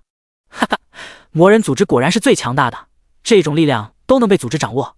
在得意的笑声之中，绿色的风散去，露出庞大的藤蔓与食人花的结合体，在食人花上露出了方慧倩的上半身，她的衣服都被溶解，露出大片雪白肌肤。好在胸脯被良多的藤蔓包裹，才不至于出现少儿不宜的画面。桃花剑仙，你畏惧了吗？这就是魔人组织的力量，全都是靠智慧研究出来的，与你这种摇尾乞怜、向神明讨要的力量完全不同。方慧倩对力量很是满意，按耐不住地发动攻击，无数道藤蔓遮天蔽日般朝着池清香包裹而去。池清香抬眼一看，嘴角挑起，满是不屑。雕虫小技，灵魂的痛已经快要压制不住了，心中藏着的猛兽快要出笼。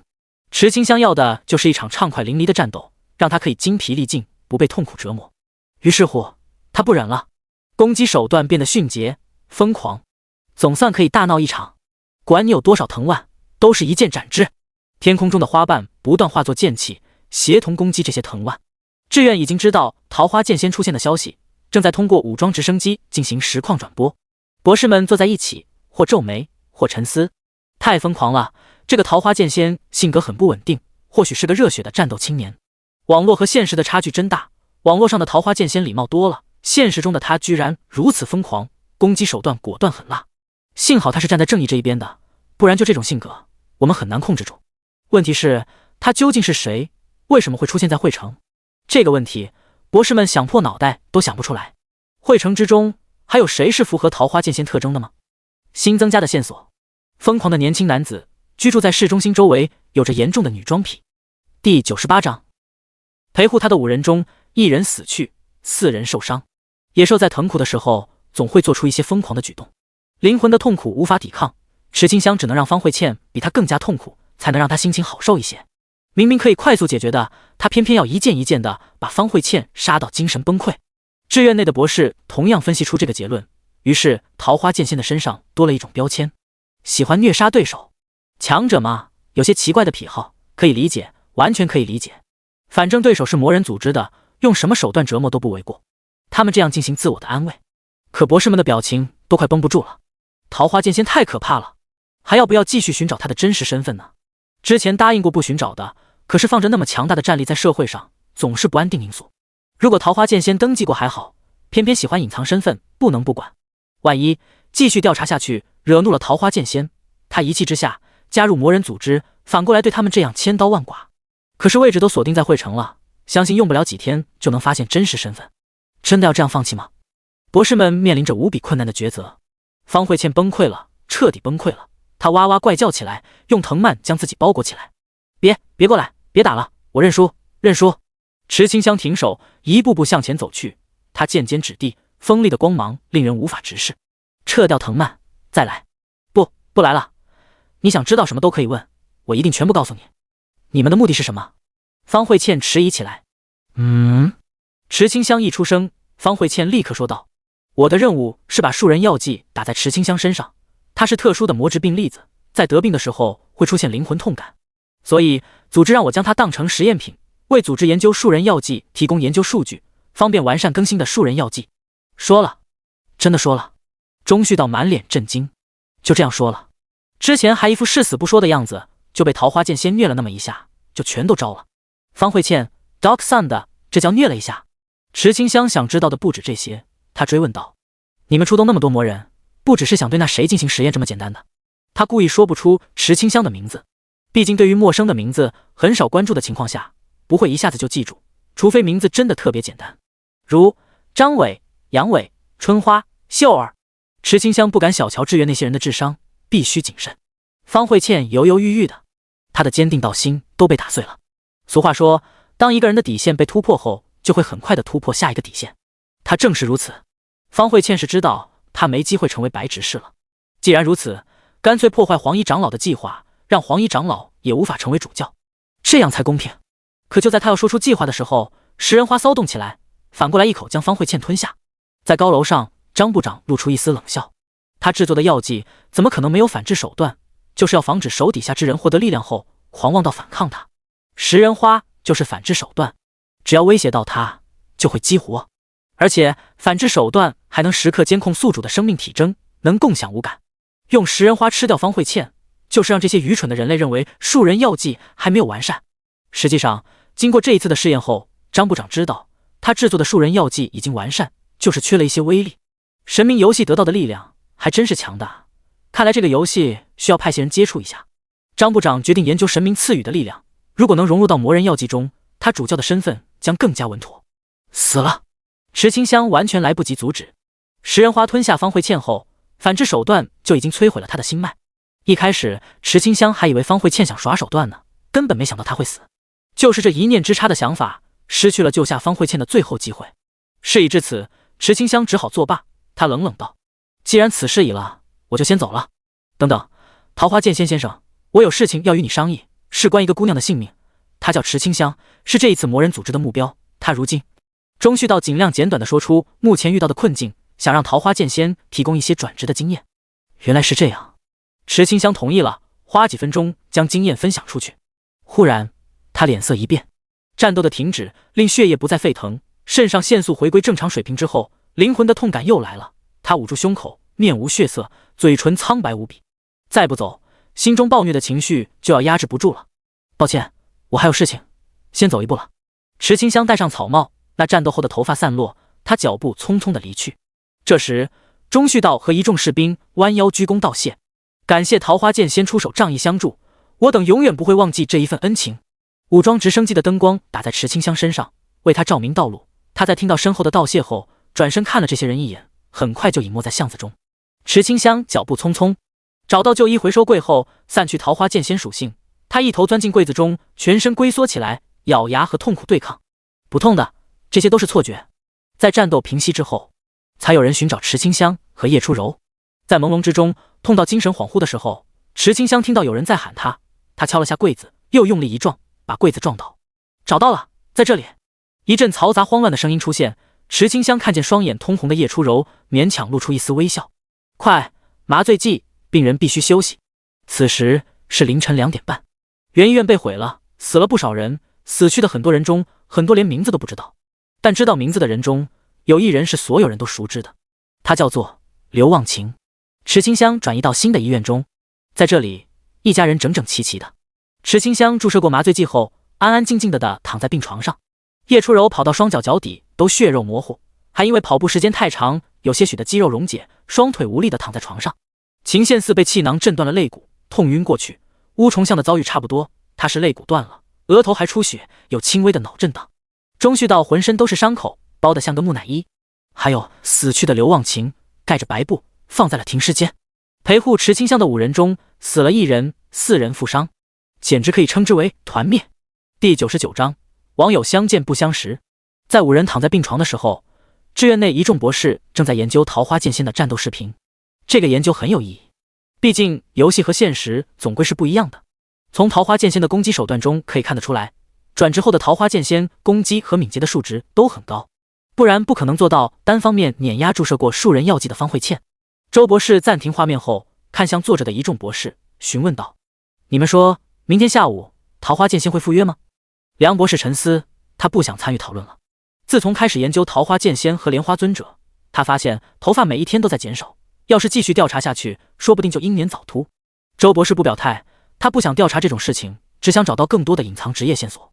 其余几位博士都不了解桃花剑仙的性格。再说了，因为桃花剑仙弄出来的事情还不够多吗？志愿已经被桃花剑仙担得太多进程了。要他们说啊，这桃花剑仙就是志愿的天敌，凡是和桃花剑仙扯上关系的，到最后都会变成麻烦事，还不如放手别去管这个事情。反正不是还有寻找隐藏职业 NPC 的任务吗？换成其他的目标，他们才更有动力。周博士明白大家对于这件事情兴致不高，也不好多说什么，挥挥手解散会议。他只希望明天下午的时候，钟旭道可以见到桃花剑仙，多了解过于莲花尊者的一些线索。因为练了那么长时间的女装，买了那么多的伪装卷轴，这些努力不能白费，不然志愿的这一次行动会成为笑话的。人力资源部，张部长一大早6点钟的时候就骑着自行车来到大楼。昨晚他在退出兽化后，发现又严重了起来。这个是近距离用眼皮抗穿甲弹弄出来的伤，身上还有爆炸炸的伤口和碎石压出来的淤青，伤是不会消失的。在养伤的这段时间中，张部长必须藏好这些伤。至于右眼伤势，他心中已经有了借口，前提是要让人力资源部都先知道他受伤的事情，先模糊时间。于是他捂着眼睛走出大楼，跟门口的保安说明情况，说昨晚眼睛磕伤了，刚才发现眼睛肿起来了，要去医院上药。保安不会多说什么，还佩服张部长的敬业。身为部长，就连请假都要提前和保安说，真的，保安哭死。在他崇拜的目光之中，张部长骑上自行车离开。当然不只是去医院上药那么简单，还要查一下池清香的位置。那种灵魂的病痛，或许真的只有牧师觉醒者才能治愈。张部长想亲自看一下治疗过程，如果有用，那就在一行人放松警惕的时候动手，并且让组织吸纳一些觉醒者。反之，要是治愈无效，用掉那么多魔人和药人，池清香却还活着的话，就太不愉快了。医院内，由于是凌晨2点半注射的镇定剂，在早晨6点半的时候，池清香就已经醒来。她精神都有些恍惚，仿佛昨天发生的一切都是一场梦。缓了好一会后，她想起这段时间发生的一切，只要到下午3点钟就过24小时了，到时候她就可以登录游戏。在她刚醒来不久，旁边陪护的家属也都醒了。你醒了，痛不痛？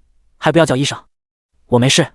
池清香微微摇头，她看着眼前的人，仔细辨别之后，发现这人好像是那天跟着叶初柔的表弟，叫做秀儿。表弟姓什么呢？应该随着叶初柔的妈妈姓。你是初柔的表弟？闻言，叶修如点点头。桃花剑仙出现在惠城的消息刚一传开，他连夜扛着飞机就来到了惠城，还拉上他的姐姐。桃花剑仙那张在直升机灯光下的回眸照片，令无数少男少女怦然心动。那眼神太玉了。好在从皮肤上看，并没有得病，这是好事，可对于更多势力来说却是坏事。没有得病，没有弱点的不可控桃花剑仙，在不清楚桃花剑仙的需求之前，是不稳定的因素。无数人进行无端猜测，桃花剑仙不会没由来的提起魔质病，这些魔兽病在普通人的口中都是忌口的，根本不想沾染上关系。在叶修如的记忆中，和清河迟燕的每一次对话，他都记得。他记得清河说过在学校的处境，那描述中的场景，在叶修如见到池清香的时候，总感觉清河说的就是他。这个猜测，他谁都没有说出去，以免再次出卖清河。但在他的内心中，已经确定清河和池清香之间一定有某种关系，或许是那种传说中藏在背后的保护者。一想到这种可能性，叶修如难掩激动，他有些兴奋道：“那个，你是不是认识桃花剑仙？”此言一出，池清香都愣了，眼中充满惊愕和诧异。他这是被发现了，被眼前这位秀儿发现了。不对不对，要冷静。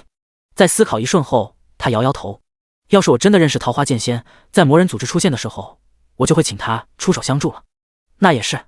叶修如赞同这一说法，毕竟谁也不会平白无故的将自己置身险境之中。不认识的话，还能是谁呢？他询问池清香还有没有认识的人，喜欢用剑的，长得好看的。这一想，还真的有。你是说林天鹰吧？还有个天台遇到的，名字我不记得了。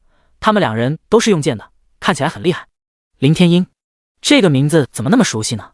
叶修如摁向头戴式虚拟屏幕，搜索林天鹰，出现的词条吓他一跳。滇蓝国皇子，这是什么神奇身份？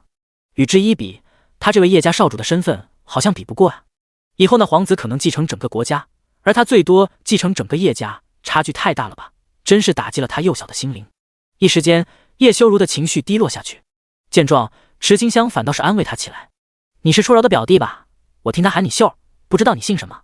听到秀儿2字，叶修如嘴角抽搐一下，他心情低落着呢，有气无力道：“我不叫秀儿，我叫修如，叶修如。初柔是我表姐，我们是叶家人。”叶修如，此言一出，池清香愣住了，这个名字好熟悉。第100章，居然是你！如果池清香没有记错的话，叶修如是那个名字见闻天下的剑士，居然在这里遇见了熟人。他脱口而出道：“那你是不是？”突然，他中断了接下来的话。这个问题他要以什么身份问出去？要是问叶修如是不是见闻天下，岂不是证实了他和桃花剑仙之间的关系？这个世界还不是很安全，先不暴露身份为好，要多留底牌。我是不是？叶修如看着卡壳的池清香，疑惑反问起来。听到声音后，池清香立刻换个问题：“你是不是也选择的剑士？不然为什么那么关注桃花剑仙？”“我是剑士。”“那你怎么不升级？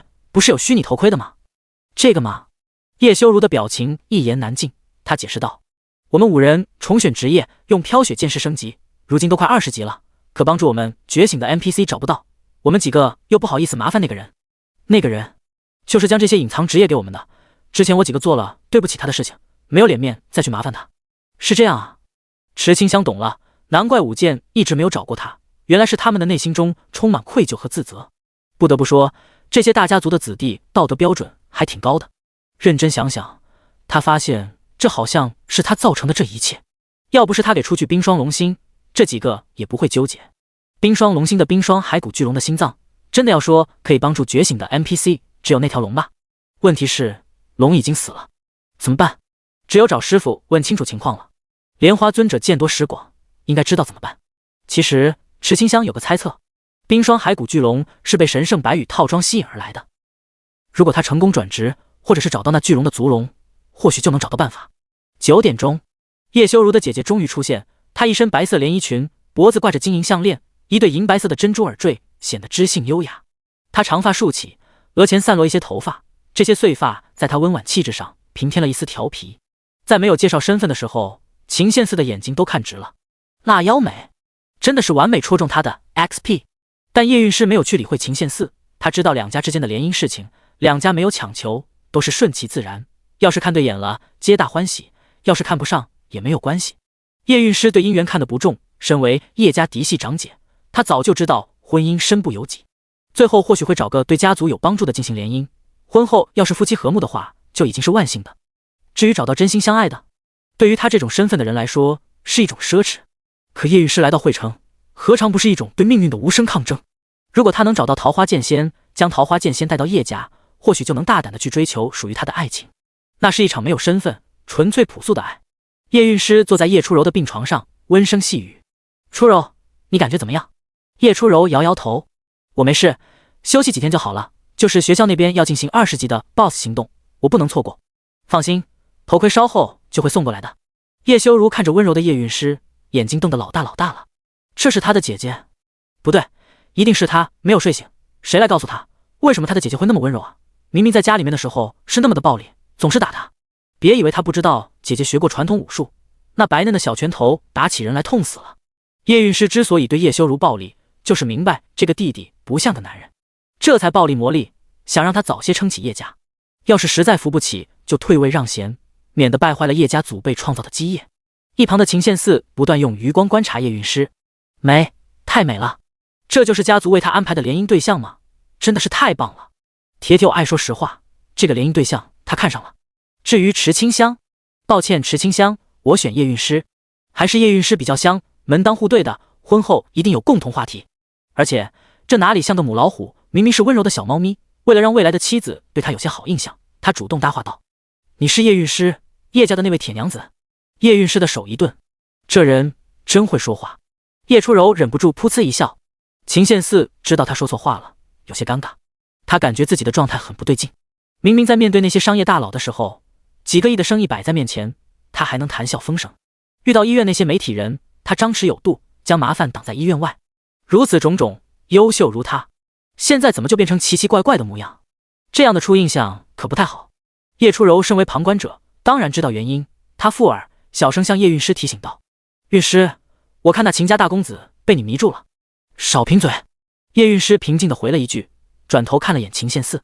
传闻中的雷厉风行秦大少，如今这一副羞涩模样，还真是少见。他起身离开病房。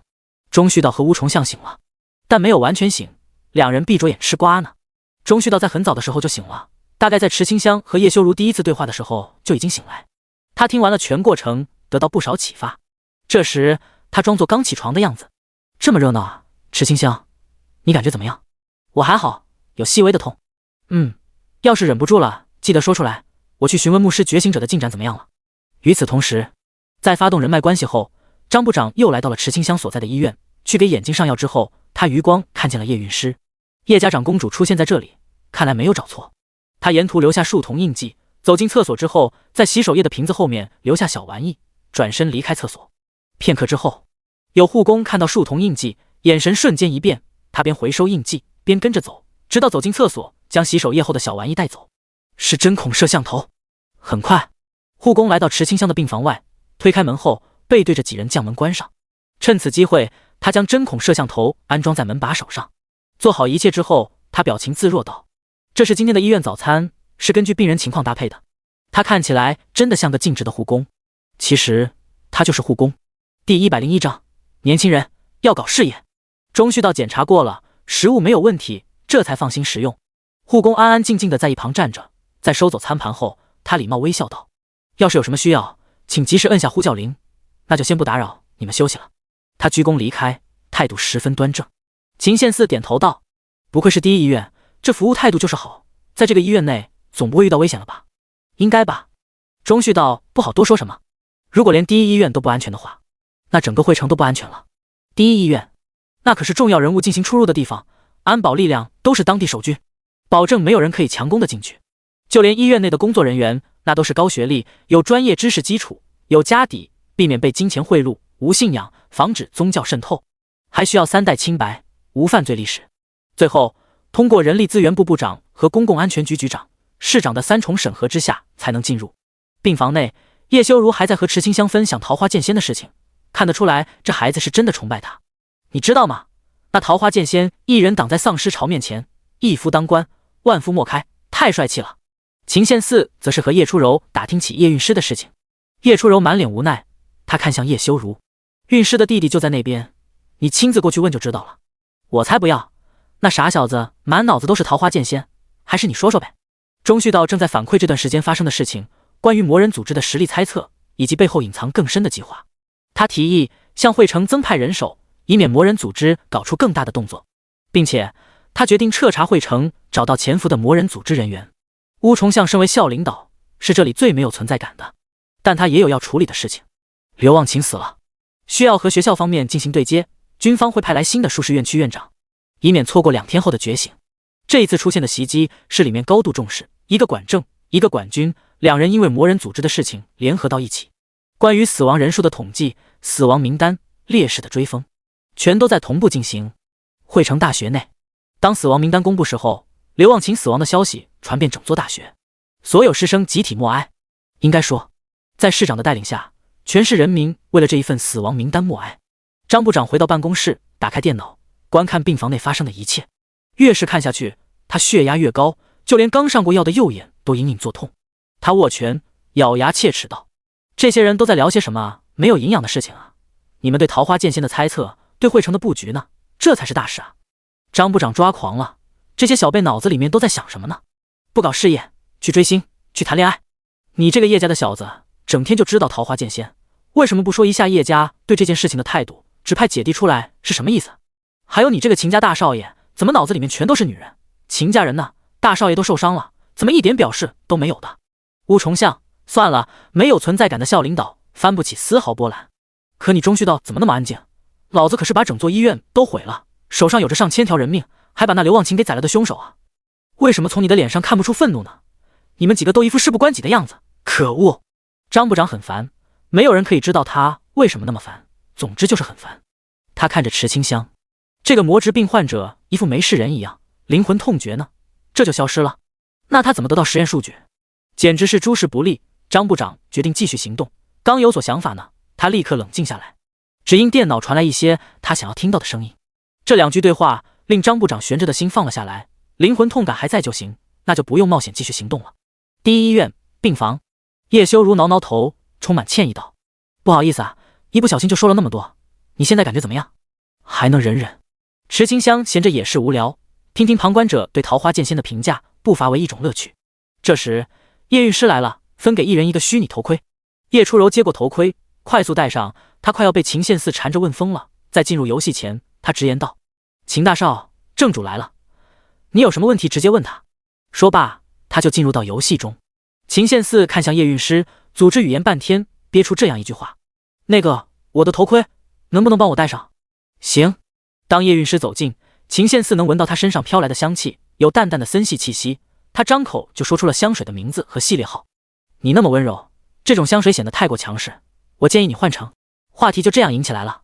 叶修如是真的满脸震惊，暴力的姐姐为什么会变成这副温柔模样，还用上了香水？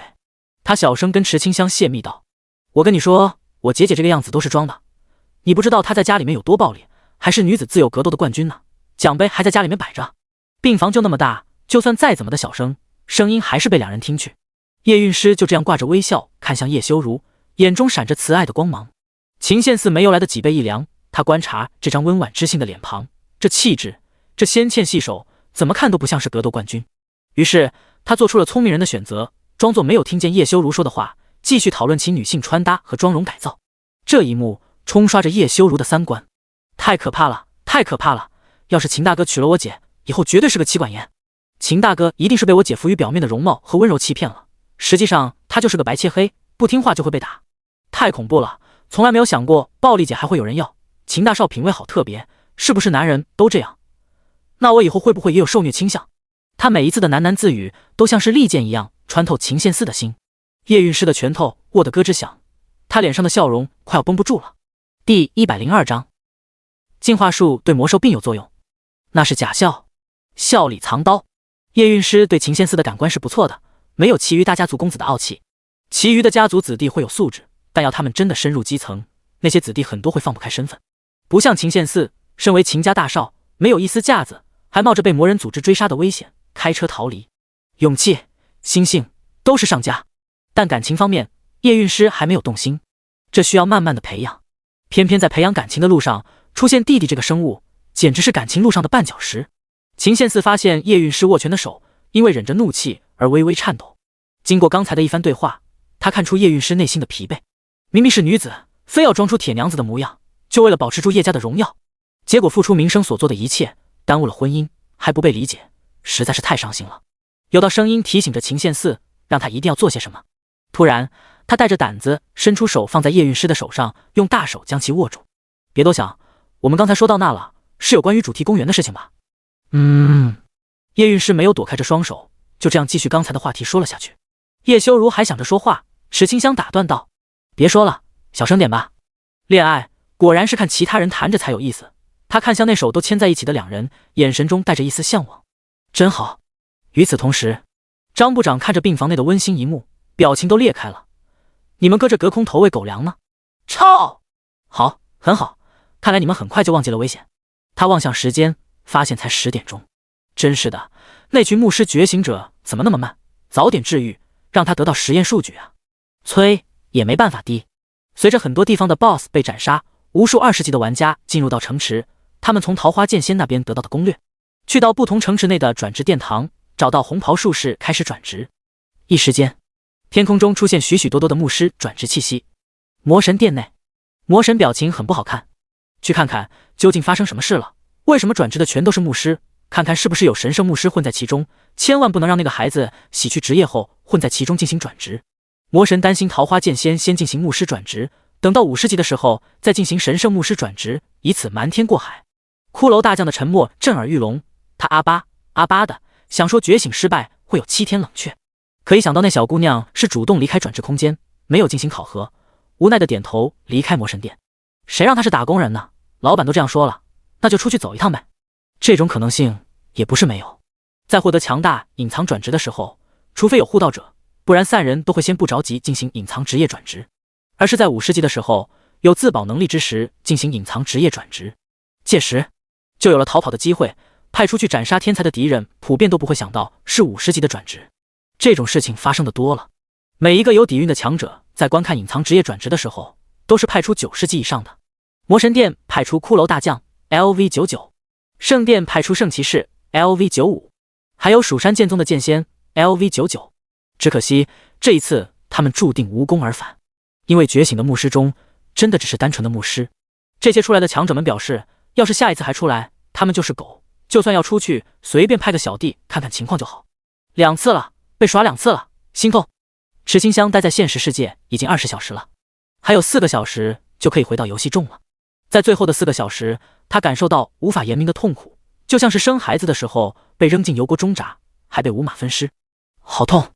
闻言，叶修如立刻摁下呼叫铃。早就准备好的医生推仪器走进来，不愧是第一医院，麻醉剂用的都是吸入式的。在深吸一口后，池清香浑身麻痹，失去感觉，昏昏欲睡。与此同时，第一批觉醒的牧师来了，其中还有一位隐藏职业的牧师，是第3个进入城池之人，也有第3贵族的服装和勋章。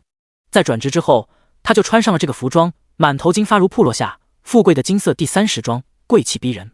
军方人物江小小，心灵牧师 LV20，特殊技能心灵涟漪，发动技能后可以平息暴躁的情绪，安抚灵魂。当江小小来到之后，钟旭道的目光看向这一次治疗来的人中，还有志愿在汇城分部的研究人员，提供实时情况转播。后续还会有更多的牧师到来。就算如此，病房内的人数还是有些多的，病房的门胎过碍室直接被拆了放在门外。张部长满脸问号，门被拆走，他只能听见声音，没有画面了。太可恶了，他要批评安装摄像头的教徒，这点事情都办不好。很快，治疗开始了，叶初柔都退出游戏，盯着这一刻。进化术，江小小举起法杖，念出咒语，圣洁的光芒落在池清香的身上，周围早就布好的仪器出现反应，有效果。仪器上显示魔兽病的魔质因子子正在快速减少，植物皮干枯变成一堆碎屑掉落。紧接着，池清香的手臂都显露出正常人的肌肤，皮肤白里透红，像是剥壳鸡蛋一般。牧师的进化术对魔兽病有作用，这个消息振奋人心。但随着江小小施法结束，本来减少的魔质因子居然快速回涨了起来，白里透红的手臂再一次被植物皮覆盖。见状，钟旭道问道：“你的智力属性数值是多少？”420点。我们这些牧师全都是加的智力，全家智力应该是210点。很显然，江小小通过了地狱级别的转职，获得属性翻倍，高达420点的智力都无法根治这个病，这就麻烦了。进化术肯定是有用的，但是想要治疗完全，必须许多位牧师不断的续上进化术才行，不然无法独自完成治疗。钟旭道叹道：“或许只有牧师榜上那位才能独自一人根治魔质病吧？”哪位？那位？牧师榜第一的香香雨下还没有转职，智力就高达左元括号900加450右元括号点，要是完成转职，智力高破天。第103章，限时24小时考核结束。先用你的心灵涟漪减轻他的灵魂痛苦。好，江小小手持法杖，在空中划出一道金色的弧线。心灵涟漪安抚，咒语落下之后，范围内所有人紧绷的精神都放松了不少。钟旭道微微一愣，这是群体能力？是的，范围大概在方圆10米。好，很不错。在安抚之下，池清香紧皱的眉头一松，灵魂的那些痛苦减弱了许多，总算可以好好的睡一觉了。痛的这一天简直度日如年。若是要比喻的话，就是肚子痛想去厕所，偏偏没有下课，又不好意思站起来说想去厕所，只希望时间过得快一些。在这段时间中，就会感觉时间过得极其缓慢。安抚之后，江小小朝着其余几位伤者使用了治疗术。翠绿色的光芒落下之后，众人惊奇地发现身上的伤都好了。秦宪寺激动地站起来，活动身体，感觉不到一丝的痛苦。在很高兴的时候，人会做出一些违背人设的举动。他就是高兴之余抱住了嘴角带着温柔微笑的叶韵诗。我没事了，你看，我抱着你转圈圈都感觉不到痛。咔嚓，别忘了，这可是在直播呢，外人可不少。瞬间，拍照的、录像的快速行动起来。劲爆！铁娘子居然会羞涩，秦家大少为何对少女做出如此举动？这个男人是谁？究竟有没有魅力俘获母老虎芳心？点进主页，一起走进玄学。秦叶两家联姻有望，失去铁娘子的叶家，该由谁来扛起大业？当然了，以上的标题都是钟旭道根据一般理性的情况之下，那些媒体会用的常用套路标题，但他却是震惊的很。这才多久就报上了？叶初柔搅好后都没好意思去报，没想到秦大少胆子那么大。叶修如的表情很是奇怪，看着姐姐被别的男人抱在怀中，她心情很是郁闷，说不出来的怪异。作为当事人，叶韵诗在羞涩一瞬后便镇定道：“伤好了，就放我下来吧。”虽说两家有联姻的打算，可严格来说，两人还不是未婚夫妻，在外人面前需要保持一些距离的。秦宪寺当然知道这个，他在反应过来后放下叶韵诗，干咳一声：“你们什么都没有看见，对吧？”他们没有说话，指着摄像头。要说没有看见，怕是不可能了。叶韵诗发现镜头后，努力维持镇定，将有些凌乱的头发整理一番，走出病房。见状，秦宪寺快步跟上。这一幕让众人想到了妻管严3字。就在两人离开不久，更多牧师赶来，他们同时使用进化术，发现魔质病必须一次性进化成功，不然下一位施展进化术的牧师只能暂缓魔质因子的增长，而非消灭。这需要的时间太长了，能有这个效果，还要归功于池清香体质不差的原因，毕竟桃花剑仙账号是有圣水洗髓过的，继承数值属性后自然身强体壮。其实普通的净化术根本无法发挥多大的作用。净化术是驱除负面状态，如眩晕、中毒、减速之类的。在重复多次进行净化术后，志愿那边得出一个结论：魔兽病更像是一种诅咒，除非来一发神圣净化术，才可以彻底解决诅咒。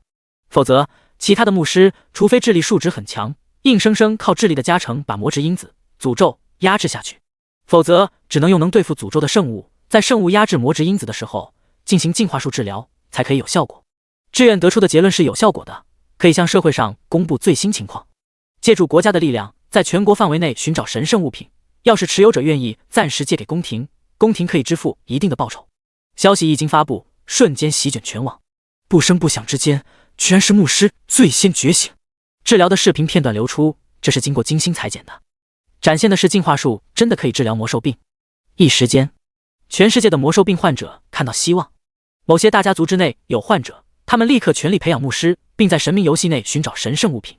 下午3点钟，张部长换下黄衣，他刚在组织内下达命令，让教徒拉拢一些玩过神明游戏的玩家，对他们倾斜资源进行培养，但要让张部长亲自游玩游戏，他做不到。他的信仰就是靠双手创造力量，绝对不想依靠这种施舍得来的力量。病房中，池清香醒了，刚醒来的他睁眼就看到无数道好奇的目光落在他的身上。你们是？话音刚落，他忽然发现灵魂的痛感减弱了很多。发生了什么？我来解释吧。叶初柔长话短说，解释过后，池清香理解了，原来是牧师已经觉醒了呀。他一番心思快速活络起来。24小时已经过去，他可以登录游戏了。那个，各位牧师姐姐，我想知道牧师的转职简单吗？我也想进入游戏，尽快升级，去完成转职任务。牧师齐刷刷地看向江小小，身为第3贵族，他是牧师团的团长，有团长在，其余牧师令行禁止，长官不说话，绝对不开口。江小小摸摸头发，组织语言道：这个嘛，牧师的觉醒，普通觉醒只有2种。接下来是江小小的讲述时间，他还展示了一番技能。池清香明白为什么他不那么痛了，原来是有心灵涟漪安抚的能力在。他认真道谢。江小小摆摆手道：不用道谢，这没什么的，你放心进入游戏吧，有我们几个在这里守着你，保证放你玩游戏的时候不会被痛醒。谢谢。真是真挚道谢。池清香深吸一口气，戴上虚拟头盔。接下来该他准备转职了。现实过去24小时，神明的考核已经完成第1步，后面不管遇到什么危险，他都可以克服，因为在他的身后有着整个牧师团，在没有灵魂痛觉的干扰下，他不信会转职失败。第104章，风之翼，不是御风翼。欢迎回来，荣誉牧师香香雨下。出现的地方是123号新手村，刚出现在这里，他就被弹出新手村。在失去 NPC 模板后，池清香根本无法在这个新手村立足。好狠的神明！他嘟囔一句后，点开地图传送到扶摇城。清风吹过，池清香闪亮登场。前排卖西瓜喽，客人是刚来到扶摇城的冒险家吧？来的西瓜吧，是从沙漠种出来的哦。尝尝亚力博西的土豆，冰雪中种出来的，保证嘎嘣脆，好吃到停不下来。来吃瓜子吧，海盐瓜子，要的就是这个味。别听他的，还是原味瓜子最好吃，奶香的好吃。城门口叽叽喳喳的，池清香都懵逼了，他这是走错了，还是又穿越了？看了眼地图，是扶摇城没错啊。可是为什么城门口会出现那么多摊位啊？还有好多玩家正在进行买卖交易，还有 NPC 母子正在购买。仔细一听，对话内容如下：妈妈，我要吃烤玉米，买4个。还有开着路由器的游动商贩正在出售鸡翅膀。池清香快步上前询问道：老板，你这个鸡翅膀怎么买？什么鸡翅膀？这可是御风翼，有了这个才可以御风飞行。你抬头看看天上。闻言，池清香抬头看向天上，发现很有背后出现鸡翅膀的人在天上飞。他疑惑了：你们一直以来都会飞？那当然不是了，我跟你说啊。经过解释，原来是有风的挑战者成功战胜了风，留下一段佳话：城主大受启发，发明出御风翼，可以让冒险家御风飞行。你这个冒险家是不是心中向往了？看在咱们一见如故的面子上，5个金币，你随便挑一个御风翼，怎么样？不要谢谢，我不买。不买你别耽误我时间。路由器上的御风翼商人表情瞬间转变，语气不善地驱赶池清香。池清香站在原地，发现扶摇城和他想象的有些不一样了。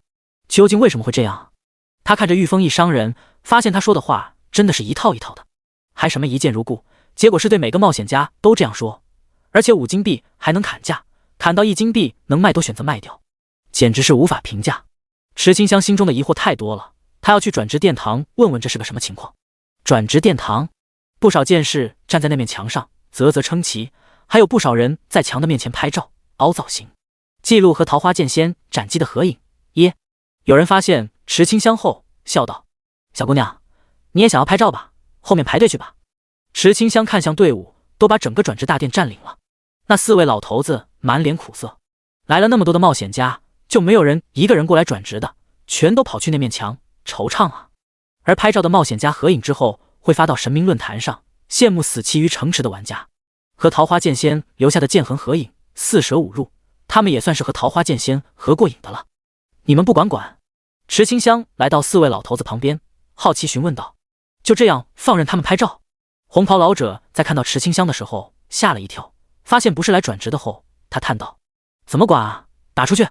说着，他自问自答道：“也不是不行。”闻言，白袍老者立刻劝道：“别冲动，说不定他们只是好奇那道强大的剑痕而已，热情会散去的。”白袍老者倒是坐得住，要问为什么的话，那当然是因为桃花剑仙是从他这边觉醒的，围在剑痕面前的人越多，他就越有面子。就像是班级中出现优秀的学生，作为老师会很骄傲。黑袍、黄袍、红袍3人齐刷刷翻着白眼：“就你会说话？”白袍哈哈一笑，毫不在意。他看向池清香，疑惑道：“这才过去3天呢，转职冷却时间还没到，尊者呢？”“我不是来转职的，师傅也不在，就是过来问一下扶摇城怎么变成这个样子，那御风翼又是怎么回事？”“这样啊，这外边太吵了，咱们进去说。”负责转职的4名老者就这样带着池清香走进转职殿堂，去到后方饮茶谈话。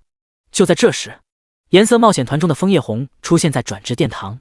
自从那天123号新手村遭遇红色丧尸潮后，整个团都转移到111号新手村练级。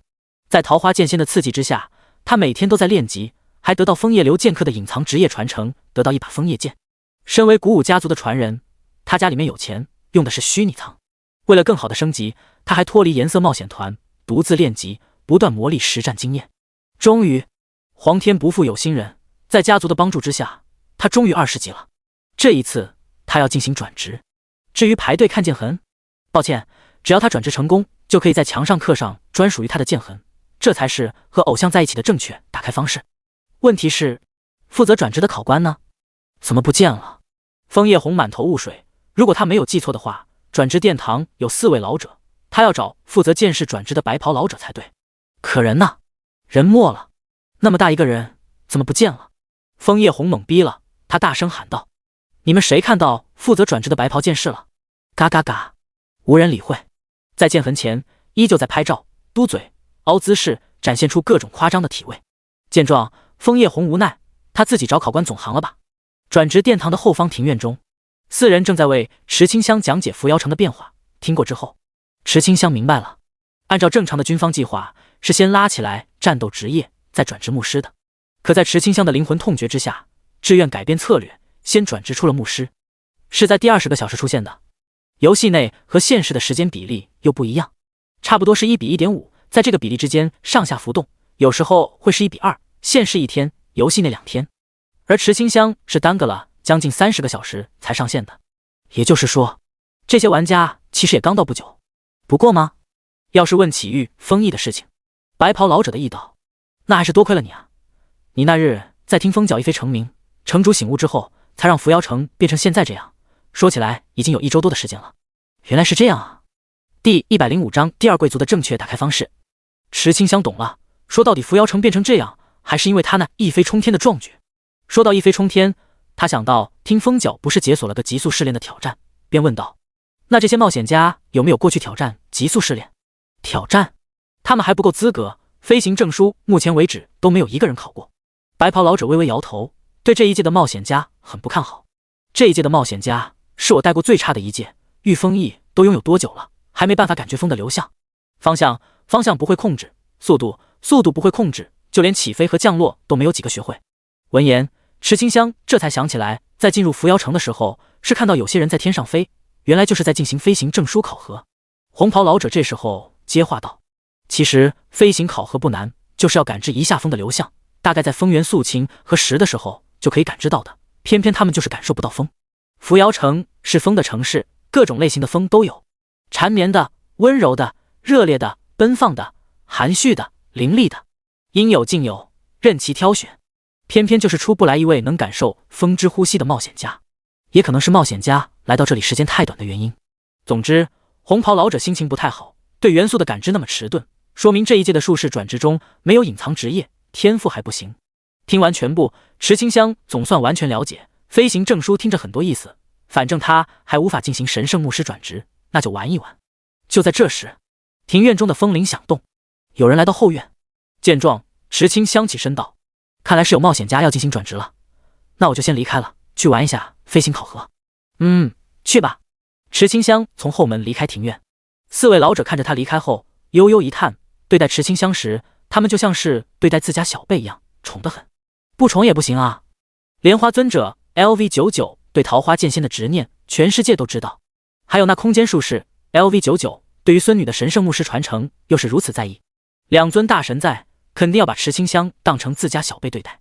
考官大师，枫叶红的声音出现，将四人唤醒。进来。四人的表情瞬间变得严肃，不苟言笑。枫叶红看到这一幕，还以为破坏了考官的雅致，他先是抱拳致歉后，看向白袍老者。考官大师，是这样的，我想要进行剑士转职。其余三老者屁股都没有动一下，又不是找他们的。白袍老者起身，声音古井无波，跟我来。与此同时，池清香来到城主府，在城主府的前方有着飞行考核4个字，只有通过考核才能得到飞行证书，否则就是违规起飞，抓到要罚款的，严重点的话会抓到扶摇城的监狱中。我想进行飞行考核，排队吧。登记员眼皮子都没有抬一下，他满是困意道：名字？香香雨下。好，登记完成，你排在第666位。登记员将名字写在木牌上，印上荧光粉的防伪标志。木牌上面有名字和序号。丁，获得道具飞行考核准考证。池清香接过一看，惊讶道：前面那么多人？是啊。登记员满是疲惫，哈欠就没有听过，一副昏昏欲睡的模样。他睡眼惺忪，拿出牌子，机械道：下一位。看得出来他真的很累，就一个人管理飞行考核，还排了666位，真是太敬业了。池清香走向旁边的排队处，看着前方长长的队伍，抿唇沉思起来。有很多报名考核的玩家中，许多连御风翼都不会穿戴，更别说起飞、转向、控速、降落这些操作。不行，这样下去太浪费时间了。他虽然时间很多，可不想浪费在排队上。沉思片刻后，池清香眼前一亮，他有办法了。换上第二贵族的衣服后，红色的贵族服饰，衣服上有着精美的装饰品。他走起路来仪态端庄，气质高贵，隐藏在面纱下的一颦一笑，就像是宫廷里面的娘娘一样优雅。明明看不见笑容，单单看到那会说话的眼睛，看清眼中的笑意，都足够让人心情放松，忍不住的附上微笑。当他的身影出现，昏昏欲睡的登记员瞬间就不困了，他立刻站得笔直，大声道：不知道贵人到来，有失远迎，还请贵人恕罪。不必紧张，本宫过来便是想试一试飞行考核。贵人，你何必亲自跑一道，知会小的一声，小的立刻做好给您送过去就行。登记员的脸上挂着谄媚的笑容，有点像小黄门。亲眼目睹这一切的冒险家不淡定了，这是耍特权，是搞阶级，太不公平了，他们必须抗议。今日我不为大家发声，他日谁来为我发声？这不公平，为什么他不用考核，我们就要？闻言，登记员表情猛地一变，他怒斥道：放肆，这可是第二贵族大人，是贵族，你们这些远道而来的冒险家就是平民，自己看看你们的扶摇城声望都是0。这话说得太扎心了吧。冒险家无语了，真的会气死在扶摇城，没想到扶摇城内还搞特权。池清香抬起纤纤素手，她声音宛如百灵鸟，清脆动听。不用这样，本宫来到这里只想提前进行考核。这登记员不敢违背贵人的意思，他看向排队处，对着一旁的士兵喊道：现在准备考核的是谁？让他下来，拿着1金币离开。士兵快步上前，把即将进行考核的冒险家连拖带拽的揪了出来。你的名额被征用了，这是1金币，拿着金币重新排队去。冒险家满脸问号，弄啥嘞？这样就能得到1金币？半信半疑的他接过1金币，瞬间手中木牌消失。登记员挂上谄媚的笑容，将新的木牌递给池清香。贵人，您请，下一个就是您了。池清香看向序号上面的数字，数字是被1金币送走的那名冒险家木牌上的数字，这数字的价值高达1金币。第106章，香香雨下出现了，这就是第二贵族的正确打开方式吗？池清香暗道可惜，他当初怎么就没有想到用第一贵族的身份在扶摇城骗吃骗喝？不对，是了解物价呢。现在人那么多了，要是他用贵族的身份去了解物价，总有些不太妥当。而且身为贵族，怎么会付不起钱呢？只见他一伸手，出现10枚金币，赏你的。对池清香好的，他啪的一下，10块金币就这样毫不犹豫的就送了出去。金币碰撞发生的响声是金钱的味道，冒险家不想排队了，纷纷高喊着富婆求贴贴。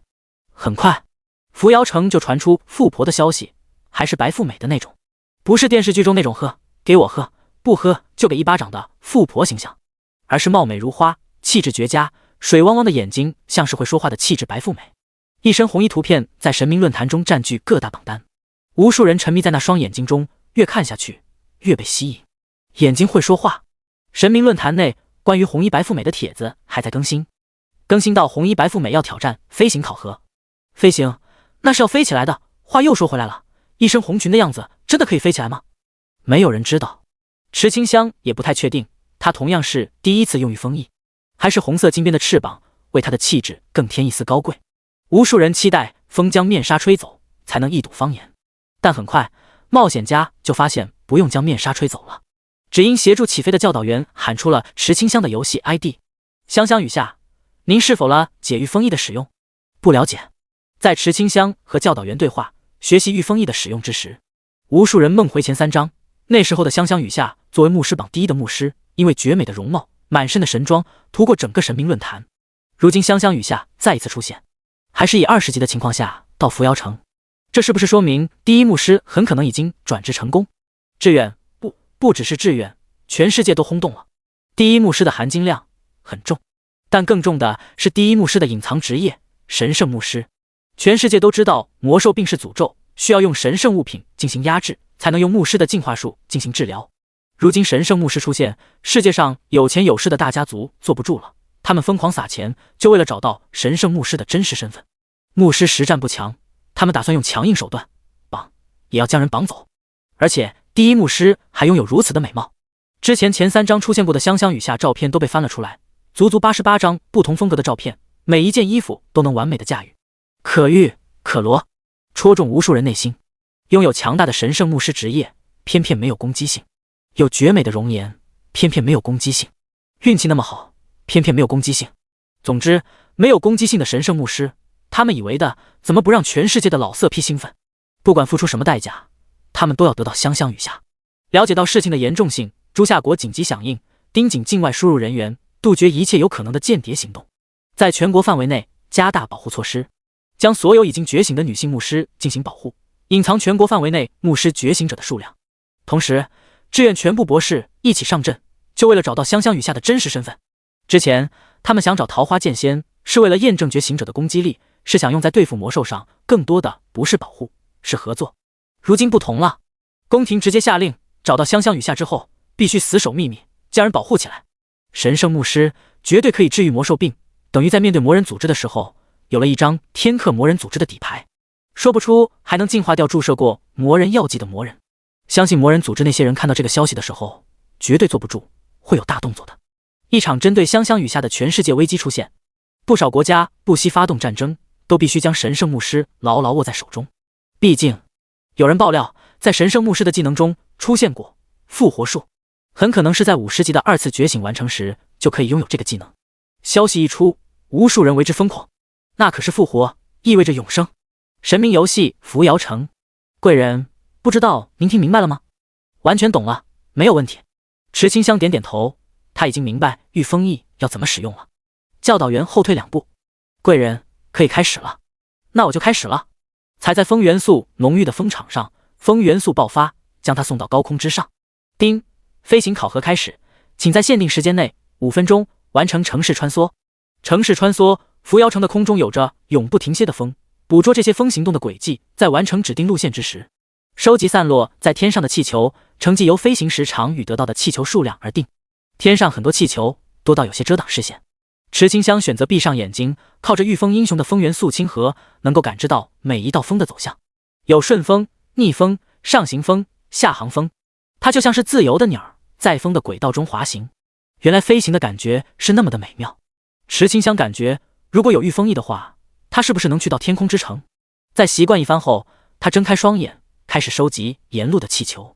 底下的冒险家看着红色的身影在天上自由的翱翔，那副轻松惬意的姿态，让他们怀疑彼此真的是玩的同一个游戏吗？为什么香香雨夏会那么优秀？还有，他不是牧师吗？为啥对身体的控制力那么强，还会如此之多的微操？越看下去越震惊。登记员则是愧疚不安。罪过，贵人是有实力的啊，我还想着直接送通行证，这是在羞辱贵人啊，希望贵人不要在意。他摸向腰间的钱袋，那10枚金币的重量比山还要重，压得他有些喘不过气来。他决定好了，等贵人下来后，把金钱还回去，还要把全部的金币都送过去，当做赔礼。100个气球到手。把所有的气球都拿到手后，池清香才发现天上一共才100个气球，这对应的应该是100%。接下来就是降落喽。在飞了一圈之后，池清香看准位置，稳稳落下。落地后，他转了一圈，卸去惯性。一时间，红裙翩翩起舞，像是火红的玫瑰在心上绽放。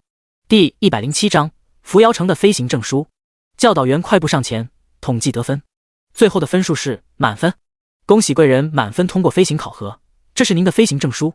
教导员送上证书，仪式感整的还挺足。不少玩家心中羡慕不已，他们在想，他们要是通过的话，被这样送上证书，绝对要好好的拍照炫耀一下。池清香刚接过证书，叮，恭喜获得飞行证书。飞行证书，扶摇城认证的飞行证书。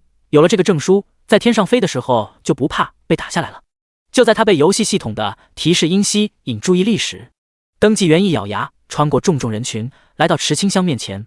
他深吸一口气，双手将钱袋子奉上，弯腰躬身道歉：“对不起，贵人，小人先前以为您不会飞，看清了您，特来向您道歉，这是小人的赔礼。”这突然发生的一幕，让玩家们彻底破防。这是怎么一回事啊？ NPC 给玩家道歉，香香雨夏究竟干了什么呀？我服了呀！我们登记的时候，这 NPC 就臭着一张脸，怎么换成他就这样？这游戏一点都不公平！哼，我已经妈了 ，NPC 主动送钱，这是神明亲女儿才有这个待遇吧？玩家们不断吐槽，语气酸溜溜的，发泄着心中的不满。池清香被如此热情的玩家惊到一瞬，他听到这些话后，明白这个应该叫做羡慕嫉妒恨。没记错的话，在秋，算了，名字想不起来了。总之，他知道这些人是羡慕嫉妒恨就行了。他抿唇看向登记员，微微摇头道：“不必在意，只希望你以后端正态度，不要因为身份随便改变态度。小人感谢贵人宽恕，一定牢记贵人教诲。”池清香不想在这里待那么久，他够吸引注意的了，必须快一些离开。于是他踩上风场，宛如红色的鸟儿，在空中翱翔着远离。玩家们抬着头看着远去的香香雨夏，他们还想着待会合影之后在神明论坛内装逼呢，现在啥都没了。这怎么办？以前的香香雨夏神出鬼没就难以捉摸，如今还会飞，我们还有机会再见到他吗？不好说，他挺能藏的，是第3章出现过一次，到现在才再一次被大家注意到，下一次又不知道要过去多久。也对，玩家们激情讨论过后，决定先不管香香雨夏了，他们要起飞，想得到飞行证书。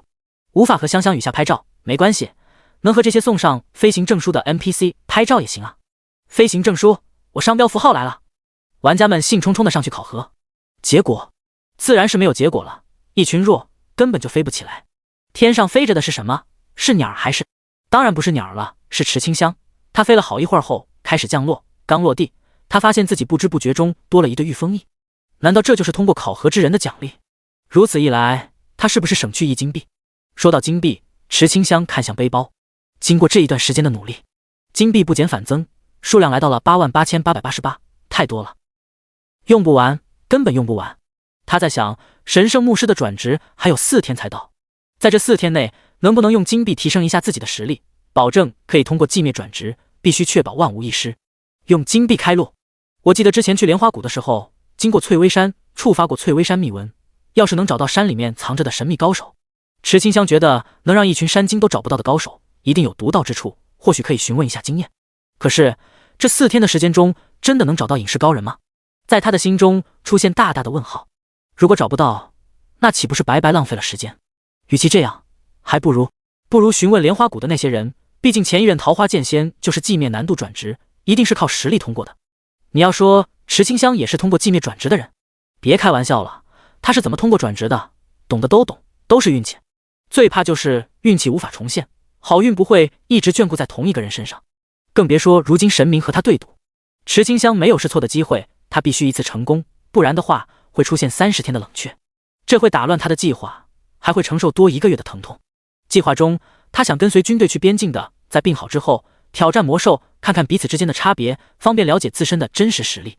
如此一来，就算遇到魔兽攻城，就会明白该用多强的力量，才不至于误伤旁人。欢迎回来，荣誉桃花剑仙清河迟燕。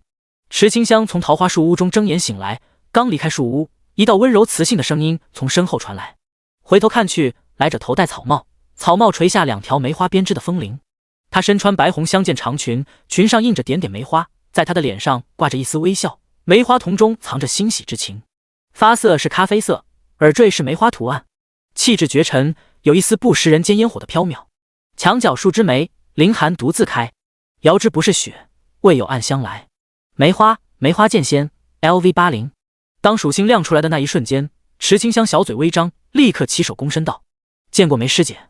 小桃花不必多礼，你来到宗门那么多日，师姐我这才回宗，这是欠你的见面礼，收下吧。梅师姐手一翻，就出现花篮。池清香伸手接过，丁，获得青梅茶、青梅酒、青梅。青梅茶具有解毒、抗毒效果，使用之后毒抗加100。青梅酒生津回气，使用之后回复50%蓝量，半小时内最多食用3次。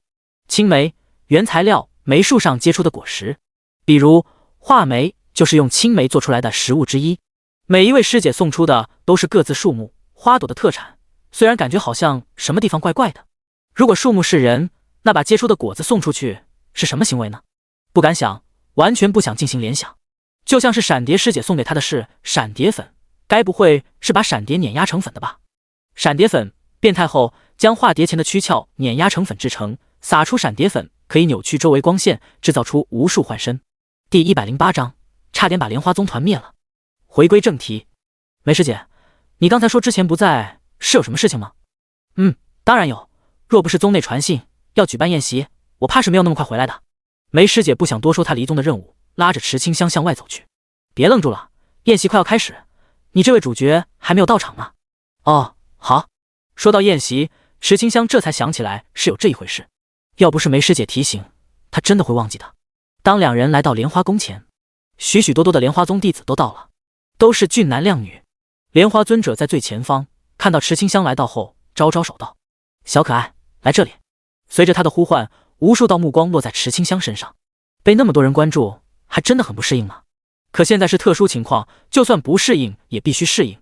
他深吸一口气，抬头挺胸，一步一步的坚定走向莲花尊者。等来到尊者身边时，他起手行礼道：徒儿拜见师傅。好，好。莲花尊者笑得都合不拢嘴。底下的弟子们面面相觑，表情怪异无比。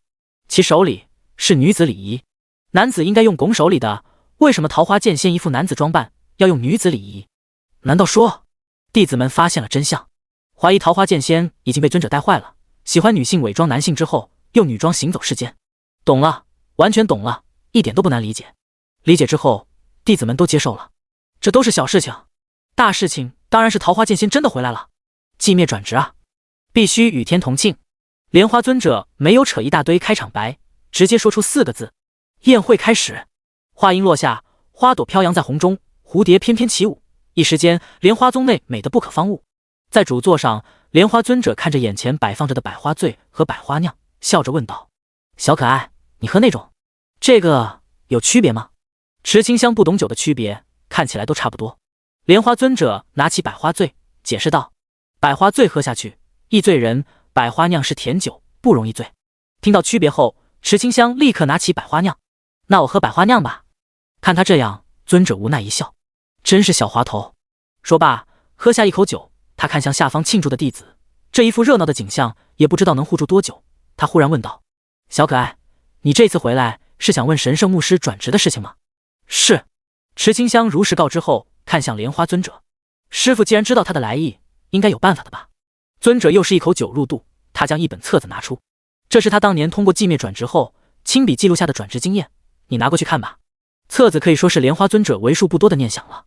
看到他这样样子，池清香有些自责。那么久了，作为徒弟都没有给师傅送上一件礼物。再翻看背包许久，他发现一件物品。师傅，我把这个给你。当他把鲲鹏神像拿出来的一瞬间，天地忽然之间变色，狂风大作，乌云压向莲花宗。天空中仿佛能看见巨大鲲鹏在其中翱翔，体长万里。一吞一呼之间，风起云涌。快把神物收起来！莲花尊者急促地提醒起来。池清香慌忙将鲲鹏神像收起之后，空中异象瞬间消失。他内心有些后怕，不安地看向恢复云淡风轻的天空。师傅，刚才发生了什么？莲花尊者表情凝重无比，他没有回答，一颗心沉入谷底。神物，神明居然把这个物品都送出去了，是嫌游戏还不够热闹，想要弄出更大的动静吗？神像内藏着鲲鹏真正的力量，若是被有心人寻找到控制的方式，后果不堪设想。莲花尊者都不自信可以觉得战胜神像内的力量。他提醒道：小可爱，记住了，除非遇到生死垂危之时，否则绝对不能将那个东西拿出来，记住了吗？尊者不愧见多识广，他提醒池清香在无法控制神像力量之前，千万不能拿出来，否则会让神像内的力量失控，届时会无差别的攻击一切物体，直到消耗尽召唤出来的力量。没有人知道神像可以召唤出多少次那种力量，许多强者对这些力量都是忌惮的很，一旦发现必须封印起来。至少在这1000年的时间之内，莲花尊者没有见过神像了。没想到神像又出现了，还出现在小可爱身上，这绝对不是考核。联想到神明想在小可爱身上进行的双职业实验，莲花尊者的内心便十分凝重。被神明太过关照，连他都分不清这是好事还是坏事了。总之，他叮嘱道，在使用神像的时候，绝对不能暴露你的真实身份，这是剑道傀儡，配合灵魂娃娃使用，能创造出新的气息，都记住了没？记住了。丁，获得超稀有道具剑道傀儡。剑道傀儡能100%继承所有剑道相关的实力，专业代打，了解一下。池清香小脸上满是严肃，本想给师傅送礼物的，没想到差点给整个莲花谷送去团灭大礼包。他继续翻看背包，发现圣水瓶可能有些作用，就拿出了瓶子。看到瓶子后，莲花尊者无奈一笑，小可爱，师傅不需要你送什么礼物，只要你能平平安安的成长起来，就是对师傅最好的礼物了。说着，他将池清香搂进怀中，捏捏小脸，手感真不错，就像是玩小猫一样。莲花尊者肆无忌惮的掐脸玩手指，这些举动简直让人接受不了。池清香用双手挡住脸，小声道：师傅，还有弟子在呢，不要这样。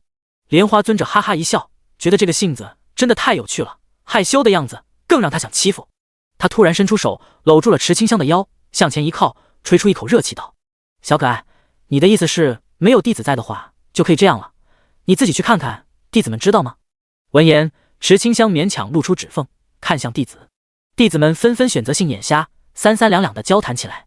今年我学会了无土栽培技术，下一年一定要让杨桃树结出更好吃的果实。一名男性弟子如是说道。还有种植甘草的师姐苦着一张脸，唉声叹气。我尝试了3000种和甘草搭配的药方，发现针灸和熬煮最有用，可是我一直服用甘草，味觉都变得奇怪。见状，池清香都无语了，这是在干什么？掩耳盗铃吗？第109章量体裁衣，莲花尊者的秘密。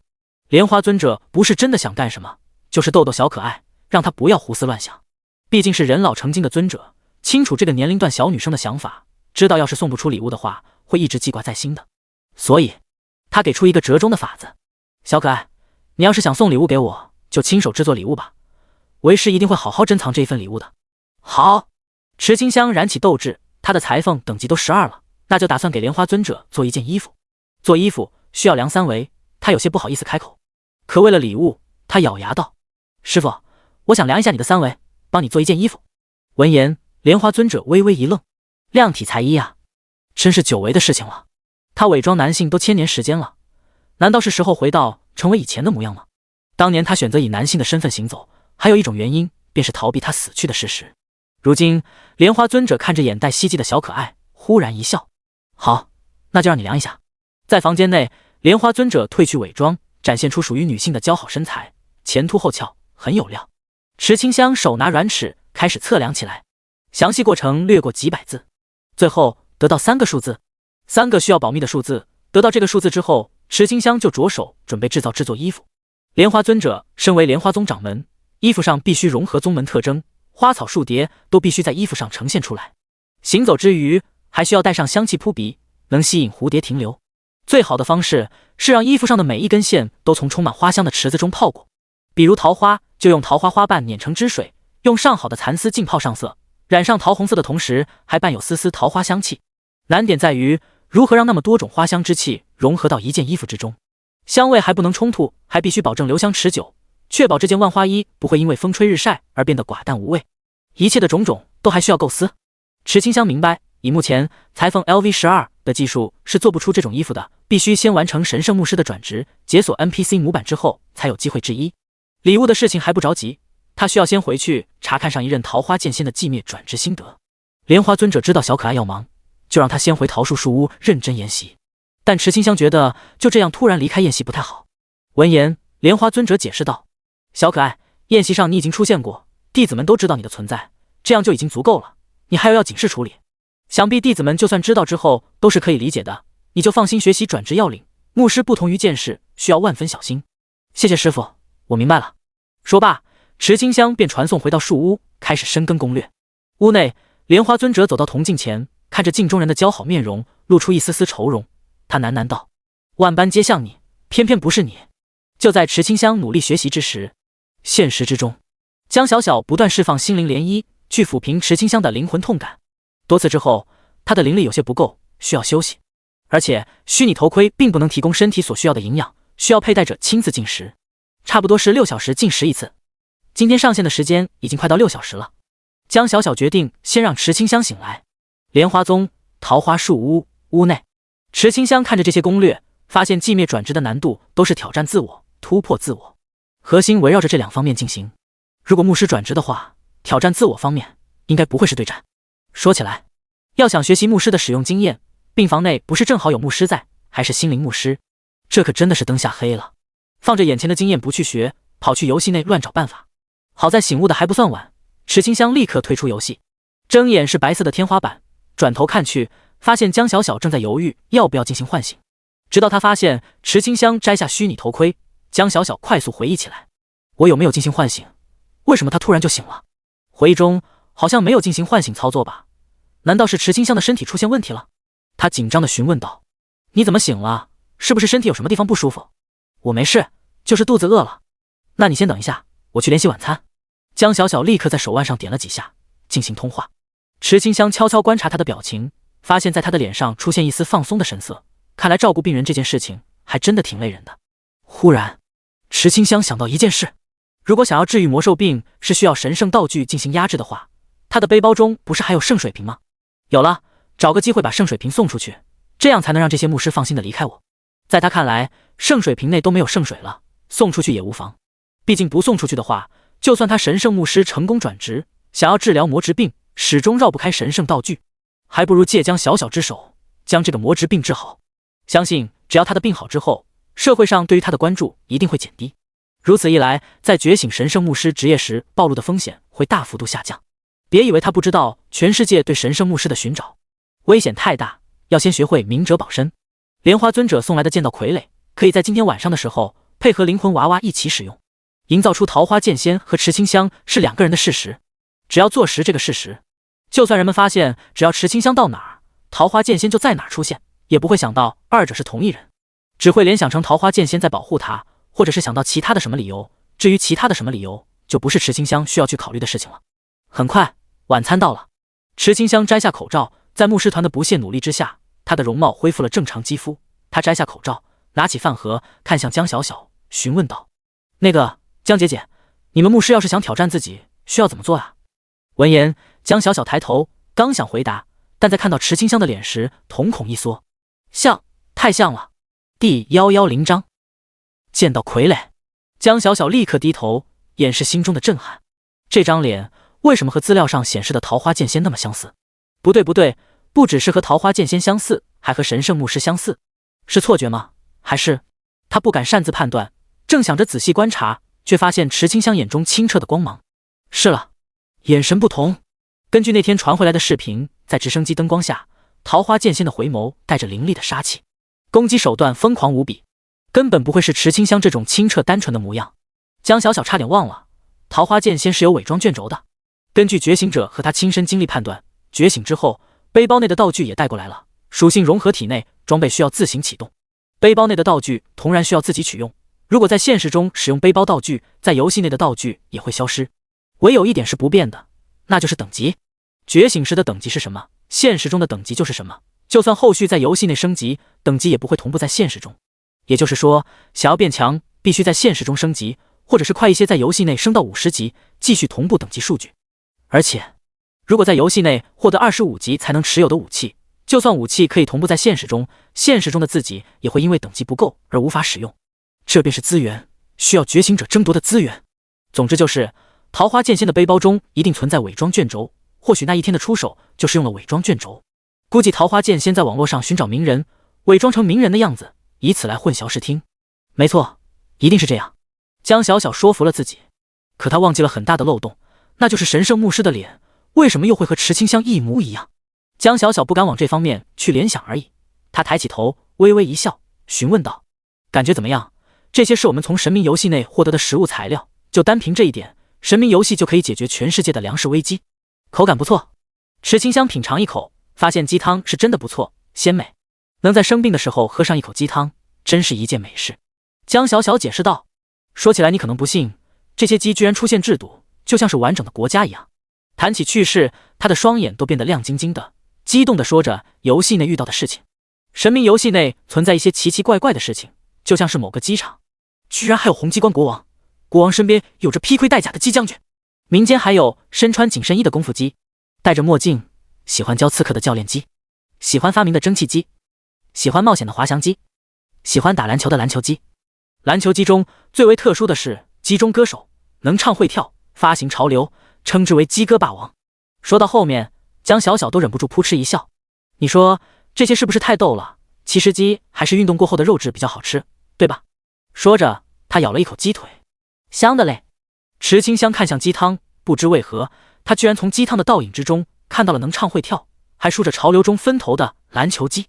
这只鸡抱着篮球，戴着墨镜，中分发型被微微吹动，泛起阵阵涟漪，简直是噩梦。他感觉对喝鸡汤产生了阴影，这太可怕了。仿佛耳边还出现了音乐，好像在警告他，让他不要靠近，因为靠近就会爆炸，就会融化。原来不是幻听，是江小小的铃声响了。池清香悄悄竖起耳朵偷听，同时低头吃菜。好，明白，牧师团的信息都隐藏好了，放心。挂断通讯之后，江小小的表情凝重起来。见状，池清香好奇问道：“你怎么了？接个电话就这样了？”江小小眼神一闪，想要验证内心猜想，他大吐苦水道：“哎，还不是神圣牧师的事情，有人在扶摇城看到他的出现，一身红衣，用御风翼飞走了，就再也见不到人。你说他究竟是何方神圣呢？高手都是这个脾气的吗？桃花剑仙神出鬼没，志愿找不到就算了，这神圣牧师一样找不到，明明所有觉醒过的牧师都找到了，就是没有发现。”说着，他悄悄观察池清香的表情，发现什么都没有发现。真不愧是被志愿备注为单纯女大学生的孩子。唉，估计是巧合吧。如果池清香真的是神圣牧师，早就把病治好了，还用等到现在？没有人那么傻，会活受罪。说到病情，江小小关心道：“池清香，你现在感觉怎么？我的心之涟漪已经停好一会儿了。”他不说，池清香还真的没有注意到。他闭眼感受一番，没有那种痛觉，真奇怪。难道是神明良心发现，不再折磨他了？刚这样想着呢，痛觉又来了。一时间，他嘴唇煞白。江姐姐，我又开始痛了，你快躺下，我为你治疗。心之涟漪，安抚。痛觉渐渐消失，池清香看了眼时间，躺在床上，闷闷道：“江姐姐，我要进去游戏里面躲着了。”你去吧，外面有我守着呢。这一守就到了凌晨2点半。池清香悄悄下线，隔着虚拟头盔，在风的感知之下，发现眼昏昏欲睡的江小小。风继续探查周围的一切，最后他决定在医院的楼顶投放剑道傀儡，还把圣水瓶给剑道傀儡带上，用灵魂娃娃模拟一部分灵魂，方便池清香进行控制。很快，带着斗笠，斗笠上挂着桃花饰品的桃花剑仙出现了。他扶着斗笠，突然跳下大楼，在池清香病房的窗户外摸了进去，并且故意弄出一些动静。动静不大，恰好惊醒了江小小。他本来充满着困意，直到看见窗边的身影，那飞舞的窗帘让他困意全消。条件反射地摁下求援信号，瞬间整栋医院警铃大作，无数军警包围大楼，医院一时间灯火通明起来。见到傀儡镇定自若，他伸手摸向腰间，一时间病房内出现桃花花瓣。江小小充满着不安，一颗心都跳到了嗓子里，他瞳孔不断收缩着，是恐惧到了极致。死亡的恐惧笼罩在他的心间，他手脚冰凉，根本无法迈开双腿。怎么回事？桃花剑仙不是好的吗？为什么一副要动手的样子？第111章，桃花剑仙拥有当世无敌的斩首能力。池清香能清晰地听到江小小砰砰的心跳声，他要的就是这种效果，把桃花剑仙营造出冷酷形象，就像是这一次的形象用的就是男性的容貌，甚至在以后要让这种形象深入人心。这时病房门打开了，钟旭道匆匆赶来，盯着桃花剑仙，他不断劝说道：清河迟燕，你先冷静，有什么话可以好好说，不至于深夜做出这样的事情，咱们换个地方品品茶怎么样？不管怎么样，要先安抚来意不明的桃花剑仙。志愿的博士们睡得正香，被喊起来观看直播，分析桃花剑仙的动机。博士们不敢轻易下决定，在面对和桃花剑仙有关的事情上，他们的很多分析都是错误的，严重打击他们自信。病房内，叶韵诗、叶修如、叶初柔、叶家三人匆匆赶来，还有秦宪四，该来的都来了，这是一种态度。官方也没有想过能瞒住所有人，毕竟桃花剑仙出现的时候，江小小摁下警报器的那一刻，已经引起整个医院的注意，病人都被紧急转移了。此刻，医院大楼是空的，池清香还保持着睡眠的样子，她就像是一颗定时炸弹。钟旭道和江小小都不敢上前，因为他们发现桃花剑仙的视线一直都落在池清香身上，生怕接近池清香会激怒桃花剑仙。医院高楼的风真的很大，多亏这边是住院部，比较安静，没有干扰，才能让风吹到各个地方。借助风元素亲和，就算是不用眼睛去看，在池清香脑海中也已经构建出完整的地图。接下来就该为今晚的行动收尾了。只见到傀儡把手从剑柄上挪开，翻手掏出圣水瓶，冷冷道：你们想要神圣物品，这便是，拿上之后不要试图寻找我，否则后果自负。说罢，他将圣水瓶扔向钟旭道，随后快速向窗外倒去。窗外盯着的人们只看见漫天的桃花花瓣飞舞，直到花瓣消失，都没有见到桃花剑仙的身影，就这样不见了。在那么多双眼睛的注视下，完全消失，根本找不到丝毫踪迹。钟旭道跳起接过圣水瓶，让江小小检查物品状态。觉醒者可以使用一些基础的鉴定能力，在鉴定过后确认这是真的神圣之物。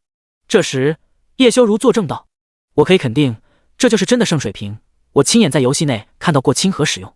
紧接着他便说出一道往事，以此来证明桃花剑仙的善意，希望调查员不要认为清河是坏人。钟旭道自有他的标准，他抿唇不语。事情发展到现在，不是他可以插手的了，需要宫廷那边做出直接指示。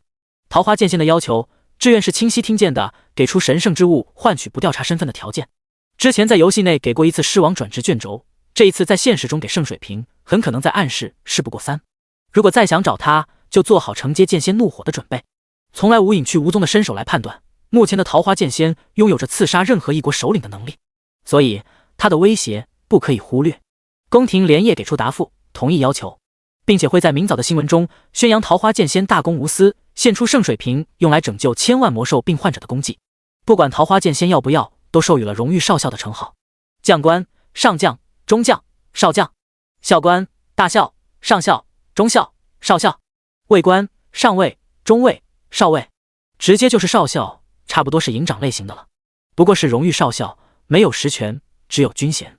各大部门正在紧急制作关于桃花剑仙的正面新闻，这都是为了明早的信息宣传做准备。宫廷的打算，病房内并不清楚。钟旭道能想到桃花剑仙的强大，志愿自然可以想到。当他收到回复时，心中一惊。回复很简单，只有3个字：答应他。这说明就连宫廷都认为此时和桃花剑仙对上不是好事，并不是认怂，而是没有必要节外生枝。他的眼神很是复杂，世界格局怕是要发生改变了。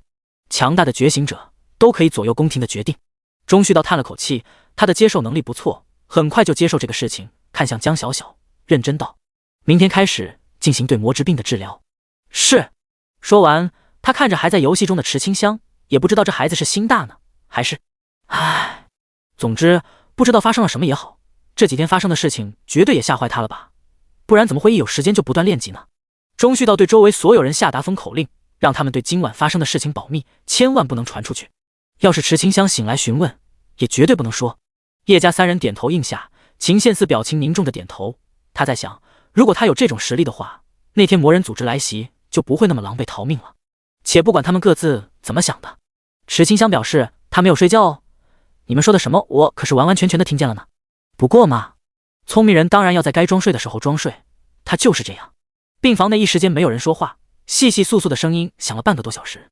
之后病房恢复平静，隐约在门外听见一些事情的安排，好像是明天要进行一场治疗直播，让所有魔兽病患者知道神圣物品已经得到，治疗的希望就在眼前。连夜的准备之下，天边破晓，池清香适当的醒来了，她摘下头盔，看向床边瞪着大眼睛盯向窗户的江小小。江姐姐，你在看什么？没事。江小小立刻回过头来，表情自然的微笑回答，丝毫不见昨夜的胆颤心惊。其实他是羡慕池清香的，昨夜没有醒来，不用直面那种恐怖的杀意，那是真的会将人杀死的杀意，太可怕了。在他的内心深处，已经对桃花剑仙产生心理阴影。别跟他说游戏内桃花剑仙是多么的温柔，那都是假的。现实中的桃花剑仙就是彻头彻尾的偏执狂。第112章，感谢剑仙的无私贡献，授予荣誉少校军衔。在内心中疯狂吐槽一番之后，江小小挂着微笑，把昨晚计划好的安排说出。清香，你运气不错，今天早上有个人送来一个包裹，打开一看，居然是，你猜猜是什么？池清香的沉默震耳欲聋，这是在跟他咯着呢。没办法，他昨晚正在游戏中，不知道发生了什么，只好用清澈的单纯大眼睛装傻问道：江姐姐，包裹中是什么呀？是神圣物品哦，听说是你崇拜的偶像送来的。要我说啊，崇拜谁都可以，不要崇拜他。我跟你说，以下都是江小小对清河迟燕的碎碎念。说大男人喜欢女装搞怪，脾气还不好，打架有点疯狂，看起来是容易家暴的，劝池清香容貌恢复后不要被他的表面骗了。每说出一个缺点，江小小都害怕的左看右看，生怕桃花剑先跳出来冷冷的盯着他。这副又怂又嘴硬的样子，看得池清香感觉好笑，就像是小猫一样，真可爱。江小小的行为就像是向伪装成无辜兔子的猛虎控诉猛虎的残暴，属于堂下何人状告本官了。池清香又不能揭穿，紧绷小脸，尽量让自己看起来很严肃。他必须憋住笑，认真的点头附和起来。说到最后，江小小左看右看，压低声音小声提醒道：我跟你说哈，你要小心那个变态，他肯定经常关注你，还女装成你的样子。你要是病好后，千万小心点。我知道了。池清香认真点头，他全都知道。可江小小就是不放心啊，他看着这一张脸，病还没有好呢，就长成这一副祸国殃民的样子。要是病好之后，加上觉醒成功，继承了属性，那岂不是人人都想着娶她当老婆？万一激怒了有变态占有欲的桃花剑仙，对方大开杀戒怎么办？被吓过的人杯弓蛇影，可谓是一朝被蛇咬，10年怕草绳。而面对恐惧的最好办法，那便是奥利给。看到江小小一副畏畏缩缩的害怕模样，池清香决定了，以后有机会帮他治一下，总害怕也不是个事。早晨7点，晨间新闻开始了。病房内的液晶电视出现播报，主持人专业素养很高，字正腔圆，拿着连夜准备好的稿子，开始念出即将引爆全世界的新闻。据悉，昨夜凌晨2点半，汇成第一医院收到匿名包裹，打开之后发现是神圣物品圣水瓶。根据知情人叶某爆料，这个瓶子之前一直为桃花剑仙所持有，所有线索也都证实这消息的可信度。很快，镜头切换到汇成第一医院，这里已经有记者在等待了。在收到耳麦的消息后，他开口道：各位观众朋友早上好，话不多说，直接进入主题，就让我们听听收到包裹的当事人是怎么说的吧。保安、士兵正在讲述昨晚发生的事情。昨晚来，我在保安亭后，在那里看监控，突然就一道身影出现，放下包裹人就不见。他说着就走出保安亭，指向一处地方，这方面还有脚印。就是这里，桃花剑仙昨夜就是站在这个地方，我还能看见掉落的桃花花瓣呢。你看，在这里，连证据都有，是被袋子装好的桃花花瓣。这一切都让观看晨间新闻的池清香大受震撼，这简直是令人脑洞大开的说辞。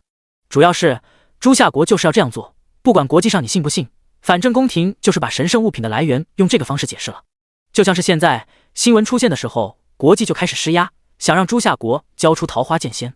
朱夏国态度坚硬，用和桃花剑仙无接触的说辞堵了回去。国际联盟愤怒了，他们态度强硬道：桃花剑仙要是不交出来，就把神圣之物交出来。神明游戏内的物品是属于全世界的，不应该被朱夏国独吞。面对这句话，朱夏国外交官强势回应道：这些话你们应该派人亲自去跟桃花剑仙说，实在不行就让桃花剑仙亲自跟你们的总统说。这句话的威胁之意，国际联盟的诸国都听得明明白白。合众国内身居登宫的总统表情黑成煤球。遥想历任总统的遭遇，他们都会感觉到脊背一凉。什么脑洞大开，什么心花怒放，桃花剑仙的实力就不是目前人类可以应对的。总统都怕睡觉的时候，突然也被脑洞大开或者是心花怒放。而且朱夏国外交官还笑着说出，桃花剑仙或许会通过正常的入境手段进入到他们国家，这是威胁，是赤裸裸的威胁。偏偏国际联盟拿这一套威胁毫无办法，这一套组合拳打下来，国际上的国家顿时偃旗息鼓，不敢跳脚。国际上有国际上的战场，人们更关注的魔兽病的治愈过程，神圣之物有了，是不是该进行治疗了？这些过程在昨夜就已经计划好了。很快，镜头切换到病床之前，由江小小的牧师团作为主治。本想不露脸的池清香还是在镜头面前露脸了，瞬间热度高涨数倍。治疗的是个命运多舛的美人，带上了许多悲情的戏剧效果。无数人纷纷在网络直播平台下留言，希望一定要治好苦命的小姐姐，不能让小姐姐看到治愈的希望又绝望。同样患病的患者强撑着身体的痛苦，紧紧盯着这一场直播。很快，时间到了，作为主治医生的江小小拿出圣水瓶，让池清香握在手中。这个时候，患者当然是配合医生了，他乖乖听话，握着圣水瓶。能不能治愈，其实他都不明白，能治愈最好，这样就能让注意他的目光少一些，能晚一天暴露就晚一天。江小小也是第一次进行魔之病的治疗，他心中没底，可身为主治医生的他，要是不自信，还怎么带给患者战胜病魔的信心？他深吸一口气，眼神认真道：“放心，会没事的，闭上眼，深吸呼。”池清香闭上眼睛，等待治疗。这时，治疗开始了。净化术，净化术的光芒落在池清香的身上，江小小脸色一喜，他感受到了那诅咒气息真的被压制住，治疗方法有效。第113章，首例治愈的魔植病。净化术开始将植物皮肤剥落，露出的新生皮肤十分粉嫩，白里透红。在植物皮掉落的时候，人们想到了蜕皮。这一层植物皮本来就是不应该存在的，在净化术的作用之下，开始剥离而出，停止对身体的寄生。为了更好地展现治愈前和治愈后的效果，池清香还被要求换上了宽松的衣服。随着植物皮肤不断地从体表掉落，一种难以言明的轻松感觉出现。池清香从未感觉世界是那么的清晰。她睁开双眼，看着完好的皮肤，伸出手在上面轻轻一掐，皮肤红了起来，微微按压，皮肤弹起，还好奇地掐着自己的脸，捏捏手指。重获新生，这才叫做重获新生啊！池清香很高兴，魔植病真的可以被治愈。他喜悦传到所有观看直播的人身上，这是透出屏幕的喜悦。他们看着直播会心一笑，还有什么比看到救赎成功更让人欣慰的呢？而且这小姑娘好美丽啊，动作也很可爱，跟个好奇的娃娃一样，对身体充满好奇。看着看着，观众不淡定了：“小姑娘，你这是想要干什么？”只见直播之中，池清香居然撩起衣服，看着肚皮，又提起裙子，露出大白腿后，还想着继续往上掀。就在众人万千情绪交织之时，江小小一个飞扑，把池清香扑倒，阻止他的疯狂举动。下一秒，直播关闭了。纸巾都……呸！他们啥都没干。几分钟前，江小小在治愈完成后，病房内充满欣喜，各自流出激动的泪水。原本江小小是笑着看向池清香，可察觉到他的动作越来越古怪之后，脸色大变，立刻飞身上前将其扑倒。池清香，你在干什么？我检查一下。那是在直播啊，有直播检查的吗？这种事情是很私密的，要自己去检查。可是我不知道怎么样的才是正常。池清香真的不懂，病是好了，可她面临一个大问题，怎么才能当好女孩子？男孩子的经验她有5岁的，魔之病还在的时候还可以忽略这一切，可如今的她不可能忽略了，需要明白怎么才能像是女孩子。5岁的孩子都没有性别观念，池清香都不知道男女之间的差别是什么，好像是虚虚的时候不一样。然后呢？他伸出手放在胸口，这个又是什么？江小小看着懵懂的池清香，嘴巴微张。不是吧？难道魔之病还有副作用？治愈之后变傻？这都当18年女孩子了，怎么突然只见好像不认识自己的身体一样？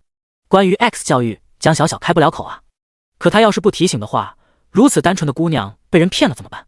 要是出现奇怪的大叔叔说请她吃棒棒糖，或者带她登 dog 廊，那可怎么办？所以江小小决定了，先带池清香去见妇产科的女医生。只要是女医生，一定可以解释清楚的。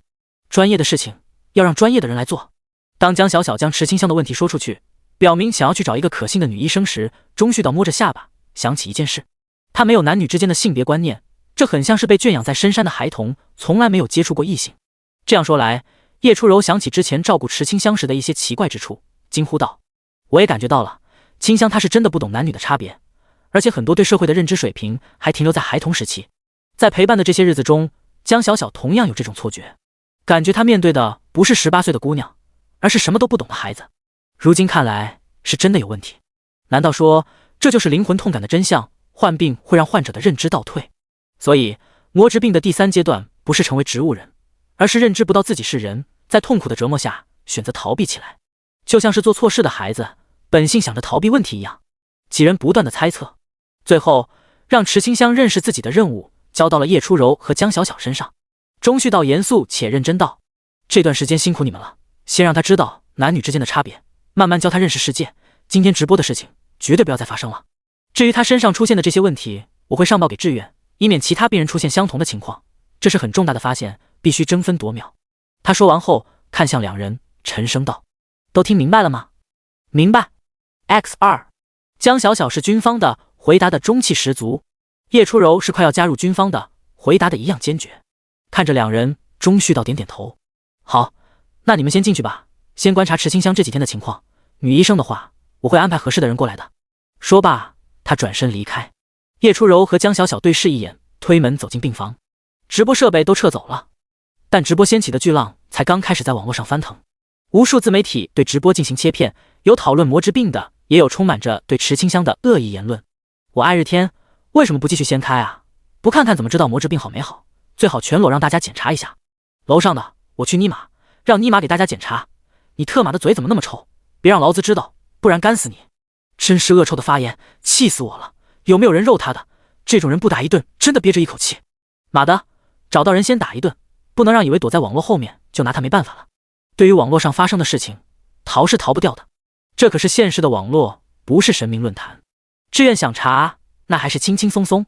很快，所有发布不正当言论的账号都被查封，其中发现海量境外机器人带节奏，有质疑朱夏国作秀的，说魔质病患者的魔质皮其实是粘上去的，说圣水瓶优先给有钱人治疗，牧师团不管老百姓死活，还说直播中都是演员，想火想疯了，不然也不会做出那么露骨的事情。无数3块钱的水军收钱办事，在网络上发布恶心人的言论。这些人为了3块钱，在被抓到之后极力否认，可惜否认无用，已经证据确凿。他们因为3块钱背上卖国贼的罪名。在通报中，我爱日天在被抓捕的途时，不慎被犯人逃脱，还是在热心群众的帮助之下，才将4只被打断的我爱日天扭送进局子中。警方呼吁大家保持冷静，面对罪犯的时候要先保证自身安全，千万不能冲动，要克制。但听懂话外之意的大家都是哈哈一笑，心照不宣。第114章，标题进小黑屋了。官方的行动很是迅速，网上不良风气很快得到肃清。宫廷早就知道会这样的，在国际上这么不给联盟面子，他们那些国家肯定不爽。明面上的手段不敢使用，当然只会在背地里弄出一些见不得台面的小动作，这都是惯用的套路了。可惜一些水军拿钱不办事，回扣吃的还多，就导致这浑水没有搅起来，反被回旋镖砸了一脸。这其实是好事，要是国际联盟内的国家不批钱，不去搅动浑水，只会让朱夏国的网络不断变好。可要是花钱了，这钱真正用到搅浑水上，都不知道有没有总资金的100万分之一，不然也不会开出3块钱的高价，让某些自媒体删除不利于国际联盟的视频了，还是删除后3天后到账。这种话，亏那些拿钱办事的组织也说得出口。在雷霆手段和各种媒体的大肆宣传之下，首例魔质病的治愈消息已经传疯了。沈岩一家看到这个消息时，哭得稀里哗啦的。他们可怜的啊，要是坚持多那么1个月，就有救了呀。不少家庭同然如此，明明多坚持1个月就能看到治愈的希望，为什么那么傻，偏偏选择结束掉生命？沈家一遍又一遍地看着视频中的池清香，心中的情绪真不是滋味。他们怀疑池清香已经将沈岩忘记。为什么会有如此容易变心的女子？特别是看到关于池清香的许多正面报道，这让沈家人的内心更不是滋味。一种源自内心深处的不平衡出现。如果池清香还是魔质病患者，他们或许还觉得同病相怜。如今不同了，她的病好了，会迈向新的人生。可他们的孩子是真的死了啊！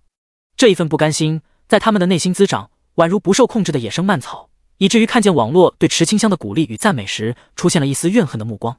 在汇城第一医院的病房内，晨间的新闻和直播已经结束2个小时，池清香在2小时之内都没有疾病复发。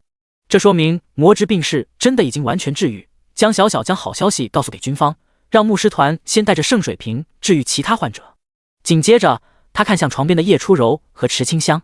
叶初柔正拿着儿童读物教池清香什么是女孩子。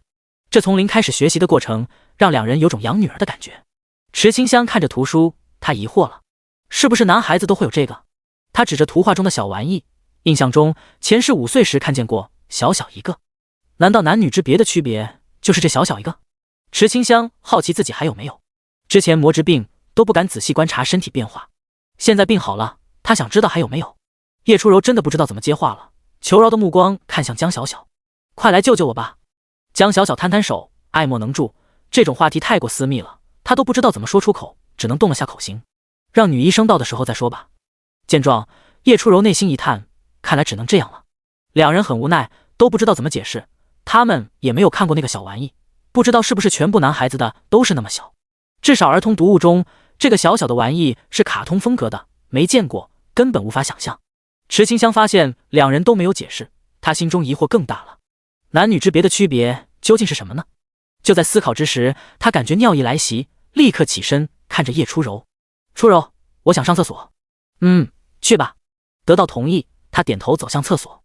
叶初柔都不告诉她区别，她就自己去看一下。进入厕所之后，池清香回忆前世的上厕所方式是站着的，但在原主的记忆中好像都是蹲着的。就在疑惑的时候，她尝试站着。片刻后，她脸一红，蹲下了。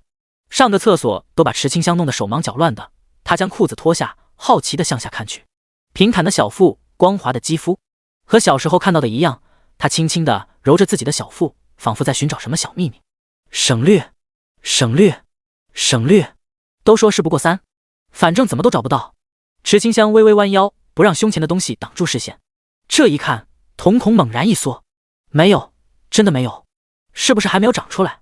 她着急了，换上厕所内的病号服，洗手，冲出厕所，惊慌失措道：“江姐姐，初柔，我没有那个。”怕解释不清楚，她举起儿童读物，指着上面的卡通小玩意：“这个我没有。”原来是这个呀！江小小和叶初柔松了口气，他们还以为是什么事情啊，原来只是没有这本不该有的小玩意。没了就没了，没了才正常，要是多出来才可怕好吗？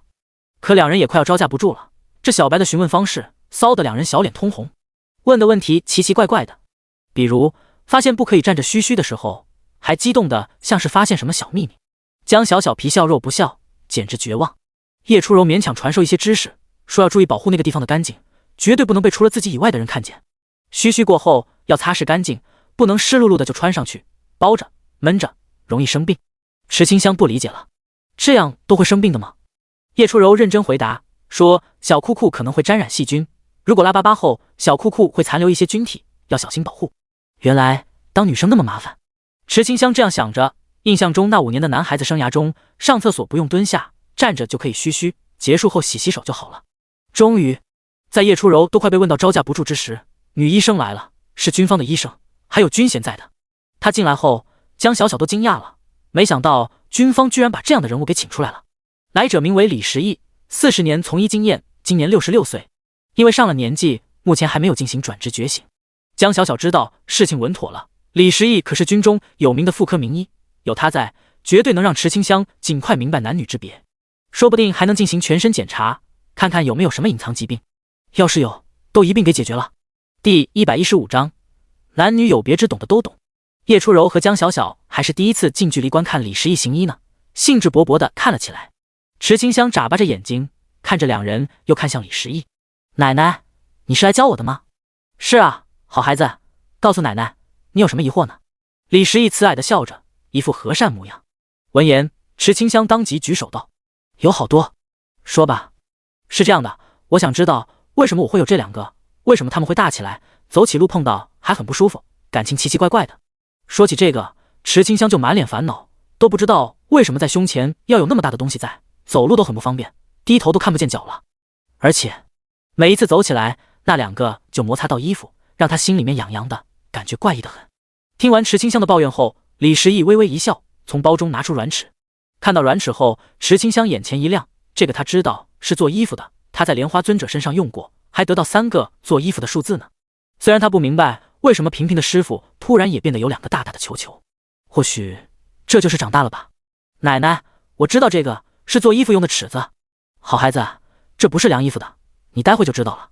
只见李时义用软尺子在他的胸口上将，防止河蟹，侧胸围的过程就省略了。侧过之后，李时义笑了。好孩子，你发育的很好，有 C 的程度哦。什么是 C？ 池清香不懂，他还有很多不懂的。比如李时义说男孩子会长小玩意，小玩意的周围有毛发保护，可是池清香指着儿童读物上说这上面就没有。李时义看着儿童读物，瞥了战战兢兢的江小小一眼，那眼神是在责怪你给他看这个。这些儿童读物，儿童看还可以，但池清香不是儿童，有着正常的思维方式，只是在男女的认识上很迟钝，存在不解。用生物书都比儿童读物这个管用。算了，这个年纪的姑娘们自己都还有不明白的事情，又怎么指望教好其他人呢？李时义就辛苦一下，慢慢教导。他合上儿童读物，缓缓解释道：好孩子，这毛发都会有的，男孩子和女孩子的秘密都需要毛发保护，还没有毛发就是身体还没有长大，长大了自然就会有了。闻言，池清香的眼中充满着迷惑，她刚才上厕所的时候就没有看见。那个奶奶，我也没有那个，是不是我还没有长大？那我什么时候才可以长大？我想长大。长大对于池清香来说是一种神奇的感觉。前世的渐冻症，5岁躺在病床上，根本不知道什么是长大，缺乏一切的了解。来到这个世界后，很多都是事情推着他在走。他在想，或许长大之后就可以自己做决定了吧。殊不知，当池清香说出没有长大的话后，江小小和叶初柔震惊到嘴巴微张。这是魔质病的副作用，还是体质本来就是白？他们不懂，需要懂行的李时义自行判断。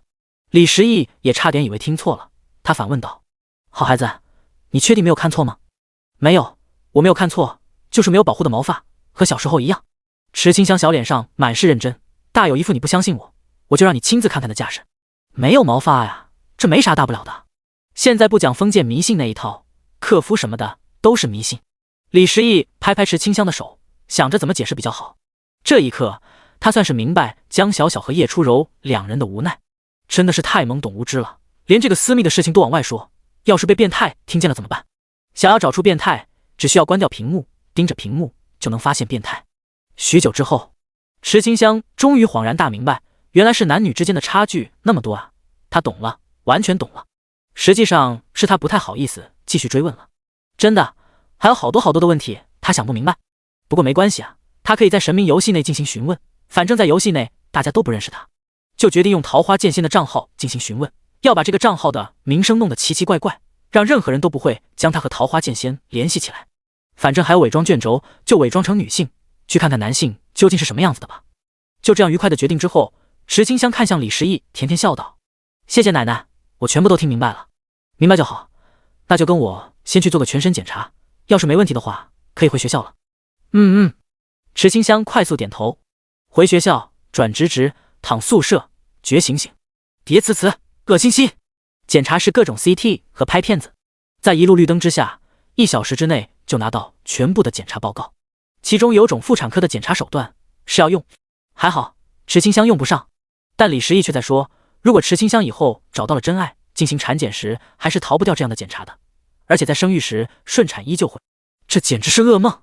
恐惧中，杀丧尸的恐惧都被他克服了，但想到以后会被陌生人看，还要从那个地方生出孩子，就浑身发寒。池清香表示绝对不会让这样的事情发生，还是单身好。检查报告李时义都看过了，身体很健康，已经痊愈，可以出院。在下午的时候，那些迁出去的病人纷纷回归，而池清香和叶初柔自然回到学校中去。李时义则是带着江小小回到军部，事情仿佛回到了正轨。就在池清香刚踏入校门的时候，一道横幅拉出，礼炮和音乐响起，欢迎池清香同学病愈回校。一时间掌声雷动，同学们都出来欢迎了。为什么呢？一部分原因当然是池清香病好后的容貌好看，以至于在她还没有回到学校之前，汇成大学的校花榜上就流传着她的容貌图片，直播获得，这张图片成功进入校花榜。看到图片的那一刻，有点家庭背景的男同学蠢蠢欲动起来。从直播中他们发现池清香特别单纯，一定很好骗。都说好女怕缠郎，他们自信在3次炖不烂的舌头之下，一定能俘获美人芳心。第116章。为了牧师寂灭转职努力的池清香。在迎接队伍最前方的是乌重相和新来的术士院长陈义贤。陈义贤来自军方，是已经转职觉醒的战士。官方考量过魔人组织对池清香的攻击性，这才派出转职觉醒者来到这里当个灵雀分校区的术士院长。对此，陈义贤毫无怨言，他服从命令。今日欢迎池清香大病初愈，回归校园，同样是让术士院区的学生认识一下新来的院长。乌重相上前一步，语气中满是高兴道：“池同学，欢迎回来。领导好，这段时间承蒙您的照顾，让您费心了。这都是学校应该做的，身为汇成大学的学生，学校都会负责到底的。谢谢领导。”池清香回答时，礼数到位，行为落落大方，不见扭捏，就是能看到有些许的脸红，估计是人太多了，小姑娘怕生。乌重相可以理解，他废话少说，侧身介绍道：“这是新来的术士院区院长，战士觉醒者陈义贤。”陈义贤上前一步，真是铁血男儿，充满着男子气概。他声音沉稳且坚定，认真道：“我是陈义贤，池同学，欢迎回来。陈院长好，我叫池清香，刚病愈回校。以后就放心在学校内生活，在学校内我会负责保护你们的安全。”觉醒者说的话就是有信服力，前来迎接的学生们内心一定就是要觉醒者当院长才安心啊。毕竟魔人组织在短时间内对汇成发动过2次攻击，下一次都知道还要闹出什么危机，不得不防。重要的事情做完之后，乌重相考虑到池清香大病初愈，便让出一条路，先让他回去休息。在一众注视的目光之下，池清香努力维持脸部表情，坦然自若地穿过人群。他们都是西瓜头，他们都是番茄，他们都是小龙虾。在心内暗示根本没有人看他之后，终于走出重重的人群，还是没办法在那么多人面前淡定，心跳都砰砰地跳个不停，好紧张。本来是小透明的，突然被这样关注，真的是太不适应了。华英楼606号宿舍，刚和叶初柔道别，进入到宿舍门，池清香猛地捂住胸口，来了，灵魂的痛感。这种痛感再一次来袭，痛到他浑身止不住的颤抖。他咬牙道：“我连魔之病都战胜了，区这点疼痛，我才不怕。”尽管池清香痛的眼角泛起泪光，他就是嘴硬说不疼。迄今为止，他都经历过多少次的麻烦了，区灵魂的痛感而已，小问题。别说注射麻醉剂减轻痛感，对池清香已经没用了。他因麻醉剂注射过多次，身体已经有了抗性，对麻醉剂免疫了。这一定是伏笔，而且他不想麻醉，要进去游戏之中研究攻略。欢迎回来，荣誉桃花剑仙清河迟燕。池清香从桃树树屋中醒来，顶着灵魂痛感，拿起攻略就开始研读起来。在游戏内，他忘记了时间，忘记了痛觉，达到忘我的境界。许久之后，他看完了一整本攻略。丁，从寂灭转职心得中领悟剑法花禅剑舞，领悟领域技能桃花源。丁，剑法已自动并入桃花剑法，请自行查看。丁，领域技能桃花源等级过高，请谨慎使用。3道游戏提示音出现，池清香点开技能列表查看起来。桃花剑法花禅剑舞，桃花花瓣化作锁链，控制目标，随后施展剑舞，快速穿梭在桃花花瓣中攻击目标。攻击段数最多累计9层，每一层力量增加1000%， 9层之后造成目标已损生命值20%的真实伤害。领域桃花源，武林人捕鱼为业，误入桃花源，离幼复来，寻不得踪迹。创造一片影响方位判断的领域，被困在领域内的敌人因失去对位置的判断无法离开。在领域内提高己方200%全属性，压制对方50%全属性。注：5大领域：桃花源、桃花溪、桃花庵、桃花寺、桃花楼，已解锁1/5。刷完整一本，寂灭转职心得，得到不错的技能。可这些都是桃花剑仙的技能啊，对神圣牧师毫无帮助。池清香不得不怀疑，他是不是又找错方向了？殊不知，在莲花宫内，莲花尊者感知到领域波动后，内心一颤。领域是他的专属能力啊，除了本人无法学会，如今却被小可爱学会了。若是5种领域都能学会，他不敢深入猜测，害怕小可爱是他，又害怕小可爱不是他。在如此复杂的内心之下，莲花尊者决定先不见小可爱，以免睹人思人。池清香从刚得到的技能中，想要挖掘可以让神圣牧师使用的技能。他想起当初进行转职的时候，进行过牧师技能的释放，结果把敌人卡死了。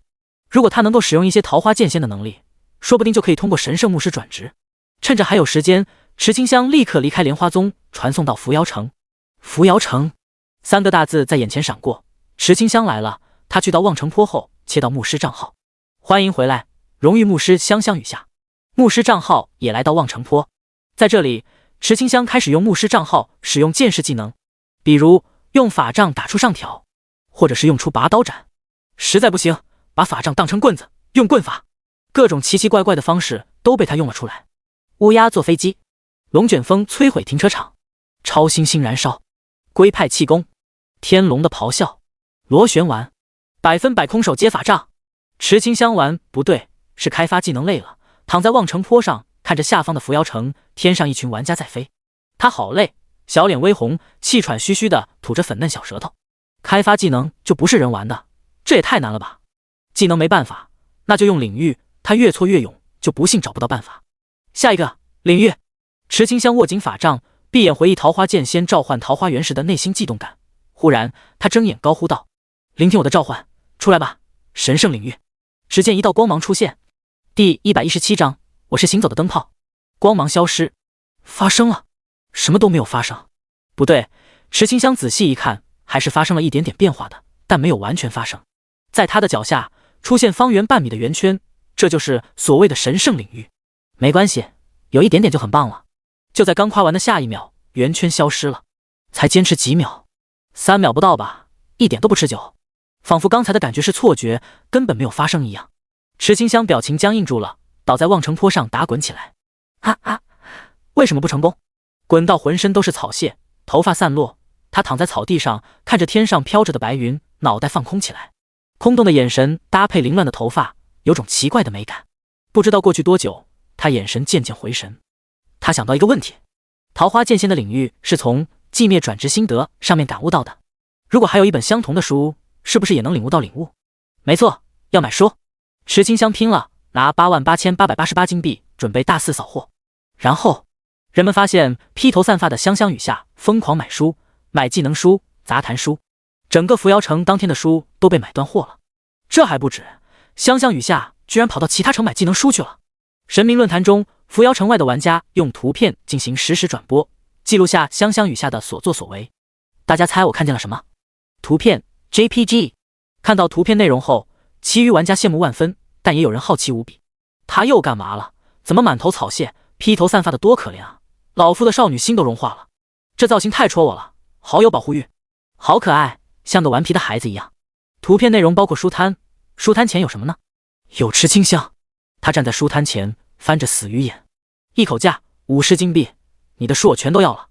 小姑娘，这个价格太低了，加点吧。45金币，40金币，停了，就45金币。池清香摇摇手，伸出手指道：“45金币是之前的价格，最新的价格是40金币。要是你不同意，那就35金币。”摊主沉默了，他就没有遇到这种砍价的。要不是摆摊许久都没有人买书，他才不会容忍这种砍价方式。要问为什么的话，只因这些都是被淘汰的旧书，进货价在30金币，40金币卖出去还有的赚。他答应了，就40金币，钱给我，这些都是你的了。慢了，现在是35金币。行，成交，交钱吧。池清香爽快地掏出35金币，摊主脚底抹油，撒腿就跑。他再也不来这座城市卖书了。35金币，其实价格还是给高了。这些书卖不出去也是积压，最后大概率是沉没成本。正因如此，摊主才愿意能卖掉就都卖掉。涉及到小商贩之间的智慧，只能意会，不能言传。池清香将所有书都买下后，来到另一个摊位前，翻着死鱼眼，就这样看着摊主。摊主冷汗直下，迟疑片刻后，伸出3个手指：“小姑娘，你全要的话，30金币，成交。”扫货开始了，从东街买到西巷，从南巷买到北街。随着书越买越多，围观的好奇玩家也越来越多。他们低声讨论起来，为什么要买这些？好奇怪啊，这是什么操作？他为时要有那么多金币，买这些书是有什么隐藏任务吗？当你是高手的时候，随意说的一句玄乎的话，做出一件常人无法理解的事情，尽管只是无心的语言和动作，但在他们的眼中都会认为你这样做会有什么深意，纷纷猜测背后的目的。实际上这哪有什么目的来，不就是池清香想看遍所有的书籍，找出一些牧师可以用的技能。掏空周边城池的书后，他回到扶摇城，来到望城坡，开始看书。斗转星移，时间飞逝，很快7天的冷却时间结束了。池清香从书海中抬起头，眼中闪烁着智慧的光芒。他懂了，全部都懂了。盘点收获，最大的收获就是金光护体。从铁布衫、金钟罩这些技能中魔改而来的金光护体，将神圣之力的领域附着在体表。然后他就成为了发光的灯泡，防御力超级高，金光护体，神圣领域加护自身，持续消耗蓝量，防御力提高1000%。看了一眼属性，原本只有200的防御值，现在变成了2000，就很棒，解决了牧师攻击力弱、自保能力差的缺点。如此一来，就让池清香看看寂灭难度的神圣牧师觉醒是什么样子的吧。扶摇城转职殿堂，今天依旧很多人在觉醒，那道剑痕的热度过去了，上面多出第2道剑痕，这道剑痕是枫叶红的颜色，池清香的剑痕是粉白色，区别在于枫叶红的剑痕很短小，而粉白色的剑痕横跨整个石壁。那一天，枫叶红转职成功后，自信满满，兴高采烈的想在上面刻下一道剑痕，还故作深沉的玩家面前装逼一番。结果在用出全力之后，发现剑痕那么的短小，顿时脸都羞红了。他那个时候在众多玩家的嘲笑声中飞快逃离。至于拍照，拍个屁，丢人！落荒而逃之后，后续的普通转职成功的剑客自然也不敢留下剑痕。有珠玉在前，他们不敢自找欺辱，毕竟留下剑痕后，玩家是可以查看是谁留下的，他们可不想社死。于是乎，石壁上只有2道剑痕，形成了强烈的对比，只有出现短小，才能侧面印证出桃花剑仙的长大。池清香看了眼剑痕，脑海中跳出枫叶红的样子，好像他是当初被我用燃烧瓶烧过的人吧，没想到他也转职了，好快。在喃喃一句后，他快步走到殿堂内。而在这里，4名老者的表情都很严肃，其中红袍老者沉声道：勇敢的冒险家哦，请告诉我，你的选择是选择放弃桃花剑仙传承，进行神圣牧师传承，还是放弃神圣牧师传承，转身离开？白袍老者同样表情凝重，等着池清香的决定。见状，他微微一笑道：小孩子才做选择，我已经长大了，当然是全都要。说罢，他将神圣牧师的绝笔信放入凹槽之中。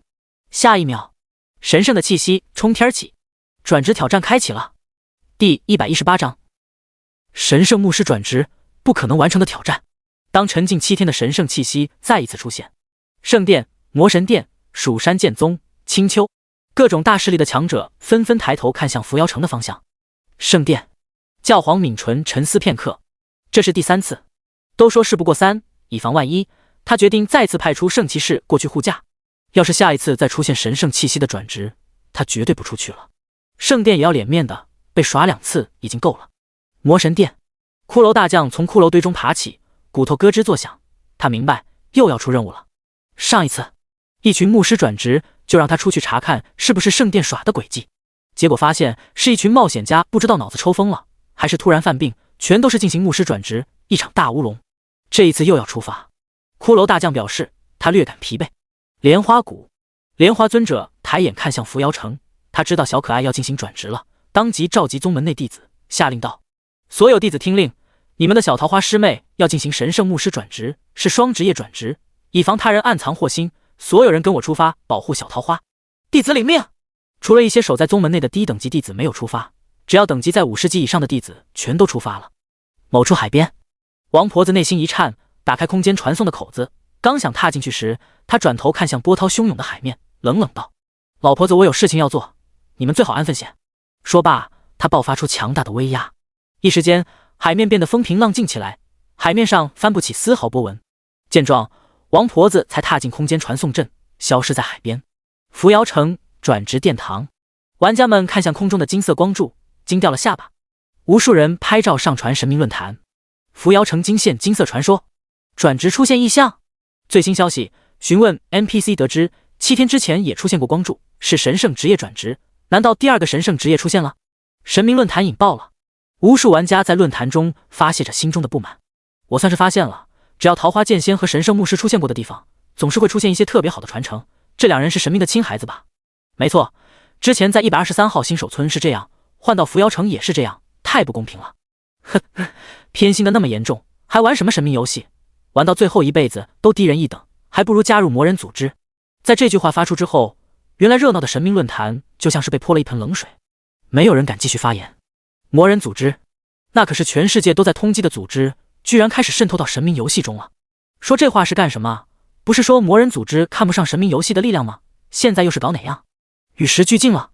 不管怎么样，关注到这一场转职热度的任何组织都不能放过，特别是境外势力。先前错过桃花剑仙，找不到神圣牧师，都说事不过3，他们就不相信这个新的神圣职业他们还找不到，要是找不到的话，他们分分钟切腹自尽。在转职空间中，池清香看向四周，神圣牧师的转职就是高大上，就连空间都是金灿灿的。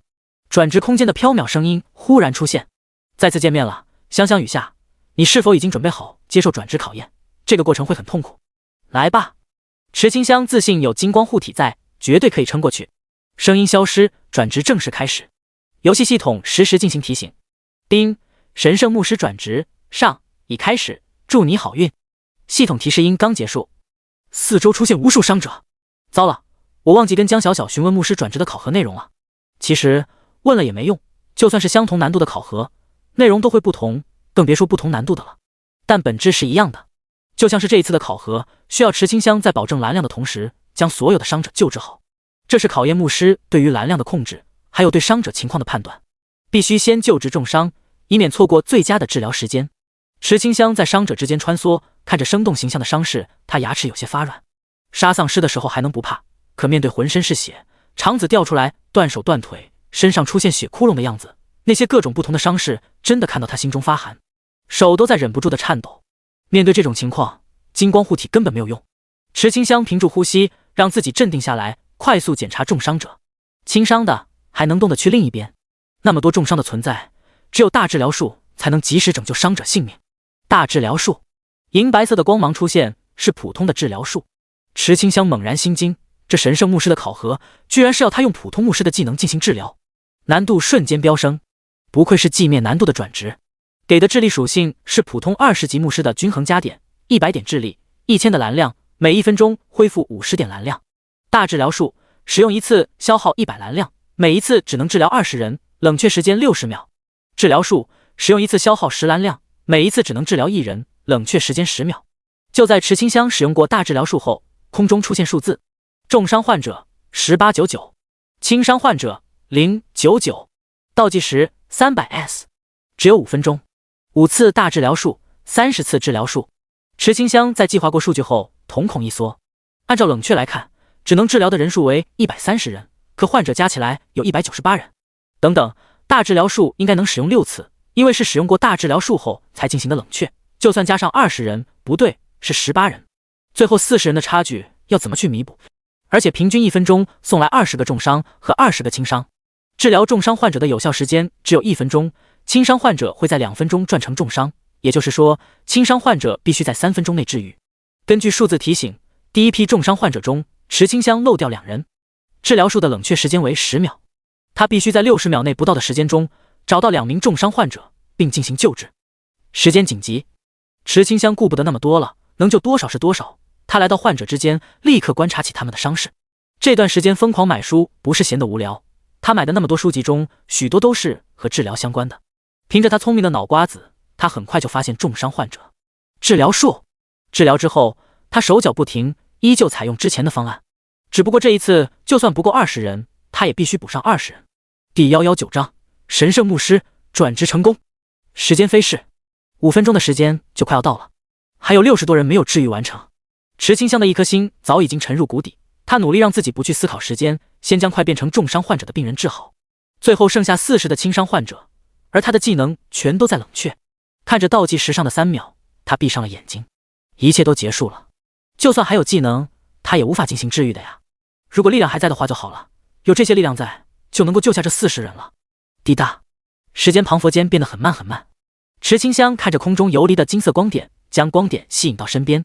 忽然灵魂深处传来悸动，是烙印在灵魂中那属于桃花剑仙的印记。一道不知道从什么地方传来的温柔女声：你想要力量，拿去就好了，不要放弃。医者仁心，身为牧师，不要比任何人都先放弃。池清香仿佛被花香扑鼻，有一双手捧起他的脸，碰了一下他的额头。他闭上双眼，感受这一刻的温存。那道声音飘渺无比，仔细一听，好像有2道不同的声音。他的脑海中飞快地闪过一些画面，仔细去看，画面消失得无影无踪。这一瞬间，游戏系统的提示音出现：叮，属性继承成功，智力加450。在550点的智力之下，冷却时间快速恢复，治疗范围变得更大，可以治愈的人数变得更多。有希望了。池清香猛地张开双眼，释放大治疗术，光芒闪过，所有人治愈完成。天空中的数字停止了变化。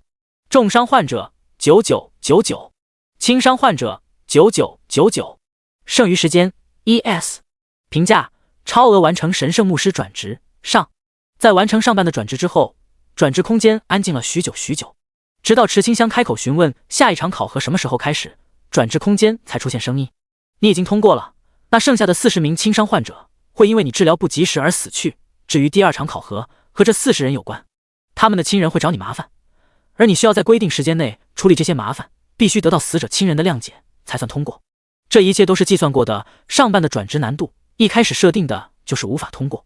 至于为什么设置为198人而不是200人，是转职空间给了2个允许误差，只要是剩下38、39、40轻伤患者就都是通过。如今却把所有伤者都给治愈了，超额通过，还让第2场的考核无法进行。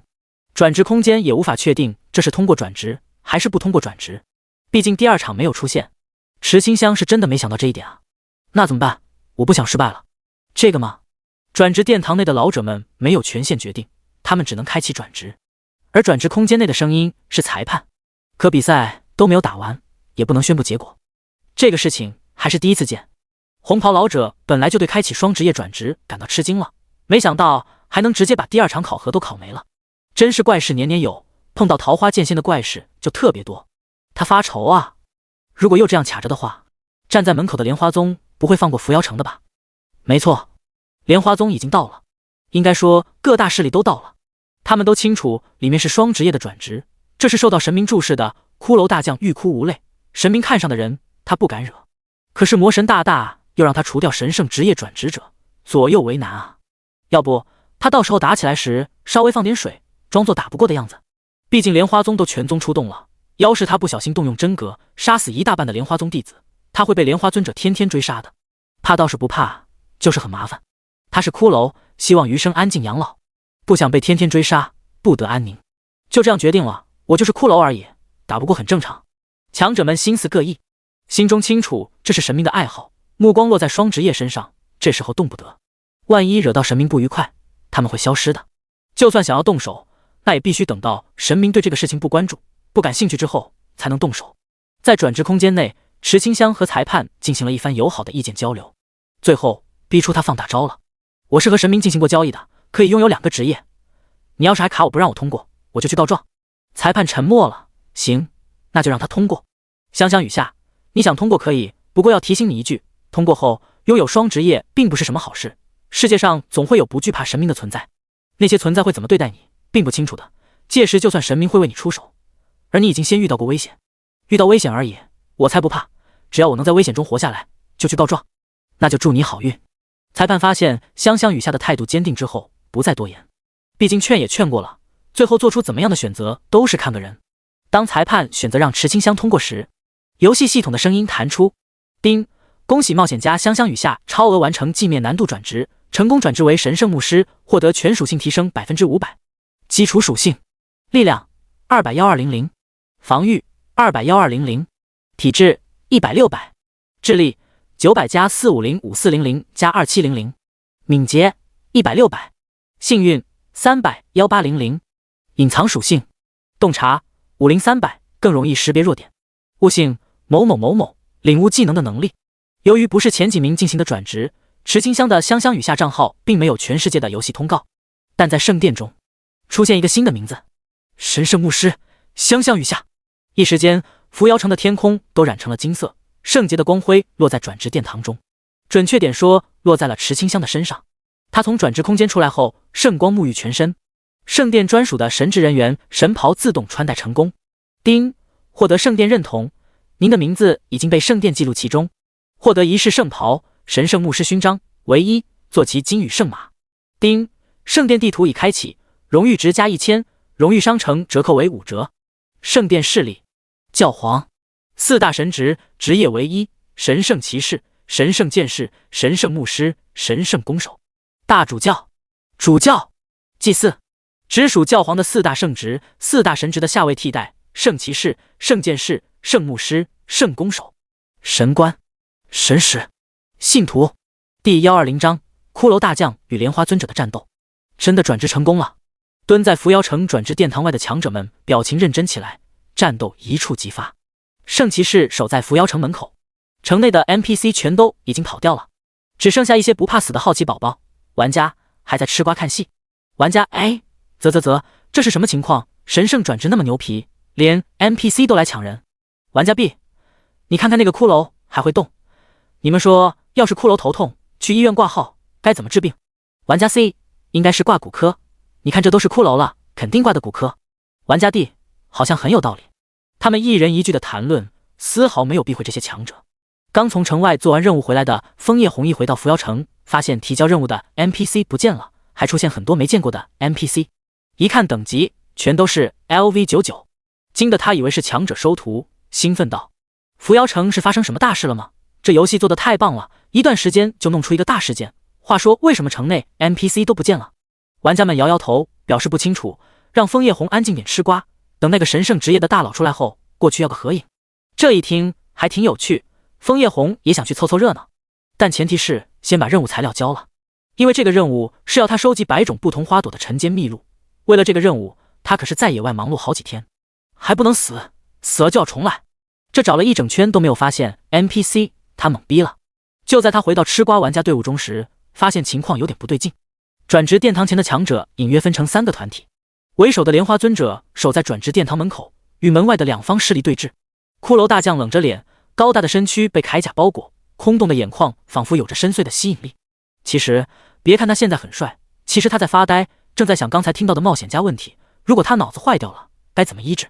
思来想去，他懂了，他没有脑袋啊，根本不用医治。嚯，骷髅大将被自己给逗笑了，忽然感觉空气一静，看向周围，发现他们的眼神都很奇怪。难道说我的形象 Sigma？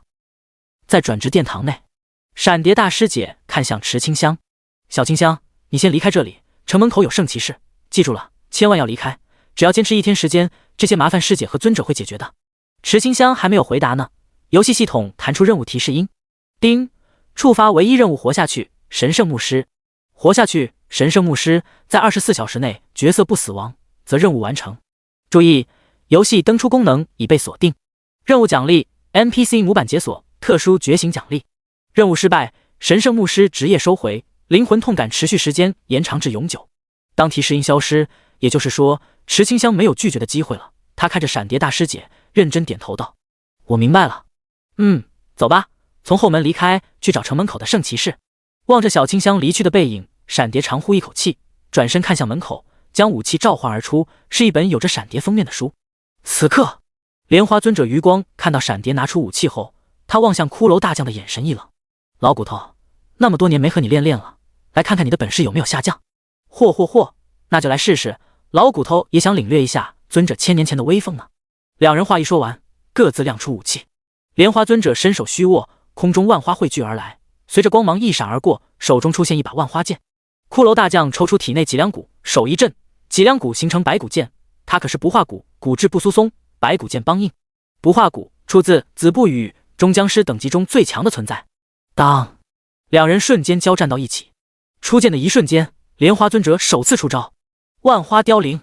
枯萎凋零的时间流逝之感出现，骷髅大将不敢拖大，提剑格挡，同然释放技能，不入黄泉不吃生。充满轮回往事的时间气息出现，用时间对抗时间，一种是事物的消失，一种是生命的消失。LV99级的战斗气势庞大无比，还在看戏的玩家脸色瞬间煞白，就算是内心砰砰直跳，害怕到走不动路，他们做的第一件事则是立刻截图发到神明论坛中。遇到事情不要慌，先发个朋友圈。NPC 战斗，速来看看最强者的战斗。近距离观看莲花尊者出手，这特喵的太刺激了啊！兄弟们，人在现场，太过刺激，已经高潮。就在这些截图激起神明论坛内的好奇之后，发布图片的人消失了，没有说话。老骨头，你可是误伤了这些冒险家。莲花尊者冷冷说着，手上的攻击手段没有停下。骷髅大将毫无所谓，冒险家是不死的，无非是被无黄泉剑气所杀，灵魂受损，休养7日后，一切重新来过罢了。也是诅咒之力吗？果然有着难以理解的强大之处，不知道你的代价又是什么呢？代价吗？那便需要尊者细心发现了。幸存的枫叶红听到这个对话后，脸上满是惊恐，他撒腿就跑，连滚带爬的，发现到处都是 NPC 之间的混战后，提剑自刎，重新升级，想都别想。而且他决定了，以后发现 NPC 打架必须躲得远远点，绝对不掺和，就算不小心卷入其中，必须死在自己的手上。毕竟这随便就让人重开的惩罚真的是太变态了。池清香从转职殿堂后面出来后，发现整座城内都在战斗，他必须悄悄地离开，动手的不要。可当他一出现，一些对圣殿有仇的 NPC 就像是装了88的雷达一样，瞬间定位到他的位置。杀呀！别让可恶的神圣牧师跑了！别跑！这群人刚冲过来，莲花宗弟子出现了。小桃花，你快走，这里有师兄和师姐在呢。说话之人一身蓝色长袍，长相秀气，龙须草 LV80 是莲花宗内草原分店的大师兄。他双手合十，释放超大范围的控制技能，龙须草缠绕。小老弟，喜欢我的缠绕吗？有仇 NPC 气得牙痒痒的，这些龙须草真的太变态了，居然自发的朝着洞口钻去，太羞耻了，简直是触手齿盛宴。见状，龙须草师兄看向池清香，小桃花快走，这是有师兄顶着。第121章全网追杀神圣职业，师兄保重。池清香立刻离开，他现在是神圣牧师的属性点，攻击手段不够，只能给龙须草师兄一个治疗术，这是唯一能做的。送上增益之后，他一路躲避追杀，有挥舞着铁锤的兽人，还有一团扭曲的淤泥，这些都在想方设法的阻击池清香。这时一阵马蹄声出现，是圣骑士来了，他舞动着长枪，将沿路的麻烦统统解决。看到池清香后，伸出手上马。好，圣骑士的手很有力气，一把就将他甩到马背上，稳稳坐着，随后快速调转方向，朝着城外飞奔而去。逃亡开始了，就算有着圣骑士在，危险依旧源源不断。当年黑暗诅咒阵营花费特别大的代价才将神圣牧师击杀，没想到如今神圣牧师的传承再一次出现。神圣职业对于黑暗诅咒阵营来说，那可是天课，所以所有冒险家都收到了任务提醒。丁，击杀目标，完成任务后获得黑暗诅咒之力。黑暗诅咒之力等价交换，付出代价之后换取强大的力量。只要接取任务之后，那些冒险家的名字就会变成黑红色，这是沾染诅咒之力的标志。在他们的地图上还能看见不断闪烁移动的目标。这个任务在网络上疯狂传播，无数人参与讨论。这还用猜吗？目标肯定是那个转职的神圣职业。没错，我商标符号的就是在扶摇城看 NPC 打架，受到打架波及，死了就给我封号了7天，还把我数据清空了。草商标符号的，干了！要不是我们没办法上线，绝对要把你这个神圣职业的弄死。没错，我们不好过，绝对不能让那个好运儿也好过。这句话说到许多人的心坎中去了。与此同时，国际联盟关注到此事，利用外务省向诸夏国大量撒币，就为了收买一些人去击杀神圣职业，削弱他国实力等于增强自身。很多冒险家开始行动起来，纷纷重金传送到扶摇城进行拦截。在金碧辉煌的大堂之上，神明看着画面中的一切，露出了一丝微笑。有趣，太有趣了，这就是人性吗？真是丑陋。在2个半小时之后，第一批猎杀的冒险家到了。与此同时，还有更多的追杀 NPC 涌来，圣骑士只能让池清香先藏起来，他去解决这些麻烦。池清香明白他现在的实力对付不了 NPC， 自然同意这个安排。要躲起来，就要去树上。可是圣骑士刚离开不久，一群盗贼职业的玩家出现了，直奔池清香的位置而来。一来到，他们就表明来意，说在神明论坛看到消息，特地过来帮助，看似充满着善意。但池清香内心戒备得很，他观察发现这些人的名字不对劲，充满着让他本能厌恶的气息后，呵斥他们离开。盗贼群见状，冷笑道：“喵的，被发现了，一起上，尝尝诅咒之力的厉害。”他们在诅咒之力的加持之下，攻击力猛的一批。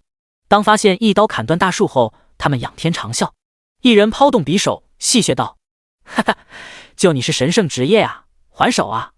其余盗贼纷纷附和：“太强了，这就是虐高手的感觉吗？爽，舒服！什么垃圾的神圣职业，在诅咒力量面前就是渣渣。”盗贼一拥而上。池清香知道，没有攻击手段的他打不过，还会在动手的时候被抓住机会偷袭。后面还有20多小时的时间，不能在这里浪费时间，不然越打下去人越多。于是他做出了一个违背圣骑士的决定，不藏起来等圣骑士回来，而是自己选择离开。随着一道嘹亮的哨声出现，金光闪过，金羽圣马出现，池清香立刻翻身上马，这是他第一次骑马。每个人的第一次都会不习惯，就比如需要用到的姿势，用到的力度，怎么样的力度才能让马儿不会太过疼痛，怎样的驾驶习惯，马儿才会感觉到舒服。这一切的一切，第一次的时候都没有经验。池清香记得骑马的时候需要说出御和驾，一个是停，一个是加速。常说加紧之后，马就知道是要加速。加紧的力度又是多少呢？这一切没有人教。初次骑马，池清香不会驾马不说，他连要去什么地方躲避24小时都不清楚。感受到耳边呼啸的风声，风！忽然他眼前一亮，心中有了计划。他换个方向前往听风角，大不了再飞一次就好了。翠微山那边不是有着特别会制作陷阱的冒险家吗？只要进入到翠微山，就能安全度过24小时了吧？没有滑翔伞，但有御风，借助第一缕风的帮助，他绝对可以飞到翠微山。与此同时，接到任务的玩家都快要裂开了。他们看着地图上快速闪烁的红点，这个速度是穿了足力剑吗？怎么跑得那么快，行动起来如此丝滑？不累的吗？神明论坛有人时刻转播追杀神圣职业的消息，听说这一次转职神圣职业的是女孩子，也就是说可能是神圣弓手。按照2男2女的神圣职业安排，神圣骑士一看就是男的，神圣剑士也可能是，毕竟神明游戏玩到现在还没有出现过强大的女剑士。综合推断，这一次转职的职业是神圣弓手的可能性很大。有些人也怀疑这一次的神圣转职会不会是香香雨下，但很多人都给出不可能是香香雨下的证据。比如 NPC 说过了，7天内就出现过神圣气息，还说香香雨下有闲工夫玩御风翼，还有第2贵族的衣服，一看就是很早进入游戏的。可有人说香香雨下转职的时候没有出现播报，还有在转职殿堂看到莲花尊者以及7天的冷却时间都十分巧合。双方人员吵得不可开交，各执一词，互不退让。只有接到猎杀目标的诅咒，玩家感觉好笑。他们找到一个完成任务的好办法，那就是组队，由1人先组队，分享目标的位置，其余几个先不接取任务，等到取得目标信任后再接取任务进行偷袭。计划是很不错，前提是先找到池清香。如今的他已经来到听风角，感受着第一缕风的出现，池清香看向身后乌泱泱追来的玩家，踏上风场，御风远去。再见了追杀者，我要远航！啪！空中的他张开了御风翼，飞过青罗带，朝着翠微山飞去，留下一群不会飞的玩家目瞪口呆。第122章，令人绝望的窒息感。马德，追啊！追什么？我们又不会飞。就是喽，听说这个地界想要起飞还要去考飞行证书，没有飞行证书会被打下来。追杀者叽叽喳喳地说着，乱作一团。这时，襁褓团的团长鲁大锤出现了。新团长上任之后，立刻召集之前的人手，继续干着襁褓的勾当。从神明游戏开服以来，都快过去1个月时间，越来越多的玩家20级了，就连觉醒者都出现不少。但觉醒者不包括鲁大锤。志愿在得到许多的觉醒者转职经验后，分享出一份名单，希望玩家在进行觉醒的时候，最好选择困难的难度进行转职。然后在转职的时候，最好先让属性变得高一些，因为觉醒之后只能得到背包、装备和技能的共享。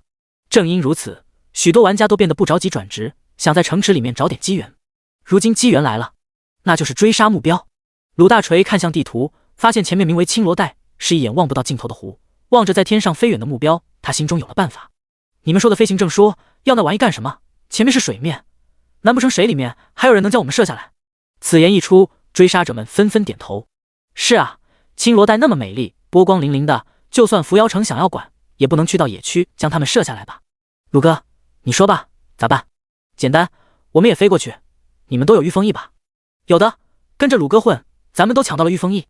从什么地方抢的？当然是抢的伏妖城玩家。冤种玩家花冤枉钱买了御风翼，被重置了数据，那些道具全部掉在街道上。襁褓团从不捡东西，他们是从 NPC 手上抢到的，其实就是捡的，说成抢的脸上有面。不管御风翼怎么来了，在鲁大锤的指挥之下，襁褓团的成员先一步踏上风场。其余的追杀者好奇地看着这一幕，难道鲁大锤真是个天才？很快，在一阵摇摇晃晃之中，真的有襁褓团的成员飞了起来。他激动地在队伍频道上大喊：鲁哥，这里有个任务，激活任务后就可以飞起来了。此言一出，有御风翼的玩家全部上前开启任务。一时间，无数玩家飞到空中。啊，这就是飞翔的感觉吗？拥抱天空是多么的自由。他们飞啊，飞啊！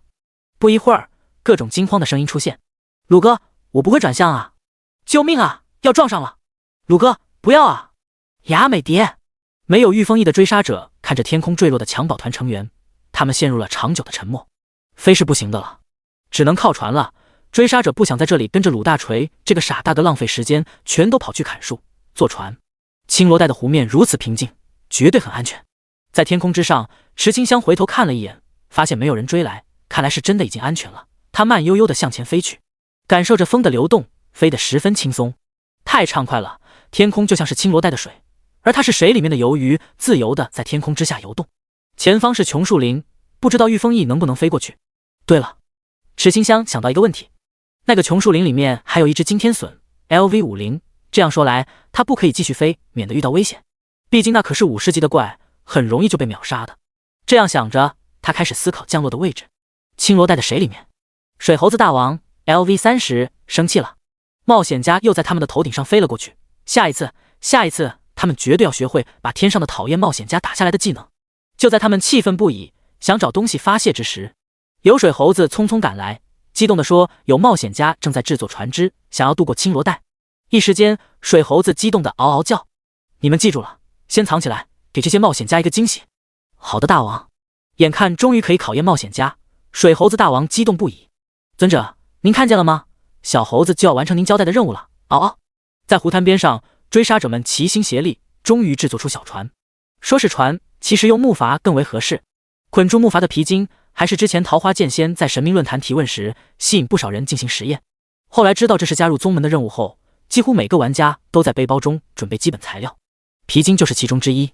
追杀者在心中感谢一番桃花剑仙后，将木筏放入水中。一艘木筏最多乘坐5人，多艘木筏就这样出发了。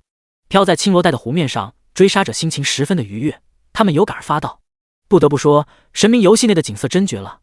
你看这个触感，这些湖水还是凉凉的。是啊，要不是为了做任务，真想在湖边野炊。阳光、沙滩、湖面，绝美的度假场所。追杀者们心情无比轻松，划着木筏享受慢生活。这种感觉就像是在西湖之上划船，圆了不少玩家的旅游之梦。一人如是说道：要是可以天天这样生活，就算是死也值了。现实太累了，还是游戏内好。话音刚落，湖面出现密密麻麻的泡泡，众人一惊，好奇地看向湖面。难道是鱼？这湖里面的鱼一定很鲜美吧？还没有在游戏内吃过鱼肉呢。水下的水猴子大王生气了，他们是水猴子，不是鱼，一点都不好吃。生气的水猴子十分生气，后果很严重。一群水猴子悄悄来到木筏下方，看着皮筋，用出贝壳小刀割断皮筋。在失去皮筋的固定之后，木筏散开了。玩家们还不知道发生了什么，抱着木头惊魂未定。咋了这是？木筏坏了，好像是皮筋断了。眼看冒险家们还有闲情聊天，水猴子大王指挥水猴子将冒险家全部拖入水中。咕噜咕噜，玩家疯狂反抗，可在水下根本无法行动。他们体会着令人绝望的窒息感，感受到有某种存在一直拉着他们往湖底而去。他们看着水面上的光线在眼前一点点变暗，伸出手想要抓住光芒。我还不想死，光芒是活着的希望，可惜这希望是多么的奢侈。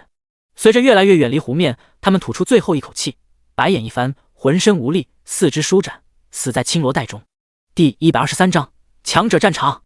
当鲁大锤一行人从天上摔死，在扶摇城复活后赶到青罗带时，发现岸边还有着砍伐树木后加工的痕迹。仔细辨认，发现这些剩余的零件还能弄条船。快到我这里来，大伙一起把木筏弄好，咱们绝对不能比他们慢。好嘞，鲁哥，哥几个都把木筏绑好的，绝对很紧，一点都不松弛。鲁哥放心。对，团长放心使用，绝对不会漏水。毕竟要是漏水的话，那就抱着木头飘回来吧。鲁大锤没指望这些加入强保团的混混们有多强的动手能力。在将木筏扔进青罗带后，他发现这湖面如此美丽，微风吹过，泛起道道波纹。美景在眼前，他想到的却是另一件事。可恶，那些人一定是赶在了我们前头，哥几个可不能被比过去了，快出发！强保团轰轰烈烈地出发了。与此同时，扶摇城复活泉水光芒一闪而过，追杀者刚复活走出来，还没来得及控诉游戏内真实的死亡感觉，忽然游戏系统声音不断响起：叮，注意，你已经进入到强者战场，请立刻离开。强者战场，当你看到这些话的时候，说明你已经分心，而在强者战场上分心会死的。果不其然，玩家们还没有看完系统提示呢，就又死了一次。操！重新复活之后，他们才看完完整的提示。注意，在强者战场上死亡3次后将清除账号数据。看到这消息的时候，玩家们亚麻呆住了，撒腿就跑。万花凋零，莲花尊者高高跃起，剑指前方。看着这剑招袭来，骷髅大将将白骨剑插入地面，语气森森道：“尸骨血海，起！”无数骷髅小兵出现，手持圆盾和大刀，是盾刀兵，还有长枪兵、弩手。骷髅大将一人不对，是一骨头等于一支大军。扶摇城内狼烟四起，城主迫不得已从其余地方赶回来参加守城。其实强者战场是刷荣誉值最好的事情，可惜目前没有任何一名玩家发现这一设定。就算有玩家误入其中，以他们现在的等级，只有逃跑的份。毕竟最低等级的白骨小兵和那些追杀神圣牧师的邪恶阵营敌对 NPC 都有30级，等级压制之下，除非真实伤害，不然20级的玩家只有被虐的份。复活到扶摇城的追杀者玩家因为带有诅咒气息，接过任务，被莲花谷弟子自动识别为敌人，出手十分果断，瞬间将其秒杀。闪蝶都疑惑了，这些敌人怎么一下子变得那么弱？难道是想要示弱，故作迷惑他？谨慎起见，他决定小心一些。回到青罗带，鲁大锤已经用木筏滑到湖中央，他并不知道这是不是湖中央，因为他没有去过这个地方，并没有解锁后面的地图。而之前的池清香可以清楚知道位置，那是因为莲花尊者给过地图。没有地图的话，长时间在没有标志物的湖面上行驶，特别是不会航行的强宝团来说，他们迷路了，一紧张就到处乱滑，根本不知道怎么上岸。强宝团没有学会小野猫的航海技术，自然只能在湖面上毫无方向的漂泊，这让湖里面的水猴子都迷惑了。这些冒险家在干什么？不前进的吗？为什么一直在转圈圈？宛如闭着眼走路的人一样，失去方向赶乱窜。琼树林中，池清香就在这个地方。他降落之后，就悄悄地摸进琼树林，打算穿过树林前往翠微峰。不飞之后，他点开地图一看，发现琼树林真的很大。走了好一会，他忽然停下，观察四周，发现周围很是安静，风中还带着动物划分领地时的特有气味。种种线索说明一个问题：池清香误入了某个野兽的领地。他不由打起12分的精神，仔细辨别四周风的异常。哗啦啦，一道风吹过，树叶簌簌落下，前方灌木丛中还传来一阵骚动。风停之后，灌木丛的动静还没有消失，里面有东西。池清香现在是牧师，没有剑，他悄悄后退2步，想用法杖打草惊蛇。他虽然生肖是蛇，可是他真的很怕蛇。就在法杖伸向灌木丛时，草丛变得安静下来。这是怎么回事？池清香的一颗心砰砰直跳，周围本就安静，原来有声响的灌木丛又突然变得静悄悄，就好像之前灌木丛的动静是因为有野兽在灌木丛中进食，而如今的安静是否说明野兽进食已经完成？要是真的存在野兽，距离那么近去敛探草丛，那就属实胆子很大了。所以池清香决定暂时后退，绕开草丛，先去寻找翠微山的神秘冒险家，先去学习制作陷阱用来自保。就在他刚离开不久，灌木丛的动静又出现了，一人从中走了出来。是玩家，真是可惜，要是被我用淬毒匕首打中的话，说不定能够击杀他。 ID 莫不空的盗贼耍着淬毒匕首，眼中闪过一丝诡异的绿光。身为诅咒盗贼，他对刺杀目标的任务十分感兴趣。对于他来说，神明游戏内的一切都是为了现实的他所服务的，所以怜悯这件事对于他来说是不存在，不然他也不会一人独行都能那么快的成为20级，还能在香香雨下来之前就到这个必经之路的草丛上蹲守。要不是担忧神圣牧师太过克制诅咒盗贼，他何必故意诱敌深入呢？可惜最后一击没成功，功亏一篑。莫不空很有耐心，这次的失败并不算失败，这叫做差一点就成功，后面的时间还长，他还有机会刺杀的。他转身看了眼躺在地上抽搐的野怪，上前补上最后一刀。这是30级的野兽，莫不空有无视等级差距的真实伤害毒素，靠着身法将野兽玩弄于股掌之中。获取一些经验后，他快步跟在香香雨下身后。但这一次莫不空没有那么幸运了，血腥味顺着风吹来，池清香鼻子微动，脑海里面快速出现琼树林的地形图。很快，在收集无数道风后，他看见死去的野怪尸体，内心瞬间警惕起来。有人可以躲过风的感知，是盗贼。第124章琼树林中的智斗。知道有其余玩家来到琼树林后，池清香在内心中已经开始警惕起来。他是牧师，没有攻击手段，所以金光护体这个技能他一直捏在手上，只要察觉到攻击袭来，就会第一时间给自己加上。在此之前，必须早点摆脱追杀而来的盗贼。没想到这些追杀者中还有那么强的玩家，居然能追上来。在内心嘀咕一句后，池清香凭借着全开的地图，在熟悉的地形中走得飞快。之前慢慢走是怕遇到野怪，现在他不怕了，遇到野兽就开着技能硬冲过去，让野兽阻挡身后的盗贼。莫不空躲在树上，他发现香香雨下的速度一下子加快了很多，摸着胡子拉他的下巴沉思起来。难道是发现我了？神圣职业还真是变态。他可是诅咒盗贼，天赋能力让他可以将游戏内角色的寿命转为能力，10年寿命转化获得一次能力。像是淬毒匕首上的真实毒素伤害就是用10年寿命换来的。之前提前到琼树林就是用的寿命。使用2次天赋后，莫不空看起来像是40多岁的大叔，他一身灰褐色的长袍，配上那满是沧桑的胡子脸庞，透露些莫名的孤傲气质，宛如森林中游荡的独狼。ID 莫不空，力量310，防御10+40，体质10+40，智力10+50，敏捷400+50。有这些属性还是因为有诅咒盗贼传承，加200力量加200敏捷，和淬毒匕首加100力量，软甲加20防御和体质，鞋子加50敏捷，护心镜加50智力，披风加20体质，臂铠加20防御。没错，他现在还没有转职。莫不空想在击杀目标得到奖励之后再去转职，这样才能收益最大化。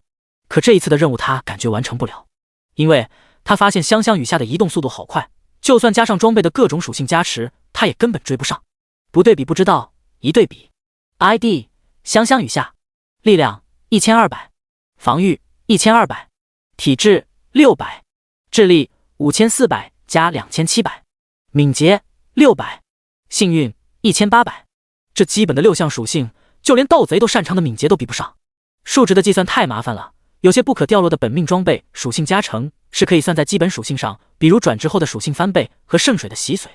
但还有一般装备是无法算进基础属性去的，要是全部划分出来，想要平衡计算太复杂，就按照现在的这些数据来吧。600的敏捷比莫不空盗贼的左元括号400+50右元括号敏捷高上不少。就算以后莫不空可以进行界面难度的转职，属性翻倍，那也是左元括号400乘以3右元括号是1200点属性值，这是莫不空可以达到的最高基本属性值。池清香的智力基本属性是5400，差距一下子就拉开了很多。换成普通的牧师，就算全部等级加点都加到智力上，最多也就210。回归正题，在莫不空发现他的速度居然追不上香香雨下时，他心中清楚，不能这样跟在后面追，必须另辟蹊径，堵在前面才行。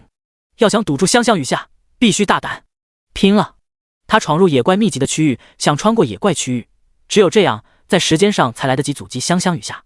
前方的树林之中，池清香在树上跳跃前进，就像是水影忍者中的忍者跑一样，在树上快速腾挪。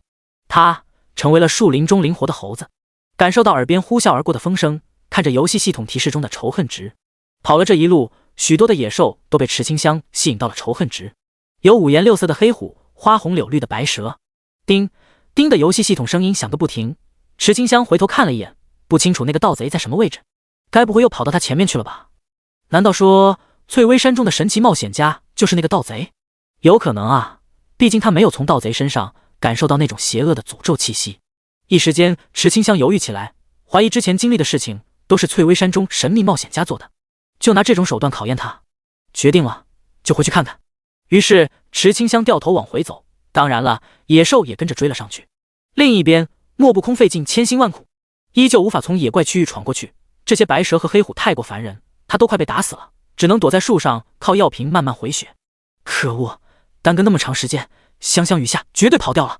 还想着击杀香香雨下后发到神明论坛一举成名的，如今一切都是空想。他坐在树上思考人生，觉得要不要先去转职一下，变强之后再去击杀香香雨下。不然的话，堂堂盗贼的敏捷居然不如牧师，这成何体统？就在他思考的时候，一道熟悉的影子从他的眼前闪过，是目标。莫不空激动地站了起来，这不动还好，一动之后，池清香和野兽都注意到了他。这就是隐藏在翠微山的玩家吗？看起来很是放荡不羁啊，有种说不出来的感觉。感知中，这玩家身上没有诅咒气息，应该不是敌人。那么，就让他好好看一下翠微山的神秘冒险家是怎么应对这些野怪的吧。莫不空疑惑了，这目标看见他为什么不跑？而且不知道是不是他的错觉，他居然从目标的眼前看到好奇。好奇什么？不管了，先动手再说。他掏出淬毒匕首，下一秒，一群野怪从林中跑出。野怪看了眼池清香和莫不空，最后全部选择先杀莫不空。野怪不傻，看得出池清香不是攻击类型的职业，手上拿着的还是法杖，而且没有杀意，是在溜着他们玩。那么好玩的事情琼树林好久没有发生过了，野怪乐意这样玩耍。但这个冒险家就不同的，掏出了武器，要先消灭才行。眼看野兽都朝着他袭来，莫不空瞳孔一缩，撒腿就跑。他发现野兽全都朝他涌来，没有一只去找香香雨下后，彻底不淡定了。干！为什么神圣职业还可以控制野怪？我就说为什么他会躲到琼树林来？原来如此，这次是我栽了，我输在信息差，不是实力。不管如何，都必须把这个消息传出去。第125章，夕阳无限好。莫不空还是死了，在那么多野怪的攻击下，他毫无反抗之力。死后在扶摇城复活，莫不空都快气晕了，但他只是有一点点晕，没有很晕。原来他中了莲花谷弟子的酣睡粉，察觉到这不安全的扶摇城后，他连滚带爬的悄悄离开扶摇城。城内打得火热，房屋都坏了很多，就连一直转动的大型风车机关都停止运行。在逃出扶摇城后，他立刻登上神明游戏，曝光目标的真实身份。铁铁，我爱说实话，素姐，为你揭开目标的真实身份。无数人点进去后，发现是一个视频，视频内有莫不空的旁白解释。铁铁们，我莫不空爱说实话，那个目标其实就是香香雨下，传闻中的第一牧师，他觉醒了控制野怪的能力，我们还玩个蛋。还有这个扶摇城，特喵的是强者战场，死了3次后数据清空，相当于伤号重来，我可不想趟浑水。无数人纷纷在视频底下应和。没错，我是襁褓团团长鲁大锤的成员，我可以作证，扶摇城真的很危险，我们都躲在湖面上了。图片 JPG， 图片上一望无际的湖面，襁褓团坐在竹筏上，一副惬意的松弛模样。湖面很平静，欢迎大家一起来青罗带的湖面玩。死在青罗带的追杀者们不乐意了，瞎说，这湖底有水猴子，我20几人全都被水猴子拖入水中淹死了，那种窒息感至今难忘。屁的水猴子，你们那是被水草绊住了，呛水呛出幻觉了吧？随着越来越多的追杀者加入讨论，吃瓜玩家渐渐明白事情的真相。扶摇城正在发生强者战场，在这里面死3次会数据清零。2. 诅咒阵营发布的追杀目标任务，实际上是追杀香香雨下，他之前真的转职失败了，失败原因未知。3. 根据莫不空所说，香香雨下逃到了青罗带后面的琼树林中，还拥有着控制野怪的能力，敏捷比450点高许多。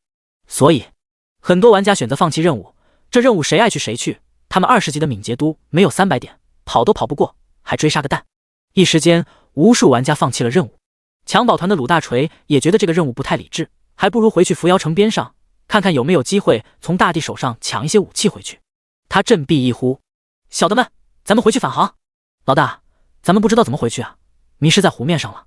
闻言，鲁大锤板着脸沉重道，可恶，这就是青罗带的恐怖之处吗？能够扰乱人们对方向的判断。不过不用害怕，看我的。在襁褓团成员的期待目光之下，他掏出硬币，这是我的幸运硬币，只要是花面就往船前走，是数字面就往后走。听起来真是个不错的办法。成员们期待地看着鲁大锤。鲁大锤深吸一口气，用拇指将硬币高高弹起，眼睛盯着硬币。下一秒，扑通，硬币落入湖中。众人对视一眼，良久。老大，我们怎么办？鲁大锤沉默了，他随便指了个方向，走，向这边滑，咱们一定可以回去。在鲁大锤的号召之下，许多玩家都出现在湖边，无数人看着美丽的湖面，都有种在夕阳下泛舟的冲动。他们快速制作木筏，全部跑上去划船。死过一次的追杀者20人抱胸冷笑。他在神明论坛说水底下有水猴子，没有人相信，还被那襁褓团的团长嘲讽胆小是幻觉。既然如此，那就让他们自己去送死。一想到水猴子抓着他的脚脖子，不断的朝着湖底前去，人他就忍不住的浑身打冷战，溺死真的太恐怖了。夕阳出现，池清香已经明白那个盗贼不是翠微山的玩家，他已经来到翠微山的2000米的高山上，在这里坐在石凳上看夕阳。24小时的逃命任务已经完成了6个小时，剩下18小时，只需要把18分成6，就感觉时间很容易就过去。这叫做阶级性完成目标，以免终极目标太过宏大，失去信心。之前在面对现实生活的24小时灵魂痛感时，他就是这样做的，无限分解大目标，才能让自己咬牙坚持下去。现在没有灵魂痛感，只需要坚持不被杀就赢了。躲在2000多米的高山之上，应该就不会死了吧？总不可能在这个高度还有冒险家爬上来吧？要知道他可是利用御风翼才上来的。说来可惜，池清香找了那么多大山，都找不到翠微山秘闻中的神秘冒险家。不是说强者喜欢隐居在深山之中，追求一种隐士气质？或许他找错了，高人不在高山之中，在低矮的山中。因为山不在高，有仙则名。不过没关系，找不到就自己布置陷阱，滚木、滚石、陷坑，应有尽有，保管让追杀者有来无回。夕阳将青罗带的湖面照得很美，一行人在湖面上划船，欢笑声出现，很是惬意。这个地方真是宝地，必须推荐出去。随着越来越多的玩家推荐青罗带的游湖，反正无处可去的追杀者们纷纷放弃任务，跑去游湖。这一刻，死过的20人不淡定了，难道他们之前的溺水真的是错觉？湖底没有水猴子，只是水草。在心中怀疑之际，20人不信这个邪，决定亲自游湖，揭开他们虚伪的宣传。小船推开波浪，许久之后，20人再次出发，他们目标明确无比，朝着琼树林的方向划去。就在夕阳消失在湖平面之时，他们在逆光之下发现了木筏的残骸，这些都是他们之前做过的木筏，上面还有属于他们的屁股印呢。几人将木筏划过去检查起来，忽然天边一暗，船只摇晃起来，打灭！20人又落入水中，咕噜咕噜，他们又淹死了。水猴子大王很是无奈，潜在水里那么久了，才蹲到2批冒险家越过湖中心。那些在湖的前半部分的冒险家在干什么呀？还要不要渡湖？一直在湖面上转圈圈，很有意思吗？第126章，我在山顶上等你。鲁大锤不是不想渡湖，他们是真的没有丝毫的航行经验。随手一指，那是转圈圈的方向，他们就不断的转圈圈。之前是只有自己在转圈，如今越来越多的玩家一起转圈，就是没有人说他们不认识路，全都不想暴露缺点，故意悠哉航行。直到天色已晚，他们想要回去，发现周围暗淡之后更难辨别方向。此时就该赋诗一首：借问美景何处有？小莫遥指青罗带，游者不识天与水，夜深瑟瑟无人知。一群迷路的玩家在湖面上飘着，不敢乱动。与此同时，池清香在翠微山顶上刷着神明论坛，他不知道游戏内待上24小时，现实中会发生什么？难道说时间的比例变成1:2？这些关于比例的问题暂且不管。他发现论坛内关于香香雨下的讨论十分激烈，点进去一看，都是各种猜测。看来7天内我转职失败的事情被发现了。里面的上万条评论正好用来打发时间。等池清香全部看完之后，总结出以下6点，能理解多少，全看悟性。反正他全都懂了，完全明白，就是这么的聪明。他在热度最高的话题“香香雨下为什么会转职失败”的帖子中回复道：“香香雨下，为什么事情会失败？是因为发生了一些原因。至于是什么原因呢？相信进行过神圣职业转职的都懂。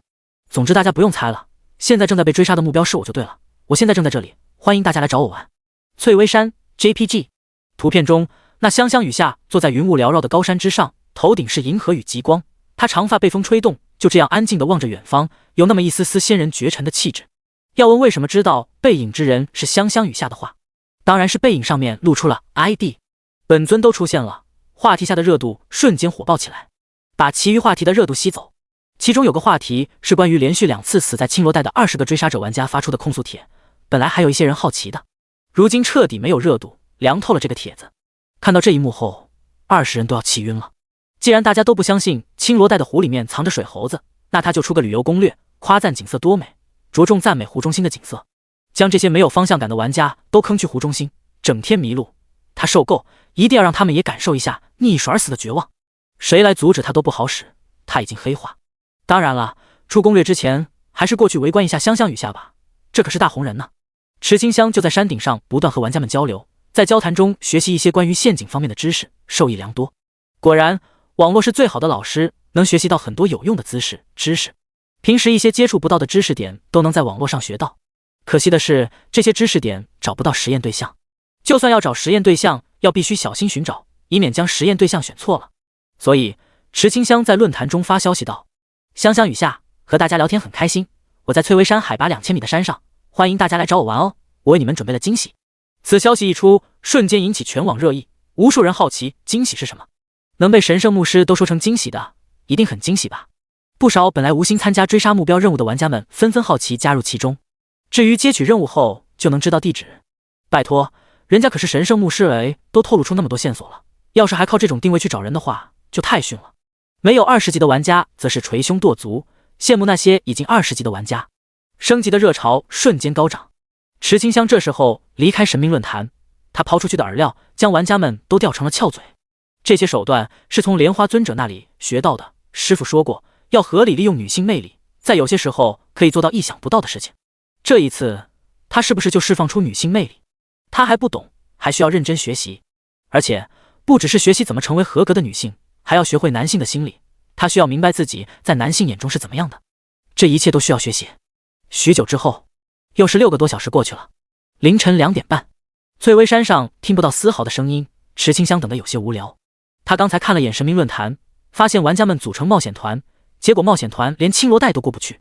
就是热度话题变成了青罗带湖泊究竟有多美，就像是之前的塔克拉玛干究竟有多干的话题，有着异曲同工之妙，就是不说多干，直接开始带货。青罗带的话题也是一样，放出去的全都是美美的照片。这其中有着夜晚不方便航行的原因，不过可以从那些照片中看出，在湖面上停着一艘大帆船。玩家的动手能力是真的强，这才多久就赶到了扶摇城，还能造出那么大的船。死亡20人这一次一定要让这些新来的玩家经过青罗带的湖中心，他们20人卖力干活，出谋献策，被评为香香雨下的忠实粉丝。大家呼吁向他们学习，懂航行，肯努力，绝对的好苗子。如果以后香香雨下的真实身份曝光，或许香香雨下家族之人会对20人高看一眼。能在全世界各大国的调查之下一直不暴露身份，香香雨下的身份绝对不简单，很可能是某些隐藏在山中不外出的大家族。所以说，有那么庞大背景之人所说的惊喜，绝对不简单。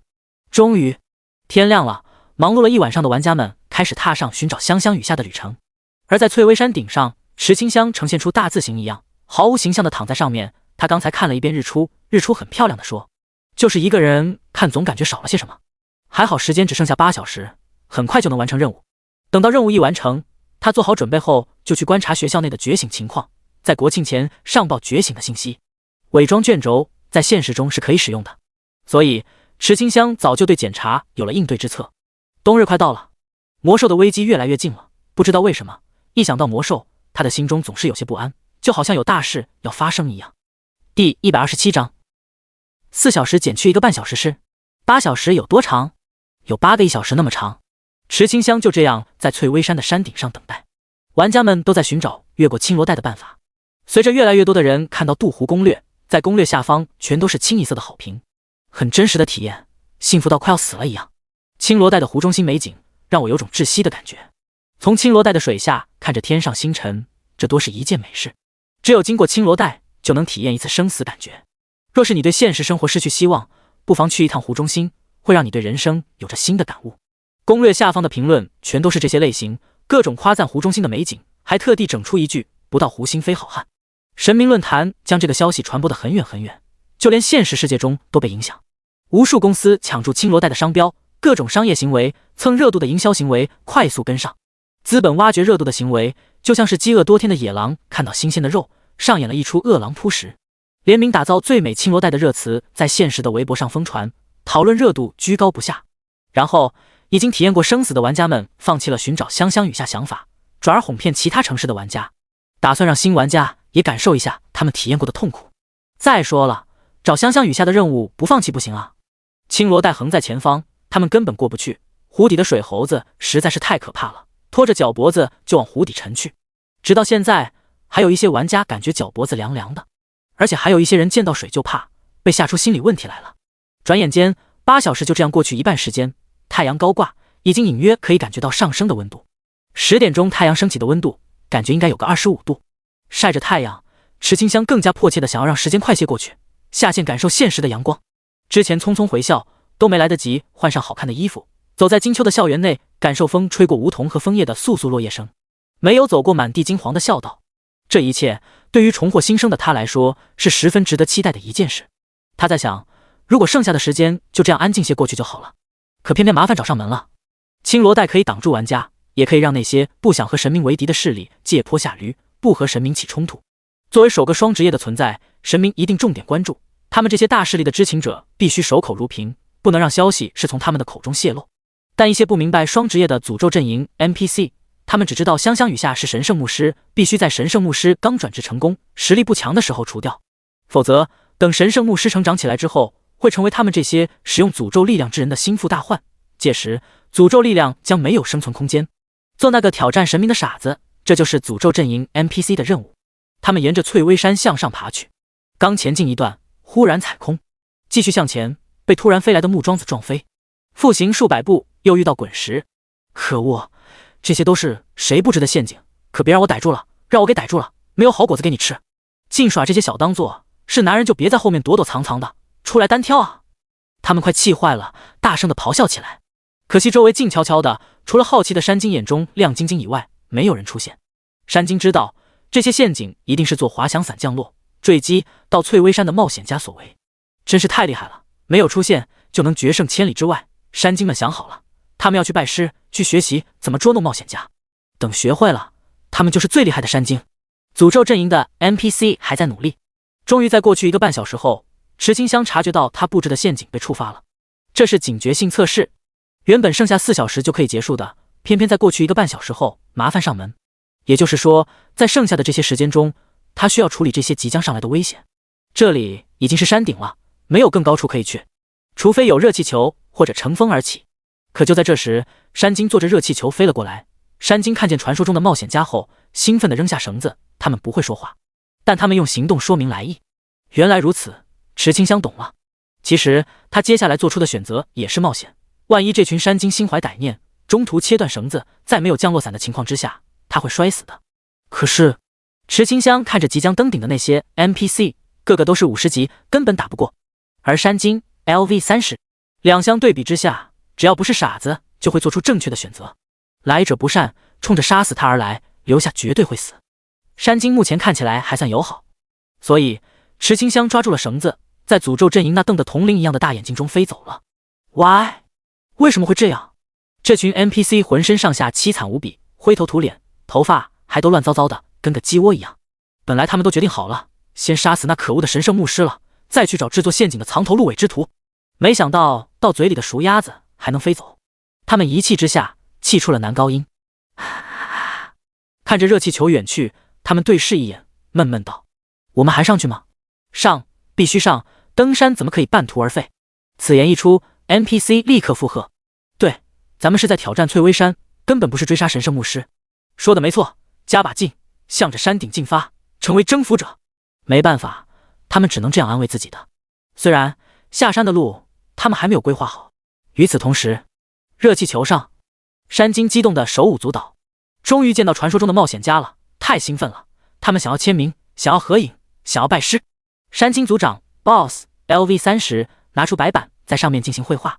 很快，池清香的肖像就被山精组长画好了。他递来一支笔，让池清香签名。看着这个白板，池清香犹豫片刻后，在肖像的左上角写下了娟秀的名字池清香。就在名字签下的这一刻，游戏系统弹出了提示音：叮！翠微山秘文已更新。第128章。要成为学校内首个牧师觉醒者。叮！翠微山秘文已更新。翠微山秘文2：传闻中，山精找到了神秘的冒险家，在热气球之内，山精和冒险家达成了某种友好交易。要想知道神秘冒险家的身份，就去尝试寻找山精，与山精进行交易吧。就这样更新了。池清香一怔，这一次总算明白翠微山秘文说的是谁了。找到最后，原来要找的是他自己，还真是一个有些好笑的乌龙事件。山精取出翠微山特有的矿石，可以用来打造各种武器，还将热气球赠送给了池清香。不仅如此，之前追击的滑翔伞也被山精修好。叮！获得道具山精制作的热气球，山精修复的滑翔伞，这是友谊的象征。池清香也给了一些锻造材料，反正背包内的东西太多，他也不认识这些材料有什么用。就比如史莱姆粘液，还不如送给山精，当成友谊的证明。如果能看见好感度，就会发现山精的好感度正在蹭蹭往上涨。最后的时间中，池清香参观了山精生活的洞穴，和预料中潮湿的洞穴不同，这里面很干燥，还有许多制造陷阱的道具。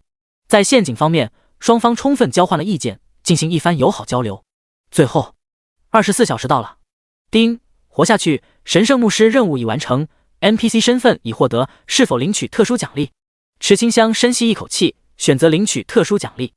这个奖励有多特殊呢？总之就是很特殊，一言难尽。简单点，长话短说便是，他可以在现实中自由使用2种职业的能力。复杂一些的话，那就太复杂了。总之，任务已经完成，池清香便告别了山精，选择退出游戏。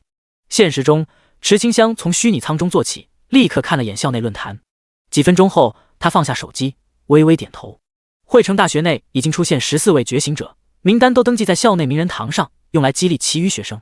乐府10大家族都出了一个代表，秦其安、赵训、朱厚信、刘公、程开言、周谭、王义慈、明实、孙毅、叶初柔、滇兰国皇子林天鹰、普氏、魔都10大家族袁家的偏房袁壮，古武世家中黎家的弓箭手钟离宇，军方骑士司晨。这些人中涵盖了各种职业，就是没有出现牧师。池清香打算上报觉醒的信息，在上报的时候会遭受很多的询问，他必须提前做好准备。好在如今现实中职业融合，背包内的道具自然就互通了，但游戏内的账号无法互通，这些不是大问题。他可以在现实中将神圣牧师背包的道具取出，放到桃花剑仙的背包中。这样一来，游戏内的账号道具也算是另一种情况的互通了。而这一切只是神秘奖励的好处之一。用灵魂娃娃和伪装卷轴进行伪装之后，池清香看向桌面日历摆件。9月24日，神明游戏出现接近1个月，后面的转职者一定更多的。那他就去做校内第一位牧师转职的吧。毕竟社会上军方和世家出现了很多的牧师转职者。有野心的普通人没有选择牧师，他们家里面没有魔兽病患者，不需要治疗。那些不喜欢战斗的玩家们会选择牧师，看重的就是牧师的治疗效果，主打的就是一个自己治疗。没错，有人刚开始玩游戏，他们这批人一直等到有人觉醒成功，分享各个职业的特点后，才选择想要用的职业。没办法，职业只能绑定一人，他们没有钱购买重选卷轴，只能用这种尽量不出错的办法，靠着攻略做事，总比自己摸索好。当池清香的手指在键盘上敲下一行字，他看着这些字，深吸一口气后摁下发送。院长，我已经是牧师觉醒者了。几乎是秒回，新来的术士院长回道：来教学楼 A 栋，我会安排人对你的各种数据进行登记。池清香，好，要登记了。池清香起身来到全身镜面前，他看着已经痊愈的自己，有种想穿漂亮衣服的冲动。反正校领导乌重相送了那么多衣服过来，不穿就浪费他们的一番好意，绝对不是他想着在现实中穿衣服。再说了，衣服而已，没什么大不了的。得益于被王婆婆试穿过88件款式各异的女装，池清香对于这些衣服的穿着可谓是手到擒来。穿着白色的百褶裙，复现出一开始在游戏内的校园风穿搭。或许他是在纪念在游戏内的新生和现实中的新生，用相同的衣服向这个世界宣告他的到来。百褶裙和短袖露出大片白里透红的娇嫩肌肤，穿着小白鞋，池清香看着镜子中的自己微微一笑，浑身上下洋溢着青春的气息。外面有着太阳，不算很热，遮阳帽还是要戴上的。池清香不知道要出去多久，他还准备好了防晒霜，要是太阳太大了就涂上，目的都只有一个，那就是防止晒黑。毕竟这病可是好不容易治好的，还变得那么好看，才不要晒黑呢。大家的审美其实是一样，都喜欢看好看的、可爱的。相信聪明的小伙伴都猜到说的是谁。没错，就是池清香这位天使小可爱。养女儿的过程真的是太美妙了。出门前还有包包也要带上。百褶裙是有口袋不假，可要是放手机的话，会感觉到一些重，沉甸甸的感觉，穿着会很不舒服。放轻的物品，纸巾之类的话，掏口袋会很不淑女，需要掀开。禁止色就不展开讨论了。这时包包的作用就体现出来了，可以放手机、放纸巾，甚至能放一些补妆用品之类的。在出门前，池清香高高兴兴地走出房间，哼着不知名的曲子，差一点就蹦蹦跳跳地走着路。人逢喜是精神爽，走起路来都带风。离开了华英楼，来到校道之时，同学们不敢置信地揉着眼睛，他们的脑子里面不约而同地浮现出这小姐姐是谁，怎么之前没见过的想法。毕竟池清香很少出现，上一次只有部分术士院区的学生看到，更多人还是没有亲眼见过池清香的。所以当池清香出现之时，校内论坛爆了。话题3分钟之内，我要这同学的所有信息。热度火速飙升。很快，知情者快速进行回答。第129章，要好运没好运，他你都不知道，你原始人吗？那可是池清香啊，全世界首例被治好的魔质病患者。去网上查一下吧，池清香现在爆火得很。没想到穿裙子的她那么美，早知道当初就早点下手了，说不定现在就能和小姐姐手牵手漫步在校园内。让我来，我有糖尿病，一泡尿就把楼上浇醒，还想和她牵手，做梦都不可能。楼上的，你不能让她尝到甜头，我尿黄，换我来。由于池清香是首例治愈患者，加上校内论坛的激烈讨论，在短短10分钟内，校花榜的排名就更新了，以至于池清香刚还没有到呢，就多出很多认识她的人，其中不乏一些比社牛还牛的社恐学生，指的是让他人感觉到恐惧。有个身高180的阳光开朗大男孩亮出手环，笑道：你是池清香吧？你好漂亮。被夸漂亮了，好开心。池清香内心有些小窃喜，脸上却有着一丝窘迫，他点点头，谢谢。听到他的回答，阳光开朗大男孩眼前一亮，对于喜欢的就要出手，千万不要等后悔的时候，偷偷躲在被窝听反方向的钟。他挨了上去，同学，我叫朴信男，能加个联系方式吗？面对这句话，身为女同学有很多种委婉的拒绝方式，就比如，不好意思，我现在赶时间。说罢，池清香绕过他，匆匆离开。走过之时，还带起了一阵香风。朴信男猛吸一口，认出这不是香水的味道，是衣服上的味道，是薰衣草。漂亮捏！朴信男有些小兴奋，他用手环拍下池清香匆匆离去的背影，发到校园论坛内，附字道：小姐姐好高冷，想要联系方式失败。很快有人回复：你是不是蠢？池清香是牧师班的，随便找个同班同学不就要到联系方式了？真笨，懂不懂班群的含金量？话说，你们就不觉得她看起来很眼熟吗？好像在什么看到过。楼上的是个美女，你都眼熟是吧？大哥，这种搭讪方式已经过时了。可是发出眼熟的学生真的感觉看到池清香，好像还是前段时间刚见过，究竟是从什么地方见过，他就是想不起来。然后他不去水校园论坛，继续刷级。没错，今天是学校上课的时间，亦是练级时间。有练级时摸鱼的同学好奇询问：我没记错的话，今天是练级时间吧？你们不好奇小姐姐去干什么吗？还能干吗？病治好了，肯定不着急进行牧师转职啊，没了压力，还不能让她放松放松。就是喽，病了那么久，小姐姐一定很想好好享受享受，也不知道你们是不是家在海边，管那么宽。此言一出，论坛中瞬间充斥了一丝火药味。我家住不住海边不需要你知道，但你就和莫高窟一样，屁话真多。你他妈再说一遍，别以为躲在后面就找不到你了。很显然，他们想要约架都是年轻人，血气方刚，一言不合就拳脚相向。打架能增进感情，他们想要亲热亲热。今天是练级的时间没错，但池清香申请到了自由分配练级时间的权利，而且练级的目的就是为了转职觉醒。如今他觉醒成功，是过去登记，不算逃课。当池清香来到教学楼 A 栋楼下，发现院长和14位觉醒者正在开导哭泣的学生。见到这些人时，池清香只和叶初柔比较熟悉，他先喊了一下院长，随后在走来的时候将手放在腰间，朝着叶初柔快速挥手。看着池清香走来，叶初柔满是震惊：还真的是你啊！起初他收到术士院区院长同时是军方觉醒者军营筛选官的陈义贤消息时是不敢相信的，只因消息中说牧师池清香已经觉醒成功，你们这些有经验的觉醒者过来观看牧师技能。要说池清香已经20级，叶初柔那还可以理解，因为校内20级的其实很多，可他们进行转职的时候，为了追求高转职几率，大部分选择的地狱难度转职，很多人都失败了。也有选择困难难度的，可这个难度的觉醒几率太低了，很多人转职成功却觉醒失败。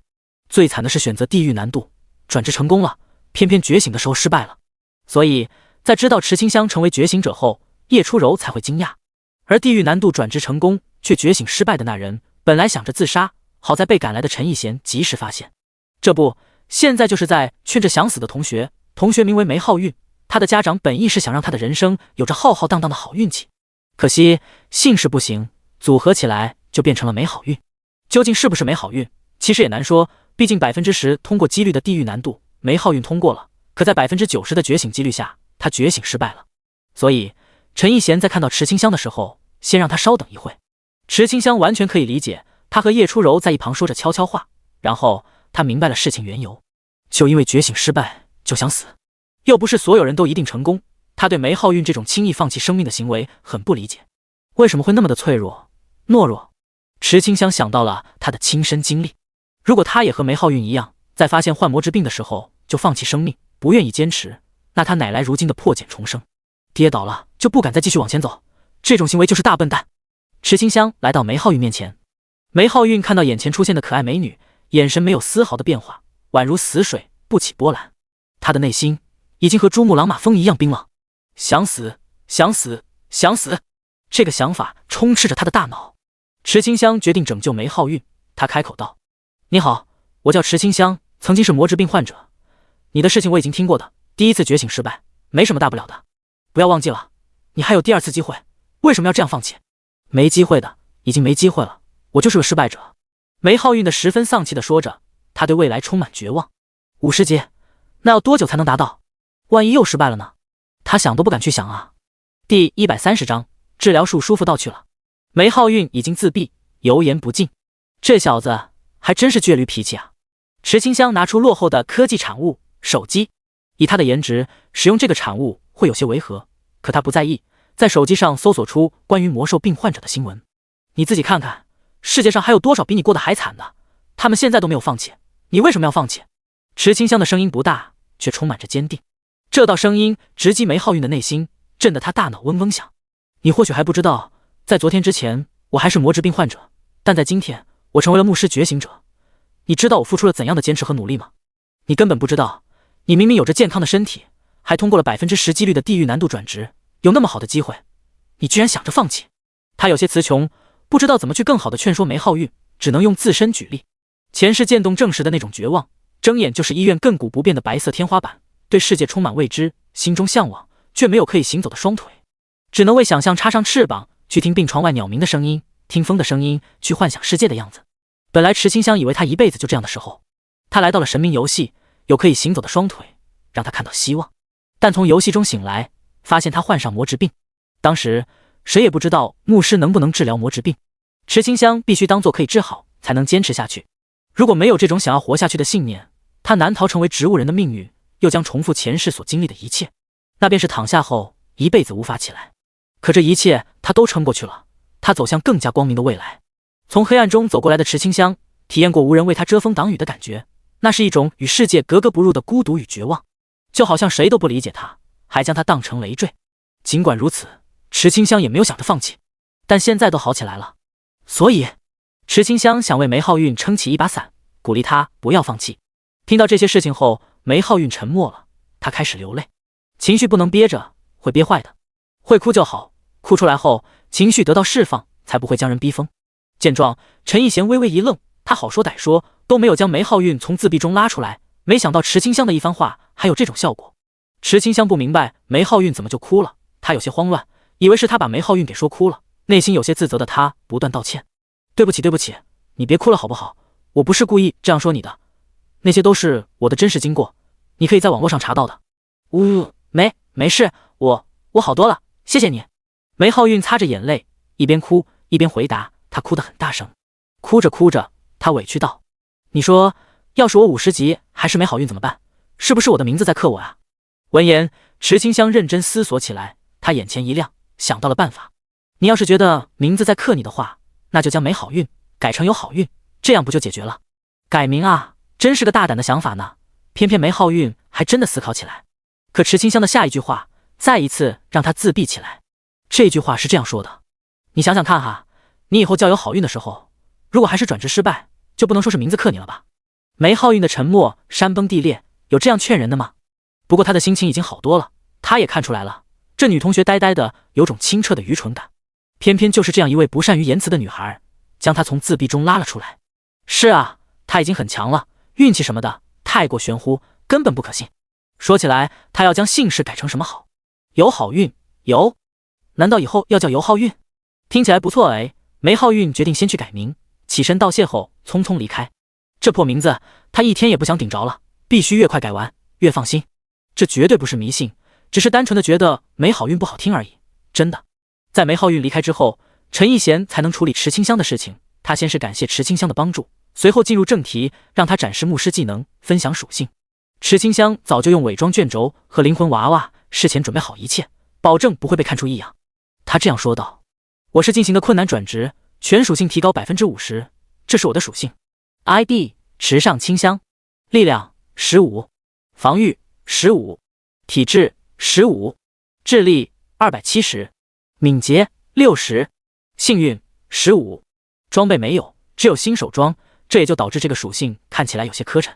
不过陈义贤可以理解，毕竟池清香是牧师，只需要保持智力高就行了，最多加一些敏捷，确保反应速度和逃命能力。270点属性的治愈术其实很难伪装。池清香的实际属性不算上来自800点的神装智力加成，神装智力加成是做基本属性，享受装备的额外加成，不算上法杖的额外50%智力加成。就比如班尼特大招的白值，圣遗物不加白值，但主角的神装可以加。它也有着5400-800的智力属性。况且因为神秘奖励的原因，桃花剑仙和神圣牧师的属性在现实世界是融合的，那就是4600+450，也有着突破5000的智力。用那么强大的智力属性去伪装只有270点智力的治疗术效果，真的是为难池清香了，他紧张不已。必须将释放出来的治疗术效果控制在 4% 的效果左右。好在进行神圣牧师转职的时候，治疗过那么多的伤员，他还能做到控制效果。翠绿色的光芒出现，是大治疗术落在陈逸贤在内的15人身上。好舒服啊！不知道是不是每个牧师的治疗术都那么的舒服，陈逸贤感觉他就像是泡在暖洋洋的温泉里面，太爽了。要不是出于职业素养，他都快要忍不住了。经受过专业训练的他，除非再来一发，否则就如此短暂的爽感，他可以坚持住。但学生们就难说了。林天鹰脸色潮红，浑身一个机灵，他感觉到一股完事后的爽。叶初柔也是小脸红红的，眼神妩媚的瞥向池清香，眼中有些许的幽怨。小清香这也太坏了，都不给他准备的时间。这发治疗术让他们都有种去了的感觉，浑身都颤抖了一下。属性在后文，在字数够的时候不占用字数。神圣牧师的基本6项属性为：力量1200，防御1200，体质600，智力5400加2700，敏捷600，幸运1800。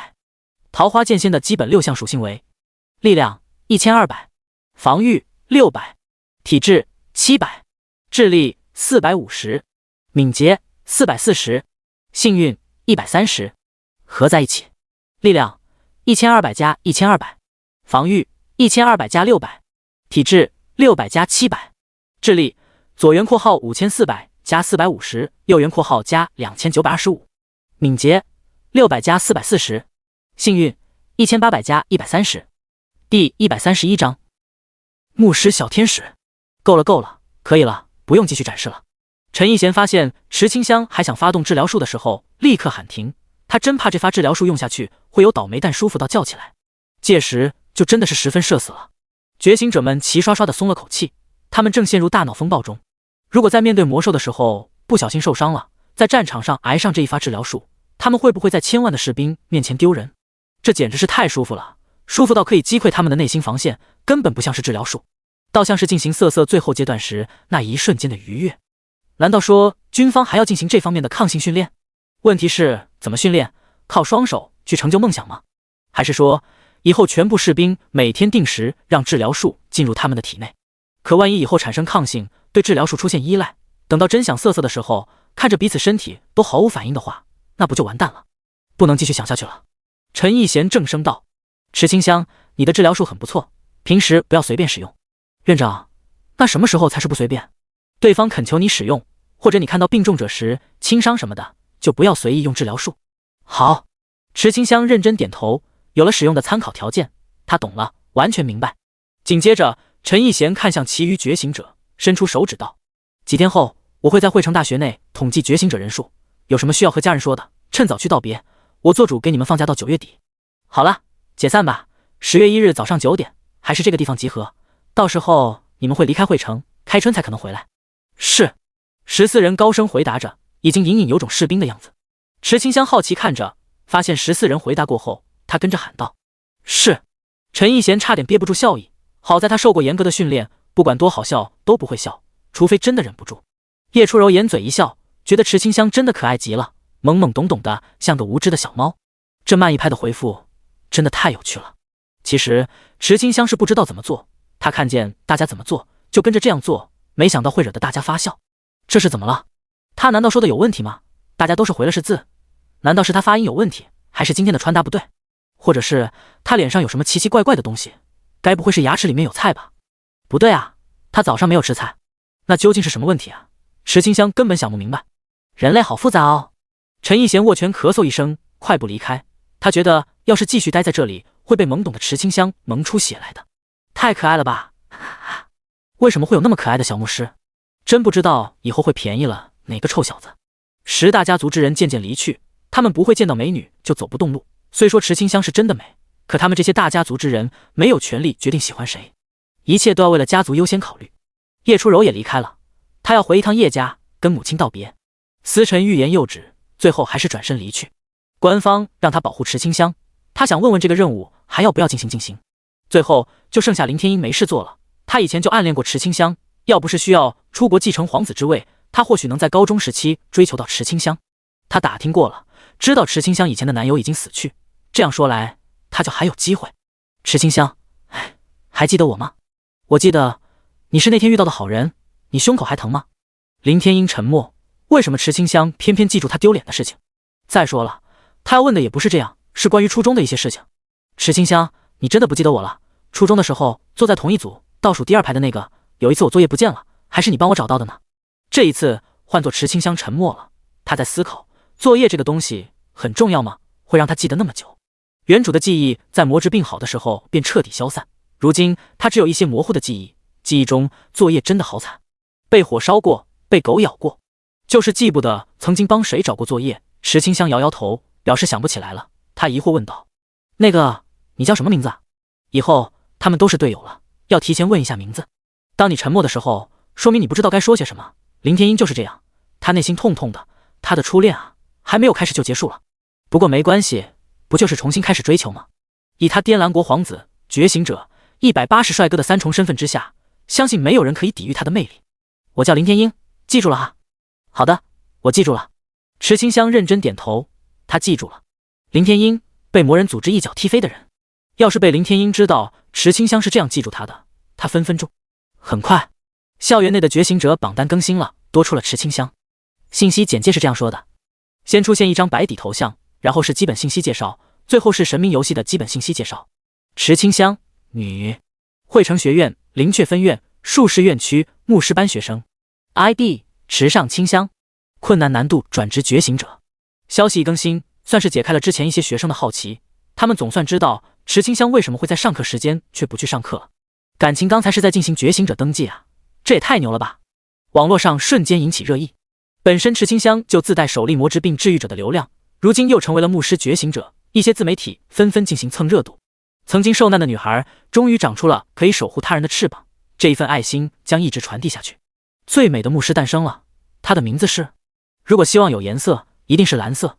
今天她是这样说的：我们需要向她学习，从不向命运认输，相信自己就一定可以。不管池清香有没有说，自媒体都会加上这些话，才能让看到消息的网民们感动。因为有什么比看到重获新生更让人感动的事情呢？或许还真的有。就比如在拉巴巴的时候，发现没有带纸，手机还没电，这个时候有人带着纸过来拯救你，那一刻他就是天使。第132章，拜托你了，诸葛先生。接下来的这段时间中，池清香都是清闲的，她能自由分配时间，还没有魔之病的压力，所以她决定学习一下怎么当好女性，还要明白从男性的视角是怎么看待女性的。毕竟她前世是男的，现在又是女的，都搞不明白自己是男是女了，这才要去了解男女的区别，才能知道自己是男是女。现实中的身份太过清晰，不可以用，只能在神明游戏内进行了解。想到就做，他浑身轻松地进入神明游戏。欢迎回来，荣誉桃花剑仙清河迟彦。当他一上线，剑问天下，叶修如的消息就发了过来。剑问，那天你是不是出现在汇城第一医院，还把圣水瓶给了出去？看着这句话，池清香摸着下巴思考，究竟是叶秀儿自己的想法，还是被后叶家的想法，或者是说这是志愿的又一次试探？不管是什么，他这样回道：清河迟彦，圣水瓶对我一时无用，若能拯救无辜患者，圣水瓶倒还有些价值。又变了。叶修如有些迷茫，究竟哪个才是真正的你？3种性格，一开始的纯真萌新，现实中的狠戾剑仙，如今的高冷剑仙。他分辨不清，深吸一口气后，决定暂时不管这个性格的变化，决定问一些正事。剑问，那个冰霜龙星的转职，我这边将钱发到交易市场里面了，你可以去领取，一共5万金币。剑问，你知道飘雪剑士转职后要找谁觉醒吗？对哦，池清香差点忘记这回事了。当时送出去的冰霜龙星是觉得大家已经是朋友了，有好东西就要分享，就像是小孩子遇到心仪的玩具，想要给好朋友看一样，是纯真的代表。现在一看，倒是有些耽搁了5人的觉醒。清河迟彦，你转职成功了吗？剑问，成功了，是地狱难度的转职，就是找不到可以觉醒力量的地方。清河迟彦，你等等，我去问问师傅，到时候来扶摇城见面吧。剑问，好。池清香挂掉通讯后，传送回莲花谷，想去问问莲花尊者有没有解决办法。另一边，叶修如在挂断通讯后，看向眼前的4剑，走吧，去扶摇城，清河他帮我们想办法去了。20级的很多，转职成功的也多，觉醒的却不多。一些隐藏职业真的要绝望了。那名拳师明明转职成功为气功师，就是找不到当初卖如来神掌的乞丐，这导致他迟迟无法觉醒，都快要崩溃了。气功师存在内力，拥有远程攻击手段的拳师，还有莫不空，他身为诅咒盗贼，因为之前诅咒阵营发布的刺杀目标任务失败，导致他这个诅咒阵营的刺客一直无法觉醒。转职是成功了，觉醒根本找不到人，也处于迷茫之中。这是大部分人的常态。在觉醒热潮下，神明论坛内的帖子全都是关于寻找 NPC 的消息，志愿都快忙疯了。当初是志愿收集的隐藏职业信息，卖出去后当然要处理售后问题。也就是说，如果谁能找到可以觉醒的办法，将得到数万隐藏职业玩家的感激。这是一股不可忽视的助力，每个国家都在努力寻找。莲花谷、莲花宗、莲花宫，池清香直奔这个地方。宫殿外的守卫看到是小桃花后，露出一丝笑容。小桃花今日也来找尊者吗？进去吧，尊者已经在等你了。当池清香来到一处布满鲜花的亭子，亭子外有一棵桃树，看向亭子内，发现上方有着石头桌子，上方摆着3个茶杯，而桌子旁已经坐着2人，其中一人是莲花尊者，另一人，师傅，我来了。小可爱，过来坐，介绍一下，这是观星师诸葛先生。诸葛先生须发皆白，他头戴青冠，一身八卦青衫袍，手持羽扇，微微一笑。小友，坐。池清香坐下后，看向诸葛先生。观星师，占星术士 ，LV， 看不见信息。这还是他第一次遇到这种情况。诸葛先生察觉到后，羽扇轻摇，自信一笑。没用了，老夫屏蔽天机，无法被识别。先生好厉害。面对夸赞，诸葛先生呵呵一笑，他早已经习惯这些话。摇扇看了池清香一眼，忽然眼前一亮，神神秘秘道：小友想学吗？此言一出，池清香一愣，他隐约感觉到一些什么，看向莲花尊者。只见莲花尊者点头，他这一次将诸葛先生请来，就是要让他帮忙屏蔽小可爱的天机，就是防着诅咒阵营的敌人进行咒杀。强者不怕咒杀，但小可爱还太弱小，需要用这种手段进行保护。诸葛先生来自卧龙坡，是当世七星阁阁主，一手天机妙算，无人能敌，能观天象，测祸福。当年莲花尊者就是找的诸葛先生，请他寻找桃花剑仙的灵魂。这次请来还有个原因，那就是让诸葛先生看看小可爱究竟是不是他。在得到莲花尊者的首肯后，池清香起身行礼。见状，诸葛先生轻摇羽扇，将羽扇置于虚空。他双手合十，在翻手之间，掌心处出现阴阳鱼。当双手再次合十，一股玄妙的气息出现。小友，看仔细了。天地在这一刻失去了颜色，变成缓慢运行的黑白，空中还有这黑白2条鱼在缓慢游动，鱼儿正在转圈。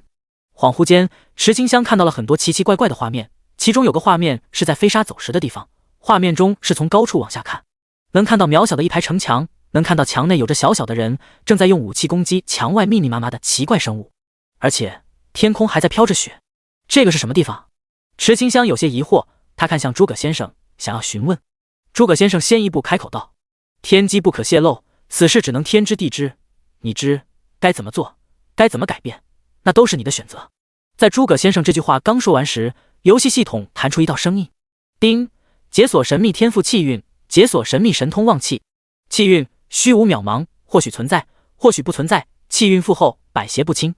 旺气知天意，逆天难，每一次使用旺气将消耗10万经验值。常言道，若是一个人气运已尽，代表着他即将死去。第133章，诸葛先生的考核。池清香思考画面中的场景，发现真的没有丝毫印象，他只能对画面中的信息进行推断。看到的奇怪生物应该是魔兽，墙内的那些人应该就是士兵，也就是说，这是边境线上的场景。魔兽进犯边境，没错，一定是魔兽进犯边境。他已经想明白了，惊喜的看向莲花尊者，又充满着感激的看向诸葛先生。诸葛先生摸着胡须，微微点头。悟性不错，看来你已经看透那一丝天机，老夫有个法子，或许能帮助你。他羽扇一挥，出现八卦罗盘，罗盘放射出一些光柱。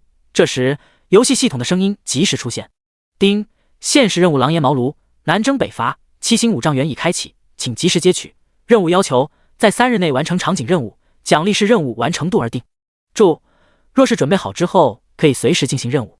池清香内心一怔，这是3个任务，反正场景任务内的时间流速不同，那就先做任务。他深吸一口气，缓解内心的一丝紧张后，走进罗盘。随着光芒一闪而过，他消失在亭子中。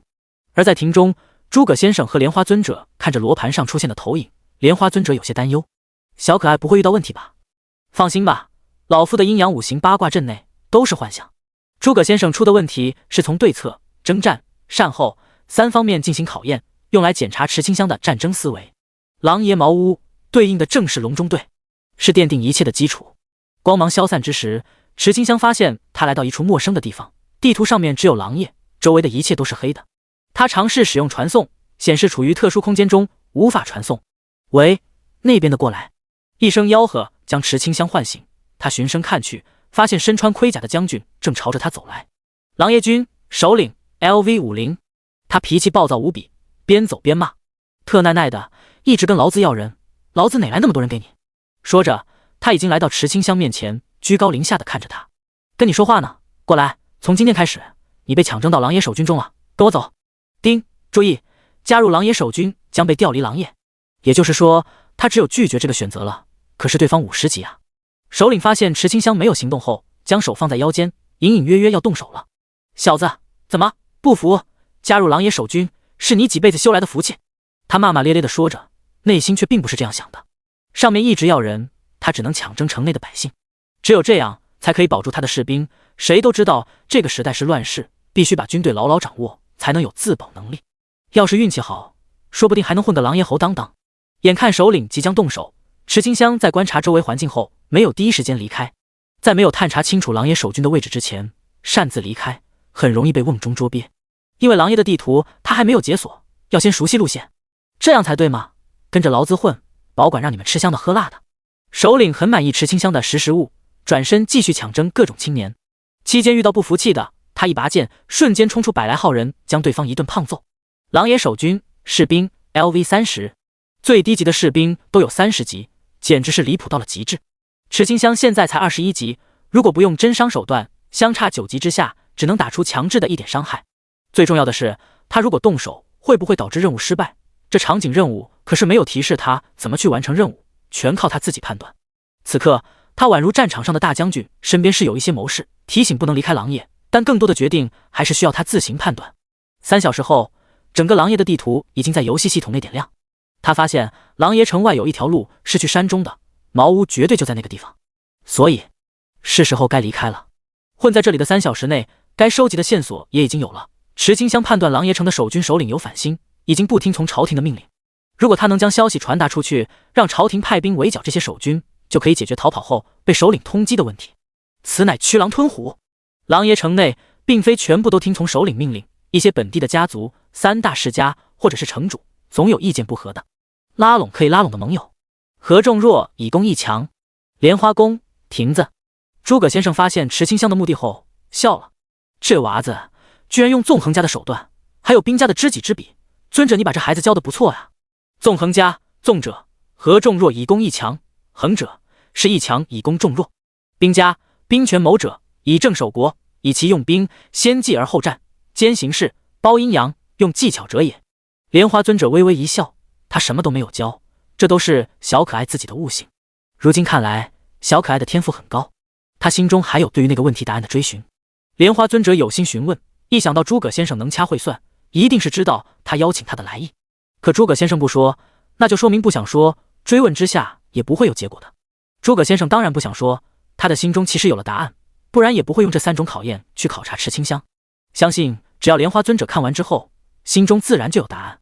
狼爷城，当桃花花瓣出现的时候，看着花瓣飘来的方向，一道身影跳上房顶，快速远离。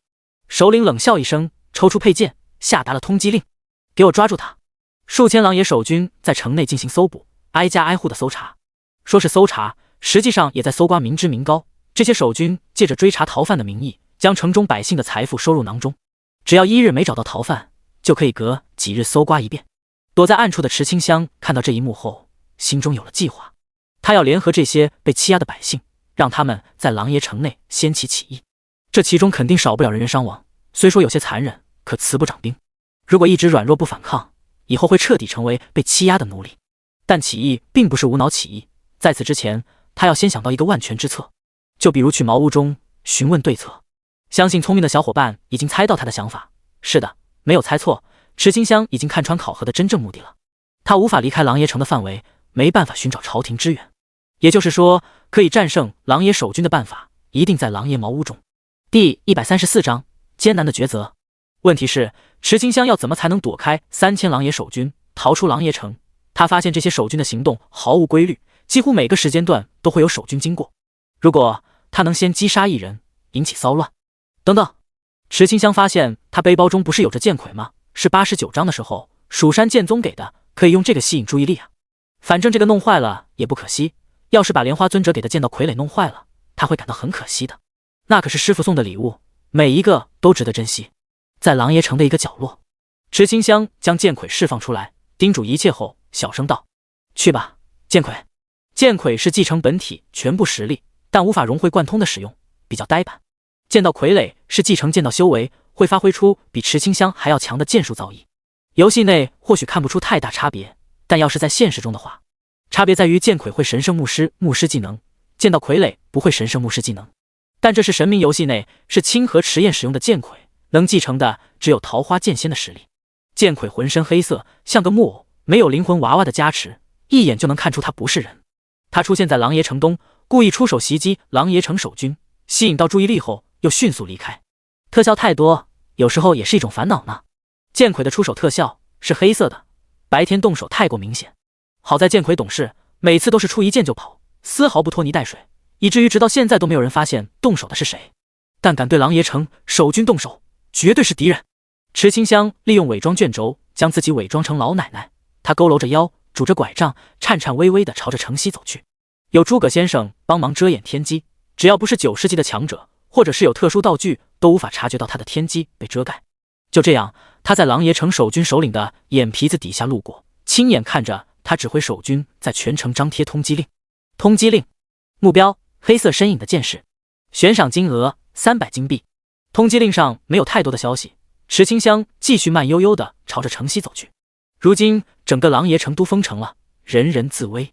就在这时，有个小女孩看到还在行走的池清香，焦急万分，上前拉着她的手：“老奶奶，外面不安全，快点躲起来。”“好，好。”老麦的声音从池清香的口中说出，她颤颤巍巍地朝着小女孩的家中走去。今天是白天，肯定是无法在白天出城的，必须在晚上的时候寻找机会。来到小女孩的家，可以用家徒四壁来形容。小女孩没有名字，家里人都称她为丫头。她今年12岁，有个10岁的弟弟，名为毛蛋，还有个腿脚不便的爷爷。经过了解，这个家刚被守军搜刮，老汉的儿子被抓去充军，儿媳被守军带走，生死不知。如果丫头离开这个家，老汉和毛蛋都会被饿死。池清香有种预感，这好像是诸葛先生对他的一次考验。在得知这件事情后，他会做出怎么样的选择？是选择闯入军营救人，还是按照原计划离开狼牙城，去找到茅屋中的先生？都说军中将领慈不掌兵，要舍得牺牲。可真的轮到选择的时候，池清香犹豫了。她默默地看着这一切。家里面没有大人之后，丫头扛起整个家，她才12岁啊，米缸见底了，她只能挖一些草根，骗弟弟说这是野菜。老汉年迈，腿脚不便，整天唉声叹息，自责自己没用。甚至丫头为了照顾伪装成老婆子的池清香，把草根都多分给她一些，自己吃的全都是汤水。只要还有人性，都不忍看到这一幕。池清香将碗递给丫头，和蔼劝道：“丫头，你多吃一点，我不饿。姐姐，我还要吃，这些都吃不饱。”毛蛋好饿啊，根本吃不饱。他还没有理解周围的环境是怎么样的，开始胡闹起来。胡闹的动静吸引到搜查的守军，一人踢开门走了进来，发现2个老人，2个小屁孩后，舔着嘴唇笑了起来。他走向丫头，露出一丝淫笑：“小娘子，早上你那脸上的黑痣是伪装啊，真是坏孩子呢。坏孩子就应该好好的调教一下，才会听话。来，让大爷看看。”他伸手朝着丫头抓去，丫头吓得躲在老汉身后。“爷爷，我怕。”老汉气愤地用拐杖重重点地：“你走，老头子家里面的粮食和钱财都被你们拿走了，还来干什么？嘿嘿，老不死，你别不懂事，这不还有个美人没带走吗？过来陪君爷乐一晚，明日就差人给你们送吃的，怎么样？”“姐姐，我好饿啊！”毛蛋在这个时候嚎叫起来，不断地喊着饿。守军露出神秘的笑容，诱骗毛蛋：“小娃子，把你姐姐借给大人几天，就给你送吃的，怎么样？”“我不知道，我好……”看着2人的对话，丫头的小脸煞白。她想到了被带去狼爷城守军军营的后果。在城东的一处营地，堆着不少尸体，有赤身裸体的，有缺胳膊少腿的，这些全都是因反抗守军而被杀死的反贼。可那些尸体之中，区区妇人哪有能力反抗狼爷城守军呢？无非是为了灭口，将恶行控制在狼爷城，不外泄，顺带着杀良冒功罢了。守军的士兵为非作歹习惯，他起身一脚将老汉踹倒，粗暴地将丫头拉到怀中，伸手就想去扒掉他的衣服，可下一秒，血液从他的脖子处迸溅而出。老婆子我啊，最讨厌看到这种人了。池清香喃喃说着，将桃花剑收回拐杖内，那一剑他斩断了守军士兵的头颅。丫头别怕，老婆子会拯救你们的。今天发生的事情，你们千万不要说出去。这个时候，还是老汉勉强保持理智，他重重点头，表示一切明白。如此，池清香才点头，将尸体和血迹清理干净后，他背对着愣神的爷孙三人，放下一袋粮食。这几天你们安安心心的住在这里，就当做什么都没有发生一样，记得千万不要乱说话。好，好。老汉连连点头，他护着孙子和孙女，眼中充满着不安。第135章，狼爷一日。在出了丫头的房间后，池清香再也忍不住胃部翻腾的恶心感，快步跑到巷子里面，扶着巷子不断干呕起来。他低头看着双手，发现双手不断颤抖。刚刚他杀人了，用的这双手杀人，真的杀人了，就这样一剑就把脑袋砍下，那脖子切口喷出大量的血，血如泉涌，根本止不住。那头颅中还有惊恐的眼神，这个眼神池清香根本忘不掉。他觉得腿都是软的，之前杀丧尸，杀那个变身成植物的魔人，他都没有像现在一样。可能是因为他在冷静状态下动的手，才会如此的记忆深刻。一道声音出现，是狼爷城守军。去看看那个老太婆在干什么。一小队守军正在巡逻，小队长指着扶墙的池清香，冷冷地指挥手下过去查看。此时的池清香双手还在抖，他不想动手了。可如果这些守军要对他动手的话，池清香的眼中闪过一丝冷意，他的内心出现一丝狠辣，是对于敌人的狠。对敌人绝对不能仁慈，否则就是对自己的残忍。喂，老太婆，你怎么回事啊？怎么不回去？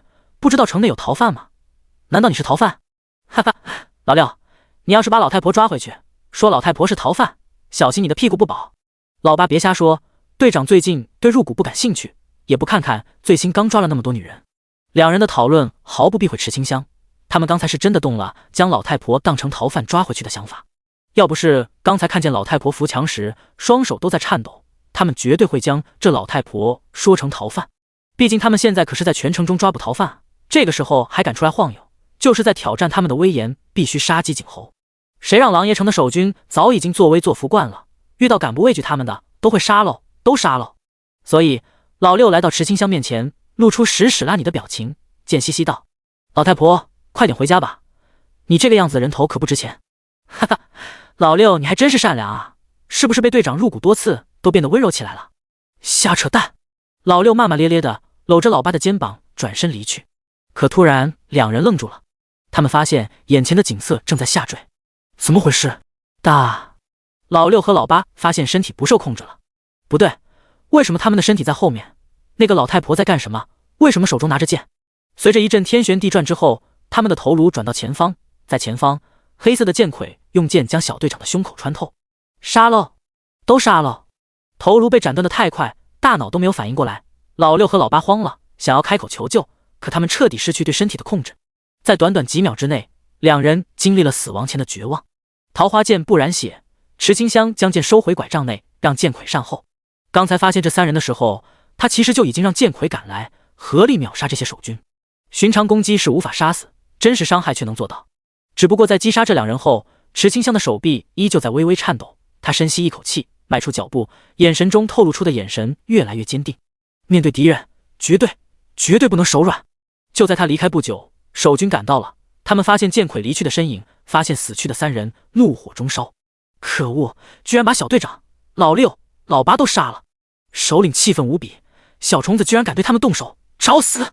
搜寻的行动持续了一整天。剑魁遭遇过多次战斗，身上的木偶材质多出一些伤痕。夜晚，他隐藏在马棚中，没有呼吸的剑魁听着马棚外嘈杂的脚步声，漆黑的双眼不见丝毫恐惧。在休息一段时间后，蓝亮恢复完成，意味着猎杀开始了。与此同时，池清香来到狼爷城西，这里的大门紧闭，上面有着几十个守军。狼爷城守军大队长精英 LV45， 狼爷城守军大队长小卒 LV35， 狼爷城守军小队长精英 LV40， 狼爷城守军小队长小卒 LV30。 硬闯是不行的，他无法同时击杀这些人。狼爷城守军是8小卒搭配1小队长，4个小队长搭配大队长，大队长又有专属的8人小卒。也就是说，城西大门一共有45人。任务是限时3天完成，这第一天就快结束了，我还没有离开城门，想离开就看那些世家了。这一天的时间，在杀死老六和老八后，他就用伪装卷轴伪装出朝廷官员的模样，成功取得世家信任。他需要世家帮忙支走城西守军，不用太久，3分钟就足够。很快，一些世家来了。将军们捉拿逃犯辛苦了，这是我们狼爷王氏送来的酒水。狼爷诸葛氏送来羊肉，夜深路重，将军们吃点肉，暖暖身子吧。大队长站在城墙上，大声喊道：“不吃，都离开！没有将军的命令，我们绝对不能离开城墙。”见状，诸葛小贝上前一步，他自信一笑，侃侃而谈：“将军多虑了，谁人不知狼爷城有3000守军？难不成还抓不住那小小毛贼？”话音落下之时，城内爆发出一声巨响。诸葛小贝心中一喜，抓住机会继续劝说道：“将军听听，那逃犯正在城东，根本不在城西，希望将军收下这个酒水和肉食，以后还请多多关照城西。”原来是凤城啊！大队长心中的疑虑稍微放下一些。情报上说，杀死守军的逃犯只有1人，如今逃犯在城东出现，城西一定很安全。既然如此，这些世家的好处不拿白不拿。哼哼，这些世家平时一副高高在上的样子，到最后还不是向我这些大老粗服软了？他内心感受到愉悦，留下一支小队后，走下城墙，开始食用酒水和羊肉。狼爷王氏见状，知道该他发挥了。将军，士兵站在城墙上，风大，不如送一些上去，也一起品尝品尝。想来他们会更感激将军你体恤下属的恩情。有道理。大队长点头，挥挥手，让守军将好吃给上面的弟兄们带过去。然后他拉着诸葛氏小辈和王氏小辈闲聊起来。这些世家子弟很有文化，他这个大老粗想多听一些夸赞的话，就比如喊他为将军，听着就很舒服。第136章，初见之时，恍若隔世。王氏和诸葛氏对视一眼，都有些无语。为了计划，两人只好说些违心的话。将军吃肉真是豪迈，有霸王盖世之姿。都说吃得多的将军才是强大的将军，我看将军胃口不错，一定很吃很多。王兄所言极是，吃得多说明健康有力气。来人啊，把羊肉都给端上来。香喷喷的肉味勾动着那些深夜守城门的守军肚子里面的馋虫，他们快忍不了了。狼爷城内的百姓能搜刮的都被他们搜刮完了，什么时候能吃到这些好吃的？要不是世家里面还有几百的亲兵，他们早就闯入世家搜刮财物了。大将军不让守军触怒世家，就是担心世家联合起来反对他们。如今在大队长看来，区区世家不足为虑，还不是要寻求他们的帮助。在暗中，池清香默默地看着这一切，酒水和羊肉都是没有问题的。消灭这些叛军不能打草惊蛇，否则他们一旦离开狼爷，以后想消灭就难了。他手中有一封信，信中记载了守军反叛的证据。此时万事俱备，就差最关键的计策。其实池清香心中有了计策，那就是来用信件引来朝廷军队，来一波里应外合，一举消灭狼爷守军。但他还不自信，打算先去茅屋问问计策。夜更加深了，吃饱喝足之后，守军都变得懒洋洋的，喝了酒让他们的反应力变得有些迟钝。趁此机会，池清香快速翻上城墙，看着城墙上东倒西歪的守军，他放下绳子，快速下降，随后收起绳子，就这样消失在黑夜之中。莲花宫亭子，诸葛先生摸着胡须，看着显示出的画面。试炼内的1天时间已经过去，他对于池清香的行为做出如下评价：本来计划周密，却因为一时的善心留下太多破绽。破绽有3：一、杀死丫头家中守军后留下了粮食，明明搜刮一空的家中突然多出粮食，这是疑点。2、伪装成老婆子走在街上被看见，要是询问之后发现没有谁家走出过老婆子，将会打草惊蛇。3、动手杀死小队长老六、老八，彻底惊动守军，耽搁了整整1天时间。要是守军在周围进行地毯式搜查，一定会发现丫头家中的粮食，从而导致整个计划的失败。优点也不是没有：一、出手果断，发现问题后会及时进行补救； 2、能快速接受当前信息，并及时做出调整； 3、懂得拉拢城内势力。这些分析莲花尊者根本就听不懂，他觉得好麻烦啊，看不爽的直接动手干不就好了，至于想那么多吗？诸葛先生微微摇头，他摇着羽扇，神神秘秘道：小友的世界不太平，很快他就要将这次所学到的知识运用到他世界的实战当中，老夫不能泄露天机，只能用这种方式提醒，至于能悟到多少，全看小友的造化。狼爷城城西郊外，在第一缕阳光穿透树叶打在池清香的脸上时，他才惊觉时间过去那么快。已经是试炼的第2天了，他的3个任务一个都没有完成，严谨一点说是连任务都还没有开启。狼爷茅屋完成度0%，南征北伐完成度0%，七星5丈原完成度0%。郊外多山林，可以藏伏兵。估计是环境太过于影响人，池清香在看到郊外的第一眼，脑子里面就出现这个想法。他快步向前走去，终于在中午的时候发现了茅屋。茅屋外有童子正在扫地。池清香来到门口，态度谦逊有礼地询问道：“小童子，请问住在这里的先生在吗？”“先生不在，说让你将外面的茶水喝完，喝完后他就会回来了。”扫地童子指着门外石桌。池清香好奇走过去一看，发现石桌上面摆放着一壶茶和一个茶杯。一壶茶能喝多久？他走过去开始倒茶喝了起来。1杯、2杯、3、4杯、5杯、6杯、7、8杯。池清香感觉自己就是个悲剧，喝不完，根本喝不完，总有种继续喝下去还有100杯、1000杯、万万杯的感觉。他看向扫地童子，询问道：“小童子，这个水壶是不是有些奇怪？为什么茶水喝不完？”“哦，这个呀，先生说过了，只要你喝够一个夹子，茶水自然就喝完了。”“一个夹子？”池清香喃喃自语，沉思片刻后疑惑问道：“一个夹子，那是多久？”“60年。”随着扫地童子的声音传入他的耳中，他拿着杯子的手瞬间脱力掉落。砰！杯子碎裂的声音出现，将池清香惊醒。他愣愣反问：“你说多久？”“60年。”“怎么可能60年？我时间根本就没有那么多。”池清香有些着急起来，系统任务只剩下2天了，哪来的60年在这里慢慢等？莲花宫亭子，就连莲花尊者都觉得诸葛老头在故意戏耍小可爱。诸葛老头，你是不是故意的？当然不是，这也是考验的一环，看小友能不能沉住气，发现这其中的奥秘。说的那么玄乎，莲花尊者只好耐住性子，继续看着试炼画面。狼爷城城西郊外，池清香坐在石凳上，双眼失神地看着杯子。60年，人生有几个60年？他真的要在这里待够60年吗？到时候他会老成什么样子了？不对，狼爷城内还有百姓等着他去拯救，他答应好在3日内发起行动的，绝对不可以就这样被打败。60年，如果真的需要60年才能见到茅屋内的那位先生，那池清香决定靠自己的计划去做这一件事了。他刚想离开，忽然发现本来碎掉的茶杯居然完好无损地出现在桌子上，这是怎么一回事？拿起茶杯，手感是真实的，倒出茶水，茶水也是真实的。那这个地方究竟是真的还是假的？池清香看向茅屋，想去询问扫地童子。忽然间，他看着周围景色快速变化，扫地童子在转眼间就变成白发苍苍的老者。不等池清香有所反应，老者他开口道：“60年一晃而过，初见之时，恍若隔世。”第137章，尸体在说话。此言一出，池清香露出一丝无奈的笑容。他已经懂了，这个茅屋是另一个小世界。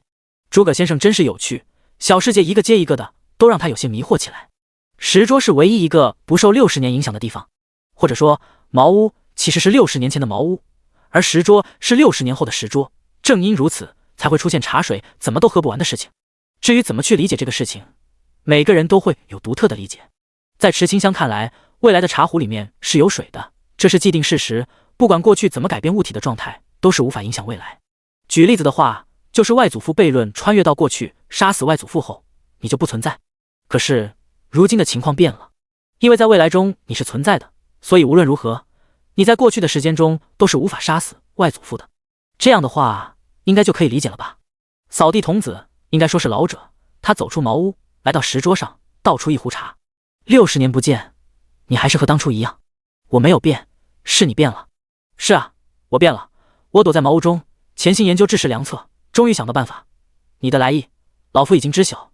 这有上中下3策，小友可以自行选择。上策，攻心；中策，围城；下策，兵戈。老者将自己带入到谋士的身份，为池清香这位主公献计。面对3策，他决定听听老者的想法，最后决定用上策攻心，这样能最少的减少人员伤亡。以下省略万字关于策略的讨论，直接进入行动阶段。诸葛氏和王氏搜集的那些守军罪证，都让诸葛老者带出去了。他保证在明日之前带来朝廷援军。看着诸葛老者离去后，游戏系统弹出提示音：丁，狼爷茅屋进度已更新，完成度60%。第一阶段的任务达到60%，可以进行南征北伐的任务了。这个任务，池清香心中有了计划，那就是鼓动城内世界联合平民势力，在城内掀起投降的声音，用投降者不杀的口号去动摇守军斗志。说今日之前所作所为，既往不咎；今日之后若是行凶，定斩不饶。实际上，这都是缓兵之计，是避免城内守军发现投降也是死后，做出疯狂举动。这个也叫做诈降，就是主将之后会背负一些骂名。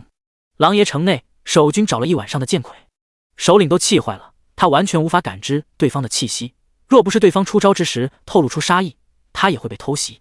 好在天边已经破晓，出现亮光之后，逃犯才躲藏起来，不敢动手。一晚上的时候，首领发现他这边折损几十人，简直是耻辱。气愤的他想要杀死一些平民，去逼出逃犯。很快，一排排平民被绑着游街，他骑着马大声喊道：“躲躲藏藏的鼠辈，本将限你在午时之前主动出来，否则这些人将因你而死。”整个狼爷城热闹起来。丫头打开窗户的一丝缝，看着街上那些被绑的人，突然她表情有些激动，因为被绑的人中有她的爹娘。她死死咬住嘴唇，不敢发出声音。老汉察觉到了什么，低着头握紧拳头：“丫头，你和毛蛋在家里面好好待着，爷爷有事情出去一趟。”“我不要。”丫头已经不是3岁小孩子了，她12岁了，能感觉出爷爷这一次出去后就再也不会回来。就在两人争执之时，门被推开了，一道平静的声音出现：“出去做什么？也不看看你能走多远，这些事情自然会有朝廷处理。”丫头惊恐地看着眼前这个陌生的男人，男人脸上有着疤，还有胡须。其实这是池清香根据莫不空形象伪装出来的，不用老婆子的身份，是不想因为善心让自己的行动出现偏差，只能用出这一副冷酷模样。老汉在听到朝廷2字后，欣喜道：“大人，朝廷知道这里发生的事情了。”“明日之前，朝廷会发兵围住狼爷城，我需要城内充满投降者不杀的声音，你能做到吗？不能做到，我会找其他人。”“可以的，老头子在周围还有些声望。”闻言，池清香点点头，他走到门口，背对着3人，冷冷道：“那这件事就交给你了。至于你所担心的午时菜市场问斩事情，我会派人救下他们的。”“多谢大人。”老汉带着丫头和毛蛋磕头叩谢。昨晚因为剑魁不断的骚扰守军，守军根本没有时间去享受那些抓来的人妻和少妇，甚至一些有龙阳之好的队长们都没有机会入谷，去感受小白脸们的古道热肠。今天用出的这一招，就是要逼出剑魁，用最残忍的手段折磨死逃犯，才可以好好的放松一下。计划在同步进行，老汉在行动。在马棚中，剑魁擦着手中木剑，无神的双眼多出一丝杀气。蜀山剑宗没有说的是，他们送出去的剑魁可以进行2次炼制，能用火、雷、水，甚至是和现在一样，用杀意炼魁，炼成彻底的杀戮工具。池清香在中途抓来一名守军，伪装成他的样子，提前混入到菜市场的执行队伍中。在午时之前，游街的囚车回到菜市场，晒了一上午的太阳，无辜的百姓们奄奄一息。从昨天被抓开始，他们就滴水未进，如今是又饿又渴。首领坐在执行官的位置，简直是无视狼爷城内的城主，肆意妄为。城主敢怒不敢言，还只能陪着笑去坐在复习。随着太阳的升高，首领正准备扔下牌子，突然四面八方出现密密麻麻的暗器，咻咻咻，破空声出现，首领掏出大刀挡住暗器，仔细一看，这些暗器居然是用虎牙打磨而成的齿刃。虎牙究竟有多少，池清香没有算过，他之前在莲花谷的时候送给金丝很多，不过虎牙刃只是开胃菜，正菜在后面呢。出来吧，尸魂旗！平时修行不努力，尸魂旗内做兄弟。当漆黑鲜红的旗帜出现，一股阴冷不祥的黑雾弥漫而出，在飘扬的旗帜中有着无数语言不详的低语。这时，一道猩红的眼睛在迷雾中出现，尸体在说话。第138章付之一炬。尸魂旗内存着太多灵魂了，只要是被池清香杀死的，都会进入到尸魂旗内。也就是说，喜欢入股的小队长、老六、老八全在这里面。他们3人就算是死去之后，也成为兄弟。首领哪里见过这种情况？起初他还以为是朝廷故意派人整他呢，才想着杀良逼出那些人。现在一看，好家伙，他直呼好家伙！那些邪性的攻击手段，绝对不可能是朝廷的人。是的话，他就去吃米田共。那个逃犯估计是某个修行邪功的邪教徒，难怪他察觉不到活人的气息。这邪教徒也是运气不好，躲在狼爷城，想要使坏的时候被他发现。这样说来，要是他能抓到这个邪教徒，是不是又能得到军功？至于那些要被斩首的平民，还斩个屁啊！他还要留给晚上好好享受的呢。首领一脚踩在凳子上，咆哮道：“全部人都给我上！”埋伏在暗中的守军一拥而上，进入到黑雾之中。黑雾之内有着许多红色的光。每一次狼爷城的守军死去之后，还会被尸魂旗吸收，化作新的死魂，可谓是越打越多。首领发现这一幕后，掏出染血的大刀。死在这把刀下的生命有很多，刀身都多出一丝红色的纹路。区区邪祟，本将一刀斩之！刀上面的煞气太过于浓郁，尸魂其内的亡魂都不敢靠近。随着首领一刀挥出，黑雾都被切开了一道口子。冲锋！他举着大刀，让大队长涌入黑雾之内。每个守军的武器都带着一些煞气，可以攻击到亡魂。对于这一幕，石清香早有预料，他的本意也不是战胜首领，而是故意扰乱视线，救走那些无辜的百姓。在黑雾之中，他找到几人，用莫不空的形象开口道：“朝廷已经派人前来，这2天之内，你们务必藏好。”多谢将军。都说嘴上无毛，办事不牢，石清香用的这个形象就是嘴上有毛，胡须板起脸来，脸上充满着正义。他想要争取到更多的帮助，便问道：“那些被你们抓过去的百姓在什么地方？”“我知道，在这里。”老汉的儿子咬破手指，撕下衣服的一角，在上面快速地画出简易地图。丁，获得狼爷城城东营地布防图。这个系统提示应真的是带给池清香一个大大的惊喜。居然是布防图，这人的记忆力那么好的吗？老汉儿子羞涩一笑，他打小记忆力和眼神就好，小时候看到媳妇未成婚前的第一眼就想要娶她为妻。在记住对方家里位置后，傍晚时分，想着偷偷过去窗外看看他，没想到媳妇正在洗澡。老汉儿子当时才8岁，哪里见到这种场面，看得他鼻血直流。那天之后就一直献殷勤，最后在死缠烂打之下，才将如花似玉的媳妇迎娶过门。直到现在，他都没有忘记媳妇大腿根部的那颗痣，也多亏了那次偷看，两人才搭上关系，最后暗生情愫。这件事一直是老汉儿子最骄傲的事情。池清香不八卦他的事情，收下地图后，让他们几个先回家躲起来。随后在黑雾之中，他趁机前往城东营地，掀起城内更大的骚乱。如此，在内外压力之下，只要得知朝廷大军围城，在投降者不杀的声音之下，绝对能攻破这些守军的内心防线。只有这些守军觉得城内都不安全的时候，攻心的手段才能达到最大效果。菜市场内，剑魁本来没有灵魂，他吸收了这些亡魂，就为了可以更好的发挥实力。木偶材质多出一些铁色，他的黑剑之上缠绕了许多诅咒气息，这是亡魂的力量。此刻他的任务只有一个，拖延时间。只因大部分的狼爷城守军都被调来围杀剑魁，整个城东营地只剩下45人。城西发生的事情，这些守军都知道了，羡慕得很。他们也想要得到世家给的酒水和羊肉，可偏偏城东的世家不懂事，他们就趁着这个机会带一些人去到世家门口闹事。书呆子，出来，为什么城西世家都给城西守军送礼？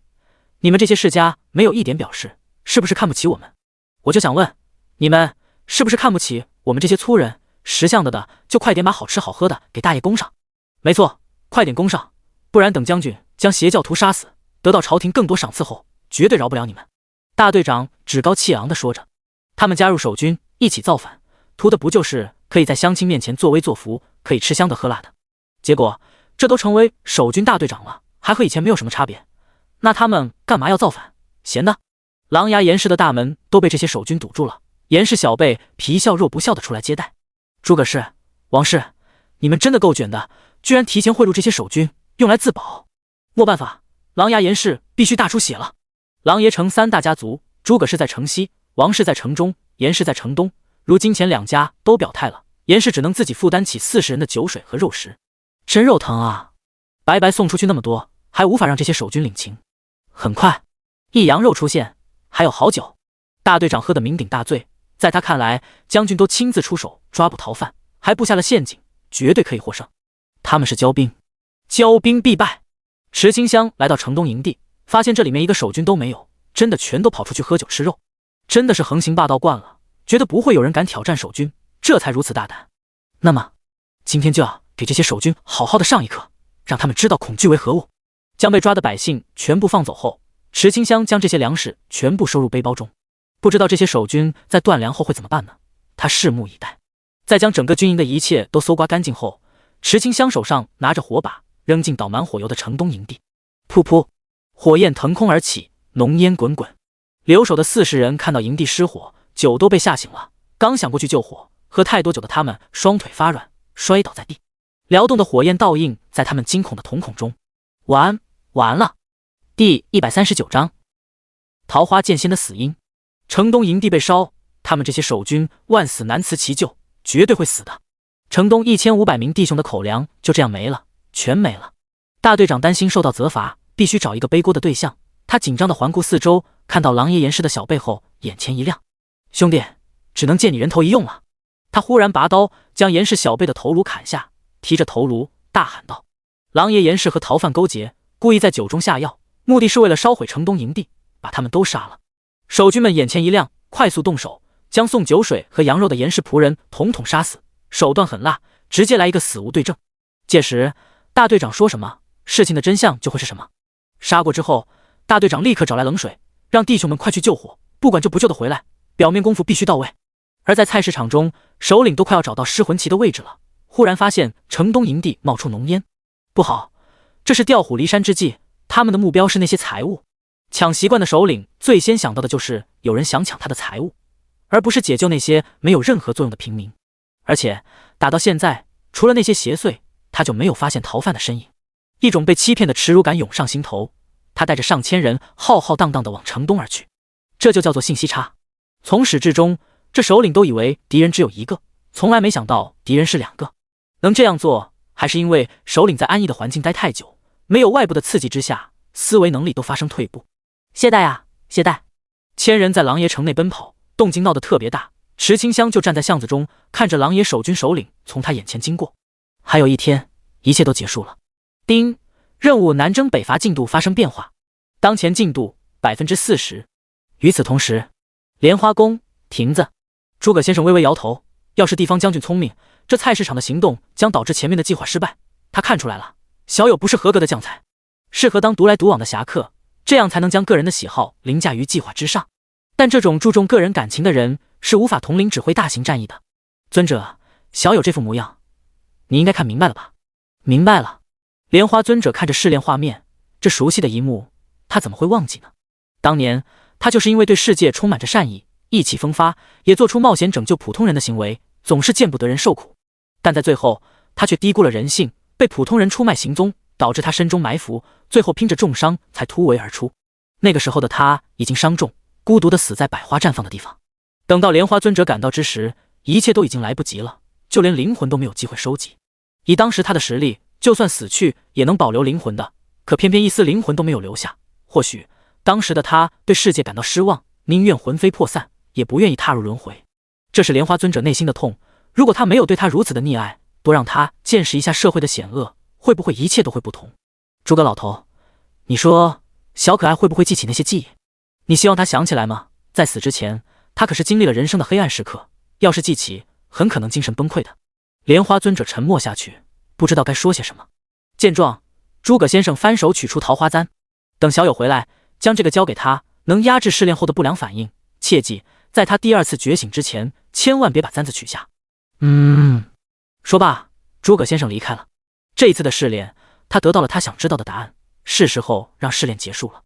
狼爷城，就在城东大火还没有消散之时，城外出现朝廷守军，首领还没来得及向留守的大队长问责呢，就被这个事情吸引了注意力。他怒了：是谁把消息泄露出去的？守军们不敢吱声，生怕被当出气筒。但留守的大队长脑子一抽，他语气笃定道：将军，一定是城内那些世家干的。你看这场大火就是严家放的，他们还故意在酒水中下药。小队长纷纷附和道：队长说的有理，将军，您看我们这边刚被烧了粮草，朝廷的军队就出现了，这一定是严家一早就计划好的。这个屎盆子必须牢牢地扣在严家身上，只有狼爷城世家才能承受将军的怒火。而且城东营地没有食物了，世家里面有啊。大队长继续煽风点火道：将军您看，严家能拿出那么多肉来麻痹弟兄们，一定还藏着更多的粮食，我们何不如？是啊，听说世家女个个生得貌美，品行端庄，肯定比城内的妇人有意思。听到这些话，首领又怒了，这都什么时候了，还想着这个事情。他猛地挥刀将小队长的头颅砍飞。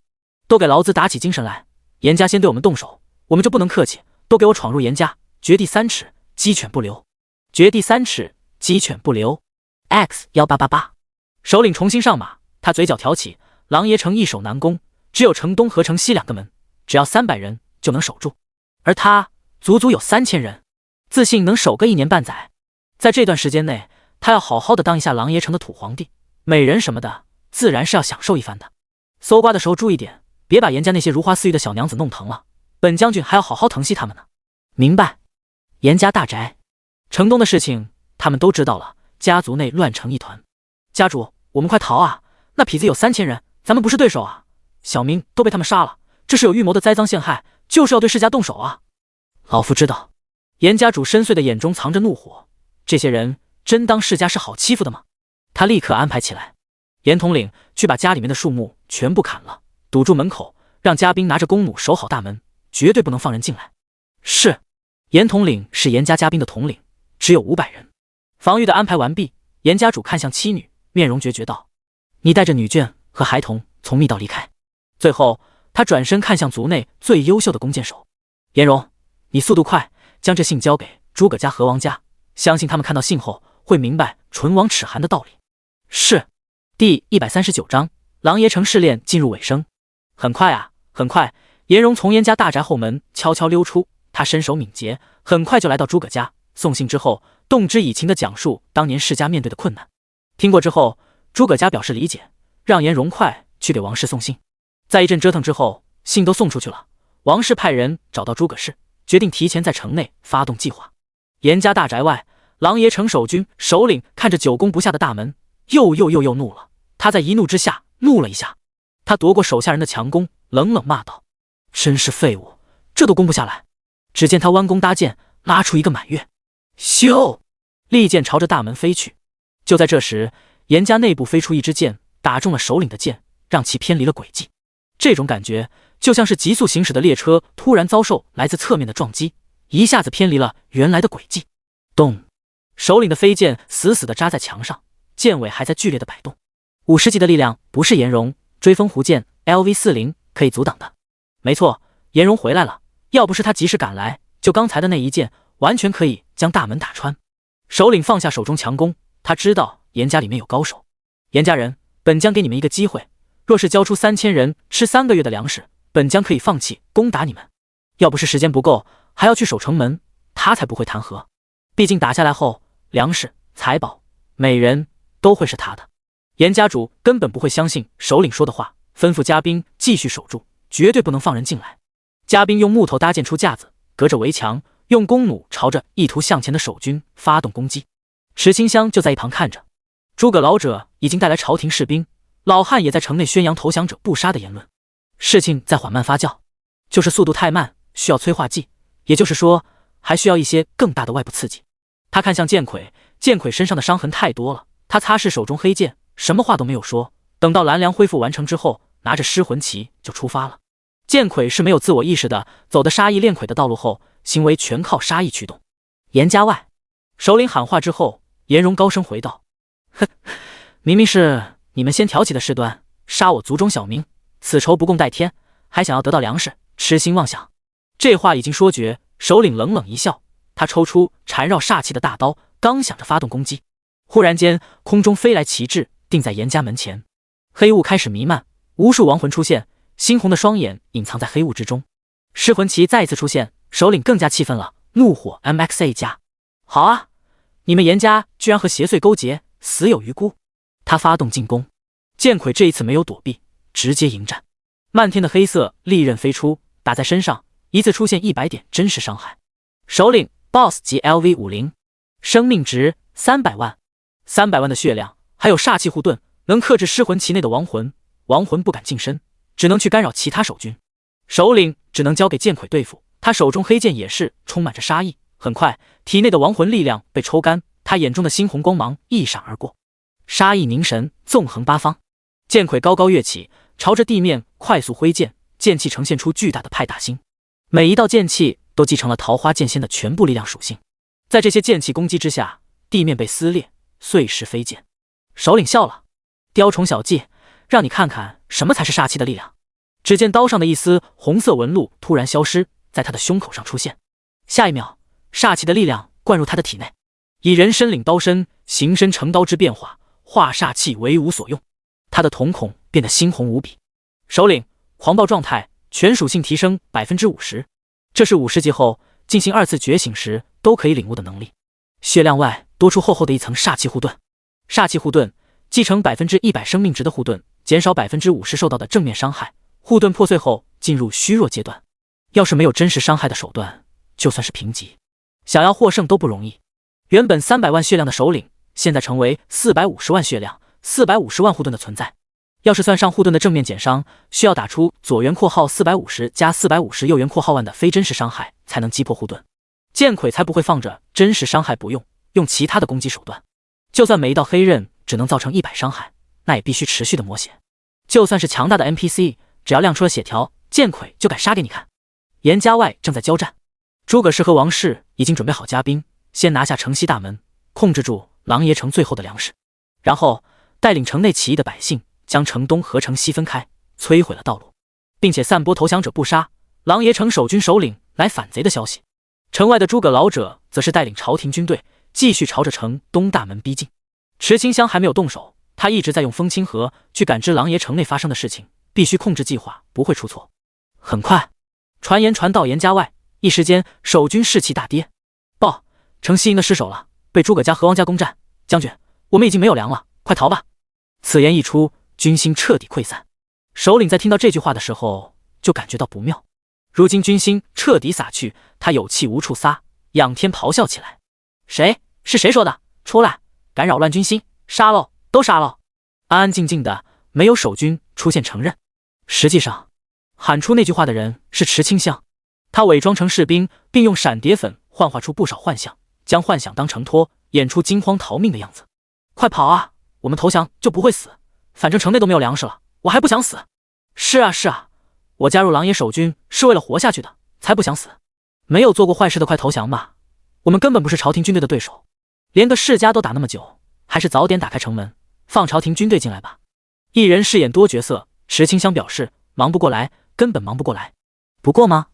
经过他这一番操作之后，任务进度更新了。狼爷茅屋进度 70%， 南征北伐进度 60%， 七星5丈原进度 20%， 剩余时间2/3。第140章，强弩灰飞烟灭。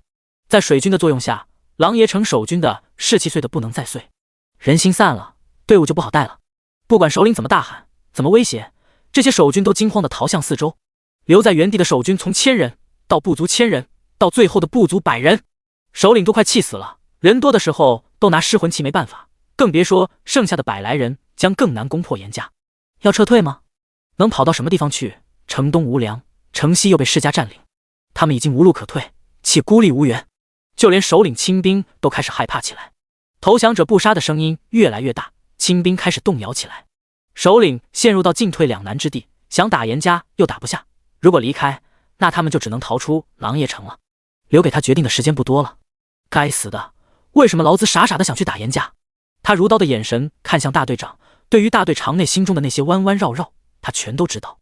之所以不挑破，当然是因为他也惦记上严家那些宝贝，想着打不下来也能勒索一些财物。最坏的结果无非是世家联合起来抵抗，届时他就说是大队长欺骗他，这是一场误会，把大队长杀了就能平息世家怒火。可谁能想到事情会发展成现在这样，完全是一副失控状态。他不能拖下去了，必须果断。所有人撤，守住城东大门。在城东大门外，诸葛老者带着数万人将东门围得水泄不通，彻底击垮驻守在城东大门的守军。就在首领刚赶到城东大门，就看见大门被守军从内打开，随着门外的朝廷士兵出现在他的眼前，他手中的大刀无力掉落。无命休矣！诸葛老者看到城门已开，指挥着士兵进入城门，消灭城中叛军，解放狼爷城。开门的守军谄媚的恭迎朝廷士兵：将军，您终于来了，我们苦这反贼久矣，终于把您盼来了，快里面请。诸葛老者对这种油嘴滑舌的奸诈小人没有什么好态度，他一挥手举起调动军队的令牌，高声道：全军出击，投降者不杀，反抗者格杀勿论。是。朝廷军士兵 LV50， 每一个朝廷军都是50级的，和狼爷城守军首领同一个等级。首领慌张不已，他快速撤退，想要逃向城西，但他的亲兵在这时候选择放下武器投降。将军，他们说了，投降者不杀，我们还不想死？首领眼睛瞪大，气得咬牙切齿。该死的，你们这是背叛我吗？他捡起大刀就想朝着亲兵的头颅砍去。咻！一支箭从后方飞来，将大刀打飞。精鸣之音还在大刀上回荡，首领感受到发麻的双手，心中充满着不安。他看向箭飞来的方向，太史城八方剑 LV80，他便是这一次朝廷派来的主将。擅长速射，射得又快又准，特别是他力气很大，能多次射箭，很持久，不怕消耗战。你已经无路可退，若是负隅顽抗，下一箭瞄准的就不是你的武器。首领输了，他很不甘心地握紧手中大刀，眼睛看向周围，再发现池清香伪装 LV21 站在诸葛老者面前和太史丞交谈时，勃然大怒。这个一定是小菜鸡，死之前也要拉一个垫背的。实力如此弱小，却能和那么强大的主将攀上关系，说不定就是个柔弱的文官。虽然他不理解为什么文官长得那么硬朗，莫不空形象，不过没关系，他自信可以秒杀这个菜鸟。吃我一刀！首领踏步向前，宛如离弦之箭。如果他可以刺杀成功，那就代表着刺杀可以成功，但他无法刺杀成功的。剑魁从空中出现，扔下尸魂旗，尸毒和亡魂出现，散发着浓郁杀意的猩红双眼拦在首领面前，区区邪祟，找死！鲁刀式强弩灰飞烟灭。这一刀看起来很厉害，其实真的一点都不简单。不过池清香毫不慌张，他掏出万尸经，输入灵力后展开巨大的保护屏障。当鲁刀式的攻击余波无法在屏障上掀起丝毫波澜。都说小鹿怡情，大鹿伤身，强撸灰飞烟灭，最终目的都是鲁刀式。首领用出的强弩是鲁刀式3招中最强的一招，可惜就算这样都无法击杀菜鸟，他心中满是不甘。突然一把刀从他的胸膛穿过，是大队长。大队长神色癫狂道：将军，是你，都是你啊，谁让你对手下那么苛待的？要不是你，我也不会想着陷害严家，我们也不会落到现在这个地步。首领被控制住，胸口的鲜血不断流出，要害被牵制，在10级以内是可以通过攻击要害造成伤害的，造成的伤害都是真实伤害。如今首领就被大队长 LV45 用要害牵制了。他扯着嗓子大喊道：你们别过来，让我离开狼爷城，我杀了严家人，留在这里一定会死。你们要是不放我走，我就把他杀了。闻言，太史丞沉默了。这种情况很难评，他的大脑都卡住了一瞬。池清香感觉事情的发展有些出乎意料，大队长这个行为就像是犯人挟持住另一位犯人，以此作为要挟，要是不答应就要做坏事一样。这究竟谁是好人，谁是坏人啊？总感觉奇奇怪怪的。这种要挟对太史丞来说不起作用，他弯弓搭箭，冷冷道：本将军来到这里的目的只有一个，剿灭反贼。等等，你们不是说了投降者不杀吗？你出尔反尔，有没有一点诚信？不好意思，这句话是老夫说的。诸葛老者站了出来，他顶替池清香去背负言而无信的骂名。很快，太史丞的命令下达，一时间万箭齐发，所有狼爷城的叛军都被杀死，再一把火烧成骨灰。你一堆，我一堆，全都送去田里面做化肥。狼爷城解放。丁，任务进展有更新，狼爷茅屋完成 80%， 南征北伐完成 80%， 七星5丈原完成 60%。第141章，地府是无法预测的存在，所有的狼爷城守军都被杀了。新的守军在太史丞的考核之下，很快就选了出来。防止守军叛乱的事情再一次发生，选出来的守军不会很多，只有1000人。选好之后，诸葛老者交出令牌，送别了太史丞。今天是第3天了。城西郊外的茅屋边上，池清香恢复原本样貌，和诸葛老者坐在石凳上喝茶。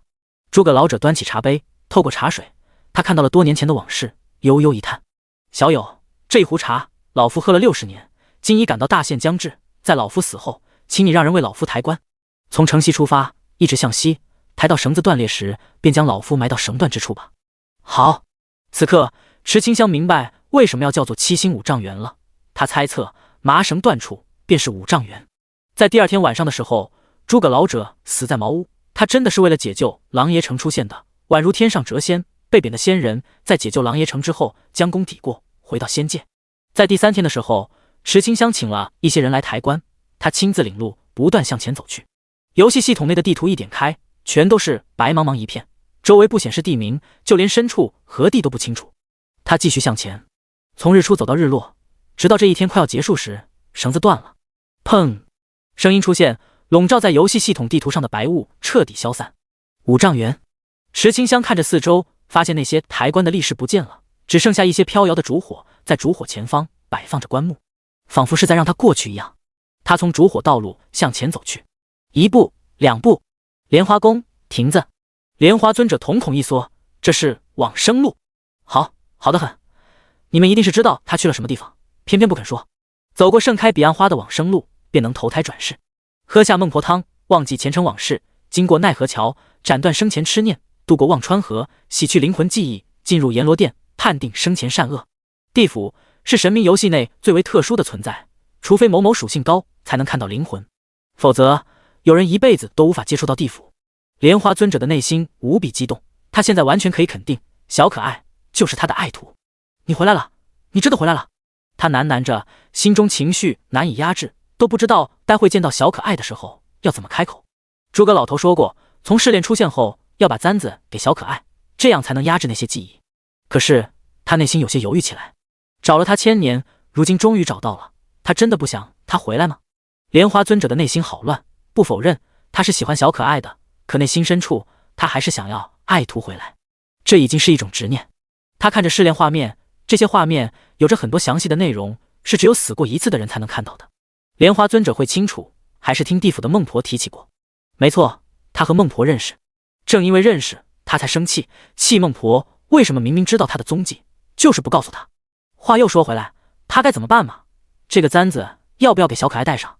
试炼中，池清香并不清楚他来到什么地方，只感觉大脑内2道声音不断出现：离开这里，离开！我不想看到那些过去。为什么我那么帮助他们？他们要陷害我，我不明白。求求你离开这里，我不想继续想起那些记忆了。这道声音透露出太多的委屈，如同被全世界抛弃的孩子遭受到来自残酷现实的毒打。他被保护得太好了，第一次经历如此险恶的人间后，道心彻底崩溃。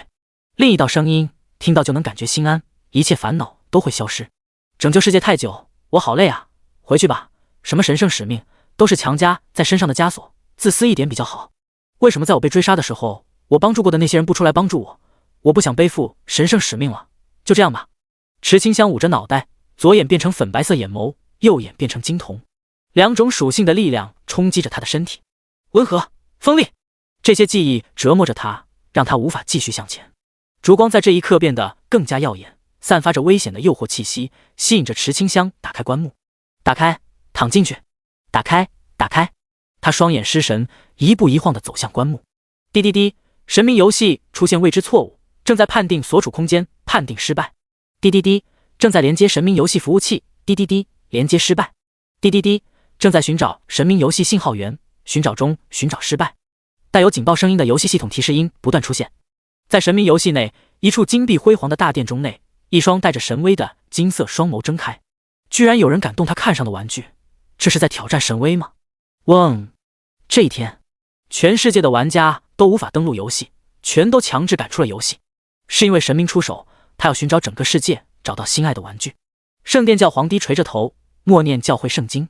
魔神殿内，骷髅大将空洞的眸子闪过一丝神秘的漆黑。有趣，太有趣了。他内心嘀咕一番后，又霍霍霍地笑了起来。果然还是要活得久，才能看到那么多有意思的事情啊。他决定了，继续保养骨头，让每一块骨头都晶莹起来。才活了10000年，不够，还不够。他继续躺在棺材内，吸收地气，默默修行。99级，怎么修行呢？100级成神。成神道路在没有打开之前，所有的修行只是积攒底蕴罢了。骷髅大将继续修为，无非是打同为99级的强者时可以一达10。骷髅大将最懂这些了，隐藏是他的必修课，就像是他明明可以杀死魔神，自己当魔神，他偏不，就是要当个浑水摸鱼的大将，这样才不会遭受神明注意。真的要进行战斗力排行的话，骷髅大将是神明游戏内100级以下当之无愧的最强者，莲花尊者只能排到前10。在尊者的前方，有着圣殿教皇、魔神殿魔神、蜀山剑宗的剑圣、青丘的狐仙。第142章，才不想心怀天下。现实中，无数玩家纷纷抱怨起来，他们记得上一次被强制踢出游戏。好吧，没有上一次，反正就这样被踢出游戏已经很烦了。枫叶红简直快要崩溃了。前几日因为扶摇城的 NPC 打架，他的百花鹿任务失败了。失败就失败，比那些被禁止登录游戏7天还数据清空的玩家来说，他很幸运了。可是这一次他在野外待了那么久，又快收集好百花鹿了，突然来一个强制下线。很快关于神明游戏为什么让全世界玩家强制退出游戏的猜测出现在新闻头条。神明游戏崩溃，神明游戏一些不能说的秘密，我和神明在游戏内的故事。标题奇奇怪怪的。在失去神明游戏后，很多人才发现他们和现实生活之间的联系少了好多，一下子都有些不习惯，在见到人的时候变得不知道怎么交流，而且走起路来总是幻想着身上有着强大的力量，一拳打死牛那种。真的去打一下牛后，有人被牛踢到重伤住院，许多人模糊了现实和游戏，疯狂地进行作死行为。要知道，现实中死亡是无法复活的。在被现实社会教做人惨遭一番毒打之后，浑身裹着绷带的玩家表示，游戏无法登录的第1分钟，想念如同潮水一样，一遍又一遍地冲刷他们的大脑。我要玩神明游戏。不少冷静之人在冷静之下仔细一想，在神明游戏出现之前，他们在干什么呢？好像是在……都忘了。神明游戏这才出现1个月时间，他们就忘现实生活该怎么去过。无法一跳2米高，无法跑步快过博尔特，还怕死。很快，这个现象又引起人们的思考他们是不是对神明游戏太过依赖。已经有很多人放弃现实的生活和社交，整天沉迷在游戏内，不只是为了觉醒，还为了真实无压力的第3世界。甚至有神明游戏的旅游攻略，有美食指南，还有穿搭教学，依然是一副将神明游戏当成真实世界来生活。这好吗？这不好。所以什么时候才可以登录神明游戏啊？他们感觉浑身上下都有蚂蚁在啃食一样，太难受。这种行为一般称之为戒断反应。游戏内，神明的力量覆盖整个世界，金光灿灿。莲花宫亭子，诸葛先生去而复返，吓死老夫了！小友这是干了什么？怎么惹到神明亲自动手？闻言，莲花尊者沉默了，他指着试炼画面：“这个不是你弄的？”诸葛先生看向画面，惊呼道：“这些是什么地方？怎么那么像地府？不对，这真的是的地府，老夫哪有这种勾连地府的能力？等等，你是说那个是真的地府，不是你构建出来的虚像？当然了，老夫的试炼在麻绳断的那一刻就已经结束了。”说着，诸葛先生还展示出池清香的试炼记录：任务狼爷茅屋进度 80%， 南征北伐进度 80%， 七星5丈原进度 80%， 任务已经完成。仔细一看，下方有个小字：叮，系统出错，玩家陷入未知错误中。坏了，必须早些将他拉出来。诸葛先生第一次失误，立刻启动阴阳八卦罗盘，将池清香的灵魂召唤回来。一道玄妙的波动出现，快速波及到地府之中。同时出现的还有神明的力量。地府也敢跟吾抢人？休想！地府是往生的地方。池清香被烛火吸引着走到棺木前，空洞的双眼看着这个棺木。这是王棺。俗话说，欲进王棺，必先死亡。一旦这个棺木被打开，池清香就会在游戏内死去，灵魂彻底踏入往生路，也就是说，会提前进行转世轮回。每个人都有属于他的王棺，想要见到王棺，必须是灵魂无比虚弱之时才能看见。就像是池清香一样，他的灵魂在2道声音的影响之下变得无比虚弱，根本不知道外面发生什么，遵循着灵魂的本能去打开王棺。所有死去的生命在第7天的时候，俗称头七，那一天会恢复理智，回去了却心中牵挂。事情结束就会打开王棺，进入地府，结束这一生，迎接新的轮回。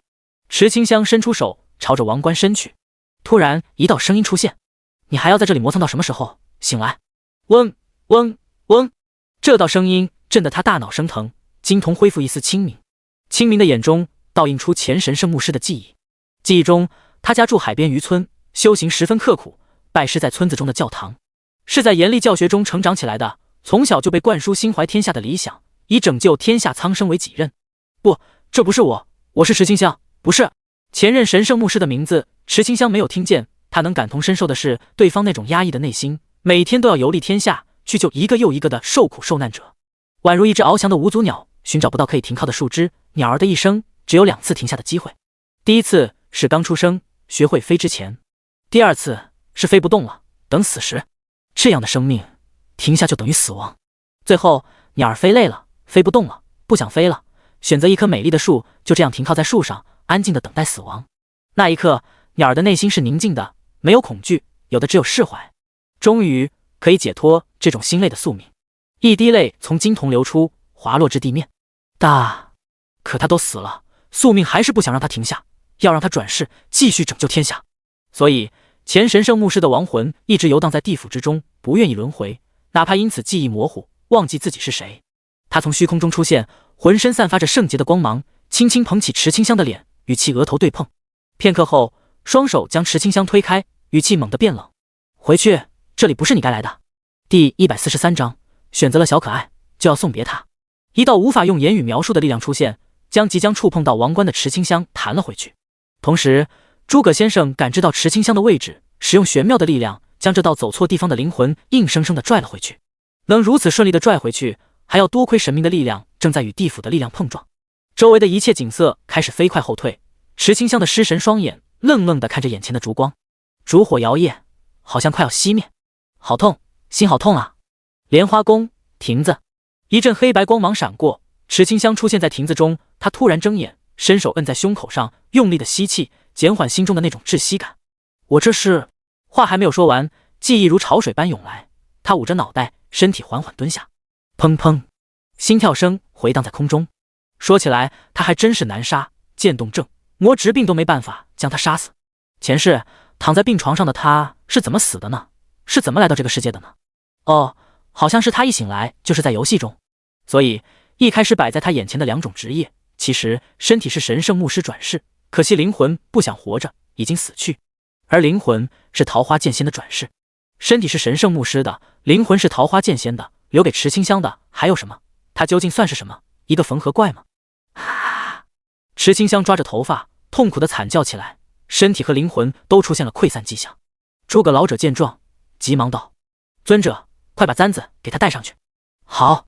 莲花尊者拿出桃花簪，急急忙忙的给池清香戴上。粉白色的护体屏障出现，时装交相呼应，将呼之欲出的前桃花剑仙记忆给压制下去。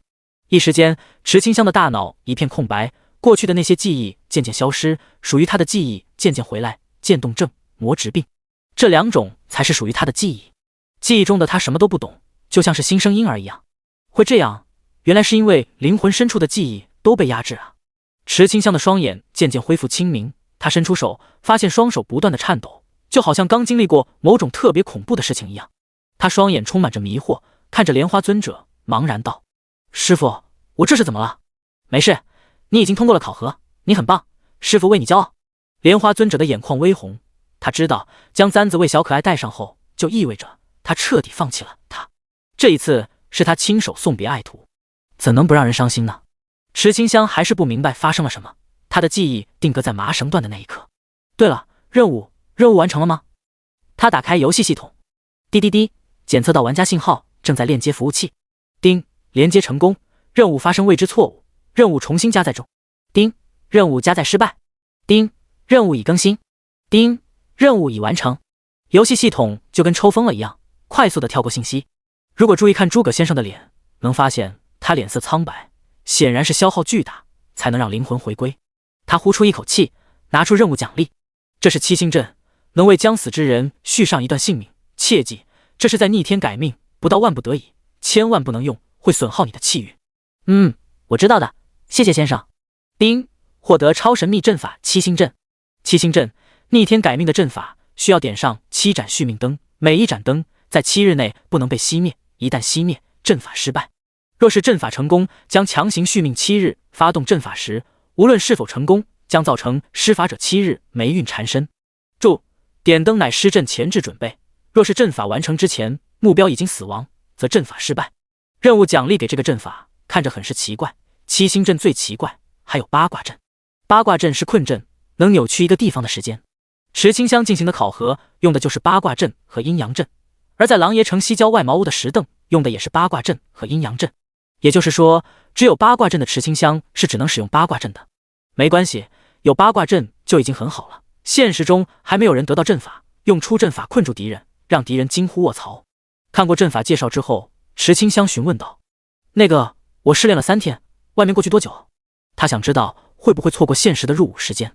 莲花尊者微微摇头：“没有，你放心吧。”因为经过一番不水自述的解释后，池清香明白了，他决定先下线，好好看看现实的生活。在离去之前，他忽然感受到一种奇怪的悸动，好像是古树在呼唤他。师父，古树好像在找我。闻言，莲花尊者一愣，他看着诸葛先生。诸葛先生微微摇头，他不知道事情已经超出他的预料，所有发生的事情都是不可控的。或许真的是因为桃花剑仙灵魂的原因，古桃树居然幻化出人形。他就站在树下，长发随着风微微吹动，他在等一个人，去完成一个约定。一段时间之后，池清香和莲花尊者诸葛先生来到古桃树下，当看见满头白发站在树下的人影时，莲花尊者愣住了。这是古树化形，传说中树木在受到供养、吸收天地精华之后，可以化成人形。没想到他真的看见了。真要论起来，古桃树的辈分比他还高。他向前一步，询问道：“古桃树前辈，您是小莲花呀？好久不见。”“好久不见。”“是啊，你还小的时候我们见过，你带着他来的时候我们也见过。”此言一出，莲花尊者回忆过去，想起桃树林中时常出现的神秘女子。“你是传说中的桃树林神秘女子？”“古桃树 LV 微微点头。他要等的人已经来了。他看向池清香，准确点说是看着池清香头上的桃花簪。这个簪子是用他的本命之鸦打造的。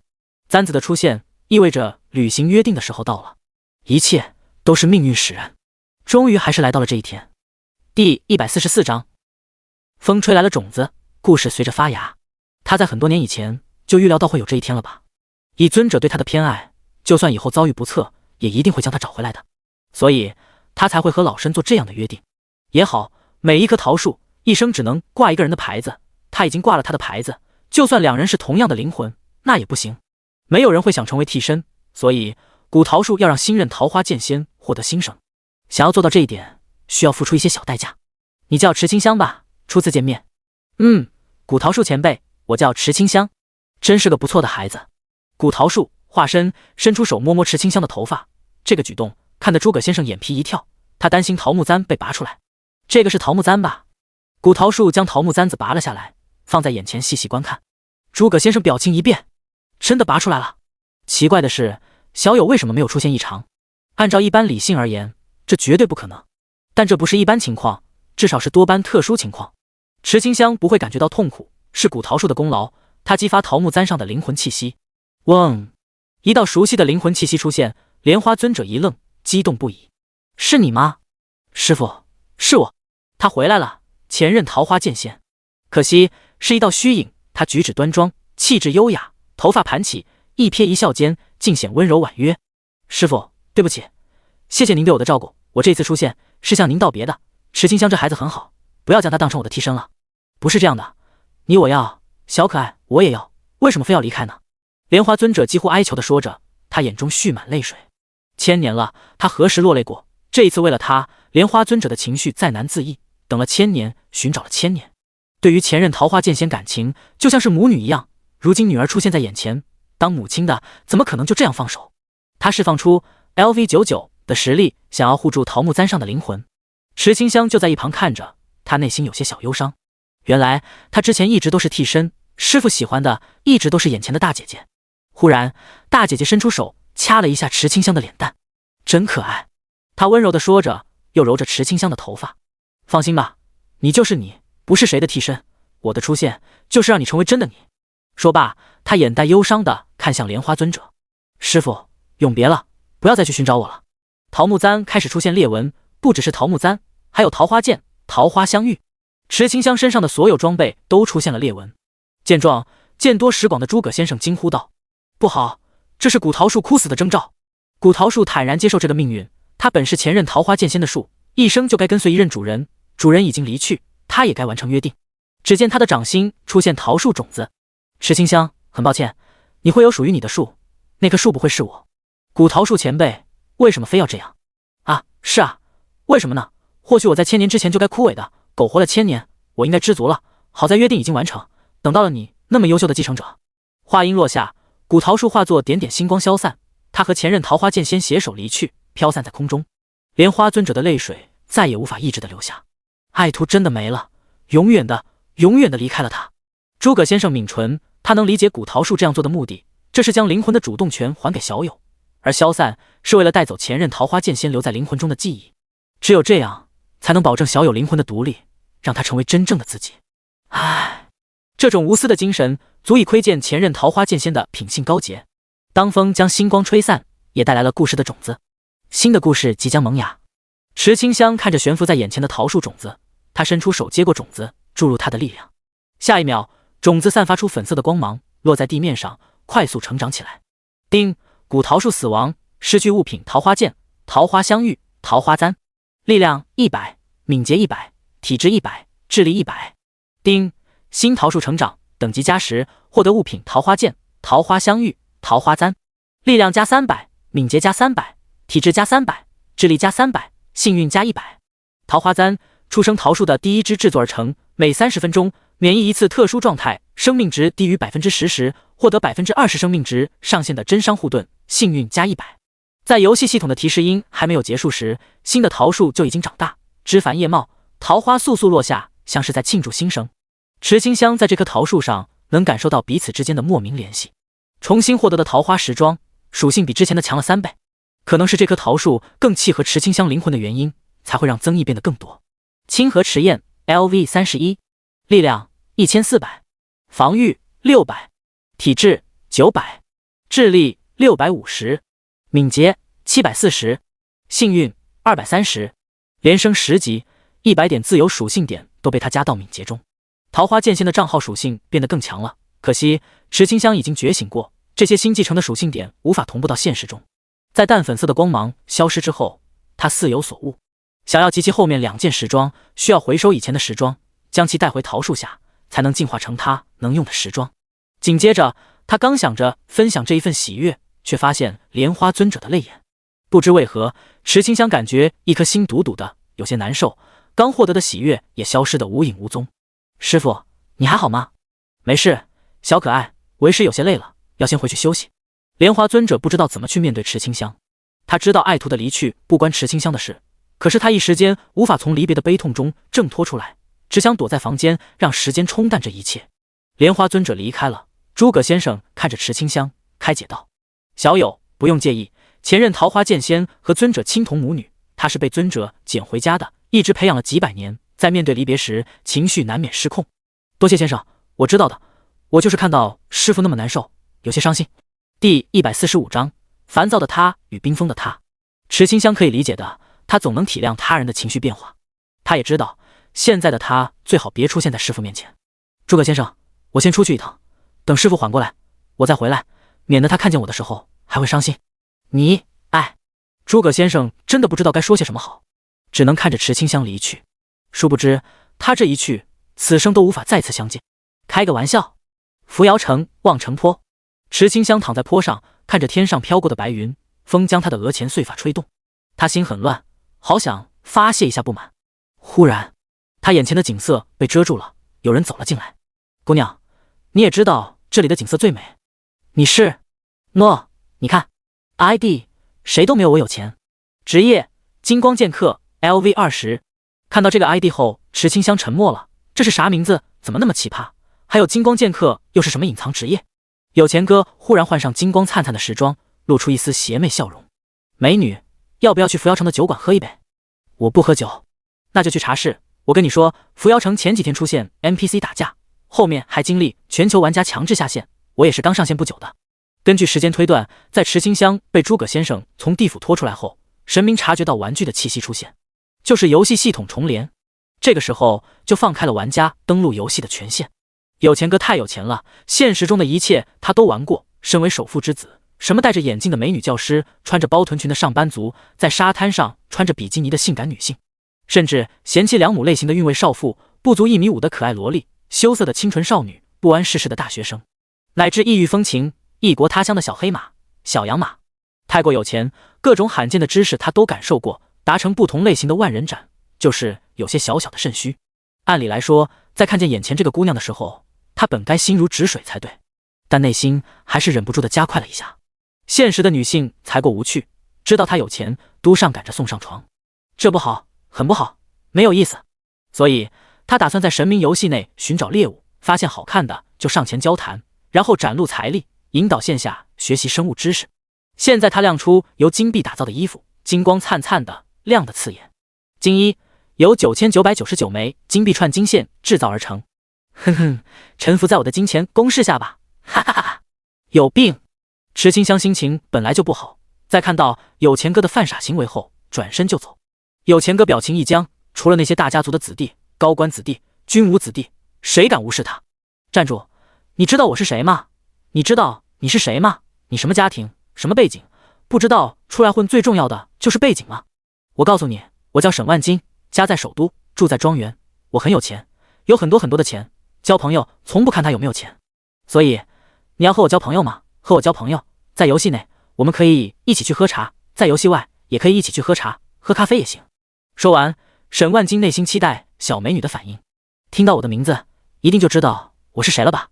可美女好高冷，只留给她一个长发飘飘的背影。你等等，我给你1000金币，陪我喝茶，不喝茶也行，陪我说说话。你是不是故意装作不认识我呀？欲擒故纵对不对？别装了。沈万金叽叽喳喳地说着，烦死个人。池清香实在是受不了了，她亮出桃花剑，眼神冰冷道：我心情不好，离我远点，否则死！空中飘落桃花花瓣，沈万金愣住了。特喵的，难怪觉得这小美人很奇怪，她会好奇，原来是伪娘。说起来，她还没有深入感受这类群体的生物知识。长得那么美，关了灯都一样，她有些蠢蠢欲动。桃花剑仙是散人，要是能征服成功，说不定会给家里面带去帮助。能万人斩，沈万金靠的不只是钱，还有资深的床上功夫。嫪毐有着成名绝技，那种绝技他虽然不能做，但他天赋异禀，高达180。而且在和吕渊探讨生物知识的时候，每一次的行动都能将对方的声音撞散。因为这个带来的自信，使得他认为不会死，就这样隔着一段距离继续跟着。在几分钟后，池清香察觉到他还在跟，烦躁涌上心头，挥出一道剑气将他秒杀。他冷冷道：说了，离我远点，为什么就是不听？丁，您被玩家清河迟彦击杀。从扶摇城复活的沈万金愣住了，真敢动手啊！他摸着脖子，有些后怕。社会上对桃花剑仙的讨论真不是吹的，桃花剑仙是偏执狂，有暴力倾向，喜欢虐杀对手。想到这些评价，他脊背发凉，不敢去触碰眉头。出了一剑后，池清香抬头闭眼，让风吹散他心中的暴力。他真的很烦，需要一个地方静心。扶摇城中可以静心的地方，或许只有青罗带。执行力很强的他来到湖边，寻找一棵巨大的树。看着这棵树，他没由来的想起古桃树，心中又是一阵烦躁。有些疯批的他快速挥剑，将这棵树做成独木舟，抬手扔到湖面上。池清香就这样躺在独木舟内，随波逐流，看着天上的白云，一时间不知道是他在动，还是白云在动，或许都在动。他没有继续思考，只想在游戏内放空大脑。师傅，我过几日要参加训练，可能不会来了，你要保重。现实的训练是应对魔兽的，相对应的游戏时间会大量减少。因为已经转职觉醒过的，继续玩游戏的收益太小，还不如在现实中击杀魔兽，用魔晶修行升级还得快。一颗最低级别的魔晶都能加1万经验，比苦哈哈的杀怪快多了。时间流逝，不知不觉中，12小时的下线提醒出现，池清香微微抿唇，离开了游戏。与此同时，莲花尊者枯坐在莲花宫内，在一处偏殿中，这里充满寒冷，有一副冰棺，馆内只有几件衣服。他就这样趴在棺木上，还无法接受爱徒的永远离去。就这样多待一会，能让他感觉还抱着爱徒一样，就好像爱徒还没有离开。他的人生其实在1000年前爱徒死去的那天就断了。原本已经快被池清香融化的冰封内心，可在目睹爱徒的离去后，这颗心又一次冰封起来。第146章，故意为之。游戏和现实之间终究是隔着一条无法跨越的线，这条线看不见摸不着，可又真实存在。池清香从虚拟舱中醒来，这一次的游戏让他觉得时间过去好久好久，都有些恍惚。看了眼时间，发现真的才过去12小时，他在游戏内的感觉那是至少过去1周。这种来自时间得错乱感，需要他好好调整。滴滴滴，牧师班群的消息提示音出现，他拿起手机一看，发现是牧师班同学又在询问大家什么时候聚会。有人@池清香，邀请他参加聚会。池清香，你都已经是牧师觉醒者了，下个月要离开学校，这周末是最后一次牧师班聚会，大家都想见见你。是啊，池姐，我们还想向你取经，想知道怎么才能觉醒成功呢？池姐不在嘛，应该是在神明游戏内，大家就应该学池姐对待游戏的态度。那么天才还那么努力，他不觉醒谁觉醒？对，说得对，咱们池姐可是学校内牧师觉醒第一人，肯定天才。明明是20几人的牧师班群，硬生生的聊成几百人的群，那消息不断的跳动，不一会又是99加。池清香恰好心情烦躁，他也想出去放松放松，便发消息道：池清香，好，周末我们就进行班级聚会，地点你们定吧。池姐出来了，大家选个好一点的地方。那个，我有一个朋友也想来，他还没有见过牧师觉醒者呢。我也是，我弟弟特别想看看大红人。那就包一个酒店吧，我们出钱，就当是孝敬给池姐的学费了。看着这些人的嘴脸，池清香对于人性的感悟更深了一些。这就是人性吗？真是善变。至于参加聚会，有实力在身上，根本不怕。而且他还可以用剑魁伪装成神圣牧师，用剑道傀儡伪装成桃花剑仙，出行有2个保镖在，就算真的有危险也能解决。他没有忘记那个秋什么的曾经在神明论坛内发布攻击他的委托，总是被惦记着也不是办法。他现在心情不好，看看能不能把接委托的人调出来，狠狠地揍他一顿，发泄一下心中的郁闷。希望到时候那个人抗揍一下，别突然死了。太容易死，那就不好玩了。时间一晃而过，很快就来到周末。清早的时候，池清香就无师自通地打扮好穿搭，浑身上下都洋溢着青春气息。在出门之前，他就已经把剑道傀儡派出去了，时刻监视周围行动诡异之人。殊不知，这一次盯上池清香的不只有执行者，还有10亿报酬的保护者。保护者有苦难言，他们是一整个团队。要是早知道池清香会成为觉醒者，他们当初就不应该接受这个任务。学生成为觉醒者是要去边境线的，又因为这是为期半年的保护任务，他们很可能也要跟过去边境线。这简直是令人崩溃。一开始就不应该贪心这10亿，觉得保护个女大学生而已，有什么难的？现在好了吧，女大学生摇身一变成为牧师觉醒者，对于保护者来说简直就是悲剧。他们无奈伪装成行人，用余光观察着池清香。走在参加班级聚会的路上，池清香察觉到周围几10道目光，有那么多人想对我动手，看来这一次不会无聊了。后天就是月底集合的时间，在那之前他就好好的陪这些有不轨之心的人玩一玩。因为你拉我，我拉你，导致参加班级聚会的人很多，来的人都是牧师班同学的朋友的朋友的朋友，原本20几人，现在变成上百人，都想着来见一见网红。你没有猜错，因为池清香的身份和颜值，她成为知名网红，热度一直居高不下。曾经发言过的账号也多出了100万关注，就是他没有去关注这些数据而已。这些事情还是聚会的时候听到这些人提起，池清香才知道这件事。聚会已经开始了，牧师班的同学有钱，包下整个酒店，打算来个不醉不休，醉了就直接上去房间睡觉。池清香不喝酒，就连话都很少，他捧着果汁，在喧闹的气氛中独自安静。他在听风，风告诉他，酒店外有很多人，一些人的身上还携带着武器。在酒店楼顶见到傀儡戴着斗笠，眼神冰冷地盯着下方这些鬼鬼祟祟之人。剑魁也出现了，他只用八卦阵和金光护体，用来迷惑大众视野，分走关注度。酒店内，在彼此稍微熟络后，有人举起酒杯，大声道：“咱们好不容易见到池姐一面，应该向池姐敬个酒。”对，应该敬酒。无数人纷纷附和。牧师觉醒者没啥战斗力，这些人要说没有点想法，那都是假的。如果可以发生点什么的话，那就再好不过了。男人们心照不宣，都是千年的狐狸，彼此间都熟悉灌酒的操作。酒一杯接着一杯的敬着，池清香一直用果汁回应，直到10几杯过后，图穷匕现，他们忍不住了。池姐，哥几个尊你那么久，你好歹也喝一杯吧，不能驳了那么多人的面子。是啊是啊，大家都是朋友，喝个酒而已，有什么大不了的？你班级同学那么多，还担心出事啊？对啊，池姐，你都是牧师觉醒者了，难道还怕喝醉？这一套组合拳打下来，有捧杀、激将、威胁。若是换成普通人，真的会在这种氛围下，为了面子不情不愿地喝下一口酒。但池清香不是普通人，他出来参加牧师班的聚会，就已经给足这些人面子了。眼看这些人还敢逼宫，他笑了，笑容甜美，让男人们心中痒痒，误以为他要喝酒。只要喝下第1杯，就会有第2杯、第3杯，直到灌醉。怎料池清香不是要喝酒，他起身将果汁倒掉，看向牧师班的同学：“今天过后，我和你们没有任何关系，我们是牧师班的聚会，不是这些闲散人员的聚会。别以为池清香还是什么都不懂的小白，多亏了李时义，他知道身为女孩子，在外面要警惕，要懂得保护自己，发现不对，必须离开。”第147章保护任务。所以当池清香说出这句话之后，他起身离开，没有人敢去阻挡，如果阻拦，性质就变了。那些女同学朝着带来的同伴抱怨，说他们怎么那么没用，连个痊愈的魔质病都没办法拿下，平时的魅力到哪儿去了？同伴们也委屈了，这牧师觉醒者油盐不进，根本找不到机会，他们怎么下手？没办法了，失去池清香后，聚会还是要继续的，不能浪费这些钱。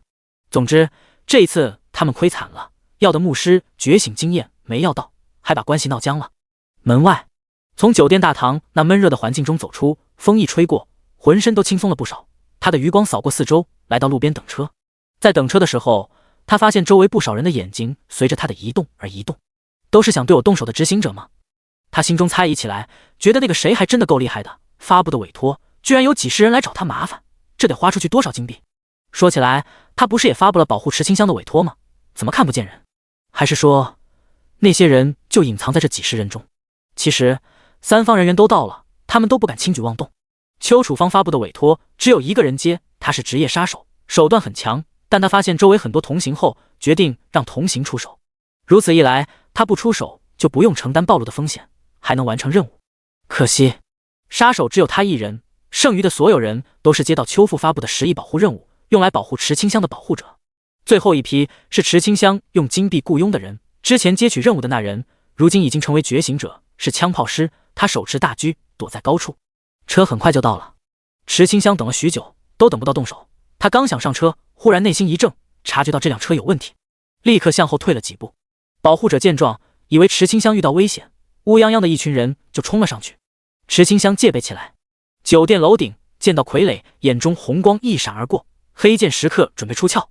剑魁混入人群之中，时刻准备好金光护体与八卦阵。一位大叔匆匆上前，关切询问道：“小姑娘没事吧？”“没事。”“你先离开，这个车有问题。”接取保护者任务的都是普通人，不是觉醒者，他们来自各行各业，其中还是排爆专家。他一眼就看出这个车不对，电路的运行多走过一个位置，也就是说车内有炸弹。此言一出，保护者们不知道从什么地方逃出盾牌，将池清香保护在里面。“小姑娘别怕，我们都是正义的化身，一定会保护你的安全。”池清香一时间都弄不清楚这些人的真实目的，难道说他花金必雇的就是这些人？这该死的安全感真的是拉满了。防爆专家开始摇人，不一会警员都来了。好家伙，原来真的是排爆专家，那为啥会接取保护者的任务啊？池清香心中真的疑惑，他问道：“大叔，你们是接了委托保护我的人吧？难道大叔很缺钱吗？”“这个吗？我孩子也是大学生，他准备觉醒了，觉醒以后那些魔晶需要钱，我就只能多赚钱才买得起魔晶。”保护者的理由千奇百怪，但核心都是为了觉醒后的资源做准备。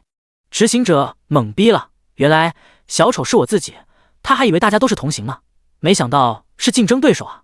那么多保护者在，他要不要放弃任务？说起来，发布任务的雇主一直没有催他完成，那他是不是可以不完成？可是不完成任务会影响神明论坛信誉的，以后就没办法接取任务了，这可如何是好啊？要不就说任务失败，或者说任务有变，他不做了。对，就说任务难度和描述的不一样，想要继续做就必须加钱，不加钱他不干了。在报价的时候，他就故意出高价，高到对方无法支付。太棒了，人还能让尿给憋死。他找到解决的办法后，一身轻松。至于智能汽车的炸弹，拜托，他要是会安装炸弹，何必浪费这些资源弄到车上？反正这个任务他不干了，果断的转身离开。智能汽车上的炸弹拆出来了。秦家得知此事后，彻查负责这车信息的人员，不到5分钟，人就被警员带到案发地，确认车辆是否为他负责。他身穿工装裤，戴着帽子，看起来老实巴交的，整个人表现得很是拘束，说起话来都是磕磕绊绊的。那个不是我早上检查过的，没有问题。秦家祝汇城智能服务部负责人表示，这个炸弹安装的位置是在车辆座椅下，应该调查今早坐过这辆车的人员信息，而查看这些消息需要得到警方的同意，以及向总公司申请。很快，申请批了下来。这是一场有预谋的谋杀案，目标是池清香。又是池清香，他的消息再一次爆火，引起社会关注。为什么他那么惨，谁都要害他，好倒霉。是啊，真是个倒霉孩子，每一次出门都遇不到好事。深有同感，感觉被老天爷针对了一样，诸事不顺。下午，池清香从警局出来，那群保护者反正已经亮明身份，干脆就赖着不走了。小姑娘，我们接的为期半年的保护任务，你放心，这半年内绝对没有人敢来找你麻烦，要是敢来，他们就算是踢到铁板了。没错，我可是散打冠军，嘿嘿。这些人的职业千奇百怪，是职业保镖。就是这样一来，是不是气场有些奇怪？一个小姑娘被一群黑西装的大汉保护其中，不知道的还以为是大家族小姐出门呢。毕竟池清香的气质完全衬托得起这个身份。可是她不是大小姐，就是个普通人。为了不影响正常生活，她说道：“你们保护我可以，就保护这2天吧。接下来我要去参加训练，你们不是觉醒者，就不用过来。任务的话，我就当你完成了。这好吧。直到现在，保护者都以为是池清香发布的保护任务，而池清香也认为是他发布的任务。身为雇主，当然可以提前终止任务。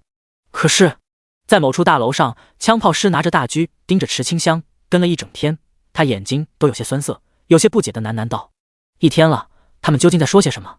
危险究竟解除了没有啊？”第148章，越东营地。时间兜兜转转，2天后，在教学楼 A 栋，池清香出现在这里，一起来的还有14人，加上新的枪炮师。陈义贤拍拍手道：“在昨天，咱们学校又多出一位觉醒者，是枪炮师，你过来自我介绍一下吧。”枪炮师上前一步：“我叫百里景，是枪炮师觉醒者，喜欢摄影。”他就像是个闷葫芦一样，话很少，说完之后就沉默起来。陈义贤没有强求太多，让觉醒者们检查随身物资，待会有车过来接他们前往联合训练营。他不会上车，会留在汇成大学继续当术士院区院长。在这些觉醒者中，只有池清香和叶初柔是女性，两人很自然的就走到一块。清香，你那些东西都带了吧？带什么？池清香一时间没想起要带什么，她也没有什么要带的，就带了个虚拟头盔和一些换洗的衣服。叶初柔一看她这个样子，就知道一定是没有带，她凑近小声道：“是那个呀，日用和夜用的，防止侧漏。进入军营后也不知道还能不能买，要是用到不习惯的，会很不舒服的。”“你是说那个纸啊？我没带。”“你怎么可以不带呢？每个月都会来一次的，要保护好妹妹。我带了很多，待会给你送过去。”“好。”池清香似懂非懂，愣愣点头。不管怎么样，认真听着，偶尔点头，装作什么都懂的样子就好。叶初柔很无奈，一看就知道池清香没有听懂。难不成她非要挑明白来说，女孩子要用到卫生巾，要用到安全卫生且常用的，防止不同材质进行刺激，还要经常更换小裤裤，避免细菌感染，甚至要区分日用夜用的，在生理期的时候不能穿白色的裤子，防止出现尴尬一幕，还必须注意保暖，不能受凉，一受凉痛苦会教她怎么做好女人。那些天必须忌口，辛辣、冰的、凉的，凡是可能引起肚子痛的都不能去吃。要是有过痛经历的，需要准备好暖宝宝。还有很多很多，这些是女孩子都会知道的事情。她本不想说的，可是池清香这个样子，不说的话真的会很难懂吧？看来只能到军营的时候慢慢教了。叶初柔决定好了，要申请到和池清香住一个房间，平时看着点她，不能让她做出一些羞人的事情。百里景余光不停地观察池清香，为了保护目标，他选择跟到军营。谁让他是百里家的人，接受了委托任务，就必须遵守约定，相信父亲会理解他的。很快，军车来了，15人如同下饺子一样，挨个上车，行李统统放到另一辆车进行安全检查。训练的军营是保密的，在训练的这1月内不允许和外界联系。池清香坐在车窗边，这个是单向防弹玻璃。忽然，他微微一愣，看到了那群保护者，露出一丝微笑。清香，你怎么了？叶初柔发现他露出的真心笑容，有些疑惑，心中嘀咕起来：难道清香看到喜欢的人了？其实并不是喜欢的人，是一群可爱的人。在车窗外，保护者正在为池清香送行，没有提前的通知，全都是自发而来，让池清香内心暖暖的。他觉得这金币花的不亏，以后或许可以继续用金币委托一些人来保护他，尽管以他的实力根本就不需要保护。车从早晨开到夜晚，从繁华的大都市一路开到偏僻的山间老林。池清香拿起手机一看，发现已经没有信号。他了解过这个世界的科技，不可能会出现这种没有网络的事情。如果真的没有网络，要么进入到异世界，要么就是来到有可以屏蔽信号的地方，或者是无人区。车窗外，池清香能看到一些房子，说明这里不是无人区，异世界就更不可能。所以心机之蛙一直摸你肚子，真相只有一个，他们已经到军营了。果不其然，又是几分钟后，军车驶入营地，司机下车后敲敲车窗道：训练的学员们下车吧。来到这里，他们的身份就不是在校大学生，而是即将前往边境线直面魔兽的觉醒者学员。在为期1个月的训练结束后，就会被派往边境。刚下车，池清香就发现周围还有很多军车，他小声向叶初柔询问道：这个训练难道是很多地方一起来的？对，整个乐府内前100大学的觉醒者都集中在这附近的3个营地。3个？对，叶初柔说出他前几天从家族内得知的消息。3个营地分别为粤东、粤西、粤北，现在他们所在的便是粤东营地。南州很大，乐府只是其中的一个省，只不过因为这个省出现比较厉害的事，也就是岳氏该是成为乐府的代表。而在粤东营地内，岳氏的觉醒者也会来到这个营地。岳氏的觉醒者心高气傲，身为全国前3城市里面的觉醒者，他们有这个资本。好几人在看到汇成军车停下，数了一下觉醒者人数后，肌肉黄毛当即嘲笑道：“哟，这不是网上闹得沸沸扬扬的那个会城吗？听说还有全世界首例治愈的魔之病患者，在哪呢？我见识见识。”闻言，同行的绿发公主切少女翻了个白眼，又挤了一下胸前贫瘠的资本，不屑道：“见啥啊？网络吹的那个治愈者长得多好看，还什么折翼的小天使，营销号常用的手段罢了，都不知道加了多少滤镜。有道理，谁都没有吕渊你好看。那当然，咱们可是岳氏大学的觉醒者，不是汇城这个小地方可以比的。哈哈，汇城这个地方小猫三两个，除去10大家族的人，平民觉醒者怕是一个都没有吧？谁说没有的？汇城当然有平民觉醒者。原壮大声地说着，表情满是认真。强壮黄毛笑了，别以为我没有调查过你们，除去10大家族后，你们之间有谁是真的平民呢？这话太扎心了。林天鹰是滇蓝国皇子，思辰是官方培养的，钟离宇是古武传承家族，百里景也是古武传承家族。也就是说，真正的平民只有池清香一人。原壮大声道：“嘿，黄毛，你失算了，我这还真的有平民。”话音落下，叶初柔在内的14齐刷刷地看向池清香。池清香沉默一瞬，懵逼地指着自己：“我。”第149章，伪装成学生的教官。是的，就是你。你不是10大家族之一，也不是古武传承家族，没有官方背景，是真正的平民觉醒者。其实，除了池清香不知道之外，整个汇城都在大力宣传他的事情，这才是岳氏黄毛找麻烦的原因。他对于网红有种天然的鄙视，觉得这种人就是什么本事没有，只是运气比较好。就因为运气，就能获得其他人努力许久都无法得到的东西，不管是名声还是财物。汇城偏偏宣扬这种不可复制的例子，让那些兢兢业业的人怎么看？所以黄毛才对汇城这种大力营销网红的行为很不满。那个谁，你说你是平民，说说吧，你为了觉醒付出了多少努力，让大家都听听。他就是要让大家知道，和平民觉醒者付出的努力一比，那个叫做池清香的网红其实啥也不是。除了运气好一些，他还有啥？他还剩下啥？池清香不知道怎么去说。他为了觉醒付出的努力，说多也多，说少还真不少。黄毛等不来池清香的回答，以为是他害羞，便展现出一番大气道：“居然那么害羞，没关系，告诉我你的名字，我会自己去汇城大学的觉醒者名单中查。”吕渊也在一旁拱火道：“小妹妹，不要害羞，虽然你长得比我差了一点，但我们成为觉醒者的努力，比汇城的那个网红池清香好太多了。”汇城的觉醒者们沉默了，他们的沉默十分沉默，看向黄毛和吕渊的复杂眼神十分复杂。池清香犹豫片刻后，无奈道：“其实我就是你说的那个网红。”闻言，吕渊惊呼道：“你叫池清香？”看到池清香点头后，黄毛摆摆手道：“不可能，绝对不可能，那个池清香肯定没有你好看，网传的那些照片都不知道用了多少美颜和特效，真人怎么可能那么美？他无法接受这个事情。为什么会这样？”不，黄毛举手看天，表情如同便蜜拉不出的那种痛苦。他的耳边庞佛出现了某些声音：“叮，寻找池清香任务失败，乱入。”雪花飘飘，北风笑笑， BGM 响起。喂，不要乱给自己加戏。原壮出现了，他大声喊着，表情中带了一丝鄙夷。他怎么就没有发现这个黄毛是个中二病戏精呢？黄毛在恢复理智后，露出一丝温和笑容。他甩了下头发，走到池清香面前：“池清香，正式介绍一下，我叫黄牙。我觉得汇城媒体说的太对了，你就是折翼的小天使，能让我保护你吗？”池清香惊的护胸连连后退，躲在叶初柔身后：“我不用你的保护。”“不行，身为牧师，你的小身板太脆了，我是盾战士，让我保护你正好。”黄毛满脸正气，和之前的态度形成了鲜明对比。吕渊在一旁看得目瞪口呆，这无语。池清香根本不需要保护，他认真重复道：“我说了，我不要，你一定需要。你看看，你之前经历过那么多事情，运气那么差，一定需要保护，战场不是儿戏。”黄毛又走近一步，这时百里景上前将黄毛拦住。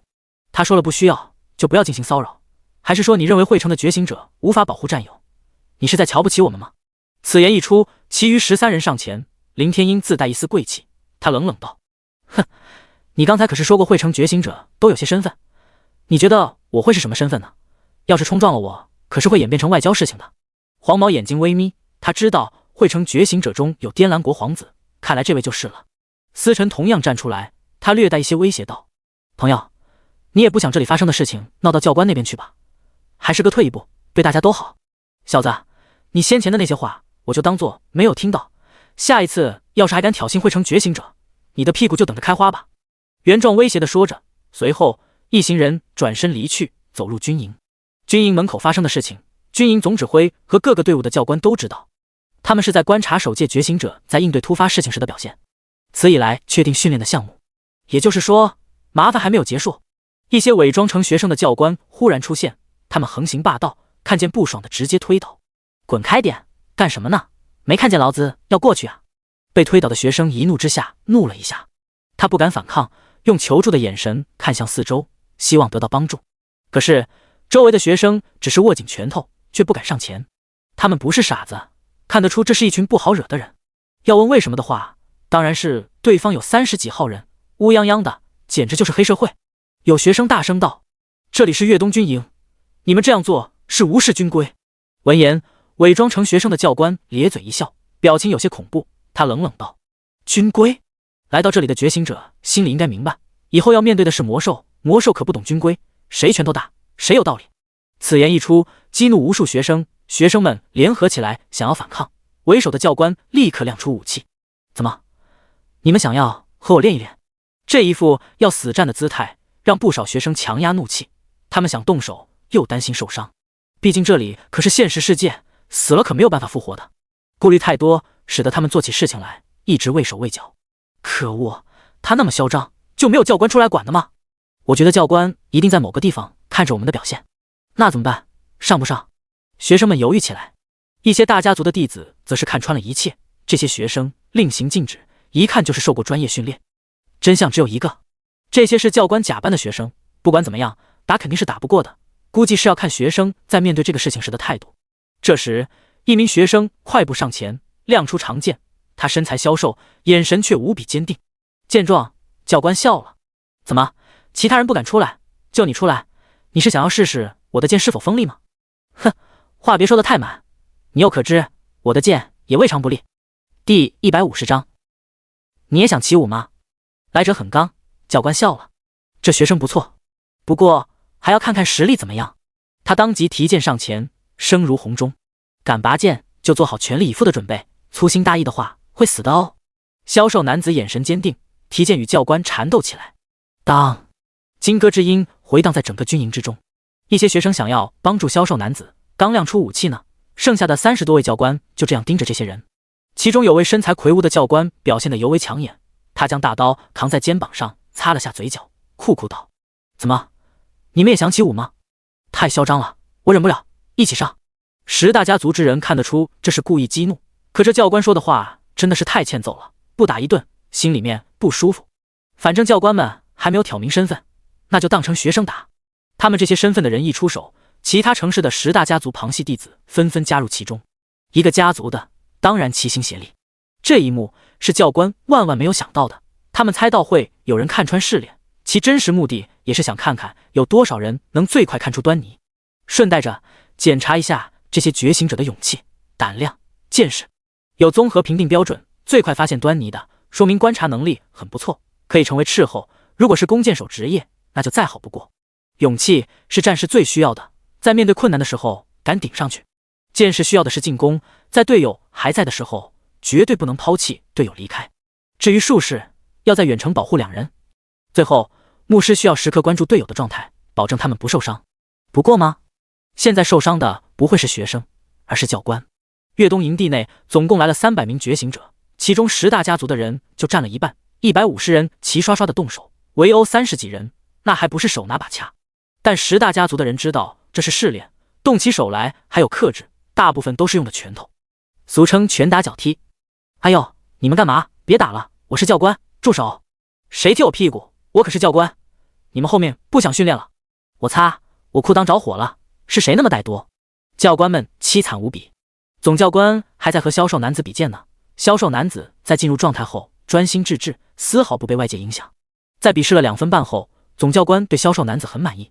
他余光看见那群被学生追着打的教官，心中暗道抱歉。没办法，他爱才之心一起来，就容易忽视周围的情况。现在也试过这些学生的本事，是时候让这一次的考核结束了。就是不知道在监控后的政委怎么看。等等，他刚想制止，消瘦男子突然踏步向前，挥出一剑。教官闪身躲过之后，大声道：“同学等等，我是教官，住手，不要再打了。”哼，谁管你是不是教官？既然战斗已经开始，就无法停下。销售男子攻击的手段更加频繁，在一番较量之后，教官察觉到这学生一定是隐藏职业，因为每一次两人剑碰撞时，就会感觉身体虚弱。你是隐藏职业，已经够了，快停下！你猜对了，我的职业是虚剑士，每一次攻击都能掠夺对方的精气神。在游戏内，他被称之为虚公子，但他不虚，好吧，他还是有一点虚的。可他最厉害的是能让其他人也虚，所以打得越久，对他越有利。教官立刻通过耳麦让政委调查销售男子的消息，当知道他的资料后，立刻喊道：“身不虚，男，23岁，山中大学大四学生，隐藏职业虚剑士，困难难度转直觉行者。”此话一出，身不虚这才停手，他收起剑，捂嘴咳嗽起来。嗨，教官，你为什么要这样做？哎，事已至此，说什么都完了，还是早点制止这场闹剧吧。总教官摆摆手，满脸无奈，他看向被学生追着的教官，启用大喇叭喊道：“所有人停下！只有这样才让闹剧停下。”政委也从监控室走出，来到军营，对着总教官就是一阵劈头盖脸的怒骂：“谁让你们乱加词的？我怎么计划的来着？现在好了，学生们一起上，还怎么看的他们各自的特点？”教官们十分委屈，这不关他们的事啊，明明是……他们开始寻找起来，忽然眼前定格在鼻青脸肿的壮汉教官身上。好吧，之前就壮汉教官说的最大声，还装逼的说你也想起舞吗？结果就他被打的也最惨。政委看到这一切，真的是气不打一处来。他看向300名学生，用大喇叭喊道：“牧师觉醒者出列！”很快，牧师觉醒者都出现了，只有15人。你们给教官进行治疗，就当是牧师觉醒者的第一场考验，记你们学分。报告，学分有什么用？闻言，政委表情严肃，伸出手指，认真道：“学分可以在你们去到边境的时候兑换物资，有魔晶也能是军功，完成任务的学分，反之会扣除学分。还有问题吗？”没有。好，既然没有，牧师觉醒者就把这29人给治疗好。是。很快，一名牧师觉醒者分到2人，池清香当然在其中。他牢记陈义贤的话，非必要不用治疗术。可现在是教官让他使用的，所以就在他想去挑选受伤的教官时，其余14人早已经选好人，然后就剩下鼻青脸肿的壮汉教官被留了下来。他在叶初柔那边学到一些军营知识，比如说话时要打报告，还有完成任务时绝对不能投机取巧。就像是现在，每个人都分到2人，他只有1人，这好吗？这不好。于是他打起了报告。报告！政委和总教官唰的一下看向池清香，微微一怔。很显然，他们2个认识池清香，但他们装作不认识，表情自然道：“什么事？教官，是这样的，我只分配到1人，他们都有2人，我申请多1人。”真是憨憨。总教官和政委无奈对视，觉醒者们扑哧一笑，觉得这人是傻子吧，非要增加难度，不想要学分了。就连壮汉教官都有些震惊，难道说这小姑娘觉得至于她没有难度，想要挑战自己？第152章，停下，可以了。只有叶初柔明白，小清香这是较真了。唉，怪她当初就不应该传授这些军营知识。看来我必须和小清香住一个房间才行，不然她这个傻愣愣的样子，一定很容易被人用花言巧语骗走。总教官想起他看过的池清香资料，上面有这样一句话：魔质病期间出现灵魂痛感，导致对世界的认识产生缺失，需要重点观察。这些都是陈义贤在汇成大学期间所提交的首例痊愈者资料。志愿那边搜集过所有3阶段的魔质病患者，只有池清香这个例子会出现灵魂痛感，也只有他失去了生活常识。本着人道主义关怀的想法，总教官决定亲自上阵，让池清香可以顺利完成治疗。他满脸正气道：“你想要多1人，那我来当你的治疗对象。毕竟他没有受伤，真正要治疗的其实也就壮汉教官1人。”壮汉教官看着那些已经被治愈好的战友，满脸苦涩，他身上还痛着呢，求了，快点治疗他吧。那个小牧师，你快点对我使用治疗术吧，你看我这个样子被打得多惨。好。池清香认真点头，开始用出治疗术。当翠绿色的光芒落在壮汉教官身上时，汇成的觉醒者们除了百里景，他们的脸色都变得十分古怪，表情中有期待，还有后怕。无法想象壮汉教官在感受到那个高潮后会发出怎么样的呻吟。呸，是声音，酥酥麻麻的。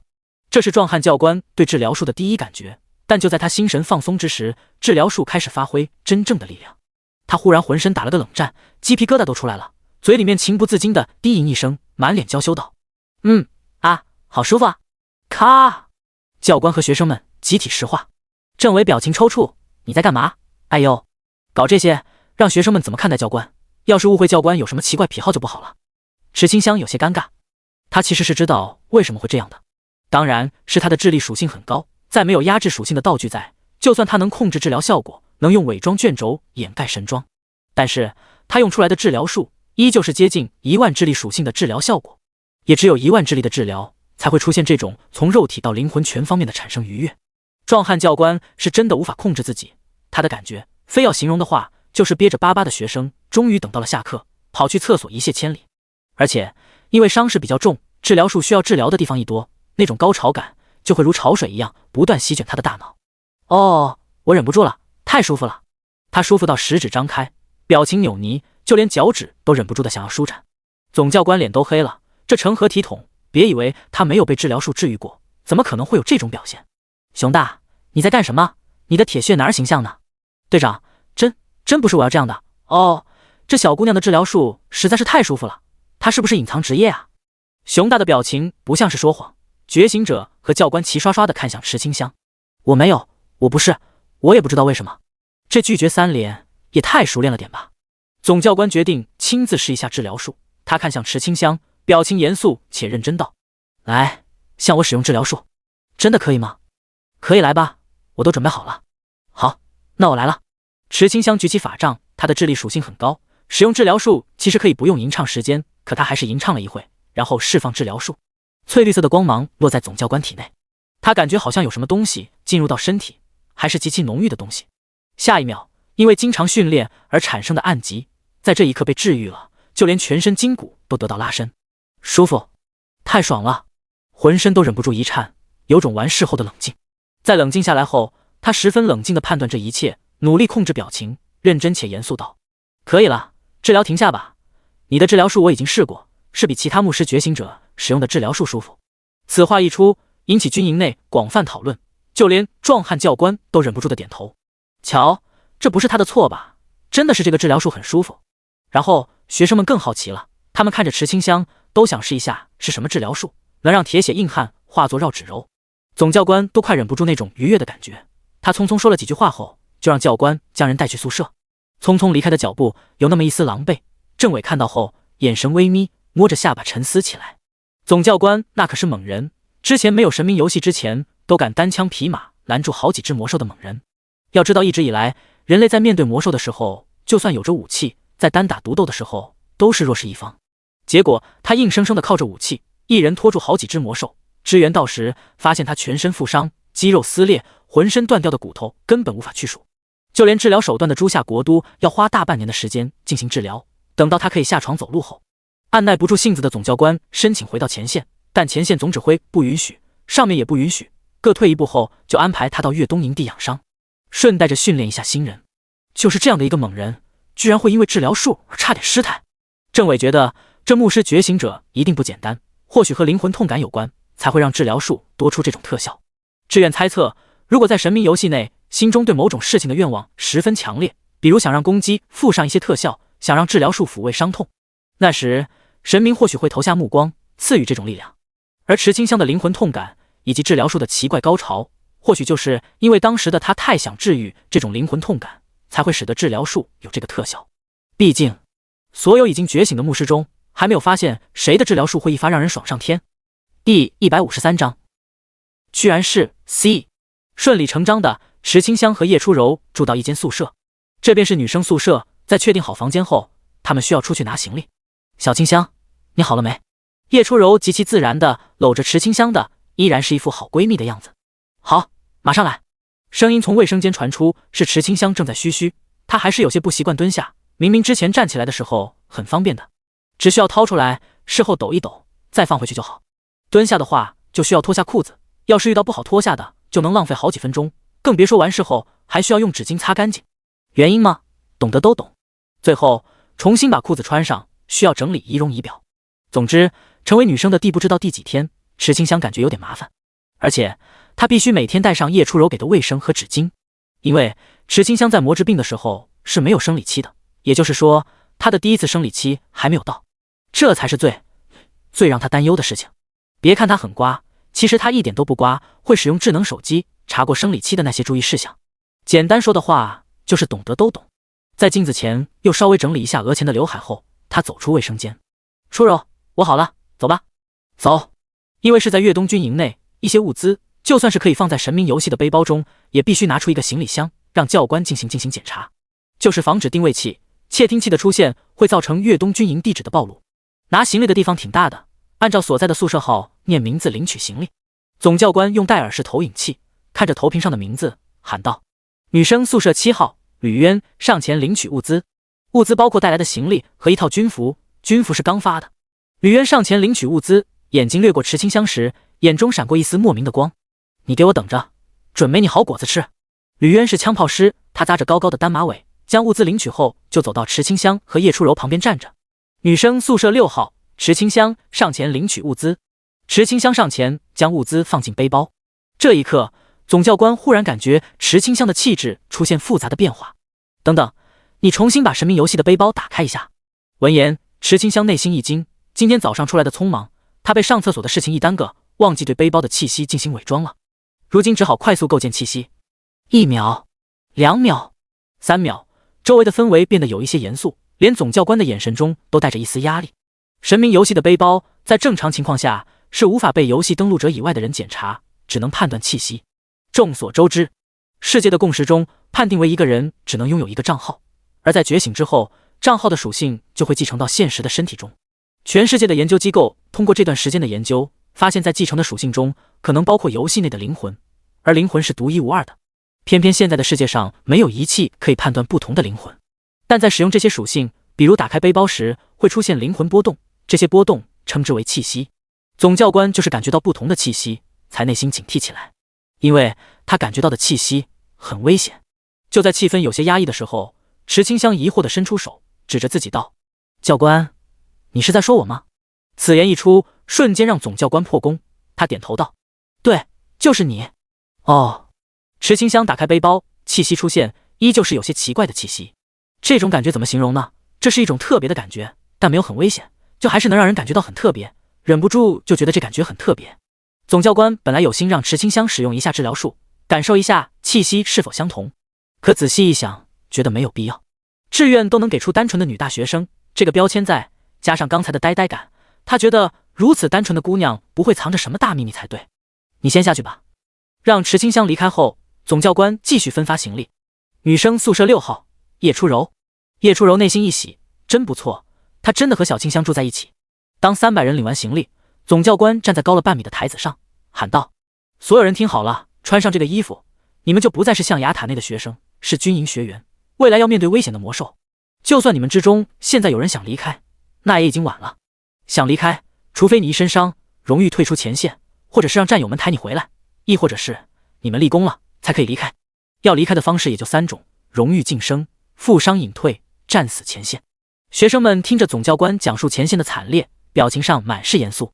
好，该说的我也已经说完了，下午2点半之前，记住你们现在的位置，我要看到穿上军装的你们。是。这一次300人都是齐刷刷的回答。池清香感觉他都有一些热血沸腾，恨不得化身桃花剑仙去前线和魔兽杀个3天3夜。女生宿舍6号。池清香正在宿舍内换衣服，这是女士军装，她在卫生间尝试穿上，发现胸前勒得有点难受。初柔，我的衣服太小了。她就这样护着胸走出，有些不知所措。叶初柔看到被池清香护住的存在，瞳孔一缩，对比了一下彼此间的资本，直接自闭。之前没有仔细观看，现如今仔细一看，她服了。为什么小清香会有 C？ 难道这就是传说中的童颜巨乳？可是池清香有169的身高，并不算矮，就是一张脸看起来比较低幼，说是娃娃脸，其实也不算。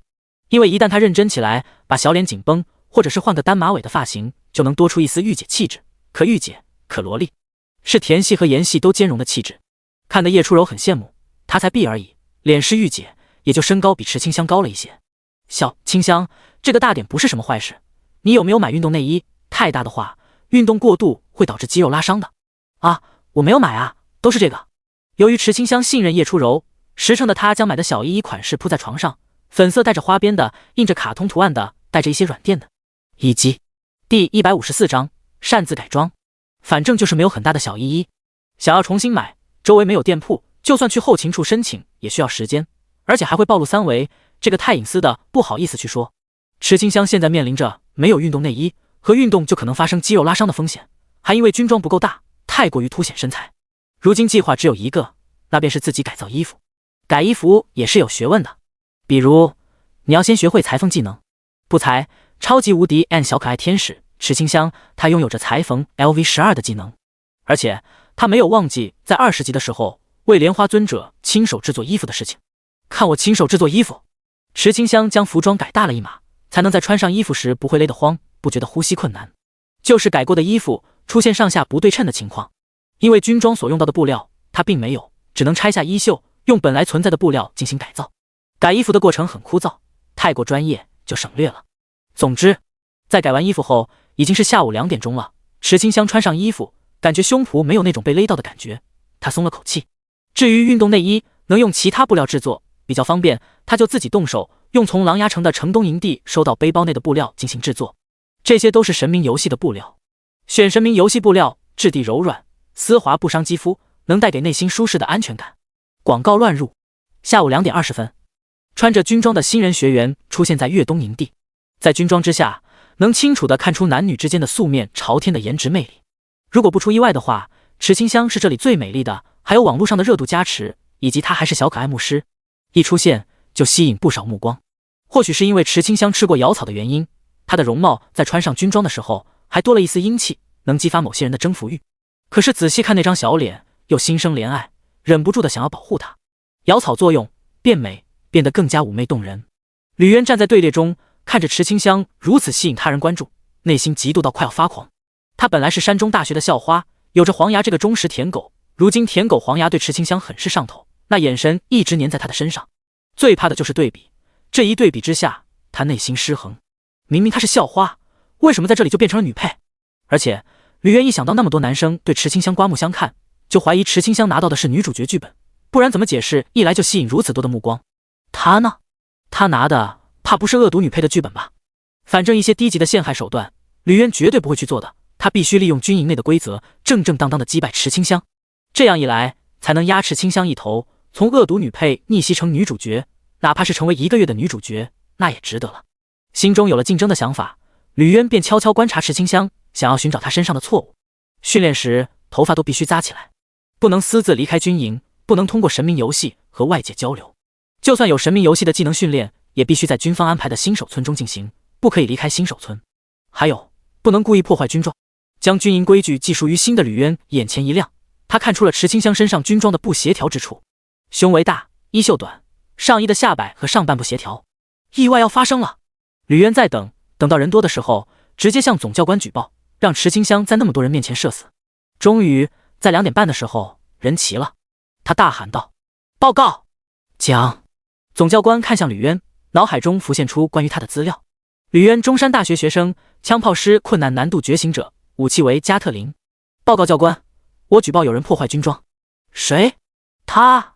随着吕渊的手指指向池清香，无数人的目光齐刷刷地落在他的身上。池清香无语了，他改衣服的事情这就被发现了，这也太快了吧！叶初柔有心想要帮忙解释，总教官先一步开口道：“池清香，他举报你擅自改军装，是不是真的？”是就是，不是就不是。他牢记叶初柔说过的，在军营不能撒谎。报告教官，我是改了军装。此话一出，瞬间哗然。其余教官厉喝道：“安静，吵吵闹闹的，你们是想进行魔鬼周拉练吗？”在这句话之下，新兵蛋子才安静闭嘴。总教官感觉有些头疼，他是知道池清香的特殊情况，不太想处理，可不处理的话，在那么多人面前会不服众啊。这个吕渊还真的会给我出难题，把我架住了。池清香，告诉我，你为什么要擅自修改军装？这怎么说？难道要当着那么多人的面说，是因为他的胸太大，所以才擅自改了衣服？说出去的话，怕不是会当场社死。所以他选择了沉默。吕渊见状，觉得一定是池清香有见不得人的理由，说不定就是故意改短，想勾引血气方刚的学生。毕竟能来训练的，只要不死，一定会成为以后的栋梁。要知道，他们可是第一批来的觉醒者，有很多的优待。没想到看起来清纯的你，背地里存在那么多弯弯绕绕，等着吧，我让你射死！报告教官，根据城东营地特殊时期训练规矩，如果存在恶意侮辱军装的行为，是需要上军事法庭的。此话一出，不少学生们脸色都变了。这是有什么仇，什么怨，非要做到这一步？总教官头皮发麻，要是第一天就出现上军事法庭的，他可太丢人了。可是规矩就是这样，如果池清香不说出能让大家信服的理由，这个军事法庭还真的会上去。届时就必须在法庭上说明原因。叶初柔看不下去了，他大声地说出原因：报告教官，是因为发的衣服太小的，他穿不下去才会擅自修改衣服的。话音落下的那一刻，很明显发现某些人的眼神都变了。第155章，买。大，什么地方大？小，是因为太小。所以，男性的目光如此赤裸裸地看向池清香的胸脯，感知到这些目光后，池清香捂胸躲在叶初柔身后。莫名的笑声出现，开这种玩笑的人都十分的下头。你妈妈没有吗？非要这样过度关注？总教官也知道是什么大，什么小了，他声音一沉，让后勤部部长过来。通过通讯器传递消息后，不到5分钟，后勤部长来了，解释一下为什么你发出去的军装会出现尺寸不匹配的情况。这个，如果我没有记错，过于这些觉醒者的资料是已经先一步送到后勤处，让你们按照数据购买衣服。隐私的3维数据当然没有传出去，是李时义在对池清香进行女性认知时写过报告给军方，军方收到报告又转达给志愿，志愿在得知池清香成为牧师觉醒者的时候，会将报告中的参考意见发出去，确保学生们还没有到，一些必备的物资提前准备好。结果现在出了纰漏，后勤部部长有苦难言，他没有收到关于池清香的资料，就按照平均女性的身材去多做一套衣服。没收到消息，本来也以为不是什么大问题，直到他得知是池清香后，查过一些明面上的资料，看起来这个姑娘很娇小，可是谁能想到这身体还藏着如此凶器。总教官望着低垂着头的后勤部长，让他回去写检讨，并让他快一些定制新的军装过来。就这样，你先回去。是。等这边的事情处理完后，就到池清香了。事情的原委是清楚了，但擅自修改军装的事情还是需要惩罚。穿不下可以向上面打报告，为什么要擅自行动呢？这放在战场上就是目中没有规矩，很容易导致计划的失败。惩罚也不能太重，毕竟池清香还是新人，这是无心之过。池清香就罚你1个学分，你有没有异议？闻言，躲在叶初柔身后的池清香回道：报告教官，我没有问题。好，那就这样。总教官可以理解这年龄段对他人那种看自己身体的异样眼光会十分敏感。情报上也说，池清香是丧失了很多常识，会有这种举动实在是再正常不过。就算是成年人，因为胸脯大一直被盯着，也会很不适应的。然后，为了不让池清香那么尴尬，总教官看向这群偷瞄的男生，露出一丝冷笑。看来你们是吃太饱了，有这个色心去看女同学，全体都有。向右转，啪嗒，跑步走，都跑起来，不喊停，谁也别想停下。比魔鬼周拉练还要恐怖的总教官拉练开始了，其余教官立刻让医务人员准备好。跑步跑到口吐白沫，晕倒的事情十分常见。毕竟总教官训练新兵不是第一回，但训练觉醒者新兵还是第一次，应该会坚持的久一些。另一边，池清香还是躲在叶初柔身后，她真的对那些目光很敏感，总感觉很是奇怪。这是作为女性意识的萌芽，认识到女性的差别。叶初柔有些欣慰，根据目前的情况判断，池清香的女性认知应该到12岁，青春期刚开始的时候。如果生理期是按照这些年龄进行的话，估计要不了几天，第一次生理期就会到来。又是2个半小时后，下午5点钟，觉醒者们的体力确实强悍，跑了那么久，愣是没有人掉队。258名男生，42名女生，女生今天下午没有参加训练。总教官放他们假，让他们在下午的时候将自己的需要进行上报，或者是去神明游戏内指定的城市，在里面购买物资。军方有在神明游戏的城市内进行布局，用这些城市当成中转站，不断的利用游戏内资源反哺现实。百大高校使用的是新手村，20级之后用的全都是城市。喜光城这座城市的风格整体偏暗，到处都是发着光的玉石，夜光城很大，整个乐府的新兵出现在这里。池清香和叶初柔穿梭在各个店铺中，到处买。交易当然是使用的金币交易。小清香，你怎么那么多金币？我之前不是做过裁缝铺任务吗？这些都是那时候做任务存下来的。是这样啊。叶初柔有些愣愣的点头。可是这也太多了吧。逛了那么一会，他亲眼看到池清香花掉100多金币，这可是巨款啊。要知道他觉醒前的背包中都没有100金币。池清香实在是太多金币了，都失去了金币的概念，看到喜欢的就买。其中他热衷于购买燃烧瓶。一买就是99加，还买了很多很多的衣服。说个不怕丢人的事情，池清香不会洗衣服，打算每天换一件，买的自然是睡衣。可是，一天一换，买女装就算了，为什么要买男装？还是男性的小裤裤，女性的小衣衣和小裤裤买的也多，男的也多，这让他满脸疑惑，脑子里面充满问号。如果说买衣服还情有可原，总能穿上，可是当他看到池清香还买下一群发光的漂亮石头后，就忍不住的询问道：“小清香，我们没必要买这些石头吧？”“有必要，很好看，会发光的哎。”“其实不是这个原因，好吧，这个原因是有一点，但真正的原因是从诸葛先生那里看到的未来天机。那是被魔兽围城的地方，城内资源短缺，他一直都在为了这件事情准备，将狼爷城城东营地的物资收入背包，买燃烧瓶，买衣服，乃至买石头，都是如此。在经过狼爷城的试炼后，池清香清楚守城需要的是什么。粮食他不缺，衣服刚买，守城的石头有了，守城的燃烧瓶也有了，还差，对，还差远程的弓箭。初柔，我们去买弓箭。好吧，叶初柔无奈，就当作是和小朋友逛街了。没错，他将池清香看成对一切都好奇的小朋友，看到喜欢的就买。要是可以养到这样的可爱女儿，那简直是太幸福了吧！啊，第156章一定有伏笔。池清香来到喜光城的武器铺，一进门，张口就要把所有弓和箭都给全包下来。这句话吸引住其他军营的玩家，他们的目光看向池清香，发现她容貌不差后，内心暗自嘀咕起来：那么有钱，长相还好，估计是隐世家族的人。毕竟世家之间不会做出那么高调的事情。有一人背着弓箭，扎着脏辫，一副紧跟时代潮流的模样，他的脸上还有一道不知道是什么的刺青。他上前一步，冷冷道：“同志，你说想买全部弓和箭，你知道要用到多少金币吗？不知道，很贵吗？”池清香看了眼背包中的99999金币，上线后不再显示，感觉他应该是可以把弓和箭都买下来的吧。脏辫男亮出刚买的弓和箭，露出一丝轻蔑笑容。在这里，一支箭需要1铜币，一张弓需要1银币。喜光城的武器铺常年备有1000张弓，10万支箭，1金币等于10银币等于100铜币。也就是说，想要全部买下来，需要1000银币和10万铜币，换算过后需要1100金币。怎么，需要拿出1100金币？你该不会拿不出来了吧？做不到的事情就不要轻易说大话。脏辫男最讨厌这些家庭背景好的公子哥和小姐，那些人除了金钱、外貌、背景之外，一无所有。而他呢？他什么都没有，除了成功，别无选择。偏偏在他迈向成功的路上，总能遇到这些有钱人坏他道心。本来他买弓箭就是为了训练，没想到突然出现一个全包的，全买了，他以后怎么训练？喜光城交通不便， NPC 进货也是需要时间的，至少需要1周。军营的训练也才1个月，要是没有弓和箭，很多弓箭手都会浪费掉1周训练时间。池清香其实也不想这样做的，他不能离开喜光城，换号都很难。不是没办法换，是没有时间去换。每一次登录游戏都必须双人组队，确定双方都在视线范围之内，每隔一段时间还都需要上报位置信息。要想离开，必须用剑魁顶一下，可是剑魁不会说话，很容易露馅的。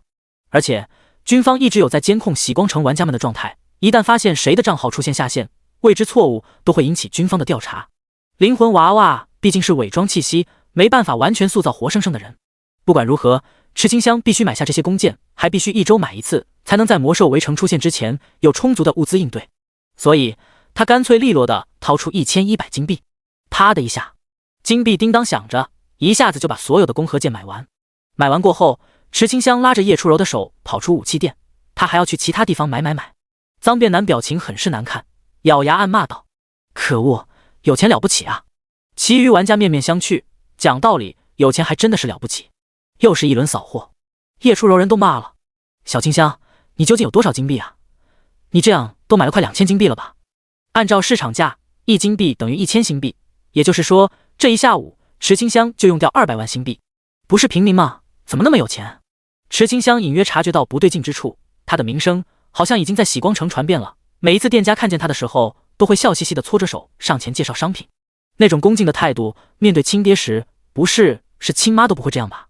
还有那些玩家也是如此，在看到池清香时，表情充满着古怪。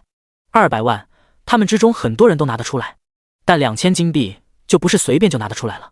池清香觉得他需要解释一下，凑到叶初柔耳边，小声解释道：“是这样的，我之前不是在123号新手村做裁缝任务吗？任务奖励是等级和金币，一次就能得到100金币呢。我以为大家都这样的。凡尔赛。叶初柔沉默，对于123号新手村的那个神秘裁缝铺 NPC， 简称散财 NPC 的存在，每个人都知道。收集绒毛就给1金币，后续还有10金币的进阶任务，就算有100金币的超进阶任务，那也不出奇。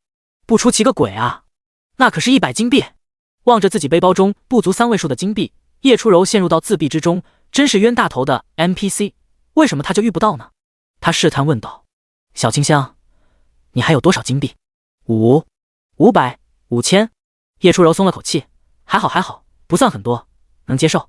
但池清香摇摇头，认真道：“是还有5位数，5位数，那可是过万的金币。”听到这句话时，叶初柔腿都软了。小清香，你扶我一下。被搀扶住后，他语气中满是佩服。我算是发现了，小清香，你是不是神明游戏的亲女儿啊？运气怎么那么好？这个嘛，池清香认真思考起来，觉得他应该不是。看着他认真思考的模样，叶初柔忍不住扑哧一笑，还真是单纯的可爱。神明怎么可能有女儿呢？在摸摸他的头发后，叶初柔温柔一笑：“好了，你还有什么要买的吗？没有的话，咱们就该下线了。”没了。两人的离开并不是真正的离开，喜光城已经留下了关于白富美的传说。请你不要迷恋姐，姐只是一个传说。粤东营地女生宿舍6号，刚摘下虚拟头盔，池清香的手机就响了起来。喂，好，原来是加大码的衣服已经到了，要池清香过去领取，同时将老的衣服还回去。初柔，你陪我一起去。好，拿完衣服回来后，刚好可以吃饭。后勤处，后勤部部长坐在办公室，还特意让女教官过来，就为了避嫌。在等了几分钟后，他终于看到池清香，当即站起身道歉。池清香，很不好意思，我们这边是没有收到你的资料，可能是技术部门出现问题，不过你要的衣服已经替你赶制出来了。粤东营地的技术部门也会出现问题。池清香有些疑惑，但他没有多问，点点头，将旧的衣服递出去。部长，为了衣服的事情奔波，真是麻烦你了。没事，你能理解就好。部长摆摆手，脸上露出笑容。做到那么多，最怕的就是不领情，如今得到一声感谢，就全都值得了。第157章军花榜单。军营的食堂很大，因为是要进行训练，在吃方面，营养什么的绝对是要保证跟得上训练强度。当池清香和叶初柔来到食堂，发现一群热汗烘烘的男生正在排队打饭。他们被总教官训练了一下午，瑟瑟的心都被晒死，累死了。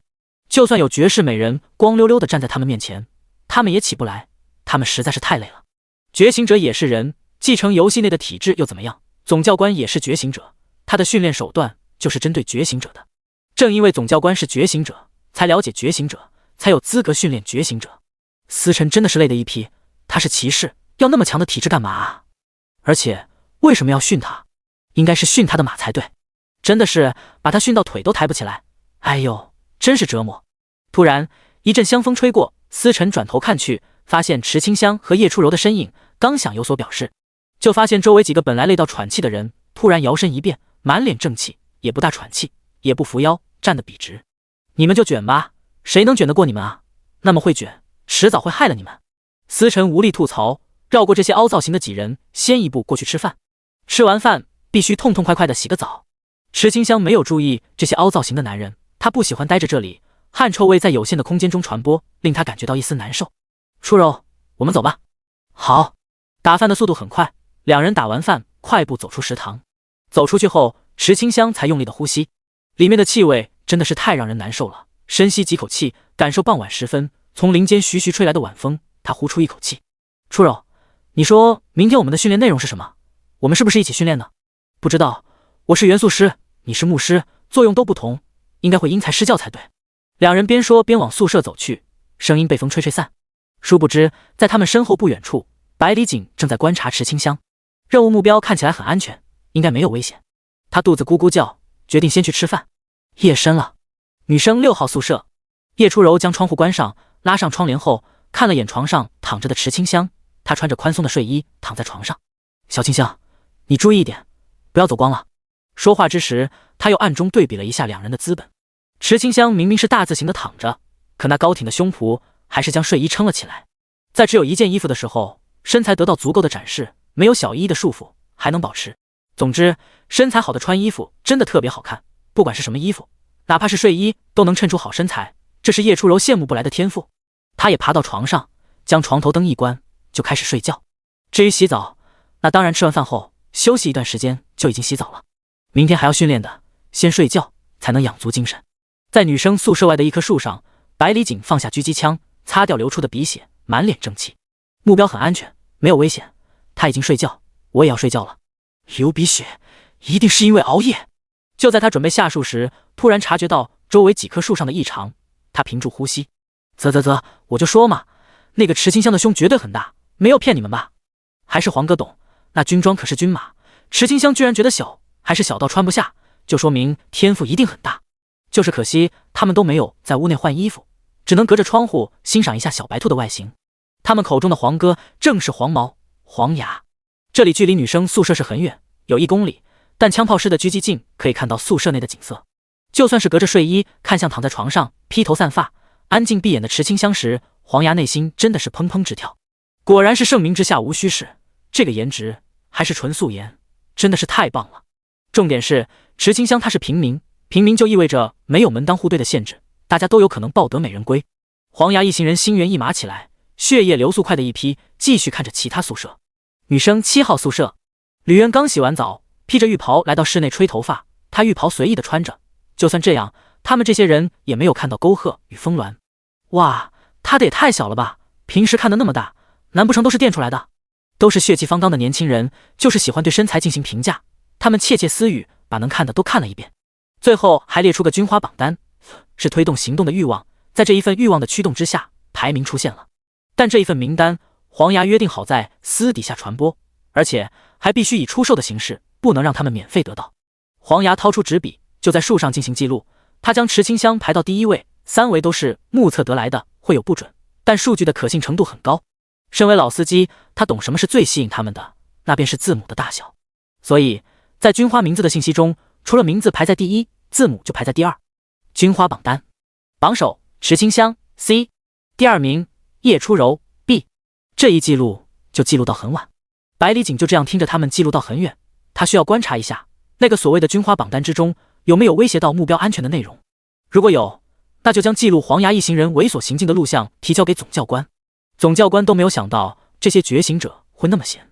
岳东营地是有监控的，但监控没有覆盖1公里以外的树上，这是盲区，只有觉醒者的狙击镜才看得到。也就是说，岳东营地还是按照普通人的标准指定的规矩，但来的都是觉醒者。总教官是觉醒者不假，可是岳东营地内的规矩还是用来限制普通人的。首批觉醒者训练总会出现各种各样的问题，志愿也无法各个方面都思考到，只能将第一批训练的觉醒者当成小白鼠。在训练的时候不断改进规矩，争取在1个月内制定出较为完善的规矩，而那些完善的规矩会用到下一批的觉醒者训练当中。第158章，让有色色心思的人射死。很快，第2天到了。当女生来到集合点时，发现男生那边的眼神奇奇怪怪的，其中吕渊的感觉最为深刻，他从这些男生的眼中看出了一丝戏谑，戏谑的对象是他的胸。难道我垫东西的事情被发现？他内心一惊，努力维持表情，装成镇定的样子。可是这些男生眼中的笑意实在是太过赤裸裸，根本无法忽视。该死在，这些人在笑什么？笑你母呢！真烦！再看下去，老娘挖了你们的眼睛！吕渊用锋利的眼神回应，怎料这一举动引得更多男生的低声暗笑。他们这些人可是看过军花榜单的，知道吕渊的身材只有 A。这种事情如果在青春期的时候经常遭受异性过多的关注身体，会产生局促、茫然，最后还会发展成怯懦和自卑。因为太大，导致隐私部位被太多人关注，并不是什么好事，这便是大的烦恼。如果还小，那就是异性之间的好奇，可这些都是成年人了，就不是好奇，是色色。面对色色的最好办法就是歌以咏志。吕渊面对这些目光后，槽牙都快要咬碎，恨不得将他们2、3寸的毛毛虫给切掉。与之相同烦恼的还有池清香，他发现这些男生的眼神很是奇怪，是带着探究与好奇的那种眼神。欲择人而食，想掀开来盖，可怕，变态。总教官来到后，察觉到氛围的不正常，他立刻打听起消息。很快，一本有关军花榜单的书籍出现，随一番看过后，他一切都明白了。这些男同志们还是精力太过旺盛，总是想着色色的事情。既然如此，他气沉丹田，大声道：池清香，出列！闻言，池清香看了眼叶初柔，眼中满是求助。叶初柔无奈摇摇头，没办法了，他只好强装镇定，走出队伍。当他的身影出现，男生们惊呼起来。看过军花榜单的他们不淡定了，这穿着军装看不出身材，没想到衣服下居然会藏有那样的资本。他们都想让天气更热一些，才能让池清香穿那种短袖背心，这样一来就能亲眼见识一下童颜剧是什么样子的。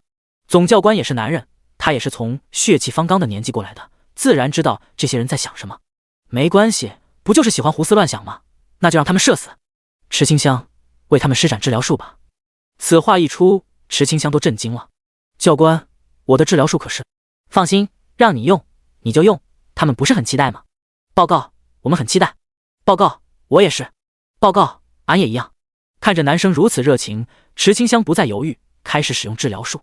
大治疗术，翠绿色的光芒落在最前排的20人身上。啊，雅灭蝶！哦，4国1，我好爽啊！爽翻天了！首次体验这种灵魂和肉身的愉悦，爽到他们双腿发软，站都站不直。好几人都躺在地上扭曲起来，那双手总是想要朝着毛毛虫所在的地方伸去，一股奇怪的石楠花味道出现，他们忍不住的喷射了。太爽了，完全无法控制的好吗？不少人连续爽了多次后，都口吐白沫起来。见状，池清香内心一惊，对着那人用出单体治疗术，结果那人浑身一颤，爽到大小便失禁。事情的发展超出预期，总教官立刻让其他牧师对这些人进行治疗。在他的内心中冷汗直下，这个治疗术也太恐怖了吧，能让人爽到这个程度。传闻的爽翻天怕也不过如此吧。真的，他觉得这些学员们绝对是上天了。等到这些人醒来，估计看到池清香的时候都会绕着走，生怕挨上一发治疗术。因为那些还站着的男生纷纷后退，生怕和池清香对上眼神。你跟我说这个是牧师的治疗术？我治疗你老爷的。那个好人家的治疗术会让人舒服到失态。258人眼神中都带着忌惮，特别是10大家族的那些人，要是他们不小心爽到失态，会让家族蒙羞的。惹不起，他们还躲不起吗？此次池清香一战成名，让这些心怀不轨的男生们彻底熄灭了涩涩的心。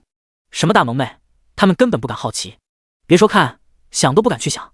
万一池清香有奇奇怪怪的读心能力，或者说怀疑他们有不轨之心，来一发治疗术，他们真的会自闭的。感受到池清香治疗术的男生们满脸灰暗，他们总算是可以理解壮汉教官当时的感觉了。可是他们宁愿不要这种感觉，这实在是太过尴尬了。想想刚才发出的呻吟，就像是被强人所难一样，让他们在接下来的这1个月内直接丧失了择偶权。能成为觉醒者，参加训练，何尝不是另一种改变命运的机会？如果在这里找到10大家族之人进行联姻，就能摇身一变，挤入那些圈层。所以与其找个充满危险还无法带给自己帮助的平民，池清香倒不如花一些心思去追求其他10大家族的女性，就比如叶初柔就很不错。他们改变目标起来十分的灵性，想换就换。总教官的目的达到了，相信这一次过后，这些血气方刚的年轻人能收敛一下性子。要知道这里可是军营，不是学校。在牧师觉醒者将那些爽翻天的男生治愈完成后，总教官开口道：我希望在接下来的这段时间中，大家都认真训练。将来我们面对的是魔兽，魔兽不会跟你讲道理，只能靠力量说话。和魔兽的战斗不同于人类之间的斗争，人类之间的战斗就算战败也不一定会死，会成为俘虏，用做国与国之间的利益交换，就是付出一些利益将俘虏交换回国，这是必须做的，不换回俘虏，以后会少很多为国卖命的人。同样是这样原因，各国在收押俘虏的时候也不敢做得太绝，以免对方国家也这样对待俘虏。但还有一个前提，那就是你足够强，强到不会被对方抓到俘虏，这样一来，在面对俘虏、间谍的时候，就能用一些稍微暴力的手段。第159章，我的治疗术一定有问题。训练的内容是志愿按照300人每天训练强度实时进行改进的。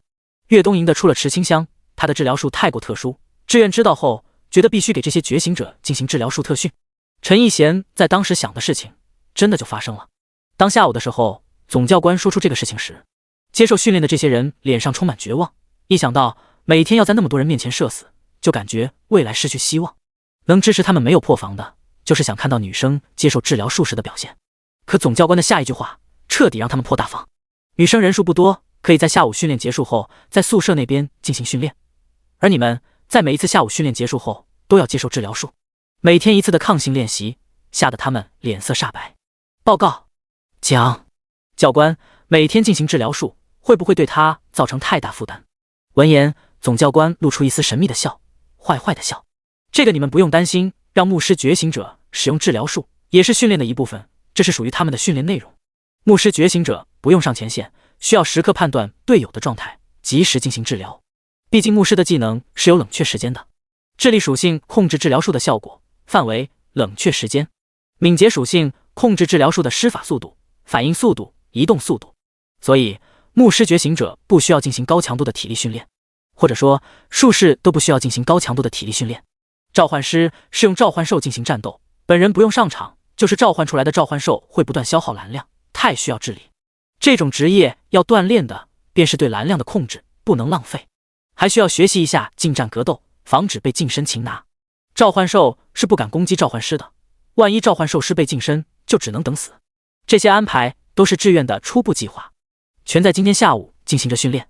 牧师觉醒者则是来到房间内玩打地鼠，要锻炼反应能力和动态视力。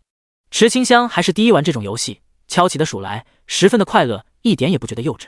其余好几个牧师觉醒者面面相觑，有些无奈。有好几人对池清香是不服气的，明明不是什么隐藏职业，凭什么被那么多人关注？就因为治疗术有特效？这是什么值得关注的事情吗？大家的治疗术都一样，就一个人搞特殊，实在是太可恶的。陈灵妙握着橡胶锤子的手微微用力，他来自番禺大学城，同学还过来问他，想知道是不是牧师都能让人有那种感觉，想让他用一下治疗术，提前适应那种感觉。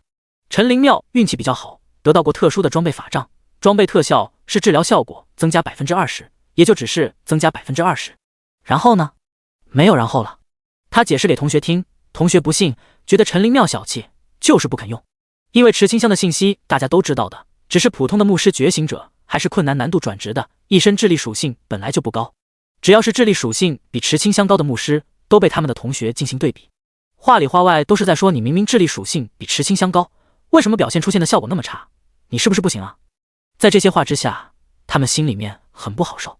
他们不相信治疗术会有什么奇怪的特效，一定是池清香用了其他的什么技能。所以这还拿个锤子？陈灵妙放下了锤子，看向池清香，直言道：池清香，我看你很不爽，我不相信你的治疗术可以让那些男生这样失态，你的治疗术是只能对男生有效果的吧？除非你对我也用一下治疗术，不然你就是在哗众取宠，用的根本就不是治疗术。此言一出，好几名牧师觉醒者纷纷应和道：没错，我们都是牧师觉醒者，是不是治疗术我们自然会判断，只有你向我们用过治疗术，我们才相信你用的是治疗术。这是什么奇怪的要求？池清香打地鼠打得正高兴呢，就突然要他对着他们用治疗术。说实在话，这种要求他还是很少见到的。你们都没有受伤，为什么要用治疗术？我不要。闻言，陈灵妙一咬牙，从背包中取出小刀，割破了掌心。他忍着疼痛，恶狠狠道：现在我受伤了，你可以为我治疗了吧？我不要，我的治疗术很奇怪的，这样不好，你让他们用吧。话音刚落，其余的牧师觉醒者齐刷刷地将掌心割破。他们是真的想知道石清香的治疗术究竟有什么魅力，让那些男生又爱又怕。不探明真相，他们真的心里面痒痒的，很不好受。见状，石清香放下锤子，表情认真道：这是你们非要我用的，不是我故意用的。你快点来吧，我们都准备好了。陈灵妙眼中满是期待，等着治疗术的降临。看到这些人眼中的期待，石清香无奈叹气：那我来了，你们接好。一段毫无作用的胡言乱语念出，伪装成念咒的样子。大治疗术，翠绿色的光芒落在陈灵妙的体内，她浑身一颤，伤口处传来难以言说的爽感，就好像是空虚的身体得到满足。又彷佛置身云端，被温暖的泉水包裹，全身都暖洋洋的。一阵阵如同潮水般的感觉袭来，灵魂都得到洗涤，十分放松。因为同学之间对比产生的压力在这一刻得到释放，他忍不住的声音忽然出现。在发出羞人的声音后，陈灵妙瞬间回神，脸羞得通红。这是什么感觉？太爽了吧！难怪那些男生又爱又怕，他都快喜欢上这种感觉了。不用经过复杂的前戏，直接感受登峰造极的快乐。池清香的治疗术再次征服了嘴硬的陈灵妙，他沉迷在这种感觉中无法自拔。含情脉脉的眼睛看向池清香，然后他又将掌心割破。那个人家的手又破了，你可以单独对我使用治疗术吗？这嗲嗲的撒娇语气听得池清香鸡皮疙瘩都起来了。他快速摆手道：你别这样，正常一点，我没有蓝粮了，用不了治疗术，你自己治疗吧。第160章，那个谁？陈灵妙的表情肉眼可见的失落起来，他叹了口气，也不知道管掌心的伤，摩擦了一下双腿，匆匆跑去厕所换裤子。一时间，女厕所火爆。没办法，他们没有心理准备，一下子就把裤子给。由于牧师觉醒者一下子全都离开了，负责带牧师的女性教官好奇地走来。他们呢？报告教官，他们上厕所了。一群人一起上厕所。教官感觉这群人是在逗他玩，厕所才多大，能塞进去20人？不行，他必须过去看看。厕所外，教官刚来到门外，就听到里面的讨论。池清香的那个治疗术简直是妖孽，我就是治疗一下手就忍不住了。谁说不是呢？我以前和男朋友做的时候，他完事了，我还没有感觉，现在就一发治疗术而已，我就已经腿软投降。不要以为女孩子不色，在宿舍群里面讨论起来，那可是超色的。只不过嘛，在外面的时候要装出单纯的模样，特别是听到一些男生说色色话题的时候，他不讨论，不是因为害羞，而是觉得你说的这些色色话题实在是太无聊了。教官就这样在外面听着20人的激烈讨论，还有分享和男友第一次的经过。哇，没想到他的那么小啊！是啊，看起来高高大大的，1.8米以上的样子，那里的距离双手都数得过来。哈哈，真没想到。还有啊，我跟你说，那个谁知道吧？就那个谁，他喜欢被别人用脚踩呢。这谈论的话题实在是，教官他还是黄花大闺女呢，一辈子都奉献在军营当中，哪里听过这些露骨的话题？可是他还想继续听听。八卦是天性。这些人中最小的是在初中就有了第一次，然后高中1年一换，经验十分丰富。说起那毛毛虫，还有一番独特的理解。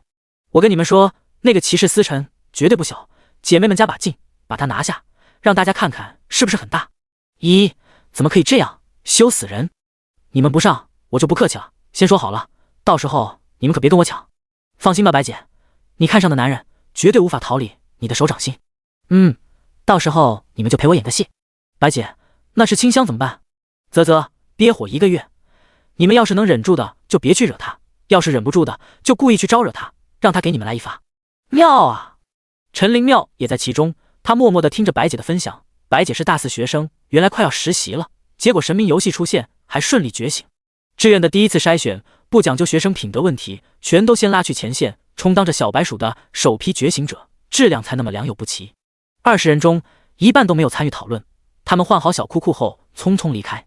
是真的有好女孩不喜欢听到那些话题的，白姐也无所谓那些人的离开，她就是要跟还留下来的姑娘们讲以前的光辉事迹。而留下来的姑娘中，也有当成热闹听的，也有对某种事情好奇，听过之后，许久之后，教官决定将他们揪出来，绝对不是因为听够了。在把这些人揪出来后，教官让他们写检讨。上个厕所需要3个小时，回去后每个人都给我写一份检讨，手写2000字，明早交给我。白姐有些不服气，训练个屁啊！他们可是牧师觉醒者，只要和游戏内一样会用技能就好了，还管什么治疗溢出不溢出？多事。